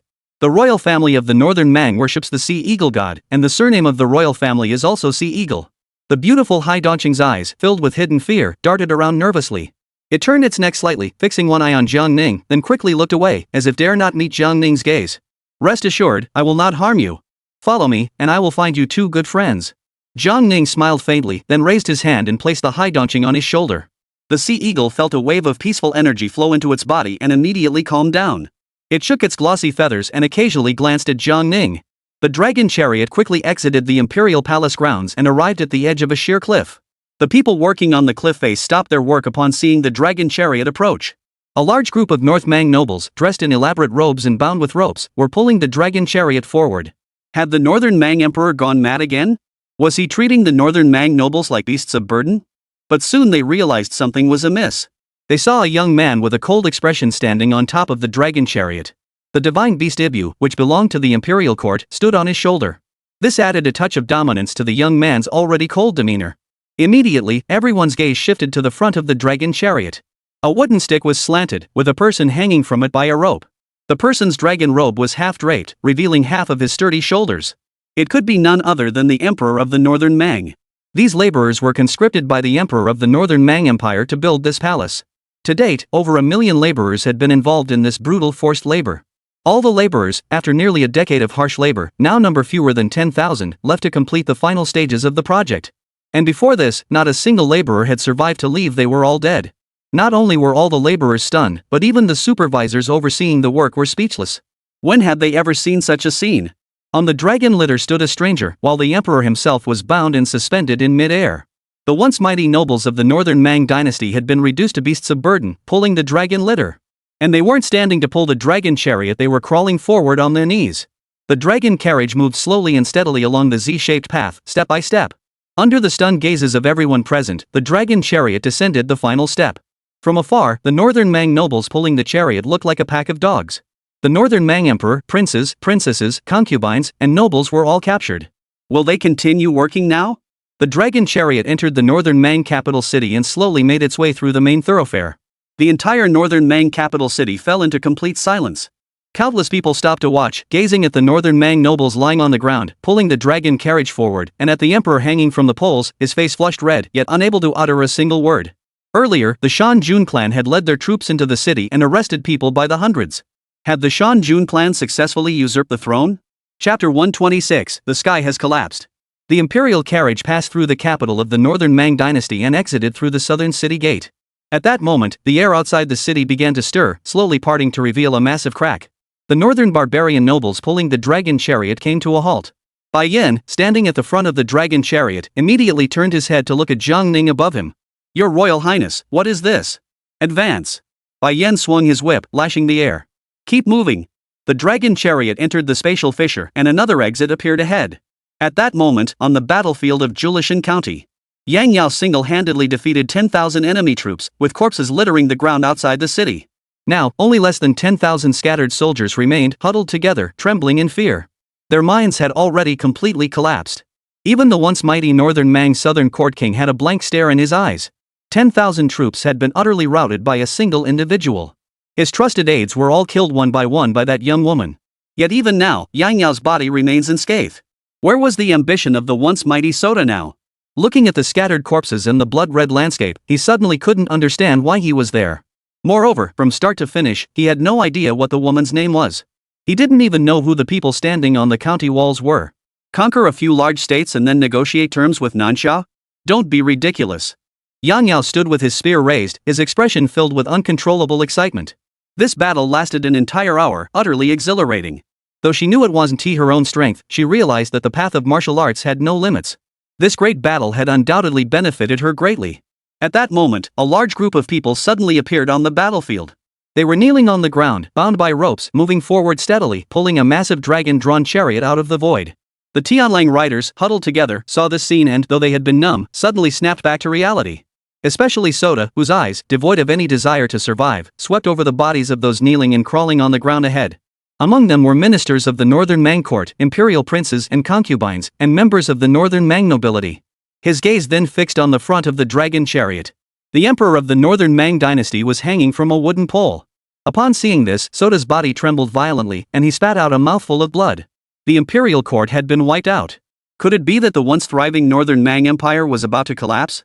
On this battlefield, a single man had defeated his 10,000 heavenly wolf cavalry, and now, in his fear, Sota's peripheral vision had already caught sight of the figure standing on the dragon chariot. But he dared not look up. But in the end, his gaze still fell upon it. That young man, clad in a crimson python robe, the spirit beast of the northern Mang royal family, stood on his shoulder. That's the emperor. The emperor has been captured. This can't be possible. The Tianlang cavalry trembled in fear, each one breaking down completely. The emperor of the northern Mang dynasty's gaze also fell upon this battlefield. The ground was littered with the bodies and remains of men and wolves. The situation on the battlefield spoke volumes of its brutality. By Sota's side, fewer than 10,000 remained. The emperor of the northern Mang closed his eyes. It's over. Everything is lost. Bai Yin, bring that man in golden armor over here as well, Jiang Ning said calmly. As you command. Then Jiang Ning turned to Yang Yao. The rest of them, not a single one left alive. Kill them all. Yang Yao took a deep breath, gripped his long spear, and launched into the final slaughter. On the dragon chariot, Jiang Ning transformed into a gust of wind and vanished. On the city walls, Jiang Ning raised his hand and gave a light wave. The sea eagle broke through the air and landed on Jiang Ning's shoulder. Shortly afterward, Yang Yao dragged his long spear, taking slow steps toward the county town. Behind her lay a sea of corpses and blood. When Yang Yao reached the base of the city walls, the people on the walls erupted into enthusiastic cheers. Not only had they won, but they had won in such a stunning and earth-shaking manner. Yang Yao ran up the city wall, and the people crowded on the wall automatically made way for her. Everyone watched her with eager eyes. Yang Yao ran up to Jiang Ning and slowed her pace. Your Highness, this humble maiden. She didn't know whether to say she had fulfilled her mission or thank him for his guidance. Jiang Ning smiled faintly. Not bad. You haven't disappointed me. After the recent battle, the anger that had been building up in Jiang Ning's heart finally began to dissipate slightly.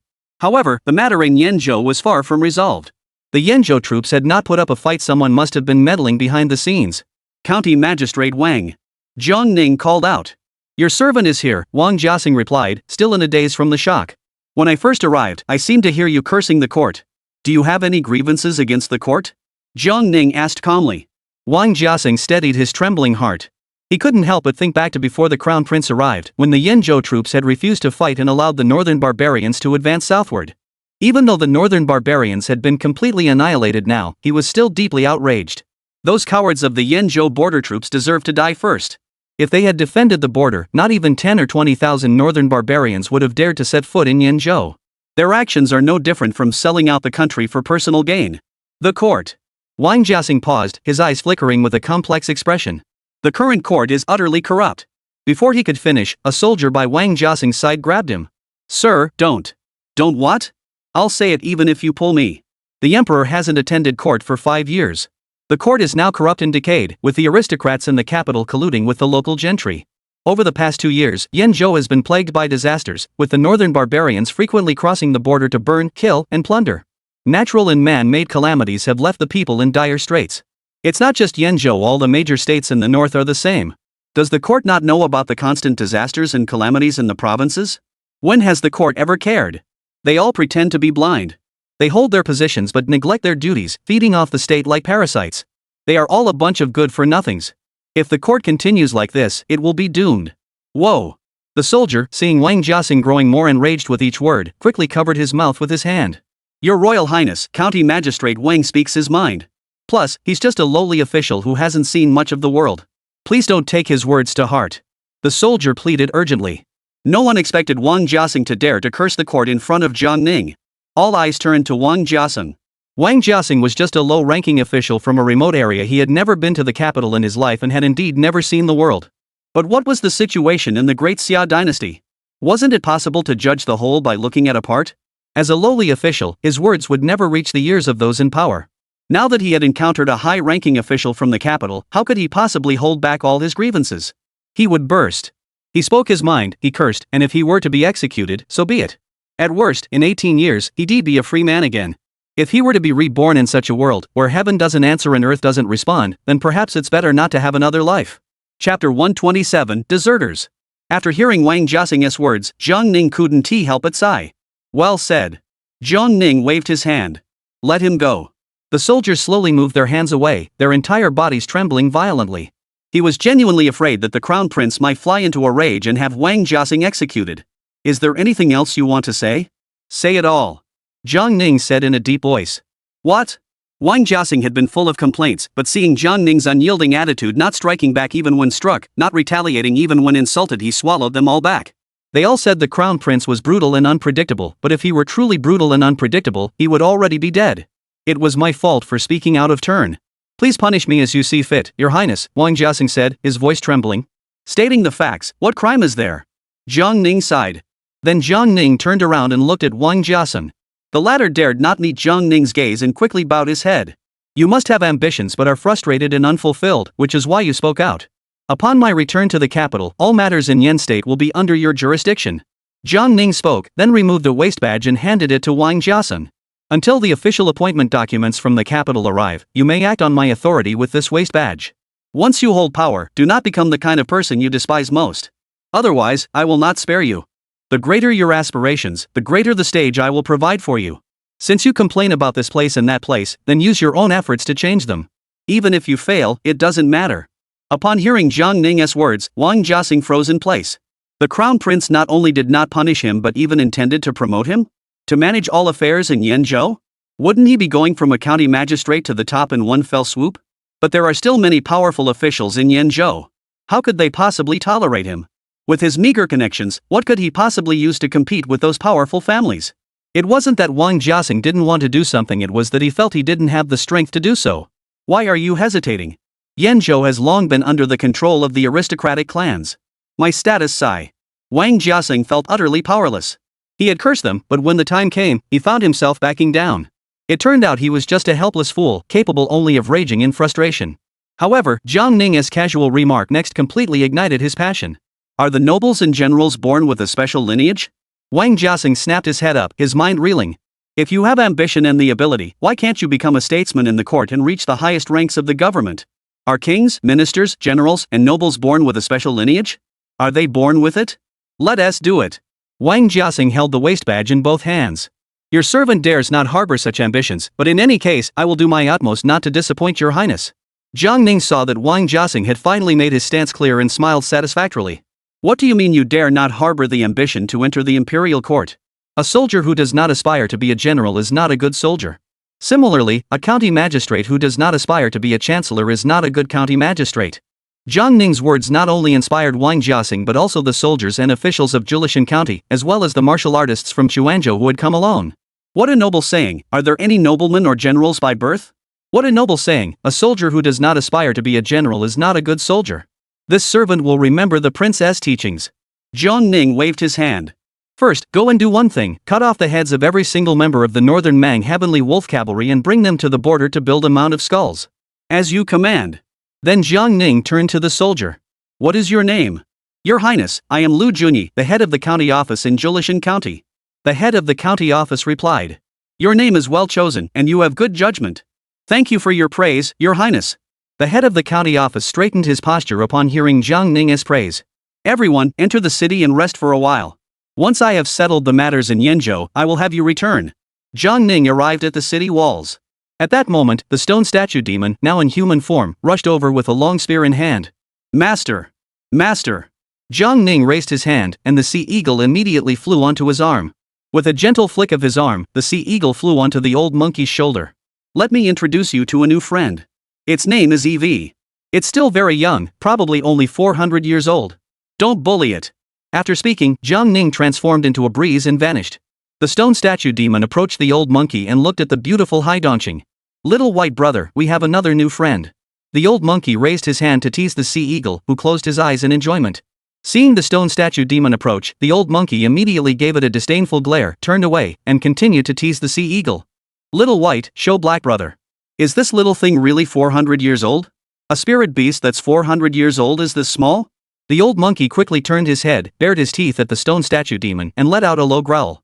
It sounded pretty harsh. Little white, what's wrong? Don't you recognize your black brother? The old monkey led the sea eagle to a spot by the wall, sat down cross-legged, held the sea eagle in one hand, and gently teased it with the other. As the stone statue demon approached, the old monkey turned away immediately, refusing to acknowledge it. This was because when they first arrived, the old monkey had seen the stone statue monster being impaled on the city wall by a two-legged sheep clad in golden armor. The stone statue monster's eyelids fluttered, and its head tilted to the side, leading the old monkey to believe it was dead. After the old monkey went on a rampage, it discovered that the stone statue demon was feigning death. And now, after being bound by those two-legged sheep, this black, demonic creature was still pretending to be dead on the city wall, refusing to come to its rescue? Such a brother is better off without. Anyway, this black creature can't beat it, and the old monkey might not be able to either, but if the old monkey can't beat it, this black creature definitely can't. There's no point in counting on this black creature to save it in the future. Little white brother, are you angry? Black brother will kowtow to you.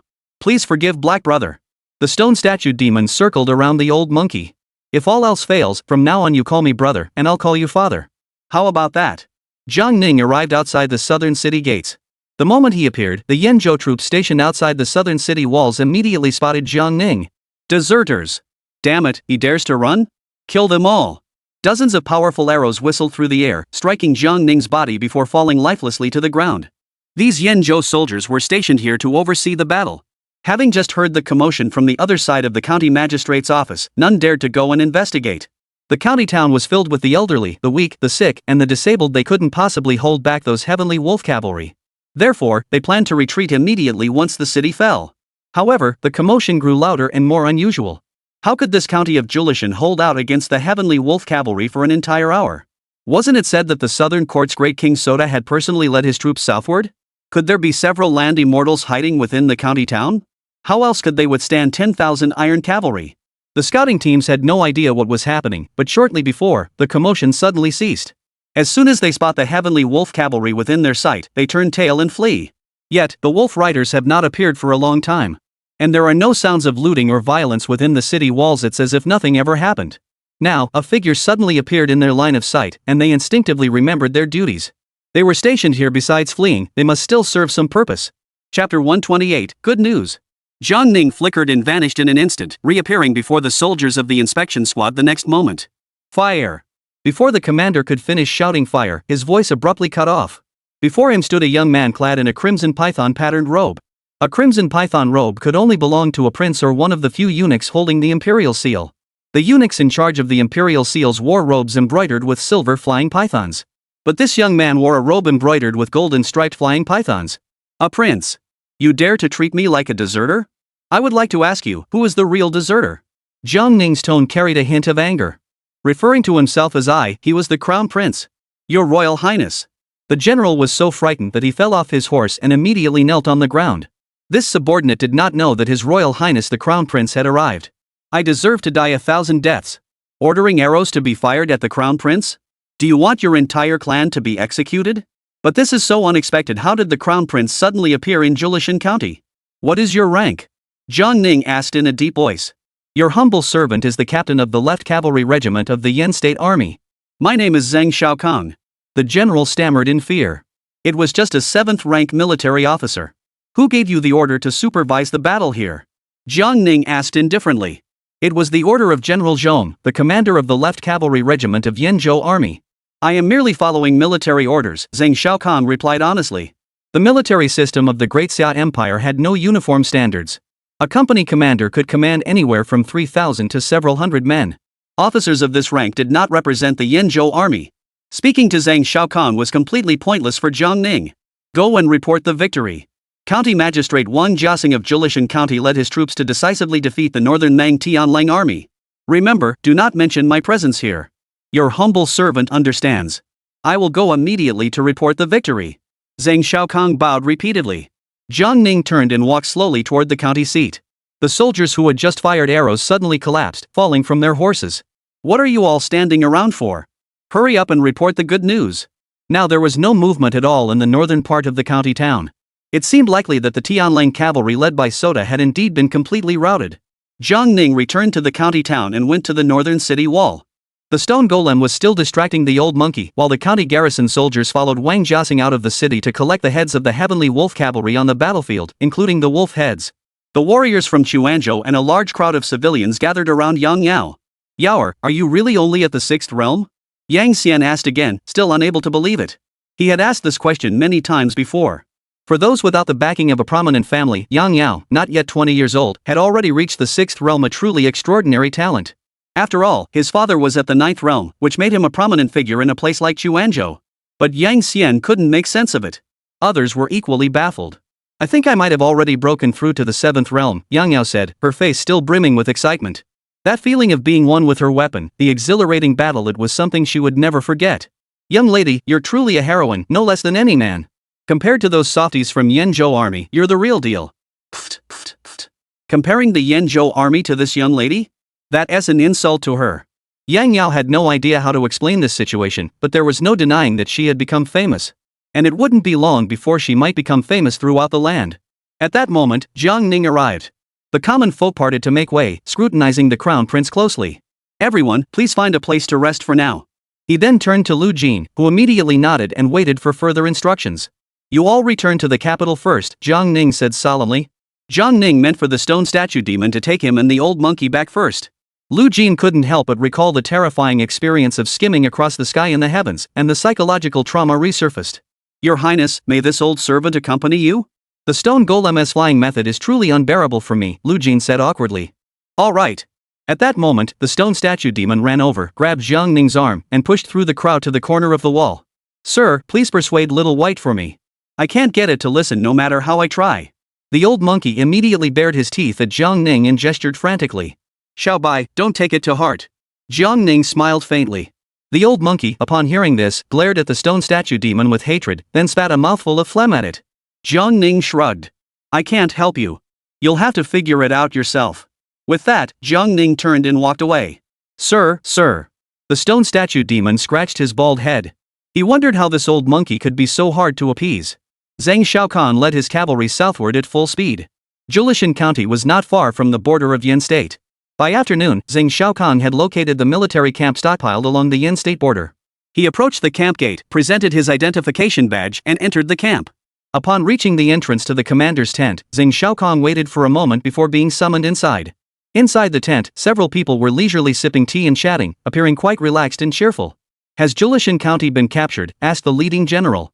No, General Zhong. County Magistrate Wang Jiasing of Julishan County led his troops to defeat the Tianlang cavalry of the Iwashi tribe.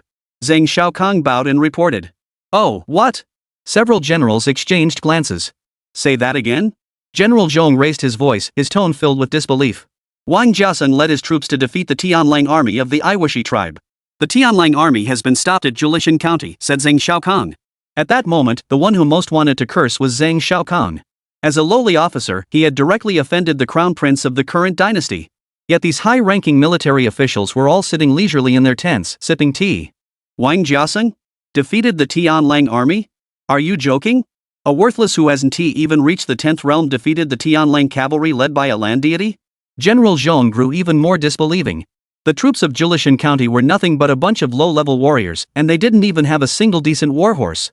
Such an insignificant figure. Even if you gathered every single person in Julishan County and put them on the city walls, how could they possibly break through the 10,000 heavenly wolf army?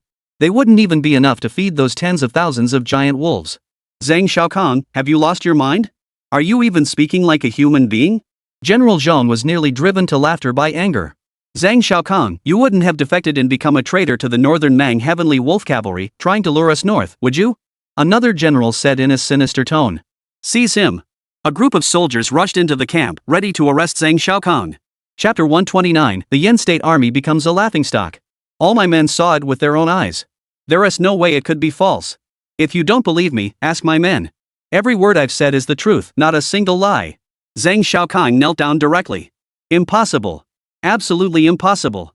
General Zhong waved his hand dismissively. The main force of the Yen State Army had effectively surrendered, handing over the entire Yen State to the Heavenly Wolf Cavalry. Tens of thousands of troops, all elite soldiers. If they had faced off against a Wuxia in a direct battle, the Yanzhou army might not have been a match for the Tianlang cavalry. But now, if those 10,000 Tianlang cavalry were defeated by a county magistrate leading a bunch of misfits, where would the Yanzhou army's face be? Therefore, General Zhong completely disbelieved Zhang Xiaokang's words. Cut him down. General Zhong roared. General Zhong, I am not lying. Every word I have spoken is the truth. If you do not believe me, ask my men. They all saw it. The Heavenly Wolf Cavalry did not breach the defenses of Julishan County at all. They have already been defeated. Zhang Xiaokang shouted at the top of his lungs. Why is General Zhong trying to kill him today when the Crown Prince didn't? The dirty, disgraceful, and arduous tasks that offend others are all done by these lowly subordinates. These high-ranking officials, just because they don't trust someone, they want to kill them? Dare to lie again, and I'll exterminate your entire clan. General Zhong roared. He tried to find any weakness in Zhang Xiaokang's eyes, but found none. Zhang Xiaokang stuck to his story, insisting that Wang Jiaxing had defeated the 10,000 Heavenly Wolf Cavalry. Imprison him first. After speaking, General Zhong flung his sleeves and left the command tent, heading toward the central command tent. General Zhong was merely chatting over tea with his trusted confidants to pass the time. But the scene inside the tent was far more chaotic than where he was. A tall, gray-haired man lay on a soft couch, with several young, alluring women kneeling before him, attending to his every need. In the center of the spacious tent, a group of dancers were performing, accompanied by musicians playing stringed instruments. The scene was one of peace and prosperity. Lord Wei, General Zhong bowed in greeting. You're here? Sit down. These are the dancers my foster father just bestowed upon me. Join me for a drink and enjoy the show. If you like any of them, pick a few to take with you. Wei Gong smiled and beckoned with his hand. A young woman held a wine cup and brought it to Wei Gong's lips. Wei Gong smiled and took a sip of the wine. Ah. He sighed with a smile. He could have stayed in Yanzhou City, but it was much more comfortable than being in the military camp. However, since they had withdrawn from Yanzhou City, he might as well enjoy himself while he could. Where has Soda reached? Lord Wei asked. They should have reached Julishan County by this morning, less than 300 li from here, General Zhong replied. Wei Gong paused. If Soda had reached Julishan County this morning, he should have already arrived at the border of Yanzhou by now. Why is there no sign of him yet? Where is he? Has he stopped in Julishan County? Asked Wei Gong. Just now, one of my officers reported that County Magistrate Wang Jiaxing of Julishan County led the county troops to defeat the Tianlang cavalry, General Zhong said. Put. Wei Gong spat out the wine he had just taken into his mouth. Ha ha ha. Wei Gong burst into laughter. What a ridiculous joke. A mere county magistrate? How powerful could he be? Could he possibly stand up to the great king of the southern court of the northern Meng? Soda has brought all the main forces of the Wuxia clan here. Do you think that's possible? Wei Gong said with a laugh. Wei Gong, I also thought it was unlikely. But Zhang Xiaokang spoke with such certainty, as if it were a fact. His subordinates all said it was Wang Jiaxing who defeated the Heavenly Wolf Cavalry. General Zhong said. A county magistrate defeating 10,000 Heavenly Wolf Cavalry? That would make the Yen State Army a laughingstock. If we can't even match a county magistrate, why not just hand over Yen State to a county magistrate? Wei Gong laughed even harder. I agree, but if Suoda really broke through Julishan County, why hasn't there been any movement yet? Perhaps they're resting and regrouping, Wei Gong replied directly. Soda has advanced deep into enemy territory. Finding a place to rest and regroup is not impossible. These northern barbarians love nothing more than burning, killing, and plundering. Every city they pass through has been slaughtered by them. I suspect it might be Soda's treacherous plan. Zhang Xiaokang has defected and is trying to lure us back with a false flag. If we're out in the open, the Yen State Army might not be a match for the Heavenly Wolf Cavalry, General Zhang said. That makes sense. Send someone to Jiulishan County to investigate the situation. Wei Gong said. Yes. Never mind, you go personally to Julishan County. Hurry back. Wei Gong said again. As you command. General Zhang left the command tent, had a fast horse prepared, and set off alone toward the north. It was only a few hundred miles, so he arrived shortly thereafter. General Zhong arrived at the southern city gate of Julishan County. Inside, everything was peaceful, with no signs of battle whatsoever. If Suoda had been resting here, he would have already slaughtered the entire county town, and both inside and outside the city walls should be littered with corpses. General Zhong wanted to enter the city to investigate, but found himself blocked by a barrier. Ha! What a powerful barrier array! Could it be that the county magistrate of Julishan County is hiding some earth-shaking treasure? General Zhong circled the county town and headed north. Before he even approached the northern part of the county town, he caught a whiff of an extremely strong, pungent smell of blood. This was undoubtedly the lingering scent of a fierce battle. Shortly thereafter, General Zhong came to a sudden halt. The peach grove outside the northern city gate looked as though it had been plowed over, with not a single intact peach tree in sight. However, this was not the main focus. What caught his attention was the sight of corpses strewn everywhere as far as the eye could see. Some were human bodies, others were wolf carcasses. Many people were holding torches, moving back and forth across the battlefield, severing the heads of both human and wolf corpses one by one. In one area, human and wolf heads were piled up to form a small mountain. The ground was littered with corpses, and all the armor on their bodies was that of the heavenly wolf cavalry. There was no other type of armor to be found. Zhang Xiaokong wasn't lying, the heavenly wolf cavalry had indeed been defeated. And judging from the scene before him, there was a possibility that all 10,000 heavenly wolf riders had been annihilated. However, Wang Jiaxing was merely a 7th-rank county magistrate. In the Great Xia dynasty, officials of such rank were no better than ants in the eyes of someone like General Zhong. And Soda is a land deity. An ant, leading a group of ants, managed to kill a land deity? Is that even possible? Regardless of how Wang Jiaxing managed to do it, General Zhong had already made up his mind. That was that the completely unresisting Yanzhou army had become a complete laughingstock. General Zhong cast one last glance at the mountain of severed heads and wolf heads, then turned his horse and galloped southward. After a long time, General Zhong returned to the camp. He looked utterly disbelieving, riding his horse straight to the front of the command tent, then quickly dismounted and rushed inside. "You're back so soon? What's the situation in Julishan County?"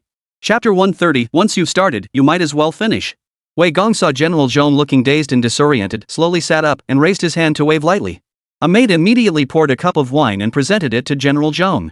"Have a drink and calm down. Sit down and tell me slowly," Wei Gong said. General Zhong was still in a daze, his mind filled with the horrifying scenes of corpses littering the outskirts of Julishan County. It was like a primordial beast rampaging through the land, destroying everything in its path, crashing through countless city walls, only to suddenly collide with an iron wall and come to an abrupt halt. How could one not be stunned? He mechanically took the cup but did not sit down. It's over, General Zhong murmured, his voice as faint as a mosquito's, as if all his courage had been drained from him. "What did you say?" Wei Gong looked puzzled. The Yanzhou army was divided into 3 main forces, left, center, and right. The general of the left army, Zhong Shang, was his most trusted general. Zhong Shang had always been calm and composed, never flustered by anything. His sudden state of disarray must mean that Julishan County had been captured. If it were merely the fall of a county town, Zhong Shang would not react so severely. Before Julishan County, how many major cities had been crushed under the iron hooves of the heavenly wolf cavalry? Zhong Shang finally snapped out of his daze, holding his wine cup, and walked stiffly toward Wei Gong. "General Wei, my men did not lie. 10,000 heavenly wolf cavalry were stopped at Julishan County." Zhong Shang's voice trembled. "What?" Wei Gong narrowed his eyes, quickly waved his hand, and dismissed all the maids and dancers. "Did you see it with your own eyes?" Wei Gong stood up and asked in a deep voice. Zhong Shang nodded slowly, swallowing hard. "I saw it with my own eyes." At the northern gate of Julishan County, the ground was littered with corpses, all of them were from the heavenly wolf cavalry. The scene was nothing short of hell. Wei Gong slowly sat back down on the soft couch and sighed deeply. He quickly looked up at Zhong Shang. "Were there any troops from the Great Xia Empire on the battlefield?" Wei Gong asked immediately. Zhong Shang shook his head slowly. "Only the local troops and laborers from Julishan County are cleaning up the battlefield. No Xia troops have been spotted." Zhong Shang replied. "Only a large military force could match the heavenly wolf cavalry. If there were indeed large forces advancing northward, they would not have remained completely silent while stationed at the southern border of Yin State. However, all the major clans of Yanzhou have withdrawn. Even if they hadn't, they wouldn't stand a chance against the Tianlang cavalry." "Could it be true, as your subordinate claimed, that 10,000 Tianlang cavalry were routed by a mere county magistrate?" asked Wei Gong. "Wei Gong, 10,000 heavenly wolf cavalry, it's possible, they were completely annihilated. Have you entered the county town to investigate the situation?" "After seeing the situation on the battlefield, I returned immediately and did not enter the county town." "Should we even go into the county town? Are we supposed to go straight to Wang Jiaxing and ask him, was it you who crushed the heavenly wolf cavalry? If he answers yes, then Zhong Shang will confront him. The entire Yin State army couldn't accomplish this, so how could a mere county magistrate do it? Lord Wei, ordering Julishan County to resist the celestial wolf cavalry has made the Yin State army look like a joke. If this gets out..." Upon hearing Zhong Shang speak to this point, Wei Gong immediately stood up and took a few steps forward. "This matter must not be allowed to spread. If this matter were to spread, it would mean that the Yen state border troops, who have been stationed at the frontier for years, are no better than a county magistrate leading a bunch of ordinary soldiers. It would disgrace our ancestors for 18 generations. You are absolutely right, but now that things have come to this. Since it has come to this, we must see it through to the end. Wei Gong grabbed Zhongshang's shoulders, his gaze sharp, and gritted his teeth. Surround Julishan County and wipe it off the map. Then announced to the outside world that it was the Yen state army that defeated the Heavenly Wolf Cavalry. Yes, that's what we'll do. Wei Gong, Julishan County is protected by an isolation array. It likely has some kind of divine artifact. Wang Jiaxing might have utilized some magical treasure to achieve this miracle. After all, Sota personally led 10,000 Tianlang cavalry, and they were all annihilated. Zhongshan thought of this detail and immediately spoke up. Oomph. Wei Gong snorted coldly. What kind of magical artifact or divine treasure could possibly destroy the Northmang's 10,000 Heavenly Wolf Cavalry and still have any remaining power? Moreover, do you think we have any room to retreat? The Yenzhou army was now like a county magistrate holding them over a cauldron of boiling oil. That county magistrate was stoking the fire, waiting for them to fall in. Therefore, the only solution is to throw that county magistrate into the oil pot. The dead cannot speak. When the time comes, the living will decide the outcome of the battle. Zhongshan was deeply conflicted. No one could have anticipated that things would escalate to this point. Should we consult the old master about this? Zhongshang asked. This was the old master's idea to begin with. Now that things have taken such a sudden turn, what do you think the old master would do? Wei Gong leaned close to Zhongshang, clenching his teeth and speaking coldly. The old master will either kill us to distance himself from us or join us in this. So we have no way out. Wei Gong. Hesitation will never achieve anything great. If this succeeds, it will be a tremendous achievement. If it fails, this endeavor must succeed at all costs. The Yenzhou army is not a bunch of brainless northern barbarians. Wei Gong began putting on his armor. This matter must be decided swiftly. There is no room for hesitation. We must cut through the chaos with a swift sword. All officers assemble. In the camp. Wei Gong, fully armored, stood before the assembled generals. Break camp and follow me north. The general spoke only one sentence, and the entire camp sprang into action. Soon after, the entire Yen state army was fully assembled. At the general's command, the Yen state border troops marched northward with great vigor and determination. The army's pace was not slow, and by the time the second half of the night had passed, they had already reached the outskirts of Julishan County. All troops, listen up. Surround Julishan County. The entire county is now filled with northern barbarians. The army split into two columns, circling around both sides of Julishan County.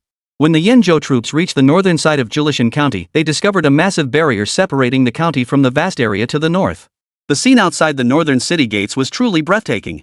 The ground was littered with corpses, and blood flowed like rivers. Heads were piled up like mountains. The Yenzhou troops who had bypassed the western side even spotted a massive dragon-drawn carriage parked on the chaotic battlefield. Many people were kneeling in front of the chariot, their bodies bound with ropes. Many county soldiers were busy collecting heads on the battlefield, piling them all together. What on earth happened here? These bodies seem to be all from the Heavenly Wolf Cavalry. Look at the dragon-drawn carriage. There's a person hanging from the front. But where did this dragon-drawn carriage come from? Could it be the Emperor himself? The soldiers exchanged brief comments, the scene before them telling them that a fierce battle had taken place in Julishan County. The outcome was also clear. The Heavenly Wolf Cavalry had suffered heavy casualties. Looking toward the northern city walls of Julishan County, a distinct indentation could be seen near the city gate in the distance. Apart from that, the county town was almost completely undamaged. The soldiers cleaning up the battlefield outside the city walls saw a large group of soldiers approaching from both sides and immediately shouted, not knowing who it was. Lord Wang! Look! Lord Wang, it seems to be the Yenzhou troops. Chapter 131, The Lonely One asks you a question. Wang Jiaxing stood up straight and looked in the direction of the shout. Countless Yenzhou troops stretched out from one side of the city walls.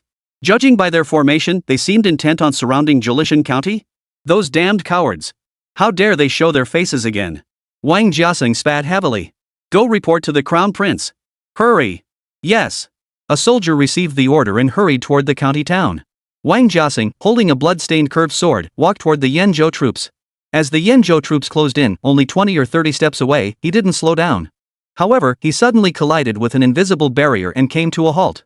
The Yenzhou troops in front of him had already set up various siege weapons. What are you doing? Trying to rebel? Wang Jiaxing roared at the soldiers across from him. The soldiers paid no attention. When the northern barbarians invaded, you cowards ran away faster than anyone else. Now that the northern barbarians have been defeated, you cowards have come back? You have such big faces. How did your mothers give birth to you? Why didn't they choke you to death in their wombs? Do you even know what your actions are called? They're called treason. They're called selling out your country for personal gain. Now you're all strutting around like you're something, surrounding Julishan County? Where do you get the nerve? You even brought a bunch of scum to supervise the battle? Anyone who dares to leave the county will be beheaded? I'll chop you all into pieces and feed you to the dogs. Even the dogs will reject your flesh as too disgusting to eat. You bunch of traitors, you don't deserve to be called people of Yenzhou. If I were you, I'd just find a block of tofu and smash my head against it. Where are Wei Yuan and Zhongshan? Wang Jiaxing brandished his sword and shouted for a while. The Yenzhou soldiers standing across from him were so ashamed and angry they couldn't speak. They were just ordinary soldiers following orders, but they had to admit that Wang Jiaxing was right. If the Yenzhou army had any backbone, they wouldn't have done such despicable things. In the city, on the second floor of a small tavern, Zhang Ning sat by the window, closing his eyes to rest. Almost everyone in the county town had witnessed yesterday's earth-shaking battle. The entire county town had been awake all night, bustling with activity. A soldier ran up to the second floor. Lu Jin, who was waiting nearby, quickly made a shushing gesture, afraid of disturbing Jiang Ningqing's rest. But the soldier spoke up anyway. Your Highness, the Yan State Army has arrived and surrounded Julishan County. Jiang Ning slowly opened his eyes. I already know. With such a commotion outside the city, how could he not know? At that moment, Wei Gong gave the order, and the Yan State troops launched a fierce attack on Julishan County. Various divine crossbows and giant bows fired arrows as thick as thunderbolts toward Julishan County. Indestructible siege weapons broke away from the ranks and crashed into the county walls. With each deafening explosion, the invisible barriers erupted in dazzling halos of light. The deafening noise shook the heavens, yet Julishan County remained untouched. All siege tactics proved utterly ineffective against the barrier. Standing at the front, Wei Gong saw the light effects constantly reflecting in his eyes. Even from the initial assault, it was clear why Soda's 10,000 heavenly wolf riders couldn't breach Julishan County. This county town was truly shrouded in an impenetrable shell. But so what? This defensive artifact had already repelled the celestial wolf cavalry. Had it not suffered any damage at all? He refused to believe that the entire Yan State border army was stationed here and couldn't break through that damned barrier. Wei Gong personally nocked an arrow and drew it back. The arrow, which should have easily torn through the air, collided with the barrier and fell to the ground helplessly, leaving only a trail of light on the barrier. This. Wei Gong's heart sank. Just one arrow was enough for him to feel the barrier's immense strength. Could it be a divine artifact protecting the city? But why would a mere county town possess such a divine artifact capable of reaching the heavens? Keep attacking. You can hold out for a moment, but can you hold out for a lifetime? At that moment, a cold voice rang out. You kowtow to the northern barbarians, yet you strike your own people with such ferocity? A figure appeared on the southern city wall. Though only the upper half of his body was visible, the crimson python patterned robe he wore was striking enough. The Yenzhou troops were already close to the city walls, and the face of the man on the walls was clearly visible. Wei Gong's eyes widened instantly. Who was that man? Who is the commander? Why are you attacking Julishan County? Jiang Ning asked. Wei Gong did not respond at all, for he saw intense murderous intent in those cold, indifferent eyes. I am asking you a question. A furious voice rang out. Wei Gong only saw a flash of movement before the crimson figure appeared before him. Before he could react, his face was grabbed by a hand and slammed into the ground. Wei Gong's entire head slammed into the ground. Everyone around him turned their gaze toward Jiang Ning. The Crown Prince. He is the Crown Prince. A large group of Yenzhou soldiers began to tremble. Jiang Ning walked over to Wei Gong, bent down, and pulled his head out. At this point, he was already bleeding from his mouth and nose. Then Jiang Ning stepped on Wei Gong's head with his foot. Lately, Jiang Ning had been troubled by evil spirits, and his thoughts were not clear. Yesterday, he had crushed 10,000 northern barbarians, and the anger had not yet subsided. He had assumed that this group of Yenzhou soldiers, who seemed to have no idea what they were doing, would come running over once they heard of the victory. But he never expected these scum to attack Julishan County without a word of warning. He roughly understood their intentions. However, what he hates most in the world are traitors. In Jiang Ning's view, traitors are far more despicable than enemies, even more so than those who lurk in the shadows and scheme in the dark. Otherwise, given Jiang Ning's temperament, he wouldn't have bothered to get involved. He would have simply crushed him with a single wave of his hand. Who are you? Answer me. Wei Gong hadn't even had time to react. But from that single strike alone, he already knew his fate. No wonder the 10,000 heavenly wolf cavalry were wiped out in an instant. How could a county magistrate achieve such a feat? It was the Crown Prince himself. An unprecedented sense of oppression weighed heavily on Wei Gong, leaving him unable to breathe. Your servant. You have no right to call yourself a subject in my presence. Jiang Ning struggled to control his surging emotions, fearing that the slightest exertion might crush his head. I am Wei Yuan, the commander of Yenzhou. The northern barbarians have invaded our borders.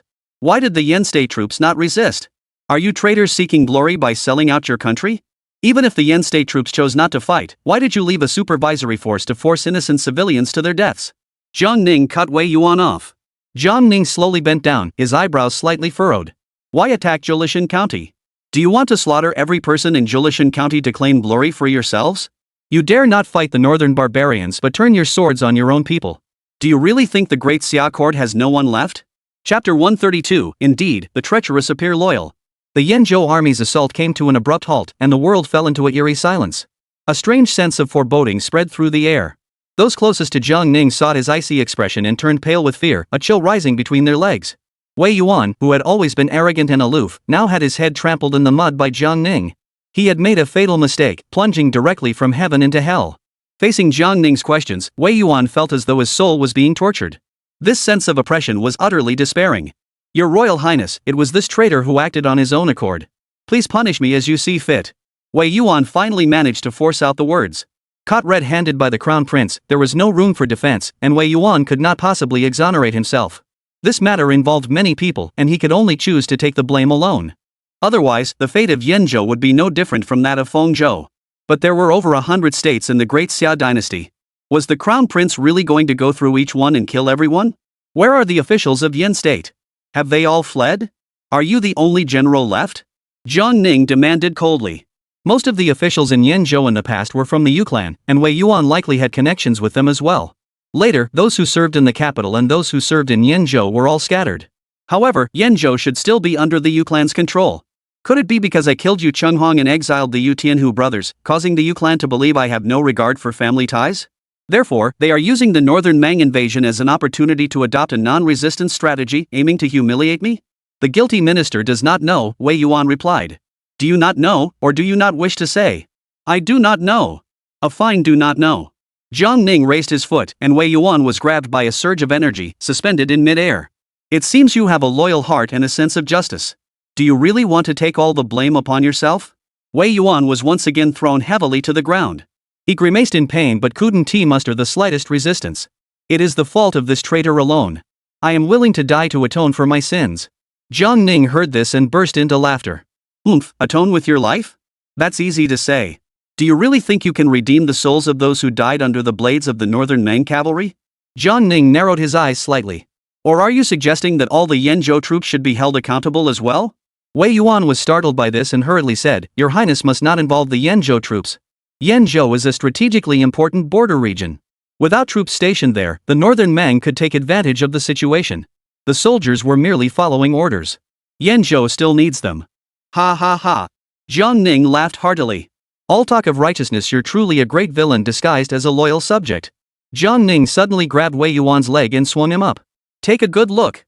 Does Yanzhou really need a bunch of useless trash like you? Wei Yuan flew through the air above the county town in a parabolic arc and crashed heavily in front of the county town. When he finally crawled out of the muddy pit, shaking his head, he couldn't help but tremble. Before him stood a luxurious dragon-drawn carriage. Northern Mang nobles lay scattered on the ground, tied up like dogs. Kneeling before him was none other than the Southern Court Great King, a Wushisuda, known as the Iron-Handed One. Wei Yuan looked toward the dragon carriage and saw a man clad in a dragon robe hanging from a pole. That was the Emperor of the Northern Mang. So it wasn't the Tianlang army of the Wushir tribe that had been annihilated, the entire Northern Mang imperial court had been overthrown? Wei Yuan's knees gave way, his eyes narrowed, and he fell to his knees, tears streaming down his face. With the Northern Mang Emperor captured, where could any threat from the Northern Mang come from now? And the Northern Mang Empire was the strongest empire in the north. The smaller nations were even less worth mentioning. He had heard of the Crown Prince's fame, but for one person to annihilate an entire nation? How terrifying is that? If the Crown Prince has such abilities, why are they still plotting in the north? What a colossal joke. The capital is 6,000 miles away from Yanzhou. We thought the emperor was far away. But now Wei Yuan realized that those 6,000 miles were as close as the prince's footsteps. All generals of the 4th rank and above assemble at the northern city gates. Jiang Ning's voice echoed across the heavens. Immediately afterward, Jiang Ning appeared beside Wei Yuan. At that moment, the Yanzhou troops surrounding the county town had already halted their attack. Except for those outside the South City Gate and North City Gate, many others were unaware of what was happening. However, after their initial assault, they were unable to breach the barrier, making it clear that there were supreme warriors protecting the city. The voice that echoed across the sky suddenly rang out, accompanied by an overwhelming pressure that was impossible to resist. Soon, the generals began to arrive one after another at the North City Gate. It was only then that they could clearly see Jiang Ning's face. I ask you. Jiang Ning looked at Wei Yuan. Do you say that the northern Mang poses a greater threat to our great Xia, or that you treacherous villains pose a greater threat to our great Xia? Wei Yuan knelt on the ground, his eyes fixed intently on the northern Mang emperor. They intended to use the northern Mang's large-scale offensive as a political chessboard to achieve their own objectives. They believed the northern Mang's blade was sharp enough to make the great Xia dynasty bleed. But now? They had truly become treacherous villains selling out their country for personal gain. Your Royal Highness, all of this was Yugong's idea. Wei Yuan finally confessed. This statement did not surprise Jiang Ning. The Yu clan, though seemingly disrupted on the surface, had been secretly cultivating their strength and had been operating in Yenzhou for centuries. How could they have lost control of their ancestral lands? Which Yugong? Jiang Ning asked. In Guogong. Wei Yuan turned to face Jiang Ning and bowed deeply 3 times. The heir of the In Guogong mansion was executed by His Highness, and the Yu clan is His Highness's maternal clan. This has caused widespread dissatisfaction among the powerful families of Yenzhou. Therefore, the In Guogong ordered us not to resist and allow the northern barbarians to enter the pass. The military power of Yenzhou has always been in the hands of the Duke. His intention is to wait until the northern barbarians have captured 2 or 3 states, then have the Yenzhou troops negotiate with the court. They demand money, magical artifacts, and greater authority. They even want the emperor to strip you of your status as crown prince. Wei Yuanquan has confessed everything. It was exactly as Jiang Ning had anticipated. Using the northern barbarians as a tool to seize my territory and humiliate me, is that it? In Guogong Yushanquan, Jiang Ning's maternal grandfather. Among the major states bordering the northern Mang, Yen state had the strongest military forces. If the Yen state army does not block the northern Mang forces, the large states south of Yen state will be completely unable to resist. Therefore, in the end, it will still rely on the Yen state troops to hold back the northern Mang army's attack. But you didn't account for the fact that I have come personally. Wei Yuan knelt on the ground. This traitor is willing to accept his punishment. Jiang Ning's appearance in Yenzhou was indeed baffling. All the powerful nobles of Yenzhou had reached a consensus, each seeking to gain their own interests in this conspiracy. Therefore, no one would dare to seek assistance from the court. They estimated that by the time news reached the capital, the northern Mang had already conquered 2 or 3 major states. Where is Yu Shunquan? Jiang Ning asked. If everything goes as planned, Yu Gong is at Xishan.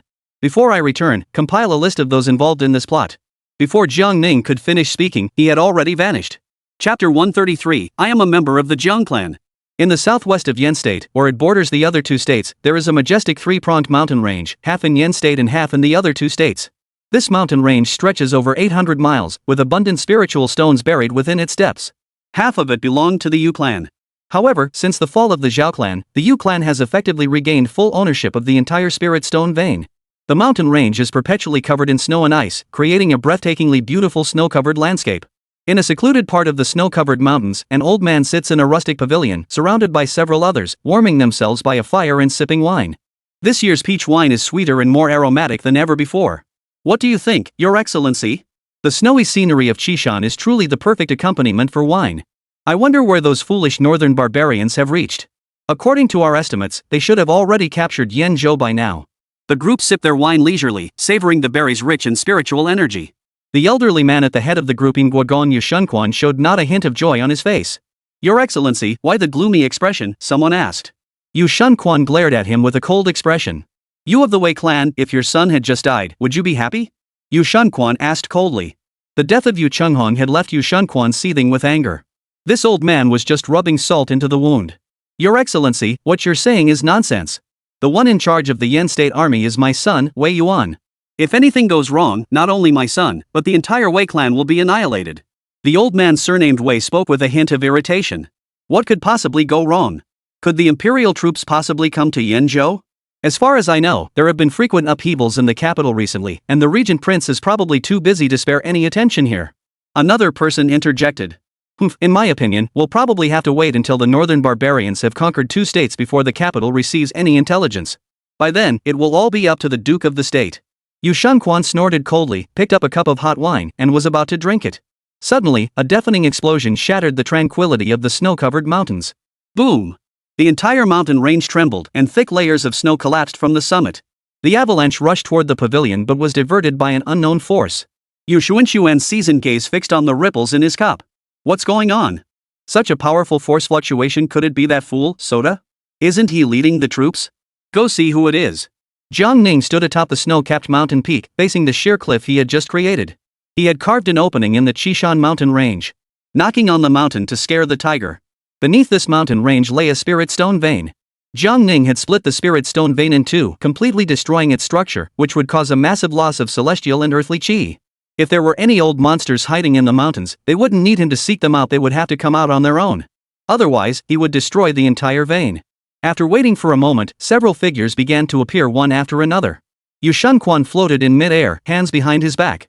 Looking out, he saw that a large section of the mountain peak had been severed. Yu Shunquan was furious. Having just lost his son, his family's mine had now been destroyed. Who are you? Why are you destroying the mountain range? You brat, which family do you belong to? Are you tired of living? These old fools probably never expected him to show up and jumped out without even thinking. Wei Yuan hadn't lied. I am from the Jiang family, Jiang Ning replied calmly. The Jiang family? Which Jiang family? There are no major Jiang families in the north. Did I ever say I was from the north? Jiang Ning replied indifferently. Looking for trouble. Yu Shunquan was in a bad mood, and now someone had come to provoke him. Regardless of who this kid was, he had to be dealt with first to vent his anger. However, before Yu Shunquan could act, he suddenly felt a tight grip around his neck. In the next instant, Yu Shunquan was dragged in front of Jiang Ning. The others were no exception, they were all locked by a mysterious force, their necks tightened, and dragged in front of Jiang Ning. Now do you see who I am from the Jiang family? Jiang Ning narrowed his eyes slightly. The red python patterned robe on Jiang Ning's body caused everyone's faces to pale. Just moments ago, they had claimed that the Imperial Army could never appear here. The Imperial Army hadn't come, but the Crown Prince had. You're Ninger? Yu Xuanquan's expression was filled with fear. Allowing the Northern Mang Army to enter the pass and letting the common people resist the Heavenly Wolf Cavalry. Poof. Jiang Ning's cold expression flickered with a hint of a chilling smile. Very good indeed. Jiang Ning slowly rose into the air, opening a spatial fissure. You old traitors, how will you atone for your sins? Jiang Ning dragged the others into the spatial fissure, and in the blink of an eye, they appeared outside the northern city gate of Julishan County. Ninger, I'm your maternal grandfather. Yu Shunquan shouted. Only when Jiang Ning stood before him did he realize just how terrifying his descendant's strength truly was. Unmatched under heaven, the reputation was well deserved. Yu Shunquan had publicly claimed to be at the 14th realm, but in reality, he had already reached the 15th realm. In the eyes of ordinary people, he was like a divine being from the heavens, with powers that reached the heavens and the earth. But in front of Jiang Ning, he hadn't even moved yet. In an instant, all his chi was completely suppressed, and he couldn't cast any spells or techniques. Only now did he remember that he was Jiang Ning's maternal grandfather. But when he was plotting against Jiang Ning, he hadn't thought of it that way at all. He only saw Jiang Ning as a wolf in sheep's clothing, with no regard for his own kin. Your Excellency, look. Someone murmured softly, and the old men finally looked around in all directions. The ground outside was littered with headless corpses, and not far away, a group of people were kneeling, pulling a dragon-drawn carriage. Even the Emperor of the Northern Mang was hanging from the dragon litter.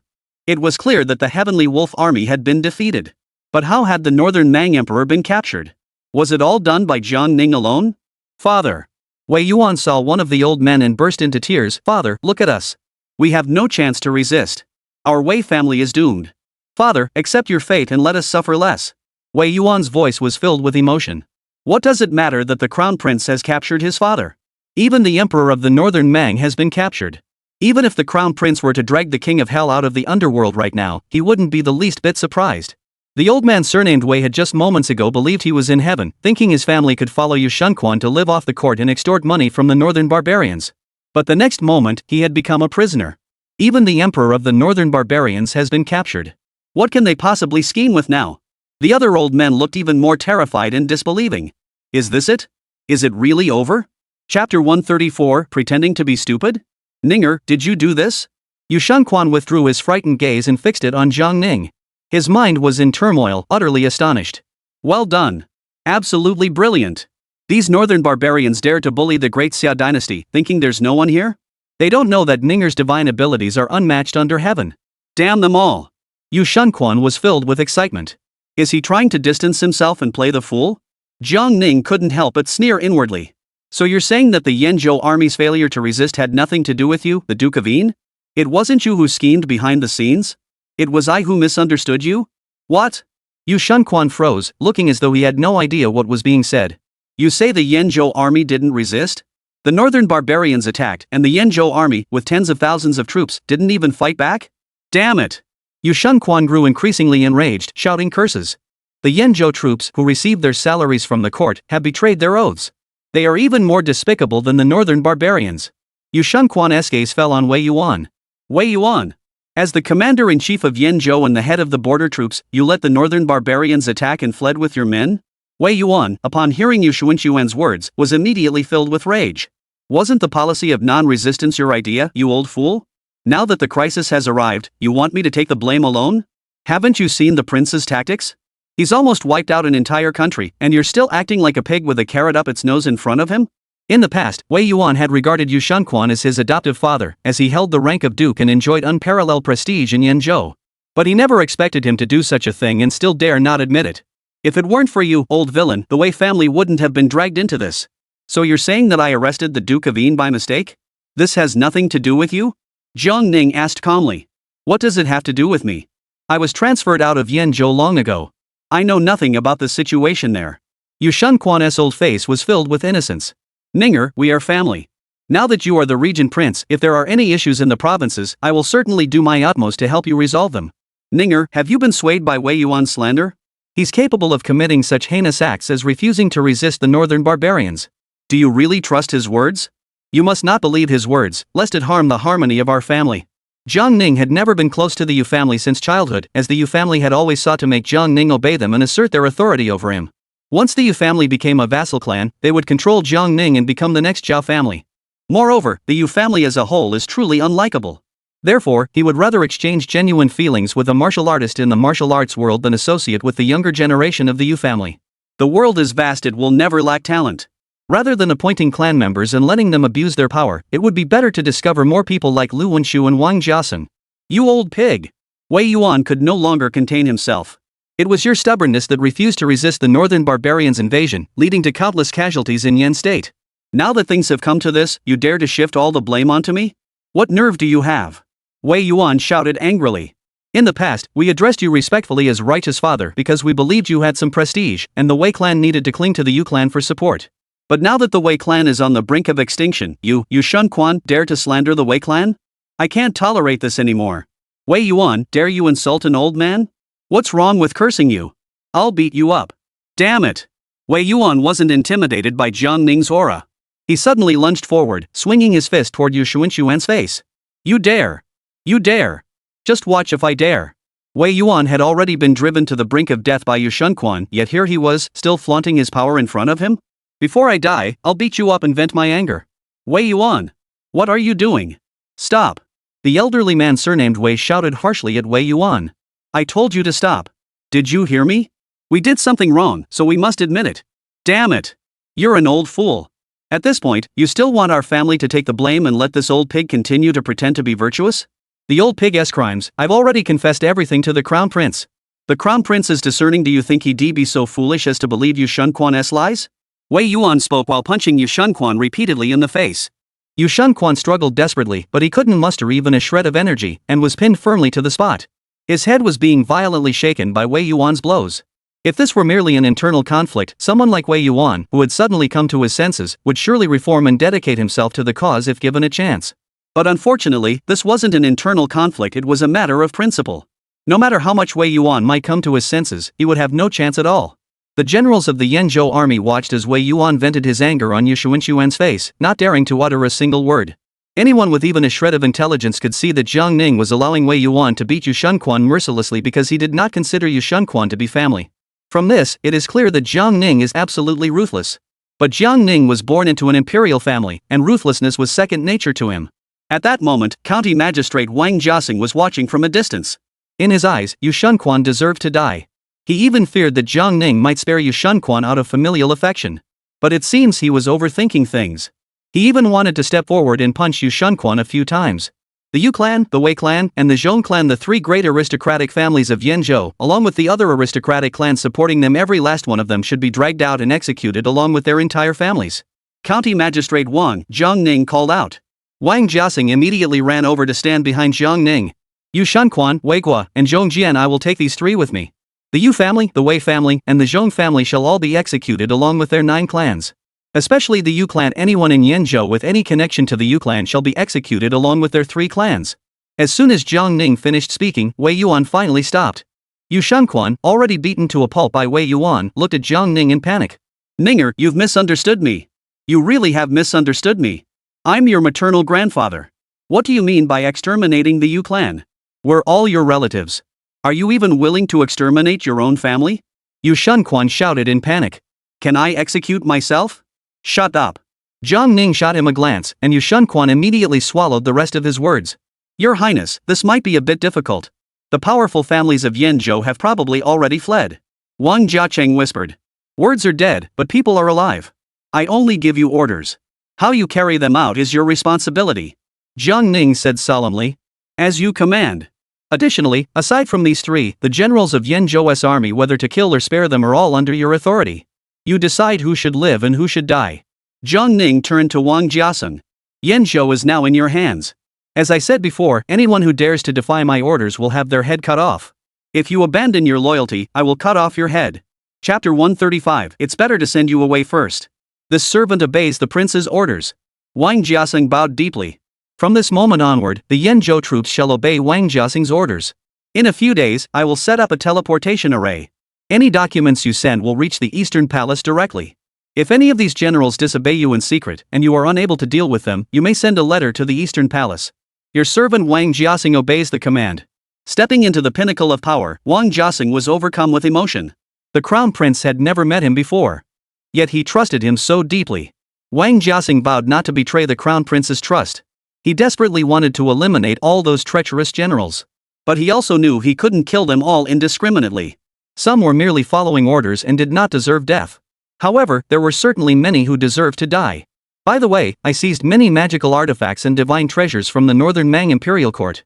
They are all inside the dragon carriage. I brought those items back to bestow upon others, keeping them is useless. They will be of great use to you. Choose whatever you desire. I will give you only 15 minutes. Jiang Ning spoke solemnly. Wang Jiaseng never expected the crown prince to speak so down to earth. Stealing numerous magical artifacts and divine treasures from the northern Mang Imperial Court, when spoken by Jiang Ning, it sounded as natural as if it were the most ordinary thing in the world. It was thrilling to hear. If the crown prince could leave that old monkey behind, Yanzhou would be safe, Wang Jiaseng murmured. You were told to choose magical artifacts, not to take my spirit pet. The old monkey is strong, but it hasn't completely broken free from its beastly nature and still retains many wild instincts. If it were to stay in Yanzhou, who knows what would happen if it encountered a land deity? Even if it could defeat them, it might not fight to the death. You're just daydreaming, Jiang Ning said impatiently. I was just saying. Your Highness, may I choose a few? Wang Jiaseng scratched his head and asked. Pick whatever you like. A promise is a promise. Little Lu, come with me. Wang Jiaseng pulled Lu Junyi aside and whispered to him for a moment. Lu Junyi looked troubled. Sir, isn't this a bit too much? Stop wasting time and go. All right. Wang Jiaseng was truly unyielding, ordering Lu Junyi to bring over 2 or 3 carts. He then climbed onto the imperial carriage and began rummaging through it incessantly. Soon, the 2 carts were filled with a dazzling array of magical treasures. Jiang Ning thought back to when he had given Lu Wenshu the map of the realm, and how Lu Wenshu had refused it repeatedly. He then looked at Wang Jiaseng. These 2 men were complete opposites in personality. By this time, Jiang Ning had already gathered all the warriors from Chuanzhou. They were preparing to return to the capital. The imperial capital, Qingxin Hall. The emperor sat cross-legged at the center of the Tai Chi Bagua array, his mind focused inward, deeply engrossed in cultivation. He had already cultivated the divine emperor's revelation to the 13th layer, but had always found it extremely difficult to break through to the 14th layer. Since obtaining Jiang Shui's insights, the emperor's perspective had broadened significantly. Not only did he successfully break through to the 15th layer in a short period of time, but he also successfully grasped the 17th layer based on Jiang Shui's teachings. His bottleneck at the 14th realm had finally been broken through, allowing him to finally enter the 15th realm. He realized that Jiang Shui was right, that malevolent power could indeed be harnessed for his own use. The 16th layer of his divine emperor's revelation was the refinement of the soul. The 17th layer was his path to immortality. However, he discovered that the divine fortune he had gained after breaking through was being absorbed by the 9-dragon beacon tower. Wasn't it said that once one reached the 15th realm, they could sever ties with the 9-dragon beacon tower? Why was the influence on him even greater than before? The 9-dragon beacon tower is indeed the deception left behind by the founding ancestor? At that moment, the emperor's divine consciousness slipped into a dark, shadowy space. Dressed in a Taoist robe, he now exuded the ethereal aura of an immortal.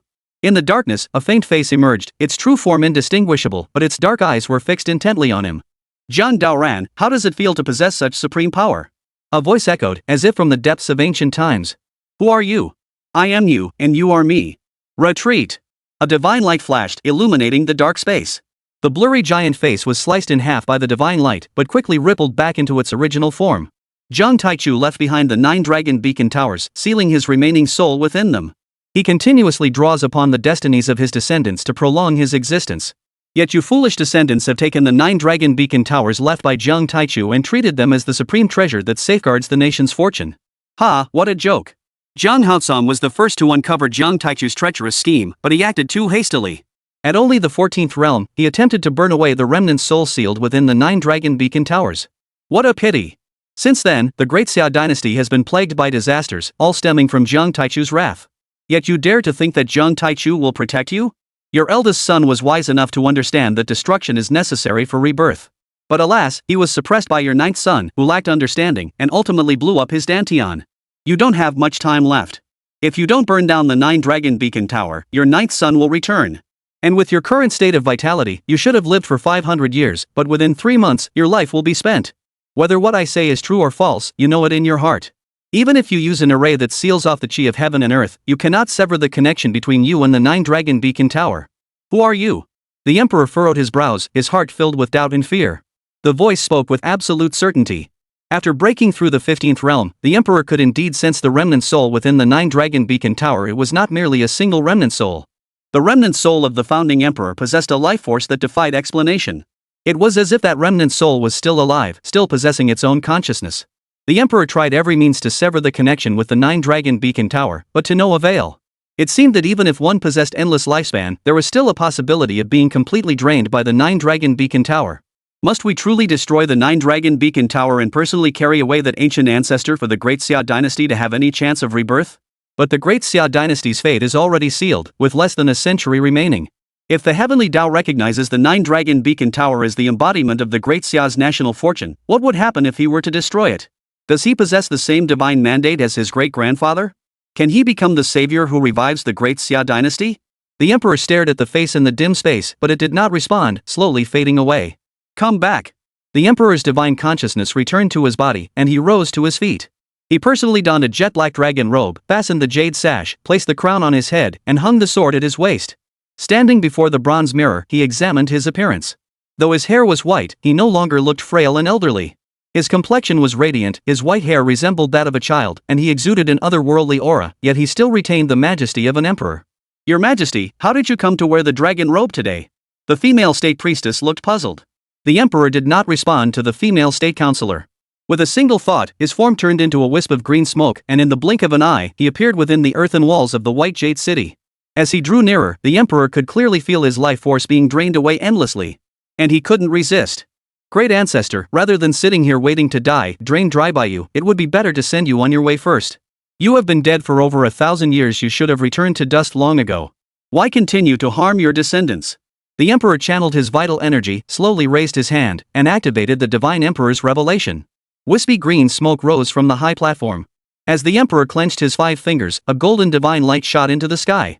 Chapter 136, Why are you rebelling, Your Majesty? The White Jade City was enveloped in golden light, and the ancient city seemed to come alive.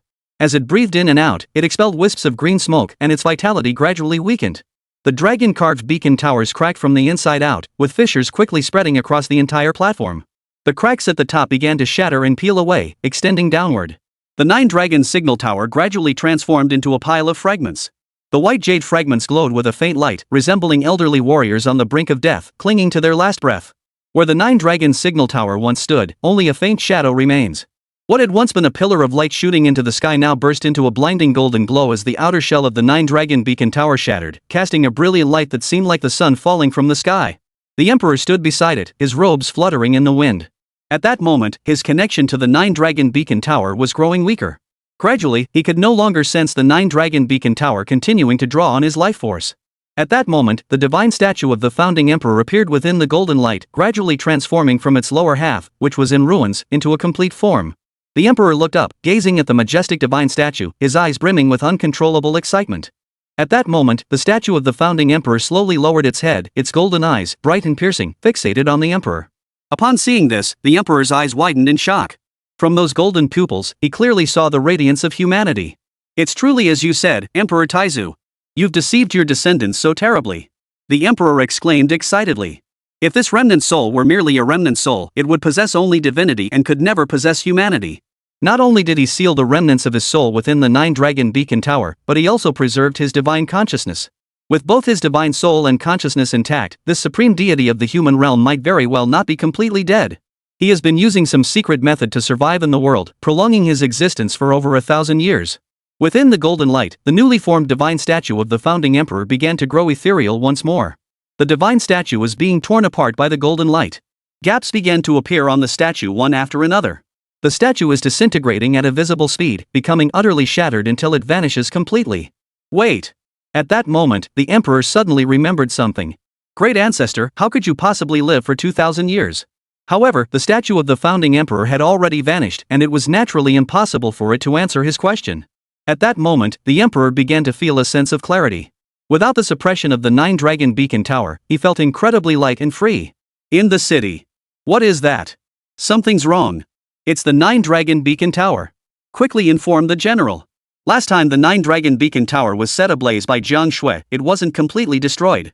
This time, the commotion caused by the nine-dragon beacon tower was far greater than last time. In the north, high in the sky, the stone statue demon folded its wings and dived downward, then sprang back up high. It suddenly spotted a golden light in the south, shooting straight up into the heavens. Even from tens of thousands of miles away, one could feel the divine power of that golden light. Wow, what a magnificent golden light! Shortly thereafter, the golden light suddenly burst forth. The horizon at the edge of sight was bathed in a dazzling golden glow. What an amazing sight! It's so breathtaking. Could it be the sun falling from the sky? The stone statue looked up and saw that the sun was still in the sky. Could it be the moon falling? It's possible. I recall that the moon of the human race is also quite bright. Hey, little white, did you see that? The old monkey sat cross-legged behind the stone statue demon, hearing its voice but ignoring it. It glanced at the golden light, then withdrew its gaze and interacted with the sea eagle perched on its finger. What's going on? What's the principle behind this? Can someone explain it to me? Several Jing army generals immediately led their troops to rush toward the earthen city. When Kai charged through the city gate, running into the Wengqing under the blinding golden light, he struggled to see a black figure suspended in mid-air. When Kai didn't know who it was and dared not order his men to act rashly. As he moved forward, each step became increasingly difficult. The intense golden light was suffocating when Kai, the soldiers under his command, after passing through the gate passage of the inner city, found it even harder to advance further. When Kai couldn't even speak, only managing to raise his hand to block the golden light and steady his body. Several other groups entered through different city gates, but they too were unable to approach the nine-dragon signal tower. After an unknown amount of time, the golden light gradually weakened. When Kai slowly moved his hand away and finally saw the figure suspended in the air. The figure was clad in a black dragon robe. It was His Majesty the Emperor. But why had the Emperor lit the nine-dragon beacon tower? This was an object crucial to the fate of the Great Xia Kingdom. The Emperor looked down and saw that the ground was littered with fragments. The faint glow on the fragments had vanished, and all the white jade fragments had lost their luster. The nine-dragon beacon tower had been completely consumed by the flames. The remnant soul of the founding emperor, sealed within it, vanished along with the collapse of the nine-dragon beacon tower. The soldiers flooding into the fortress saw the scene of utter chaos and all looked terrified. It was said that once the nine-dragon beacon towers were completely burned down, it signaled the end of the Great Xia dynasty, and this aging dragon would finally collapse into chaos. This was no exaggeration. The last time the nine-dragon beacon towers were completely ignited was 700 years ago. It burned for just one day and one night, and the Great Xia dynasty plummeted from its peak of prosperity to the depths of despair. But now, the nine-dragon beacon towers are completely shattered. Is the Great Xia dynasty doomed? Everyone was filled with fear, so much so that they forgot to pay their respects to the emperor. Yet the emperor's expression grew increasingly agitated. His life force was no longer being drained by the nine-dragon beacon towers, and the power he wielded had grown significantly stronger. Why must the nine-dragon beacon towers be the only thing to stabilize the nation's fortune? He, Zhang Daoran, had already attained the 17th layer of the Divine Emperor's revelation and mastered supreme power. Once he attained immortality, with his power, he could ensure the eternal prosperity of the Great Xia dynasty. Ministers, do not be alarmed. It is I. The emperor's voice rang out, bringing the frightened crowd back to their senses. We, your subjects, pay our respects to the emperor. Rise. The emperor dared to speak, addressing his ministers with words of ambition and determination. At that moment, a familiar figure suddenly appeared before him. Jiang Ning had returned. The emperor was startled. He knew Jiang Ning had gone to Chuanzhou, but he didn't expect him to return so quickly. Facing his own imperial son, he actually felt a pang of guilt. But upon further reflection, he reminded himself that he was the ruler of a nation, the supreme authority. Why should he feel uneasy toward his own son? Jiang Ning's status, power, and everything he had were all bestowed upon him by the emperor. Jiang Ning glanced back at the gathered generals, then looked down at the scattered fragments on the ground, before lifting his gaze to the golden afterglow still lingering in the sky. Jiang Ning spoke softly, "Your Majesty, why are you plotting rebellion?" Chapter 137, Please address the Crown Prince as Your Highness. As soon as Jiang Ning finished speaking, the city walls fell into a deathly silence. The emperor's eyes widened in disbelief as he stared at Jiang Ning. All the soldiers' gazes also fell upon Jiang Ning. Why is the emperor plotting rebellion? The crown prince dares to question the emperor, asking why he is plotting rebellion? As the ruler of the nation, the emperor's domain extends to the ends of the earth, and all under heaven are his subjects. How could he rebel? Against whom is he rebelling? Even the emperor was stunned. He never could have imagined that the first words out of Jiang Ning's mouth upon his arrival would be those. Only Jiang Ning, who placed himself above the emperor, could speak such words. So, Jiang Ning has always believed himself to be more noble than the emperor? Anger began to show in the emperor's eyes. Is this something a prince should say? What do you mean by that, ninth prince? Jiang Ning's expression grew slightly angry. He had just vented his frustration on the northern Mang, but while he had released some anger, his irritation had not subsided. The matter in Xuanzhou had not been fully resolved, and he did not know if the people who had undergone strange transformations could still be saved. Jiang Ning had once suspected the emperor and even investigated the Qingxin Palace, but found no clues. The emperor had always protected the 9 dragon beacon towers, even seeking the path to immortality to continuously infuse them with vital energy, thereby prolonging the reign of the great Xia dynasty. Yet now he had suddenly burned the 9 dragon beacon towers to the ground. Jiang Ning quickly realized something. In truth, for Jiang Ning, the existence of the 9 dragon beacon towers was of no consequence. If one person rebelled, he would kill them. If a province rebelled, he would subdue it. If a nation rebelled, he would annihilate it. External objects are always external objects. No external object can be relied upon. The only truth is absolute power. Therefore, he did not give the 9 dragon beacon tower a second thought. The emperor had lit the 9 dragon beacon tower while he was away, which likely meant he had found another way to prolong the dynasty's rule. And since the emperor did not explicitly tell him, it means this method has nothing to do with him. The matter in Xuanzhou might very well have been deliberately orchestrated by the emperor. He is just like Zhang Shui, having mastered the power of evil spirits. This is highly likely, as the emperor had seen Zhang Shui before his death. Whether this was indeed the emperor's doing can be tested. Your Majesty has followed the path of the former Prince of Qin and also seeks to borrow the dark power of evil spirits? Jiang Ning asked calmly. Old Ninth, what are you talking about? How could I possibly borrow the power of evil spirits? And is that how you speak to me? The emperor's anger grew even more intense as he retorted. Very well, whether it was you or not, I will test it myself. After speaking, Jiang Ning gently raised his hand and released a stream of energy. The energy transformed into an overwhelming pressure that instantly engulfed the emperor. The emperor, who had been floating in mid-air, suddenly crashed heavily to the ground. Old Ninth, what are you doing? Stop at once. I am your father, the emperor. Do you dare to commit regicide? The emperor erupted in fury. He never imagined that Jiang Ning would dare to attack him in public. When Kai and the others witnessed the scene, completely stunned, their eyes wide with shock. The crown prince has attacked the emperor. They had only ever seen princes vying for the position of crown prince, using every means necessary to compete openly and in secret. But they had never seen a crown prince attack the emperor. In the history of the Great Xia dynasty, spanning over a dozen generations of rulers, such an incident had never occurred. Not even the widely acknowledged first incompetent emperor of the Great Xia dynasty, Emperor Xiaoling, who was known for his foolishness throughout his life, had any of his princes harboring murderous intent toward him, let alone taking direct action. Could they be witnessing the birth of the first crown prince to commit regicide in the history of the Great Xia dynasty? The soldiers were at a loss for words, but when Kai suddenly became wildly excited. With Jiang Ning ascending to power, he would be one of the loyal ministers who rose to prominence alongside him. Though he had only followed Jiang Ning for a short time, and had essentially coasted to success the entire way. And he had always been loyal and dedicated to Jiang Ning, never wavering in his loyalty. Doesn't sitting back and reaping the rewards count as winning? What tactics does the emperor have up his sleeve? Jiang Ning spoke casually, his aura growing increasingly oppressive. The emperor could not resist this overwhelming pressure, his knees trembling and slowly bending. Old Ninth. Stop. Do you want me to kneel before you? The emperor's anger boiled over. Let me see what tricks my father has up his sleeve.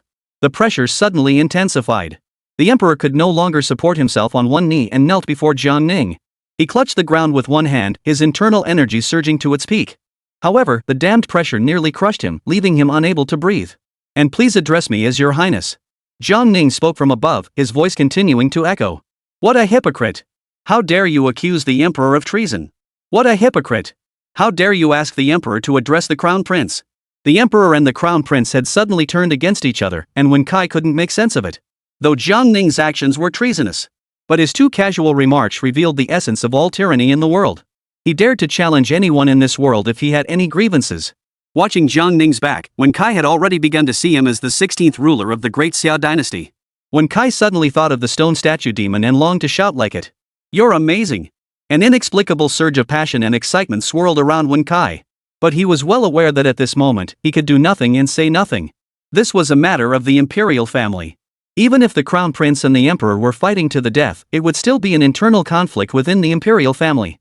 As a subject, even the slightest word would be considered meddling in the imperial family's private affairs. The emperor was furious. From the moment Jiang Ning casually executed the empress, he should have realized that Jiang Ning would eventually commit an act of treason. In his eyes, aside from Yu Fei, it seemed as though no one else shared even a drop of his blood. His brothers were like this, his maternal relatives were like this, and even his own father, the emperor, was like this. What kind of monster have I brought into this world? But at this point, if the emperor were to resist, he would have to resort to that malevolent power. Otherwise, with his cultivation at the 15th realm, he would only be suppressed by Jiang Ning. He recalled Jiang Ning's words from back then. "In all the heavens and earth, none can stand against me." So you think you're invincible and can suppress me without any regard for reason? Do you think that because you are invincible, even I must submit to you? Rebellion. Rebellion against the heavens. The emperor slowly turned his head, his eyes filled with rage, fixated on Jiang Ning. "You! Rebel! Now!" The emperor roared each word, his voice echoing like a dragon's cry piercing the heavens. But no matter how much the emperor roared, Jiang Ning remained unmoved. This only made the emperor even more furious. He was still the emperor, the ruler of a nation. "I have acted throughout my life, why should I explain myself to you? Old Ninth. You're asking for death." The emperor's aura erupted suddenly. The emperor, defying Jiang Ning's overwhelming pressure, slowly straightened his body. He then rose into the air until he was level with Jiang Ning. A pair of furious eyes locked onto a pair of deep, indifferent eyes. A black figure and a crimson figure, both with flowing robes.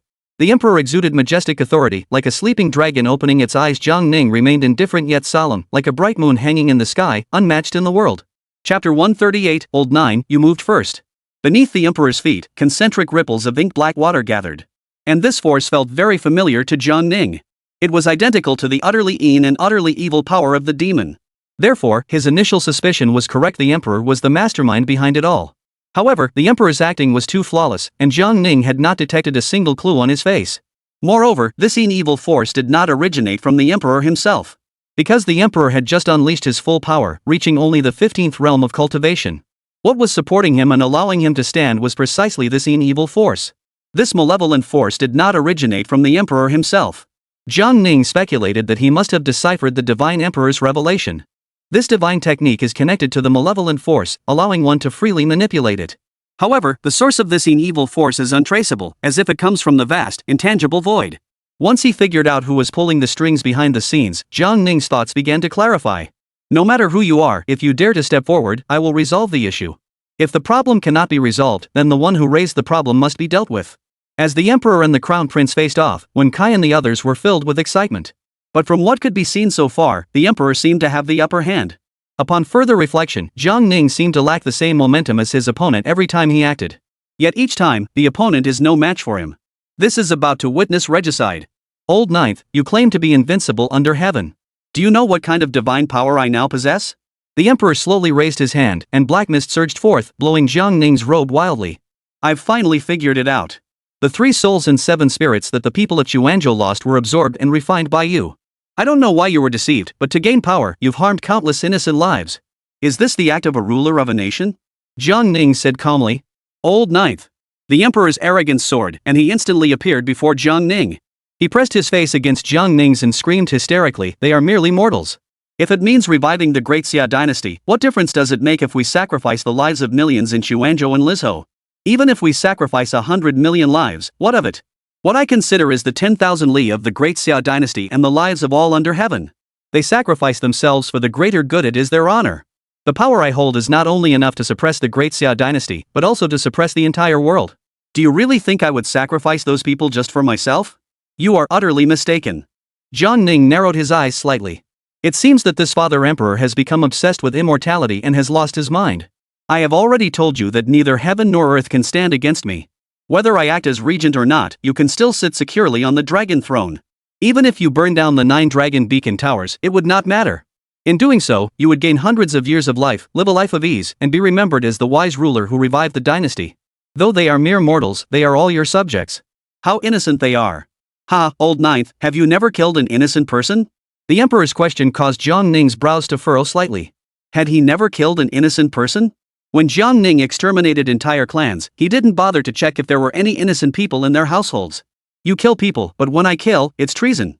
Would I really punish you for killing a few innocent people? So why are you applying double standards to me? The emperor gritted his teeth. He slowly stepped back, creating some distance between them, towering above him. Old ninth, apologize to me, and I will forgive you. We can still be father and son. The emperor still held high hopes for Jiang Ning and did not wish to completely sever ties with him. Jiang Ning slowly raised his gaze and asked calmly, Father, do you know what it means when I say I don't eat beef? This puzzling question left the emperor completely baffled. But he saw no trace of remorse in Jiang Ning's eyes. What? Jiang Ning suddenly released a surge of pressure. The emperor's body plummeted downward. But he reacted swiftly, raising his fist the moment he was enveloped by the pressure. Countless black energies emerged from nowhere, converging toward the emperor. This supreme power was utterly mesmerizing to the emperor. Too powerful. The power generated with every movement of his hands and feet was far beyond what any cultivator in this world could possibly withstand. He had been holding back all this time, fearing that if he acted rashly, he might lose control of this power and destroy the entire White Jade capital in an instant, or even tear the heavens and earth apart with ease. Old Nine, it seems you are truly stubborn. Evil energy surged toward Jiang Ning, instantly wrapping around his entire body. Old Ninth, you struck first. Don't blame me for showing no mercy. At that moment, when Kai and the others by the city walls witnessed the scene, leaving them speechless. They had assumed that although Jiang Ning seemed to lack the emperor's imposing presence, his power must surpass the emperor's. Yet, Jiang Ning was being suppressed by the emperor like this?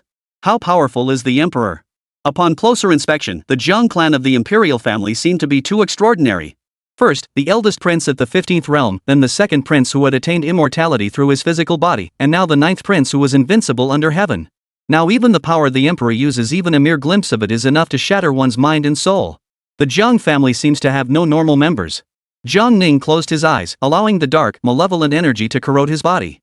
He wanted to trace its origins and discover where this power truly came from. But this power seemed rootless and without a trace. It was truly baffling. Under the emperor's gaze and the terrified stares of Wen Kai and the other soldiers, Jiang Ning slowly emerged from the black mist, completely unaffected. In the next instant, the emperor, suspended in mid-air, vanished in a flash. Boom! The emperor crashed heavily onto the ground, shattering it instantly into countless fragments that were sent flying in all directions.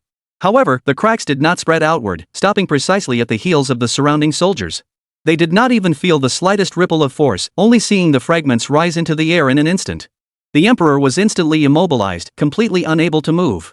However, the black mist surrounding him continued to gather around the emperor. He believed that by borrowing the supreme power, he could suppress Jiang Ning.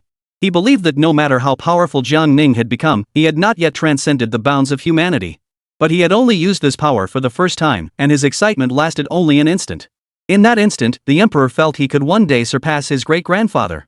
With power in his hands, the world was his to command. But Jiang Ning shattered his illusions in an instant. No matter how the emperor struggled, no matter how he tried to harness this powerful, malevolent force, he could not break free from Jiang Ning's suppression. In an instant, the emperor finally understood what it meant to have no equal in heaven or on earth. He turned his head with great effort and looked up into the sky. That gaunt figure was like a divine mountain, inspiring no thoughts of defiance. Chapter 139, I, the Emperor. The emperor's expression grew extremely complex. In that moment, his mind raced like a whirlwind, and all the events of his life flashed before his eyes. From his struggle for the throne to his ascension, he had worked tirelessly to govern the realm and bring peace to future generations. Upon reflection, since the reign of Emperor Xiaoling, the talent of imperial family members had reached an unprecedented peak. Not to mention the eldest prince, the second prince, and the 9th prince before him. Even those who had yet to reveal their true abilities were no ordinary individuals. No, the 9th prince cannot be compared to the other princes. With such power, he is in a completely different league from the others. Could he be the first emperor of the great Xia dynasty to be assassinated? That would be a laughingstock for all eternity. The 9th prince! The 9th prince! The emperor's expression was filled with excitement. He had no desire to resist anymore, he simply couldn't win. Just now, he had barely made a move before being completely overwhelmed by Jiang Ning. How could he possibly fight on? I tell you, you already possess the potential to be invincible. If you can harness this power, you will undoubtedly become the human emperor. The title of human emperor bestowed upon the founding emperor was a gift from the people, but your future achievement as human emperor will be the true human emperor who subdues the Liang continent. I know how to use this power without being consumed by it. This method is far more perfect than the one the elder figured out. You have all seen it. With you must have understood everything. With the elder's abilities, he can only allow the evil to corrupt people, turning them into evil spirits. But my method can completely harness this power for our own use. As long as you can master this technique, my royal son, you will undoubtedly become the true human emperor. The emperor spoke excitedly. Even if he couldn't surpass the founding emperor and become a true human emperor, he didn't want to die. At least he could still become the father of a human emperor in the future. I have little interest in using this dark and evil power. I only want to know where this dark and evil power comes from. Your power is borrowed, while mine is my own. Jiang Ning spoke calmly. The emperor's expression grew solemn as he pondered for a moment. Jiang Ning's question left him somewhat perplexed. He only knew that the more souls he had refined, the greater the dark and evil power he could summon. Yet, despite borrowing an endless supply of power, he couldn't even shake Jiang Ning, so why would Jiang Ning be interested in this dark and evil power? Where is the source of the corrupted flesh? Jiang Ning asked again. The emperor did not respond immediately. Actually, I have already understood the intentions of Prince Qi, and your majesty. Our goals are actually the same, we merely differ in our methods. For me and my brothers, there can only be one heir to the throne. Ultimately, only one person can inherit the emperor's throne. The great Xia dynasty you desire will certainly be realized under my rule. We do not need any dark and evil power, nor the support of so-called external factions. Give me enough time, and whether I use harsh laws to suppress dissent or benevolent policies to benefit the people, this world will eventually become a place of peace and prosperity. Jiang Ning paused, lowered his head to look at the emperor pinned to the ground, and slowly withdrew his oppressive aura. He then raised his head, narrowing his eyes slightly, his deep gaze calm and unwavering. Unless someone can strike me dead with a single blow. The emperor heard this, his eyes widened, and his body trembled violently. He actually referred to himself as I. To usurp the throne and overthrow the dynasty, and yet speak of it so casually. Seizing the throne was as easy as taking something from a pocket for him? His reign as emperor was over so abruptly? To abdicate so easily, the emperor could not accept it. He had only just entered the realm of earthly immortals and gained that supreme divine power. But seeing Jiang Ning's utterly composed expression, the emperor felt a deep sense of helplessness. No wonder if he had wanted to usurp the throne, he would have already taken the imperial throne. Jiang Ning slowly lowered his head, gazing at the emperor, whose expression was filled with emotion. Father, there truly are immortals and gods in this world. Whether they can achieve immortality, I do not know. But their lifespans are incredibly long, possibly far exceeding 10,000 years. Father, that must be the immortality you have been seeking. If you were to meet those immortals, what would you do? Would you bow down and pay homage? Jiang Ning asked softly. You've seen true immortals? Not only have I seen them, but I also took something insignificant from their hands. Jiang Ning slowly descended and stood before the emperor. So, where exactly is the source of this corrupted flesh? The emperor could no longer see through his own son. Is this really his own son? Invincible under heaven, having even seen true immortals and gods, and daring to snatch things from their hands? If he doesn't even regard immortals and gods with any respect, how could he possibly care about some evil power? The emperor seemed to have gained some insight, but he felt even more confused. How had he fathered the ninth son?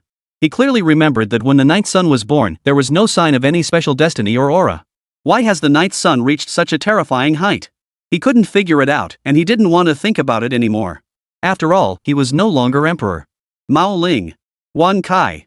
Jiang Ning called out. Your servant is here. The moment he heard Jiang Ning refer to himself as I, Wan Kai was so excited he almost jumped out of his skin. Jiang Ning had declared himself emperor.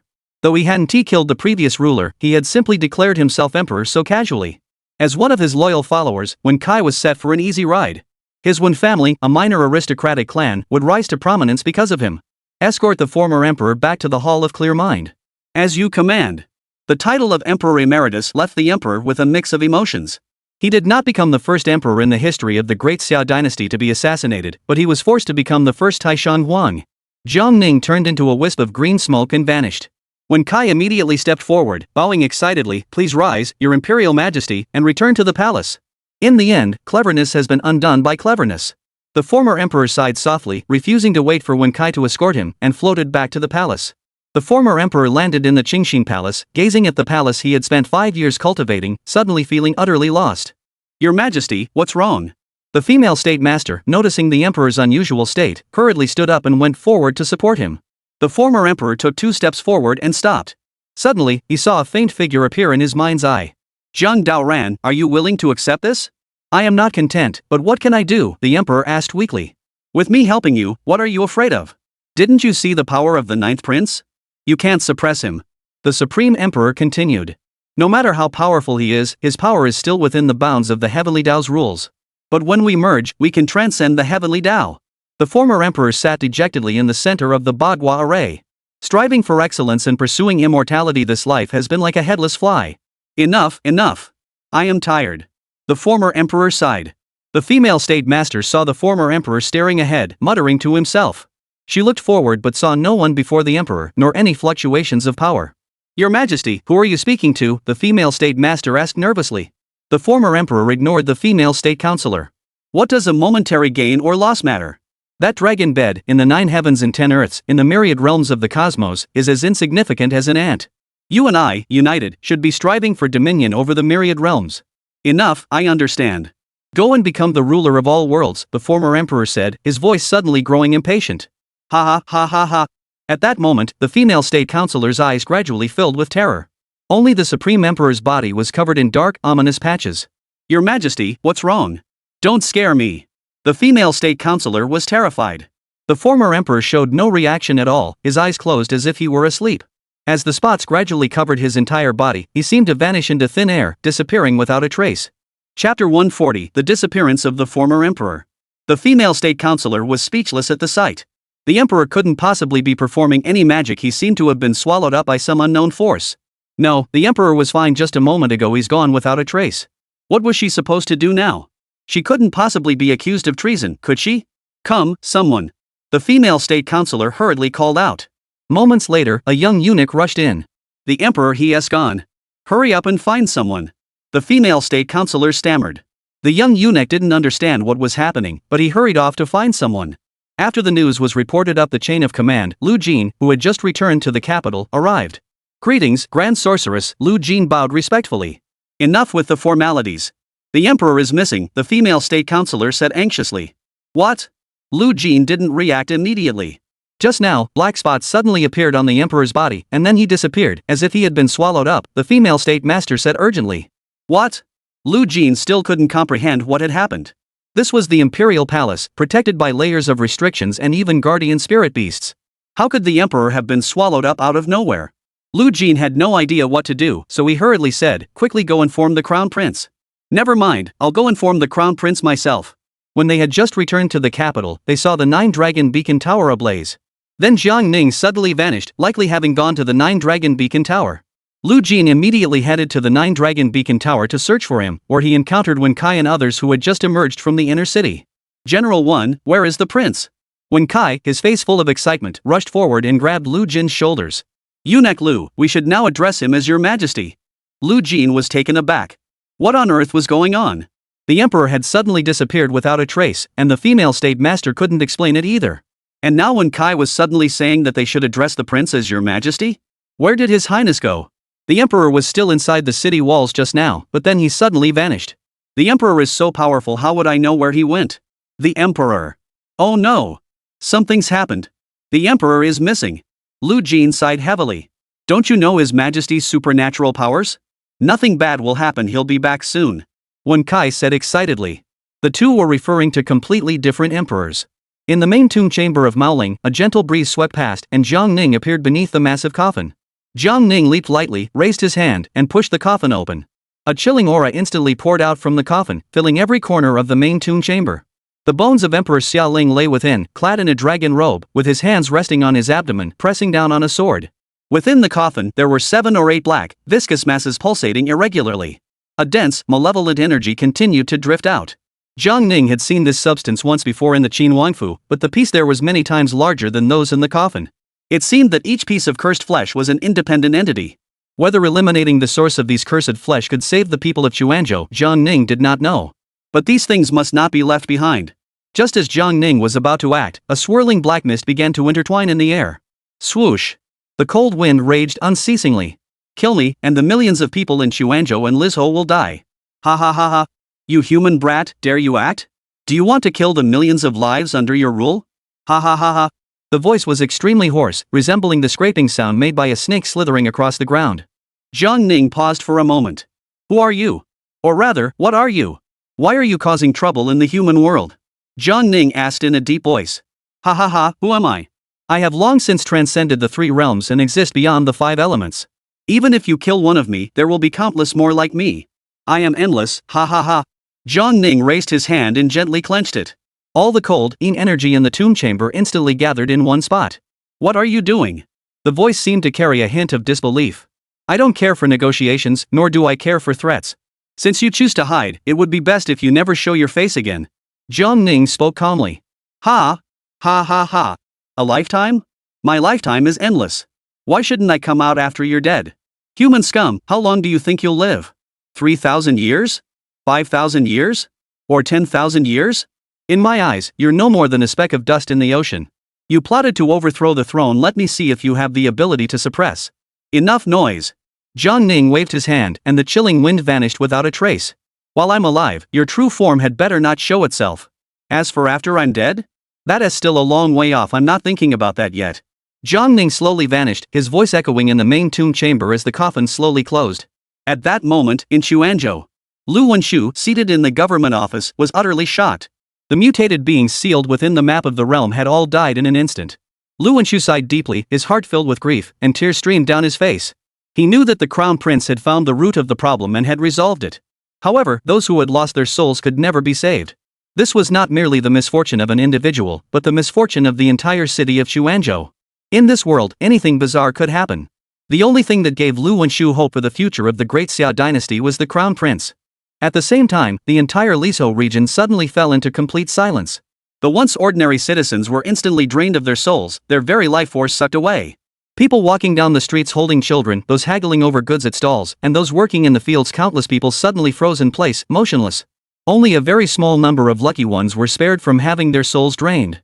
There was a man walking through the streets of Lizhou City when suddenly he noticed that everyone had stopped moving, as if Lizhou City had suddenly turned into a ghost town. He looked around, greeting people here and there. But he found that everyone had lost all signs of life and collapsed at the slightest touch. Ghosts! Ghosts! Ghosts!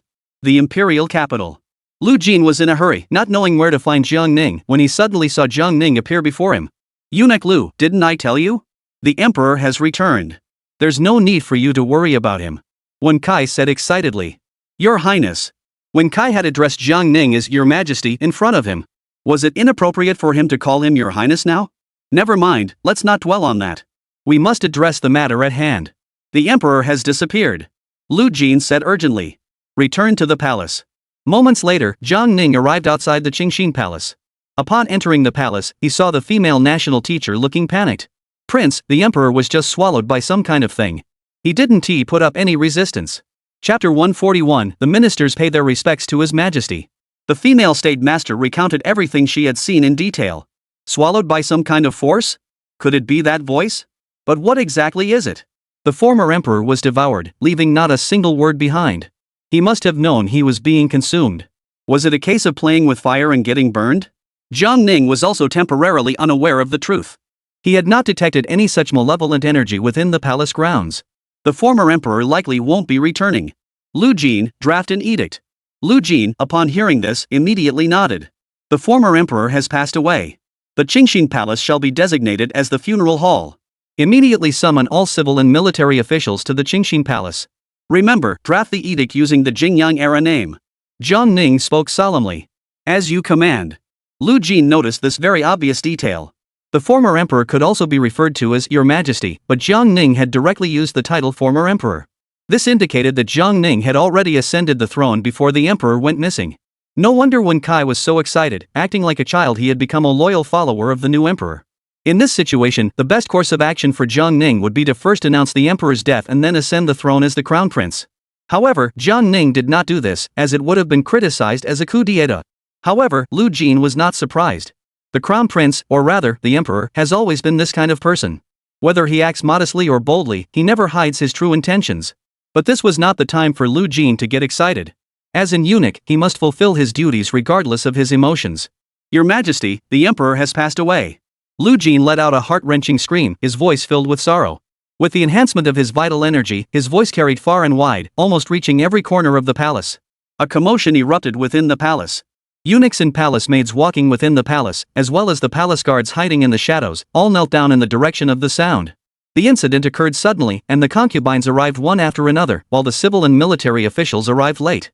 The emperor was the ruler and father of the realm. With his sudden passing, all officials were required to don mourning attire and attend the scene.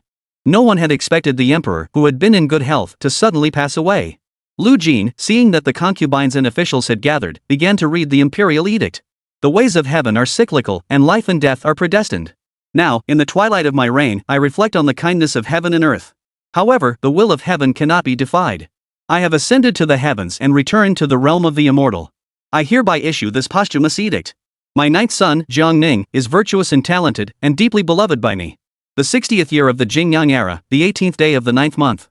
Lu Jin read a lengthy passage, and the concubines and officials who heard it were overcome with sorrow, tears streaming down their faces. Everyone wept uncontrollably. In truth, this was quite a dilemma for Lu Jin. The main issue was that the emperor had already abdicated and become the retired emperor before his disappearance. The former emperor had not left an abdication edict nor a will. Lu Jin pondered long and hard, and for the sake of caution, decided to follow the methods of his ancestors and stick to the old procedures. After crying for a while, the fifth prince Jiang Shang immediately stood up and led the others in paying respects to Jiang Ning with the proper ceremonial bow. Your humble brother pays his respects to the emperor. We, the subjects, pay our respects to the emperor.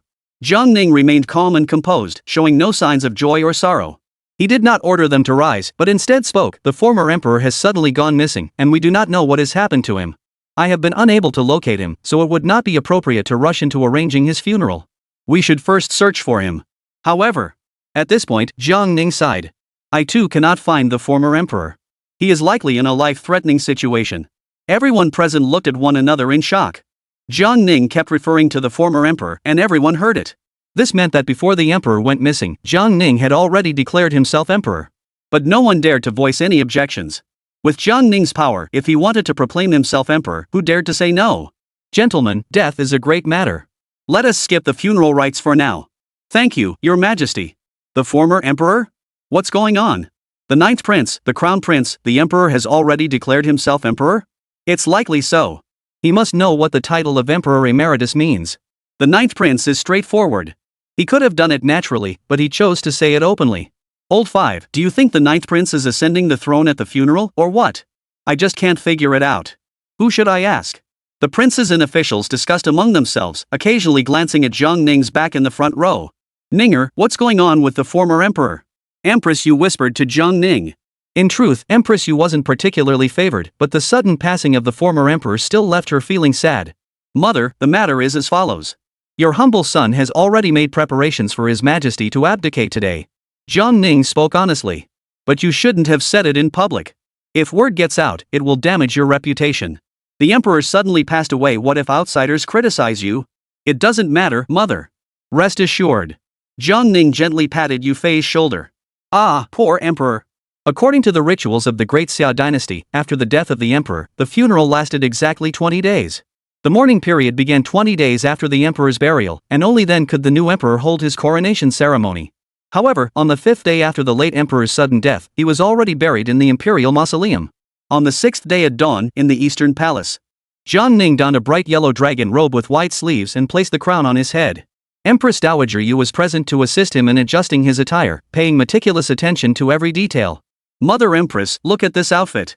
Does it resemble that of a theater actor? Jiang Ning suddenly smiled faintly. What are you saying? My royal son looks majestic and regal in the dragon robe, truly befitting a monarch. Empress Dowager Yu admired her son with satisfaction. In the past, she had always been filled with worry, constantly hoping that her maternal clan would help Jiang Ning don this dragon robe. Now, Empress Dowager Yu had finally fulfilled her wish. However, Jiang Ning not only didn't need his maternal clan's help, but had actually. Empress Dowager Yu quickly dismissed the unpleasant thought. Mother, I don't really like this dragon robe. It's too cumbersome. Could you see if it can be altered to the python robe style? Jiang Ning asked. Of course. We'll do as the emperor wishes. I'll have a new dragon robe made for you later. Thank you, mother. It's almost time. We should head to court. Outside the Tai Hall, all the civil and military officials had already gathered. Today, they would witness the new emperor formally ascend the dragon throne. Officials, enter the hall. As Lu Jin's voice echoed, the officials entered the hall one after another. As everyone took their places, they saw Jiang Ning appear at the front of the hall, step onto the high platform, turn around, and sit on the dragon throne. His young and handsome face now exuded the regal demeanor of a ruler who could command the world. "We, your subjects, pay our respects to His Majesty. Rise." Jiang Ning nodded slightly toward Lu Jin, who then turned to face the hall. Lu Jin then formally read the proclamation of ascension. Jiang Ning ascended the throne as emperor on the 24th day of the 9th month of the 60th year of the Jingyuan era. The era name was changed to Tianyuan. Chapter 142, Is the Heavenly Mandate the Master of the Human Emperor? Jiang Ning sat majestically on the dragon throne, surveying his ministers as he listened quietly to Lu Jin's proclamation. Yu Shi was as Empress Dowager. Lu Jin was appointed Grand Chamberlain of the Imperial Palace when Kai was transferred from the 12 Guards and appointed Minister of War, entering the inner court. Several other generals were not yet granted titles. The Grand Court Assembly was brief. After Lu Jin finished reading several imperial edicts, he was about to announce the adjournment of the court. Suddenly, a crane flew into the main hall through the central door, holding a silk pouch in its beak, and landed gracefully at Jiang Ning's feet. The crane was graceful and otherworldly. It was the imperial family's sacred beast, Bai He. At that moment, the fifth prince stepped forward and flattered the emperor. The crane bearing a treasure is an auspicious sign. It symbolizes the emperor's eternal life and the eternal prosperity of the great Xia dynasty, with peace and prosperity for all. Congratulations to the emperor. Congratulations to the emperor. The ministers hurriedly echoed his words. Congratulations to the emperor. Long live the emperor. Jiang Ning cast a suspicious glance at the fifth prince, then looked at Bai He. If it was the fifth prince who arranged this to please him, it was unlikely. This spirit beast was different from the other imperial spirit beasts that only accompanied the ruler of the great Xia dynasty. It recognized only the person sitting on the dragon throne as its master, regardless of who that person was. If I am to ensure the eternal prosperity of the great Xia dynasty and the peace and prosperity of Chang'an, I still need the support of all of you. Jiang Ning took the silk pouch from Bai He's mouth, slowly stood up, and nodded toward Lu Jin. Wei Wang, Lu Jin, Wen Kai, Xiong Wenjing, Gao Han. Lu Jin recited a list of names. The above-mentioned individuals are to proceed to the Manhwa Hall for deliberations. The rest of you are to return to your respective duties. The court is dismissed. As Jiang Ning was about to step down from the dais, Bai He immediately blocked his path. The once graceful crane now appeared somewhat impatient. Since ascending the throne a few days ago, Jiang Ning had not once acknowledged Bai He. This spirit beast knew that Jiang Ning had an old monkey spirit beast by his side and had recently brought back a spirit bird, the Eastern Sea Eagle. It feared it might lose favor. Therefore, it had brought a silk pouch to the Tai Palace to show its goodwill toward Jiang Ning. Jiang Ning smiled faintly. Rest assured, I will not forget you. Bai He shook his feathers, rubbed his head against Jiang Ning's wrist, then turned and flew away. Jiang Ning stepped out of the Tai Chi Palace and stood before the main gate, gazing up at the sky. The sky was dark and gloomy, with occasional flashes of lightning. Having recently ascended the throne as the ruler of the Central Plains dynasty of the Liyan continent, Jiang Ning should have been blessed with divine mandate. Such ascension was often accompanied by celestial phenomena, the most prominent of which was the purple chi rising in the east. This symbolized that the monarch had obtained the mandate of heaven, enabling him to communicate with the imperial clan of the great Xia dynasty and even glimpse a hint of divine providence. However, in recent days, no such phenomena had occurred. Jiang Ning also felt no sense of divine mandate bestowed upon him. Jiang Ning seemed to have come to some realization, suddenly grinning in mockery. Just as Jiang Ning was quietly pondering, a chaotic and rugged voice suddenly rang out. Master! Congratulations on becoming the human emperor. A stone statue demon clad in armor knelt before Jiang Ning. The unrestrained fluctuations of demonic energy emanating from its body clearly revealed its excitement. Human emperor? Does the heavenly mandate control the human emperor, or does the human emperor control the heavenly mandate?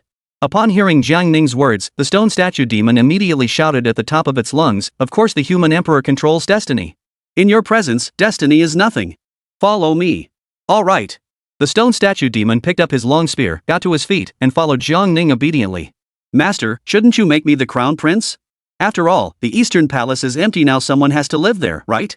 The stone statue demon chattered on the entire way, but Jiang Ning paid him no mind. The Wenhua Hall, a side chamber of the Taiji Palace, was where the inner court held its deliberations. In the previous 5 years, the cabinet had already become a mere formality, but it was restored overnight when Jiang Ning took over as regent. Jiang Ning took his seat at the main position, while the stone statue demon stood majestically at the entrance. Everyone, please take your seats. After everyone thanked him, they took their seats one after another. During the Grand Court Assembly in the Tai Chi Hall, ministers stood to discuss state affairs. During the smaller court assemblies, the ruler and ministers sat facing each other to discuss matters. Prince Wei, how is the progress of the imperial examinations? Jiang Ning asked.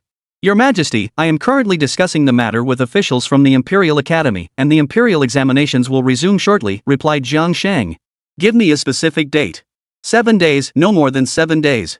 However, Your Majesty, your coronation ceremony has not yet been held. I believe we should prioritize this most important matter first. Jiang Shang said. In recent days, aside from the funeral arrangements for the late emperor, Jiang Shang had been busy preparing for Emperor Jiang Ning's coronation ceremony. Therefore, the matter of resuming the examinations had been delayed for a few days. The coronation ceremony has already been held, Jiang Ning said indifferently. What? How can that be? Jiang Shang exclaimed in surprise. Your Majesty, the coronation ceremony cannot be conducted so hastily, Lu Jin echoed. Perhaps Jiang Ning's perspective differs from theirs. He disliked formalities that wasted resources and caused unnecessary trouble. Why go through all that trouble? My decision is final. This matter shall be announced to the world, Jiang Ning said solemnly. As you command. Jiang Shang knew Jiang Ning's temperament. Once he made a decision, it was final. However, Jiang Shang felt that if Jiang Ning ascended the throne without even holding a proper ceremony, wouldn't it make the imperial family appear impoverished in the eyes of the world? Lu Jin, effective immediately, the 12 supervisory bureaus are abolished. Departments will be reorganized based on functionality, with you overseeing all matters within the palace. Additionally, you are to recommend a candidate to establish the Academy of Literature, promote open discourse, and recruit talented individuals. The original 12 guard units are abolished and merged into a single army, with the imperial guards of the capital retaining their intelligent capabilities. Xiong Wenjing will serve as the supreme commander, responsible only for command and not for deployment, and will participate in cabinet meetings. The military unit designations may be proposed by you and submitted for approval. All spiritual stones produced from the spiritual stone veins in Yenzhou, Fengzhou, and Lingzhou shall be supplied to the Imperial Guard. The Imperial Guard will undergo stricter evaluations, with the principle of the capable advancing and the incapable being eliminated. The troop strength will remain unchanged, but priority will be given to selecting those who pass the military examinations. Xiong Wenjing, I give you 5 years to transform the Imperial Guard into a true tiger-like force. Originally, Xiong Wenjing was envious of Wen Kai's promotion to Minister of War, while he had received no rewards. However, Wen Kai had been the first to follow Jiang Ning, so his rise to the position of Chancellor was inevitable. Even if he were given command of the 12 guards, his actual power would pale in comparison to Wen Kai's. The Minister of War could command troops across the entire realm.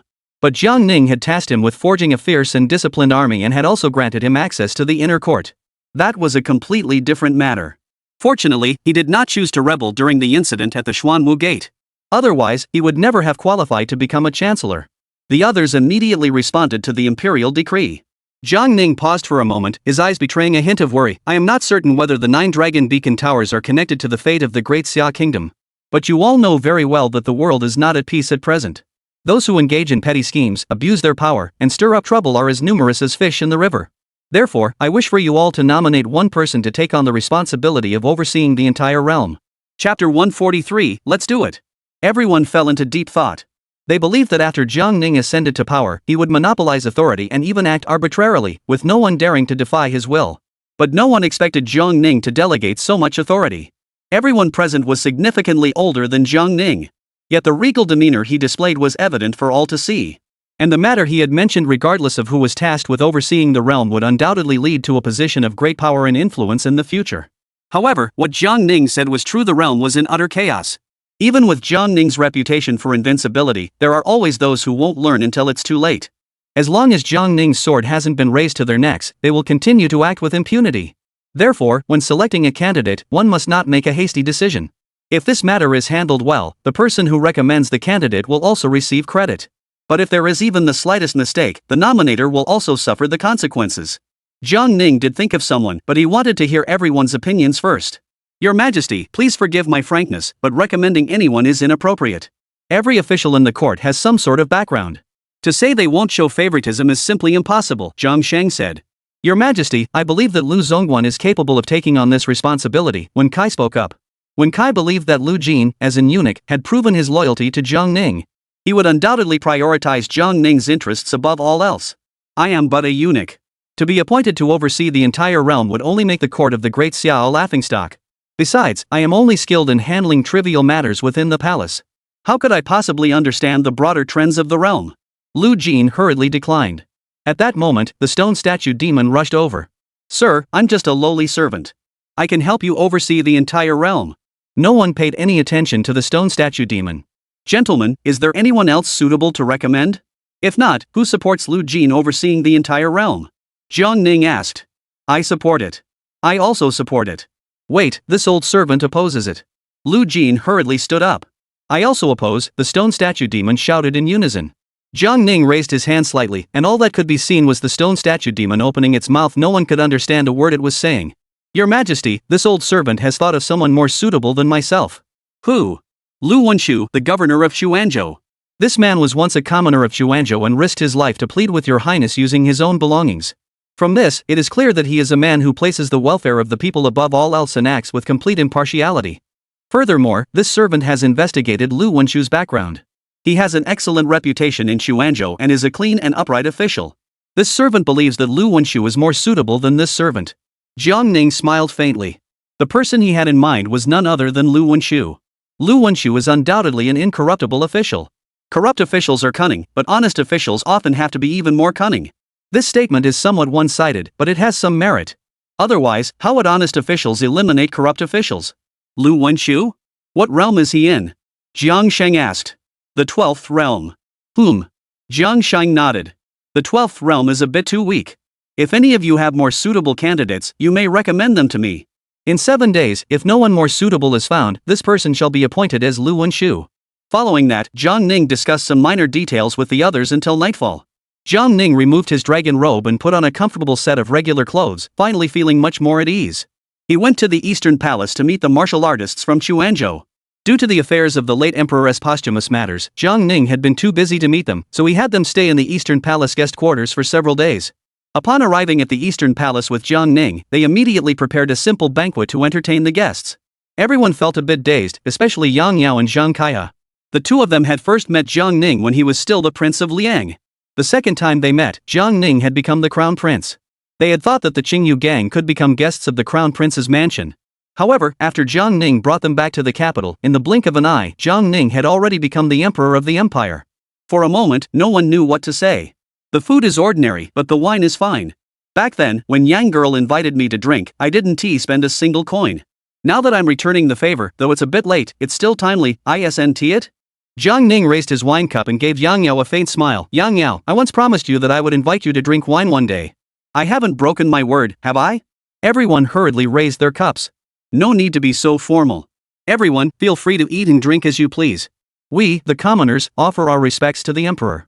In the past, Yang Yao had disliked Jiang Ning calling her by her nickname, feeling it was disrespectful. But now that her status had changed so drastically, Jiang Ning still called her Yang Yao, which oddly made her feel a sense of warmth. She knew deep down that Jiang Ning had always regarded her as a friend. I have invited you all to this banquet to discuss an important matter. I intend to appoint Lu Wenshu as Inspector General, tasked with overseeing the entire realm. However, you all know that Lu Wenshu has never formed factions, and following the recent turmoil in Xuanzhou, he has no one left by his side. Therefore, I wish to ask you all, are any of you willing to serve the court, advocate for the welfare of the realm, and lend a hand to Lu Wenshu and thereby assist me as well? Jiang Ning finished his cup of wine and slowly set it down. In the past, they had thought how fortunate it would be to climb the high branches of the Eastern Palace. But now, the opportunity presented to them was even higher than the Eastern Palace. This left the group of warriors hesitating. We are mere commoners and martial artists of the Jianghu. How could we possibly undertake such a great responsibility? There are countless talented individuals in the world. We are but lowly beings, we simply cannot. If you're willing, then be willing, if not, then don't. If you keep dithering, I'll consider myself having made a mistake. Jiang Ning said impatiently. This humble woman is willing to assist Lord Lu. Yang Yao spoke up directly. Yang Bangzhu, your daughter has already spoken. What about you? You are the head of the household. Jiang Ning resumed his gentle smile. Let us do it. Yang Xian suddenly burst into a fit of enthusiasm, slamming his fist on the table. But he immediately realized his outburst and bowed repeatedly in apology. Your Majesty, please forgive me. I have behaved improperly. You will spend your final night in the Eastern Palace tonight. Tomorrow, I will send you back to Xuanzhou. Jiang Ning poured a cup of wine, then stood up, his figure slowly fading away, leaving behind a single sentence. Enjoy your drinks. Food and drink are plentiful. I shall not linger. The Xuanzhou warriors were completely thrilled. Our ancestors are watching over us. The Yang family has finally made it. Yang Xian was so excited he couldn't contain himself, then looked at his beloved daughter. This opportunity was all thanks to Yang Yao. Without the connection between Yang Yao and Jiang Ning, the Qingyu gang would never have been able to rise again. Master, are you going to become an official? Probably, Yang Xian murmured in response. The next morning, Jiang Ning and Lu Jin arrived at the Eastern Palace. Lu Jin handed an imperial edict to Yang Xian. This is the imperial edict for Lu Xuanfu. Yang Xian was at a loss. Delivering an imperial edict? Isn't that the duty of an eunuch? On behalf of the empire, I first thank you all. Jiang Ning suddenly spoke up to express gratitude, leaving everyone feeling honored and surprised. No one dared to accept such a great honor, and they all bowed repeatedly. We shall meet again. As Jiang Ning finished speaking, he opened a spatial fissure and watched the martial artists from Chuanzhou depart. Chapter 144, Your foxtail is showing. Chuanzhou, the sky was overcast, with dark clouds looming overhead. The once bustling city of Chuanzhou suddenly fell into a state of desolation. Lu Wenshu was filled with worry. He had sent men to the counties below to investigate, but they had not returned yet. The deaths of hundreds of thousands of lives within and around Chuanzhou city already weighed heavily on his conscience. He only hoped that the counties under his jurisdiction would be spared. However, he already had an ominous premonition. Chuanzhou was now home to fewer than 10,000 people, and Lu Wenshu, who had once been busy from dawn to dusk, suddenly found himself idle.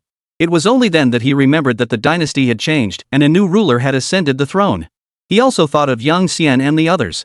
Just then, a commotion erupted, and Lu Wenshu recognized a familiar voice. He hurried out of the government office. Lord Lu, we're back. Yang Xian stepped forward and bowed respectfully. It's good that you're back, Lu Wenshu said, his eyes filled with loneliness. The crown prince is truly extraordinary. He traveled from Chuanzhou all the way to the distant Yan state in just 7 teleports, arriving in less than the time it takes to drink a cup of tea. That's faster than it takes me to walk from the gang headquarters to the governor's office. Yang Xian thought of the mystical sensation of the void travel, his heart racing with excitement. Chuanzhou, only these people remain. Lu Wenshu sighed heavily. Yang Xian nodded solemnly. Lord Lu, the past is the past. There is something I am curious about. How should this imperial edict be delivered? Yang Xian said, pulling out the edict. Lu Wenshu saw the gleaming imperial edict and froze in place. The task of delivering an imperial edict was typically handled by eunuchs or imperial envoys. Yang Xian was holding an imperial edict in his hands. The current emperor truly acts without regard for convention. Upon closer thought, this was the first time in Chuanzhou's history that an imperial edict had ever been delivered. I heard in a play that one must kneel when receiving an imperial edict. Lu Wenshu bowed with utmost reverence, then shook his sleeves and followed suit. I was just joking with you, sir. The emperor said that the imperial edict should be handed directly to you. Lu Wenshu took the imperial edict with both hands and bowed deeply in the direction of the capital. He then unfolded the imperial edict and read it carefully. The content of the imperial edict was straightforward. Lu Wenshu was appointed as Inspector General, effective immediately, tasked with overseeing the entire realm. His official title was Imperial Inspector and Commander of the Imperial Inspection of the Realm, a second-rank official, with his office established in the capital, and he was granted military authority. Yang Xian and others were specifically named by the emperor as the initial core members of the new office, with any vacancies to be filled by Lu Wenshu at his discretion. This meant that Lu Wenshu would be a court official upon arriving in the capital and an imperial envoy upon leaving.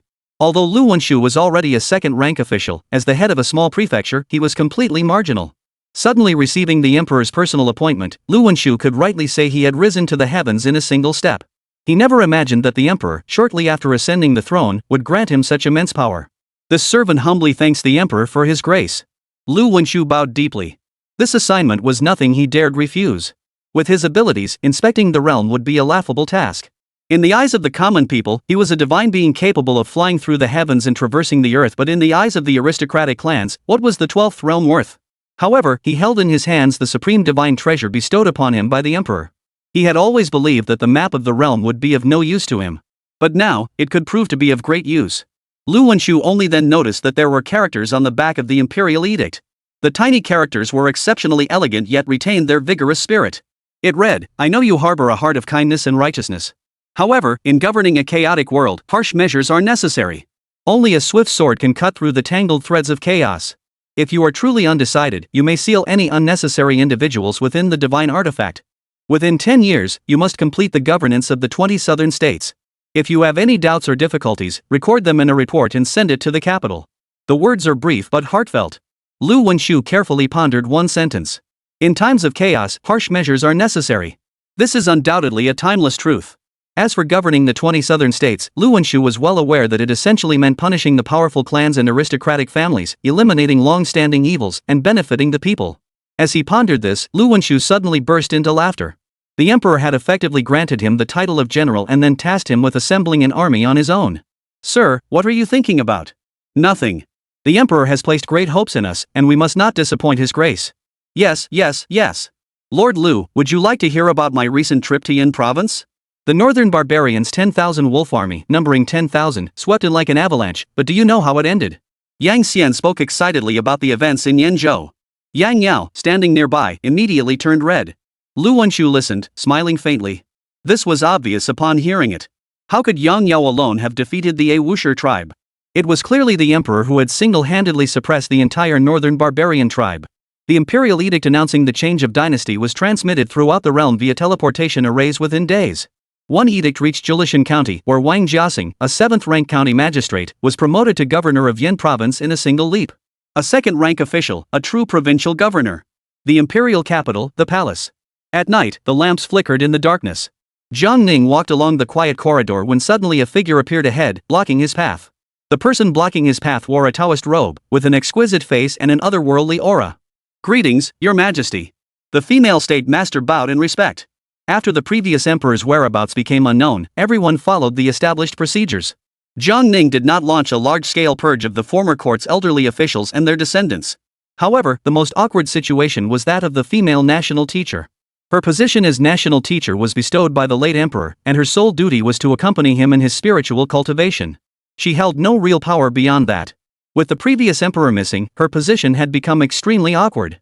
However, she desperately wanted to remain in the palace, where the spiritual energy was abundant, food and drink were plentiful, and her cultivation progressed at an astonishing rate. The female state advisor didn't know what to say, so she casually flashed a glance in his direction. To be precise, she was using her seductive arts on Jiang Ning. She wanted to establish her legitimacy and needed an edict from the new monarch. Jiang Ning smiled faintly. Your foxtail is showing. What?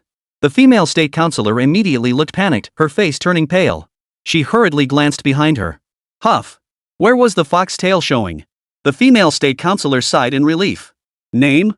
Jiang Ning asked with a faint smile. The female state sorceress raised her gaze to look at Jiang Ning, then immediately fell back into tension. Her seduction techniques had no effect on Jiang Ning. That was to be expected. This human cultivator's cultivation was profound and unfathomable. 9 ministers, Su 9 ministers, the female state master replied. How old are you? Jiang Ning asked again. 28. The female state master said the number with a look of uncertainty on her face. Jiang Ning smiled faintly again. Shouldn't you add 300, making it 328? Chapter 145, Reaping What One Sows. The female state councillor paused for a moment before coming to her senses. No, I'm really 28. Your demon clan has a natural advantage, making it easiest for you to transform into human form, Jiang Ning said indifferently, no longer dwelling on its age. Demons who attain human form are indistinguishable from humans. However, when the demon clan attained human form, their appearances were generally different from those of the human clan, such as the stone statue demons. The demon clan and the demon clan share a common trait: demons have demon cores, and demons have demon cores. Once these two clans awaken their spiritual intelligence, they can generally speak human language. As long as their inner is not damaged, even severe injuries can be healed. However, the demon clan has a greater advantage in this regard. Some demons are even immune to injury. For example, the stone demon is incredibly tough. As long as its demon core remains intact, even if it is shattered into pieces, it can quickly regenerate. Spirit beasts, however, do not possess inner cores. They are the favored children of heaven and earth, blessed by the cosmic energies of the universe. This is also the fundamental difference between the spirit beasts and the demonic creatures. Seeing Jiang Ning expose the truth directly, the fox demon's face turned bright red. I have known your true identity all along, and the late emperor likely knew as well. Your nature is pure and kind, and you have never harmed anyone. The late emperor should have granted you a proper title. It was he who wronged you. Jiang Ning spoke solemnly. This. The fox demon looked up, nervously staring at Jiang Ning. If I stay, won't you make me be buried with you? I'm afraid of dying. The Great Xia Empire does not have a burial sacrifice system. Then I can rest easy. Can I stay? Jiang Ning walked slowly forward, passing by the fox demon. There are not only you demons hiding in the capital. As long as you do not harm others, I will tolerate you. If you wish to stay and cultivate, that is also acceptable. Go to the ancient locust tree and build yourself a nest. The ancient locust tree still possesses spiritual energy, making it suitable for your cultivation. The fox demon, upon hearing this, immediately turned around and knelt before Jiang Ning. Thank you, Your Majesty. She had always heard the elders of her clan say that humans were cruel, especially human cultivators. Whether they claimed to be from a prestigious sect or a demonic path, they were all extremely dangerous. Once they discovered their demonic origins, they would surely extract their demon cores to aid their cultivation. Therefore, she had never dared to reveal her true identity. It seemed that the elders of her clan weren't entirely correct. Humans also had good people. For example, this young man who had become emperor at just 20 years old. Being by his side always gave her a sense of security. After receiving Jiang Ning's instructions, the fox demon did not linger in the palace. She quickly packed her belongings and headed toward the former Liang Wangfu. The Liang Wang mansion now had all its buildings demolished by the old monkey, leaving only a large tree standing. However, on this tree now, there wasn't just the old monkey, there was also a sea eagle. Sometimes the fox demon envied these spiritual beasts, as they might never be able to transform into human form in their lifetime, allowing them to live carefree lives. But once they attained human form, they could be said to have attained enlightenment and become immortals. The fox demon, carrying his belongings, stood beneath the ancient locust tree. Suddenly, the old monkey descended from the sky, crashing heavily onto the ground and sending a shower of stones flying. The sea eagle followed, landing on the old monkey's head, tilting its head to look at the human before it. The old monkey leaned in, sniffing with its nostrils. Then the old monkey immediately opened its mouth, as if repulsed by some odor. Yes, it was His Majesty who sent me here. He said I could build a nest on this ancient locust tree, the fox demon said timidly. Seeing that the old monkey and the sea eagle showed no hostility, the fox demon excitedly approached them. Maybe we can be good friends. The old monkey scratched his muscular buttocks. This guy smells so weird, like a mix of good and bad smells. What on earth is that? Oh well, never mind. The old monkey didn't respond, leaping into the air and climbing up the ancient locust tree. The imperial harem, the Polonia Palace. Your humble son has come to pay respects to the Empress Dowager. Jiang Ning smiled as he entered the main hall. It's the emperor who has come. The emperor has been so busy lately. If you really have no time, there's no need to come all the way to the Wutong Palace. Empress Dowager, you said this with her mouth, but her smile was warmer than ever. The palace was now quiet and peaceful. Jiang Ning told Yue Fei some trivial matters, such as how he had just sent the fox demon to the ancient locust tree, and how the stone statue demon, that fool, was constantly demanding to be crown prince, becoming a laughingstock in the imperial city. Empress Yu rarely heard Jiang Ning voluntarily share such mundane details with her. But she knew that Jiang Ning, though he appeared reserved and always serious on the surface. In reality, Jiang Ning was still a young man of 20, with a lively mind. The reason Jiang Ning mentioned these trivial matters was because there was something he found difficult to bring up. So he spoke slowly, eventually falling silent. Your Majesty, what's wrong? Empress Dowager, you noticed Jiang Ning's smile had grown stiff and asked with concern, have you encountered something unpleasant? Your Majesty, I wish to take you to meet someone, Jiang Ning said solemnly. Upon hearing this, Empress Yu immediately understood the situation. No wonder Jiang Ning has been acting so unusually today. Your Majesty, do you think I should go? Empress Yu asked. We should go. Now? Now. Then have some pastries first before you go. All right. Late at night, outside the imperial city, the dungeon. Jiang Ning and Empress Dowager Yu entered through the main gate, entering the gloomy and dark prison, where a few prisoners were scattered about. Upon reaching his cell, Jiang Ning stopped in his tracks.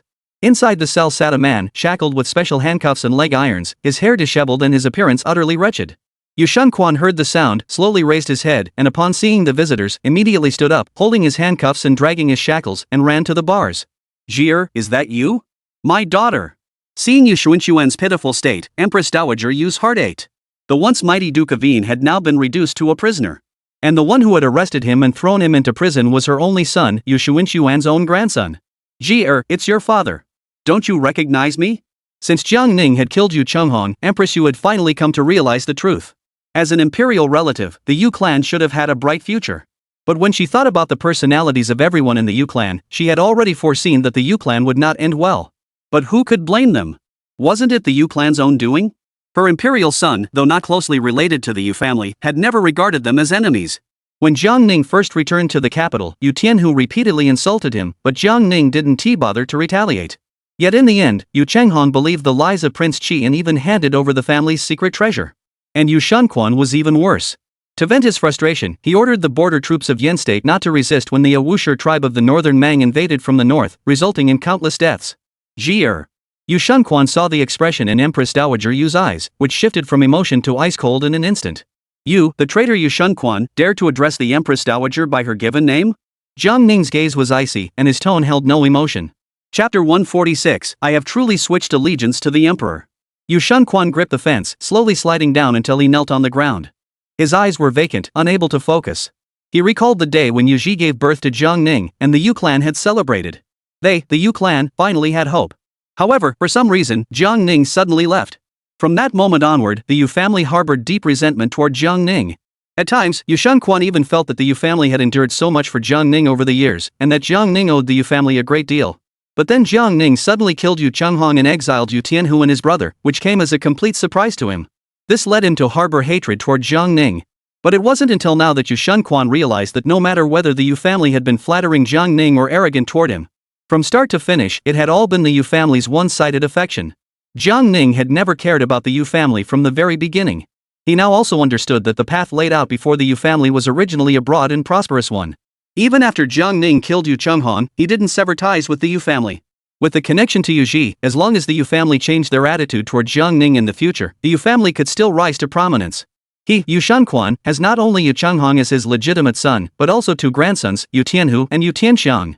But now that Yu Shengquan has committed a grave crime, even though he hasn't been accused of treason, he has already committed acts of treason.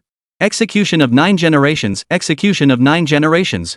Now his own grandson has ascended the throne, and his daughter has become the Empress Dowager. And he has become a prisoner. In the imperial prison, Yu Shengquan has regretted his actions so deeply that he feels as though his intestines are turning green. I was wrong. This traitor truly knows he has erred. Yu Shengquan raised his gaze. Your Majesty, Empress Dowager, I beg you, for the sake of our blood ties and the fact that we were once a family, spare this sinful subject's life. As Yu Shengquan spoke, he could clearly see Jiang Ning's cold, unfeeling gaze, showing no emotion whatsoever. Yu Ji, however, was not as cold-hearted as Jiang Ning. Her expression was torn and extremely complex. Empress Dowager, I am your own father. Can you not plead for mercy for your own father before the emperor? I truly do not wish to die. I am willing to spend the rest of my life in repentance. Yu Shengquan reached out to grab Yu Ji's pant leg, but the shackles held him back, and his hand couldn't move. Empress Dowager, I beg you, plead for mercy on behalf of this guilty subject. In this world, only you can plead for mercy on my behalf. Yu Shengquan wept bitterly as he pleaded. Yu Ji's expression grew increasingly complex, and tears began to glisten in the corners of her eyes. 2 tears fell from her eyes. She simply lacked the ability from start to finish. She had no idea how to mediate between Jiang Ning and her maternal clan. And Jiang Ning was someone who, once he acted, was ruthless and merciless. Seeing her father kneeling before her begging for mercy, Yu Ji couldn't help but be moved. Your Majesty. Yu Ji murmured softly. I'll go out first. Jiang Ning turned and left the imperial prison. Yu Ji stood there for a long time before slowly kneeling down and reaching out to touch Yu Xuan's face. Father, back then you were full of ambition and had lofty aspirations. How did you end up in this state? My daughter, you must plead for your father. And you must also plead for the Yu clan. This was my own stubborn decision. The descendants are innocent. We must not let the Yu clan's lineage be cut off. Father. My dear daughter, you've always been the most understanding. Empress, you did not wish to hear anymore. She roughly pushed away Yu Xuan's hand, stood up, and hurriedly left the dungeon. Upon reaching the front courtyard, Empress Yu was already weeping uncontrollably. Mother, I have caused you sorrow. Jiang Ning turned to face Empress Yu and bowed deeply. Empress Dowager Yu immediately helped Jiang Ning to his feet. Mother, do not plead for the Yu clan. I cannot possibly show favoritism or pervert justice. Jiang Ning spoke solemnly. Although Jiang Ning had already ascended the throne, he still referred to himself as your humble son in front of Empress Yu most of the time. Mother understands. I have never once thought of pleading for anyone. Whether it be family matters or state affairs, it is the emperor's right to decide. Empress Dowager Yu spoke with a sorrowful tone. Yu Chenghong had already disappointed her once, and Yu Shengquan had disappointed her even more. Empress Dowager Yu was well aware that if she were to plead for mercy, given Emperor Jiang Ning's filial nature, even if he insisted he could not act out of personal favor, he would ultimately spare Yu Shengquan. But how could she allow the emperor to make an exception for her, a mere woman? She had long since come to terms with the fact that her maternal clan was never as important as her own son. My son, you must decide for yourself. Empress Dowager Yu finished speaking and walked forward. Jiang Ning was about to follow, but Empress Dowager Yu waved him away. Mother wants to walk alone and be still. In all these years, except for this year when I left the palace to visit the Liang Wang's mansion, I haven't had a proper chance to walk outside. Empress Dowager Yu walked away alone, her figure appearing lonely.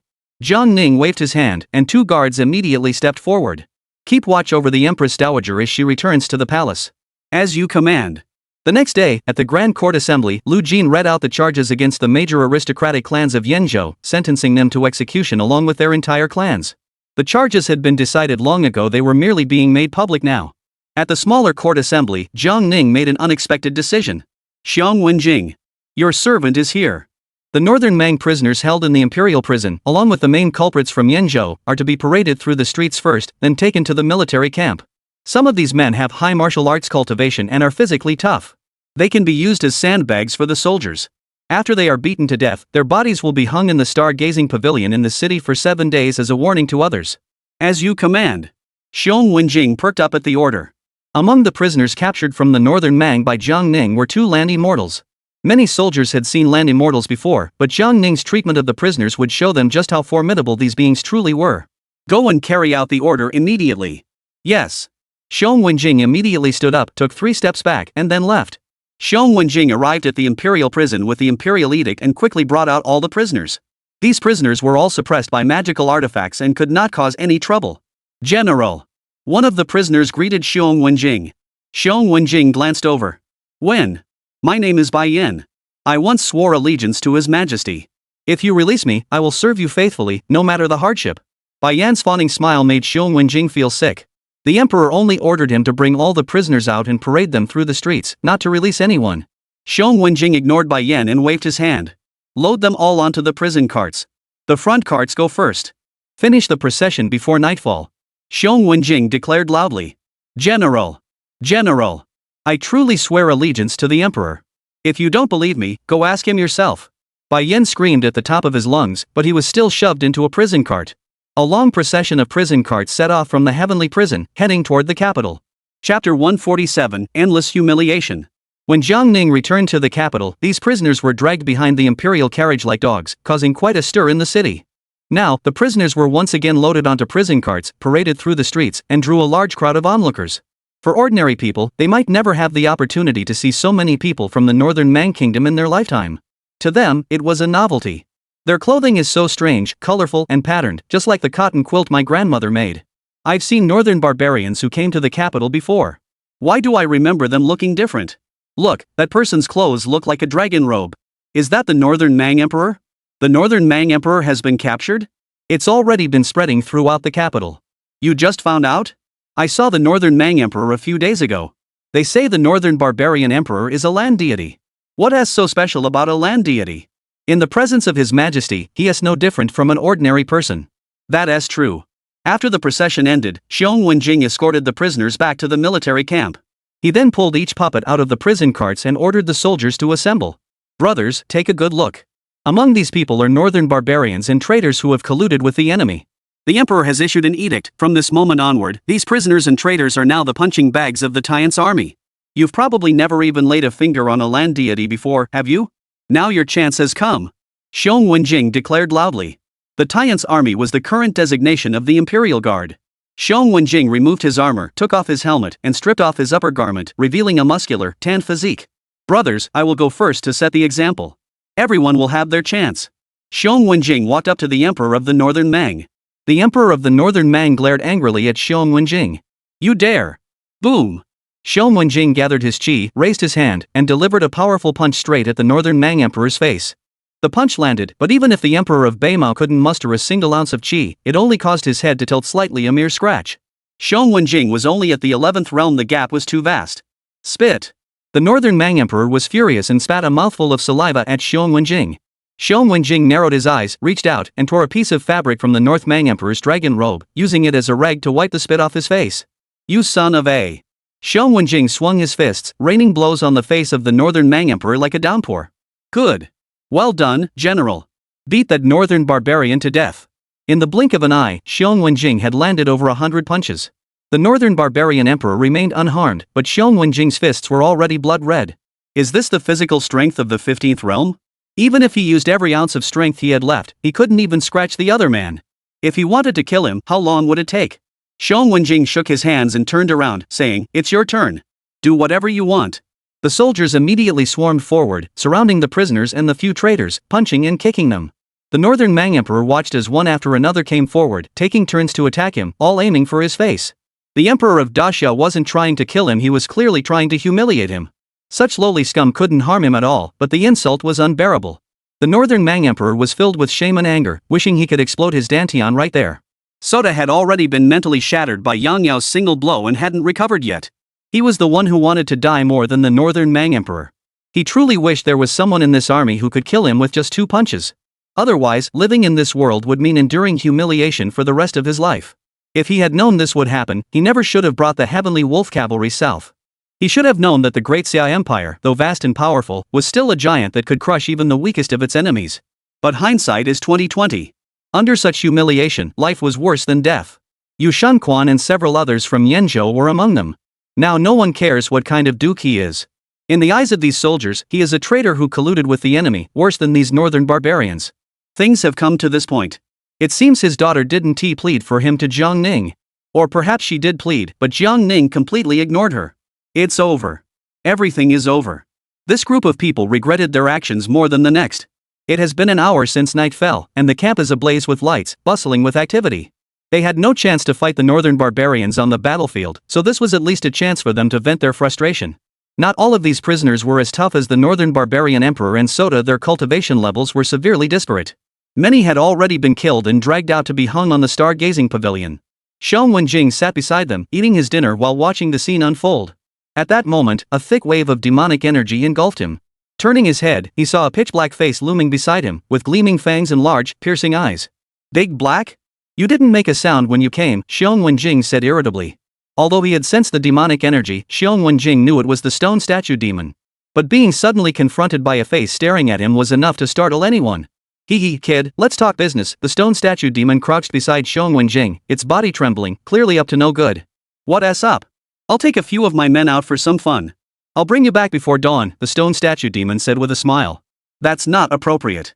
The emperor hasn't given any orders, and I dare not let prisoners leave the camp. Xiong Wenjing said. But the master didn't issue an order saying I can't take a few people with me. Don't worry, I'll be back before dawn. You know the master doesn't allow me to leave the city, so I won't go out. As long as I don't leave the city, nothing will go wrong, right? Xiong Wenjing remained silent. If all else fails, I'll go ask the master for an edict. Then go ahead. All right. In the blink of an eye, the stone statue demon returned with an imperial edict. He then took away the northern Mang emperor, Sota, Yu Shunquan, and several other stronger individuals. It wasn't until the stone statue demon had been gone for a long time that Xiong Wenjing noticed that the imperial edict seemed to be blank. He immediately opened it and saw that it was an empty imperial edict. Xiong Wenjing was utterly shocked. Something major had happened. He had no idea where the stone statue demon had gone, so he rushed to the palace to report the situation. That night, Jiang Ning was still in the imperial study and had not returned to the palace to rest. Your Majesty, the stone statue demon forged an imperial edict and took several prisoners away. I have no idea what he's up to. I was careless and didn't notice the imperial edict was blank. Please punish me. Jiang Ning flipped through the memorial while speaking casually. It is an imperial edict. You need not worry. What? The imperial edict is empty? Xiong Wenjing was startled. Since it was indeed the imperial edict, he felt relieved. It doesn't matter. Since you're here, sit down first. I have 2 matters to discuss with you. As you command. Chapter 148, 10 coins can defeat a land-based immortal? The stone statue demon pulled out a set of clothes from somewhere, hid behind the wall, and changed into them. Then the stone statue demon dragged several captives to the former Liang Wang's mansion. Little white brother, come down quickly. The old monkey was sleeping in the tree. Upon hearing the stone statue demon's voice, he glanced over briefly before turning away. Come down. Your older brother wronged you before, but he's realized his mistake. Look, he risked his life to capture this guy who beat you up, so you can take revenge. The old monkey descended from the sky with a loud thud, crashing onto the ground. Its gaze locked directly on Sota. Immediately, the old monkey raised its fist, ready to take revenge. A massive fist, enveloped in lightning, crashed towards Sota. However, the old monkey's fist stopped in front of Sota and slowly retracted. Little white brother, no more fighting? Go ahead and hit me, you can even kill me, the stone statue demon said. The old monkey made a few expressions, muttering something, then climbed back up the ancient locust tree. Little white brother, what's wrong? Won't you forgive your black brother? At that moment, something fell from the sky. The stone statue monster reached out and caught it. It was a berry. The stone statue monster took a bite of the crisp, sweet berry, feeling deeply moved. Little white brother, you're still the best to your old brother. Black brother is leaving first. Hurry up and earn some money so I can buy you the freshest berries tomorrow morning. After the stone statue demon finished speaking, he heard the old monkey let out a loud howl. Then the stone statue demon immediately led the captives away. As it walked, it shouted, everyone, don't miss out. Follow me, come and see the spectacle. If you miss tonight, you won't be able to sleep tomorrow. The stone statue demon wrapped itself tightly, with a cloak covering its head. But it was clear how intense the demonic energy emanating from its body was. It walked forward at a steady pace, leaving a trail of magic energy behind it that nearly engulfed the captives it was leading. It thought it had concealed its identity, but in reality, everyone could recognize it at a glance. The stone statue demon was no stranger to the city, though it spent most of its time by Jiang Ning's side. It would visit the old monkey daily at a set time to play. It often transformed into its true form and flew around the capital city, so much so that even many ordinary citizens had grown accustomed to its presence. Later, the common folk came to know that this demon was by the side of the current emperor, and it was initially granted the title of Golden Armored Guard of the Eastern Palace. After the emperor ascended the throne, he renamed the stone statue demon as the Imperial Golden Armored Guard. Many people even knew its name. Isn't that the Imperial Golden Armored Guard? What's it doing lurking around like that? The people it's leading look familiar. Aren't they the captives from the Northern Mang? It really is. The Northern Mang Emperor is among them. Let's go, let's follow them and take a look. Before Jiang Ning ascended the throne, there was a curfew in the capital, but it had been temporarily lifted. All the common people in the city could now move about freely at night. Soon, a large crowd followed behind the stone statue demon. The stone statue demon led several captives to the very center of the capital city, the former site of the Nine-Dragon Beacon Tower. Since the Nine-Dragon Beacon Tower had collapsed, the walled city had been demolished and turned into a square, providing a place for nearby residents to take a stroll after meals. Since Jiang Ning's reign title was Tianyuan, the Ministry of Works responsible for the project named the square Tianyuan Tai. As the stone statue demon shouted his way through the crowd, the Tianyuan Tai, which had already begun to disperse, once again became bustling with activity. The stone statue demon arrived at the center of Tianyuan Tai and, like a magician, continuously pulled out various objects. There were ropes, wooden stakes, and wooden signs. It formed a circle in the center, set up the wooden stakes, and tied several captives to them one by one. Then it wrote words on the wooden plaques and placed them at the feet of the captives. The stone statue demon pulled out a bronze gong and struck it once around the circle. Ding ding ding. All you villagers, old men and women, good men and women, uncles and aunts, brothers and sisters, come and take a look. If you've recently encountered any misfortunes and wish to vent your frustrations, then congratulations, you've come to the right place. These three individuals are extraordinary beings. One is the former emperor of the Northern Mang dynasty, another is the former great king of the southern court of the Northern Mang dynasty, and the third is a divine being of the land. One is the former Duke of Yin, and the other is. The stone statue demon introduced the identities of the few people, and the crowd gathered even closer. No one knew what the stone statue demon was up to, but everyone was curious. They all have wooden plaques hanging from their bodies with prices listed. Hit them once with a punch or a kick, and you get the corresponding amount of money. Everyone, have you ever beaten a land deity? Have you ever beaten an emperor? Have you ever beaten a duke? No, right? Come give it a try. No cheating allowed. The stone statue demon's shout sent the crowd into a frenzy. Really? We can hit them and get paid? You're not trying to trick us, are you? Exactly, it must cost a fortune. We common folk can't afford that. The crowd buzzed with discussion. Whether the price is fair or not, come and see for yourself. You there, the kid, can you read? If you can, come over here. The stone statue demon had intended to channel its demonic energy to pull the person over, but upon second thought, it realized it couldn't reveal its true identity. So he walked over and pulled the child, who was actually an adult, into the crowd. Read it aloud. The young man glanced at one of the wooden signs and read aloud, the Emperor of the Northern Mang Dynasty, 1 punch for 10 coins, 10 coins? Only 10 coins? Are you sure you didn't label the price wrong? That's correct, 10 coins. Read the others. The great king of the southern court of the Northern Mang Dynasty, 10 coins for a punch, the Duke of Yin, 8 coins for a punch, the Chancellor of the Northern Mang Dynasty, 5 coins for a punch. The young man read all the wooden plaques. Those nearby heard the young man's words, and the news spread instantly. Wow, 10 coins to fight a land deity? Is this really a land deity? Hey! Your so-called land deity must be fake, right? What if I punch him to death? Will you make me pay for it? Everyone listen up. If you kill him, it's on me, the stone statue demon boomed. If you want to vent your frustration, pay up.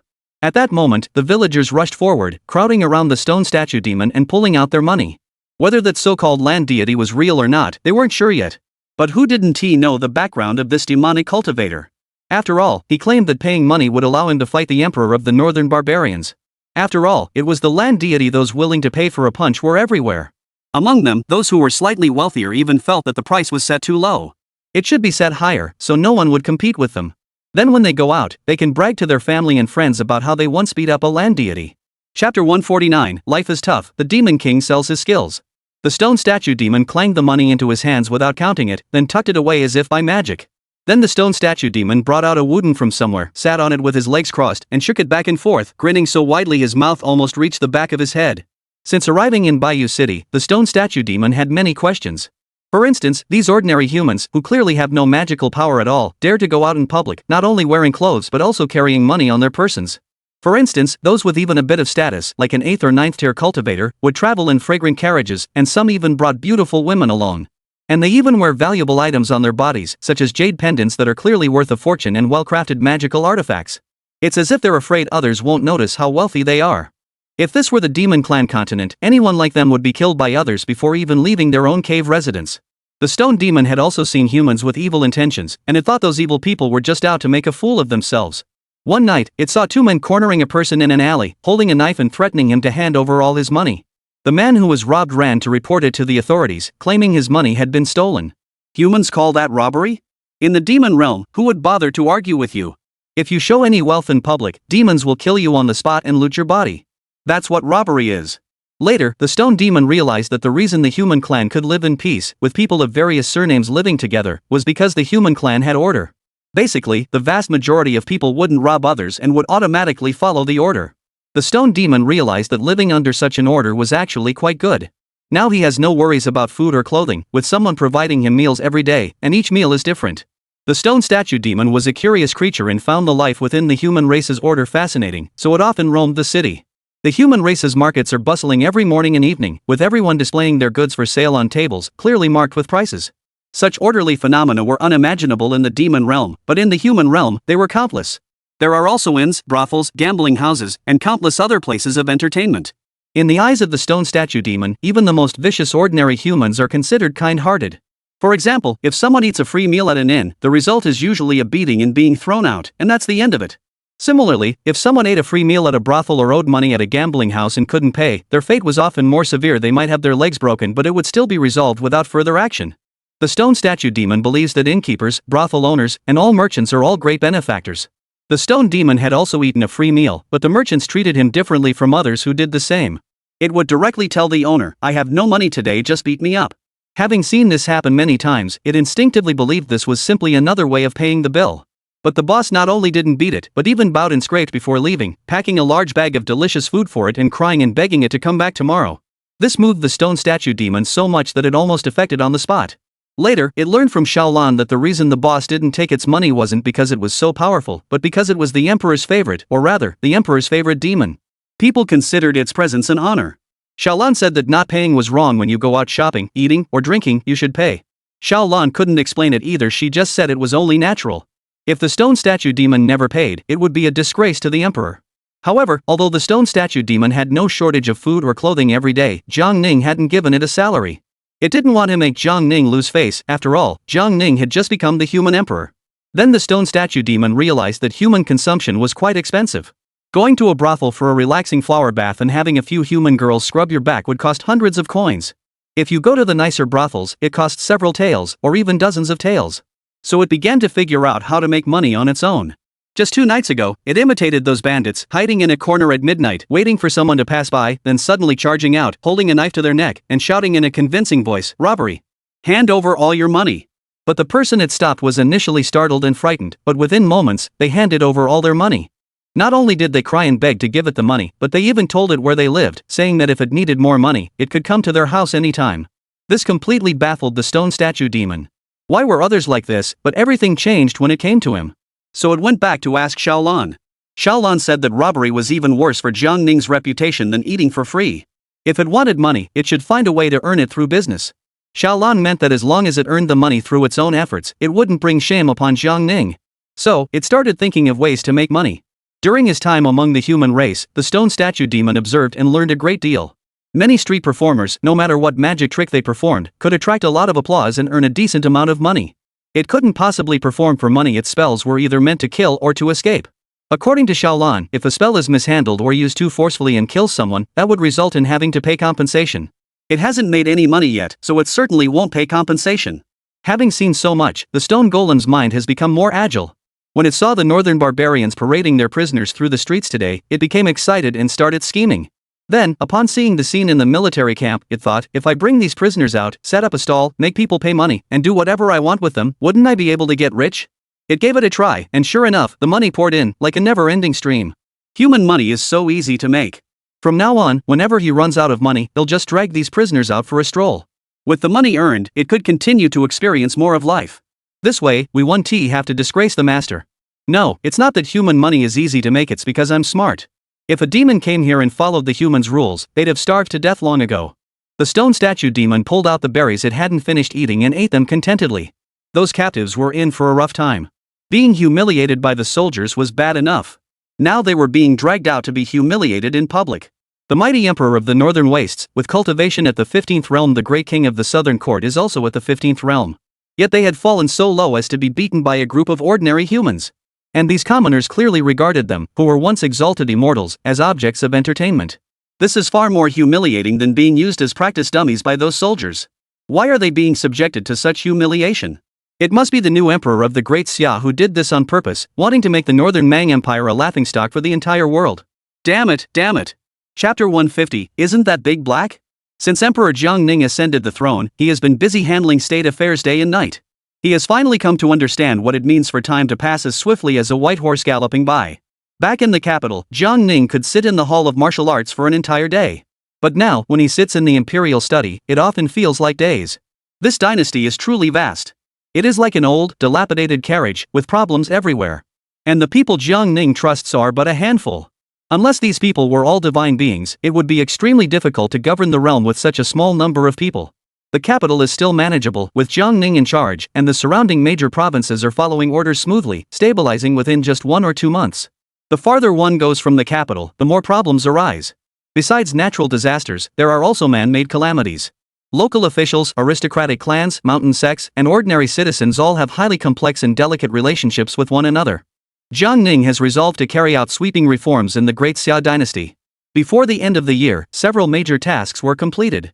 Jiang Sheng concluded the new civil and military examinations. Jiang Ning and several ministers established the basic framework for local reforms, and the teleportation arrays connecting all states of the Great Xia dynasty were fully improved.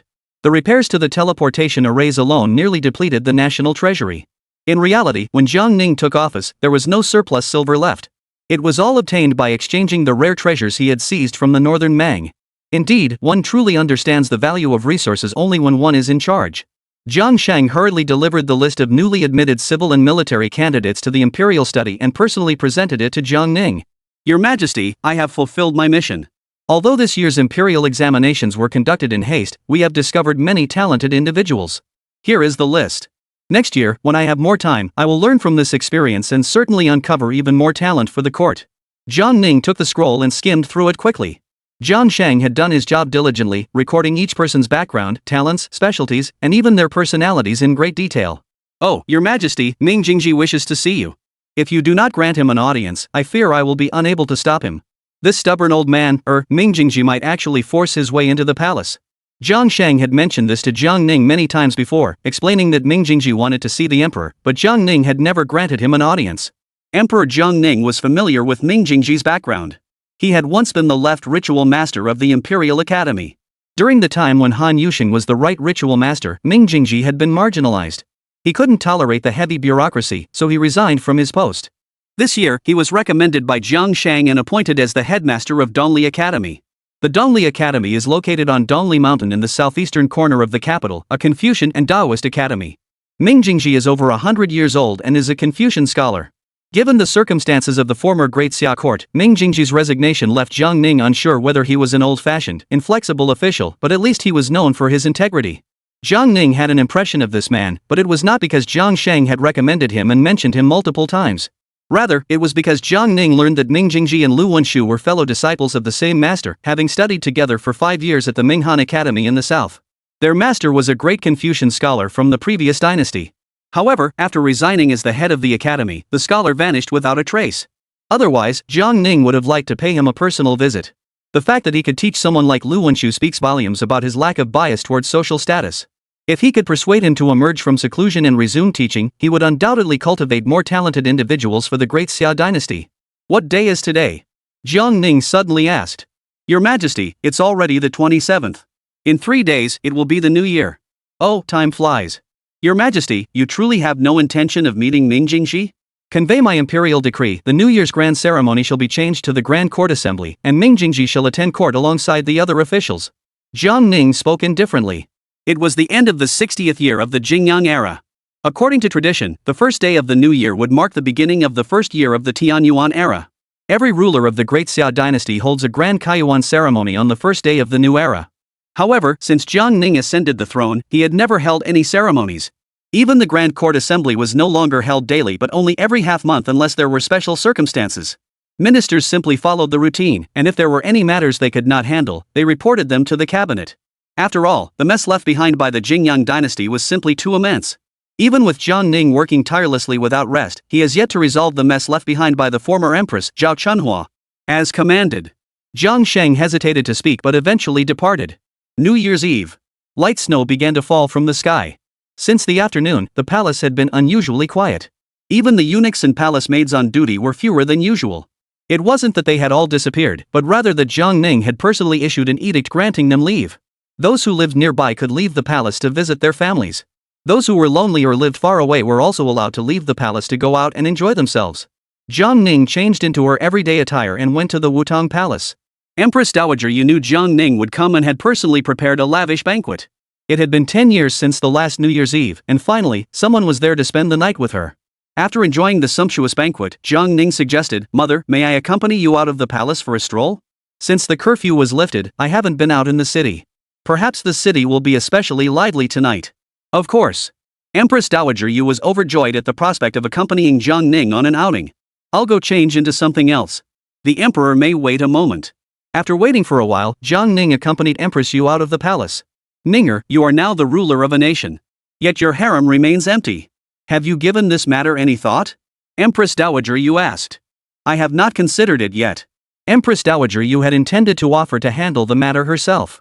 But upon further reflection, she decided it was best not to meddle. Jiang Ning had a proud and aloof personality ordinary women likely wouldn't catch his eye. Empress Dowager Yu then said, "The Jiang family still needs you to carry on the family line. But you have always been decisive. If you encounter someone suitable, regardless of their background or appearance, you should marry them." "I understand." The two rode in a carriage along Tianjie Street, heading south, and soon arrived at Tianyuan Terrace. After getting off the carriage, Jiang Ning supported Empress Yu and pushed their way through the bustling crowd to the front row. Standing among the crowd, she watched the surging masses and listened to the buzzing voices around her. Jiang Ning couldn't help but feel a sense of nostalgia for his travels of years past. Ding ding ding. Fellow villagers, brothers and sisters, handsome men and beautiful women, gentlemen and ladies, passers-by, don't miss out. The stone statue demon held a copper gong, circling around while beating it and shouting at the top of his lungs. "Isn't that Big Black?" Empress Dowager Yu was startled. "This fellow often comes out to perform," Jiang Ning said with a faint smile. "At least it knows to wrap itself up tightly, but doesn't it realize how thick its demonic energy is?" Empress Dowager Yu couldn't help but find it amusing. "But you can't say it's not clever." Chapter 151, Perhaps the Emperor has his own considerations. The stone statue demon knew today was the most important day of the year for the human race, so it couldn't miss such a golden opportunity to make a fortune. However, it didn't bring the captives today for everyone to use as punching bags. Instead, it had other plans. Those things like shattering stones with their chests or wielding spears and clubs were too childish. If it was going to do something, it had to be something brutal. Today is New Year's Eve. Let me accompany everyone for an unforgettable night. The stone demon put down the copper gong and returned to the center. Everyone step back. Upon hearing this, everyone immediately stepped back a pace. Step back again. Step back again. Not a step more or less exactly. I'll start by performing the 5 thunder strikes to liven things up. The stone statue demon declared loudly. 5 thunder strikes? Are you kidding? Don't miss and hit us instead. How could that happen? It's impossible to miss. The stone statue demon raised one hand high. If I strike you, I won't just lose money, I'll have to pay compensation. How could that be? Thunder, come. The stone statue demon shouted. Suddenly, the sky above lit up with flashes of lightning, wildly converging toward the center. A purple lightning bolt as thick as a well shaft descended from the sky, striking the stone statue demon with a thunderous crash. Whoosh! This is the real 5 thunder strikes. No, you're just trying to make a quick buck. Do you really have to go this far? You've even summoned the heavenly thunder. The stone statue demon was completely illuminated by the lightning, emitting a blinding glow. As the lightning flickered, one could even see the statue's abnormal bones glowing under the lightning. The people gathered around the statue saw bolts of lightning spreading out across the ground and hurriedly stepped back in fear. However, the scattered lightning bolts were all blocked by the stone statue demon within a certain range. Soon, the lightning faded. The stone statue stood with its hands raised, then crashed to the ground with a thunderous crash. This terrified the onlookers greatly. You didn't really kill yourself just for a show, did you? No movement? Hey! It's over, it really killed itself. It's the Imperial Guard. This is a major incident. The stone statue lay motionless on the ground for a long time, and the scene descended into chaos. After a long period of silence, the stone statue finally moved. It slowly got to its feet, its limbs stiff and unnatural, then began to move its body. Ha ha ha. Did I scare you? I'm just showing off, just showing off. Those with money, please support me with your wealth. Those without, please support me with your presence. The stone statue demon bowed repeatedly. The tense atmosphere at the scene instantly relaxed. It was all an act after all. That was really scary. But thinking about it, it makes sense. After all, it's a demon lord level being. A single bolt of lightning could kill it. That demon lord must not be worth much, huh? A pile of coins was thrown out from the crowd, scattering all over the ground. The stone statue demon saw this and was overjoyed. Today is indeed a good day. Just performing a simple act earned me so much money. We're rich. We're rich. Everyone, next I'll perform another trick for you, stewing myself in an iron pot. Jiang Ning's gaze turned toward the distance. Behind the crowd, there was an extremely tall figure, covered in a wide cloak, hunched over. Who else could it be but the old monkey? It seems the old monkey and the stone statue demon have made peace. This stone statue demon is indeed clever, knowing to bring the old monkey out to perform on the streets with it. As the stone statue demon put on an energetic performance, it drew wave after wave of applause. Jiang Ning watched, smiling faintly. By his side, Empress Dowager Yu had also gotten into the spirit of things, clapping and cheering along with the crowd. Not only did Empress Yu know what was going on, but all the common folk present were well aware of the situation. The stone statue demon frequently came to the Tianyuan platform to put on a show, and the common folk had grown accustomed to it. Ninger, what is Big Black doing with all this money? Empress Dowager Yu asked softly while watching. It now excels at eating, drinking, gambling, and womanizing. I haven't given it any salary, so it has no money to spend and is just trying to earn some. Jiang Ning laughed. Gambling? Well, it occasionally visits brothels. It's clearly a demon, yet it lives like a human. The next day, the Grand Court Assembly convened, with all civil and military officials in attendance. Lu Jin read out the Imperial Edict. The Imperial Edict states, the 108 states of the realm shall be reorganized into 36 provinces. A general amnesty is declared, and all corvée labor and taxes are exempted for 5 years. The new era name shall be Tianyuan. Lu Jin read out many more decrees, but each was a single, brief sentence. It was not until the words by imperial decree were uttered that the ministers shouted, "Long live the emperor." Next, the ministers presented congratulatory tablets to Jiang Ning. Jiang Ning didn't feel like listening to all the formalities, so he instructed Lu Jin to collect all the congratulatory messages. Announced the arrival of the head of Donli Academy, Ming Jing, to pay his respects. An elderly man in white robes with a long beard entered the hall. This humble servant, Ming Jingji, pays his respects to His Majesty. Ming Jingji had already met Jiang Ning many times through Jiang Shang, but this was his first time meeting the new emperor. He glanced around briefly before bowing his head. Rise. Ming Jingji rose and stepped aside. Do you have any matters to report? Emperor Jiang Ning asked in a solemn voice. This old servant humbly wishes His Majesty a prosperous reign and the great Xia dynasty 1,000 years of prosperity. Ming Jingji declared loudly. Jiang Ning's lips curled into a faint smile. Ming Jingji had been seeking him out for a reason, and Jiang Ning was well aware of it. He did not mention it publicly, and had already passed the first test with Jiang Ning. Whether Ming Jingji would be given important responsibilities in the future would depend on what he said in private. After the court assembly, Jiang Ning summoned Ming Jingji to the imperial study for a private audience. This elderly man, though frail in appearance, was unusually robust, his face etched with worry. Ming Jingji stood by his side. Jiang Ning did not speak, and neither did he. After a long silence, Ming Jingji finally spoke first. Your Majesty, this old servant has something to report. Speak. Your Majesty has been on the throne for several months and has yet to pay homage at the Confucian temple. This matter concerns countless Confucian and Taoist disciples across the realm. I wonder how Your Majesty intends to decide. Ming Jingji asked. In the Great Xia dynasty, Confucianism and Taoism were regarded as the official state religions. Every new emperor, upon ascending the throne, would pay homage at the Confucian temple. This serves to inform the Confucian and Taoist schools that the Jiang clan, which holds the reins of the empire, requires their protection and will continue to offer sacrifices and incense to them. Only then would Confucianism and Taoism continue to spread their influence throughout the Great Xia dynasty. Jiang Ning had previously offended the Confucian and Taoist celestial palaces, yet he had never paid homage at the Confucian temple. As a result, the orthodoxy of Confucianism and Taoism had been compromised. The implications of this matter are significant, even urgent. How do you assess the situation, Ming Qing? Jiang Ning asked calmly. Ming Jingji furrowed his brows. He had only recently come into contact with Jiang Ning and was unaware of his true intentions. Jiang Ning's behavior clearly indicated that he held himself in high regard and might even disregard the orthodoxy of Confucianism entirely. This old servant believes that we should follow the ancestral traditions and have the emperor lead the officials in paying respects at the Confucian temple. Ming Jingji bowed, then shifted the topic. However, your majesty is a hero among men, a great figure unmatched in the 2000 years of the great Xia dynasty. Perhaps your majesty has your own considerations. Chapter 152, The Way of Mortals. Jiang Ning remained silent and slowly closed the memorial. He never expected someone like Ming Jingji to flatter the emperor. Before Ming Jingji arrived, Jiang Ning had already learned from Jiang Shang that over the past few months, all the Confucian and Taoist cultivators in the Great Xia Empire had not only failed to make any progress in their cultivation, but had even shown signs of regression. If Ming Jingji were to confront Jiang Ning and demand an explanation for disregarding the orthodox Confucian and Taoist traditions, and force him to pay homage at the Confucian temple, Jiang Ning would have regarded Ming Jingji as an old-fashioned fool. However, this matter was quite delicate.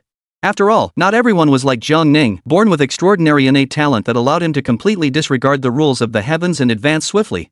The path cultivated by Confucian practitioners is the great way disseminated by the founders of Confucianism between heaven and earth. Ming Jing's statement that Jiang Ning might have his own considerations places Jiang Ning in a very high position. Do you know that since I ascended the throne, there have been no celestial anomalies? To be honest, I have not felt any divine favor bestowed upon me, Jiang Ning said solemnly. What? Ming Jing was startled by his words. Jiang Ning had been on the throne for several months yet had not received any divine favor? This meant that as the ruler, Jiang Ning was completely unable to communicate with the cosmic energy of heaven and earth? This is impossible. Even when Emperor Ling ascended the throne, he already possessed considerable divine favor. Your Majesty is a once-in-a-thousand-years genius, how could this be? Ming Jingji thought deeply, feeling a chill run down his spine. If Jiang Ning had not deceived him, it would mean that the Jiang clan had been completely abandoned by the Tao. The Tao no longer recognized the Jiang clan as the imperial clan of the Central Plains. How could such a thing happen?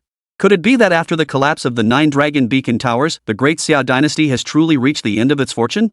Thinking of the chaos across the Great Xia Empire, Ming Jingji felt cold sweat trickling down his back. If Jiang Ning has been abandoned by the Tao, then the Confucian and Taoist cultivators who revered him as their ruler would also be abandoned by the Tao. At best, they would never be able to break through their current realm in this lifetime. At worst, their realms would plummet and they would lose years of their lifespan. If I am not recognized by the Tao, and I go to pay respects at the Confucian temple, do you think the Confucian and Taoist fortune will return? Jiang Ning asked. Ming Jingji had never encountered such a situation before. How could he possibly know? If I were to pay homage at the Confucian temple and it had no effect, what would that mean? Jiang Ning pressed further. Ming Jingji's lips trembled, hesitating to speak. It would mean that mortals cannot defy heaven, that the fortune of the Great Xia dynasty has come to an end, yet I still sit on the dragon throne, defying heaven. It would mean that I should abdicate and make way for a worthy successor. Jiang Ning answered his own question. Ming Jingji's face turned deathly pale, and his body trembled uncontrollably. He never imagined he would hear such words from Jiang Ning. Shocking. Do not rush. Take your time to think it through. Without the blessings of Confucian and Taoist fortune, what kind of path have you cultivated? What can you possibly do for this world? As for the matter of Confucian and Taoist fortune, once I have the time, I will seek out those immortals to discuss it with them. Jiang Ning spoke solemnly. This question completely stumped Ming Jingji. Ming Jingji's path of cultivation was to cultivate oneself, manage one's family, govern the state, and bring peace to the world. With the court in chaos, Ming Jingji couldn't put his ambitions into action, so he chose to cultivate himself. Do you have anything else to say? Jiang Ning asked. Upon hearing this, Ming Jingji completely abandoned the idea of requesting an audience to have the emperor pay homage at the Confucian temple. He could see that Jiang Ning had a proud and solitary nature. The Tao did not acknowledge him, and he would never bow down to the Tao. However, he did not know whether this emperor, who was already invincible under heaven, possessed the strength to challenge the Tao. However, he could see that although Jiang Ning did not mention the word dominance once, every word he spoke was filled with it. This old servant takes his leave. Ming Jingji bowed and left the imperial study. Immediately afterward, Jiang Sheng entered. Your Majesty, what are your plans? Jiang Sheng asked. Someone is using the Taoist lineage to blackmail me. What does the Wei Wang think I should do? Jiang Ning countered. What? Jiang Sheng seemed not to understand. What does it mean to use the Taoist lineage to blackmail someone? What kind of Tao is Wei Wang practicing? Jiang Ning asked. Your servant cultivates the martial way, Jiang Sheng answered honestly. The founding emperor clearly cultivated the martial arts. Why did he establish Confucianism as the orthodox doctrine? Jiang Ning asked again. This how would I know the thoughts of the great ancestor? Jiang Sheng replied. As soon as Jiang Ning spoke, he felt the topic was too advanced for him. I have a hunch that perhaps all the cultivators in this world have been blinded. As Jiang Ning spoke, he suddenly thought of Prince Qi, Jiang Yu. The martial arts encompass many things. However, they do not include pure martial artists. You should know what pure martial artists are called, Jiang Ning asked. Pure warriors are also called the Way of Mortals, Jiang Shang replied. However, Zhao Zhou, despite being as powerful as the 16th realm and matching the cultivation level of our great-grandfather, remains in the mundane world and has not attained immortality. Those so-called land immortals at the 15th realm, even after living for hundreds of years, have not even touched the threshold of immortality. Yet, only Jiang Yu, who cultivated the way of the mortal, attained immortality through his physical body after absorbing a vast amount of spiritual energy from my body. And at that time, his cultivation level was merely the 14th realm. Jiang Ning spoke up to this point, suddenly opening Jiang Shang's perspective. If Jiang Ning hadn't mentioned it, he would have long forgotten about Jiang Yu. After all, Jiang Yu had only recently broken through his cultivation realm and was instantly killed by Jiang Ning with a single slap. In fact, Jiang Shang only knew that Jiang Yu was very powerful at the time, but he didn't know how powerful he truly was. In Jiang Yu's case, he should already be classified as a red dust immortal as recorded in ancient texts, capable of enjoying thousands or even tens of thousands of years of lifespan. Could it be that the mortal path is actually the only path to enlightenment and immortality? And all other paths, no matter how high one cultivates, will ultimately perish? If that is the case, why not designate the mortal path as the Dixiao orthodoxy? Who's the fool who dares to call pure martial artists the mortal path? Jiang Shang growled angrily. High-grade pure martial arts techniques are extremely rare in this world. This could also be a means of deceiving the masses, Jiang Ning said. Indeed, only the emperor has such a sharp mind and discerns even the slightest details. I shall immediately switch to the mortal path. Jiang Ning gently raised his hand, and an ancient text flew toward Jiang Shang. Is this that heavenly phoenix technique? Jiang Shang exclaimed in awe upon seeing the ancient text. This is a copy I personally transcribed, with some simplifications made to the more complex parts. If you wish to switch, feel free to do so. If not, it's no problem. This time, you have recruited many talented individuals for the Great Xia. Select a group of those with pure hearts and try cultivating this technique. Jiang Ning said solemnly. Thank you, Your Majesty, for bestowing this martial arts manual. Jiang Shang held the Heavenly Phoenix technique in his hands as if it were a priceless treasure. Since it is not the original version of the Heavenly Phoenix technique, you may rename it. Jiang Ning said. As you command. Jiang Shang took the martial arts manual and left, even forgetting the reason he had entered the imperial study. In all the days since, this was the first time Jiang Ning had spoken so many words to him. He felt as though he had been enlightened, as if a door to a new world had been opened before him. Chapter 153, Who are you, exactly? In the depths of the starry sky. A man in white robes walked through the air, coming to a stop before a door that seemed to float in the void. Finally, I've made it this far. The man smiled with satisfaction. He reached out to touch the door, and instantly, intricate inscriptions began to appear on its surface. He is forced back into a dark void, and in an instant, the door vanishes from sight. Why? The man looked puzzled and asked. I have transcended the mortal realm and attained immortality. Why won't you let me in? A majestic voice echoed through the starry sky. You have unresolved karma from the mortal realm yet dare to conceal the heavenly secrets. Do you truly believe we are blind? The voice echoed, and waves of pressure descended upon the man. The man erupted in anger, releasing an immense surge of energy that instantly neutralized the pressure. When have I ever concealed the heavenly secrets? Haven't I always followed your rules? After all these years, when have I ever broken the rules? The man's voice was filled with anger, trembling slightly. You know the rules, and you know whether you have broken them or not. The voice continued. Then tell me, what should I do? The man asked. Cut off the ties of cause and effect, and you will naturally attain enlightenment and become an immortal. Ha ha. The man let out a chilling laugh, its echoes reverberating for an unknown distance. You're nothing but a guard dog, yet you wield a feather as a command. You treat mortals like pawns on a chessboard. Are you all satisfied? The man sneered. You dare to speak such blasphemy? Are you seeking death? The once majestic voice suddenly turned fierce. I'll descend to the mortal realm and dig up your mother's grave, grinding her bones to dust. How dare you? A fist-shaped shadow, enveloped in endless pressure, crashed toward the man. The man stood in the depths of space, his robes fluttering in the wind. Without moving, he nullified the pressure from the fist's afterimage. You're not even fit to be a dog. You can't even bite properly. You're asking for death. At that moment, a figure emerged from the void, drawing a sword and striking toward the man. The man remained motionless, taking the sword strike head-on, his body retreating violently to an unknown distance. Yet he continued to smile. Have you forgotten what path I have cultivated? The man raised his fist, but before it could strike the figure, it was already obliterated. In the next instant, the man reappeared before the figure, delivering several consecutive punches, leaving the figure in tatters. Golden light filled the dark void. Stop! Another voice rang out, and the man finally stopped. The figure, clearly terrified, quickly backed away. At that moment, several more illusory figures appeared. Return, one of the illusory figures said indifferently. What's the reason? The man asked. You have overstepped your bounds. I will not dwell on it. You have not settled your earthly karma, so you cannot enter that gate. You only know how to act on impulse. How can you govern the heavens and earth? Or perhaps you wish to exchange blows with me, the central shadowy figure said in a deep voice. Acting on impulse? Ha ha ha ha. I see now. What you need is a dog to bite for you. The man's laughter grew increasingly maniacal. Your mind is restless, and your worldly desires have not been extinguished. Go reincarnate for another lifetime and cultivate for 1,000 years. Ha ha ha ha ha. You're playing with me. One day, I'll tear down your celestial palace. The man laughed as he departed. But the moment he turned around, he was grabbed by a hand. The hand suddenly flickered downward, and the man vanished without a trace. The figure that had just been struck immediately knelt down and bowed his head. This disciple was presumptuous. Please punish me, master. The figure was extremely devout. Preserving one's nature isn't necessarily a bad thing, the figure in the middle said. But master, why not eliminate him? That mortal can both speak and act with such conviction. Even if you give him another 1,000 years, he might become even more ruthless. He has a spirit and no divine connection.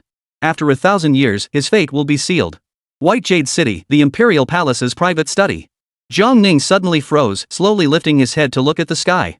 Just now, he seemed to sense powerful fluctuations of energy from the heavens above. This mysterious and indescribable sensation left Jiang Ning at a loss for words. Jiang Ning vanished from his original spot in an instant and found himself in the vast expanse of the sky. Looking up at the vast, star-studded sky, he saw nothing but emptiness. At that moment, Jiang Ning saw a shooting star streak across the sky, piercing through the swirling clouds and plummeting toward the earth below.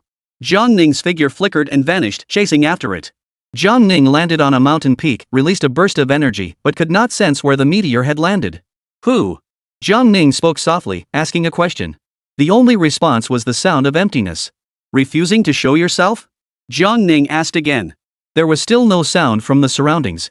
Since you have already transcended the mundane world, why linger among mortals? Jiang Ning asked again. Still no answer. Before the figure even touched the ground, it had already completely concealed its aura, hiding somewhere motionless. He hadn't expected that, having just fallen from deep space into the mortal realm, he could be so clearly sensed by this person. He hesitated, unsure whether to reveal himself. But even after Jiang Ning had vanished, he remained motionless. The middle-aged man sat cross-legged at the landing spot, suddenly feeling a sense of confusion ahead. Though his physical form had transcended the mundane, he now found himself wandering the mortal realm like a stray dog.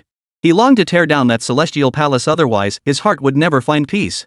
But if he didn't follow the wishes of those worthless beings, the gates of that celestial palace would never open for him. He had long since abandoned his mortal desires. Why must he sever them once more? Humph, what a bunch of worthless creatures, the man muttered angrily. Then he suddenly laughed sarcastically. I've been their dog for so many years. What right do I have to curse them?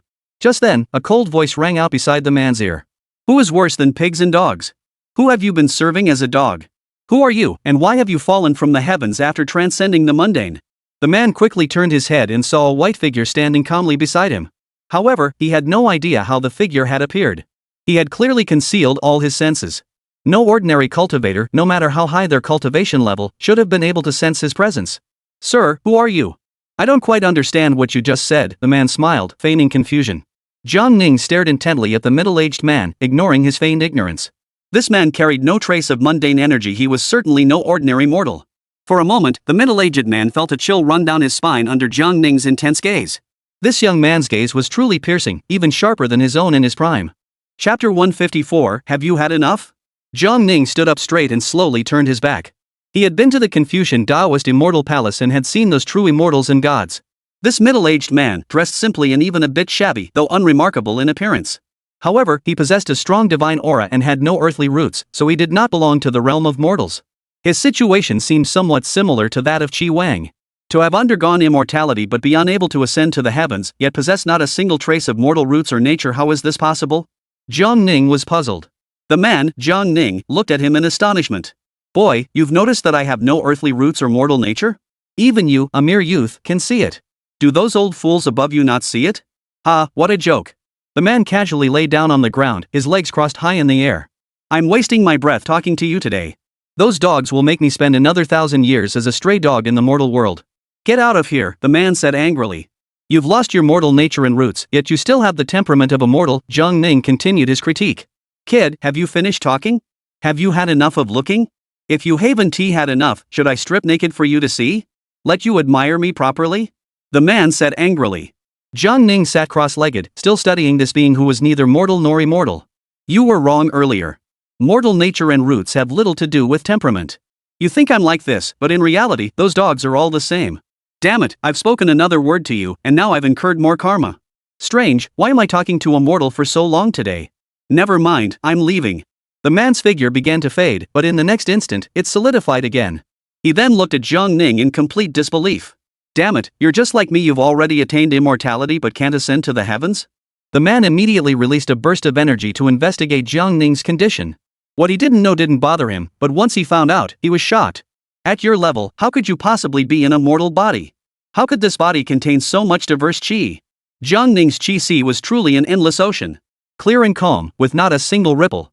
What was strange was that the thickness of the qi within Jiang Ning's body had already surpassed the rules set by the immortals. No wonder he had tried to leave but was stopped by this man with a single breath of energy. The man got to his feet, crossed his legs, and took off one of his boots, shaking it. Who would have thought that there was still such a slip through the net fish like you in this world? The man continued. What do you mean by a fish that slipped through the net? Jiang Ning asked. Your spiritual energy has surpassed the standards set by those traitors. How did you conceal your true nature and avoid their detection? Otherwise, you would have been dead long ago. The man was completely baffled. Then, the man's eyes widened, and his face grew even more disbelieving. You're only 20 years old? I'm 21 this year, Jiang Ning answered honestly. Goodness. Mortals take 100 years to reach the 14th realm, and 200 years to reach the 15th realm. That's already rare. You're 20? What realm are you in? I don't know either. Jiang Ning shook his head. Jiang Ning's cultivation level might have broken through again, his qi was still expanding.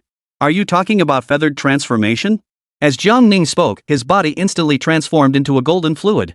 The man saw this, his eyes widened, and his mouth opened wide in astonishment, wide enough to fit an apple. No, what exactly are you? Can you freely switch between a mortal body and a divine form? I was about to ask you the same thing. No, you're asking me? Who should I ask? Do you think I know everything? I'm curious too. Can someone explain this to me? The man was completely confused. This guy is off. He suddenly revealed his divine form, yet his mortal body still remained. Hey, what is your name? The man asked. I just asked you that a few times. Jiang Ning retorted. All right. The man sighed, my name is Su Fu. I attained enlightenment through violence. Now, this body of mine is considered a living immortal by ordinary people. The path of killing and conquest? Yes. In this world, there are only a handful of people who can defeat me in a fight. Su Fu sighed. Oh. Jiang Ning nodded seriously. My name is Jiang Ning. In this world, there are probably more than I can count on one hand who can defeat me. Jiang Ning said solemnly. Put. Su Fu laughed. He hadn't interacted with ordinary mortals in ages. If it weren't for Jiang Ning blocking him here today, he wouldn't have revealed himself even if he had appeared before ordinary mortals. He hadn't intended to say much. Interacting with mortals held little meaning for him. But he found this mortal quite intriguing. What you're saying is that you're more powerful than me, and there aren't many who can defeat you? Jiang Ning shook his head. Not just a few, maybe none at all. Blow your own horn. Your qi is indeed powerful, but it's only invincible within this world. I could beat you with one hand, do you believe me? Su Fu shot Jiang Ning a disdainful glance. After all, who doesn't like to boast about being powerful? When he was still a mortal, he used to boast about being powerful too. You haven't even told me your name yet. Jiang Ning. Oh, I've never heard of it. The 16th ruler of the Great Xia dynasty. Jiang Ning spoke solemnly. Hey, you're actually the emperor of a secular dynasty? Wait, the Xia kingdom has changed emperors? When did that happen? Why weren't there any celestial omens? Su Fu was surprised for a moment but quickly regained his composure. This emperor doesn't even have the qualifications to be a deity of the mountains and rivers. You're still so enthusiastic about him? Su Fu shook his head, his tone even tinged with sarcasm. Then he laughed, but chatting with you is somewhat entertaining. Perhaps in 2,000 or 3,000 years, after you've accumulated enough incense offerings, you might become a deity like me. Then we might meet up there. Su Fu spoke, pointing his finger toward the sky. How long have you lived? Jiang Ning asked. Me? I'm still young, only 4,000 years old. Jiang Ning's eyes lit up with excitement. Why don't we have a fight? Poof. Su Fu scoffed disdainfully. With one punch, I can shatter half your kingdom. What do you have to fight me with? Are there many like you in this world? Jiang Ning asked. Are you being a nosy kid? Oh, right, you've only lived 20 years. You don't know anything about the world. There aren't many like me. You can count them on one hand. Your ancestor counts as one. Su Fu said. Are you talking about the great Emperor Gao? Who else could it be? The others don't have the ability. Su Fu shrugged. Upon hearing this, Jiang Ning's interest was immediately piqued. It seemed that this immortal who had lived for over 4,000 years knew a lot. Chapter 155, A Cabbage Field? The great ancestor isn't dead? Jiang Ning asked. He is still alive, but he probably doesn't have many years left. Jiang Taichu is in the same boat as me. We were both abandoned by those people. What about your own ancestor? Don't you know if he is still alive? Jiang Ning shook his head. Then why don't you go to your family's ancestral grave and check if his physical body is still in the coffin? Do you even know where he is? Jiang Ning asked again. I'm not his father, how would I know where he is? The 3 continents of this world are each occupied by humans, demons, and monsters. Who knows where he is hiding in some cave, barely clinging to life? He might not even be in the mortal realm. Then why are you here in the mortal realm? I want to say. It's embarrassing. Su Fu saw that Jiang Ning was about to speak again and immediately interrupted him. Stop it. I've already told you for ages.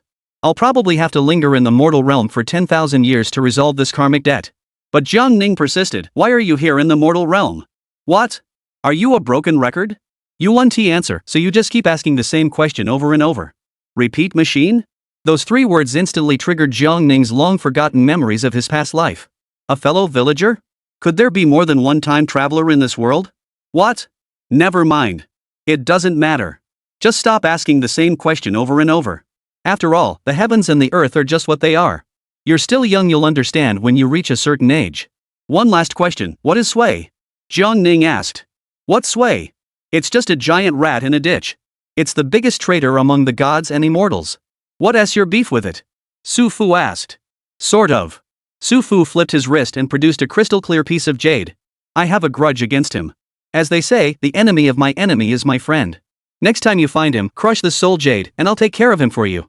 I've got to go. If I keep talking to you, it'll never end. You ask too many questions, and I'm getting annoyed. Jiang Ning had many more questions to ask, but Su Fu's figure was already fading into the distance. This time, Jiang Ning did not try to stop him. It wasn't that Jiang Ning was afraid of him, it was just that no matter what he asked, the other party had no obligation to answer. However, after meeting Su Fu, Jiang Ning was certain that immortals were not only in heaven, there were also immortals walking among mortals in this world. And he had also obtained 2 crucial pieces of information from Su Fu. First, Emperor Gaozu, Jiang Taichu, had never died.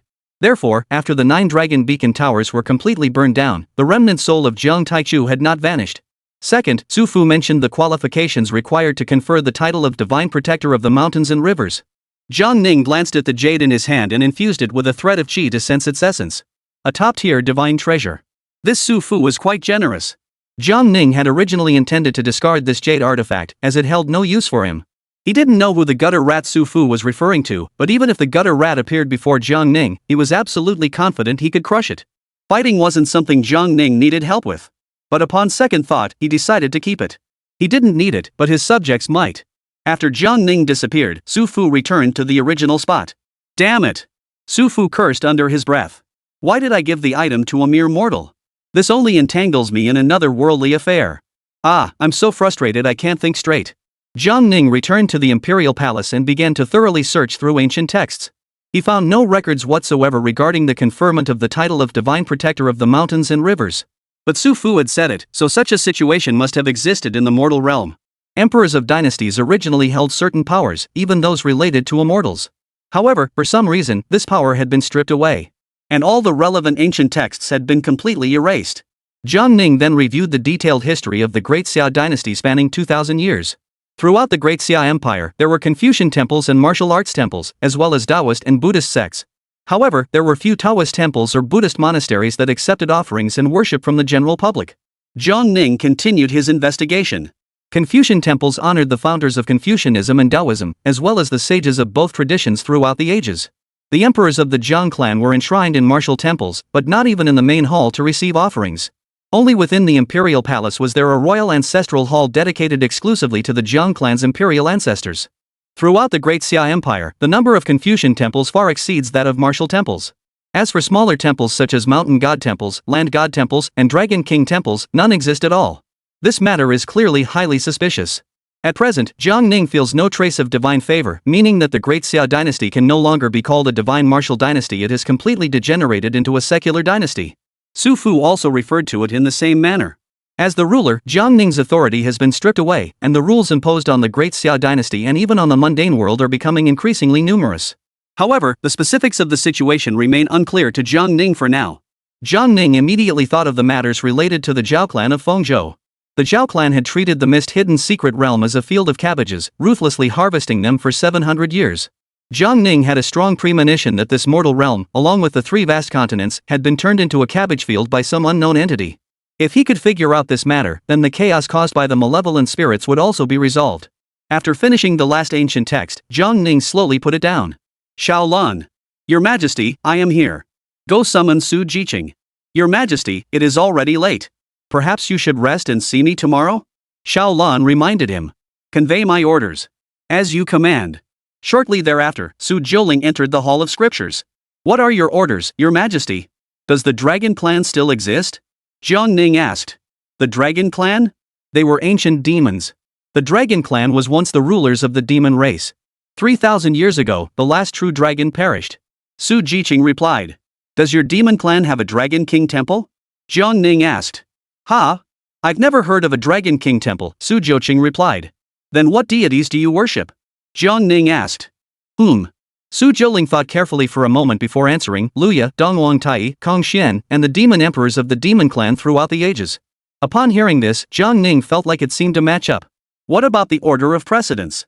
Jiang Ning asked again. If I recall correctly, Luya, Dongwang Tai, and Kong Xian are not ranked in order.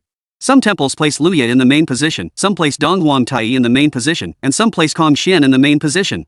The demon emperors of each generation are generally placed in the secondary positions. It all made sense now. However, the number of deities worshipped by the human race was clearly greater than that of the demon race. Big Black, Jiang Ning called out. The stone statue demon responded and immediately ran in eagerly. Do the demon clan have temples to worship deities?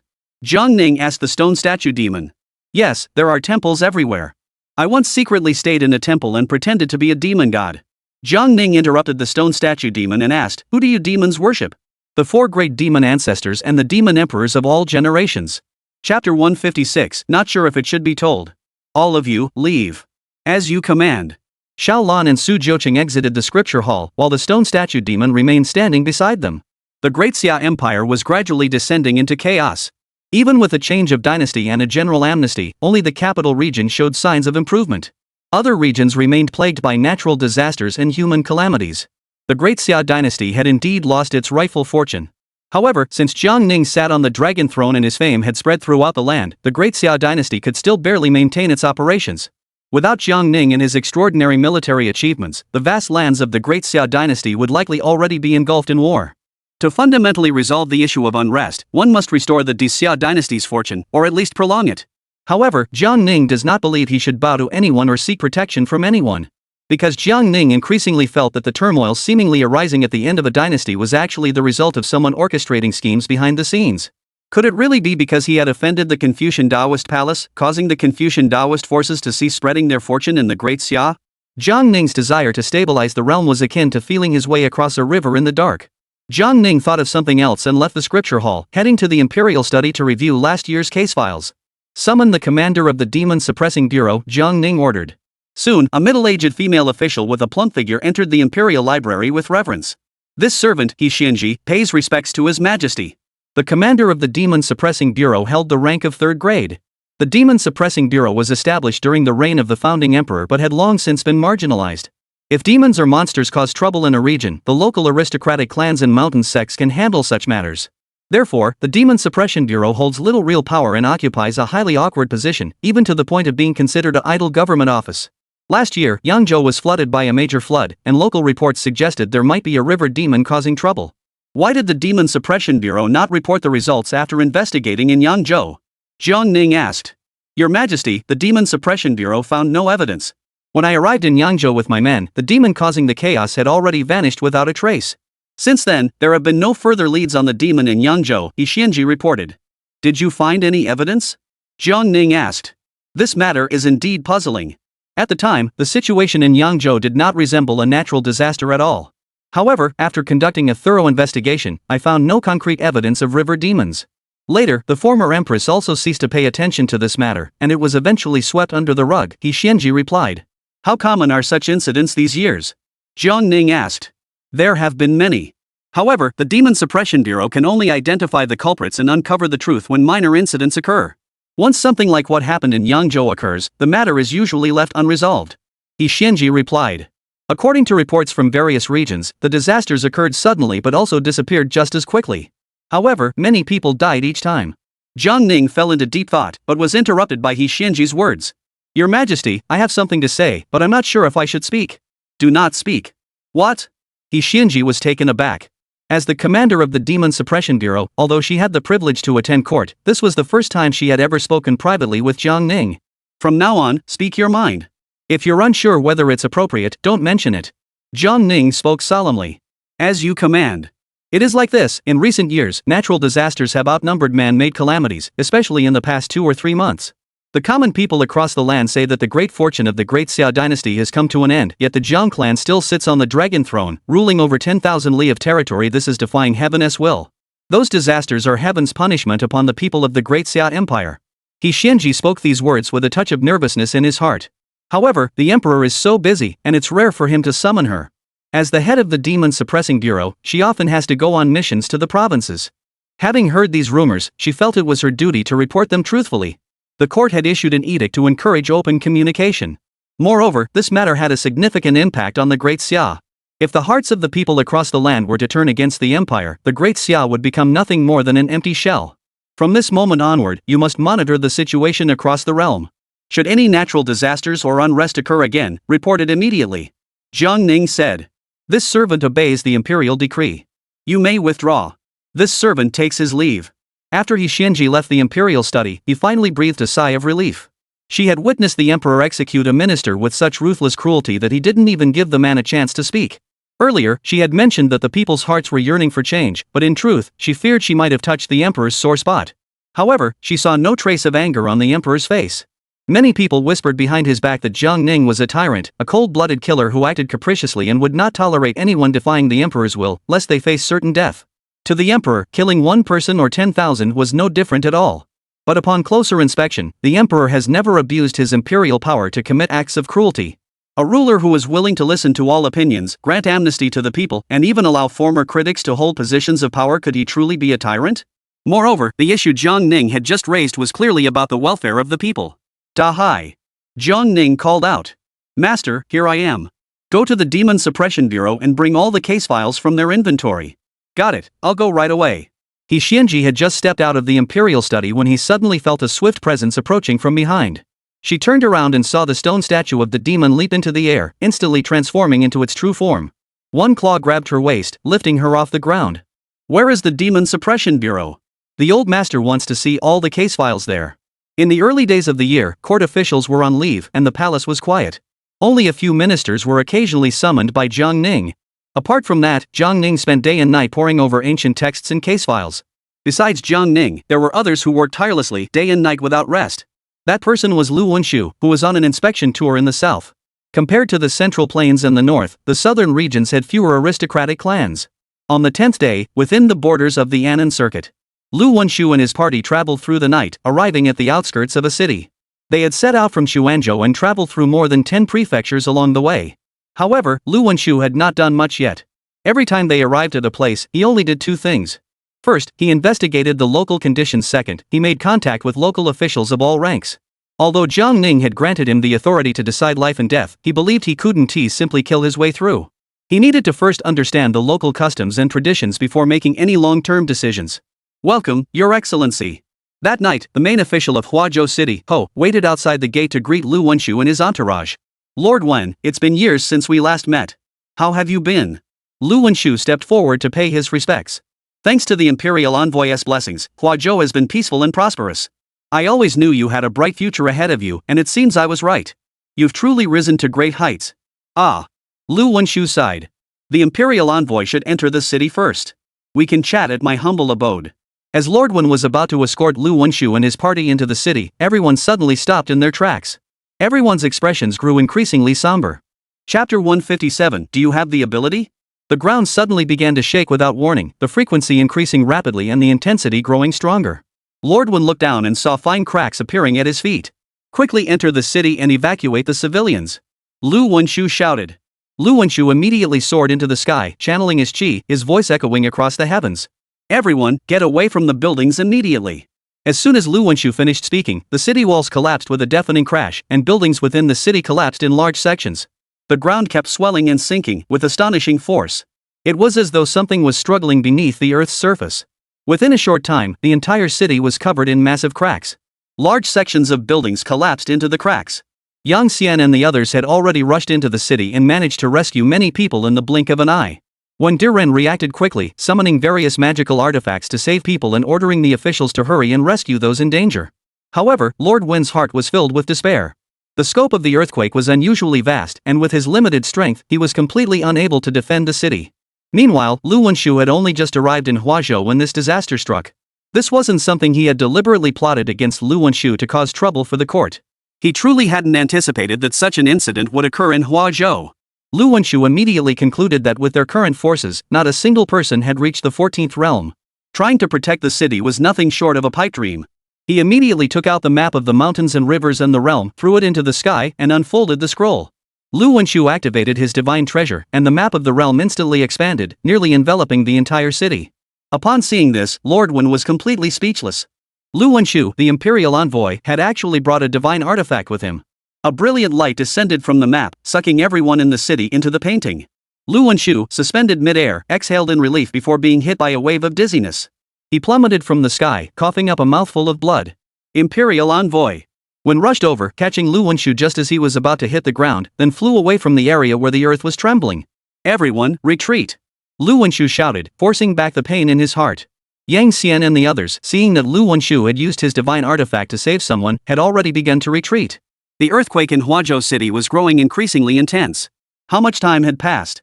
A once thriving city had been reduced to a pile of rubble. Watching the ground surge like waves, Yang Xian and the others were still shaken by the experience. The emperor had tasked them with overseeing the entire realm, yet they were utterly powerless in the face of such a catastrophe. How could they possibly oversee the entire realm? Fortunately, Lu Wenshu had the divine treasure bestowed by His Majesty, otherwise, the entire city would have been doomed. Sir, are you alright? Yang Xian hurriedly asked with concern. Lu Wenshu forced himself to stand up, with blood still trickling from the corner of his mouth. He had activated the divine artifact too hastily and cast the spell with too much force, causing his cultivation level to plummet directly to the 11th realm. Wen Diren also watched Lu Wenshu anxiously.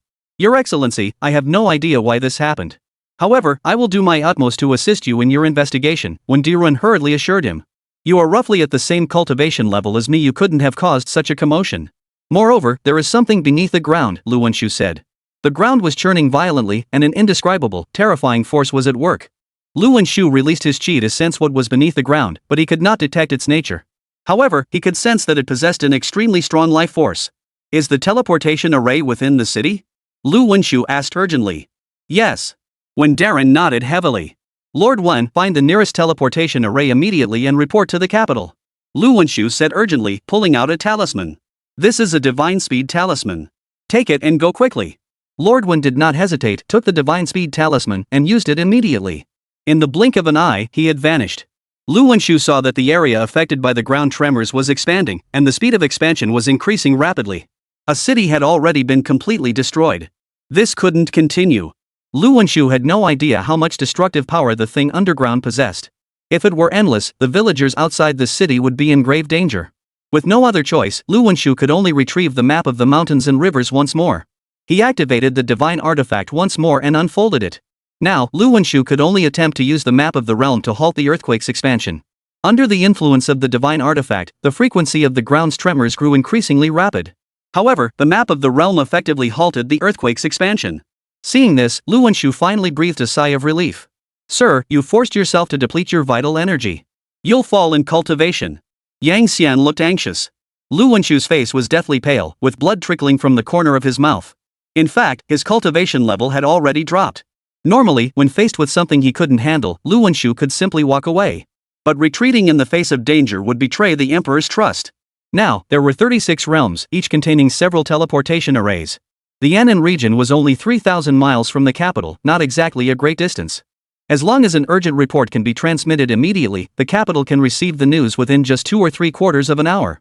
Such crucial information would never be overlooked. Even if His Majesty cannot come in person, he will certainly send someone to assist. The earthquake itself is not the issue, it is the thing beneath the ground that poses the real problem.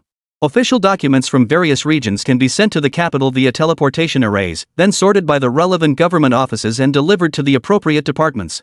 This unremarkable urgent report was delivered to the Junma Bureau within the first few moments. Upon receiving the urgent report, the commander of the Demon Suppressing Bureau immediately entered the palace and presented it to the emperor for review. Your Majesty, there is an emergency in the Annan province.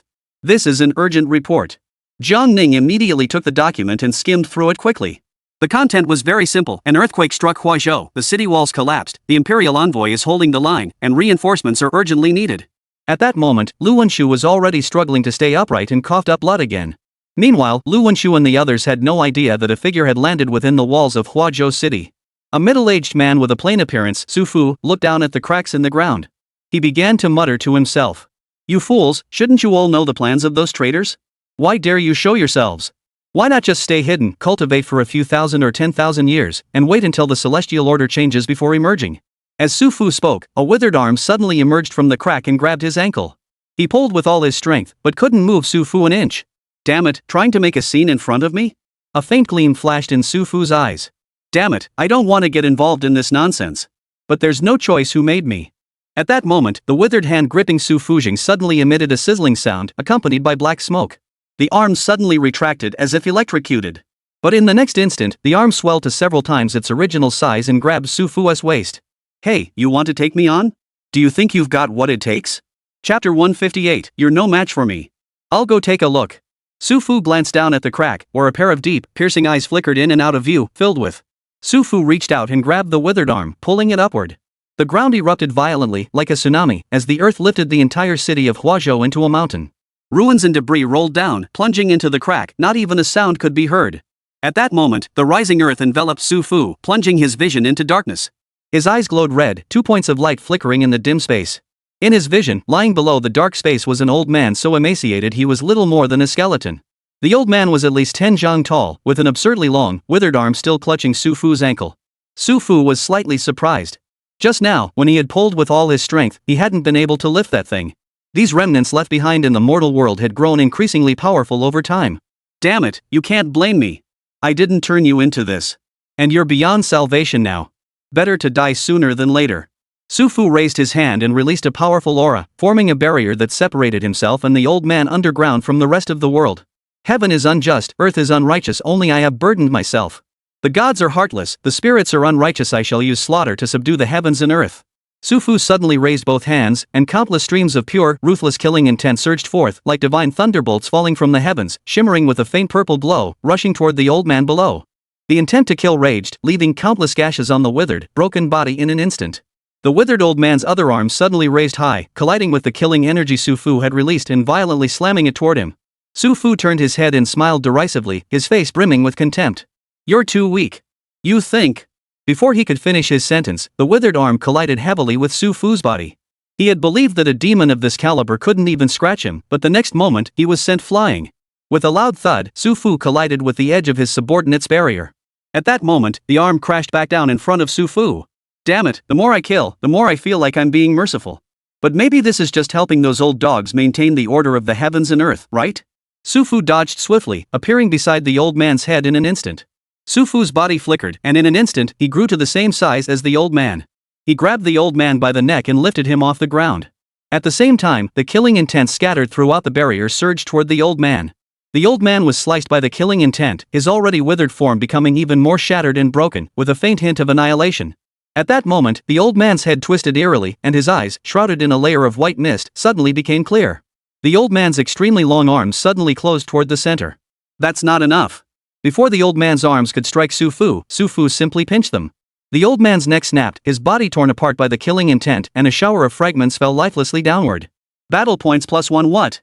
Su Fu was about to smile triumphantly when he suddenly saw the old man instantly turn into feathers. A golden body suddenly, and a pair of eyes devoid of any emotional fluctuation stared intently at him. The golden body was instantly engulfed by black mist. Damn it, has it evolved? Or has it ascended? You're just a demon, long abandoned by the Tao. I shattered your body, how could you possibly ascend? The situation seemed to have exceeded Su Fujing's expectations. The body was shrouded in billowing black mist, with the golden form flickering in and out of view like the sun peeking through dark clouds. Sufu swung a punch, but the figure instantly raised a hand to block his fist while another extremely long arm descended from the sky. Boom! Sufu's forehead was struck, sending him crashing onto the platform below. What is that? Sufu struggled to his feet, spat on the ground, and stared at the towering figure with its elongated limbs, his face filled with confusion. The figure remained completely silent, its extremely long arms raised, delivering punch after punch with a force capable of shattering the heavens and earth, striking toward Sufu. Sufu felt an unprecedented pressure and immediately began dodging left and right on the platform below, trying to avoid the blows. That thing was almost impossible to kill Sufu. His physical body had long since transcended mortality, becoming a divine form. However, he did not wish to use that ability. He had spent every day cursing those immortals as dogs, yet when faced with an insurmountable obstacle, he resorted to their abilities. What was the difference between that and kneeling down to kowtow to those immortals? There must be another way. The power of slaughter cannot kill him, proving he has transcended the realm of demons and monsters. But regardless, he hasn't become an immortal. Even if he had, he could still be killed. At that moment, outside Huazhou City, Lu Wenshu struggled to hold up the map of the mountains and rivers, which had previously completely blocked the spreading cracks. But for some unknown reason, a powerful force beyond comprehension suddenly emerged from beneath the ground. Even the map of the realm could not contain it. Huazhou City had become a mountain, as if someone had struck it from beneath the ground with tremendous force. The map of the realm could no longer stop the cracks from spreading. Lu Wenshu coughed up blood once more, his cultivation base plummeting. At that moment, several figures appeared out of thin air. Your Majesty, cough cough. Don't push yourself. Jiang Ning spoke calmly, infusing a strand of energy into Lu Wenshu's body to stabilize his mind. Looking up ahead, he saw the radiance emanating from the map of the realm grow dim. He gathered the map of the realm and handed it to Lu Wenshu. That Lu Wenshu had managed to reach this point was already surprising to him. Your Majesty, what is down there? The commander of the Demon Suppressing Bureau, who had followed Jiang Ning, asked in horror. She had witnessed many disasters, but the scene before her was utterly unprecedented. The mountain was constantly swelling and sinking, with occasional intense tremors shaking the earth. There are two people fighting inside, Jiang Ning said solemnly. Your Majesty, I will go and investigate, He Xianji hurriedly said. You're no match for them. I'll go take a look. Your Majesty, be careful. With a flick of his mind, Jiang Ning had already entered the internal space of the mountain. In the air, a figure shrouded in black mist, occasionally emanating golden light, was swinging an extremely long arm, relentlessly attacking a person below. The powerful force fluctuations it generated were all completely sealed off by a barrier. If not for the barrier, Jiang Ning estimated that the area within hundreds of miles would have been reduced to ruins. Jiang Ning recognized the person below dodging frantically at a glance. Wasn't that Sufu, the one who had fallen from the sky not long ago? If Jiang Ning remembered correctly, Sufu was actually his hometown compatriot. Chapter 159, The Mountain God from 3,000 years ago. Sufu was hesitating, wondering whether to violate his principles once again, when suddenly he saw someone appear in mid-air. He was completely stunned. In the brief moment of hesitation, he was struck by a powerful punch. Sufu was knocked flying and slammed into the edge of the barrier, followed by a barrage of punches. Sufu quickly dodged out of the way while shouting at Jiang Ning, "How did you get in here?" "I walked in," Jiang Ning replied calmly. "No." Sufu's subordinates had sealed off the barrier, blocking all energy, making it impossible for ordinary people to penetrate it. How could this mortal enter so easily? From the time Sufu arrived at the scene until now, it had only been 2 or 3 minutes at most. Sufu thought that if all else failed, he would have to end the battle within the next minute or two. This demon has become a spirit. You might not be its match. Sufu shouted. Is that so? Jiang Ning remained suspended mid-air. In the next instant, the extremely long body suddenly tensed, and both hands instantly reached downward. The old man, who had been flailing about moments ago, was suddenly gripped tightly by Jiang Ning's chi. Sufu braced himself against the barrier, his mouth slightly open. This mortal emperor was merely someone with a larger chi. See, he was still a mortal at heart. Why could he simply use his chi to grab that thing? And so effortlessly? At that moment, the black mist surrounding the old man was blown away by a surge of chi, revealing his slender, golden-hued form. The old man felt himself being gripped by an invisible giant hand and began to struggle fiercely. No matter how he struggled, he couldn't break free from the invisible hand. The old man let out a sharp, piercing roar. Jiang Ning released a breath of energy and sensed that the old man's consciousness had been overpowered by something. Suddenly, a soul detached itself from the old man's body and flew toward Jiang Ning. The ethereal figure had lifelike features but was utterly numb, resembling a vegetative state. Instantly, his face regained expression, first blank, then stunned. At this point, he was the same size as a normal person. He turned his head to look behind him and saw his own strange body, his face filled with horror. What is happening to me? The old man cried out in terror. He then turned to look at Jiang Ning. Who are you? Compared to your curiosity, I am even more curious about who you are, Jiang Ning said calmly. The Emperor? The old man seemed to have woken up from a long dream, looking as though he had no idea what year it was. Are you the Emperor? What year is it in the Great Yu Dynasty now? A survivor of the Yu Dynasty? The Yu Dynasty has been extinct for 3,000 years. This is the Great Xiao Dynasty, the first year of the Tianyuan era, Jiang Ning said. What? The Great Yu Dynasty has fallen? How could that be? The Divine Dragon was such a peerless genius. The Great Yu Dynasty was so powerful. How could it have fallen? The old man was utterly horrified. The Divine Dragon Lord mentioned by the old man was the last ruler of the Yu Dynasty, whose reign title was Divine Dragon. It seems that this old man from the previous dynasty is a very special existence. And he must know a great deal. You were causing trouble here earlier. With a mere flick of your wrist, you destroyed an entire city. Why are you bringing disaster upon the world? Jiang Ning asked. This is impossible. How could an old man like me bring disaster upon the world? Look for yourself. Jiang Ning moved his mind and directly grabbed the old man, bringing him to the skies above Huazhou City. At that moment, Huazhou was a sight of utter devastation. Where is this? How did it become like this? The old man asked in disbelief. A city had become a mountain. How many people had to die? What kind of karma had been created? Could this really be his doing? But he had been in a deep sleep the entire time, completely unconscious. At that moment, Su Fu also flew out. He no longer cared to investigate how Jiang Ning could freely enter and exit the barrier he had set up. After all, this young emperor of the secular dynasty could freely switch between his divine form and mortal body. This world was becoming increasingly incomprehensible to him. He had no idea what those traitors in heaven were up to. You don't seem to be human, Jiang Ning asked. The old man's eyes widened in shock before slowly regaining his composure. I am an ancient willow tree from the mountains that attain sentience. Since the founding of the Great Yu Dynasty, I have cultivated for 4,000 years on Mount Hong in the south. I have always done good deeds and accumulated virtue, never harming anyone. Until I had grown old and taken human form, I was bestowed the name Lu Zhang by His Majesty and in theft as the mountain god of Nangyuan Mountain, tasked with protecting the peace and prosperity of the local people. Later, the old man named Lu Zhang pondered carefully, wondering why he had suddenly fallen into a deep sleep, as if sealed by some mysterious force. Fragments of memories flashed through his mind, as if he had been struck by 5 thunderbolts. It seems like a lot happened back then, but I can't quite remember. The human emperor truly possessed the authority to bestow titles upon the divine guardians of mountains and rivers. These mountain deities were capable of maintaining peace and stability in their respective regions. However, this mountain deity, though his physical form had already ascended, was vastly different from the existence of Su Fu. Though he had attained a golden body, he was not an immortal being. Your mountain god's temple is gone, Jiang Ning suddenly said in a solemn voice. The mountain god's temple. Lu Zhang frowned upon hearing this, then turned pale with shock. The mountain god's temple is gone. My true form will degenerate into an evil spirit. You must flee immediately. Flee? Jiang Ning narrowed his eyes slightly. The mountain god's temple was the very foundation of his existence. Without it, this mountain deity would be completely corrupted. Lu Zhang stared at Jiang Ning, his emotions of excitement and fear slowly subsiding. He finally realized that the reason he could still maintain his clarity was because his divine soul was communicating with Jiang Ning. His true form lay beneath the earth's surface and had already completely degenerated. This city had become a wasteland because of his corruption. I am a wretch, a wretch. Lu Zhang's face was filled with sorrow. Fragmented memories flashed through his mind. But he was still unable to retrieve all the lost memories. Beneath the earth's surface, the extremely long body underwent a transformation. The black smoke and golden light on its body slowly dissipated, gradually turning into a rotting willow branch, with several black willow twigs hanging from it, showing no signs of life.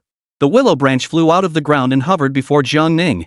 I do not know how much life force you have left or how much longer you can survive, but I can protect you, Jiang Ning said calmly. It was clear that this mountain god from 3,000 years ago was not inherently evil. Destroying a city was not his true intention. His divine soul was fully aware of this, but his true form had degenerated for some reason. Jiang Ning wanted to keep him alive to learn more from him. Who are you? I already told you, Jiang Ning replied indifferently. Yes, your majesty. At that moment, Su Fu, who had remained silent, slowly approached. I was saying. Chapter 160, The End of Fortune. Young man, isn't this my business? Aren't you overstepping your bounds? Shouldn't we follow the order of precedence in everything? Su Fu patted Jiang Ning on the shoulder. This kid just walked up and completely ignored him? Over the years, disasters have struck various parts of the realm. Some were clearly caused by human hands, yet no traces of the perpetrators could be found afterward. Jiang Ning slowly turned around and looked at Su Fu. Those people, or rather, those mountain spirits and demons, were all dealt with by you, right? Su Fu suddenly felt a surge of frustration. Damn it, why are you asking me questions again? Is this ever going to end? Do you even care about this mortal world anymore? You stayed in the mortal realm for the purpose of eliminating these mountain deities and spirits, right? Jiang Ning continued. Su Fu raised his hand to his forehead and muttered something he thought Jiang Ning wouldn't understand. Are you the 10,000 YS? Or the Blue Cat S3000 questions? Do I have an obligation to answer you? Su Fu said irritably. Even your ancestor, that kid Jiang Taichu, dared not meddle in my affairs. Why are you so full of nonsense? Jiang Ning remained calm, his deep eyes as still as a well, and replied indifferently, this is my territory. I can do as I please. If you don't want to answer, you don't have to. I didn't force you to. Hey, you little brat, you really got some guts. Su Fu sat cross-legged in mid-air, glanced at Lu Zhang, who was still shaken, then raised his hand to his chin and began to ponder. Jiang Ning was right. He had remained in the mortal realm to deal with these ancient immortals who had been left behind in the human world. And these immortals were no longer gods, they had mostly degenerated into malevolent spirits. However, Jiang Ning had dealt with so many mountain and river deities before, yet he had never encountered such a situation. Those fallen mountain deities had lost all rationality, driven solely by instinctual violence. However, this newly awakened mountain deity, along with Jiang Ning, had a profound impact on him. He was not an evil person who couldn't distinguish between good and evil. He felt like he had been tricked by those dogs again. I must take this willow spirit with me, Jiang Ning said firmly. No, you can't take it, Su Fu replied without hesitation. No, I can take it. Jiang Ning said firmly. Hey, you brat. You're quite the contrarian, aren't you? This isn't a mundane matter. He may be on your territory, but he's under my jurisdiction. Su Fu said impatiently. Jiang Ning, carrying Lu Zhang's soul in physical form, slowly drifted downward. On my territory, he's under my jurisdiction. You don't seem like someone with authority. Why don't you have your superior come out to speak with me? Jiang Ning flew toward the ground, and Su Fu immediately followed. He thought to himself, if someone else had handled this matter, there wouldn't have been any personal emotions involved, and the matter would have been resolved long ago. Even if it hadn't been resolved, he wouldn't have let Jiang Ning take Lu Zhang away.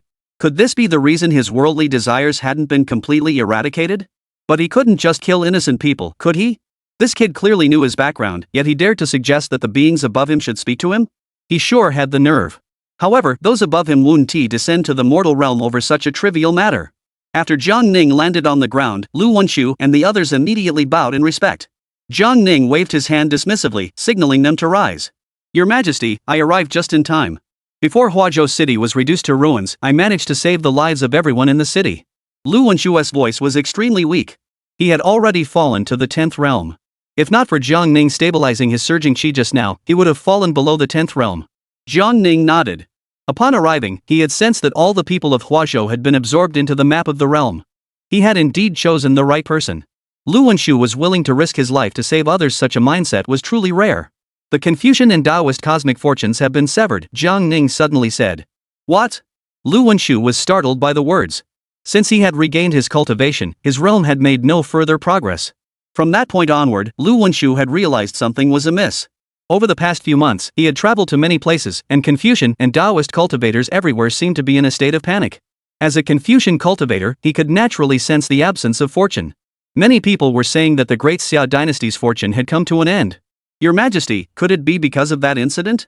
Lu Wenshu thought of how Jiang Ning had offended the Celestial Palace Academy for his sake, and felt guilty.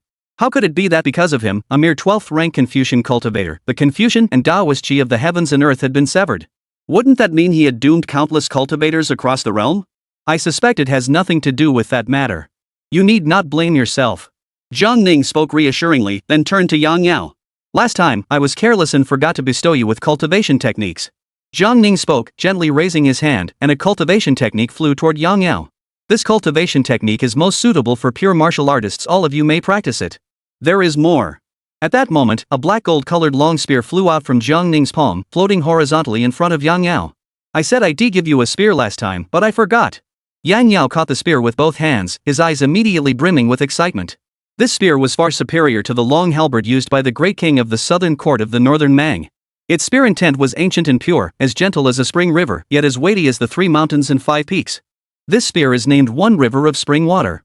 It is a divine weapon cherished by the Zhang clan for over 1,000 years, once used by Emperor Taizong. This spear naturally cannot compare to a divine artifact, but when you feel that this spear is no longer sufficient, I will find you a true divine artifact. It's actually one river of spring water? Among divine weapons, it's absolutely unstoppable.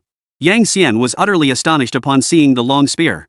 Master, I've heard that one river of spring water is said to be very close to a divine artifact. Yang Xian and the other martial artists from the martial arts world were all thrilled. Not only had they obtained the martial arts techniques they had always dreamed of, but Yang Yao had even received a divine weapon. What weapons do you specialize in? I will bestow them all upon you. Choose whichever you like. Jiang Ning spoke, then waved his hand, and 18 types of weapons appeared before everyone.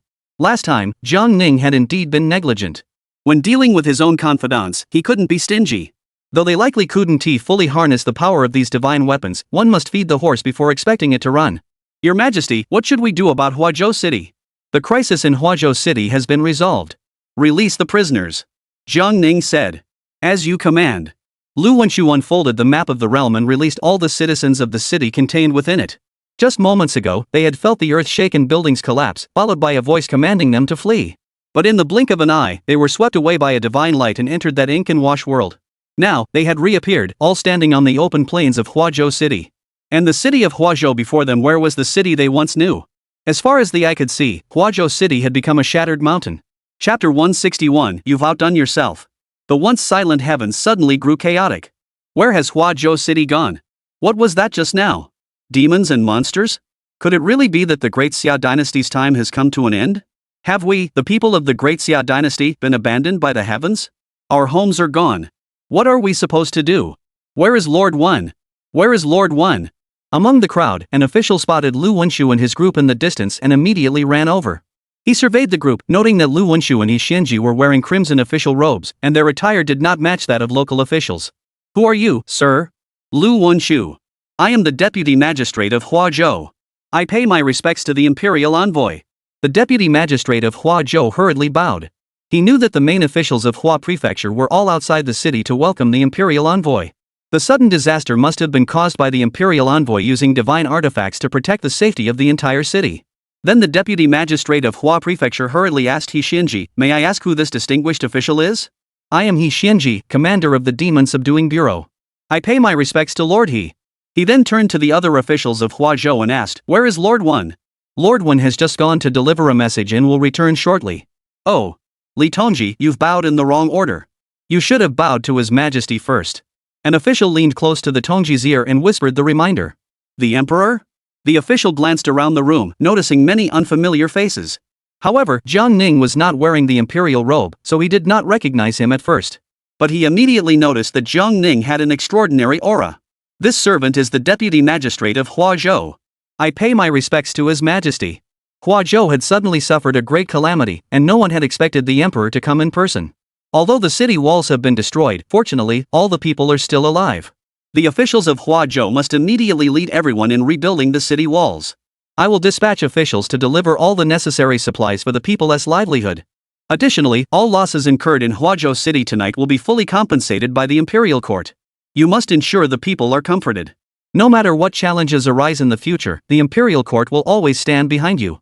Jiang Ning spoke solemnly. Hearing this, several officials from Huazhou were so moved that they were about to kneel down to express their gratitude.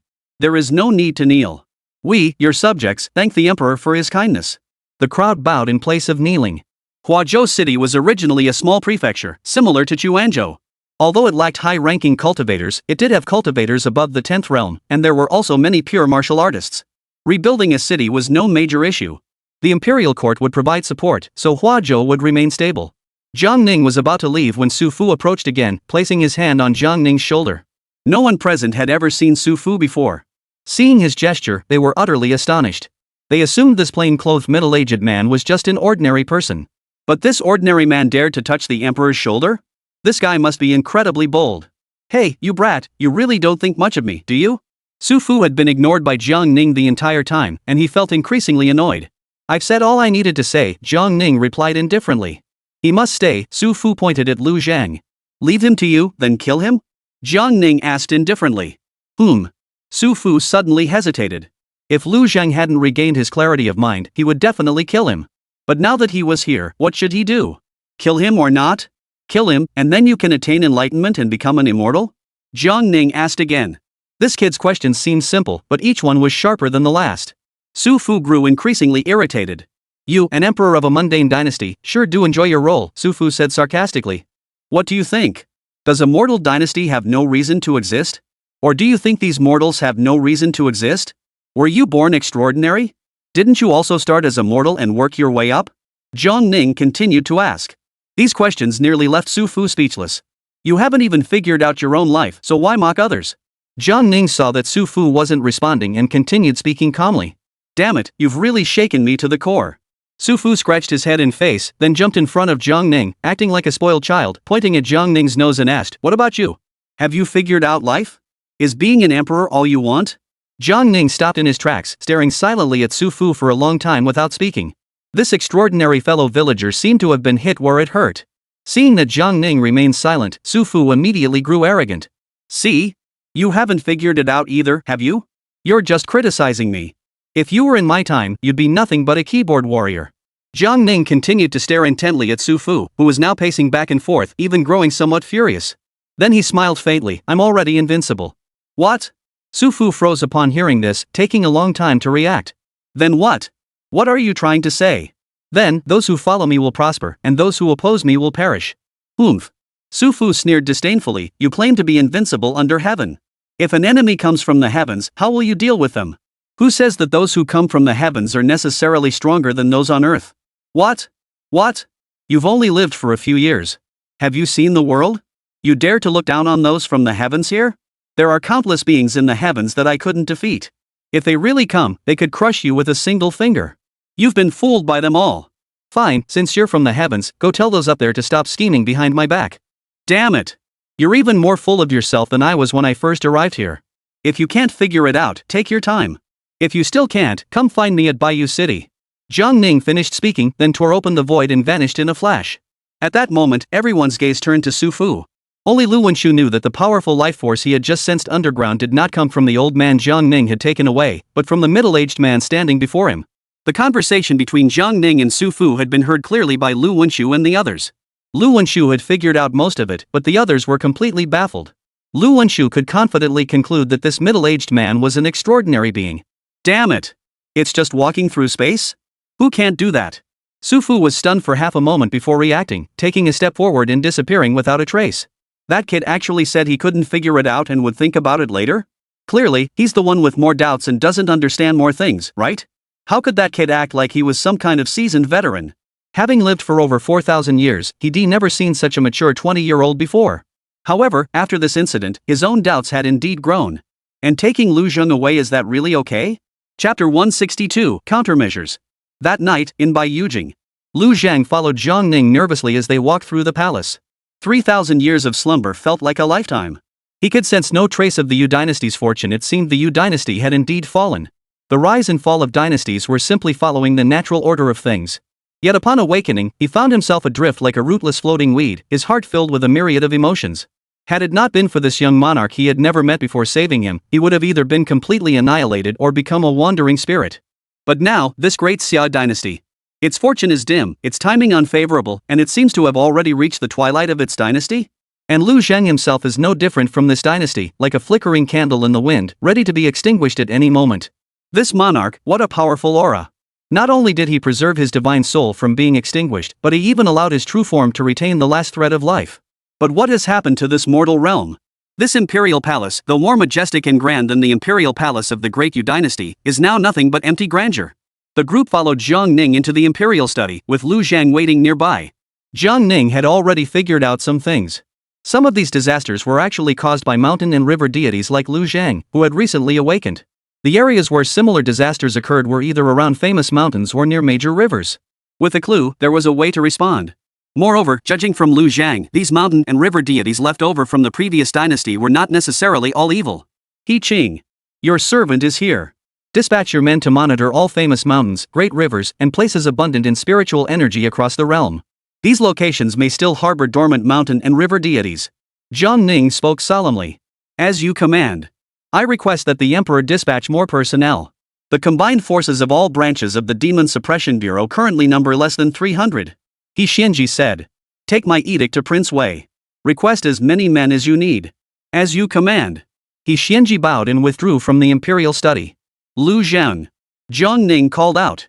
Lu Zhang immediately stepped forward and bowed to Jiang Ning.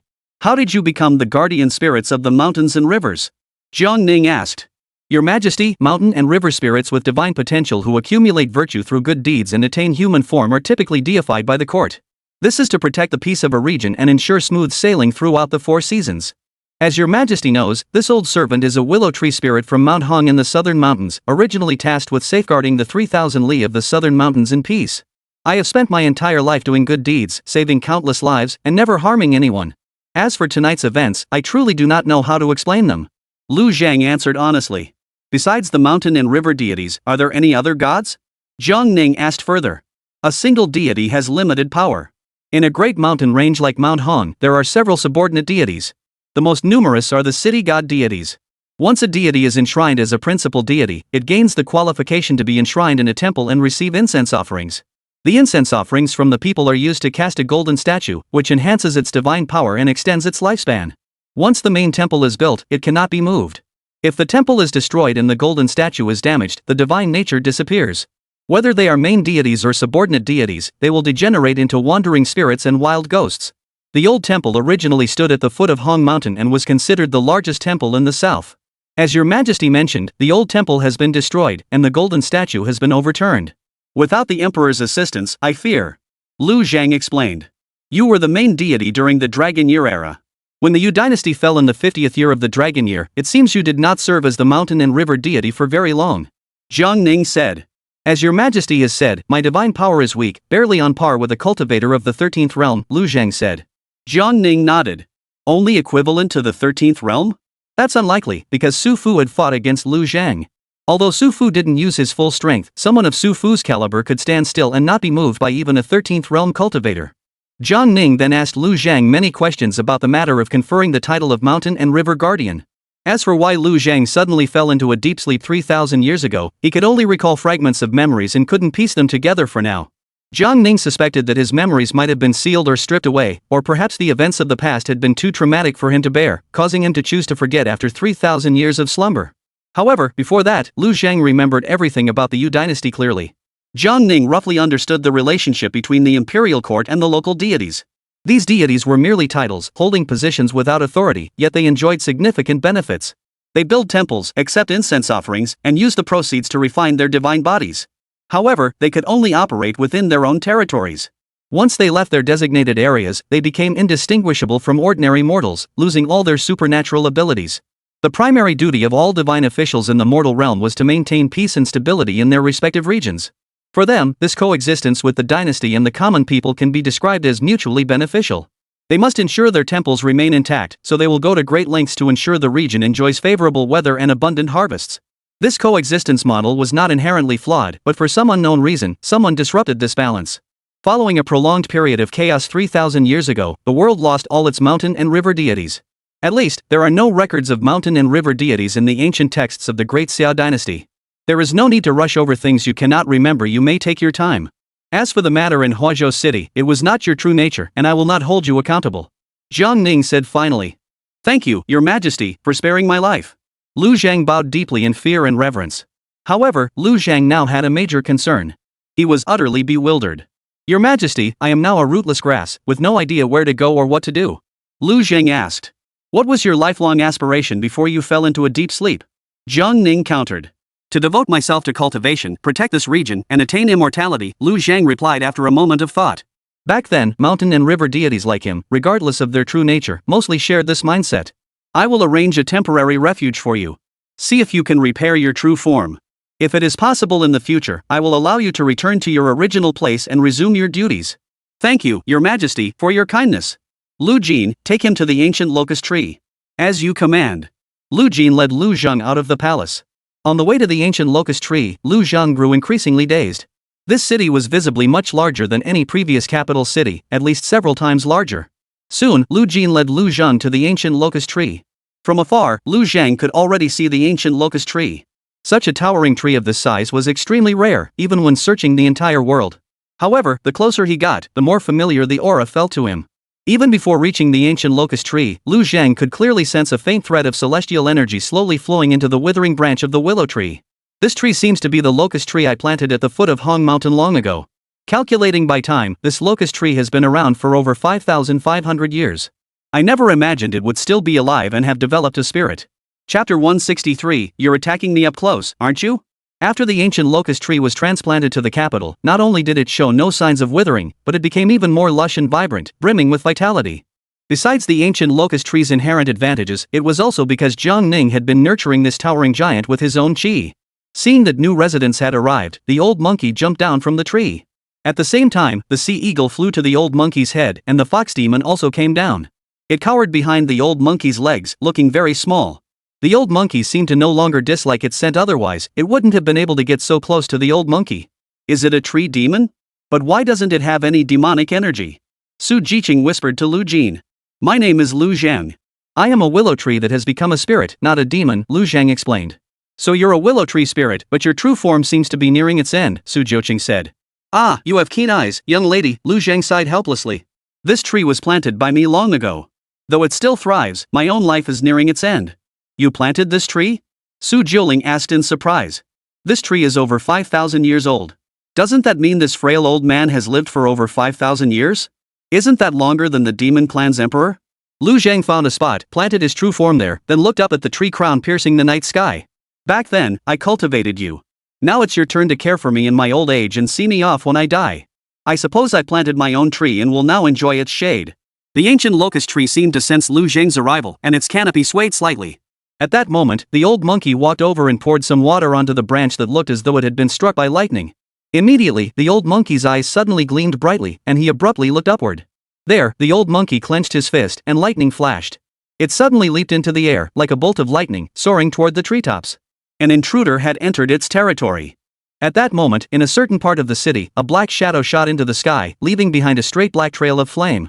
At that moment, the old monkey had already reached the treetops and saw a middle-aged man standing on a leaf. Then the stone statue demon also arrived. It did not sense any intruders, but upon seeing the old monkey's figure, it immediately rushed over. Su Fu stood there slouching, looking careless. Wait, I'm just passing by. I was looking for a place to rest. Why all the hostility? Su Fu asked helplessly. Su Fu raised his hand to touch his rough beard and said in a deep voice, in this world, even humans and demons can coexist? This White Jade City does have quite a lot of demonic energy. What are you? If you know what's good for you, kneel down and surrender. This is my master's territory, and he won't spare you. The stone statue demon roared angrily, brandishing its claws. At that moment, the old monkey was about to attack. The stone statue demon quickly grabbed the old monkey's thick arm. Little White, this guy's aura is off.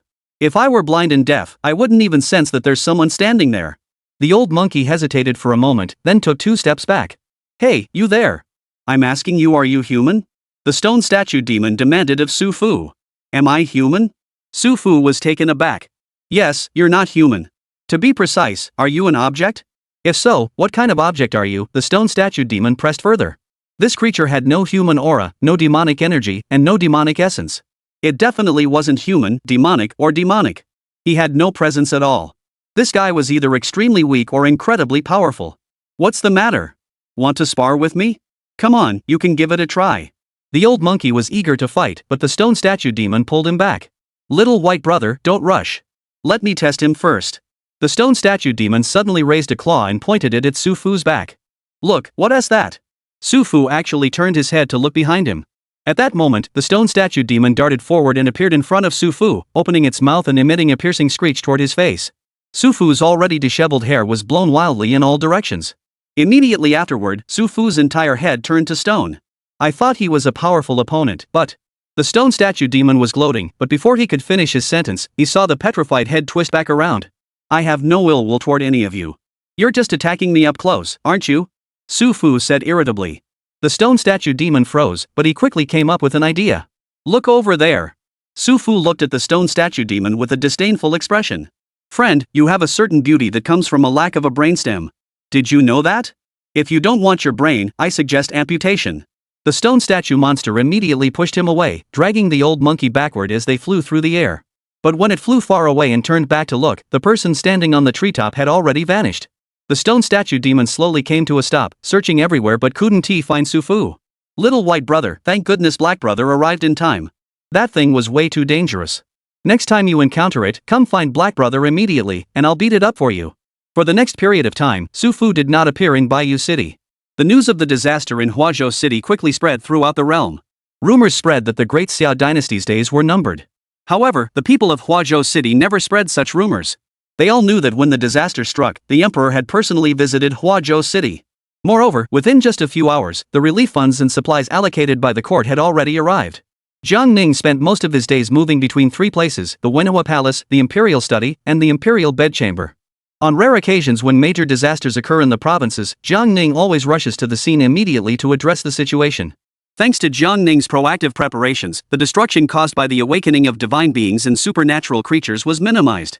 Within a year, Jiang Ning discovered and brought back over a dozen mountain and river deities left behind from the previous dynasty from various disaster sites. This year can be considered a smooth landing. In addition to accumulating valuable experience in governing the state, Jiang Ning's cultivation realm continued to advance. At his current level, every step forward results in an exponential increase in power. Apart from the central plains, which remained relatively stable, all the regions Jiang Ning had visited had also settled down. However, there were still some regions that remained restless, openly defying the imperial edicts. There was one thing Jiang Ning did not anticipate: despite nearly annihilating the northern Mang, the deterrent effect lasted only a little over a year. By the beginning of the second year of the Tianyuan era, neighboring small states began to stir again, with some of the bolder ones even daring to aggressively test the borders. As long as no incidents similar to the Yenzhou border troops' refusal to resist occurred, Jiang Ning had no immediate plans to deal with the border states. Let them jump as much as they want. Until one day, Lu Wenshu brought an urgent report. Chapter 164, Jiang Boy, what are you doing? In the south, at the outskirts of Yuzhou City in Lingnan Province, a rare and extraordinary phenomenon appeared in the heavens and earth. The sky and earth outside the city split into illusory shadows, as if the heavens and earth had dissolved into several layers. A massive crack split the ground, and a brilliant, gigantic pearl floated in mid-air. Within the pearl, it seemed as though another world existed. A figure stood with his back to Yuzhou City, facing the split heavens, his expression solemn and grave. Who the hell is this madman? Su Fu muttered to himself. At that moment, a figure emerged from the massive pearl. He rode a skeleton horse covered in armor, clad in black armor, holding a long spear at an angle, looking majestic and imposing, as if the lord of the underworld had descended. It's you, Jiang Boy. What are you doing? Anyone who dares to block my path shall die. The man's voice boomed out with unparalleled authority, echoing across the heavens and earth. Who the hell do you think you are? What are you trying to pull in front of me? Your spear technique was taught by me. I know exactly how much you're worth, even more than your own father. Su Fu retorted angrily. The man slowly raised his spear, pointing it at Su Fu. Kill! The man let out a deep growl. Suddenly, a massive pearl behind him burst open, releasing an army of thousands. In an instant, a cold wind howled, and the sky and earth changed color. Su Fu was startled. That brat Jiang Taichu, after cultivating for over 1,000 years, has he driven himself mad? The shadow soldiers are passing through. You're going to be struck by divine retribution. Su Fu spread his hands wide, instantly communicating with the heavens and earth, and set up a barrier. In the blink of an eye, countless cavalry charged toward Su Fu. Row after row of cavalry kept getting wiped out in front of Su Fu. This young man wasn't always a madman. In fact, he could even be described as well-mannered. Every time you saw him, he would keep calling you senior over and over again, showing the utmost respect. These few ghost soldiers were not enough to shake Su Fu. But the problem was that Su Fu had no idea how many troops Jiang Taichu had at his disposal. Moreover, Jiang Taichu possessed extremely powerful life and death energy within him. Jiang Taichu was closely connected to the way of life and death, and Su Fu was aware of this. But Su Fu never imagined that the way of life and death would lend him so much power. Upon closer reflection, although Su Fu had long since transcended the mundane world, the thought of letting go and having the people of his city reduced to ashes in an instant was unbearable. Moreover, Jiang Taichu's true intentions might not be limited to just one city. If he were to lead the Yin soldiers to sweep across the mortal realm, only those cultivators of higher realms would have the ability to protect their lives. The ordinary people of this world could never withstand the power of the underworld. Su Fu had ultimately succumbed to compassion. Is this what those few had said, that his mortal desires had not been extinguished? I say, Jiang Taichu, have you been brainwashed by the path of life and death? Have you been fooled by their nonsense? If you have the guts, why are you taking it out on the mortal realm? If you're so powerful, why don't you charge at the celestial court?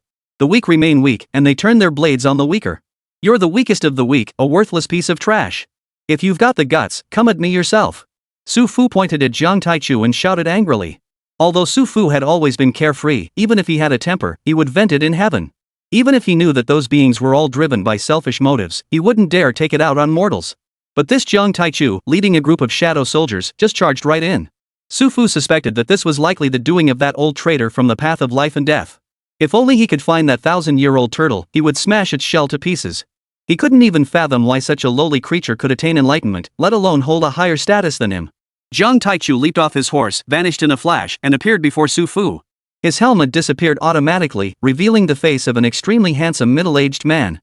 Senior, don't you know that we, the fallen immortals abandoned in the mortal world, have been discarded by them?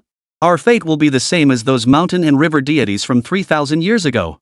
Jiang Taichu spoke with a majestic voice. No, I thought you had been possessed by the path of life and death. It turns out you still have a brain. Tell me, were you deceived by the path of life and death?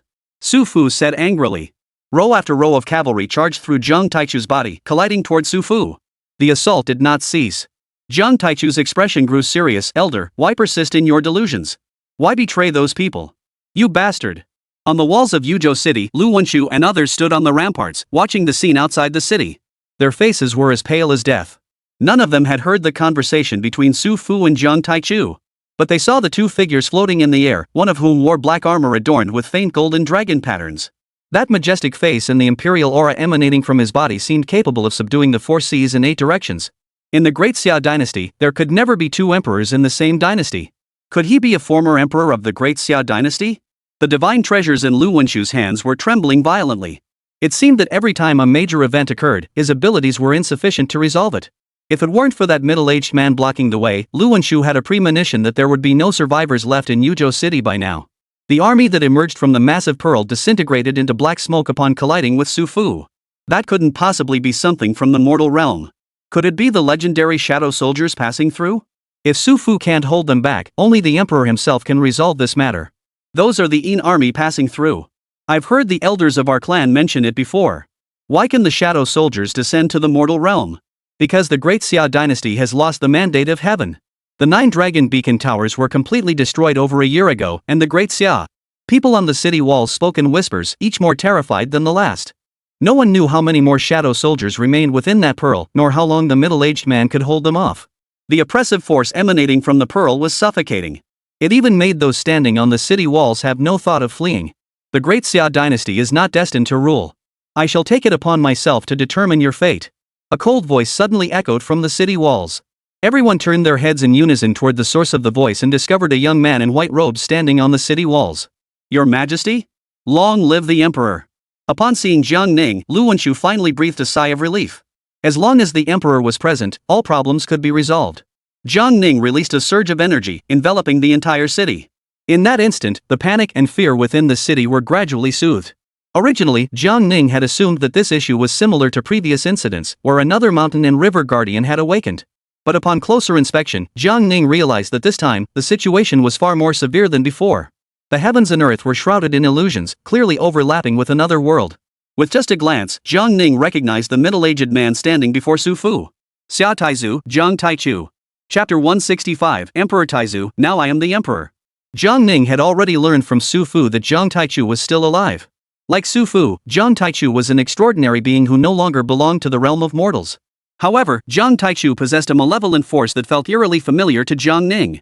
Jiang Ning moved his mind and slowly descended before Su Fu. Shadow soldiers surged toward him, and Jiang Ning's sleeves fluttered gently. Jiang Ning's gaze locked with Jiang Taichu's. The 16th generation ruler? Jiang Taichu asked first. We've already met, haven't we? Jiang Ning countered. Back at the 9 Dragons Beacon Tower, Jiang Ning had seen Jiang Taichu's remnant soul, and he clearly remembered the fleeting glimpse of humanity in its eyes. At that moment, Jiang Ning had a premonition that Jiang Taichu was not dead. Even a Zharji ancestor could survive for 700 years. How could the founding monarch of the Great Xia Empire die so easily? That was merely my residual soul, not my true form, Jiang Taichu said solemnly. His tone grew stern. You unfilial descendants. You have been on the throne for over a year yet have not paid respects to your ancestors and martyrs. Do you even consider yourselves members of the Jiang clan? If paying respects to ancestors were effective, Jiang Ning wouldn't have had to work so hard over the past year and a half. Great-grandfather, I don't care for being morally blackmailed, Jiang Ning said indifferently. Jiang Ning's words nearly left Jiang Taichu speechless. Which family's descendants, upon seeing their ancestral patriarch, would not perform the ritual of kneeling and bowing? This young man, upon seeing his ancestor, remained as calm as a still pond, showing no emotion. As the founding ancestor of the Jiang family, he had left such a wealthy inheritance for his descendants. What was wrong with him scolding them a little? But what Jiang Ning said next was even more unexpected for Jiang Taichu. Prince, I have a question for you. You said you weren't dead, yet you buried yourself in the imperial tomb. Isn't that deceiving the emperor? These words left Jiang Taichu speechless on the spot. He was indeed still alive, so did that count as deceiving the emperor? If it did, then who was he deceiving? Himself? Damn it, my ICU is on fire. Su Fu muttered beside him. This kid is way too outspoken. Why isn't the emperor responding? Is this the attitude you should have when speaking to the emperor? Jiang Taichu scolded him coldly. I? The founding emperor? Now I am the emperor. You? It seems the great ancestor cannot answer this question, but I have another question. Jiang Ning pondered for a moment. Great-great-grandfather, did you summon the Yin soldiers to cross the border to slaughter the mortal world? Jiang Ning asked. Jiang Taichu heard this and narrowed his eyes slightly. I did not intend to slaughter the mortal realm. I merely sought to give them a different way of life, Jiang Taichu said. Jiang Ning lowered his head in thought, then nodded and slowly raised his head. I understand. But why did the founding emperor rebel? What? Jiang Taichu was startled by the question. Why did the founding emperor rebel? Goodness, as the founding monarch, he was being asked by his own descendants why he had rebelled? He was completely at a loss. Behind Jiang Ning, Su Fu, upon hearing this, widened his eyes in disbelief and stared at Jiang Ning's back. You're Gao Chang, aren't you? Even Gao Chang, as a powerful minister, only dared to question the emperor about why he was plotting a rebellion. You're really something, questioning your own ancestor about why he was plotting a rebellion. I've really seen something today. At that moment, Su Fu realized that ever since Jiang Ning had appeared, the ghost soldiers who had emerged from behind Jiang Taichu had not charged toward him again. He withdrew his qi, and sure enough, all the ghost soldiers had been blocked by Jiang Ning. Hey, Jiang Taichu, why aren't you saying anything? Speak up. Su Fu was eager to hear Jiang Taichu's response. This world is mine. Do you dare block my path? Do you dare betray your master and destroy your ancestors? Jiang Taichu's tone grew stern, his voice shaking the heavens and earth. He directly released a divine pressure toward Jiang Ning, intending to suppress him from the sky to the ground. How dare a descendant dare to speak to him directly? And he dared to question him about treason? It was sheer disloyalty and disrespect. However, Jiang Ning remained completely unaffected. Prince, the times have changed. This is the Tian Yuan era now. Jiang Ning's words were clear, this was now his world. Do you know what I have done? Emperor Jiang Taichu demanded. Speak, and I will listen. If you do not speak, I will not bother to listen. I have only one demand, either you step down, or you die. Jiang Ning said indifferently. Whoa! Jiang Taichu was filled with terror. Could this really be a descendant of the Jiang clan? Each generation's divine mandate grows weaker, and they should feel increasingly insignificant. In the past, Jiang Taichu had thought that the most arrogant person he knew was Su Fu. This elder, who had lived 2,000 years longer than him, spoke and acted with wild imagination, and occasionally dared to cause trouble in the celestial court. Yet this seemingly harmless descendant, speaking in the most ordinary tone, uttered the most arrogant words in the world. Does he not understand what he is? Having transcended the mortal realm, he possessed extraordinary power and had become the youngest immortal in the mortal world. Su Fu was born 2,000 years before him, yet his current strength had clearly caught up to Su Fu's. How can mortals defy heaven? Jiang Taichu's brows furrowed, and he raised his gun. Disobedient descendant, look. Boy, retreat quickly. Su Fu sensed the murderous intent emanating from Jiang Taichu. Just as Jiang Taichu harbored murderous intent, the sky was shattered by his killing intent, forming a massive crack. Multiple worlds split apart from the center. Jiang Taichu suddenly struck with lethal force, and Su Fu grew concerned that Jiang Ning might not be able to handle it. Strange, why am I worried about the life of a mere mortal? It's truly because my mortal heart hasn't been completely eradicated. Su Fu seized the opportunity to grab Jiang Ning's shoulder and flung him backward. This kid is strong, but if his physical body is damaged, he could easily fall back in cultivation. However, Jiang Ning remained motionless. He raised his hand and punched forward with a punch, neither fast nor slow. In that instant, Su Fu, standing behind Jiang Ning, was completely stunned. This was the first time he had ever seen Jiang Ning truly unleash his power. The scene of the world overlapping due to the passage of the Yin soldiers was instantly compressed together. The heavens and earth that had shattered due to Jiang Taichu's release of killing intent were also restored to their original state in an instant.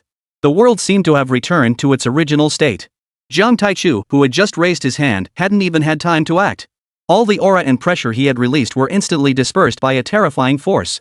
Jiang Taichu was instantly flung backward, colliding with his majestic skeleton warhorse and shattering it into pieces. Boom! With a deafening explosion, Jiang Taichu's entire body was smashed against the massive pearl suspended in mid-air. The countless shadow soldiers that had just emerged from the sphere vanished into thin air in an instant. Chapter 166, Mortal. Su Fu knew that Jiang Ning was extremely powerful, so powerful that he could ignore the rules of the heavens, reaching a realm that mortal cultivators could never hope to attain. But Su Fu never imagined that Jiang Taichu, who had only just raised his hand, was instantly killed by Jiang Ning with a single punch. It was a true instant kill, with no mercy shown. How was this possible? He had lived for 4,000 years and had seen every kind of prodigy under the heavens. This Jiang Ning was so abnormal that even demons couldn't describe him. The force required to instantly send Jiang Taichu flying would be enough to tear apart the heavens and shatter space. Yet Su Fu, standing behind Jiang Ning, barely felt any ripples of energy emanating from him. How could he control such power? Jiang Taichu was almost instantly pressed against the outer wall of the pearl, leaving a straight beam of light in the air. Damn it, this is a major betrayal of one's master. Could it be that the people on the ground were truly more powerful than the red dust immortals? Su Fu suddenly remembered that Jiang Ning could apparently switch directly into a physical form of immortality while still retaining his mortal body. Jiang Taichu was completely stunned, stuck to the pearl for half a day without reacting. His power was instantly suppressed by Jiang Ning's chi. He had raised his hand first, yet he didn't even get a chance to retaliate. With just that single strike, Jiang Taichu could clearly sense that in a one-on-one battle, he might not be a match for Jiang Ning. In the next instant, Jiang Ning flickered and appeared before Jiang Taichu. Great-great-grandfather, I sense the power of Chui emanating from you. The great Xia has been plagued by Chui on multiple occasions. You are the mastermind behind it all, Jiang Ning said solemnly. You ungrateful descendant, you disrespect your ancestors. Jiang Taichu roared in anger. The aura of authority surged wildly between their words as he tried to suppress Jiang Ning with his own might. However, Jiang Ning remained completely unaffected. He was the founding ancestor of the Jiang clan and the great emperor of the great Xia dynasty. Jiang Ning was merely the 16th ruler, a descendant of his lineage. How dare he betray his master and his ancestors? I respect you as an ancestor, but do you know how to fear the people of the great Xia dynasty? The souls of the previous emperors have also been devoured by you, haven't they? Jiang Ning said solemnly. Are you questioning the emperor? Upon hearing this, Jiang Ning smiled faintly, his expression tinged with disdain. Jiang Taichu was indeed Jiang Ning's ancestor and a heroic forebear, and he was indeed the founding emperor of the great Xia dynasty. But does that mean the founding emperor could disregard the lives of his people? Moreover, the most important thing was that Jiang Taichu had always relied on his age and seniority, making communication with him somewhat difficult. Whatever you said to him, he would accuse you of betraying your master and dishonoring your ancestors, of being an unfilial descendant. Jiang Ning stood with his hands behind his back, floating in mid-air before Jiang Taichu, who was clad in a black armor adorned with golden dragons. The indifferent Jiang Ning seemed to have no presence at all. Yet it was precisely this Jiang Ning who remained unbowed and unyielding in the presence of Jiang Taichu. The 9-dragon beacon tower was actually this long spear in your hand. You planted this spear in the white jade capital and forged it into a beacon tower, with the purpose of draining the life force of future generations. I had always believed that 700 years ago, Emperor Ling went to the demon realm to bring back the Chui from the demons. But now I understand. Emperor Ling's true purpose in negotiating with the demon emperor was something else. Emperor Ling ignited the 9-dragon beacon tower to force you away. Therefore, you took Emperor Ling's soul away in a single night. This Chui has existed since the very beginning of the establishment of the great Xia dynasty. Jiang Ning spoke in a solemn voice. The long spear in Jiang Taichu's hand was a divine weapon, and this was the third time Jiang Ning had seen a genuine divine weapon. There is a bow in the imperial capital, classified as a divine weapon, which has been kept in the ancestral hall of the imperial family. The second time I saw a divine weapon was the long spear wielded by the spear immortal Zhao Zhou. Jiang Ning shattered that spear with a single sword strike, which was somewhat regrettable. Weapons were of little use to him. However, in the hands of others, they could unleash remarkable power. The long spear in Jiang Taichu's hands was the third divine weapon he had ever seen. Originally, Jiang Ning believed that Emperor Xia Ling had brought back the Chui from the demon clan continent. However, it now seemed that Xia Lingdi had not used that power. When he had lit the 9-dragon beacon towers back then, it might have been for self-protection.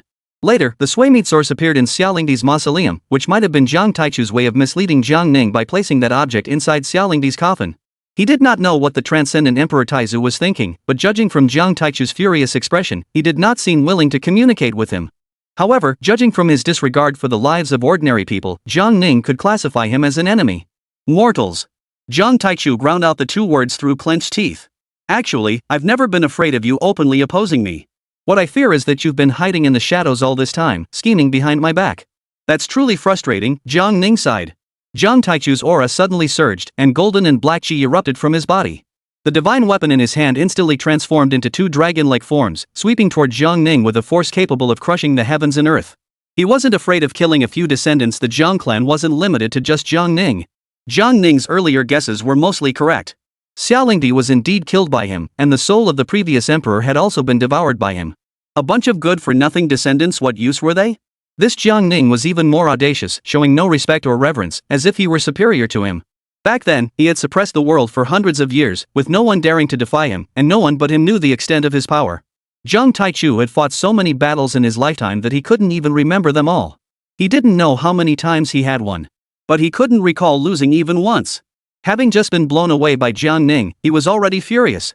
He no longer wanted to reason with Jiang Ning. A surge of deathly energy erupted, instantly overwhelming Jiang Ning. In an instant, the heavens and earth changed color. The world, which had just returned to normal, began to shatter once more. A massive crack split open between heaven and earth. However, the cracks on the ground stopped just before reaching the outskirts of Yuzhou City, unable to tear forward even an inch further. Jiang Ning stood there motionless, feeling the force of life and death relentlessly washing over his body. Jiang Taichu seemed to be a naturally domineering being who completely disdained reason. A look of horror gradually appeared in Jiang Taichu's eyes. He knew Jiang Ning was strong, but he had directly unleashed the power of the way of life and death. He could have easily torn Jiang Ning's soul to shreds, just as he had done to Xiaolingdi's soul in the past. After killing Jiang Ning, he had 1,000 ways to turn him into A and have him forever branded as a traitor in history. But Jiang Ning simply stood there, motionless, his robes fluttering in the wind, exuding a calm demeanor, as if he were a pearl of the sea, steadying the storm. No matter how powerful you are, this pearl will only use all your tactics as a means to polish itself. Jiang Taichu even saw Jiang Ning smile, though the smile was faint, his eyes flickered with battle intent. As if he had finally found his match. After all, when Jiang Ning struck with a single punch, the opponent did not die. Chapter 167, This is the only time, no exceptions. Su Fu had already sensed a powerful aura of terror. This young man, Jiang Taichu, was so ruthless toward his own descendants. He came in with a killing move, showing no mercy at all. Does this kid really not fear being cut off from his lineage? But what was even more terrifying was that after Jiang Taichu borrowed the power of the path of life and death, Jiang Ning remained unscathed. Moreover, he didn't even switch to his immortal form. He was resisting Jiang Taichu's power with his mortal body. Jiang Ning has completely surpassed Su Fu's understanding. Hey, Jiang kid, do you need some help? There are still countless shadow soldiers behind you. Su Fu shouted at Jiang Ning's back. There's nothing that can't be solved with a single punch, Jiang Ning replied with a casual smile. Come on, you're just showing off again? You're just saying that if there are any, you'll handle him with 2 punches? Su Fu said irritably. This kid had no intention of asking for his help. You got it right. Jiang Ning's battle intent surged, and he raised his fist again. In the next instant, the massive pearl before Jiang Ning was enveloped by a faint, intangible wave of energy. The outer shell of the pearl vanished in an instant, and countless black shadows poured out from within. All the black shadows flew backward, torn apart by Jiang Ning's fist aura in mid-air, vanishing into nothingness in an instant. It was as though a black rain had suddenly fallen from the heavens, and this rain was falling sideways. Su Fu once again opened his mouth wide enough to fit a fist inside. Jiang Taichu couldn't withstand the might of Jiang Ning's single punch. He clutched his long spear and kept retreating, unable to steady his body. His body was rapidly fading, as if countless hands were tearing at his flesh from behind. He turned his head and saw the barrier shatter, and his troops were disappearing into nothingness at a visible speed. Jiang Taichu was utterly horrified. The cultivation he had accumulated over 1,000 years was about to be crushed by this youngster with a single punch? What kind of earth-shaking power was this? At that moment, Jiang Taichu noticed that the intense determination in Jiang Ning's eyes was gradually giving way to a deep sense of disappointment. It was as if he were saying, "You're too weak. You're no match for him." For the first time in 2,000 years, Jiang Taichu felt what true fear was. Could such power truly be possessed by a mortal? Such overwhelming killing power, even Su Fu, who had made killing his path, seemed to pale in comparison. What kind of being had emerged in this world? Jiang Taichu instinctively wanted to run. But the power of Jiang Ning's punch was simply too overwhelming, completely suppressing him. There was no escape. Was he really going to die an untimely death today? And at the hands of his own descendants? Just then, Jiang Ning clearly saw a thick black mist surging out from behind Jiang Taichu. The black mist, whose origin was unknown, suddenly transformed into a giant hand and grabbed Jiang Taichu by the waist. Jiang Ning saw this and his eyes narrowed. Jiang Taichu's reinforcements had arrived, and the power emanating from the giant hand was an extremely pure force of life and death. A spirit? Was this the way of life and death mentioned by Su Fu? Jiang Ning's figure flickered and vanished in an instant, appearing behind Jiang Taichu. He struck the wrist of the giant hand with a powerful punch. The black mist dissipated rapidly amid the surging chaos. However, the force pulling Jiang Taichu did not disappear, and half of his body had already vanished. Jiang Ning reached out and grabbed Jiang Taichu's neck, pulling him backward. He tore a large chunk of flesh and blood from Jiang Taichu's neck. The flesh and blood contained no fresh red blood, only a golden glow that slowly faded away. At that moment, Jiang Taichu had already vanished. Along with the pearl whose outer shell had been shattered by Jiang Ning, it vanished into thin air. Damn it! A sudden curse echoed through the air as Su Fu appeared behind Jiang Ning. You dog! Where are you running? If you've got the guts, don't run. Come out. I'll fight you one-on-one. Damn it! Su Fu stood mid-air, pointing at a certain spot and cursing furiously. However, the heavens and earth had already returned to calm. All traces of life and death energy, along with the chilling aura, vanished without a trace, as if nothing had ever happened. He has escaped, Jiang Ning sighed. Originally, he had completely suppressed Jiang Taichu. If it weren't for that black mist just now, Jiang Taichu, the mortal world immortal, would have been captured alive by Jiang Ning. Damn it! Su Fu cursed once more in helpless rage. In an endless expanse of stars, a huge, shattered pearl gradually appeared, its world within nearly collapsing. As streams of energy flow into the sphere, the signs of its collapse begin to subside. Jiang Taichu stood before the sphere, still shaken by the ordeal. Jiang Taichu, you are afraid, a voice echoed through the cosmos. Jiang Taichu looked up and saw a shadowy figure formed from black mist, standing not far in front of him. Yes, I am indeed afraid. Why did you not heed my words? Why did you act on your own? The dark figure demanded harshly. Jiang Taichu remained silent, unsure how to respond. This is the only time. There will be no exceptions. Otherwise, I cannot protect you. The shadow said. What exactly is Jiang Ning? This power, could it be the incarnation of that being? Jiang Taichu asked, his voice still trembling slightly. I do not know. The shadow replied, then added, I never expected that the mortal realm could harbor such a powerful being. Just now, when he saved Jiang Taichu, he was struck by Jiang Ning's fist. Though it wasn't his true form that struck, the slightest trace of his essence nearly was obliterated by Jiang Ning's punch. Moreover, Jiang Ning's punch had actually caused pain to his very existence. Since his entire body was shrouded in black mist, it was difficult to see that his arm had been shattered, causing his wrist to be partially damaged. Jiang Ning couldn't fathom what kind of beings they were. He too began to doubt why the damage inflicted on his clone was being transmitted to his true form. In Yuzhou City, on the city walls, everyone stared wide-eyed in silence. Lu Wenshu's mind was in turmoil. Not only had the shadow soldiers failed to break through, but they had nearly been completely annihilated by Jiang Ning's single punch. Moreover, the being clad in black and gold dragon armor who had just appeared was clearly no longer of this world. Yet Jiang Ning had only thrown 3 punches in total, and had already resolved all the crises. Watching Jiang Ning charge forward with unwavering resolve and an air of utter calm, Lu Wenshu felt as though he had gained some insight. This realization grew stronger and stronger. Whether it be fate or natural disasters, none could stand against the emperor. The one who rules the Great Xia Empire is not fate, but the current emperor, Emperor Jiang Ning. Chapter 168, Let me see what you've got. Jiang Ning landed on the city wall, and all eyes were fixed on him. Minister Lu, you've worked hard, Jiang Ning said indifferently. Lu Wenshu heard this and felt a twinge of guilt. Earlier, Lu Wenshu hadn't done much, he had merely relayed the news back to the capital as quickly as possible. Your servant is incompetent. Please forgive me, Your Majesty, Lu Wenshu bowed his head. Do your best within your capabilities. You have done well, and I am not disappointed, Jiang Ning said softly. Your servant is ashamed. Jiang Ning shook his head faintly. Those beings are beyond the ordinary, they are not something you can handle. Next time you encounter such a situation, report it immediately, and I will handle it personally. Jiang Ning said. Your servant obeys your command. Lu Wenshu desperately wanted to ask who the person in the dragon-patterned armor was. However, such matters were completely beyond his capabilities. If Jiang Ning did not mention it, he would not know how to broach the subject. Even the divine artifact in his hand trembled upon sensing the other's aura. For you, the challenges are indeed too numerous. Next time, I will assign you 2 assistants. Jiang Ning said. Thank you, Your Majesty. Lu Wenshu wasn't exactly fighting alone. Besides the members of the Qingyu gang, he had also discovered some promising young talents. However, the growth of the younger generation requires time. Yang Xian, Jiang Ning called out. Yang Xian hurried forward. It's been a year since we last met. How has your cultivation progressed? Jiang Ning asked. Your Majesty, I have reached the 10th realm. That cultivation technique is indeed quite mysterious.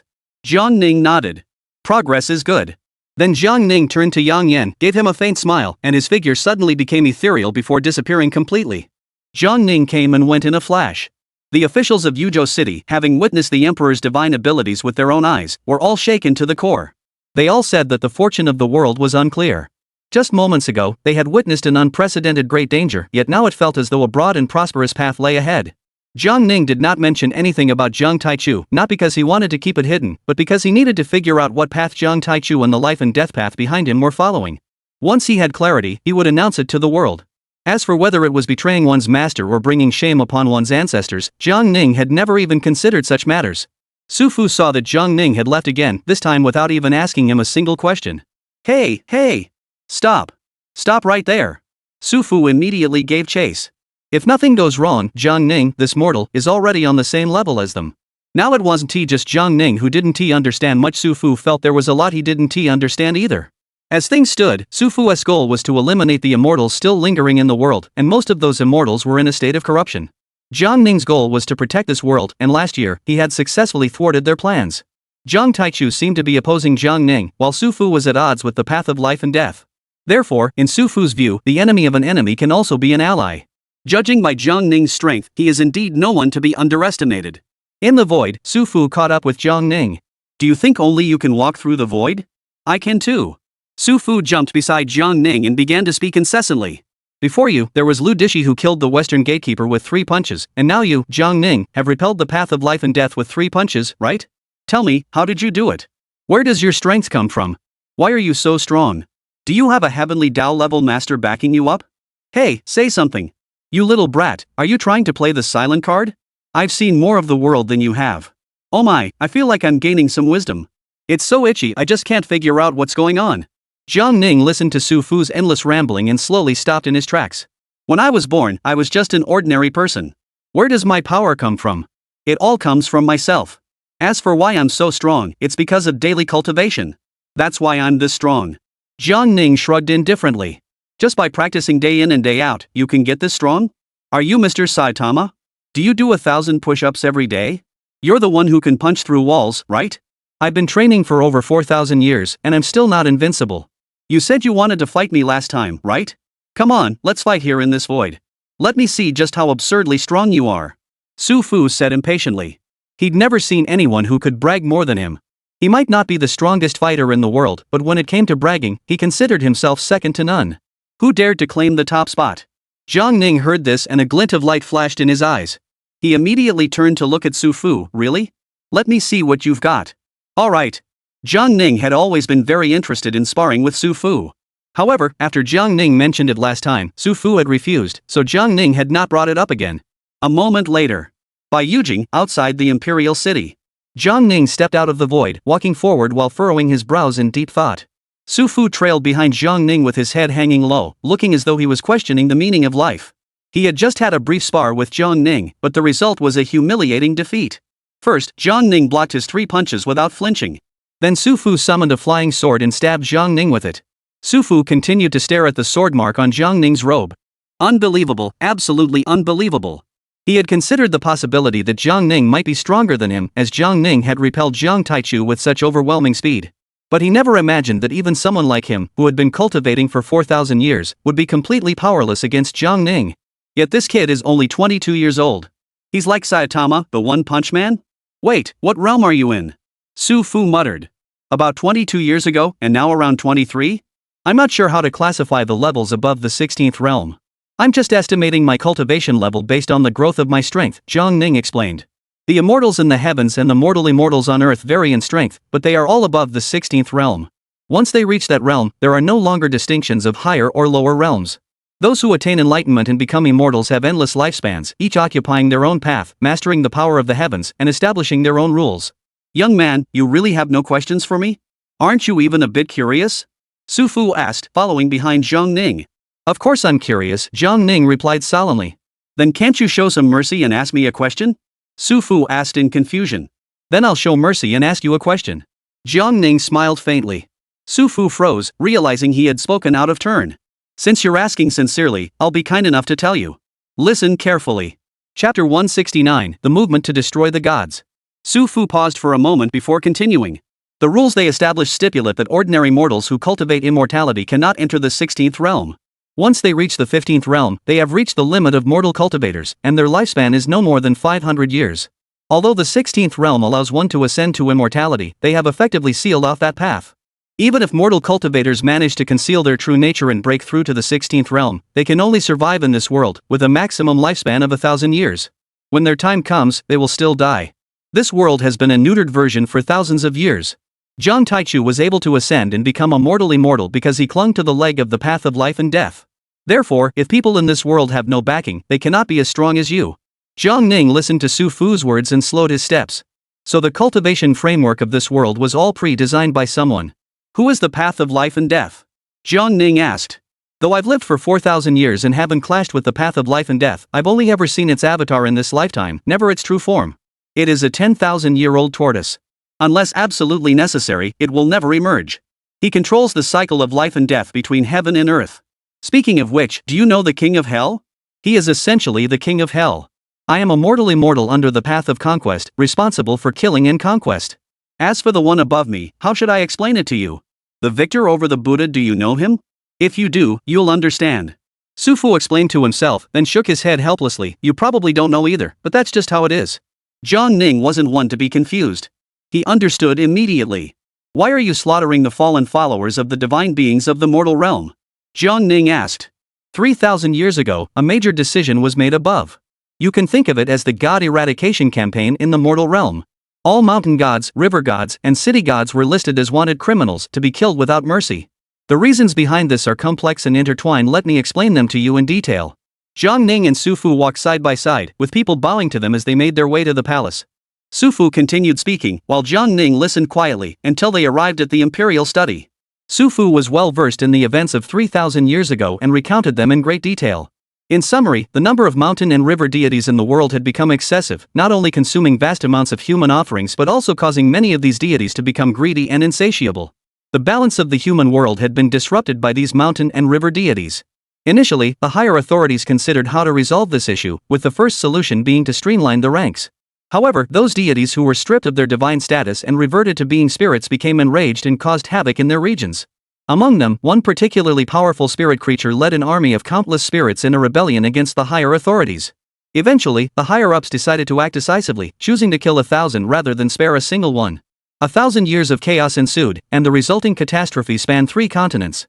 However, the higher-ups ultimately prevailed, and the gods and spirits of the mortal realm ceased to exist. The cleanup was later handled by the Path of Slaughter, which could have eradicated all the mountain and river deities. However, someone concealed the heavenly secrets and secretly protected a group of mountain and river deities. To protect them, the one who did this stripped all the divine status from the surviving gods and immortals, plunging them into a deep slumber. As for who did this, Sufu had no idea. After saying all this, Sufu muttered to himself, this means I can never truly sever my ties with the mortal world.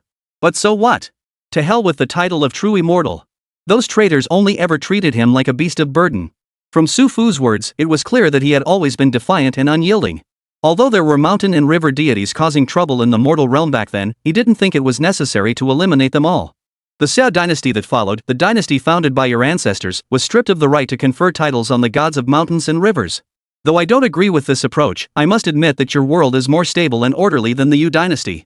After all, there are gains and losses. This order was gained at the cost of your rights. To put it bluntly, the emperors of the mortal realm in the past were favored by heaven and held a certain degree of divine power. The current stability, however, is equivalent to mortal emperors groveling before those above them to beg for favors. This matter is clearest to Jiang Taichu. However, he doesn't care, as he has powerful backers. But his descendants have no such backing. Sufu continued.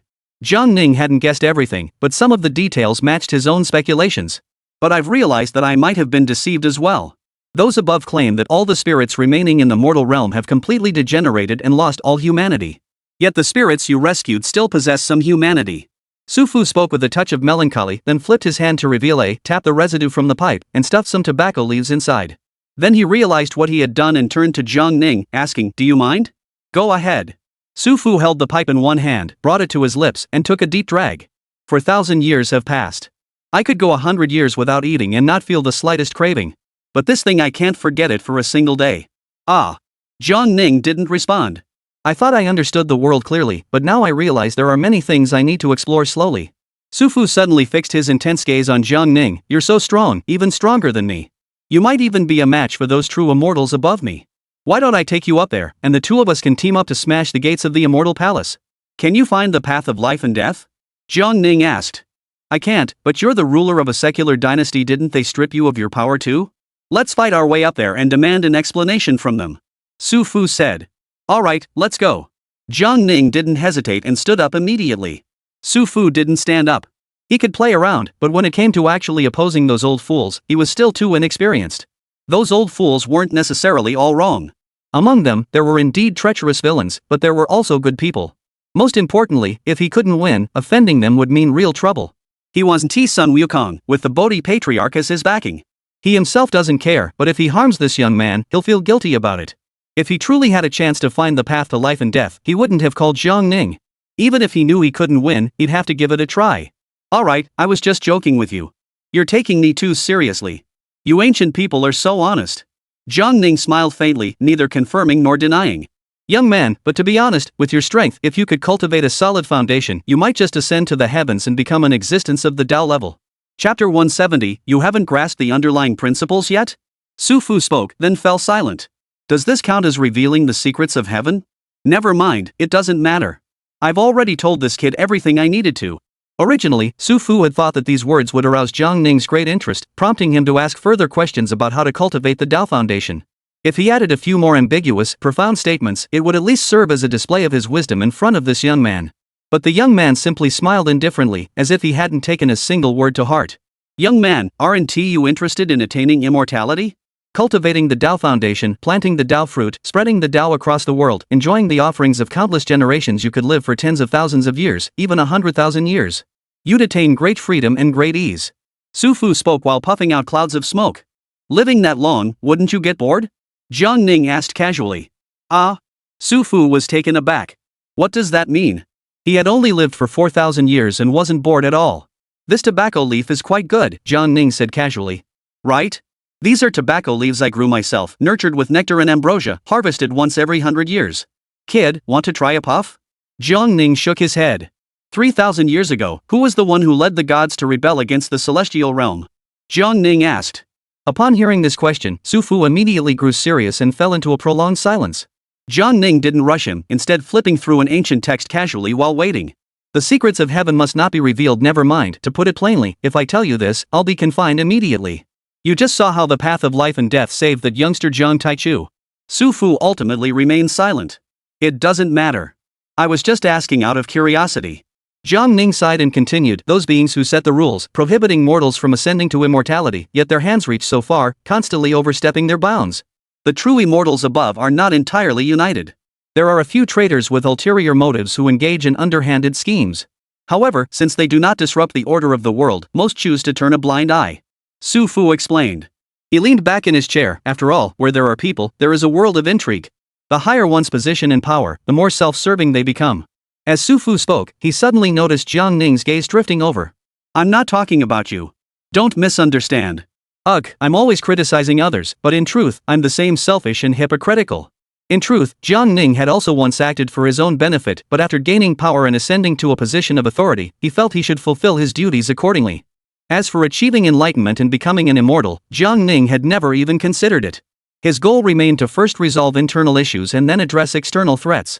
Those who schemed in the shadows would eventually reveal themselves.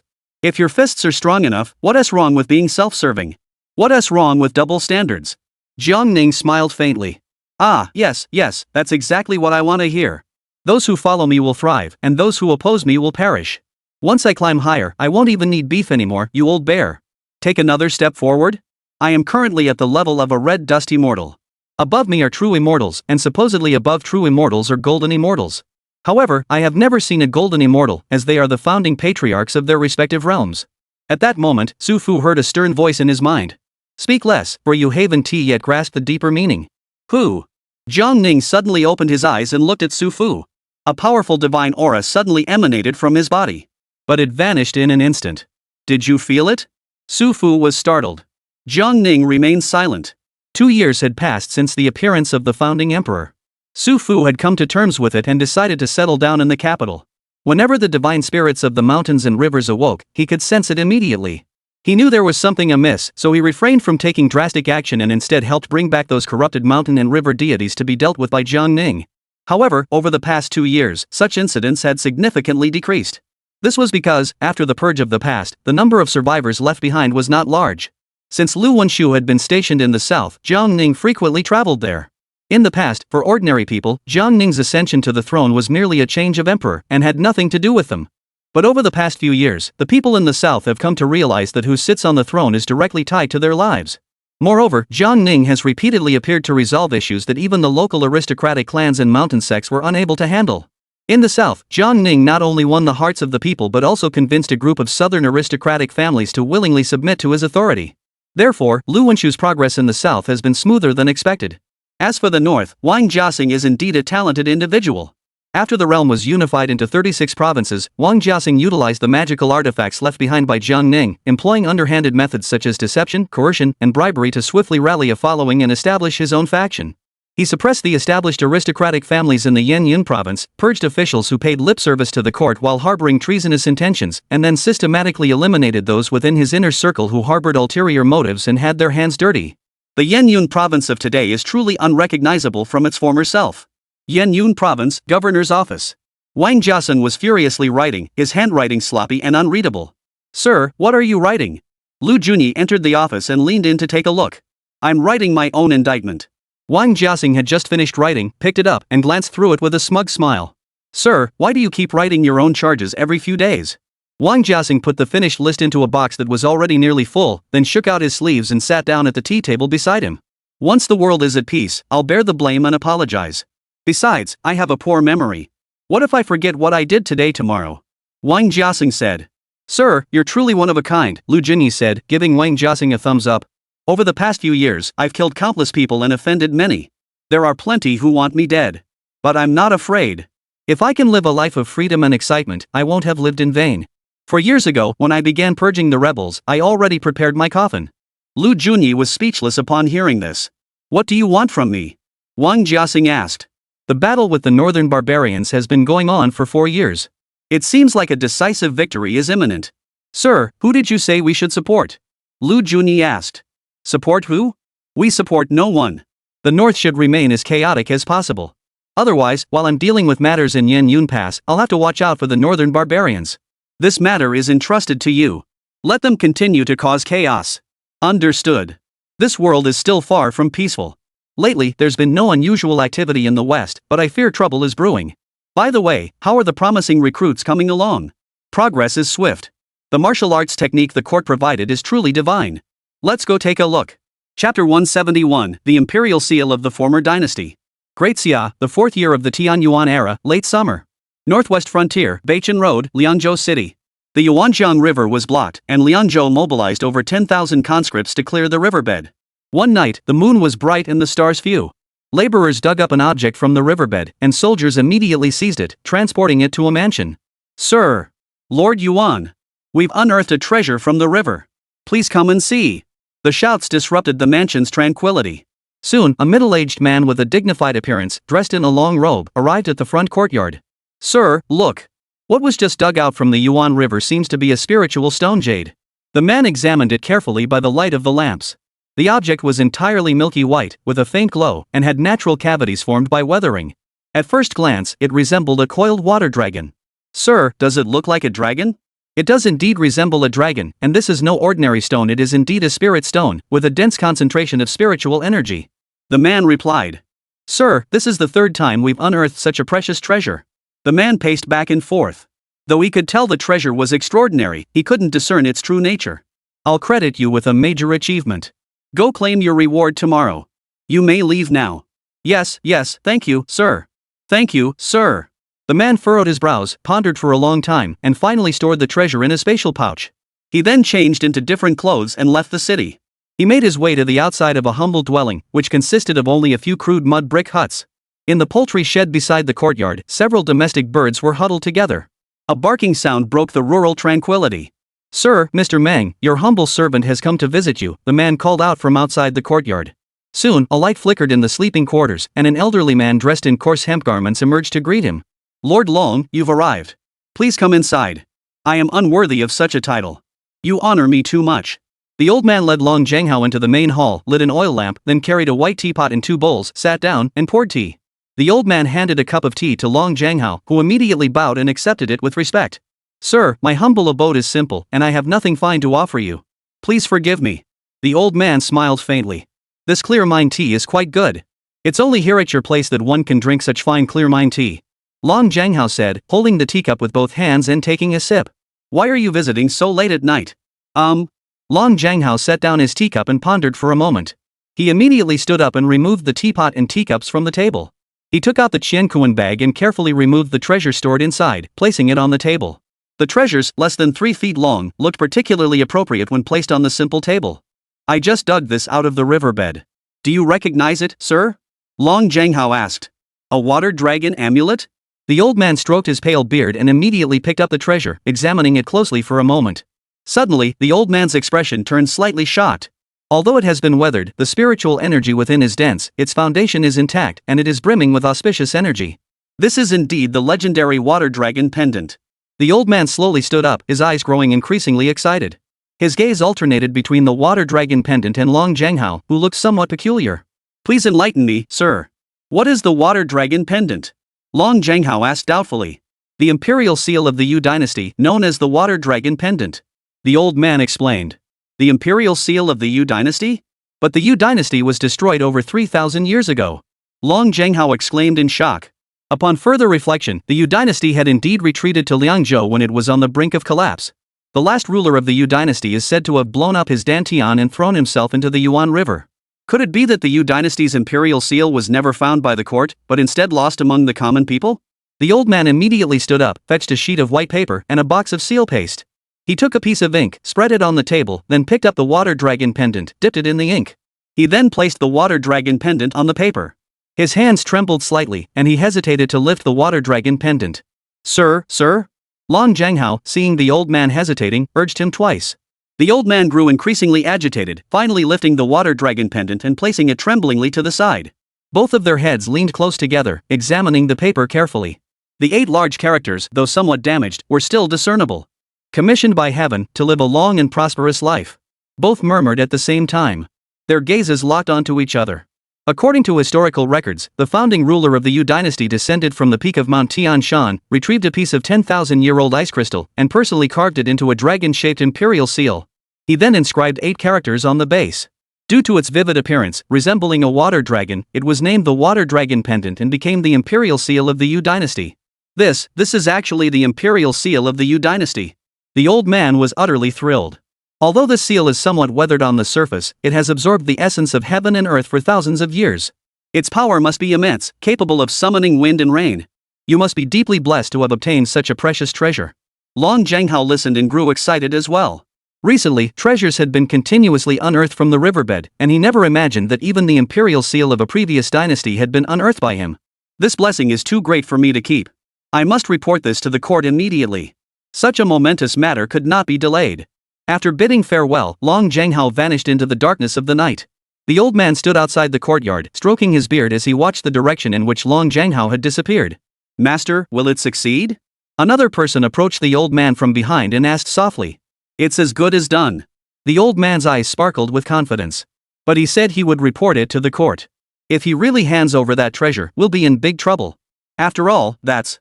The old man shook his head gently. He dares not report it to the court, and he will not report it to the court. But he doesn't seem like someone with ambitions, and his expression just now was very resolute, showing no signs of hesitation. In the first year of the Tianyuan era, the imperial court issued an edict abolishing corvée labor. All local officials are prohibited from imposing any form of corvée labor. Those officials in the south who secretly imposed corvée labor had their entire families executed. If Long Zhanghao were truly an honest man, would he dare to conscript corvée labor over the past few years? He has been building bridges and roads, repairing canals. Such treasures he would certainly keep for himself. The old man said. Sir, do you think this plan will succeed? Whether it succeeds or not is irrelevant. What matters is that we need to verify something. Go now and carry out the next steps. The old man spoke softly. I'll go immediately. The man spoke, took a step forward, and vanished into thin air. Chapter 172, The Rise of the Water Dragon, The Fall of Zhang Xia. Long Zhanghao walked back toward the city, slowing his pace before coming to a stop. He took out the water dragon pendant and examined it carefully under the moonlight. Under the moonlight, the weathered surface of the water dragon pendant emitted a lustrous white glow, appearing even more ancient and mysterious. He flipped the base over, examining the base still stained with ink. Commissioned by heaven, to live long and prosper. If he were to hand over the water dragon pendant to the court would likely send someone to Liangzhou to investigate the site. The current court was divided into roughly 4 factions, one led by Lu Jin of the Imperial Household Department, another headed by the military faction led by Xiong Wenjing, a third comprising the civil officials led by Wen Kai, and the fourth consisting of the noble faction led by the 5th prince. Lu Jin, Xiong Wenjing, and Wen Kai are all loyal ministers who rose to power alongside the emperor. Though they belong to different factions, they are absolutely loyal to the emperor.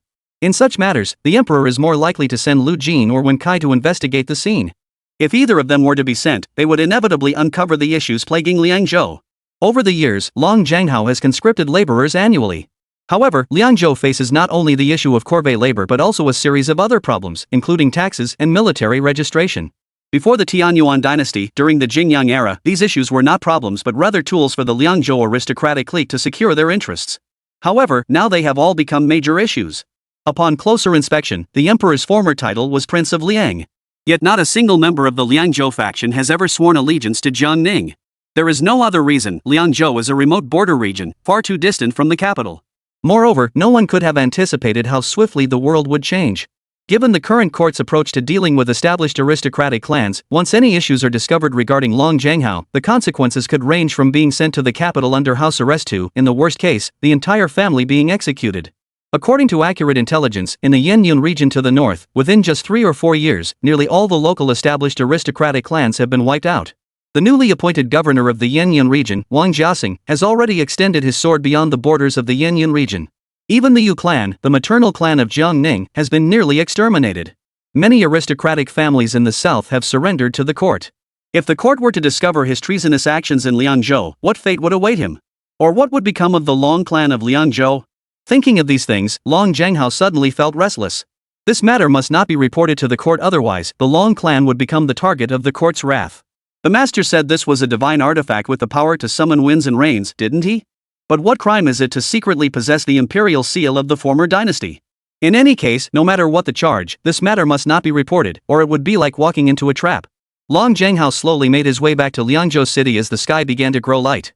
At that moment, several children were running and jumping, singing as they went. The water dragon rises, Jiangxia prospers, 3 dragons unite the river, a vast plain stretches before us. The water dragon rises, Jiangxia prospers, 3 dragons unite on the river, the land is as flat as a horse's back. At first, Long Zhenghao didn't pay much attention to it. But as he walked further ahead, he heard the children singing the same lyrics again. Before he even returned home, he encountered several groups of children singing the same folk song. The water dragon rises, Jiangxia prospers? When the Great Xia dynasty was first established, Liangzhou was not called Liangzhou but Jiangxia Prefecture. At that time, Jiangxia Prefecture was not yet part of the Great Xia dynasty's territory. Later, the Great Xia incorporated Jiangxia Prefecture into its territory. Since both characters in Jiangxia violated taboos related to the imperial family and the national name, Jiangxia was renamed Liangzhou. Does Water Dragon Rising refer to the Water Dragon Amulet? Can it bring prosperity to the Jiangxia region? 3 dragons in the river is easier to understand. The Long family has 3 brothers, all of whom are renowned figures in the current Beichun province. What does 1 horse, flat land mean? Long Zhenghao stopped several children singing folk songs and smiled warmly. Children, who taught you to sing these songs? A few children chattered away in high-pitched voices. Last night I had a dream. I dreamed of an old man with a white beard who taught me these lines. No. I dreamed of a fairy sister who taught me. She had a human body, a phoenix tail, and a sun on her head. I dreamed the moon taught me. Looking at the innocent and carefree expressions of the children and listening to their clear and pleasant voices, Long Zhenghao felt a bit overwhelmed for a moment. Could these few lines of nursery rhyme have other meanings? Long Zhenghao couldn't figure it out, so he didn't return to the mansion but went out of the city again. He returned to the simple thatched cottage nestled in the mountains. At that moment, the old man was in the courtyard, dressed in simple martial arts attire, holding a sword that moved like a dragon, exuding an air of contentment. Master, your humble disciple has returned. Long Zhenghao stood outside the bamboo fence, bowing respectfully to the old man. It's Lord Long who has come. Please come in. The old man stopped his sword dance, held the sword upside down with both hands, and greeted him with a bow. Sir, there is no need for such formalities. Long Zhenghao entered the courtyard and paced back and forth for a moment. Then he took out the water dragon pendant and handed it to the old man with both hands. Sir, I overheard a few lines of a nursery rhyme earlier. It sounded like a prophecy. Long Zhenghao said solemnly. Prophecy? Yes, please enlighten me. The content is, when the water dragon rises, Jiangxia prospers. When 3 dragons meet in the river, the land becomes as flat as a horse's back. Long Zhenghao spoke, his inquiring gaze fixed on the old man. The old man held his sword behind his back, stroked his beard with the other hand, and narrowed his eyes in thought. Sir, does the rise of the water dragon refer to the water dragon amulet? And does Jiangxia will prosper mean that the Jiangxia region will flourish in the future? Long Zhenghao asked. The old man pretended to ponder deeply, remaining silent for a long time, occasionally stopping his hand as it stroked his beard. If it is an oracle, the words Jiangxia cannot appear, the old man said slowly. Jiangxia Prefecture was the name of the previous dynasty. An oracle foretells the future, not the past. Long Zhenghao heard this and finally understood. It seemed to make sense. The old man suddenly lowered his head, and with a light flick of his sword-holding hand, wrote 2 lines on the ground. The old man walked to the words on the ground and murmured, "It might truly be a prophecy." "Is it really a prophecy? What does it say?" Long Zhenghao asked urgently. "A prophecy appearing in Liangzhou must be related to Liangzhou, and thus closely connected to the Long family. If it is indeed a prophecy, Long Zhenghao must uncover its meaning at all costs." Gradually, a look of fear appeared on the old man's face. "The content of the prophecy, it might be a bit." "A bit what? Please speak plainly, sir." Long Zhenghao pressed urgently. The old man hesitated for a moment, then seemed to have come to a decision. He immediately drew his sword and began writing on the ground, his movements slowing from fast to slow. Finally, beneath the existing characters, he left 2 lines of clear, neat writing. "The rise of the water dragon, the fall of Jiangxia, 3 dragons unite with Jiang, and the land becomes level." Chapter 173, he just believed it so easily? Long Zhenghao saw the characters on the ground, his pupils contracted sharply, and his face turned pale. Water dragon rises, Jiangxia falls? Could this be the true meaning of the prophecy? He stared blankly at the words on the ground for a long time, then quickly released a breath of energy to erase the words. Water dragon rising does not necessarily refer to the water dragon amulet. The prophecy must refer to a person, not an object, the old man said softly. "May I ask, sir, who does water dragon refer to?" Long Zhenghao asked doubtfully. Both fell into silence. The fortune of the Xia dynasty was not evident, and though no one dared to discuss it openly, it was an undeniable fact. Despite the emperor's relentless efforts to govern and his ruthless methods, many still believed that the Xia dynasty's time had come to an end. Going with the heavens is easy, defying them is difficult. Who knows how many people believe that the current emperor is defying heaven's will? The founding emperor of the Xia dynasty was of the fire element, a fire dragon. Now, to align with heaven's will and replace the Xia dynasty as the ruling dynasty of central China, it must be a water dragon. This water dragon can bring prosperity to the realm. There can only be one true dragon emperor. But why are there 3 dragons of the same clan? The old man spoke with a look of confusion on his face. Water element? At this thought, Long Zhenghao's heart skipped a beat. He was of the water element and bore the surname Long. Could the water dragon refer to him? Could he bring prosperity to the world? Could he replace Jiangxia? But he only had control over a single region. Since Hezhou was established as a province, Beichen province, led by Long Zhenghao, had indeed been thriving. The current Beichen province was even better than it had been during the first decade of Emperor Jingyang's reign. Long Zhenghao has indeed brought prosperity to the Beichen province. Under Emperor Jingyang's rule, even if Long Zhenghao were to pay lip service while acting contrary to his orders, and manage a region to prosperity, Emperor Jingyang would still have to grant him the title of duke. However, that is no longer the case now. Now, merit and punishment are clearly distinguished. What does 3 dragons with 1 ginger, 1 horse leveling the field mean? Long Zhenghao asked. The old man pretended to ponder, murmuring, could it mean that 3 dragons can only be equal to 1 ginger but cannot replace 1 ginger? Could it be that 1 horse is missing? Only by possessing this horse can one achieve a smooth path and replace the ginger? Is that really what it means? Long Zhenghao was completely confused. Old Master Ma recently returned to his hometown. Could this horse refer to Old Master Ma? Old Master Ma has returned? Long Zhenghao was surprised. Yes. The old man nodded, then his expression immediately returned to normal. Lord Long, I was merely speculating earlier. Please disregard my ramblings. As for the true meaning of this prophecy, I am not privy to the heaven's secrets and dare not speculate on the truth. However, if you could have Master Ma interpret the prophecy for you, perhaps you might gain clarity. The old man spoke solemnly. Thank you for your enlightenment, sir. Long Zhenghao bowed respectfully and then turned and left in a hurry. The old man watched Long Zhenghao's departing figure, narrowing his eyes slightly and smiling. Long Zhenghao must have believed the prophecy. He just believed it so easily? It's not his fault he believes so easily. With the current loss of fortune, no one knows what the future holds, the old man said solemnly. You're right. The Confucian and Taoist fortunes are nearly gone. On the other hand, those lowly warriors now have the means to show off their strength. It's said that Wang Jiaxing, the governor of Yenyun province, after abandoning his cultivation a few years ago, switched to refining his physique and has already reached the 10th realm of martial arts in just a few years. I wonder if it's true. What happens outside is none of our concern for now. Go and inform Master Ma it's time to seek his assistance. The old man said. I'll go immediately. In this world, some prophecies are mere rumors, but others truly represent the will of heaven and the course of fate. Long Zhenghao had never been able to discern the slightest hint of destiny or the will of heaven, but after obtaining the water dragon pendant in just one night, he suddenly felt as though he had been blessed by a divine mandate. Could the water dragon amulet and the sudden appearance of the prophecy mean that the Long clan would become the next true dragon of the world? What does the great Xia Empire have left now? Only an emperor whose cultivation level is unknown. Besides the emperor, who else in the court is worthy of mention? Not even a single land-dwelling immortal remains. The emperor has even resorted to relying on demonic tribes and spiritual beasts. Long Zhenghao was well aware that whenever major incidents occurred in the provinces, it often required Jiang Ning to intervene personally. The emperor governs the entire realm, yet now he is no better than a local envoy.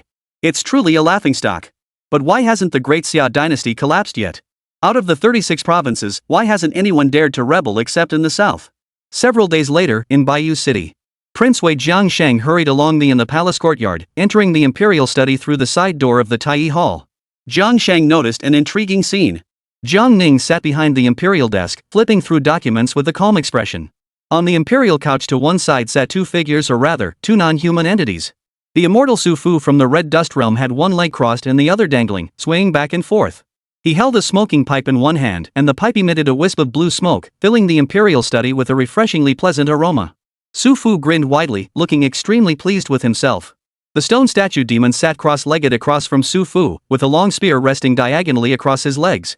The stone statue demon was scratching his ears and cheeks, looking extremely perplexed. Between the two of them lay a chessboard, and they were in the midst of a game of chess. Checkmate. Heaven and earth cannon. The final move, inescapable. Ah, Black, you've lost again. Pay up, pay up. Ah. The stone statue demon, looking dejected, pushed a spirit stone from the chessboard toward Su Fu. How hard is this chess game? I don't believe I can't win a single game. Let's play again. Come on. Sometimes Jiang Shang envied the two of them. In front of Jiang Ning, they were just like they always were, with no rules or etiquette, doing as they pleased. Greetings, Your Majesty. Jiang Ning nodded. No need for formalities. Sit down. Jiang Shang took a piece of paper from his sleeve, placed it on the imperial desk, then stepped aside and sat down. Jiang Ning glanced at it. Water dragon rises, Jiangxia prospers 3 dragons in 1 river, a vast plain. What does this mean? Jiang Ning asked. This is an oracle that recently appeared in the Beichen region. At first, I couldn't figure out what it meant either. But upon closer inspection, isn't this a curse on the Great Xia dynasty? Your Majesty, please look at the back. Jiang Ning flipped the paper over, revealing Jiang Shang's handwriting on the back. Water dragon rises, Jiangxia perishes, 3 dragons unite with Jiang, a vast plain stretches out. Jiang Ning repeated it again. The governor of the North Star province, surnamed Long, named Long Zhenghao, belongs to the water element in the 5 elements, making him the water dragon. The Long family has 3 brothers, each of whom is highly respected. This clearly means that the 3 brothers intend to replace our Jiang clan as the imperial family. As for what a level plain means, I don't understand either. Your Majesty, please investigate thoroughly. Jiang Shang said impatiently. Is this your interpretation? Jiang Ning asked softly. Yes. In my opinion, this is the Long family of Beichen province deliberately spreading so-called prophecies among the common people, intending to rebel. Jiang Shang replied. Chapter 174. This matter is not as simple as it seems. Is the information reliable? Jiang Ning asked indifferently. Does Your Majesty remember the Little East Tower? The Little East Tower was originally a secret organization formed by the Zhao clan to gather intelligence for Jiang Yu. After the Zhao clan was annihilated and Jiang Yu died, the Little East Tower disbanded. This year, I invested considerable effort, resources, and funds to revive the Little East Tower.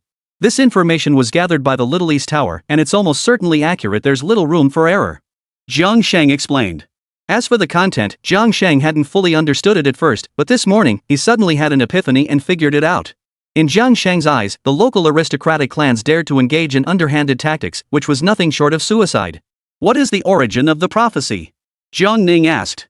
Not long ago, the river in Beichen Daoyuan was blocked, and laborers were clearing it when they unearthed a treasure.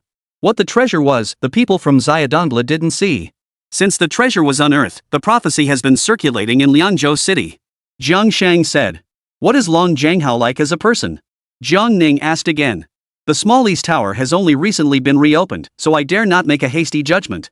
The information only states that the 3 brothers of the Long family hold great prestige in the North Star region. Jiang Shang explained honestly. He then added, in my opinion, someone who can fabricate prophecies to deceive the world is likely not a good person. Jiang Ning fell silent, his eyebrows furrowing slightly, saying nothing. After pondering for a moment, Jiang Shang said, however, before I came here, I looked into the records of the North Star sect. In recent years, the North Star sect has been prosperous and peaceful, unlike other regions plagued by disasters. Perhaps the 3 brothers of the Long family are simply looking for trouble out of boredom. Jiang Ning nodded faintly. At that moment, Su Fu, who had been playing chess with the stone statue, spoke up. You've all been abandoned by the Great Dao's fortune, so it's no wonder others have second thoughts. It's been 3 or 4 years, and there's been no rebellion in the region. That's already a miracle. Su Fu spoke in a lazy tone. Please enlighten us, immortal. Jiang Shang was polite and quickly bowed to Su Fu. What guidance? Just go and punch a hole in the sky, and the Dao's fortune will flow down. Whoever grabs the most will become the ruler. Your family's man is definitely very good at grabbing things. Su Fu said casually. I don't have your divine abilities. If I did, the world would have been at peace long ago. Jiang Shang laughed awkwardly. Su Fu chatted aimlessly for a while longer. Jiang Ning was quite surprised. In the past, Su Fu would occasionally drag the stone statue demon to play chess here, and no matter who Jiang Ning was discussing state affairs with, Su Fu would never interrupt. King Wei, you must personally go to the North Star Path and conduct a secret investigation into the situation there, Jiang Ning said solemnly. As you command, your servant takes his leave. After Jiang Shang left, Su Fu immediately glanced at Jiang Ning. You used to be quite the warrior. Why not cross the void and manifest your divine form? Let's see if those 3 dragons in the North Star Path dare to rebel anymore. They'll surely bow down to you in submission. Su Fu said. This matter isn't that simple, Jiang Ning said. The Long clan's strength isn't weak, but the problem is that as long as the Long clan isn't blind, they should know that even if they had a few more 15th realm cultivators, there's no possibility of rebellion. Moreover, Jiang Ning had no idea where the prophecies circulating among the common folk originated. But it's not that complicated. Anyway, it's just a minor matter for you. I've figured it out. Even if the Xia dynasty loses its divine favor, as long as you're still alive, the Xia dynasty won't forget you. You're the true divine favor of the great Xia dynasty. Su Fu said. I'm curious, though. Who's pulling the strings behind the scenes? Who cares who it is? Just wait, and they'll eventually reveal themselves. Hey, Big Black, what are you doing? Stealing my chess pieces? Nearly a month had passed since the water dragon amulet was unearthed. A ordinary cart was traveling along a rural path outside Liangzhou City.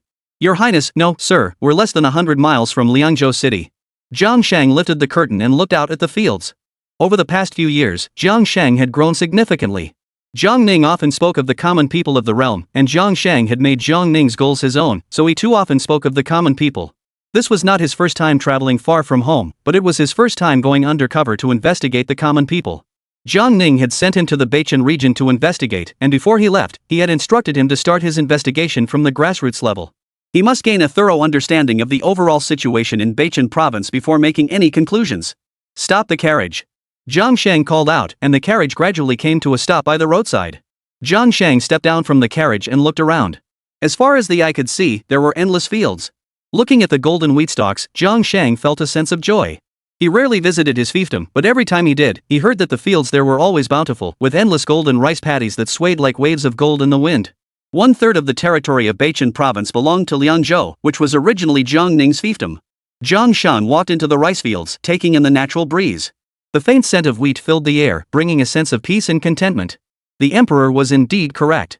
I truly should venture out more often to observe the lives of the common people. Even a single glance at these wheat ears can bring me such peace of mind. Your master, the fields in Weizhou are even more magnificent than this. Is that so? Every time I go to Weizhou, I haven't even left the city. I must go and see it for myself someday. Jiang Shang and his attendants walked slowly, one in front and one behind.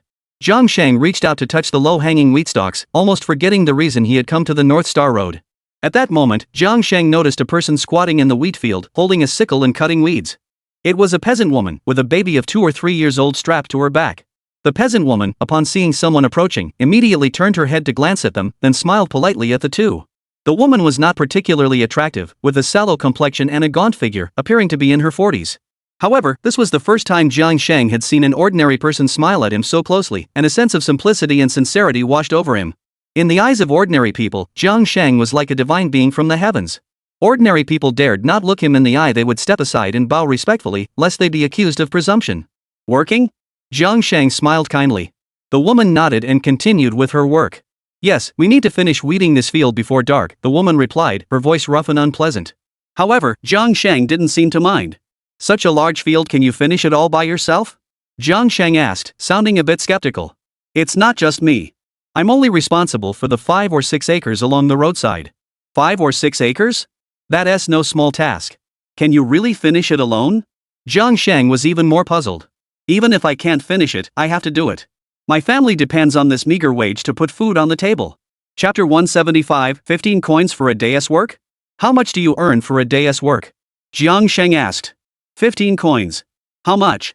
Jiang Shang couldn't believe what he was hearing. 15 coins for a day's work? That's not even enough to buy a single hair on his body. 15 coins a day, what could one do with that? In the past, if he went out to spend money, he could easily spend several taels of silver at a restaurant just for a meal and a few dishes, and that was his minimum expenditure. If he were to host a banquet at the Wei Wang's mansion, spending over 1,000 taels of silver in a single outing was not uncommon.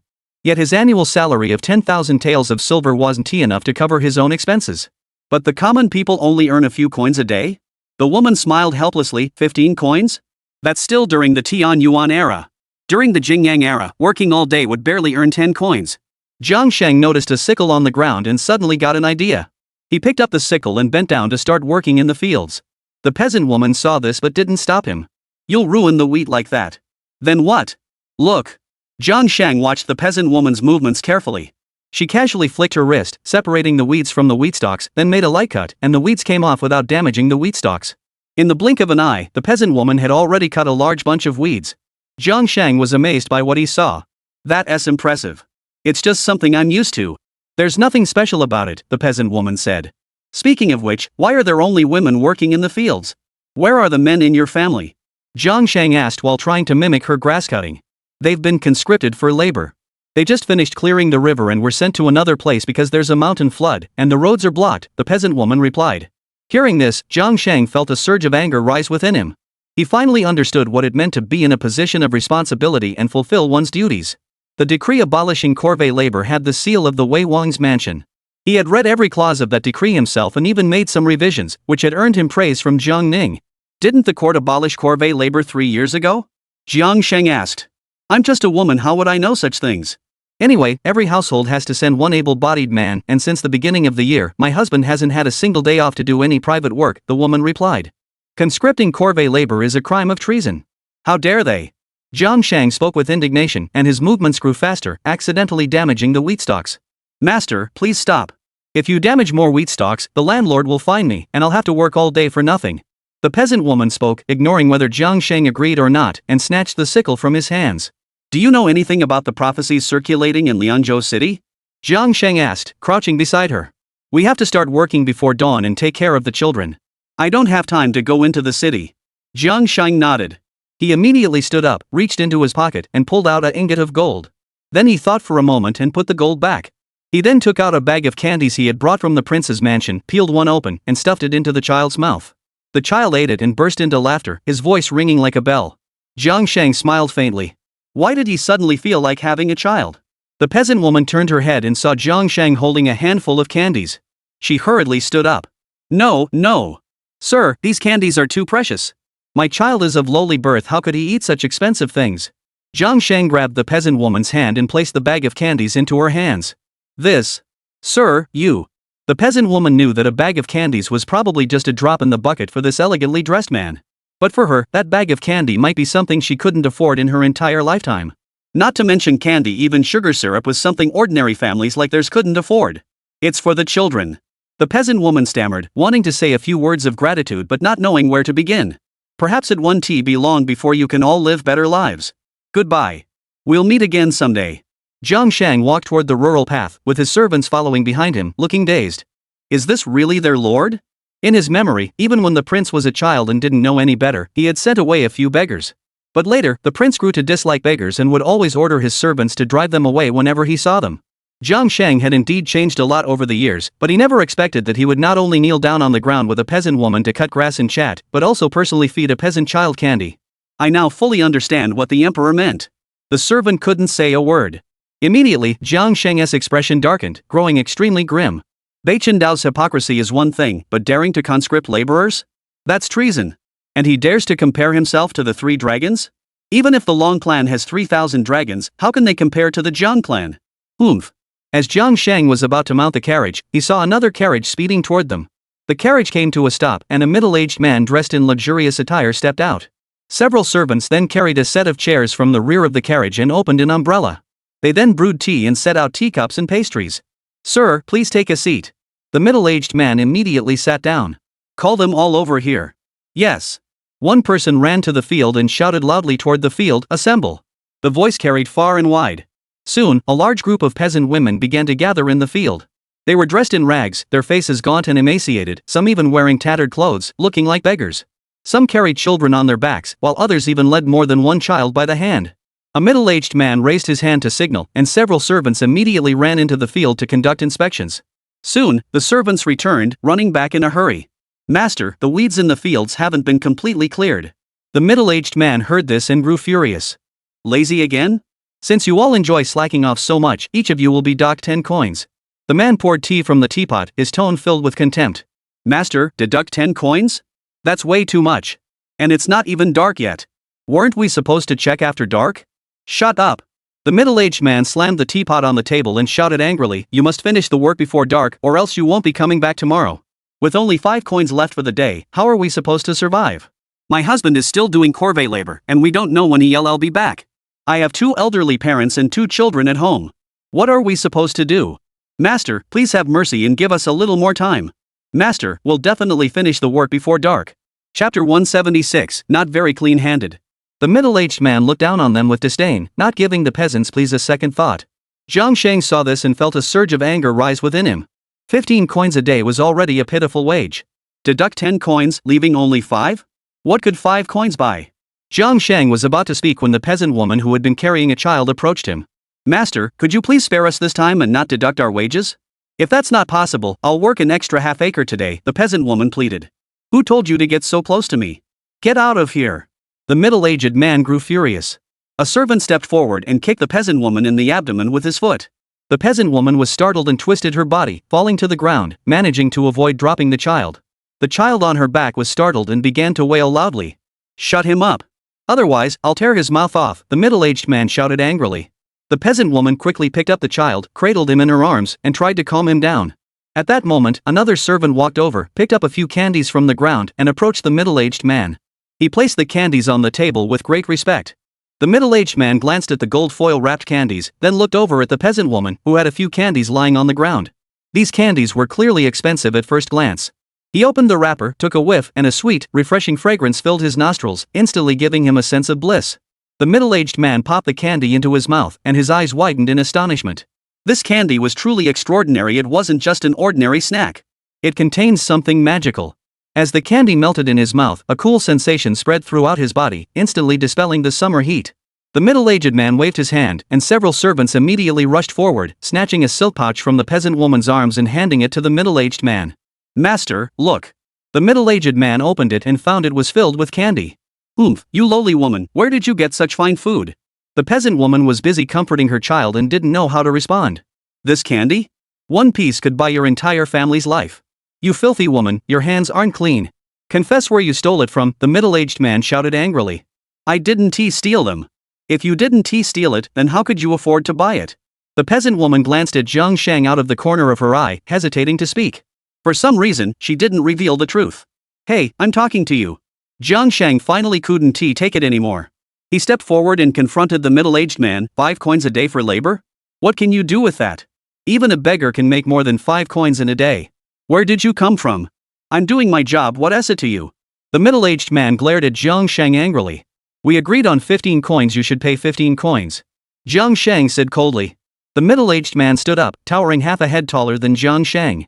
He walked up to Jiang Sheng, his face filled with contempt. "Are you telling me how to do my job? I'm in a good mood today, so I gave them 5 coins. If I'm in a bad mood tomorrow, I won't give them a single coin. What can you do about it? If you're not satisfied, why don't you give them the money yourself?" Jiang Sheng was furious. He had always been the one being reasoned with, never the one doing the reasoning. Watching this man's behavior, Jiang Sheng felt that he had never been as unreasonable as him. At least the people under him, from the servants sweeping the courtyard to the trusted advisors offering strategies, none of them were treated worse than those in other households. This was inhumane. Jiang Sheng glared at the middle-aged man, then reached out and grabbed the candy bag on the table. "What are you doing?" The middle-aged man grabbed Jiang Sheng's wrist. At that moment, the servants behind Jiang Sheng drew their swords from their waists. "Are you trying to steal my stuff?" the middle-aged man demanded. "It's mine," Jiang Sheng said coldly. "Yours? Just because you say it's yours, it's yours?" Jiang Sheng stared at the middle-aged man, his gaze unwavering, slowly pulling his hand back and stuffing the candy into his pocket. At that moment, the other man's servants rushed forward, surrounding Jiang Sheng and his servant. "What's the matter? In broad daylight, you still want to rob me? What's your name? I'll pay you a visit another day." Jiang Sheng said coldly. "My name is Huang Sigui, from Liangzhou. If you come to visit, don't dare not show up." "Oomph, I thought you were a member of the Dragon Clan. Huang Sigui, upon hearing this, immediately raised his thumb. The Long clan is my master's family. Look at all this fertile land. Every single field you can see belongs to the Long clan. Seeing that he couldn't retrieve the bag of candies, Huang Sigui finally released his grip on Jiang Shang's hand. Jiang Shang coldly snorted, flung his sleeves aside, and mounted the carriage before departing. Huang Sigui turned his head to stare at the direction Jiang Shang had left. Just now, when Jiang Shang had been staring straight at him, it had given him a moment of satisfaction, which was why he hadn't dared to continue trying to take the candy from Jiang Shang. He had a strong intuition that if he had insisted on taking the candy by force, even if Jiang Shang hadn't acted, the servant behind him would have intervened. Jiang Shang entered Liangzhou City. The city's buildings were well organized, and the streets were clean, rivaling those of the capital. The streets were bustling with people, and the sounds of voices filled the air. Among them were many who were clearly disciples of the Confucian and Taoist schools. From this, it was clear that the Long family had indeed governed Liangzhou quite well. However, Jiang Shang, who had just entered the city from outside, knew all too well that this was merely a facade of prosperity. He knew that countless people within the borders of Liangzhou were being oppressed, and many couldn't even afford a proper meal. Jiang Shang took a stroll through the city and stopped when he passed the Yuan River, which ran through the heart of Liangzhou. The river water was somewhat turbid but flowed smoothly. It was evident that the riverbed had recently been repaired. At that moment, there were still many people working on the final touches along both sides of the river. Jiang Shang walked up and greeted a man dressed in the attire of a government official. "Officer." The official turned to look at Jiang Shang. "What is it? Was this river just repaired?" Jiang Shang asked. "Can't you see? Do you need to ask? Get out of here and stop causing trouble." The official scolded him. Yes, officer, please don't get angry. I'll leave right away." Jiang Shang glanced at the river once more before turning and leaving. Jiang Shang arrived at an inn in the city and checked in. Soon, a man dressed like an innkeeper entered the room with great respect. The man hurriedly bowed. "My name is Hu Wang. I come to pay my respects to the master." The man named Hu Wang spoke respectfully. "Sit." Jiang Shang gestured for him to sit. "I dare not. Sit down when I tell you to," Jiang Shang said impatiently. "Thank you, sir." Hu Wang finally sat down cautiously across from Jiang Shang. What is the situation in Liangzhou City? Chapter 177, Which great scholar is traveling for studies? The previous intelligence reports have likely already reached you, sir. I'll briefly summarize them again. On that day, a treasure was unearthed from the riverbed, and then those two prophecies appeared in the city. These prophecies don't seem to have been spread by Long Zhanghao. The person behind them might be someone else. Hu Wang said. Continue. Hu Wang nodded and continued. After the prophecies appeared, Long Zhanghao ordered their dissemination to be banned. I have been tracing the source these past few days, but Long Zhanghao is very low-key, and I have not been able to determine what the treasure excavated from the river was. Additionally, I have not identified the person spreading the prophecies. However, recently, an incident occurred in Liangzhou City, where many Confucian and Taoist disciples have gathered. I have investigated this matter thoroughly and discovered many irregularities. Hu Wang paused for a moment before continuing. On the surface, the Confucian and Taoist disciples have gathered in Liangzhou because a contemporary Confucian scholar is said to be traveling there for studies. However, I believe there is more to this than meets the eye. If it were truly a renowned scholar traveling for studies, the students drawn to him should come from all corners of the realm. However, upon closer inspection, I found that the majority of the Confucian and Taoist disciples gathered in Liangzhou come from distinguished backgrounds, either wealthy or noble. Moreover, they all share a common trait: they are either students of the Qinglian Academy or registered disciples of the academy. Jiang Shang carefully noted down all this information. He had served as the Chancellor of the Imperial Academy for 4 years, interacting with Confucian and Taoist disciples on a daily basis. Now that the Confucian and Taoist schools were in decline, this was a very serious issue, and Jiang Shang understood it better than the Confucian and Taoist disciples themselves. Take Lu Wenshu, for example. Due to frequently depleting his own vital energy, his cultivation level had dropped. This was understandable. However, Ming Jingji had done nothing wrong. He had been diligent in his studies and dedicated to educating others, never slacking off. Yet his cultivation level has also declined. It is precisely because Dongli Academy is under the watchful eye of the imperial court and Jiangning is stationed in the capital that the public sentiment there can still be suppressed. However, in other regions, especially among Confucian scholars, public opinion has already erupted. Don't be fooled by how Jiang Shang has been running the imperial examinations with great fanfare in recent years, attracting many talented individuals each year. However, among them, those willing to compromise with the court were mostly from aristocratic families who had entered the martial arts path, following the martial arts examination route. Apart from Dongli Academy, none of the other 3 major academies had anyone participating in the literary examinations. Those who do take the literary exams are mostly scholars from humble backgrounds. Either they have no Confucian or Taoist attainment at all, or their attainment is extremely low. At present, the Confucian and Taoist disciples across the land have long since become mere nominal allies of the great Xia dynasty. If it weren't for Jiang Ning's immense strength, the world would have been overturned by the Confucian cultivators long ago. Which great Confucian scholar is traveling here? Jiang Sheng asked. Qinglian Academy, Meng Liangqi, a Confucian cultivator at the 14th realm, Hu Wang replied. Meng Liangqi, who once served as the deputy head of the Qinglian Academy, was a renowned Confucian scholar of his time. His cultivation level surpassed that of Ming Jing, and his reputation was even greater than his. Later, he resigned from his position, retired for several years, and then re-emerged, taking the title of registered dean at the Qinglian Academy, traveling and studying in various regions of the northwest. Jiang Sheng pondered this carefully, feeling increasingly uneasy and confused. A half-retired old man organizing a study tour in Liangzhou City, how many scholars could he possibly attract? Yet he, acting in the name of the court, had organized the imperial examinations, yet not a single scholar of profound Confucian or Taoist cultivation had come to participate. What gave Meng Liangqi the right to be more appealing than the imperial court? He was only at the 14th realm. What was so impressive about that? In this world today, aside from Jiang Ning, there was no one else in the court. Everyone says Jiang Ning is the best in the world, but so what? But Jiang Ning's strength and cultivation are so far ahead of everyone else that it's like a generational gap. Who says the imperial court has no one left? The stone statue demon is nearly at the 15th realm. The old monkey has attained physical enlightenment, rivaling the 15th realm. There's also the sea eastern Qing, that spirit bird with limitless killing power, in Su Fu, a pure immortal.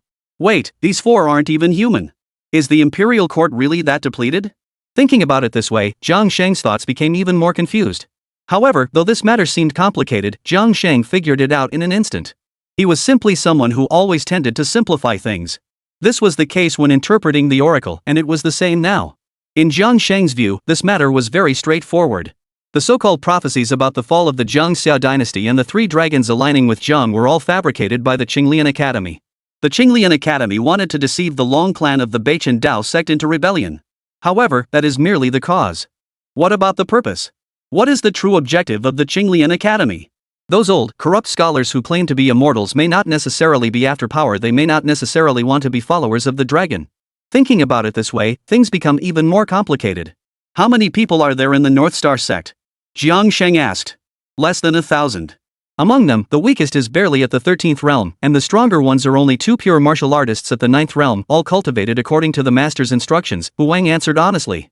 The reformation of the small East Tower and Hu Wang's ability to lead a comfortable life with his men were all thanks to Jiang Sheng. Therefore, they were loyal to Jiang Sheng.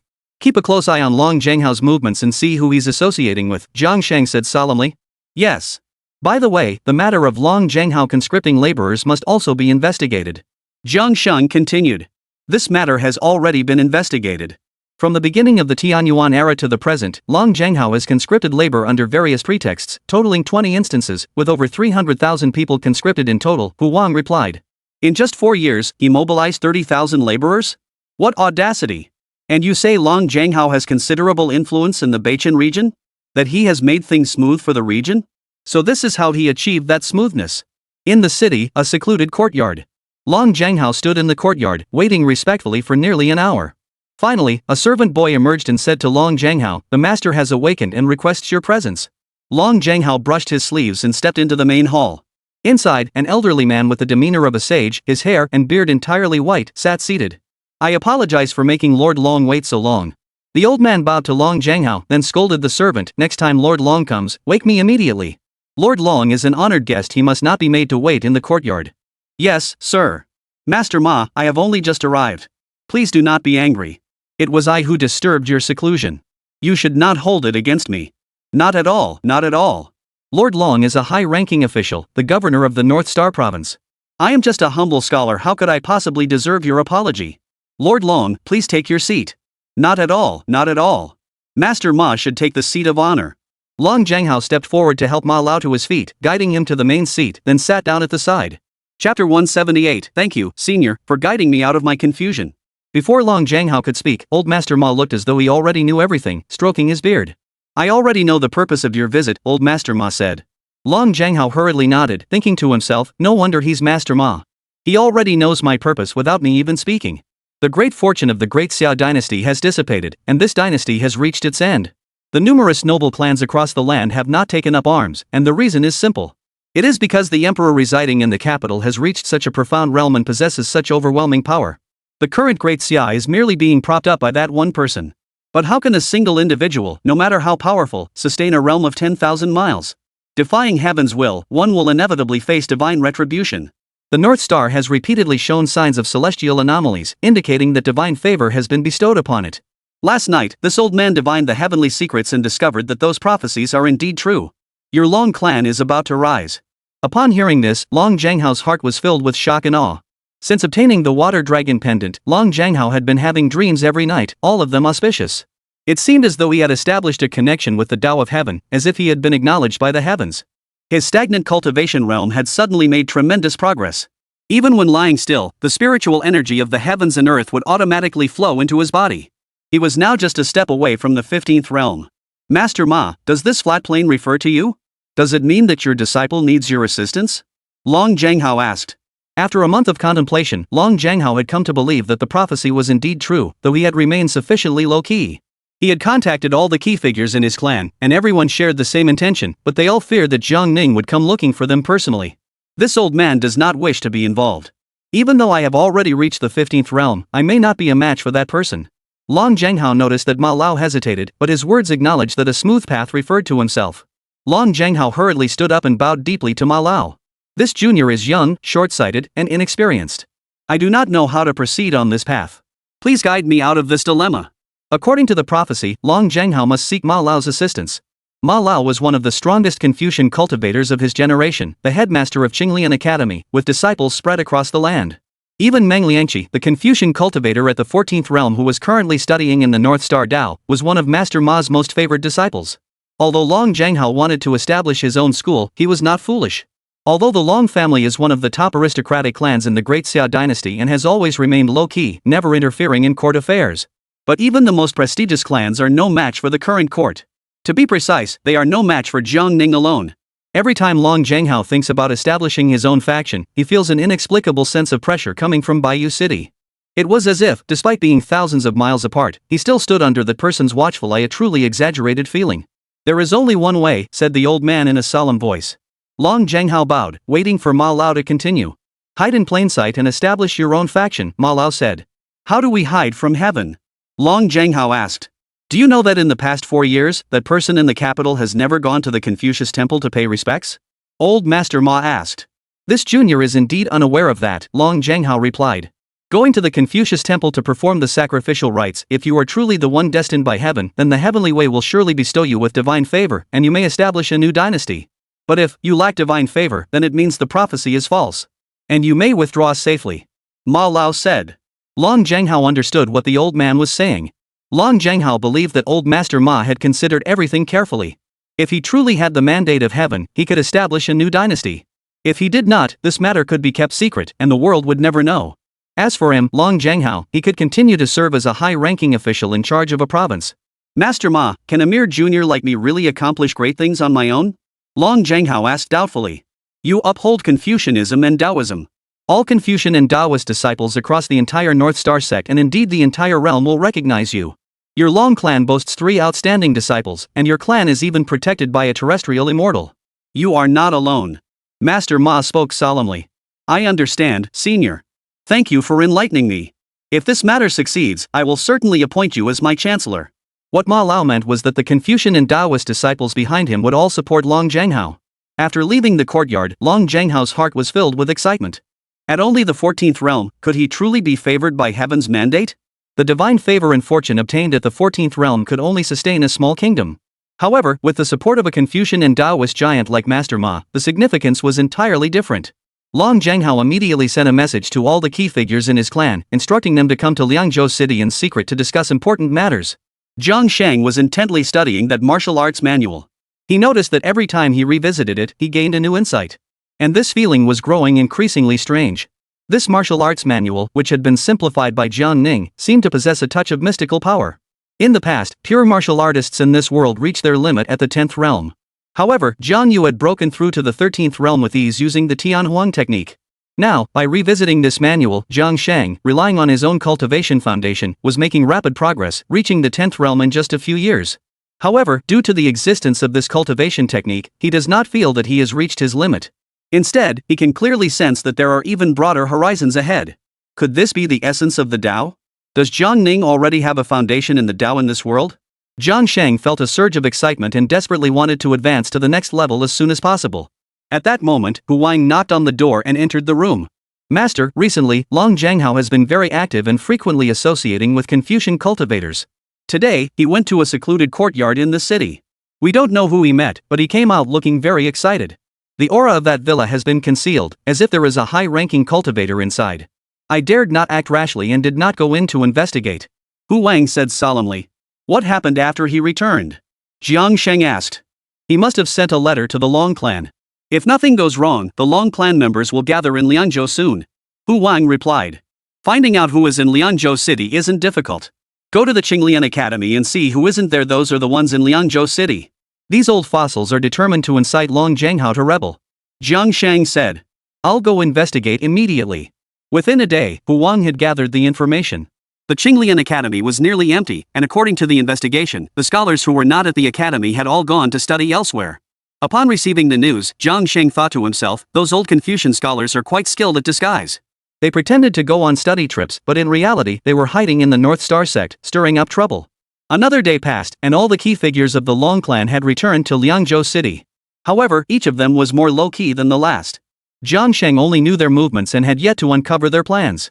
Chapter 179, clothed in yellow robes, overwhelmed by destiny. One evening at the Long family mansion.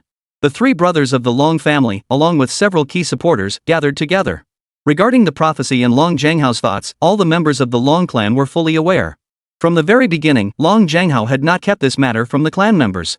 Moreover, he had not acted arbitrarily but had consistently sought the opinions of the clan members. I have already consulted with old Master Ma. His advice is to hide the sky and cross the sea, Long Jianghao said solemnly.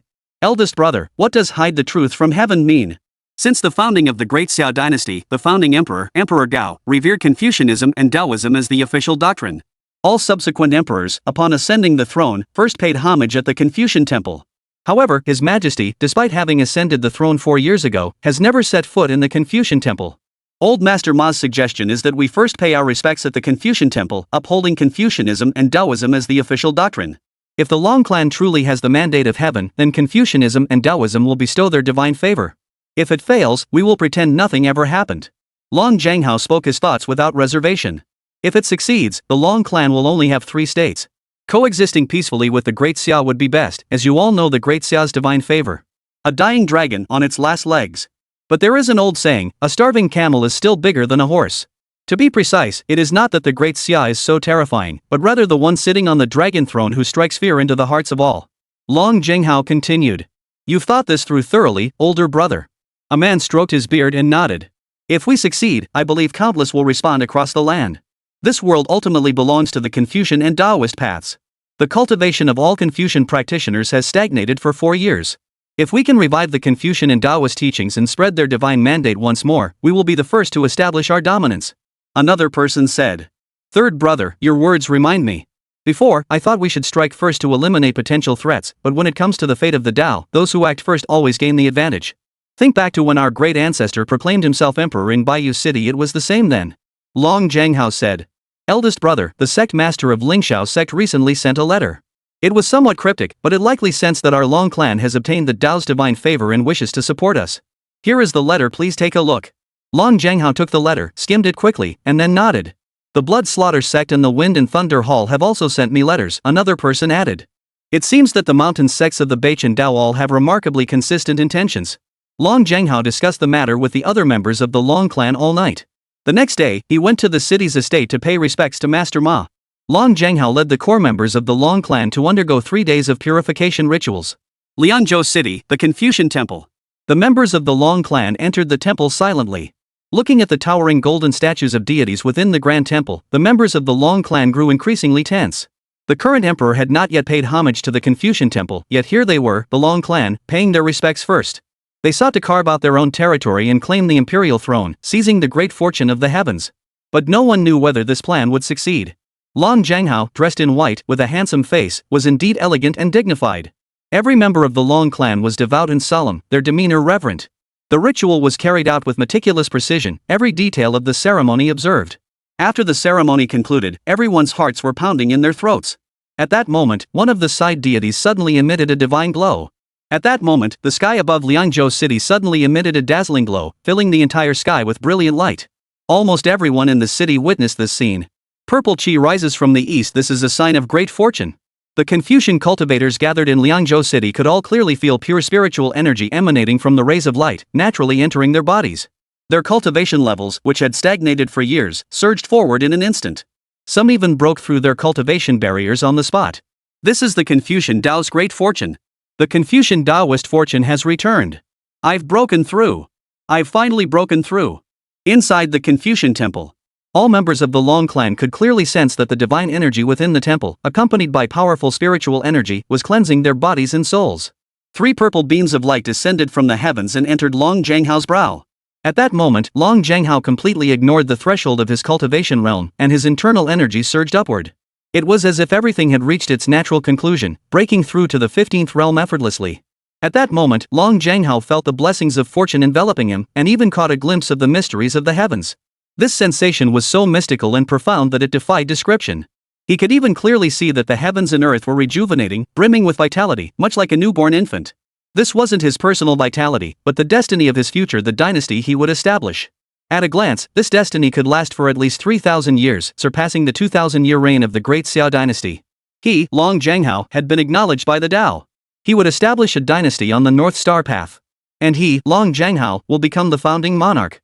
Long Zhanghao, who has always been low-key and incredibly composed, can no longer hold back. In my entire life, I never knew what it felt like to have divine favor bestowed upon me. But now, I am experiencing it firsthand. 3,000 years. The heavens have bestowed upon the Long clan 3,000 years of great fortune. The Long clan will be immortalized in history. Even if he only had a single province, he couldn't help but be excited. Breaking through on the spot, he mastered even greater power and became the land deity of the 15th realm he had always dreamed of. And back when the great Xia emperor founded the nation, he was only at the 15th realm. Long Zhanghao now even understands why the great emperor could ascend to the even more profound 16th realm. Given time, Long Zhanghao felt he could achieve the same. He too could one day establish a vast and boundless dynasty. With the blessing of divine fortune, Long Zhanghao must ascend the throne and wear the imperial crown. This is following the natural course of events, otherwise, it would be rejecting his own destiny. Just then, someone clapped their hands. Several maids entered the temple carrying a brocaded tray, upon which were arranged a crown, a dragon robe, a jade sash, and other items. We humbly request His Majesty to change his attire. Everyone immediately performed the grand ceremony of paying respects. Long Zhanghao had not prepared these items, they must have been arranged in advance by his second or third younger brother. At this moment, Long Zhanghao was following the will of heaven and had no choice but to comply. Very well, very well. Long Zhanghao spread his hands and immediately changed into a bright yellow dragon robe, placing the crown on his head. Bathed in the divine glow of the dawn, Long Zhanghao, clad in his imperial robes, exuded the majesty of an emperor. At that moment, within the secluded courtyard in the city, Ma Lao looked up at the sky, one hand resting behind him, the other stroking his beard. It is indeed so, it is indeed so. I never expected that Long Zhanghao truly possesses divine favor. Outside the city, in a humble farmhouse courtyard, Meng Liangqi stood at the door, with a group of Confucian and Taoist disciples sitting before him, listening to his lecture with reverence. Seeing the purple chi rising from the east and the Confucian and Taoist schools once again bestowing their fortune, Meng Liangqi smiled faintly. Pay attention and listen carefully, do not be distracted. Yes. Inside the city, at an inn, Zhang Shang felt a dense spiritual energy descending from the sky. He pushed open the window and saw the entire world bathed in a bright purple-yellow light. He hurried downstairs to an open space on the street and looked up at the sky.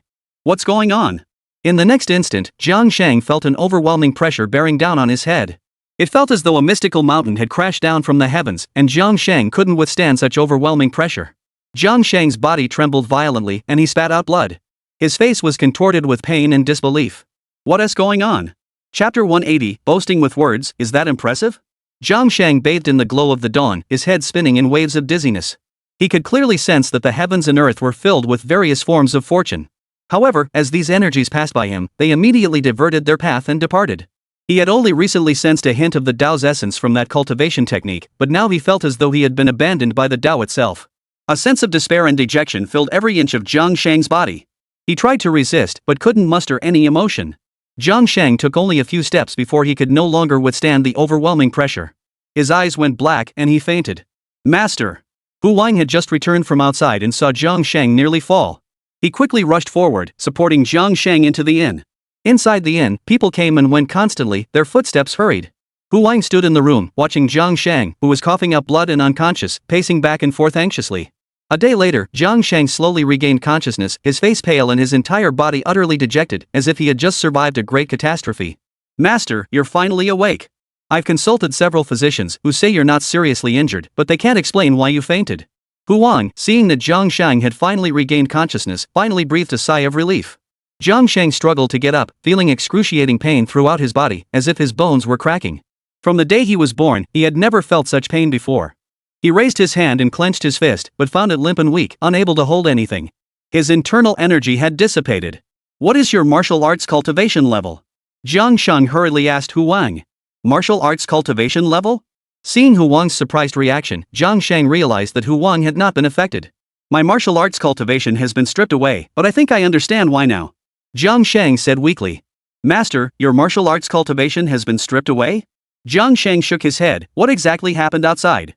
Yesterday, Long Zhanghao led a group of people to the Confucian Temple, which immediately triggered a celestial anomaly. I rushed back to report the news and found you had just fainted. The Confucius Temple has been sealed off, and no one is allowed to enter or exit. They haven't come out yet. Hu Wang said. Let's go to the Confucius Temple. Jiang Shang forced himself to stand up, his body swaying unsteadily. Fortunately, Hu Wang acted quickly, otherwise Jiang Shang would have fallen. Master, your health? There's no time to worry about that. Long Zhanghao is paying homage at the Confucian Temple. He intends to divide the land and proclaim himself emperor. To be precise, he may have already donned the imperial robe. What? Take me to the Confucius Temple. Jiang Shang never expected the Long family's actions to be so swift. Most importantly, Long Zhanghao had truly obtained divine favor. Therefore, the celestial anomalies that have persisted from yesterday until now must have been caused by Long Zhanghao. Purple qi rose from the east, and rays of light shone brightly, as the Tao scattered its divine favor. Jiang Shang recalled the records of the Great Xia dynasty, which stated that on the day the founding emperor ascended the throne, such an extraordinary phenomenon had occurred. Hu Wang hurriedly arranged a carriage and took Jiang Shang to the Confucian Temple. Upon arriving at the Confucian Temple, the gates were wide open, with a row of soldiers standing guard outside. Jiang Shang got off the carriage and walked toward the gate, but was stopped by the soldiers. Stop! Jiang Shang pulled out a waist badge and raised it weakly. The soldier looked closely and realized it was a gold and jade badge with a carved dragon pattern. However, the soldiers seemed to have never seen such a waist badge before and did not react much. They were originally part of the Liangzhou army but now belonged to the Beichen army, under the jurisdiction of the Beichen province governor. To enter the Confucian Temple, you need an order from Lord Long, official documents, or a decree from the governor's office, the soldier said solemnly. I am Prince Jiang Shang. Tell Long Zhanghao to come out and see me. Jiang Shang was furious, but due to his weakened condition, he had no presence whatsoever.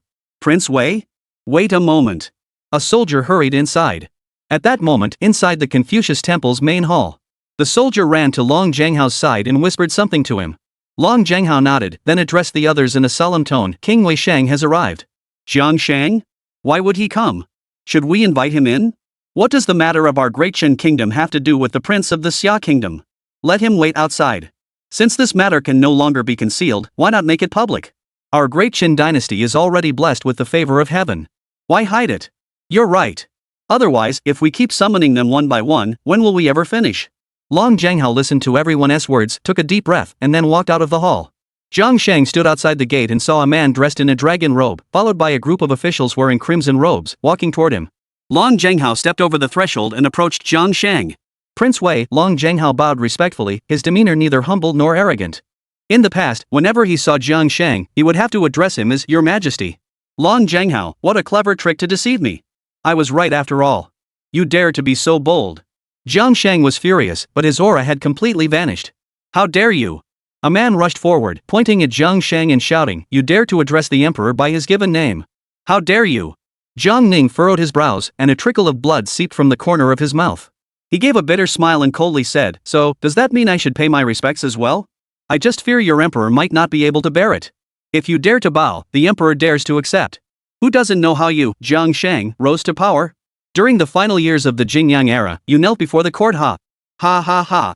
That kneel of Jiang Shang's back then did indeed make him the laughingstock of the world for a long time. However, as a subject, kneeling before the sovereign was proper etiquette. He himself never felt there was anything wrong with it. Shut up. Long Zhanghao turned around and scolded them coldly, then turned to Jiang Shang with a friendly expression and said, Our Qin kingdom wishes to establish a 1,000-year alliance with your kingdom and has no intention of opposing you. The ministers who showed disrespect to the Wei King, I will apologize to the Wei King on their behalf. I apologize. As Long Zhanghao spoke, he was about to bow to Jiang Shang. The few insolent ministers immediately stepped forward, blocking Long Zhanghao's path. Your Majesty, please do not. You are now a man of great worth. How can you so easily perform such a great gesture before others? Exactly. Otherwise, the world will mock the emperor for being as spineless as that man. Slaps. Upon hearing this, Long Zhanghao flew into a rage. The two men froze in shock as Long Zhanghao raised his hand and slapped them hard across the face, sending them crashing through the wall of the Confucian temple. Then, Long Zhanghao bowed respectfully toward Jiang Shang. Prince Wei, I apologize. After apologizing, Long Zhanghao turned his head slightly and coldly said, anyone who dares to show disrespect to Prince Wei again will not be spared. Bring him here. Treat him with the utmost respect as a distinguished guest. Do not dare to be negligent. This prince is unworthy of such honor. Jiang Shang turned and left, with Hu Wang immediately following behind, helping him onto the carriage and departing. Long Zhanghao saw this and sighed to himself. He then turned to face the crowd. Don't you know that the Wei King is the emperor of Xia's confidant? Shaming him in public to satisfy your own arrogance, is that really so glorious? Don't forget that our great Chen kingdom is but a tiny nation compared to Xia. Anyone who dares to act so arrogantly again will not be spared my wrath. Oomph. Long Zhanghao flung his dragon robe aside and strode away. Chapter 181, You're Still Being Polite? The 4th year of the Tianyuan era, the 25th day of the 8th month. Bai Yujing received a letter from the northwest. Long Zhanghao led the Long clan to pay homage at the Confucian temple on the 20th day of the 8th month, receiving the divine mandate of heaven. On the 23rd day of the 8th month, Long Zhanghao held a ceremony in Liangzhou to worship heaven, ascended the throne as emperor, and appointed officials. The country was named Shen, and the era name was Longxing. The imperial capital, the imperial study. Jiang Ning sat behind the imperial desk, quietly reading documents. Su Fu stood behind Jiang Ning with his hands behind his back and his head bowed, resembling an old scholar. You see, I told you so. I wasn't wrong, was I? This year, someone will definitely be unable to contain themselves and try to seize your territory. He. Su Fu smiled smugly. They played their cards right, hiding their true intentions and crowning themselves emperor in some remote corner. You only found out now. Your Majesty, I volunteer to lead the troops and suppress the rebels. Xiong Wenjing spoke with righteous indignation. The Tian's army, after 4 years of training, had become a force to be reckoned with. The original 12 guards numbered 80,000, but after rigorous selection processes like survival of the fittest, the Tian's army now is fewer than 40,000. The vast majority are pure warriors, an absolute elite force. The martial arts world isn't about fighting and killing, it's about human relationships and social etiquette. Su Fu straightened up and gave Xiong Wenjing a sly smile. They've defied authority and rebelled against the heavens, and you talk about human relationships? This isn't the Jianghu. Xiong Wenjing roared angrily. You know nothing. Where there are people, there is the underworld. Not just this world, but even in heaven, it is a battlefield. But we can't just stand by and watch them split our great Xia dynasty. The Tian's army has been training for 4 years, isn't it precisely to alleviate the emperor's concerns and suppress the rebellion? Xiong Wenjing declared loudly. Do you believe me? The current Baichen Dao know, the Qin kingdom definitely has more than 1/15th realm expert stationed there. Is your Tian's army really that strong?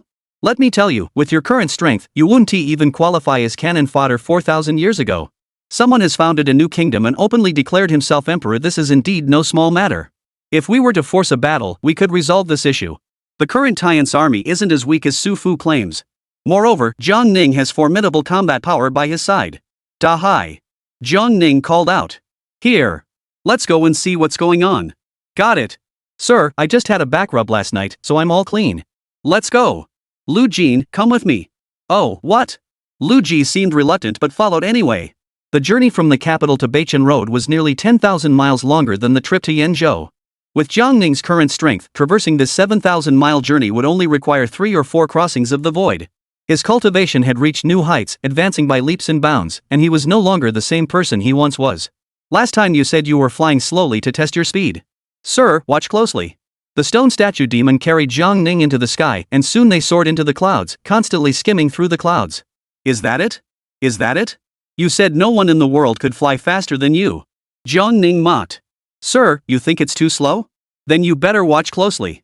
The stone statue demon suddenly spun 180 degrees in midair, opened its mouth, and let out a piercing screech toward the rear, further increasing its speed. Less than 2 hours later, the stone statue demon plunged diagonally down from the clouds. It crashed directly into the fields outside the city, plowing a trench several miles long before coming to a halt. Jiang Ning looked down and saw the stone statue demon with its head tilted, eyes rolled back, and blue foam coming out of its mouth. Lu Jin stood beside the stone statue demon, hands on his hips, vomiting violently. Jiang Ning stood in the field, hands behind his back, slightly raising his head to look toward the sky. The afterglow of the sunset had not yet faded, casting a glow of fortune toward the sky, like a long-awaited rain after a drought. Suddenly, a faint smile curved the corners of Jiang Ning's lips, his expression tinged with contempt. This fortune did not favor him and was even violently suppressing his cultivation, attempting to crush his realm entirely. Jiang Ning didn't give it a second thought. At that moment, Jiang Ning noticed that there were many peasant women standing nearby. Each of them had stopped what they were doing, staring at him as if frozen in place. Jiang Ning gave one of the women a faint smile. Is this your family's field? Will you have to pay compensation? The wheat in the field looks healthy this year, should be a bountiful harvest. You should leave quickly. At that moment, a car came speeding toward them and stopped by the roadside. Several people hurriedly jumped down and surrounded Jiang Ning, Lu Jin, and the stone statue that had transformed into human form. The middle-aged man looked around and saw a several-mile-long gully in the middle of the farmland, as if someone had written the character "one" in the field, straight as an arrow. How dare you destroy my fields? The middle-aged man roared angrily. Are you the landowner? Jiang Ning smiled indifferently. Damn it, you're still being polite? You've destroyed so much wheat, pay compensation. Compensate? Name your price. 10,000 taels. What? Jiang Ning was taken aback. A few acres of wheat fields aren't worth 1,000 taels, are they? This is imperial land. It's just been nourished by divine energy. The rice grown here will be divine rice. 10,000 taels is me being generous. Huang Sigua shouted angrily. Jiang Ning rubbed his pockets, then glanced at Lu Jin, who hadn't finished vomiting yet. He flipped his wrist and a jade pendant appeared in his palm. He tossed it over and smiled indifferently. This jade pendant was made from spirit jade I seized from the northern barbarians. It's worth 10,000 taels. I'll compensate you with it. Hey! Huang Sigua caught the jade pendant and looked down. It was engraved with dragon patterns. In the center were several large characters. The Great Summer Emperor. Huang Sigui's pupils suddenly contracted. The Great Xia Emperor? Was that young man just now the Emperor of Daxia? He looked up again and saw that the three people in the fields had all vanished. Huang Sigui dared not take this matter lightly. Long Jianghao had once been a minister of the Great Xia Empire, but now he had split off and declared himself emperor. From the Great Xia's perspective, this was an act of rebellion. He didn't even bother with the ruined spirit fields, grabbing the jade pendant and sprinting toward the city. In the blink of an eye, Jiang Ning had already arrived in the city. The bustling crowd completely failed to notice the three people who had suddenly appeared on the street. However, the stone statue demon's appearance was somewhat conspicuous, drawing the attention of many passers-by. You loser, what are you staring at? Have you ever seen a handsome guy before? The stone statue demon retorted in the dialect he had learned from Su Fu. Jiang Ning heard the awkward Cantonese and couldn't help but feel like laughing. As he walked through the city, Jiang Ning could feel the oppressive force emanating from the great road growing stronger. Yet he remained calm and composed, completely unaffected.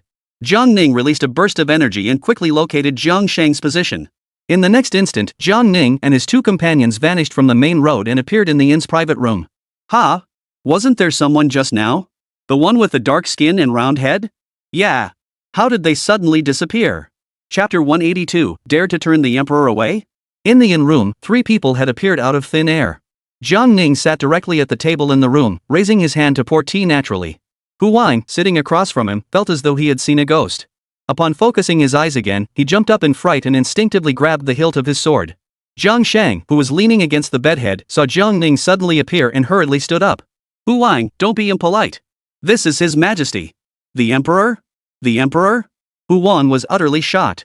He had assumed that news of the incident in Beichen had reached the capital, and the capital would likely send troops to attack.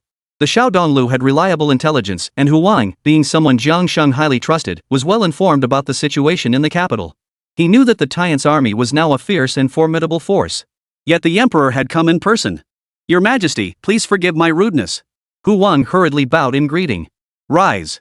Jiang Ning poured a cup of tea, gave a light wave of his hand, and the teacup flew to Lu Jin's side. Have a sip of water to calm yourself. Thank you, Your Majesty. Jiang Sheng hurriedly approached Jiang Ning. No need for formalities. Sit down and speak. Yes. Jiang Sheng, still pale as a ghost, sat down with a thud. Long Zhenghao seized the initiative, gained great fortune, and has already been crowned emperor, establishing a new dynasty. Jiang Sheng said angrily. What kind of person is Long Zhenghao?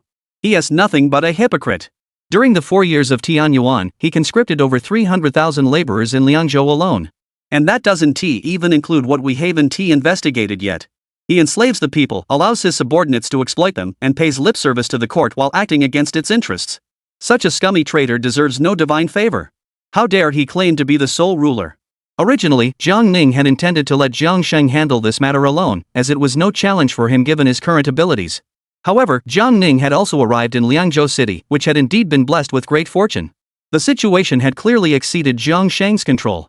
Enough of that, Jiang Ning said solemnly. Yes. Jiang Sheng gradually calmed down and sorted out his thoughts. Your Majesty, the reason Long Zhanghao was able to pull off such a deception is entirely due to the scheming of the Qinglian Academy. The city is filled with Confucian and Taoist cultivators, many of whom are scholars from the Qinglian Academy.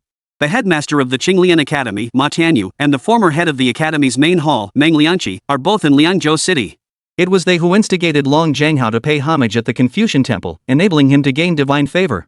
And this Confucian and Taoist fortune has abandoned the great Xia dynasty, and even abandoned our Jiang family. On that day, my cultivation realm was shattered in an instant. Jiang Sheng's cultivation level did not decline gradually, it was shattered in an instant by the fortune. He is only 40 this year, full of vigor and ambition before his departure, but now his face is weathered, with a touch of gray at his temples, looking like a man in his 50s or 60s. I understand. The situation was roughly as Jiang Ning had estimated. However, perhaps this matter is not solely the doing of Confucian and Taoist cultivators. It seems that the principles from that incident were not explained clearly enough. I will ensure that justice is served for you, Jiang Ning said solemnly. Your Majesty, I have something to say. Speak. Long Zhanghao is a hypocrite, surrounded by despicable and shameless individuals. On the day he paid homage at the Confucian temple, those around him claimed that the prince was able to attain his current position because he knelt before your Majesty. This is utterly outrageous. Hu Wang spoke with great indignation. I understand. By the way, your Majesty, I know where Ma Tianyu is hiding. Hu Wang continued. What about Meng Liangqi? Where is he? Jiang Ning asked. Outside the city, 50 miles to the northeast, in a civilian residence. Hu Wang replied. Lu Jin, go with Hu Wang to bring Ma Tianyu to the outskirts of the city. As soon as Jiang Ning finished speaking, he had already disappeared. Lord Lu, please follow me. Hu Wang immediately took Lu Jin with him and left. Jiang Sheng couldn't sit still and hurriedly stood up. Big Black, take me outside the city. The stone statue demon rolled its eyes and said, I just flew too fast and need to catch my breath. I can't fly right now. Jiang Sheng. I'll reluctantly carry you there. Let's go. The stone statue demon didn't wait for Jiang Sheng's response, simply picked him up and started running downstairs. Jiang Sheng's servants saw this, hesitated, then silently followed behind. In the city, the governor's mansion had been converted into a temporary imperial palace named Longxing Palace. Long Zhanghao was extremely busy receiving officials, establishing regulations, planning the imperial city and palace, and also figuring out how to deal with the great Xia. Huang Xiguai had just rushed back to the city and, disregarding the soldiers' attempts to stop him, rushed into the front hall of Longxing Palace, holding the dragon-pattern jade pendant. Your Majesty! Your Majesty! I have urgent news to report. What's all the commotion? This is the imperial palace now, not the governor's mansion. A man outside the hall stopped Huang Xiguai and scolded him angrily. This is for the emperor. Quickly! Huang Xiguai hurriedly handed over the jade pendant. The official took it, looked at it, and quickly placed the jade pendant before Long Zhanghao. Long Zhanghao looked closely and felt a chill run down his spine. He picked up the jade pendant and examined it carefully. This piece of jade was clearly an exquisite ice spirit jade, a rare and precious magical artifact. Long Zhanghao quickly stood up, waved his hand, and ordered the soldiers guarding the sides of the front hall to let Huang Xiguai in. Where did you get this? Long Zhanghao asked solemnly. Earlier, I went out as usual to inspect the spiritual fields outside the city. Suddenly, I saw something fall from the sky, destroying a large area of the fields. I rushed over to investigate and found 3 people. I had never seen those 3 people before. I thought your Majesty was kind and merciful, so I thought I'd make them pay compensation. But one of the young men threw this jade pendant to me, saying it was worth at least 10,000 taels of silver. I couldn't tell if the characters on the jade pendant were genuine or not, so I immediately handed it over to your Majesty. Huang Xiguai spoke quickly but clearly. If measured by money, a jade of such quality would be worth far more than 10,000 taels. Could it really be the emperor himself who has come in the middle of summer? Where are the others? Long Zhanghao hurriedly asked. After he dropped this jade pendant, in the blink of an eye, they vanished without a trace, and their whereabouts are unknown, Huang Xiguai replied. Hurry to Prince Wei's quarters and investigate the situation. If the emperor of Daxia has truly arrived, report back immediately. Zheng Tian, you go personally. Long Zhanghao said urgently. As you command. Long Zhengtian went to the inn where Jiang Shang was staying. Upon entering, he found that Jiang Shang was not in the room. With no other option, he returned to the palace to report the situation. In the city, outside a secluded courtyard, Lu Jin stood there humbly, waiting for a moment before a servant emerged. The master is resting. Please come back another day. Master Ma. Lu Jin spoke in a humble tone. Though you are a man of great virtue and respect, please do not keep the emperor waiting. Lu Jin left only those words behind, then summoned a flying sword and rode it toward the city gates. What rest? Nonsense. How dare you give the emperor the cold shoulder? You old fossil must be tired of living. Chapter 183. This youth has signed his own death warrant. Outside the city, at the entrance to the rural estate, numerous Confucian and Taoist scholars were arriving in a steady stream, gathering outside the courtyard. The crowd grew larger, with groups of 3 or 5, 7 or 8, gathering together to discuss ancient and modern affairs. Everyone was full of vigor and youthful energy. Jiang Ning blended in among them, looking just like a scholar who had come to study. Sir, I have never seen you before. May I ask your name and who your master is? A man approached Jiang Ning to strike up a conversation. Why have you come to Liangzhou? Jiang Ning countered. I heard that Master Meng is traveling and studying in Liangzhou, so I came here out of admiration. Are you not here for Master Meng? The scholar asked, somewhat surprised. My name is Jiang Ning. I have been self-taught since childhood. I came here today not to listen to anyone's lectures. If you have the time, I could even give you a lesson. Jiang Ning smiled faintly. You? Teach us in front of Master Meng? I see you're a fine-looking gentleman, humble and gentle, but I didn't expect you to have such a proud spirit. The scholar looked down on him. In front of Master Meng, everyone is just a student. Who dares to act like a teacher? That's like showing off in front of a master. Jiang Ning smiled faintly and said nothing more, standing quietly in wait. Soon, Lu Jin arrived. He pushed through the crowd, found Jiang Ning, and whispered in his ear, Ma Tianyu has refused to see His Majesty. Go knock on Meng Liangqi's door again, Jiang Ning said indifferently. Lu Jin immediately pushed through the crowd and arrived at the entrance of the civilian residence. The emperor wishes to see Meng Liangqi, Lu Jin said with a humble smile to the young servant. The young servant was quite arrogant. The master is preparing his lessons. Once he is ready, he will come out. Lu Jin nodded, turned, and left, then returned to Jiang Ning to report the situation. Jiang Ning smiled faintly as he pushed through the crowd, approached the desk placed outside the courtyard gate, picked up the wooden block on the desk, and struck it heavily. Thud! A crisp sound rang out, followed by a stern and solemn gust of wind spreading outward. All the students present fell silent, gathered together, and sat cross-legged on their cushions. They thought Master Meng was about to begin his lecture, but upon closer inspection, they realized it wasn't Master Meng who was about to speak. Someone asked, Sir, who are you? Why are you sitting in Master Meng's seat? I'm just bored, so I'll give you a lesson, Jiang Ning said in a deep voice. You're giving us a lesson? Who are you studying under? At your age, you're probably not even 25 yet. Do you have the qualifications to teach us? Do you know who I am? I am the last disciple of Mr. Chu, the head of the Qinglian Academy. I am the favored disciple of Mr. Wu, the current head of Qinglian Academy, and have studied under him for over 10 years. I am the direct disciple of Professor Zhang, a professor at the Qinglian Academy. Everyone spoke up one after another, each revealing their own status. Some of them were of quite high rank and fully qualified to be teachers themselves. Yet in the presence of Master Meng, they could only listen to him lecture. This young man, in his 20s, where did he get the nerve to lecture them? The first lesson, Confucius said, education knows no class distinctions. Jiang Ning's voice was calm but clear, reaching every ear. Education for all means that when a teacher educates and nurtures students, they do not discriminate based on a student's social status or background. Everyone has the right to read and everyone has the potential to understand the truth. But you must have the qualifications to say that to us, right? Who are you, exactly? Jiang Ning curved the corners of his mouth into a faint smile and said softly, You've misunderstood. What I meant was that when I teach you how to be a person, I don't care who you are. You dare.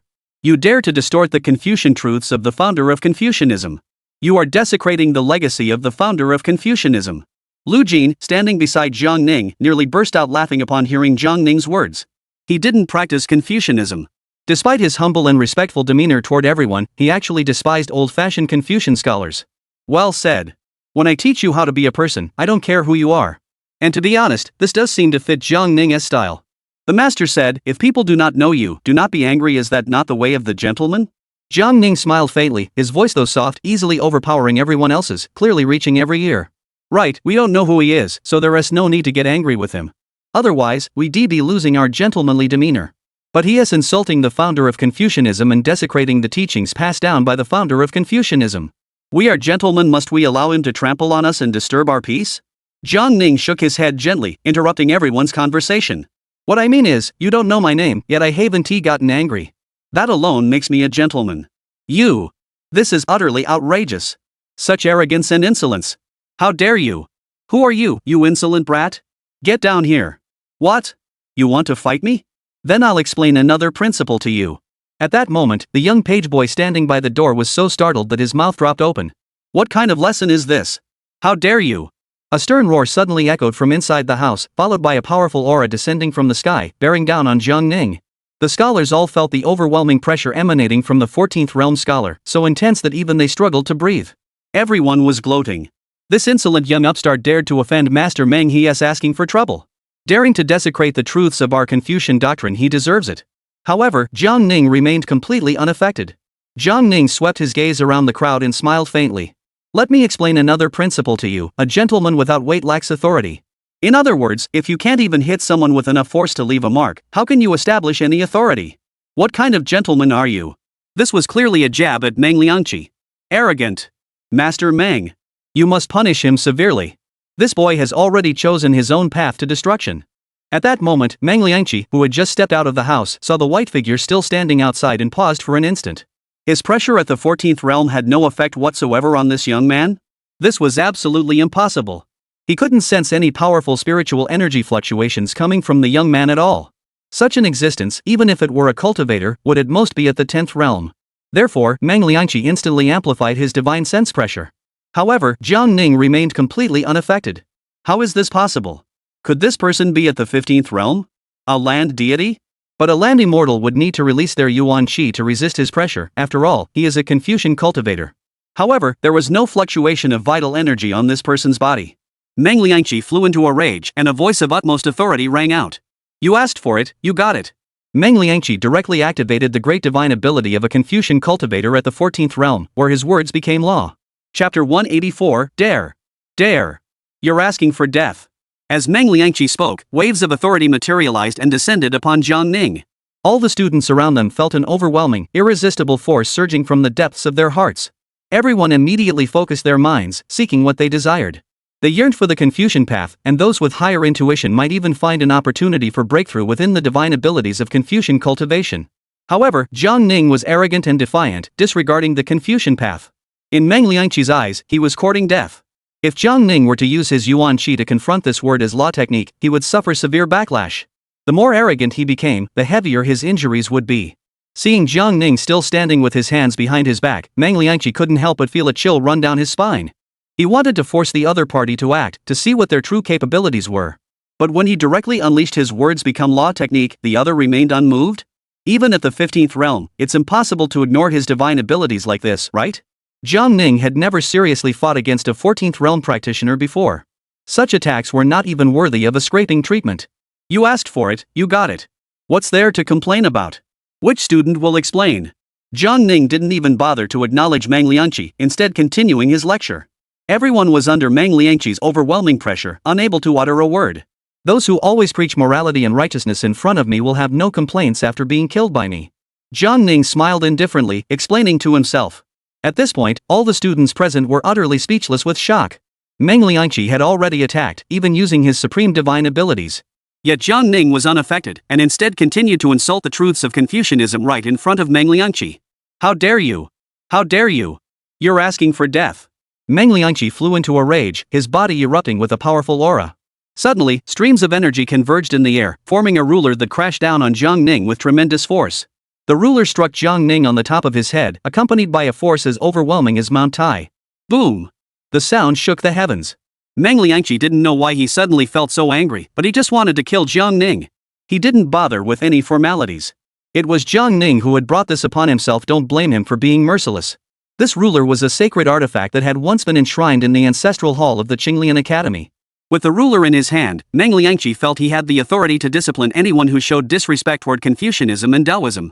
The difference between a spiritual artifact and a magical artifact is that a spiritual artifact has cultivated a spirit essence, giving it a certain degree of consciousness. But in front of Jiang Ning, what could it possibly amount to? Compared to the Jiang Yu of the past, the latter could have crushed Meng Liangqi into dust with just 2 or 3 punches. Jiang Ning raised his head slightly and glanced at the illusory disciplinary rod. In the next instant, the ruler suddenly trembled violently, emitting a ringing sound, and instantly flew away from above Jiang Ning's head. Meng Liangqi, sensing the danger, reached out to retrieve the ruler and coldly shouted at Jiang Ning's back, "Who are you? I had always believed that you scholars were the most reasonable people in the world. What of your so-called moral integrity and status as pillars of Confucianism? Jiang Ning sneered with disdain. So you're just a bunch of hypocrites.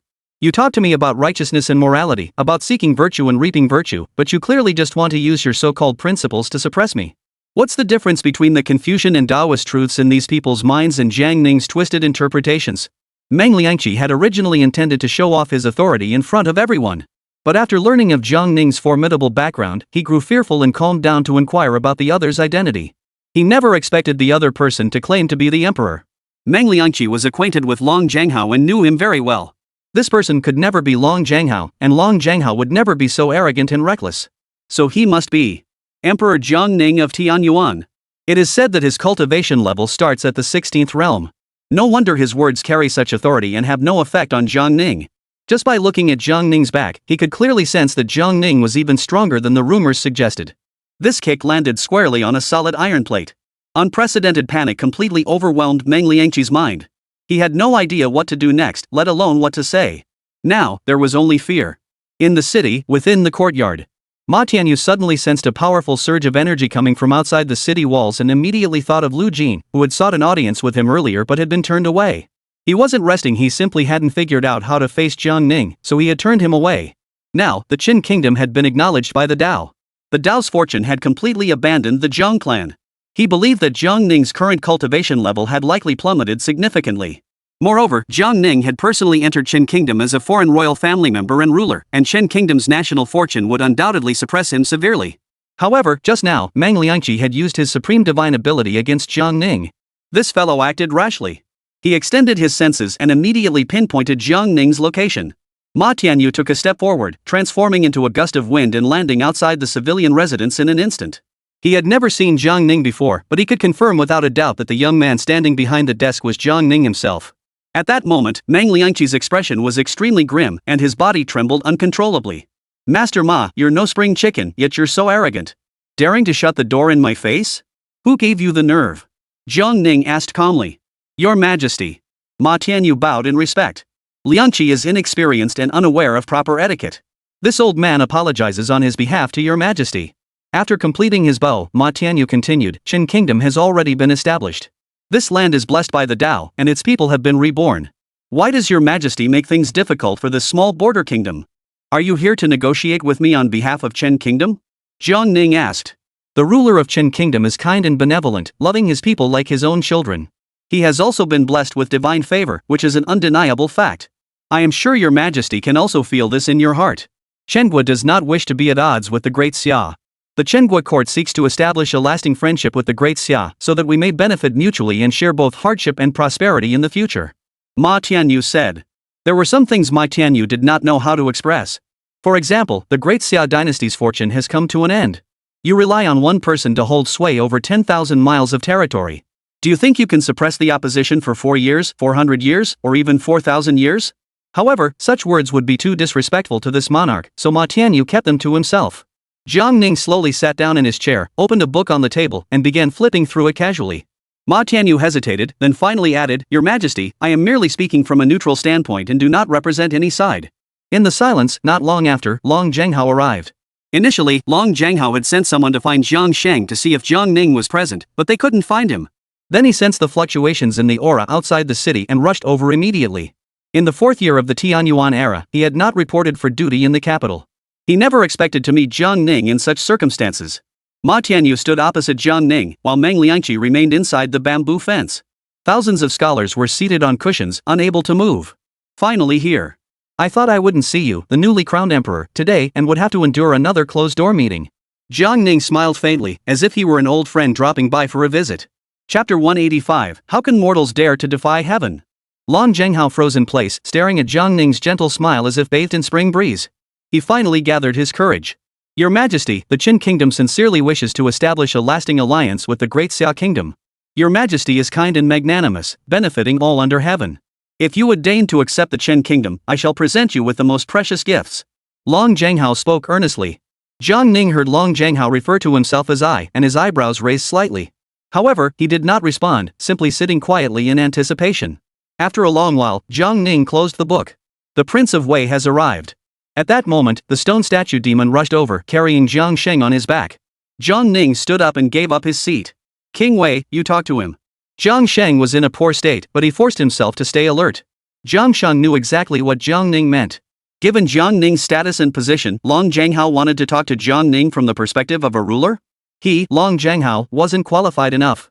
He slammed his hands heavily on the table. You can establish a new dynasty and proclaim yourself emperor if you have the ability and the fortune, I have no objection. But you, Long Jianghao, were once a subject of the Great Xia. You dare to split the territory of the Great Xia and proclaim yourself emperor? Then you are a traitor and a rebel, and I, Jiang Sheng, will be the first to oppose you. The Great Xia spans 10,000 miles. What loss would you suffer by ceding this small corner of the land? A minister by Long Jianghao's side coldly retorted to Jiang Sheng.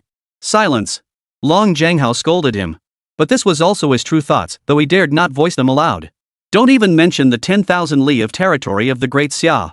Even if it were 100,000 li, we would not yield an inch. The millions of people of the North Star realm are all subjects of the Great Xia. Did you, Long Jianghao, ask the Great Xia court before proclaiming yourself emperor? Did you ask the tens of millions of people of the North Star region? Jiang Sheng roared angrily. The Long royal clan has already been chosen by heaven. Do we need to ask the people? Is heaven's will more important than the people? It's just a single region. Can the Great Xia Empire not tolerate others? The minister continued to provoke him. Damn it! Jiang Sheng cursed under his breath. How could the people around Long Jianghao be so foolish? Who do you think you are, Long Jianghao? As a subject, you dare to establish a kingdom and proclaim yourself emperor, showing no respect for your sovereign. You enslave the people and treat them like grass. You are disloyal, unfilial, unkind, and unjust. I'll tell you this, those who occupy the territory of the Great Xia will meet the same fate as the northern barbarians. You traitors will meet the same fate. Your Qin kingdom, I don't recognize it, and the Great Xia doesn't recognize it either. You want to negotiate with the Great Xia? To establish a 1,000-year alliance? Prove you can defeat the Great Xia's army first. If you have the guts, you Long clan should get out of the Great Xia territory and go carve out your own kingdom? Do you have the ability to do that? You're just reaping the benefits, exploiting the achievements of the Great Xia Empire on our territory. What kind of person are you? You, who are no better than pigs and dogs, dare to claim the mandate of heaven. The mandate of heaven is in league with you, Long Jianghao, and it is no better than you. To hell with the mandate of heaven, to hell with the way of heaven. Jiang Sheng's words grew increasingly heated, turning into a tirade of abuse, spitting venom with every word. Long Jianghao's face alternated between red and white as he was berated, feeling extremely annoyed. You speak as sweetly as a singer. Are you not the one reaping the benefits of others' labor? Is not Jiang Ning the one reaping the benefits of others' labor? Did you not inherit the legacy left by your ancestors?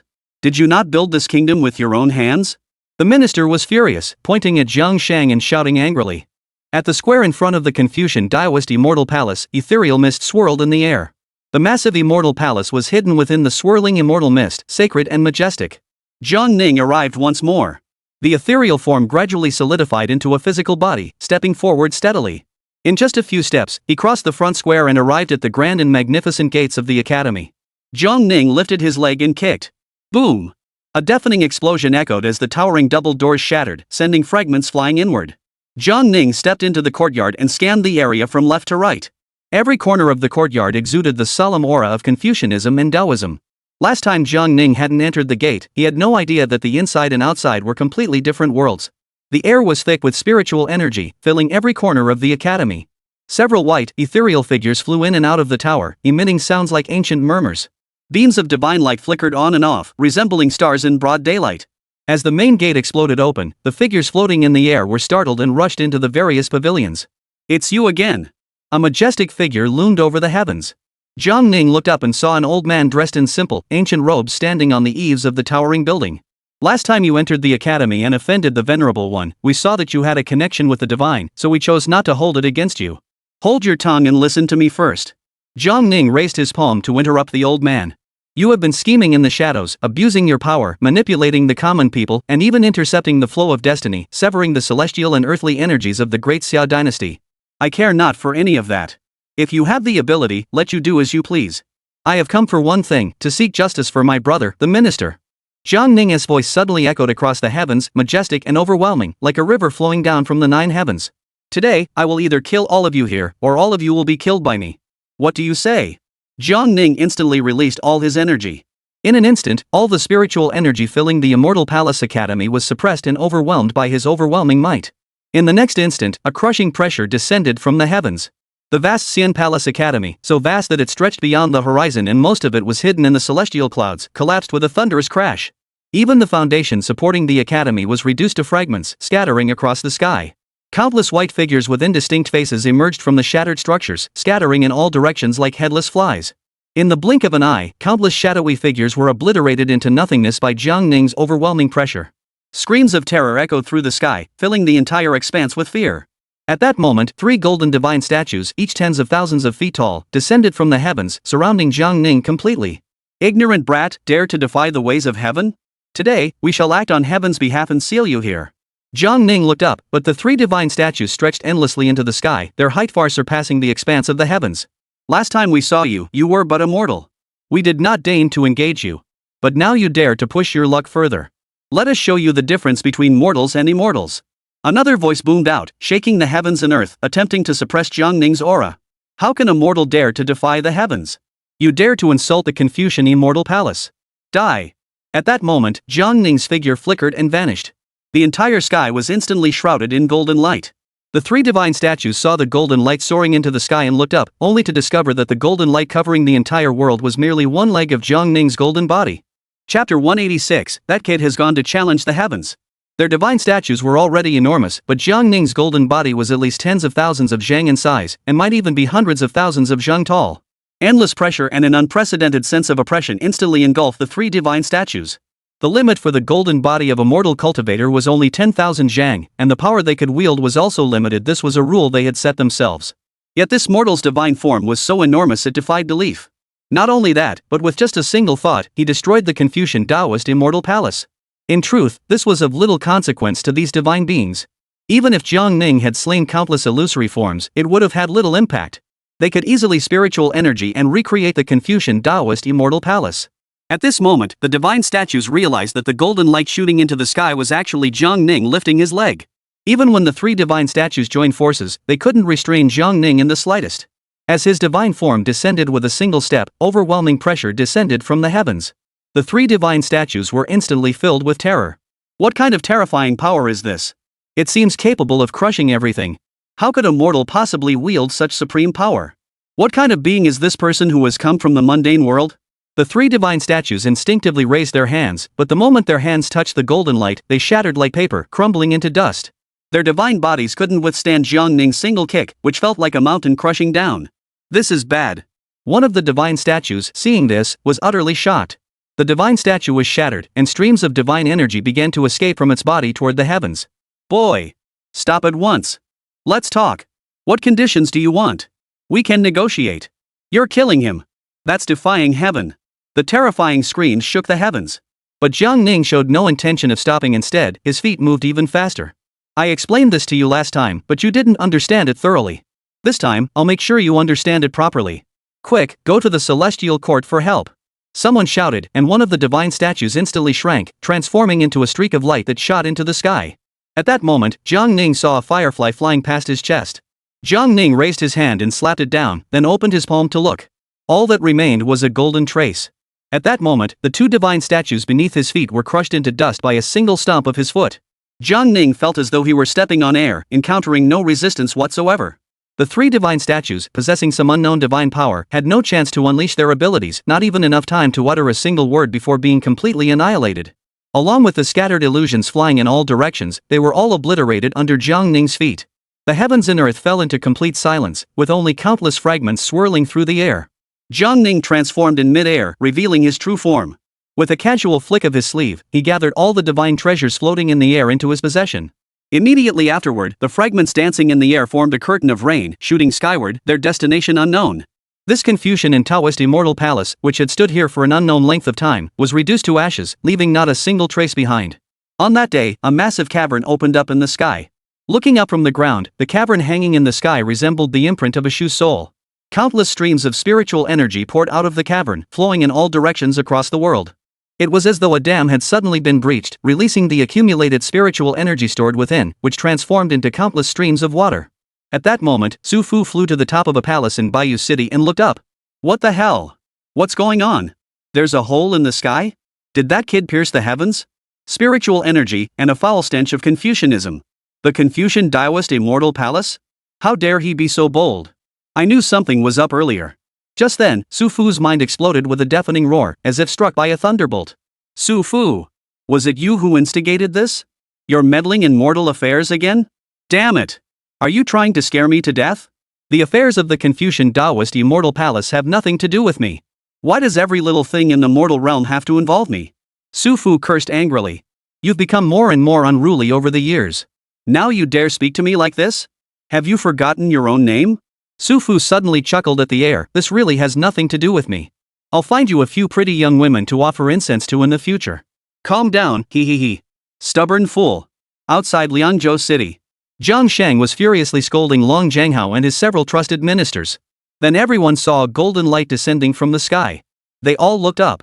A golden, elliptical-shaped light appeared in the sky, which then shattered.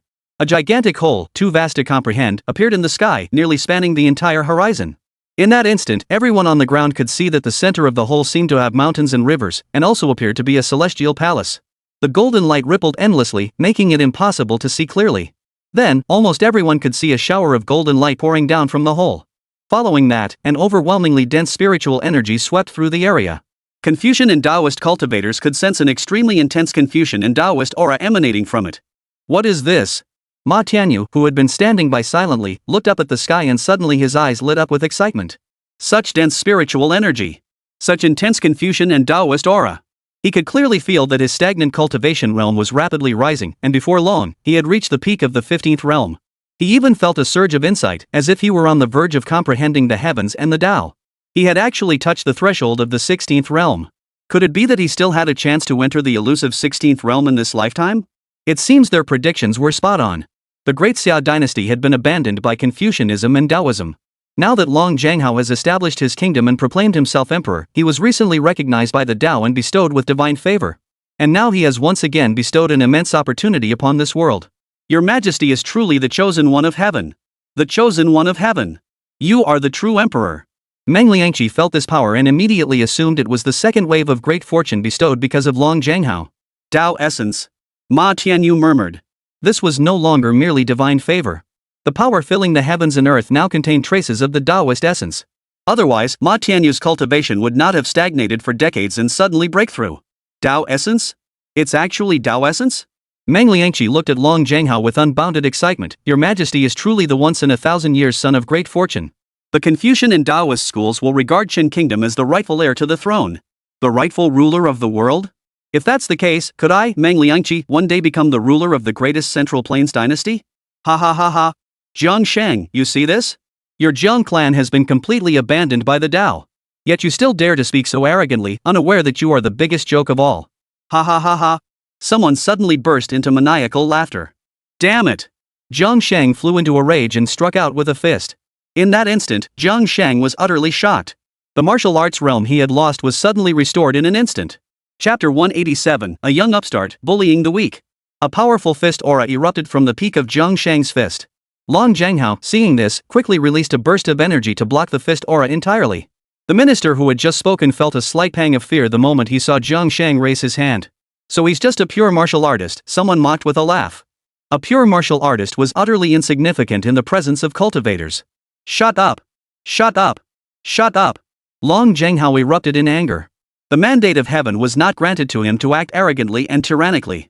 This thick aura of fortune was spreading across the lands of Qin Kingdom, and he felt that the kingdom's reign could last for over 4,000 years. At that moment, Jiang Ning, who had disappeared for a moment, reappeared. He looked up at the shoe print hanging in the sky, his gaze deep and penetrating. No wonder the spiritual energy in this world was so sparse. It was because that Confucian Taoist immortal palace at the boundary between the upper and lower realms had intercepted all the spiritual energy. Whoever heeded their words would receive a meager portion. Just like the Qin Kingdom now, believing itself favored by heaven, it was filled with gratitude and even arrogance. As for the few true immortals who had just been crushed under Jiang Ning's foot, he didn't even know their names or titles. Upon landing, the people of Qin Kingdom suddenly burst into flames for no apparent reason. Even Long Zhanghao's face betrayed a mix of anger and uncontrollable excitement. This isn't about divine favor. This is clearly the fortune that belongs to this world. Prince Wei, I spoke to you with sincerity, but have you been too arrogant and rude? Long Zhanghao said displeasedly. Hearing this, Jiang Sheng nearly laughed in anger. From the moment they arrived in Liangzhou, the people around Long Zhanghao had not mocked him behind his back but had instead confronted him directly. But Long Zhanghao, though appearing stern, was nothing but a hypocrite, even stubbornly obstinate. It was just that some things were too difficult to say coming from Long Zhanghao's mouth. In truth, the current Long Zhanghao looked down on Jiang Sheng even more than those around him. Jiang Sheng thought to himself it was only because he didn't have Jiang Ning's extraordinary abilities. Otherwise, why waste so much time talking to you? A single slap would have been enough to kill you. Long Zhanghao. Jiang Ning stepped forward and whispered, "Go back. I'll give you an hour to prepare. An hour from now, it will be your time to die. Oh, and you can choose to flee if you wish. But of course, that's not very realistic." Jiang Sheng couldn't believe it and turned his head to look at Jiang Ning. When had Jiang Ning become so lenient? He actually let them go back to prepare? Thinking about it, Jiang Sheng fell into despair again. Why was he so incompetent? Otherwise, why would Jiang Ning have to intervene personally? In truth, Jiang Ning was simply bored. Long Zhanghao was just a pawn, the kind who had been deceived by the Qinglian Academy and didn't even realize it. The Qinglian Academy is also a pawn of the Confucian Taoist palace, having been deceived and manipulated. However, their motives are more complex than those of Long Zhanghao.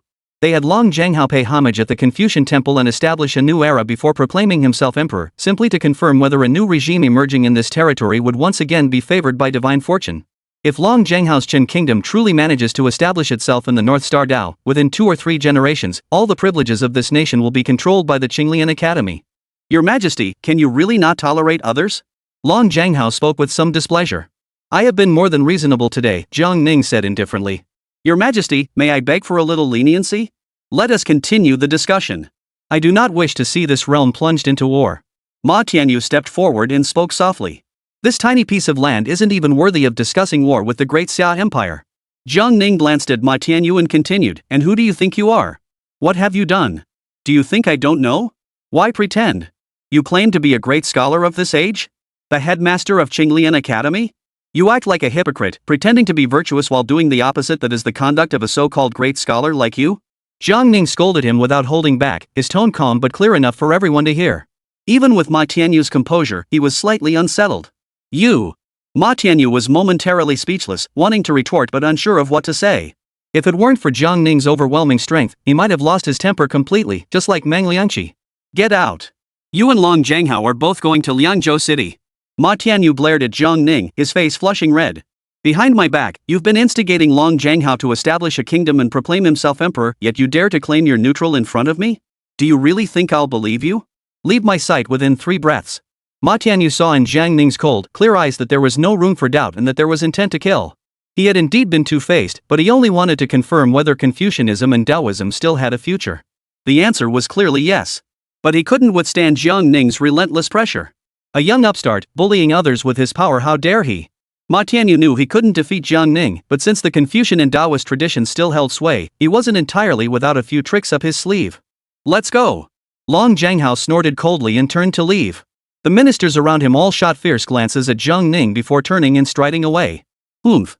Ma Tianyu snorted coldly and vanished into the distance. At that moment, the scene was left with only Meng Liangqi still standing dumbfounded inside the bamboo fence, and numerous scholars. They had just heard Jiang Ning insult Ma Tianyu with their own ears. To publicly humiliate a great scholar in such a manner, this ruler was even more arrogant and unreasonable than the rumors suggested.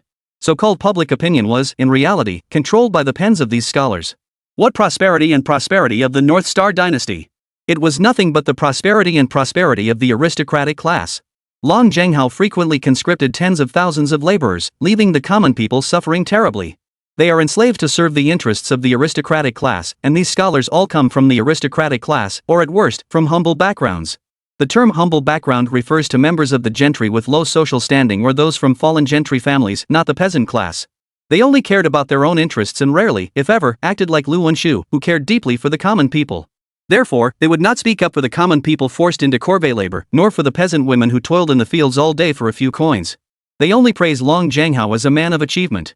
In this world, the poor are as lowly as weeds. They are enslaved and can only remain enslaved. They have no right to speak, let alone rebel. Because they have no chance of standing up to the noble families with cultivators. A land-dwelling immortal can annihilate countless commoners with a single thought. As for Long Zhanghao's establishment of a kingdom and proclamation of himself as emperor, in Jiang Ning's eyes, it was nothing more than a farce.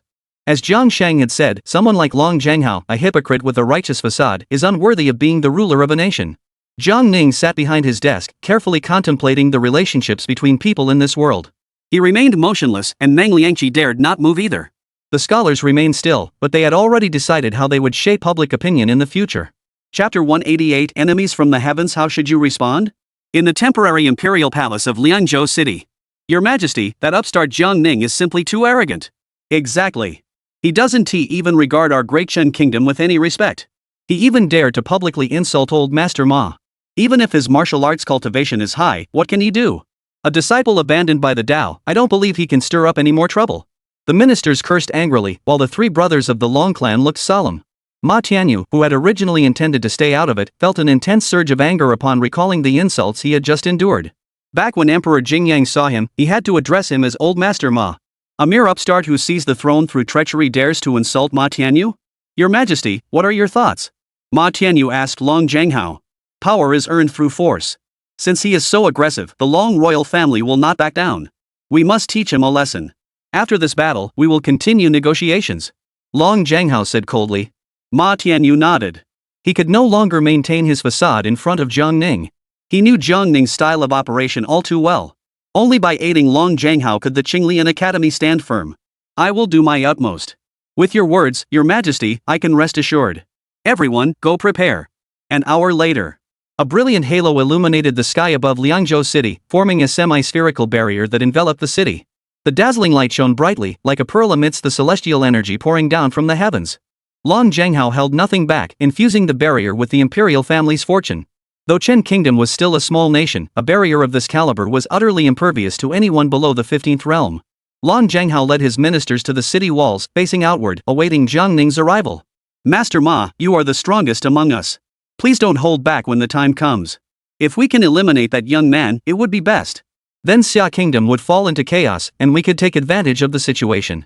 Master Ma, you are a Confucian cultivator of the 15th realm, even more powerful than a terrestrial immortal. We are counting on you. Soon, Jiang Ning and his men approached from the distance, slowly making their way to the city gates. Sir, should I go first and give him a beating? The stone statue demon suggested.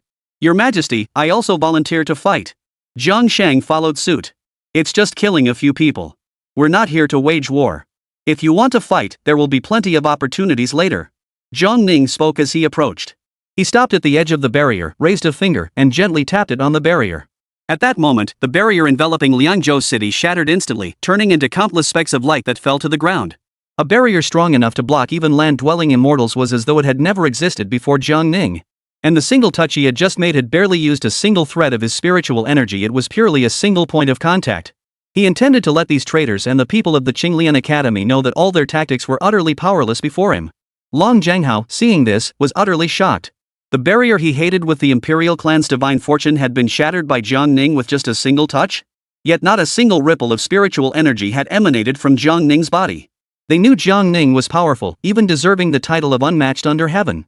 No one dared to claim they could match him in a one-on-one fight. Yet this fortune barrier was so easily shattered? In an instant, Long Zhenghao felt a chill run down his spine. Long Zhenghao flipped his hand and retrieved the water dragon pendant. This artifact, Long Zhenghao had never used before. He wanted to see if, in the face of this artifact that defied the laws of nature, Jiang Ning could shatter it with a single finger. Long Zhenghao tossed the water dragon amulet into the air and immediately manifested his divine form. He frantically absorbed the spiritual energy of heaven and earth and channeled it into the water dragon amulet. In the blink of an eye, a massive water dragon hung upside down in the sky. The dragon's body slowly coiled, and its massive head came to life, gazing directly at Jiang Ning. Holy crap, a 10,000-foot-long dragon? What a spectacle! Old man, show us your true abilities. Jiang Ning smiled faintly. Is that all? Do you really need to use your true abilities? Jiang Ning released a single breath, like a meteor rising into the sky, and in the blink of an eye, he vanished into the 10,000-foot-long water dragon. Puff! The 10,000-foot-long water dragon, still in the process of forming, exploded in mid-air, sending a massive spray of water cascading down toward the ground. At that moment, everyone in the city witnessed the scene in the sky. Such a massive water flow, if it were to hit Liangzhou City, would be enough to submerge half the city. Then Jiang Ning raised his hand and waved it. The enormous water droplet, which was so large it was hard to imagine, suddenly shot into the sky, soaring into the heavens before disappearing from sight. The water dragon pendant fell from the sky, and Long Zhenghao hurriedly reached out to catch it. He looked down at Jiang Ning on the ground, his thoughts growing increasingly solemn. Strong, too strong, incredibly strong. He couldn't comprehend it. Even though the great Xia dynasty had lost its divine favor, how could Jiang Ning still be this powerful? Why had his cultivation reached such an unfathomable level? The giant dragon manifested by the water dragon pendant was equally no match for Jiang Ning. At that moment, Long Zhanghao decided to fight Jiang Ning to the death. He raised an arm, blocking out the sky, and frantically gathered his fortune. In that moment, he finally felt firsthand the true power of being the ruler of a nation. He found it hard to imagine how powerful a single strike channeling divine fortune would be if the great Xia still had the mandate of heaven. He even began to feel that he could exchange a few blows with Jiang Ning. But at that moment, he clearly heard Jiang Ning's voice ring out. Break!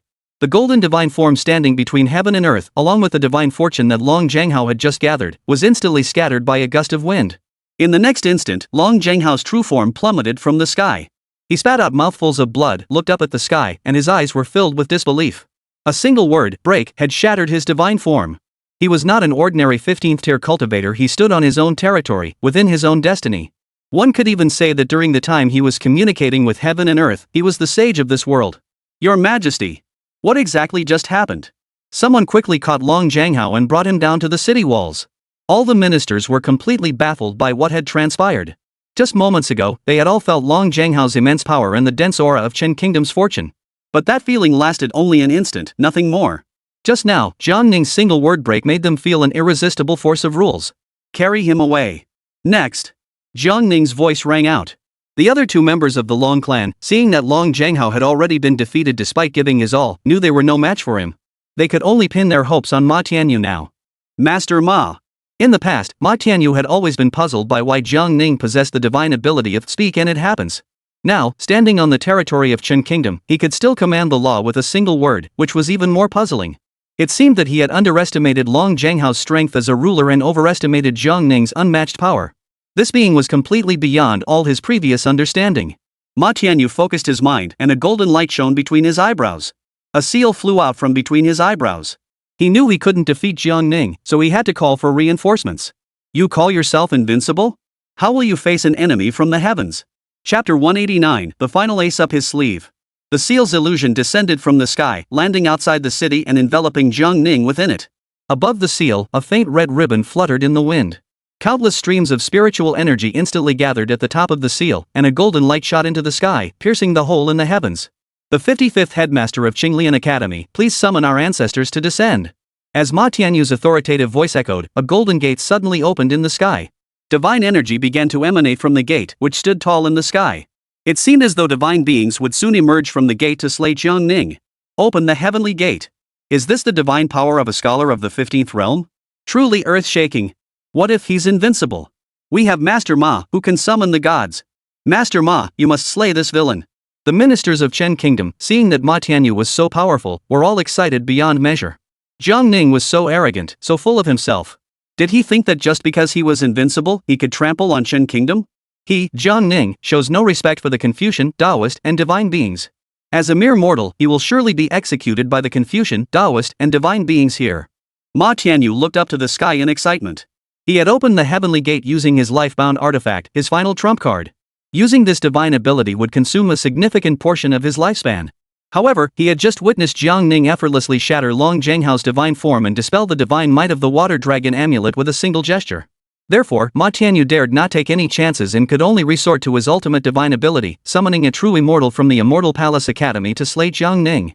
However, the moment he opened the heavenly gate, Ma Tianyu's excited expression suddenly turned into sheer terror. He realized that he had lost all connection with the Celestial Palace Academy. His life-bound artifact had only managed to open a single heavenly gate, and even as he frantically burned his lifespan, not a single response came from the Immortal Palace Academy. Had he too been abandoned by the Confucian path? This couldn't be possible. Before this, the Qin Kingdom had been blessed with Confucianism's divine favor, and the heavens and earth were filled with Confucianism's divine favor. Many Confucian cultivators had already broken through their bottlenecks. Even he, a Confucian cultivator at the 15th realm, had reached the peak of the 15th realm. No, it wasn't the Confucian and Taoist paths that had abandoned him. It was, the Immortal Palace Academy no longer existed. Otherwise, he would have been able to sense the aura of the Immortal Palace Academy by using his life-bound artifact to connect the mortal realm and the upper realm. Everyone looked up at the celestial gate in the sky, waiting for a true immortal to descend. But after half a day, there was no movement at all. At the base of the city walls, the stone statue demon raised its hand to scratch its bald forehead. Hey, old man, can you handle enemies coming from the sky? If not, I'll take you and run away, the stone statue demon said in a gloomy tone. At that moment, Jiang Shang and Lu Jin were already on edge. Everyone knew that Jiang Ning was invincible under heaven, but what about enemies from the heavens? Ma Tianyu, as a scholar of the 15th realm and the headmaster of the Qinglian Academy, might just be able to summon a Confucian immortal to descend from the heavens. Heavenly beings and earthly beings must be two different concepts, right? Those from the heavens are nothing special, Jiang Ning said indifferently. Ma Tianyu communicated with the heavens and opened the celestial gate, but all he could summon were true immortals from the Immortal Palace Academy. But just now, Jiang Ning struck with too much force, leaving not even a trace of those three true immortals. So now Ma Tianyu can't summon anyone. With you saying that, I can rest assured. The stone statue demon began to flail its limbs, grabbing at the breach in the sky and cursing furiously. Just as Ma Tianyu was completely terrified and the people on the city walls began to harbor doubts, a figure truly drifted down from the heavenly gate. Ma Tianyu saw this but had no idea what was happening. He clearly didn't sense the presence of the Celestial Academy, but what was this being descending from the heavenly gate? Could it be that he had summoned the wrong deity and accidentally invited a deity from another realm? The ministers of Chun Kingdom were completely exhilarated. Master Ma's divine might is unmatched. A celestial being has descended. I've lived over 100 years and have only heard of such things. To witness a celestial being descending now, I die without regret. What powerful divine energy! As the figure descended, Ma Tianyu sensed a strong Confucian and Taoist aura emanating from him. To be precise, it was a pure, scholarly fragrance. Only a young boy, not yet 10 years old, appeared before Jiang Ning. He was dressed like a scholar, with his hair tied back with a silk scarf, giving him the appearance of a young Confucian scholar. How did a child end up here? Don't speak nonsense. He came down from the heavens. Even if he is a child, he is a divine being who has lived for countless years. Right. To deal with a bandit, a child deity is more than enough. Otherwise, the deities would lose face. Ma Tianyu knew that the Immortal Palace Academy was guarded by three celestial beings, suppressing the Confucian and Taoist cosmic energies. But this child was definitely not one of the three. Who was he? The stone statue demon tilted its head, sizing up the child. You little brat, are you here to make a fool of yourself? The stone statue demon asked. The child bowed to Jiang Ning, looking old beyond his years and exuding an air of authority. Jiang Ning, seeing this, returned the bow with interest. The master has sent me to ask you, why did you destroy the Immortal Palace Academy? Why did you kill the three scholars of the Immortal Palace Academy? The child asked in a childish voice, speaking with great politeness. Jiang Ning smiled faintly and released a breath to sense the situation. This child was indeed just a child in appearance, but his divine power was far stronger than that of the three divine statues who hadn't even left their names behind. Your people are shameless, having forgotten the earnest teachings of the founder of Confucianism. They stirred up trouble behind our backs. They used their divine fortune to crush my clan brother's martial arts cultivation, so I avenged him and crushed them. Jiang Ning spoke solemnly. The child spoke reason, and Jiang Ning could also speak reason. If the child refused to reason, Jiang Ning would not hesitate to do the same. After hearing Jiang Ning's words, Jiang Shang and Lu Jin's mouths dropped open in shock. From the conversation between Jiang Ning and the child, it seemed that Jiang Ning had not only destroyed the Xian Palace Academy but also slain three divine beings from the academy? And the reason was because the Xian Palace Academy had borrowed the energy of Confucianism and Taoism to crush Jiang Shang's martial arts cultivation? Jiang Shang had always known that Jiang Ning was so powerful that he didn't follow reason and would kill anyone who defied him with a single move. But now he realized that after being regarded as Jiang Ning's confidant, he could also act without reason to protect his own. The child looked at Jiang Ning thoughtfully. Though young in age, his eyes were as deep as the stars and the sea. Is there anything else you want to ask? Jiang Ning asked after the child remained silent for a while. Hey, kid, do you want to fight my old man? The child ignored the stone statue demon and bowed to Jiang Ning again. The master only told me to ask this question. I have no other questions. As soon as the child finished speaking, his tiny body turned into a gentle breeze and vanished into thin air. The people on the city walls had assumed that Jiang Ning was about to be killed by a divine being who had descended from heaven. But they saw that after the child descended, he only exchanged a few words with Jiang Ning before leaving. Master Ma, what is going on here? Isn't that a Confucian immortal? Why did he leave? This villain has insulted Confucianism and Taoism. Why didn't you subdue him? Chapter 190. I have never seen such a brazenly shameless person. Ma Tianyu listened to the chaotic chatter around him, and since he couldn't sense the presence of the Immortal Palace Academy at all, he felt increasingly agitated. How would an old man like me know? Master Ma, the hopes of Chen Kingdom rest on your shoulders. Ma Tianyu was furious, his eyes darting around. Why has the Xian Palace Academy disappeared? Could it be that Confucianism and Taoism no longer exist? Impossible. That child who just appeared must be a Confucian deity. What on earth has happened? Ma Tianyu's eyes gradually turned red. If we can't defeat Jiang Ning today, we must at least force him to retreat. Only then will our Qin Kingdom have a chance to negotiate with him.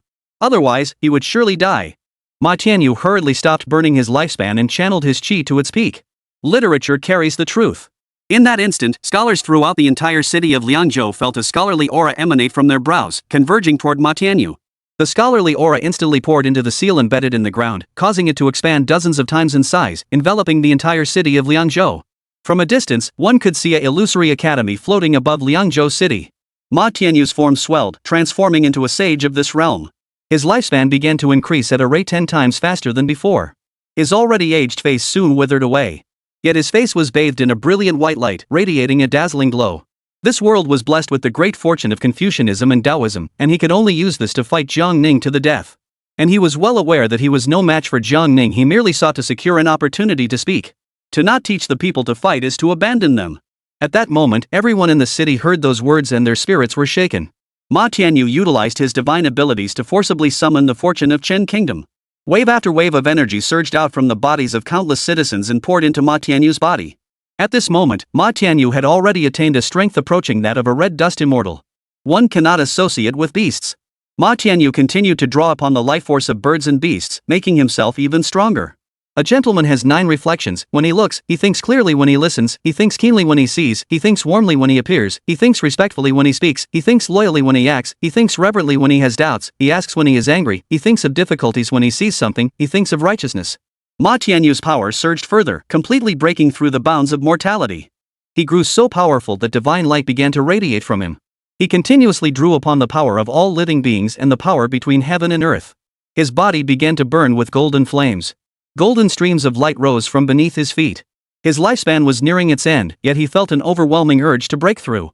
The 16th realm beyond the 15th realm seemed to be within his sight. That was the state of ascending to immortality, with a lifespan of 10,000 years.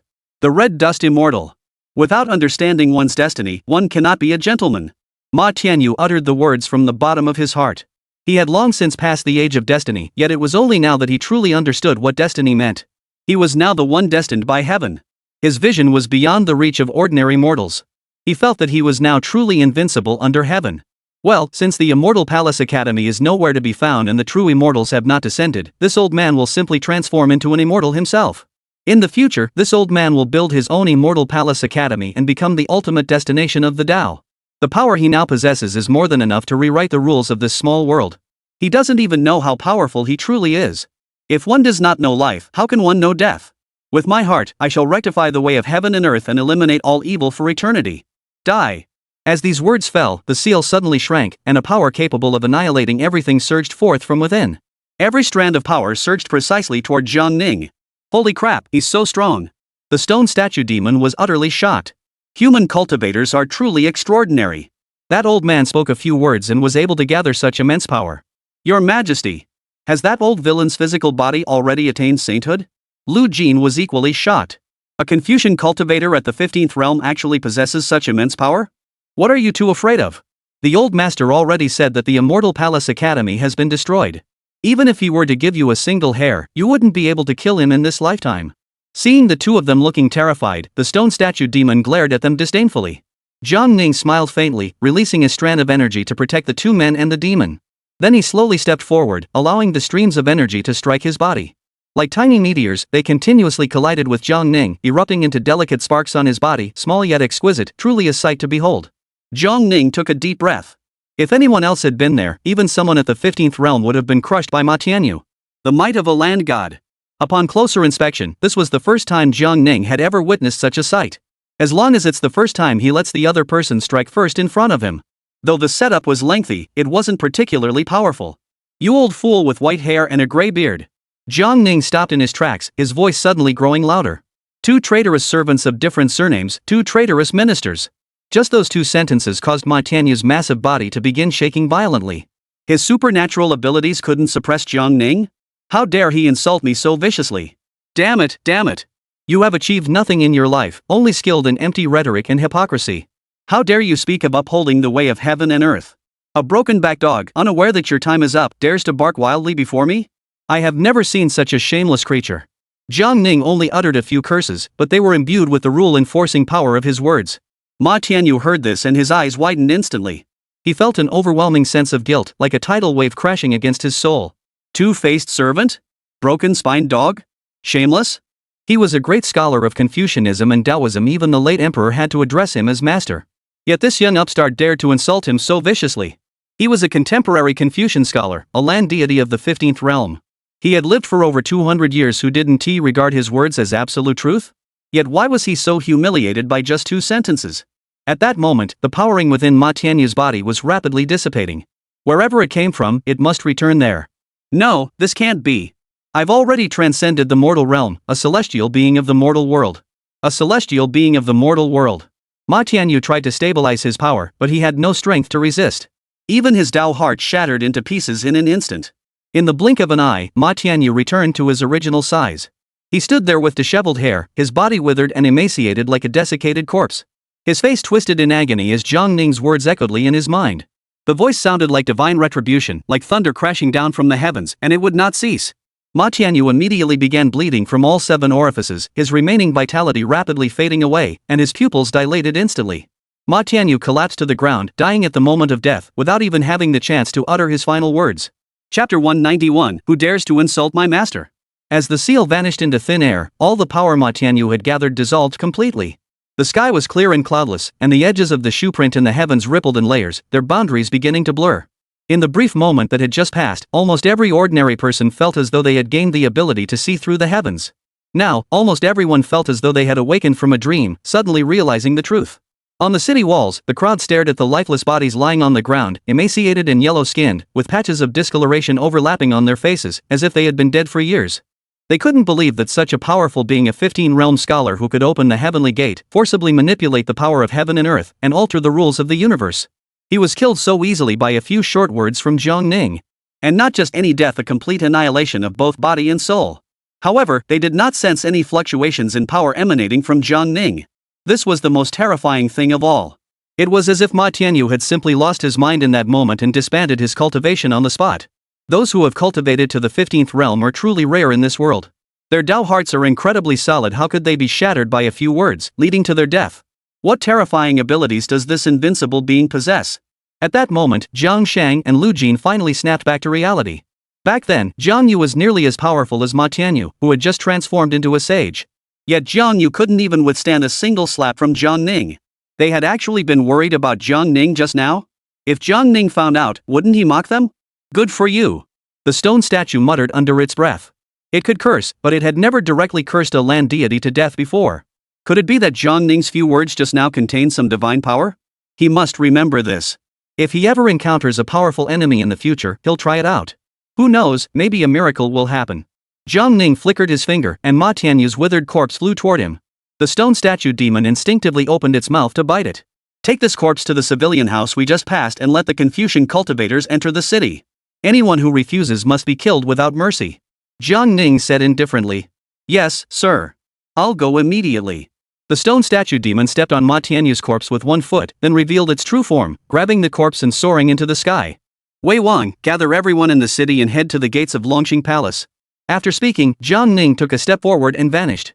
Jiang Shang leaped onto the city wall, his cold and furious gaze sweeping over Long Zhenghao and his men. Looking at this group of scum, Jiang Shang couldn't contain his anger. The emperor has issued an order, assemble outside the Dragon Rising Palace. Jiang Shang said harshly. After speaking, Jiang Shang jumped down from the city wall and ordered Huang to quickly gather everyone in the city. Moments later, outside the city walls, Meng Liangqi still stood there, unable to snap out of his daze. The students were all filled with anger. When they saw the unusual celestial phenomena appearing in the direction of Liangzhou City, every one of their breaths was drawn toward it. In that moment, they felt as though they had become one with the heavens and earth. Even from dozens of miles away, one could still see the massive figure of Ma Tianyu. The most awe-inspiring sight was the heavenly gate opening wide, with immortals descending from the sky. At that moment, they all knew that Ma Tianyu was fighting Jiang Ning. No one had expected Ma Tianyu to be so powerful, and everyone believed Jiang Ning was doomed. Soon, Ma Tianyu's massive form vanished without a trace. They assumed that Ma Tianyu had defeated Jiang Ning. After all, Ma Tianyu had summoned the might of heaven and earth. But just then, a shadow swept past their heads. Looking up, they saw that it was the stone statue demon leaping over their heads, leaving a trail of intense purple flames in the air. Puff! A dull thud echoed, and everyone's gaze turned toward the entrance of the thatched cottage. It was a corpse falling from the sky, crashing onto the ground.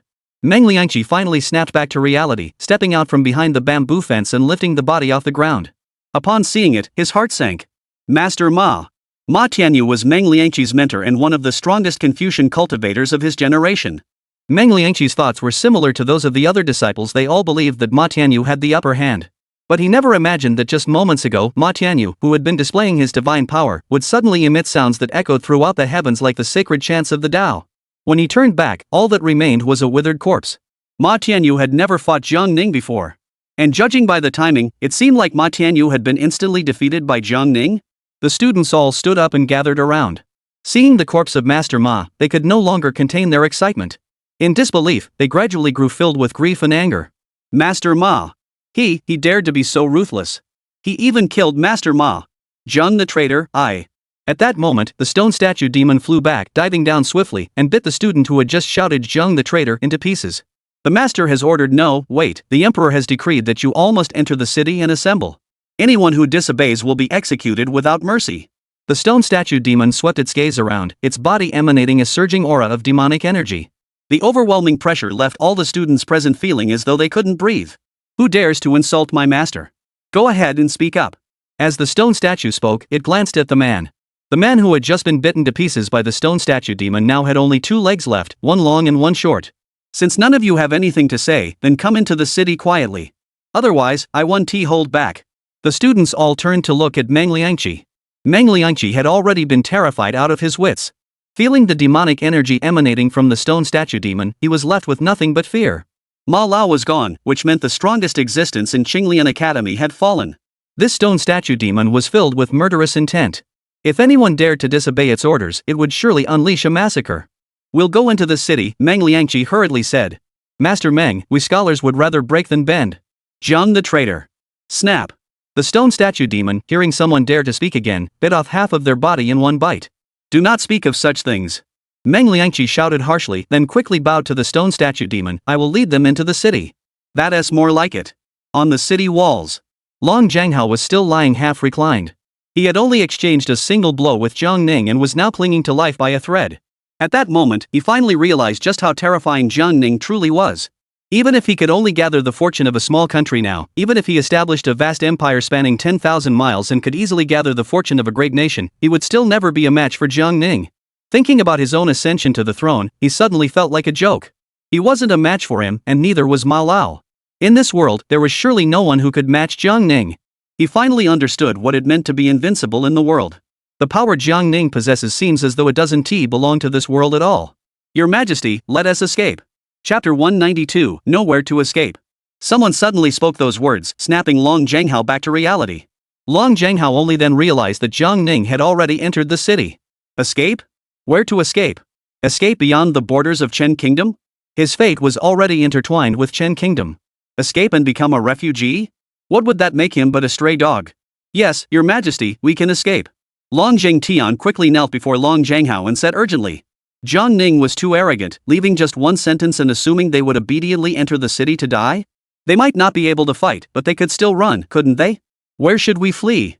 Long Jianghao, pale-faced and utterly dejected, asked. Let us leave Liangzhou City first. Go. Right, as long as we have our lives, we can rebuild. Your Majesty has divine favor on your side. If worst comes to worst, we can start over somewhere else. Once we've gathered enough strength in the future, we'll return to avenge ourselves. This Liangzhou City, we don't need it anymore. Let us go. Long Jianghao shook his head helplessly, revealing a bitter smile. There's no place to run. They hadn't fought Jiang Ning yet and didn't know how powerful he was. In his hands, there was absolutely no chance of escape. Just then, someone suddenly stepped outside the city walls and collided head-on with an invisible barrier. They realized then that Jiang Ning had already sealed off Liangzhou City. There's a barrier. It's extremely powerful. I can't break through it at all. Does he really intend to exterminate everyone? Don't waste your efforts. Let's go back into the city. Long Jianghao got to his feet, climbed down the city wall, and began walking toward the city center. The ministers watched Long Jianghao's departing figure, each feeling a mix of emotions. Could it be that the newly established Chen Kingdom is already coming to an end? Inside the city, Jiang Ning sat in the palace, holding a copy of the Chen Kingdom's laws in his hands. Outside the Longxing Palace, the crowd was growing denser by the minute. Long Jianghao walked through the crowd step by step, coming to a stop outside the palace gates. Behind him followed a group of ministers. After waiting for a long time, Meng Liangqi led the scholars into the city and arrived outside the palace. Jiang Sheng entered the main hall and said solemnly, Your Majesty, everyone is here. Traitorous rebels, behead them and display their heads in public, Jiang Ning said indifferently. Jiang Sheng obeyed the order, immediately exited the main hall, and went to the front square. He drew a sword from Lu Jin's sword scabbard and walked up to Long Jianghao. Criminal Long Jianghao, kneel down at once. Jiang Sheng shouted harshly. Long Jianghao, already aware of his fate, knelt down immediately, showing no resistance. Your Royal Highness, it was my momentary lapse of judgment that led me to commit such an act of treason. It has nothing to do with my clan. I confess my guilt and accept my punishment. I beg you to spare my clan. They are innocent and should not be implicated in my crimes. Long Jianghao looked up at Jiang Sheng, pleading with trembling voice. Jiang Sheng raised his sword. Under the blazing sun, the blade glinted coldly, radiating a murderous aura. The traitor Long Jianghao, who has betrayed the emperor, enslaved the people, caused chaos in the region, attempted to split the great Xia dynasty, and plotted to rebel and proclaim himself emperor. His crimes are unforgivable. He deserves to die. Jiang Sheng swung his sword, severing Long Jianghao's head. The traitors Long Jingtian and Long Zhengming are guilty of the same crimes as Long Jianghao. The two brothers of the Long family, seeing Long Jianghao's head severed from his body, felt an overwhelming sense of despair. Both closed their eyes and knelt down. Jiang Sheng did not hesitate, striking each head with a single sword stroke. The heads of the three Long brothers all fell to the ground. At that moment, some people were so terrified that their faces turned deathly pale. They knelt before Jiang Sheng and began to kowtow frantically. Prince Wei, I never intended to oppose the court. I was merely coerced by the Long family, who are backed by the Qinglian Academy. I had no choice but to join their cause. Please spare me, Prince Wei. Put. Jiang Sheng didn't even bother to cut off his head this time, he simply thrust his sword straight through the man's heart. When you were cursing this prince, you weren't this humble. When you were insulting this prince, you were the most enthusiastic. Jiang Sheng's face was filled with anger. It was this man who had kneeled so dramatically that he had lost all his backbone. Now begging for mercy? Jiang Sheng wouldn't spare him. The man's face twisted in agony as he clutched the sword's edge with both hands. If he had known Jiang Ning was so powerful, he never would have dared to insult Jiang Sheng. If kneeling before Jiang Ning could make him his confidant, he would gladly kneel 1,000 times or even 10,000 times. Jiang Sheng drew his sword, stomped him into the ground with one foot, and thrust the blade directly through his forehead. Soon, Jiang Sheng had killed so many people that their heads rolled like balls, and blood flowed like a river. One head after another rolled to the ground in full view, and Jiang Sheng was almost covered in blood. Among them, those who knew they were doomed and attempted to resist were suddenly pounced upon by stone statues that leaped forward, biting their necks to pieces. However, Jiang Sheng did not exterminate all the ministers. Aside from the three brothers of the Long clan, those he killed were their close confidants. Those still standing at the scene were few and far between. Jiang Sheng scanned the crowd, about to speak, when he heard a scholar cursing. You traitor Jian! You disrespect heaven and earth, show no regard for the elderly and young, and arbitrarily kill scholars. Do you think that by killing a few people in front of us, we will be afraid? Wei! Snap! The stone statue demon leaped forward in a single step and bit into the head with a crisp crunch. I knew you weren't cursing earlier, you were just waiting to do it in front of the big shot. The stone statue demon sneered. Jiang the traitor! Even if you kill us all, what can you do? Even the Confucian and Taoist cosmic energies no longer acknowledge you. You slaughter the innocent, you are a tyrant who abuses his power. Besides bullying the weak, what else can you do? The way of heaven will eventually impose the harshest punishment upon you, condemning you to eternal. Snap! Come on, come on! The stone statue demon chewed on the words while laughing mockingly. Bullying the weak? You bunch of weaklings, all you can do is rage in your helplessness? The stone statue demon raged inwardly. Do not look where you should not, do not listen where you should not, do not speak where you should not, do not act where you should not. Meng Liangqi shouted sharply, unleashing his final ability of words becoming law. He stepped forward. Prince Wei, the students were not involved in this matter, they are all innocent. I implore your highness to clarify the situation and spare their lives. The prophecies were spread by the guilty parties, and the water dragon amulet was also planted in the riverbed by them in advance. The rebellion led by Long Jianghao was entirely orchestrated by Ma Tianyu and the traitor behind the scenes. Meng Liangqi spoke, slowly kneeling down. Since His Majesty ascended the throne, the Confucian and Taoist auspicious energies have been severed. The traitor then conspired with Ma Tianyu, reasoning that if a new emperor were to emerge on this land and pay homage to the Confucian temple, the auspicious energies might return. The traitor and Ma Tianyu did not wish to commit such a heinous act, but if the Confucian and Taoist auspicious energies do not descend, the countless scholars of this realm will find it impossible to make any progress. We have never intended to oppose the court, we were truly forced to act out of desperation. The root of all this lies with the criminal and Ma Tianyu. Now that Ma Tianyu is dead, the criminal is willing to submit to execution, pleading only that Prince Wei spare the scholars of Qinglian Academy. Meng Liangqi finished speaking, bowed deeply, and did not rise again. Chapter 193, 1T You plead for him? What Meng Liangqi said was largely in line with Jiang Shang's expectations. Meng Liangqi had spent his entire life striving for fame, only to end up speaking kindly as death approached. He had abandoned the dignity of a scholar, kneeling to beg for death, willing to take all the blame upon himself. However, the students of Qinglian Academy never imagined that Meng Liangqi would utter such words. Was all of this a conspiracy orchestrated by Master Meng and Master Ma? Do you know where you went wrong? Jiang Shang asked coldly. The sinner knows. No, you do not. If you had left the Great Xia Empire and gone far away to pursue your own path, the emperor would never have been angered. But you want to keep the Qinglian Academy, that sacred place, while also attempting to split the Great Xia and have the so-called Confucian and Taoist schools bestow their blessings upon you once more. You want both? Where in this world is there such a good deal? As long as the emperor sits on the dragon throne, even if the heavens collapse, the 10,000 li of rivers and mountains will still bear the surname Jiang. Jiang Shang spoke coldly. Meng Liangqi remained silent. The Qinglian Academy is situated within a divine realm, endowed with unparalleled advantages. Meng Liangqi couldn't deny that Jiang Shang was wrong, because that was exactly what they had been thinking. All their strategic plans, which they had believed would clear away the clouds and reveal the sky, turned out to be nothing but a fleeting dream. I deserve to die 1,000 deaths. Jiang Shang pressed his sword against the back of Meng Liangqi's neck. At that moment, the hearts of the students were in their throats. But they were suppressed by Meng Liangqi's strict adherence to the law and couldn't utter a single word of mercy. Splash! As Meng Liangqi's head fell to the ground and his magical power dissipated, the scholars were all filled with grief and anger. Master Ma was dead, and Master Meng was also dead. The two pillars of Qinglian Academy had fallen, and they had no idea how to feel. Ma Tianyu and Meng Liangqi plotted rebellion. Who else dares to speak for the two of them? Jiang Shang swept his gaze around, his eyes sharp. At that moment, none of the students dared to speak up. Anyone who spoke for Ma and Meng would be considered an accomplice. As scholars, they knew all too well that treason was the worst of all crimes, a betrayal of loyalty, filial piety, righteousness, and humanity. Ma and Meng were dead, but this matter might not be over yet. The 9 clans of Ma and Meng would likely be implicated. If they dared to speak up again, or even dare to insult Jiang Ning, they would likely be labeled as accomplices of the rebels. Jiang Shang threw the sword in his hand to Lu Jin. Those present, seeing this, finally breathed a sigh of relief. The officials of Chen Kingdom who survived were unlikely to be implicated. Jiang Shang entered the main hall and bowed to Jiang Ning. Your Majesty, those who deserve to die have already been executed. The remaining individuals were swept up by the tide of events, and among them are those with usable talents. I believe it is not appropriate to exterminate them all. Jiang Shang spoke solemnly. Jiang Ning nodded faintly. What should be done with the students of the Qinglian Academy? They don't seem like good people. If we let them go, their pens will likely be used against your Majesty, Jiang Shang asked. Jiang Shang wanted to completely eliminate the Qinglian Academy and punish anyone associated with Ma Meng and the others as accomplices.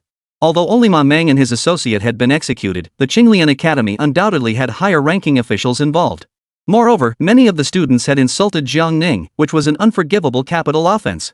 However, Jiang Ning did not take those students seriously. If they were even remotely intelligent, they would have already developed a sense of fear.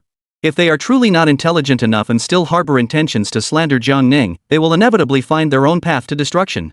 Transmit the imperial edict to all mountain sects and reclusive aristocratic clans within the North Star domain. Any who have secretly supported the Long clan's attempt to establish a kingdom must send representatives to Liangzhou City to confess their crimes. They will be given only 3 days. Jiang Ning spoke calmly. As commanded. Before leaving, Jiang Shang had all the plaques inside and outside the main hall removed. This way, it wouldn't be so blaring. And this temporary palace, converted from a mansion, could no longer be called a palace. Afterward, Jiang Shang gathered the officials who had not been executed. The officials looked at Jiang Shang with trembling fear, waiting for his orders. Some mountain sects and prominent clans pretend to be indifferent to worldly affairs on the surface, but secretly engage in underhanded dealings. You should know who supported the rebels in establishing their kingdom. Expose those with ulterior motives, and I will consider it a meritorious act despite your crimes. This traitor once saw Long Zhanghao reading letters from the Lingxiao sect. The Blood Slaughter sect is also secretly supporting the Long clan's attempt to establish a kingdom and has provided them with numerous magical artifacts. The Fenglei Hall is no exception. Its hall master once came in person. And no one dared to hesitate for a moment. They immediately revealed everything they knew. The 3 major sects of the North Star Dao, the Lingxiao sect, the Shueisha sect, and the Fenglei Hall were all involved. Additionally, there were dozens of smaller sects involved. Jiang Shang immediately ordered officials to personally deliver the imperial edict to all the major sects. Then Jiang Shang recorded the list and handed it to Jiang Ning. The next morning, the first person to come forward to take responsibility arrived. The man was a middle-aged man with bare shoulders, holding a cold and menacing sword in both hands. Under the watchful eyes of 2 rows of soldiers, he entered the hall. The criminal Chen Gang, master of the Fonlei sect, has come to beg for forgiveness from the emperor. Chen Gang knelt down on both knees, raising the sword above his head. Chen Gang deserves death 1,000 times over. Please punish me, your majesty. I was deceived by Ma Tianyu of the Qinglian Academy. I beg you not to involve the Fonlei Hall. Chen Gang knelt on the ground, dared not look directly at Jiang Ning. Chen Gang was already fully aware of the events that had unfolded in Liangzhou City over the past 2 days. Whether it was Long Zhanghao, who had recently broken through to the 15th realm, or the 15th realm scholar Ma Tianyu, both were easily killed by Jiang Ning. Even more astonishingly, Ma Tianyu was killed with just a few casual words from Jiang Ning. As a 14th realm cultivator with a formidable reputation in his region, his involvement in this matter was partly due to a sense of luck and partly due to being forced into it. Ma Tianyu supported the Long clan's bid for independence, and his sect was based in the North Star Dao region. If he refused to support them, the Wind and Thunder Hall would likely be the first to be wiped out. But the deed was done, and there was little he could do to defend himself. He only hoped that the crimes he had committed would not drag the Fonlei Hall into it. Lu Jin, Jiang Ning called out. Your servant is here. Aren't you going to plead for him? This. Upon hearing this, Lu Jin broke out in a cold sweat. The Taisu Sword sect had once been one of the top sects in the Great Xia Empire. Decades ago, internal strife led to its split into two factions. Those led by the Chen clan were defeated and left the Taisu Sword sect to establish a new sect in the North Star region. Lu Jin was discovered by the eunuch in power at the time for his talent in swordplay when he was 10 years old and was sent to the Taisu Sword sect to study swordsmanship. Since Lu Jin and Chen Gang had both been disciples of the same master, Lu Jin was quite familiar with Chen Gang. Lu Jin once mentioned that Chen Gang was a strong-willed individual, bold and decisive, with extraordinary talent. However, his flaws were also evident. He was too easily swayed by rumors and gossip. Lu Jin also said that if the Chen family had not split from the Taisu Sword sect back then, Chen Gang would have achieved far greater heights in sword cultivation today. Chapter 194, Kid, what did you do the past 2 days? Lu Jin has always been very clear about his own position. Jiang Ning's interests are his interests. Even if Jiang Ning were to order him to attack the Taisu Sword sect alone and commit treason, he would do so without hesitation. So, Lu Jin had never actually considered pleading for Chen Gang. However, Chen Gang never expected that Jiang Ning would actually ask Lu Jin to intercede on his behalf. What about the current emperor being tyrannical and bloodthirsty, cruel and inhumane? At that moment, Chen Gang raised his eyes in disbelief and glanced at Jiang Ning. At first glance, he was captivated by the young monarch's aura. Your Majesty, this old servant was once a fellow disciple of Chen Gang. Though we have not seen each other for decades, his coming here to beg for forgiveness proves that his heart has not changed. Lu Jin walked over to Chen Gang, bowed, and said, Chen Gang is a man of great loyalty and righteousness. If your Majesty is willing to give him a chance to reform, he will surely change his ways and remember your Majesty's kindness. Chen Gang heard this and slowly turned his head to look at his senior disciple whom he had not seen in years. His eyes were filled with gratitude. If I intended to kill you, I would not have sent someone to deliver this edict. Since Lu Jin is willing to vouch for you and plead on your behalf. Chen Gang, are you willing to serve me? Jiang Ning asked indifferently. Chen Gang had come here with the resolve to die, even believing that the Fonlei Hall might be destroyed as a result. His Chen clan would certainly be mocked by the Taisu Sword sect. Yet he had been caught up in such a massive turmoil, and not only did he not have to die, but he might even catch the emperor's eye? Clang Chen Gang's sword fell to the ground as he knelt deeply. This sinner is unworthy. The emperor is asking you a question. Chen Gang, answer as you see fit, Lu Jin whispered. The guilty Chen Gang is willing to sacrifice his life for the emperor. Chen Gang's voice trembled with emotion and his body shook. He suddenly felt as though he had been given a second chance at life. Jiang Ning nodded indifferently. The death penalty may be spared, but the punishment must be carried out. You are sentenced to guard the Zhuke gate of Baiyu City for 3 years. Do you have any objections? The guilty one thanks your Majesty for sparing my life. I accept the punishment. Chen Gang replied with great emotion. Return and report your safety to the Wind and Thunder Hall to reassure them. After that, you may proceed to the capital on your own. The guilty one obeys the imperial decree. Chen Gang picked up the sword from the ground, took 3 steps back, and left the hall. Lu Jin nodded in respect and immediately followed him out. Senior brother, you have forgiven me for the past. I, Chen Gang. No need for words. Go. One after another, people came forward to apologize. Whether they came voluntarily or after hearing that Chen Gang had confessed and left alive, Jiang Ning did not slaughter them indiscriminately. In the end, there were still 5 or 6 sects and aristocratic clans that did not come forward to apologize. Perhaps they were trying to feign ignorance and bluff their way out of it. Before leaving Beichendao, Jiang Ning left behind only the word kill. Upon returning to the palace, Jiang Ning was immediately intercepted by Su Fu. Hey, kid, what did you do the other day? You punched a huge hole in the sky and even startled those dogs above. Those dogs think I was the one who ordered you to punch the sky. I went to the Immortal Palace Academy to exchange techniques with some scholars, Jiang Ning replied with a faint smile. Holy crap, I could feel the commotion from thousands of miles away. How many did you kill? Su Fu asked. I didn't know they were so weak. One kick, and the entire Immortal Palace Academy was gone. Jiang Ning shrugged indifferently. Upon hearing this, Su Fu's lips twitched violently. One kick? All gone? You call that sparring? No wonder even my superior was alarmed. If I recall correctly, the Xian Palace Academy has 3 Confucian and Taoist true immortals stationed there? You killed 3 Confucian and Taoist immortals with one kick, and no one from above is coming after you? When did the Confucian and Taoist authorities become so lenient? If I recall correctly, he is the strongest among the scholars, and the most scholarly among the strongest. Su Fu spoke, his voice growing softer. Those self-proclaimed scholars among the immortals aren't supposed to be the most protective of their own kind? A child came down, asked a question, and left. Jiang Ning replied. Then what happened? That's all that happened. Su Fu followed Jiang Ning's footsteps, muttering, is that right? That can't be right. You trampled 3 true immortals to death, and now a child shows up. Wait, the book boy came down personally? Is that page boy powerful? Su Mu asked. He's. Never mind. Anyway, since they've come into contact with you, this matter won't involve me anymore. But people are different, how can the gap be so huge? If I had done this, I'd be imprisoned for 200 years. This incident, orchestrated behind the scenes by the Qinglian Academy and led by the Long clan in their rebellion, was viewed by the court as nothing more than a farce. Long Zhenghao paid homage at the Confucian Temple on the 20th of August, was crowned with the imperial robe, and officially proclaimed himself emperor on the 23rd. However, by the 25th, Long Zhenghao's head had been severed from his body. On the day of Long Zhenghao's death, the hundreds of thousands of laborers still performing corvée labor outside the city walls all stopped working. They all remained within the construction site, unsure of what to do. It was not until several days later that officials arrived at the construction site to issue orders, and only then did the laborers return home.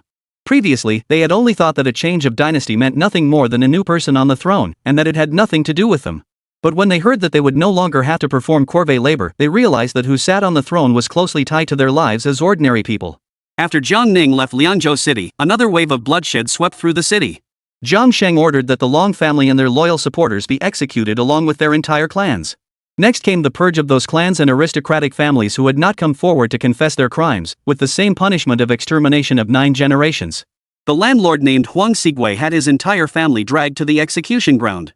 When he saw Jiang Sheng, dressed in a dragon robe, standing on the execution platform, he finally realized that the wealthy man he had encountered outside the city that day was none other than the current prince. When Huang Xigui's head was severed, Jiang Sheng did not even glance at him. The Long family, as the largest landowner in Liangzhou City, had all their heads severed. Most of the farmland in Liangzhou was also confiscated by the imperial court. Nearly a month later, after settling all matters in Liangzhou, Jiang Sheng returned to the capital. Upon his return to the capital, Jiang Sheng immediately wrote a memorial and submitted it for the emperor's review. He proposed returning the land to the farmers and voluntarily handing over all the fertile fields within his own fiefdom. After reading the memorial, Jiang Ning was somewhat surprised. Jiang Sheng possessed a fiefdom spanning an entire state, making him roughly equivalent to Long Zhenghao in terms of landholdings. Yet after a single trip to Liangzhou, Jiang Sheng had undergone such a profound change in mindset. Your Majesty, the prosperity of Liangzhou is due to the prosperity of the aristocratic class. The common people earn only a few coins a day and are still exploited. If this is the case in Liangzhou, it must be the same in other parts of the realm. The local aristocratic clans will not consider the common people's welfare. If the court does not act, they may have no way to survive. This servant humbly requests the emperor's approval. Chapter 195, Charges? Present them. The brightly lit imperial study remained silent for a long time. Jiang Sheng, seeing that Jiang Ning had not responded for a long time, grew increasingly anxious. He knew that Jiang Ning cared deeply for the common people, but this time he was speaking from the perspective of the impoverished masses. After a long pause, Jiang Ning asked, "Have you considered the relationship between the cultivators of this realm and the common people?" Jiang Sheng paused for a moment before answering, "The common people are at least human beings with names. But how many people in this world don't even deserve to have a name? They were born to be slaves to the great clans, but were they born to be so? I recall the emperor once said, are the nobles and generals born with a special lineage? It is because the great clans and mountain sects have monopolized the cultivation resources, leaving the common people with no way out. Not only do they monopolize cultivation resources, but they also monopolize farmland, mountains, rivers, and streams. As His Majesty said, this is taking both the cake and eating it. Even if the court cannot provide everyone in the realm with the opportunity to cultivate, it should at least grant them the right to live with dignity." Jiang Sheng's realization of this truth filled Jiang Ning with great satisfaction. This was something Jiang Ning had always intended to do. It was merely a matter of time. However, this edict would directly impact the interests of all the aristocratic clans across the realm. For the top aristocratic clans, the farmland they hold, even if it lies fallow and abandoned, would never be handed over to commoners for cultivation. It wasn't just farmland. Mountains, rivers, and all other lands were considered private property. Common people who wanted to cut firewood in the mountains or fish in the rivers had to pay rent to the landlords. However, in the Great Xia dynasty, this phenomenon of land consolidation did not develop gradually over time. It had been the case since the founding of the dynasty by the founding emperor. Therefore, when Jiang Shang proposed returning land to the farmers, Jiang Ning was both surprised and relieved. Summon Wang Jiaxing, the governor of the Yanyan region, to the capital, Jiang Ning said solemnly. As you command. An imperial edict was transmitted through the teleportation array, passing through multiple layers until it reached the governor's mansion of the Yanyan province. When Wang Jiaxing received the imperial edict, he summoned Lu Junyi, gave him instructions, and then departed as if making final arrangements for the afterlife. Then, carrying only the confession he had written, he left Yanzhou City and set off for the capital. After several days of arduous travel, Wang Jiaxing arrived at Baiyu City. During his years in office, he had never reported to the capital, and this was the first time in his life he had traveled thousands of miles south. Upon entering Baiyu City, the first thing that caught his eye was the towering ancient tree. The ancient locust tree stood like a pillar supporting the heavens, towering over the vast and majestic white jade capital city. The shadow of its canopy covered part of the city, and even a single glance was enough to inspire awe. What truly left him speechless, however, was the prosperity of Baiyu City. This massive city, capable of easily accommodating millions of people, truly lived up to its reputation as the first city under heaven. With the emperor presiding over the court, it truly is a place beyond comparison. Wang Jiaxing presented the documents and waited outside the imperial city. Soon afterward, officials from the imperial household department came out to receive Wang Jiaxing and escorted him to the Chongmen pavilion for lodging. Wang Jiaxing was assigned to an independent courtyard, the most luxurious residence he had ever seen in his life. Despite his status as a high-ranking official, with access to the governor's mansion and holding great power, he could even be considered the sole authority in the Yanyan region. His residence was still a humble courtyard, with no servants in sight. As soon as Wang Jiaxing entered the house, several maidservants arrived carrying trays adorned with brocaded patterns. Brand new court robes, black hats, seals, sashes, boots, and more were all present. Then more attendants brought wine, fruits, and various exquisite dishes and pastries. Your Excellency, the prince has ordered us to attend to you. Please change your clothes. Several maids stepped forward to assist Wang Jiaxing in changing his clothes, but he had never seen such a grand display and repeatedly declined. No, I'll do it myself. You all rest. The maidservants couldn't help but smile at Wang Jiaxing's nervous demeanor. They never expected that a high-ranking official of the second rank, a governor of a province, would behave in such a manner. There was not a single trace of noble bearing about him. Instead, he had a rustic, peasant-like air. But they all knew that this was indeed the genuine provincial governor. After noon, Wang Jiaxing received an imperial edict summoning him to the palace to audience with the emperor. Thus, Wang Jiaxing carried a large box of incriminating documents and followed the young eunuch into the palace. The pavilions and towers of the imperial palace left Wang Jiaxing dazzled. The pavilions and halls, the deep palace halls, every corner adorned with carved beams and painted rafters, adorned with precious jade, luxurious yet solemn. Wang Jiaxing entered through the side door of the Tai Chi Hall and arrived at the imperial study. Your humble servant, Wang Jiaxing, the governor of Yanyan province, pays his respects to his majesty. Dismiss the formalities. Wang Jiaxing felt a bit nervous as he carefully carried the box to the imperial desk. This is my confession of guilt. Please review it, your majesty. Evidence of your crimes? Present it. Wang Jiaxing placed the box on the imperial desk, which automatically opened, revealing a large pile of papers, some brand new, others wrinkled and crumpled. Jiang Ning glanced at them casually. The handwriting was crooked and difficult to read. Wang Jiaxing had meticulously recorded every single person he had killed. Some who deserved to die were killed, and some who did not deserve to die were also killed. Some who resisted fiercely were eliminated, while those who surrendered were dealt with later. Every single detail, every single case, he had meticulously recorded his own mistakes. These charges were the reason why Wang Jiaxing was able to govern the Yanyan region so efficiently within 4 years. The prominent families of the Yanyan region, those who weren't killed, had mostly fled. He labeled himself as a cruel official, believing that he held too much power and had committed too many atrocities, and that he would inevitably meet a grim end.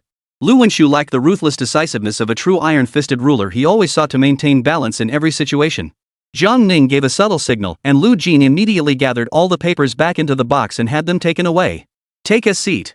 Jiang Ning said indifferently. Everyone is present. Wei Wang, present your proposal. Jiang Shang repeated his idea of returning land to the farmers and added some points about the relationship between the common people and the aristocratic clans. The Imperial Household Department, led by Lu Jin, was the first to express support. Wen Kai pondered for a moment before also expressing his support. Xiong Wenjing thought for a moment. It seemed he had no grounds to oppose it, so he immediately expressed his support. A few other ministers either supported the proposal or reserved their opinions. Wang Jiaxing, Zhang Ning said in a solemn tone. Your servant is here. Wang Jiaxing felt a bit nervous, unsure whether the emperor would hold him accountable. However, Zhang Ning was well aware of the situation in Yan'an province. The person he needed most at this moment was someone like Wang Jiaxing, who possessed an iron fist. You are relieved of your duties as governor of Yan'an province. Recommend someone to succeed you. A new commandery of the Imperial Guard will be established, with you as its commander, ranked second in the civil service, and you will be admitted to the inner court. Chapter 196. I don't want to live, but I can't die. What? Wang Jiaxing was taken aback. His actions in Yan'an Dao were far from commendable. Although the outcome was favorable, the cost had been enormous. He felt that his short life of just a few decades had finally given him the chance to fulfill his ambitions, and that dying now would at least be a swift end. He never imagined that one day he would be able to enter the imperial court.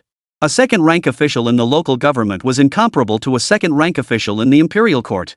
The former are regional officials with vast authority, second only to the emperor in their domains.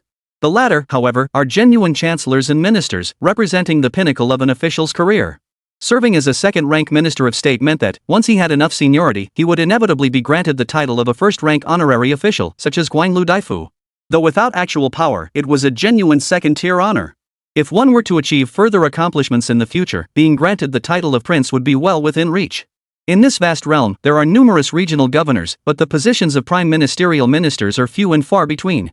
Minister He, you are relieved of your position as commander of the Demon Suppressing Bureau. The Demon Suppressing Bureau will be merged into the Imperial Guard Bureau, and you will assume the role of deputy commander, with the rank of second rank. I obey the imperial decree. He Xianji immediately accepted the order. She never imagined that the Jinhua Bureau, a marginal government agency, would one day be restructured.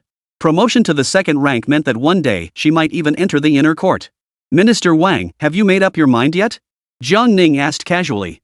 This servant obeys the imperial decree and expresses gratitude. Wang Jiaxing hurriedly rose to his feet and bowed. Sit down and speak. Thank you, Your Majesty. The top priority of the Jinfu Bureau is to oversee the return of land to farmers. You may coordinate with the Tian's army, who will assist you throughout the process. Zhang Ning said. Wang Jiaxing's heart raced once more. The vast territory of Yan'an Dao had already become too small for him to fully exert his abilities in just 4 years. He had thought his life had reached its end. Now he suddenly felt like he didn't want to live, but he couldn't die either. Not only could he not die, but his power had also grown even further. He now headed a government office ranked second only to the 6 ministries. Moreover, the Jinfu Bureau was personally appointed by the emperor, and he, Wang Jiaxing, was personally appointed by the emperor as its commander. He wasn't hesitating, he was completely speechless. Whatever power the emperor dares to grant him, he will dare to undertake. This servant will not disappoint the emperor's trust. Minister Wang, have you settled your family affairs? Do you need to return to the Yan'an region again? Zhang Ning asked. Your Majesty, my mother passed away earlier this year, and now I am a bachelor with no one to take care of, Wang Jiaxing replied. I recall you have a wife, Zhang Ning said. This. Upon hearing this, Wang Jiaxing's face turned red with embarrassment. However, he didn't explain, and Zhang Ning could understand. Over the years, Wang Jiaxing had committed too many atrocities, constantly thinking that his future held nothing but death, so he didn't want to drag his wife into it. Most likely, he had divorced her. If you have no feelings for her, then let it be. If you still care for her, bring her to the capital and settle her there comfortably. I was merely speaking off the cuff, your personal matters are your own to decide. Zhang Ning looked at Lu Jin, grant Wang Jiaxing a mansion, and arrange for a carriage and maidservants as well. As you command. Your Majesty, I am not accustomed to living in a large house. I have some spare money, so I will find a suitable residence on my own. There is no need to trouble the Imperial Household Department. As for maids, I certainly don't need any. I will bring my wife here later, and she will be sufficient to attend to me. Wang Jiaxing immediately replied. Zhang Ning smiled faintly, neither confirming nor denying. Minister Wang, how long will it take to handle this matter? Zhang Ning asked. Well. Wang Jiaxing pondered for a moment before whispering, if His Majesty grants me the authority of life and death, it would be swift. At most, 10 years, and I shall fulfill His Majesty's entrustment. However, if we adopt a more lenient approach and proceed gradually, I cannot guarantee that I will complete my mission in this lifetime. I am granting you full authority to handle this matter. Whether you choose to be ruthless or lenient, you may decide at your discretion. He Xianji and Xiong Wenjing will fully cooperate with you. Zhang Ning said. I obey. Then no more than 10 years. If I fail to accomplish this within 10 years, I will take my own life to atone for my failure. Wang Jiaseng bowed his head and said, "What obsession do you have with death?" Jiang Ning smiled faintly. The others present also laughed upon hearing this. For a moment, the atmosphere eased. "Minister Wang, the matter will be decided at tomorrow's Grand Court Assembly. Do not disappoint me then." Yes. The matter was decided first, and then discussed at the Grand Court Assembly the next day. As Jiang Ning had anticipated, many ministers stood up to oppose it. Some were so eloquent that even Jiang Shang couldn't argue with them. Since ancient times, farmland, hills, mountains, rivers, and streams have all had owners.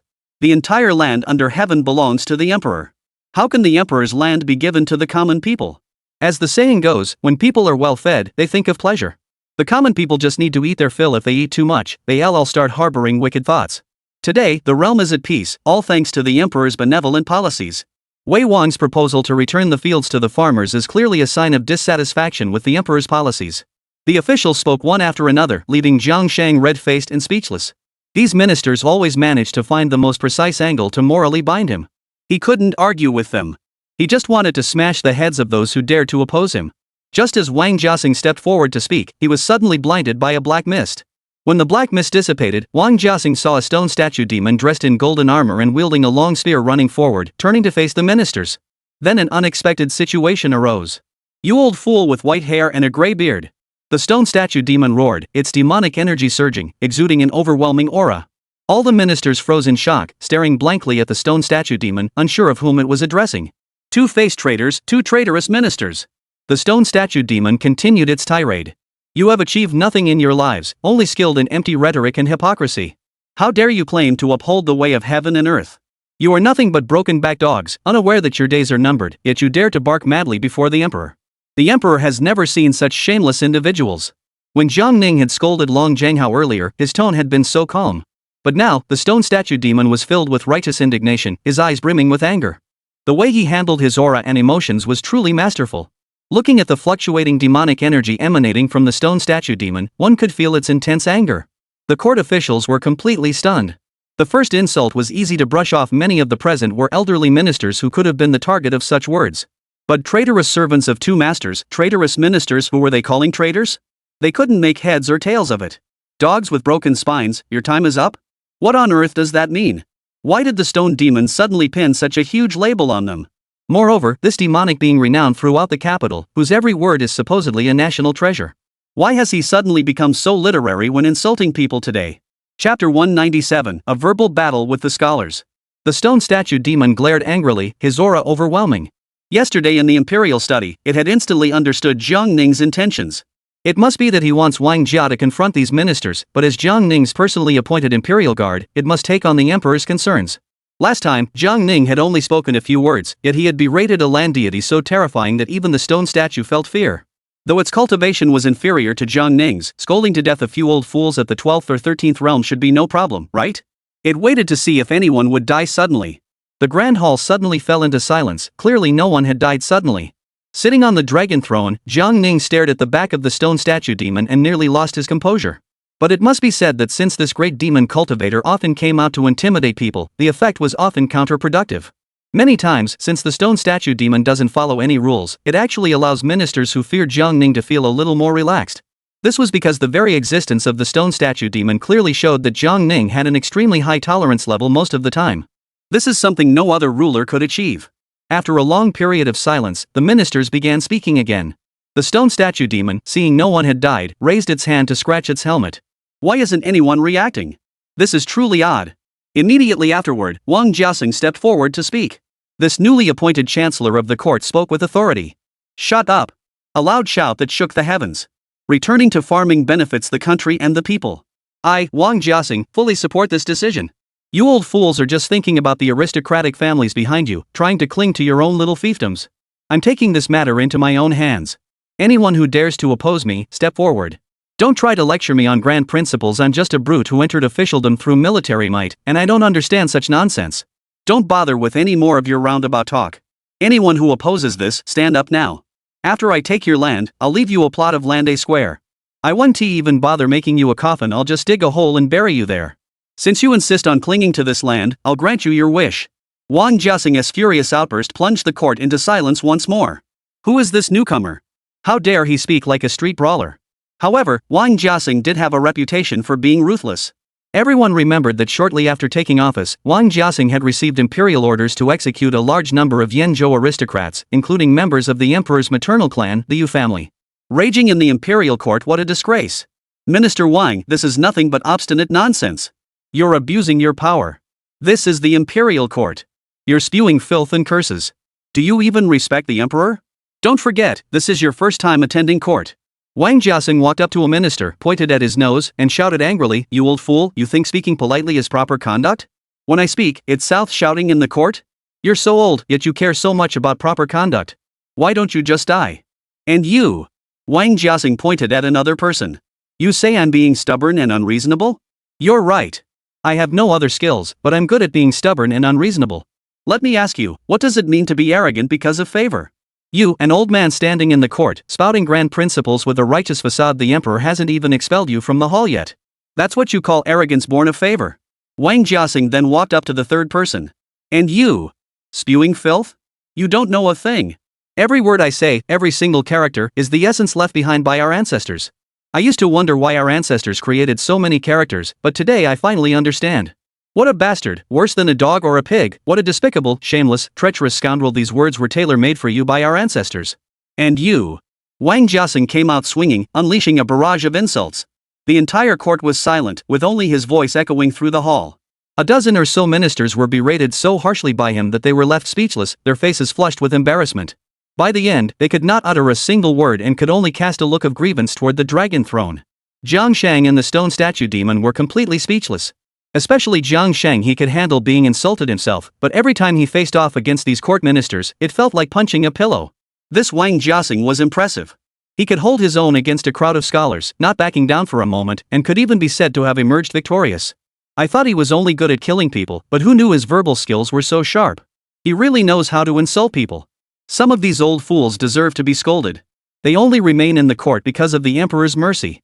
But those who actually get things done are just a handful of people. The rest are basically just coasting by, waiting to die. Listening to Wang Jiaxing berate others, Jiang Shang felt it was almost a pleasure. Over the past 4 years, the Grand Court assemblies have been relatively mild, even though there were often disputes, just like before Wang Jiaxing appeared. They would argue with you, ignoring the facts, jumping from one topic to another, leaving you confused and disoriented. But during the Jingyang era, the Grand Court assemblies had minor arguments every 3 days and major ones every 5 days. By the end of the Jingyang era, during the final years of the previous emperor's reign, every Grand Court assembly was a verbal battle, with only physical altercations preventing them from coming to blows. "Who else wants to argue with me? Let's continue." Wang Jiaxing said this, pulling out a water jug from somewhere, and immediately took a big gulp. "Your Majesty, this servant dares to speak. What are you asking for? If I tell you to die, will you die?" Wang Jiaxing scanned the room and shouted loudly, "Who else?" Jiang Ning's expression was serious, but inside he was overjoyed. If he were to scold someone, he feared that before he even opened his mouth, the ministers would be so frightened that they would start trembling on the spot. That would be pointless. It was more entertaining to watch Wang Jiaxing insult others. Seeing that the time was right, Jiang Ning asked, regarding the matter of returning to farming, "Does anyone have any objections?" The ministers looked at Jiang Ning, then at Wang Jiaxing, who was ready to continue his tirade, and hesitated to speak. "The matter will be decided at the Grand Court Assembly. Further discussion will take place at the smaller assembly." Jiang Ning signaled to Lu Jin. "Dismiss the court. Cabinet officials, proceed to the Manhwa Hall." Wang Jiaxing was on his way to the Manhwa Hall when the stone statue demon, wielding a long spear, followed closely behind. "Master, teach me, please?" "Teach me what?" "Teach me how to curse. When it comes to cursing, you're the best in the world, and I'm second." Wang Jiaxing smirked triumphantly, tilting his head back. "No way. Big shot, don't be so stingy. I'll teach you how to fight if you teach me how to curse." "What do you say?" "Look, I just got this martial arts manual from the hidden martial arts hall. It's yours. This is a secret technique passed down only to males. I'm a man. You're not human. But I really am a man. Look for yourself." The stone statue demon started to take off his armor. Chapter 198, The Tree Spirit. The imperial court issued an edict, proclaiming it to the world. All land monopolies within the Great Xia Empire were to be returned to the farmers. Those who monopolized mountains, rivers, and streams would still enjoy certain privileges, but they were not allowed to prohibit the common people from engaging in basic daily activities such as cutting firewood in the mountains or fishing in the rivers. On one hand, many scholars openly and covertly criticized the imperial court, stirring up trouble. On the other hand, the imperial decree left the powerless masses with no choice but to accept the land granted to them, seeing it as a blessing rather than a curse. The regions where this policy was implemented most smoothly were Beichun Province, Yanyun Province, Tianfeng Province, and Linquan Province. Tianfeng Province was originally Fengzhou and several surrounding small states, while Linquan Province encompassed the areas around Quanzhou, Lizhou, and Yangzhou. The officials in Tianfeng Dao were already part of Jiang Ning's faction, so they would undoubtedly comply with the imperial edicts without question. Linquan Dao is the hometown of Lu Wenshu. The officials there are either recommended by Lu Wenshu or former local officials who have surrendered to the court, so they dare not defy the court's orders. The aristocratic families of Yan Yun Dao had already been largely eliminated by Wang Jiasun. Although the climate in the north is harsher than in the south, the land is more fertile. Moreover, much of the farmland in Yan Yun Dao has already been distributed to the lower classes.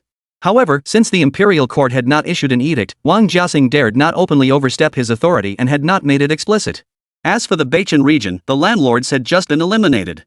The current rulers of the Beichun region were Hu Wang and others, who were close confidants of Jiang Shang. Additionally, several princes in the capital had signed over their land deeds to the court at Jiang Shang's behest. Jiang Jing is effectively under house arrest by Jiang Ning, holding no power whatsoever. He has already surrendered and dares not defy Jiang Ning's orders, so he can only hand over the land deeds. Other princes, like the Prince of Jin, who are not closely related to Jiang Ning but have not fallen out with him, hold a little power but can only choose to support the court's policies.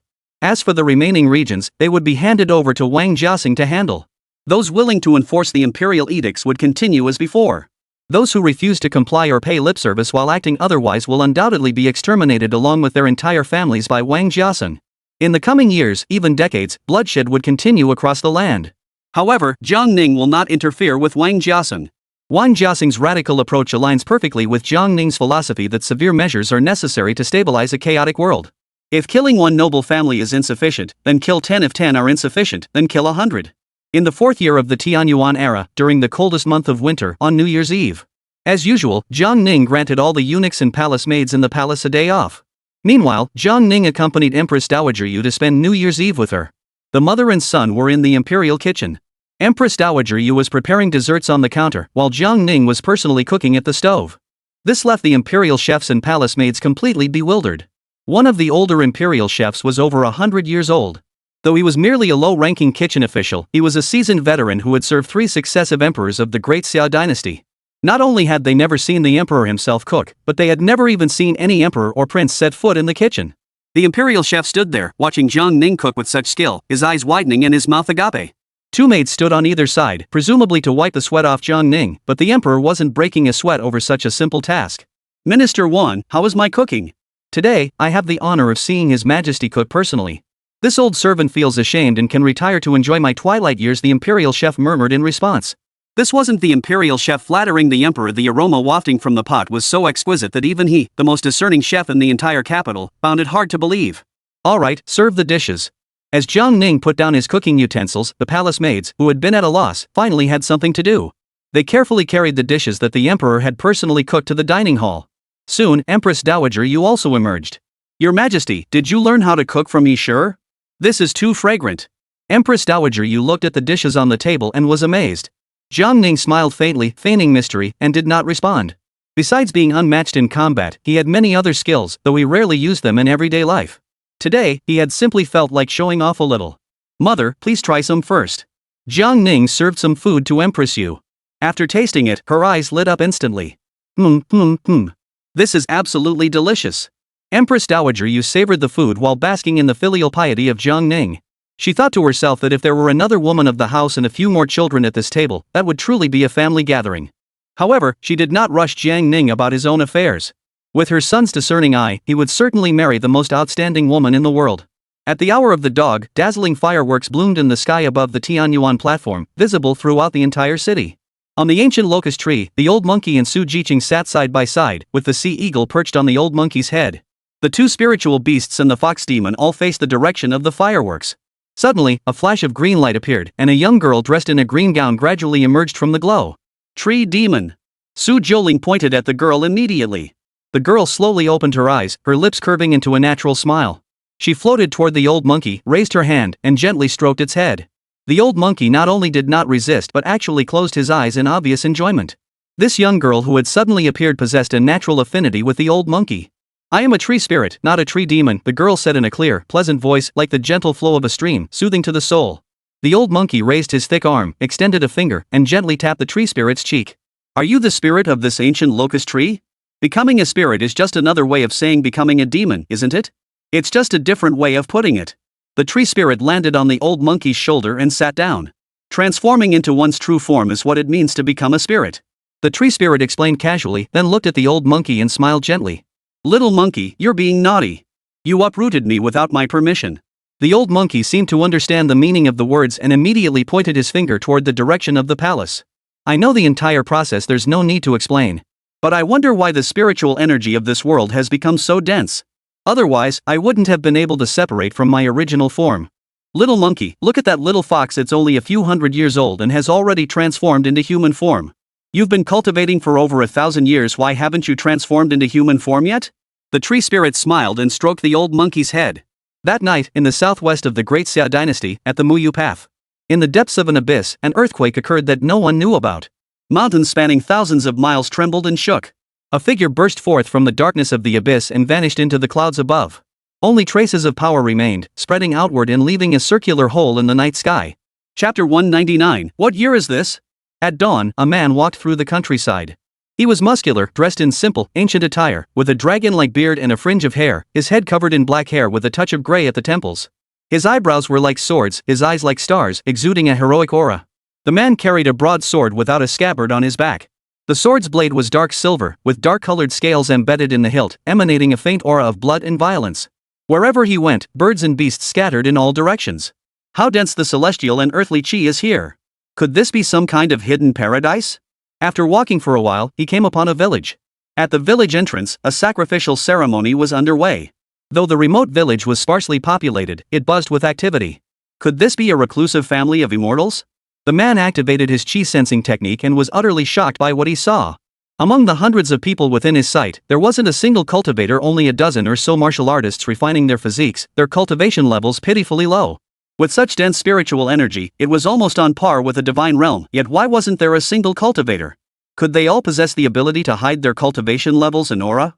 The man walked over, and the villagers glanced at him but did not give him a second thought. May I ask what year it is? The man spoke solemnly yet politely. It's the first day of the first month of the 5th year of the Tianyuan era, the first day of the Lunar New Year, the villager replied. Tianyuan? Has the Divine Dragon Lord passed away? The man asked, puzzled. The Divine Dragon Lord? What Divine Dragon Lord? Young man, what are you talking about? The villagers were even more confused. The term passed away specifically refers to a monarch. What on earth was this person talking about? There was no ruler in the Great Xia dynasty whose reign was named Divine Dragon. What year is it according to the Diyu calendar? The man asked. Young man, where on earth did you come from? Looking at your attire, you're neither from the south nor the north. Could you possibly be from abroad? The villager looked at him with suspicion. Even if he were from a small foreign country, he couldn't possibly still think this was the Yu dynasty, could he? What dynasty and year is it now? What calendar are you using? The man continued to ask. The Great Xia calendar, the 2095th year, the 5th year of the Tianyuan era. The villager patiently explained once more. Great Xia? The Great Xia calendar has been in use for over 2,000 years, which means the Great Yu dynasty has been extinct for at least 2,000 years. How many thousands of years had he been asleep this time? Who was the founding ruler of the Great Xia dynasty? The man asked again.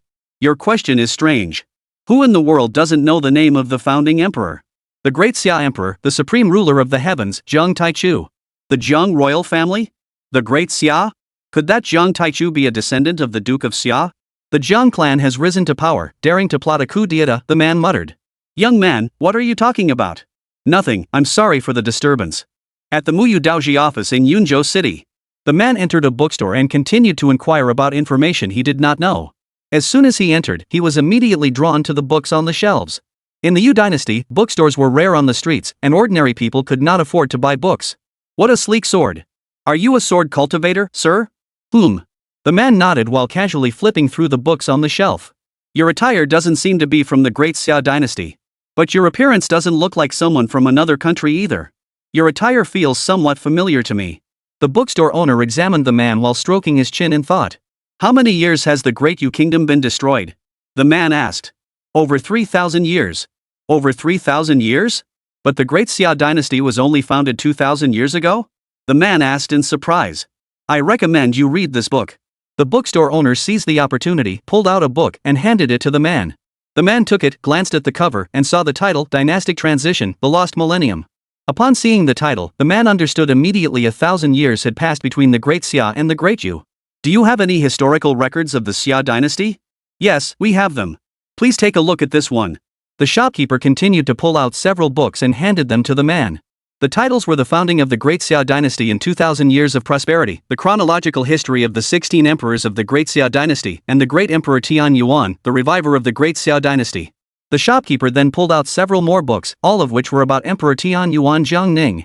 Books about the Great Xia Dynasty were virtually non-existent 5 years ago. All of them were compiled by the Imperial Academy in recent years, as the court gradually opened up and sought to allow the common people to learn more about the Great Xia Dynasty, and they were printed in large quantities and distributed to the people.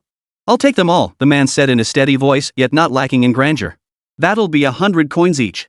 I'll give you a discount, take them all for 1 silver tael, and I'll throw in a map of the Great Xia Empire for free. The man was secretly astonished by the price. In the Great Yu Kingdom, paper books were either used to compile martial arts manuals or to record extremely important information. Occasionally, there were some leisure books, but they were not cheap either. Yet here were over 10 books, and they only cost 1 tael of silver? Wait, what's this about a free map? In the Great Yu Kingdom, maps were the highest state secret and absolutely could not be leaked. Sir, is this map fake? We run an honest shop, no deceit. Look at the wall that's the map of the Great Xia Empire. The man hadn't noticed the content on the wall at first, but upon closer inspection, he realized it was indeed a map. He took in the entire contents of the map at a glance. The Great Xia Empire spans 10,000 miles? How could that be fake? You're from out of town, you should read more books and learn more about the Great Xia. These days. The man reached into his pocket and felt a bit embarrassed. Never mind, I'll pass. Don't be like that. Take these books with you. The shopkeeper realized the man hadn't brought any money, or perhaps he had but not enough. Sir, please leave your name and sign a promissory note. You can take all the books with you. The shopkeeper didn't wait for the man to agree, immediately fetching paper and pen, writing out a loan agreement, and then forcing the man to sign it. The man was startled, but he still signed his name on the loan agreement. Xiao Tianhan. Sir, aren't you afraid I'll run away and not pay you back? Oh, just by glancing at you, I can tell you're no ordinary person. To be honest, even if you don't come back to my shop to pay for this silver, I won't lose out. You're my first customer of the year. I wish you great success in your martial arts career, the shopkeeper said with a chuckle. Waiting for Xiao Tianhan to become famous throughout the world, he could simply use Xiao Tianhan's name to promote his shop, and in the future, he wouldn't just earn a few silver coins. Xiao Tianhan took the books and left, flipping through them as he walked, quickly getting a grasp of the basic information. The Great Yu dynasty had indeed fallen. The shopkeeper was organizing the books, his movements growing slower and slower. From what he knew, Xiao Tianhan was definitely not from a foreign land. His attire. He remembered it was the clothing style of the Yu dynasty. The shopkeeper glanced at the name on the promissory note, then seemed to think of something and quickly pulled out several old, tattered historical texts, flipping through them rapidly. Could he be the legendary sword immortal of the Great Yu dynasty, Xiao Tianhan? The shopkeeper chuckled to himself. That's impossible. The Great Yu dynasty was destroyed 3,000 years ago. Even if the Great Yu sword immortal was a land deity, he couldn't have lived for 3,000 years. Chapter 200, I come to challenge you. As Xiao Tianhan put away the last book, he suddenly glanced in a certain direction. It seemed as though a gaze had fixed on him for an instant. He immediately released his senses but detected no signs of a powerful presence in that direction. He walked slowly forward, eventually reaching the bustling central area of the city. The streets were bustling with people, creating a lively atmosphere. Xiao Tianhan found a street corner and drew a circle on the ground with his broad sword. With a dull thud, Xiao Tianhan plunged his broad sword into the floor, immediately drawing the attention of many onlookers. I am Xiao Tianhan, the sword-obsessed. I seek only defeat, Xiao Tianhan said in a deep voice. Whoever can defeat me may take this Yuan Xiao sword. Those who wish to challenge me must pay 1 tael of silver. The onlookers' eyes were fixed on the broad sword. Such a massive broadsword, even if forged from ordinary refined iron, would be worth at least 100 or 80 silver coins. For a moment, no one stepped forward to accept the challenge. What's wrong? No one dares to accept the challenge? This sword is an exquisite divine weapon, a priceless treasure. He had intended to add that the Yuan Xiao was one of the top 3 swords in the world. But 3,000 years had passed, who knew if any legendary swords had emerged since then? A top-tier divine weapon? You're just bragging. I see cows flying in the sky. Mu Yun Dao doesn't even have a single earthly immortal, yet you're brandishing a divine weapon and betting it on a wager of just 1 tael? Who would believe that? Alright, then it's just scrap metal. Such a large sword is worth 3,000 taels at most. Xiao Tianhan said solemnly. 3,000 taels? Give me 3,000 taels, and I'll go get you 10 more exactly the same. Xiao Tianhan was speechless for a moment. If you want to spar, come spar. If not, stand aside. Back then, there were countless cultivators who wanted to fight me, but not a single one could defeat me with a single move. Xiao Tianhan said solemnly. At that moment, someone finally stepped forward. Today is the first day of the new year. It is not appropriate to fight. However, since you are so arrogant, I will teach you a lesson. The challenger was a burly man with an imposing presence. Master Tong, you've actually come in person? Master Tong, give him a good lesson and take his divine weapon. Xiao Tianhan raised his hand and flipped his wrist. Master Tong immediately raised his hand in salute. Please. It's not please, it's pay first. Pay after the fight. I didn't bring any weapons today, let us just exchange some punches. Watch my punch. As soon as he finished speaking, Tong Yi delivered a powerful punch toward Xiao Tianhan, his strike forceful and his momentum overwhelming. Good. Tong Yi's punch is even faster. Give him a good lesson, Tong Yi. Xiao Tianhan extended his hand, wrapping it around Tong Yi's wrist like a snake, using the technique of using 4 ounces to deflect 1,000 pounds, sending Tong Yi flying backward. Tong Yi reacted swiftly, halting his advance and raising his arm to deliver a fierce counterpunch. A straight punch tore through the air in an instant. The intense fist energy erupted, sending the onlookers flying backward at lightning speed. Xiao Tianhan casually turned his head, extended his left hand, and locked onto Tong Yi's armpit. His right hand grabbed Tong Yi's waist and tossed him lightly. Tong Yi was sent flying straight upward. His eyes widened as he saw Xiao Tianhan retract his fist and punch upward again. It's over. He couldn't react in time. A punch landed on Tong Yi's abdomen, and he was instantly hooked onto Xiao Tianhan's fist, his body curling up like a shrimp. Then, Xiao Tianhan let Tong Yi down. In the blink of an eye, Tong Yi realized he wasn't a match for him. He must be a cultivator above the 10th realm. Otherwise, as a pure martial artist at the 10th realm, he wouldn't have been subdued with a single move. Now Tong Yi dared not boast anymore.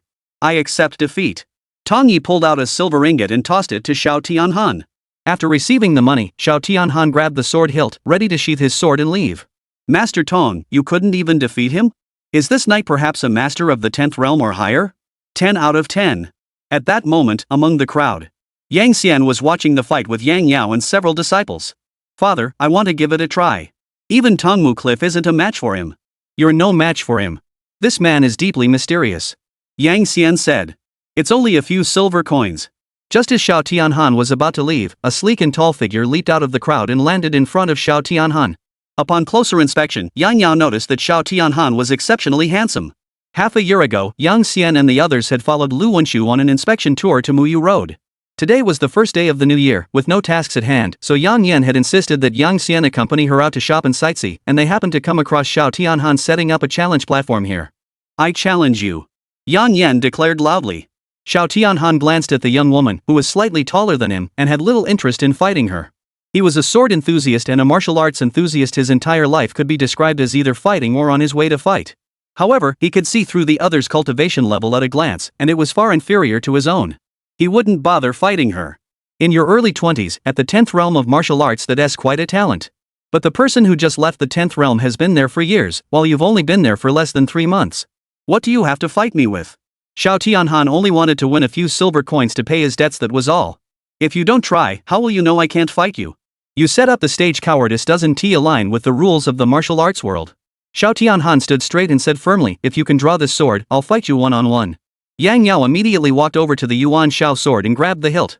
With a light tug, he effortlessly pulled the Yuan Shao sword out of its sheath. Xiao Tianhan saw this and was completely stunned. What was going on? This top-tier divine weapon had already recognized him as its master. Anyone else trying to forcefully pick up this sword would at least need to be a sword cultivator at the 14th realm or above. And even if they could pick it up, they could only do so they couldn't wield it. A sword is the king of all weapons, and a divine-grade sword already possesses a sword spirit. Yet this 10th-tier pure female warrior not only drew the Yuan Shao sword but also casually swung it a few times. Was the sword still asleep, or had it betrayed him because it hadn't been used in 3,000 years? The moment Yang Yao touched the Yuan Shao sword, her blood boiled, and every ounce of strength in her body was instantly mobilized. A primal battle intent swept through her entire body. This feeling was somewhat familiar, reminiscent of when Jiang Ning had once controlled her to single-handedly break through 10,000 heavenly wolf cavalry. The power emanating from this sword is like that of ancient barbarism, like an abyss, deep and unfathomable. Could this truly be a divine weapon? This broadsword is countless times more powerful than her current weapon, a river of spring water.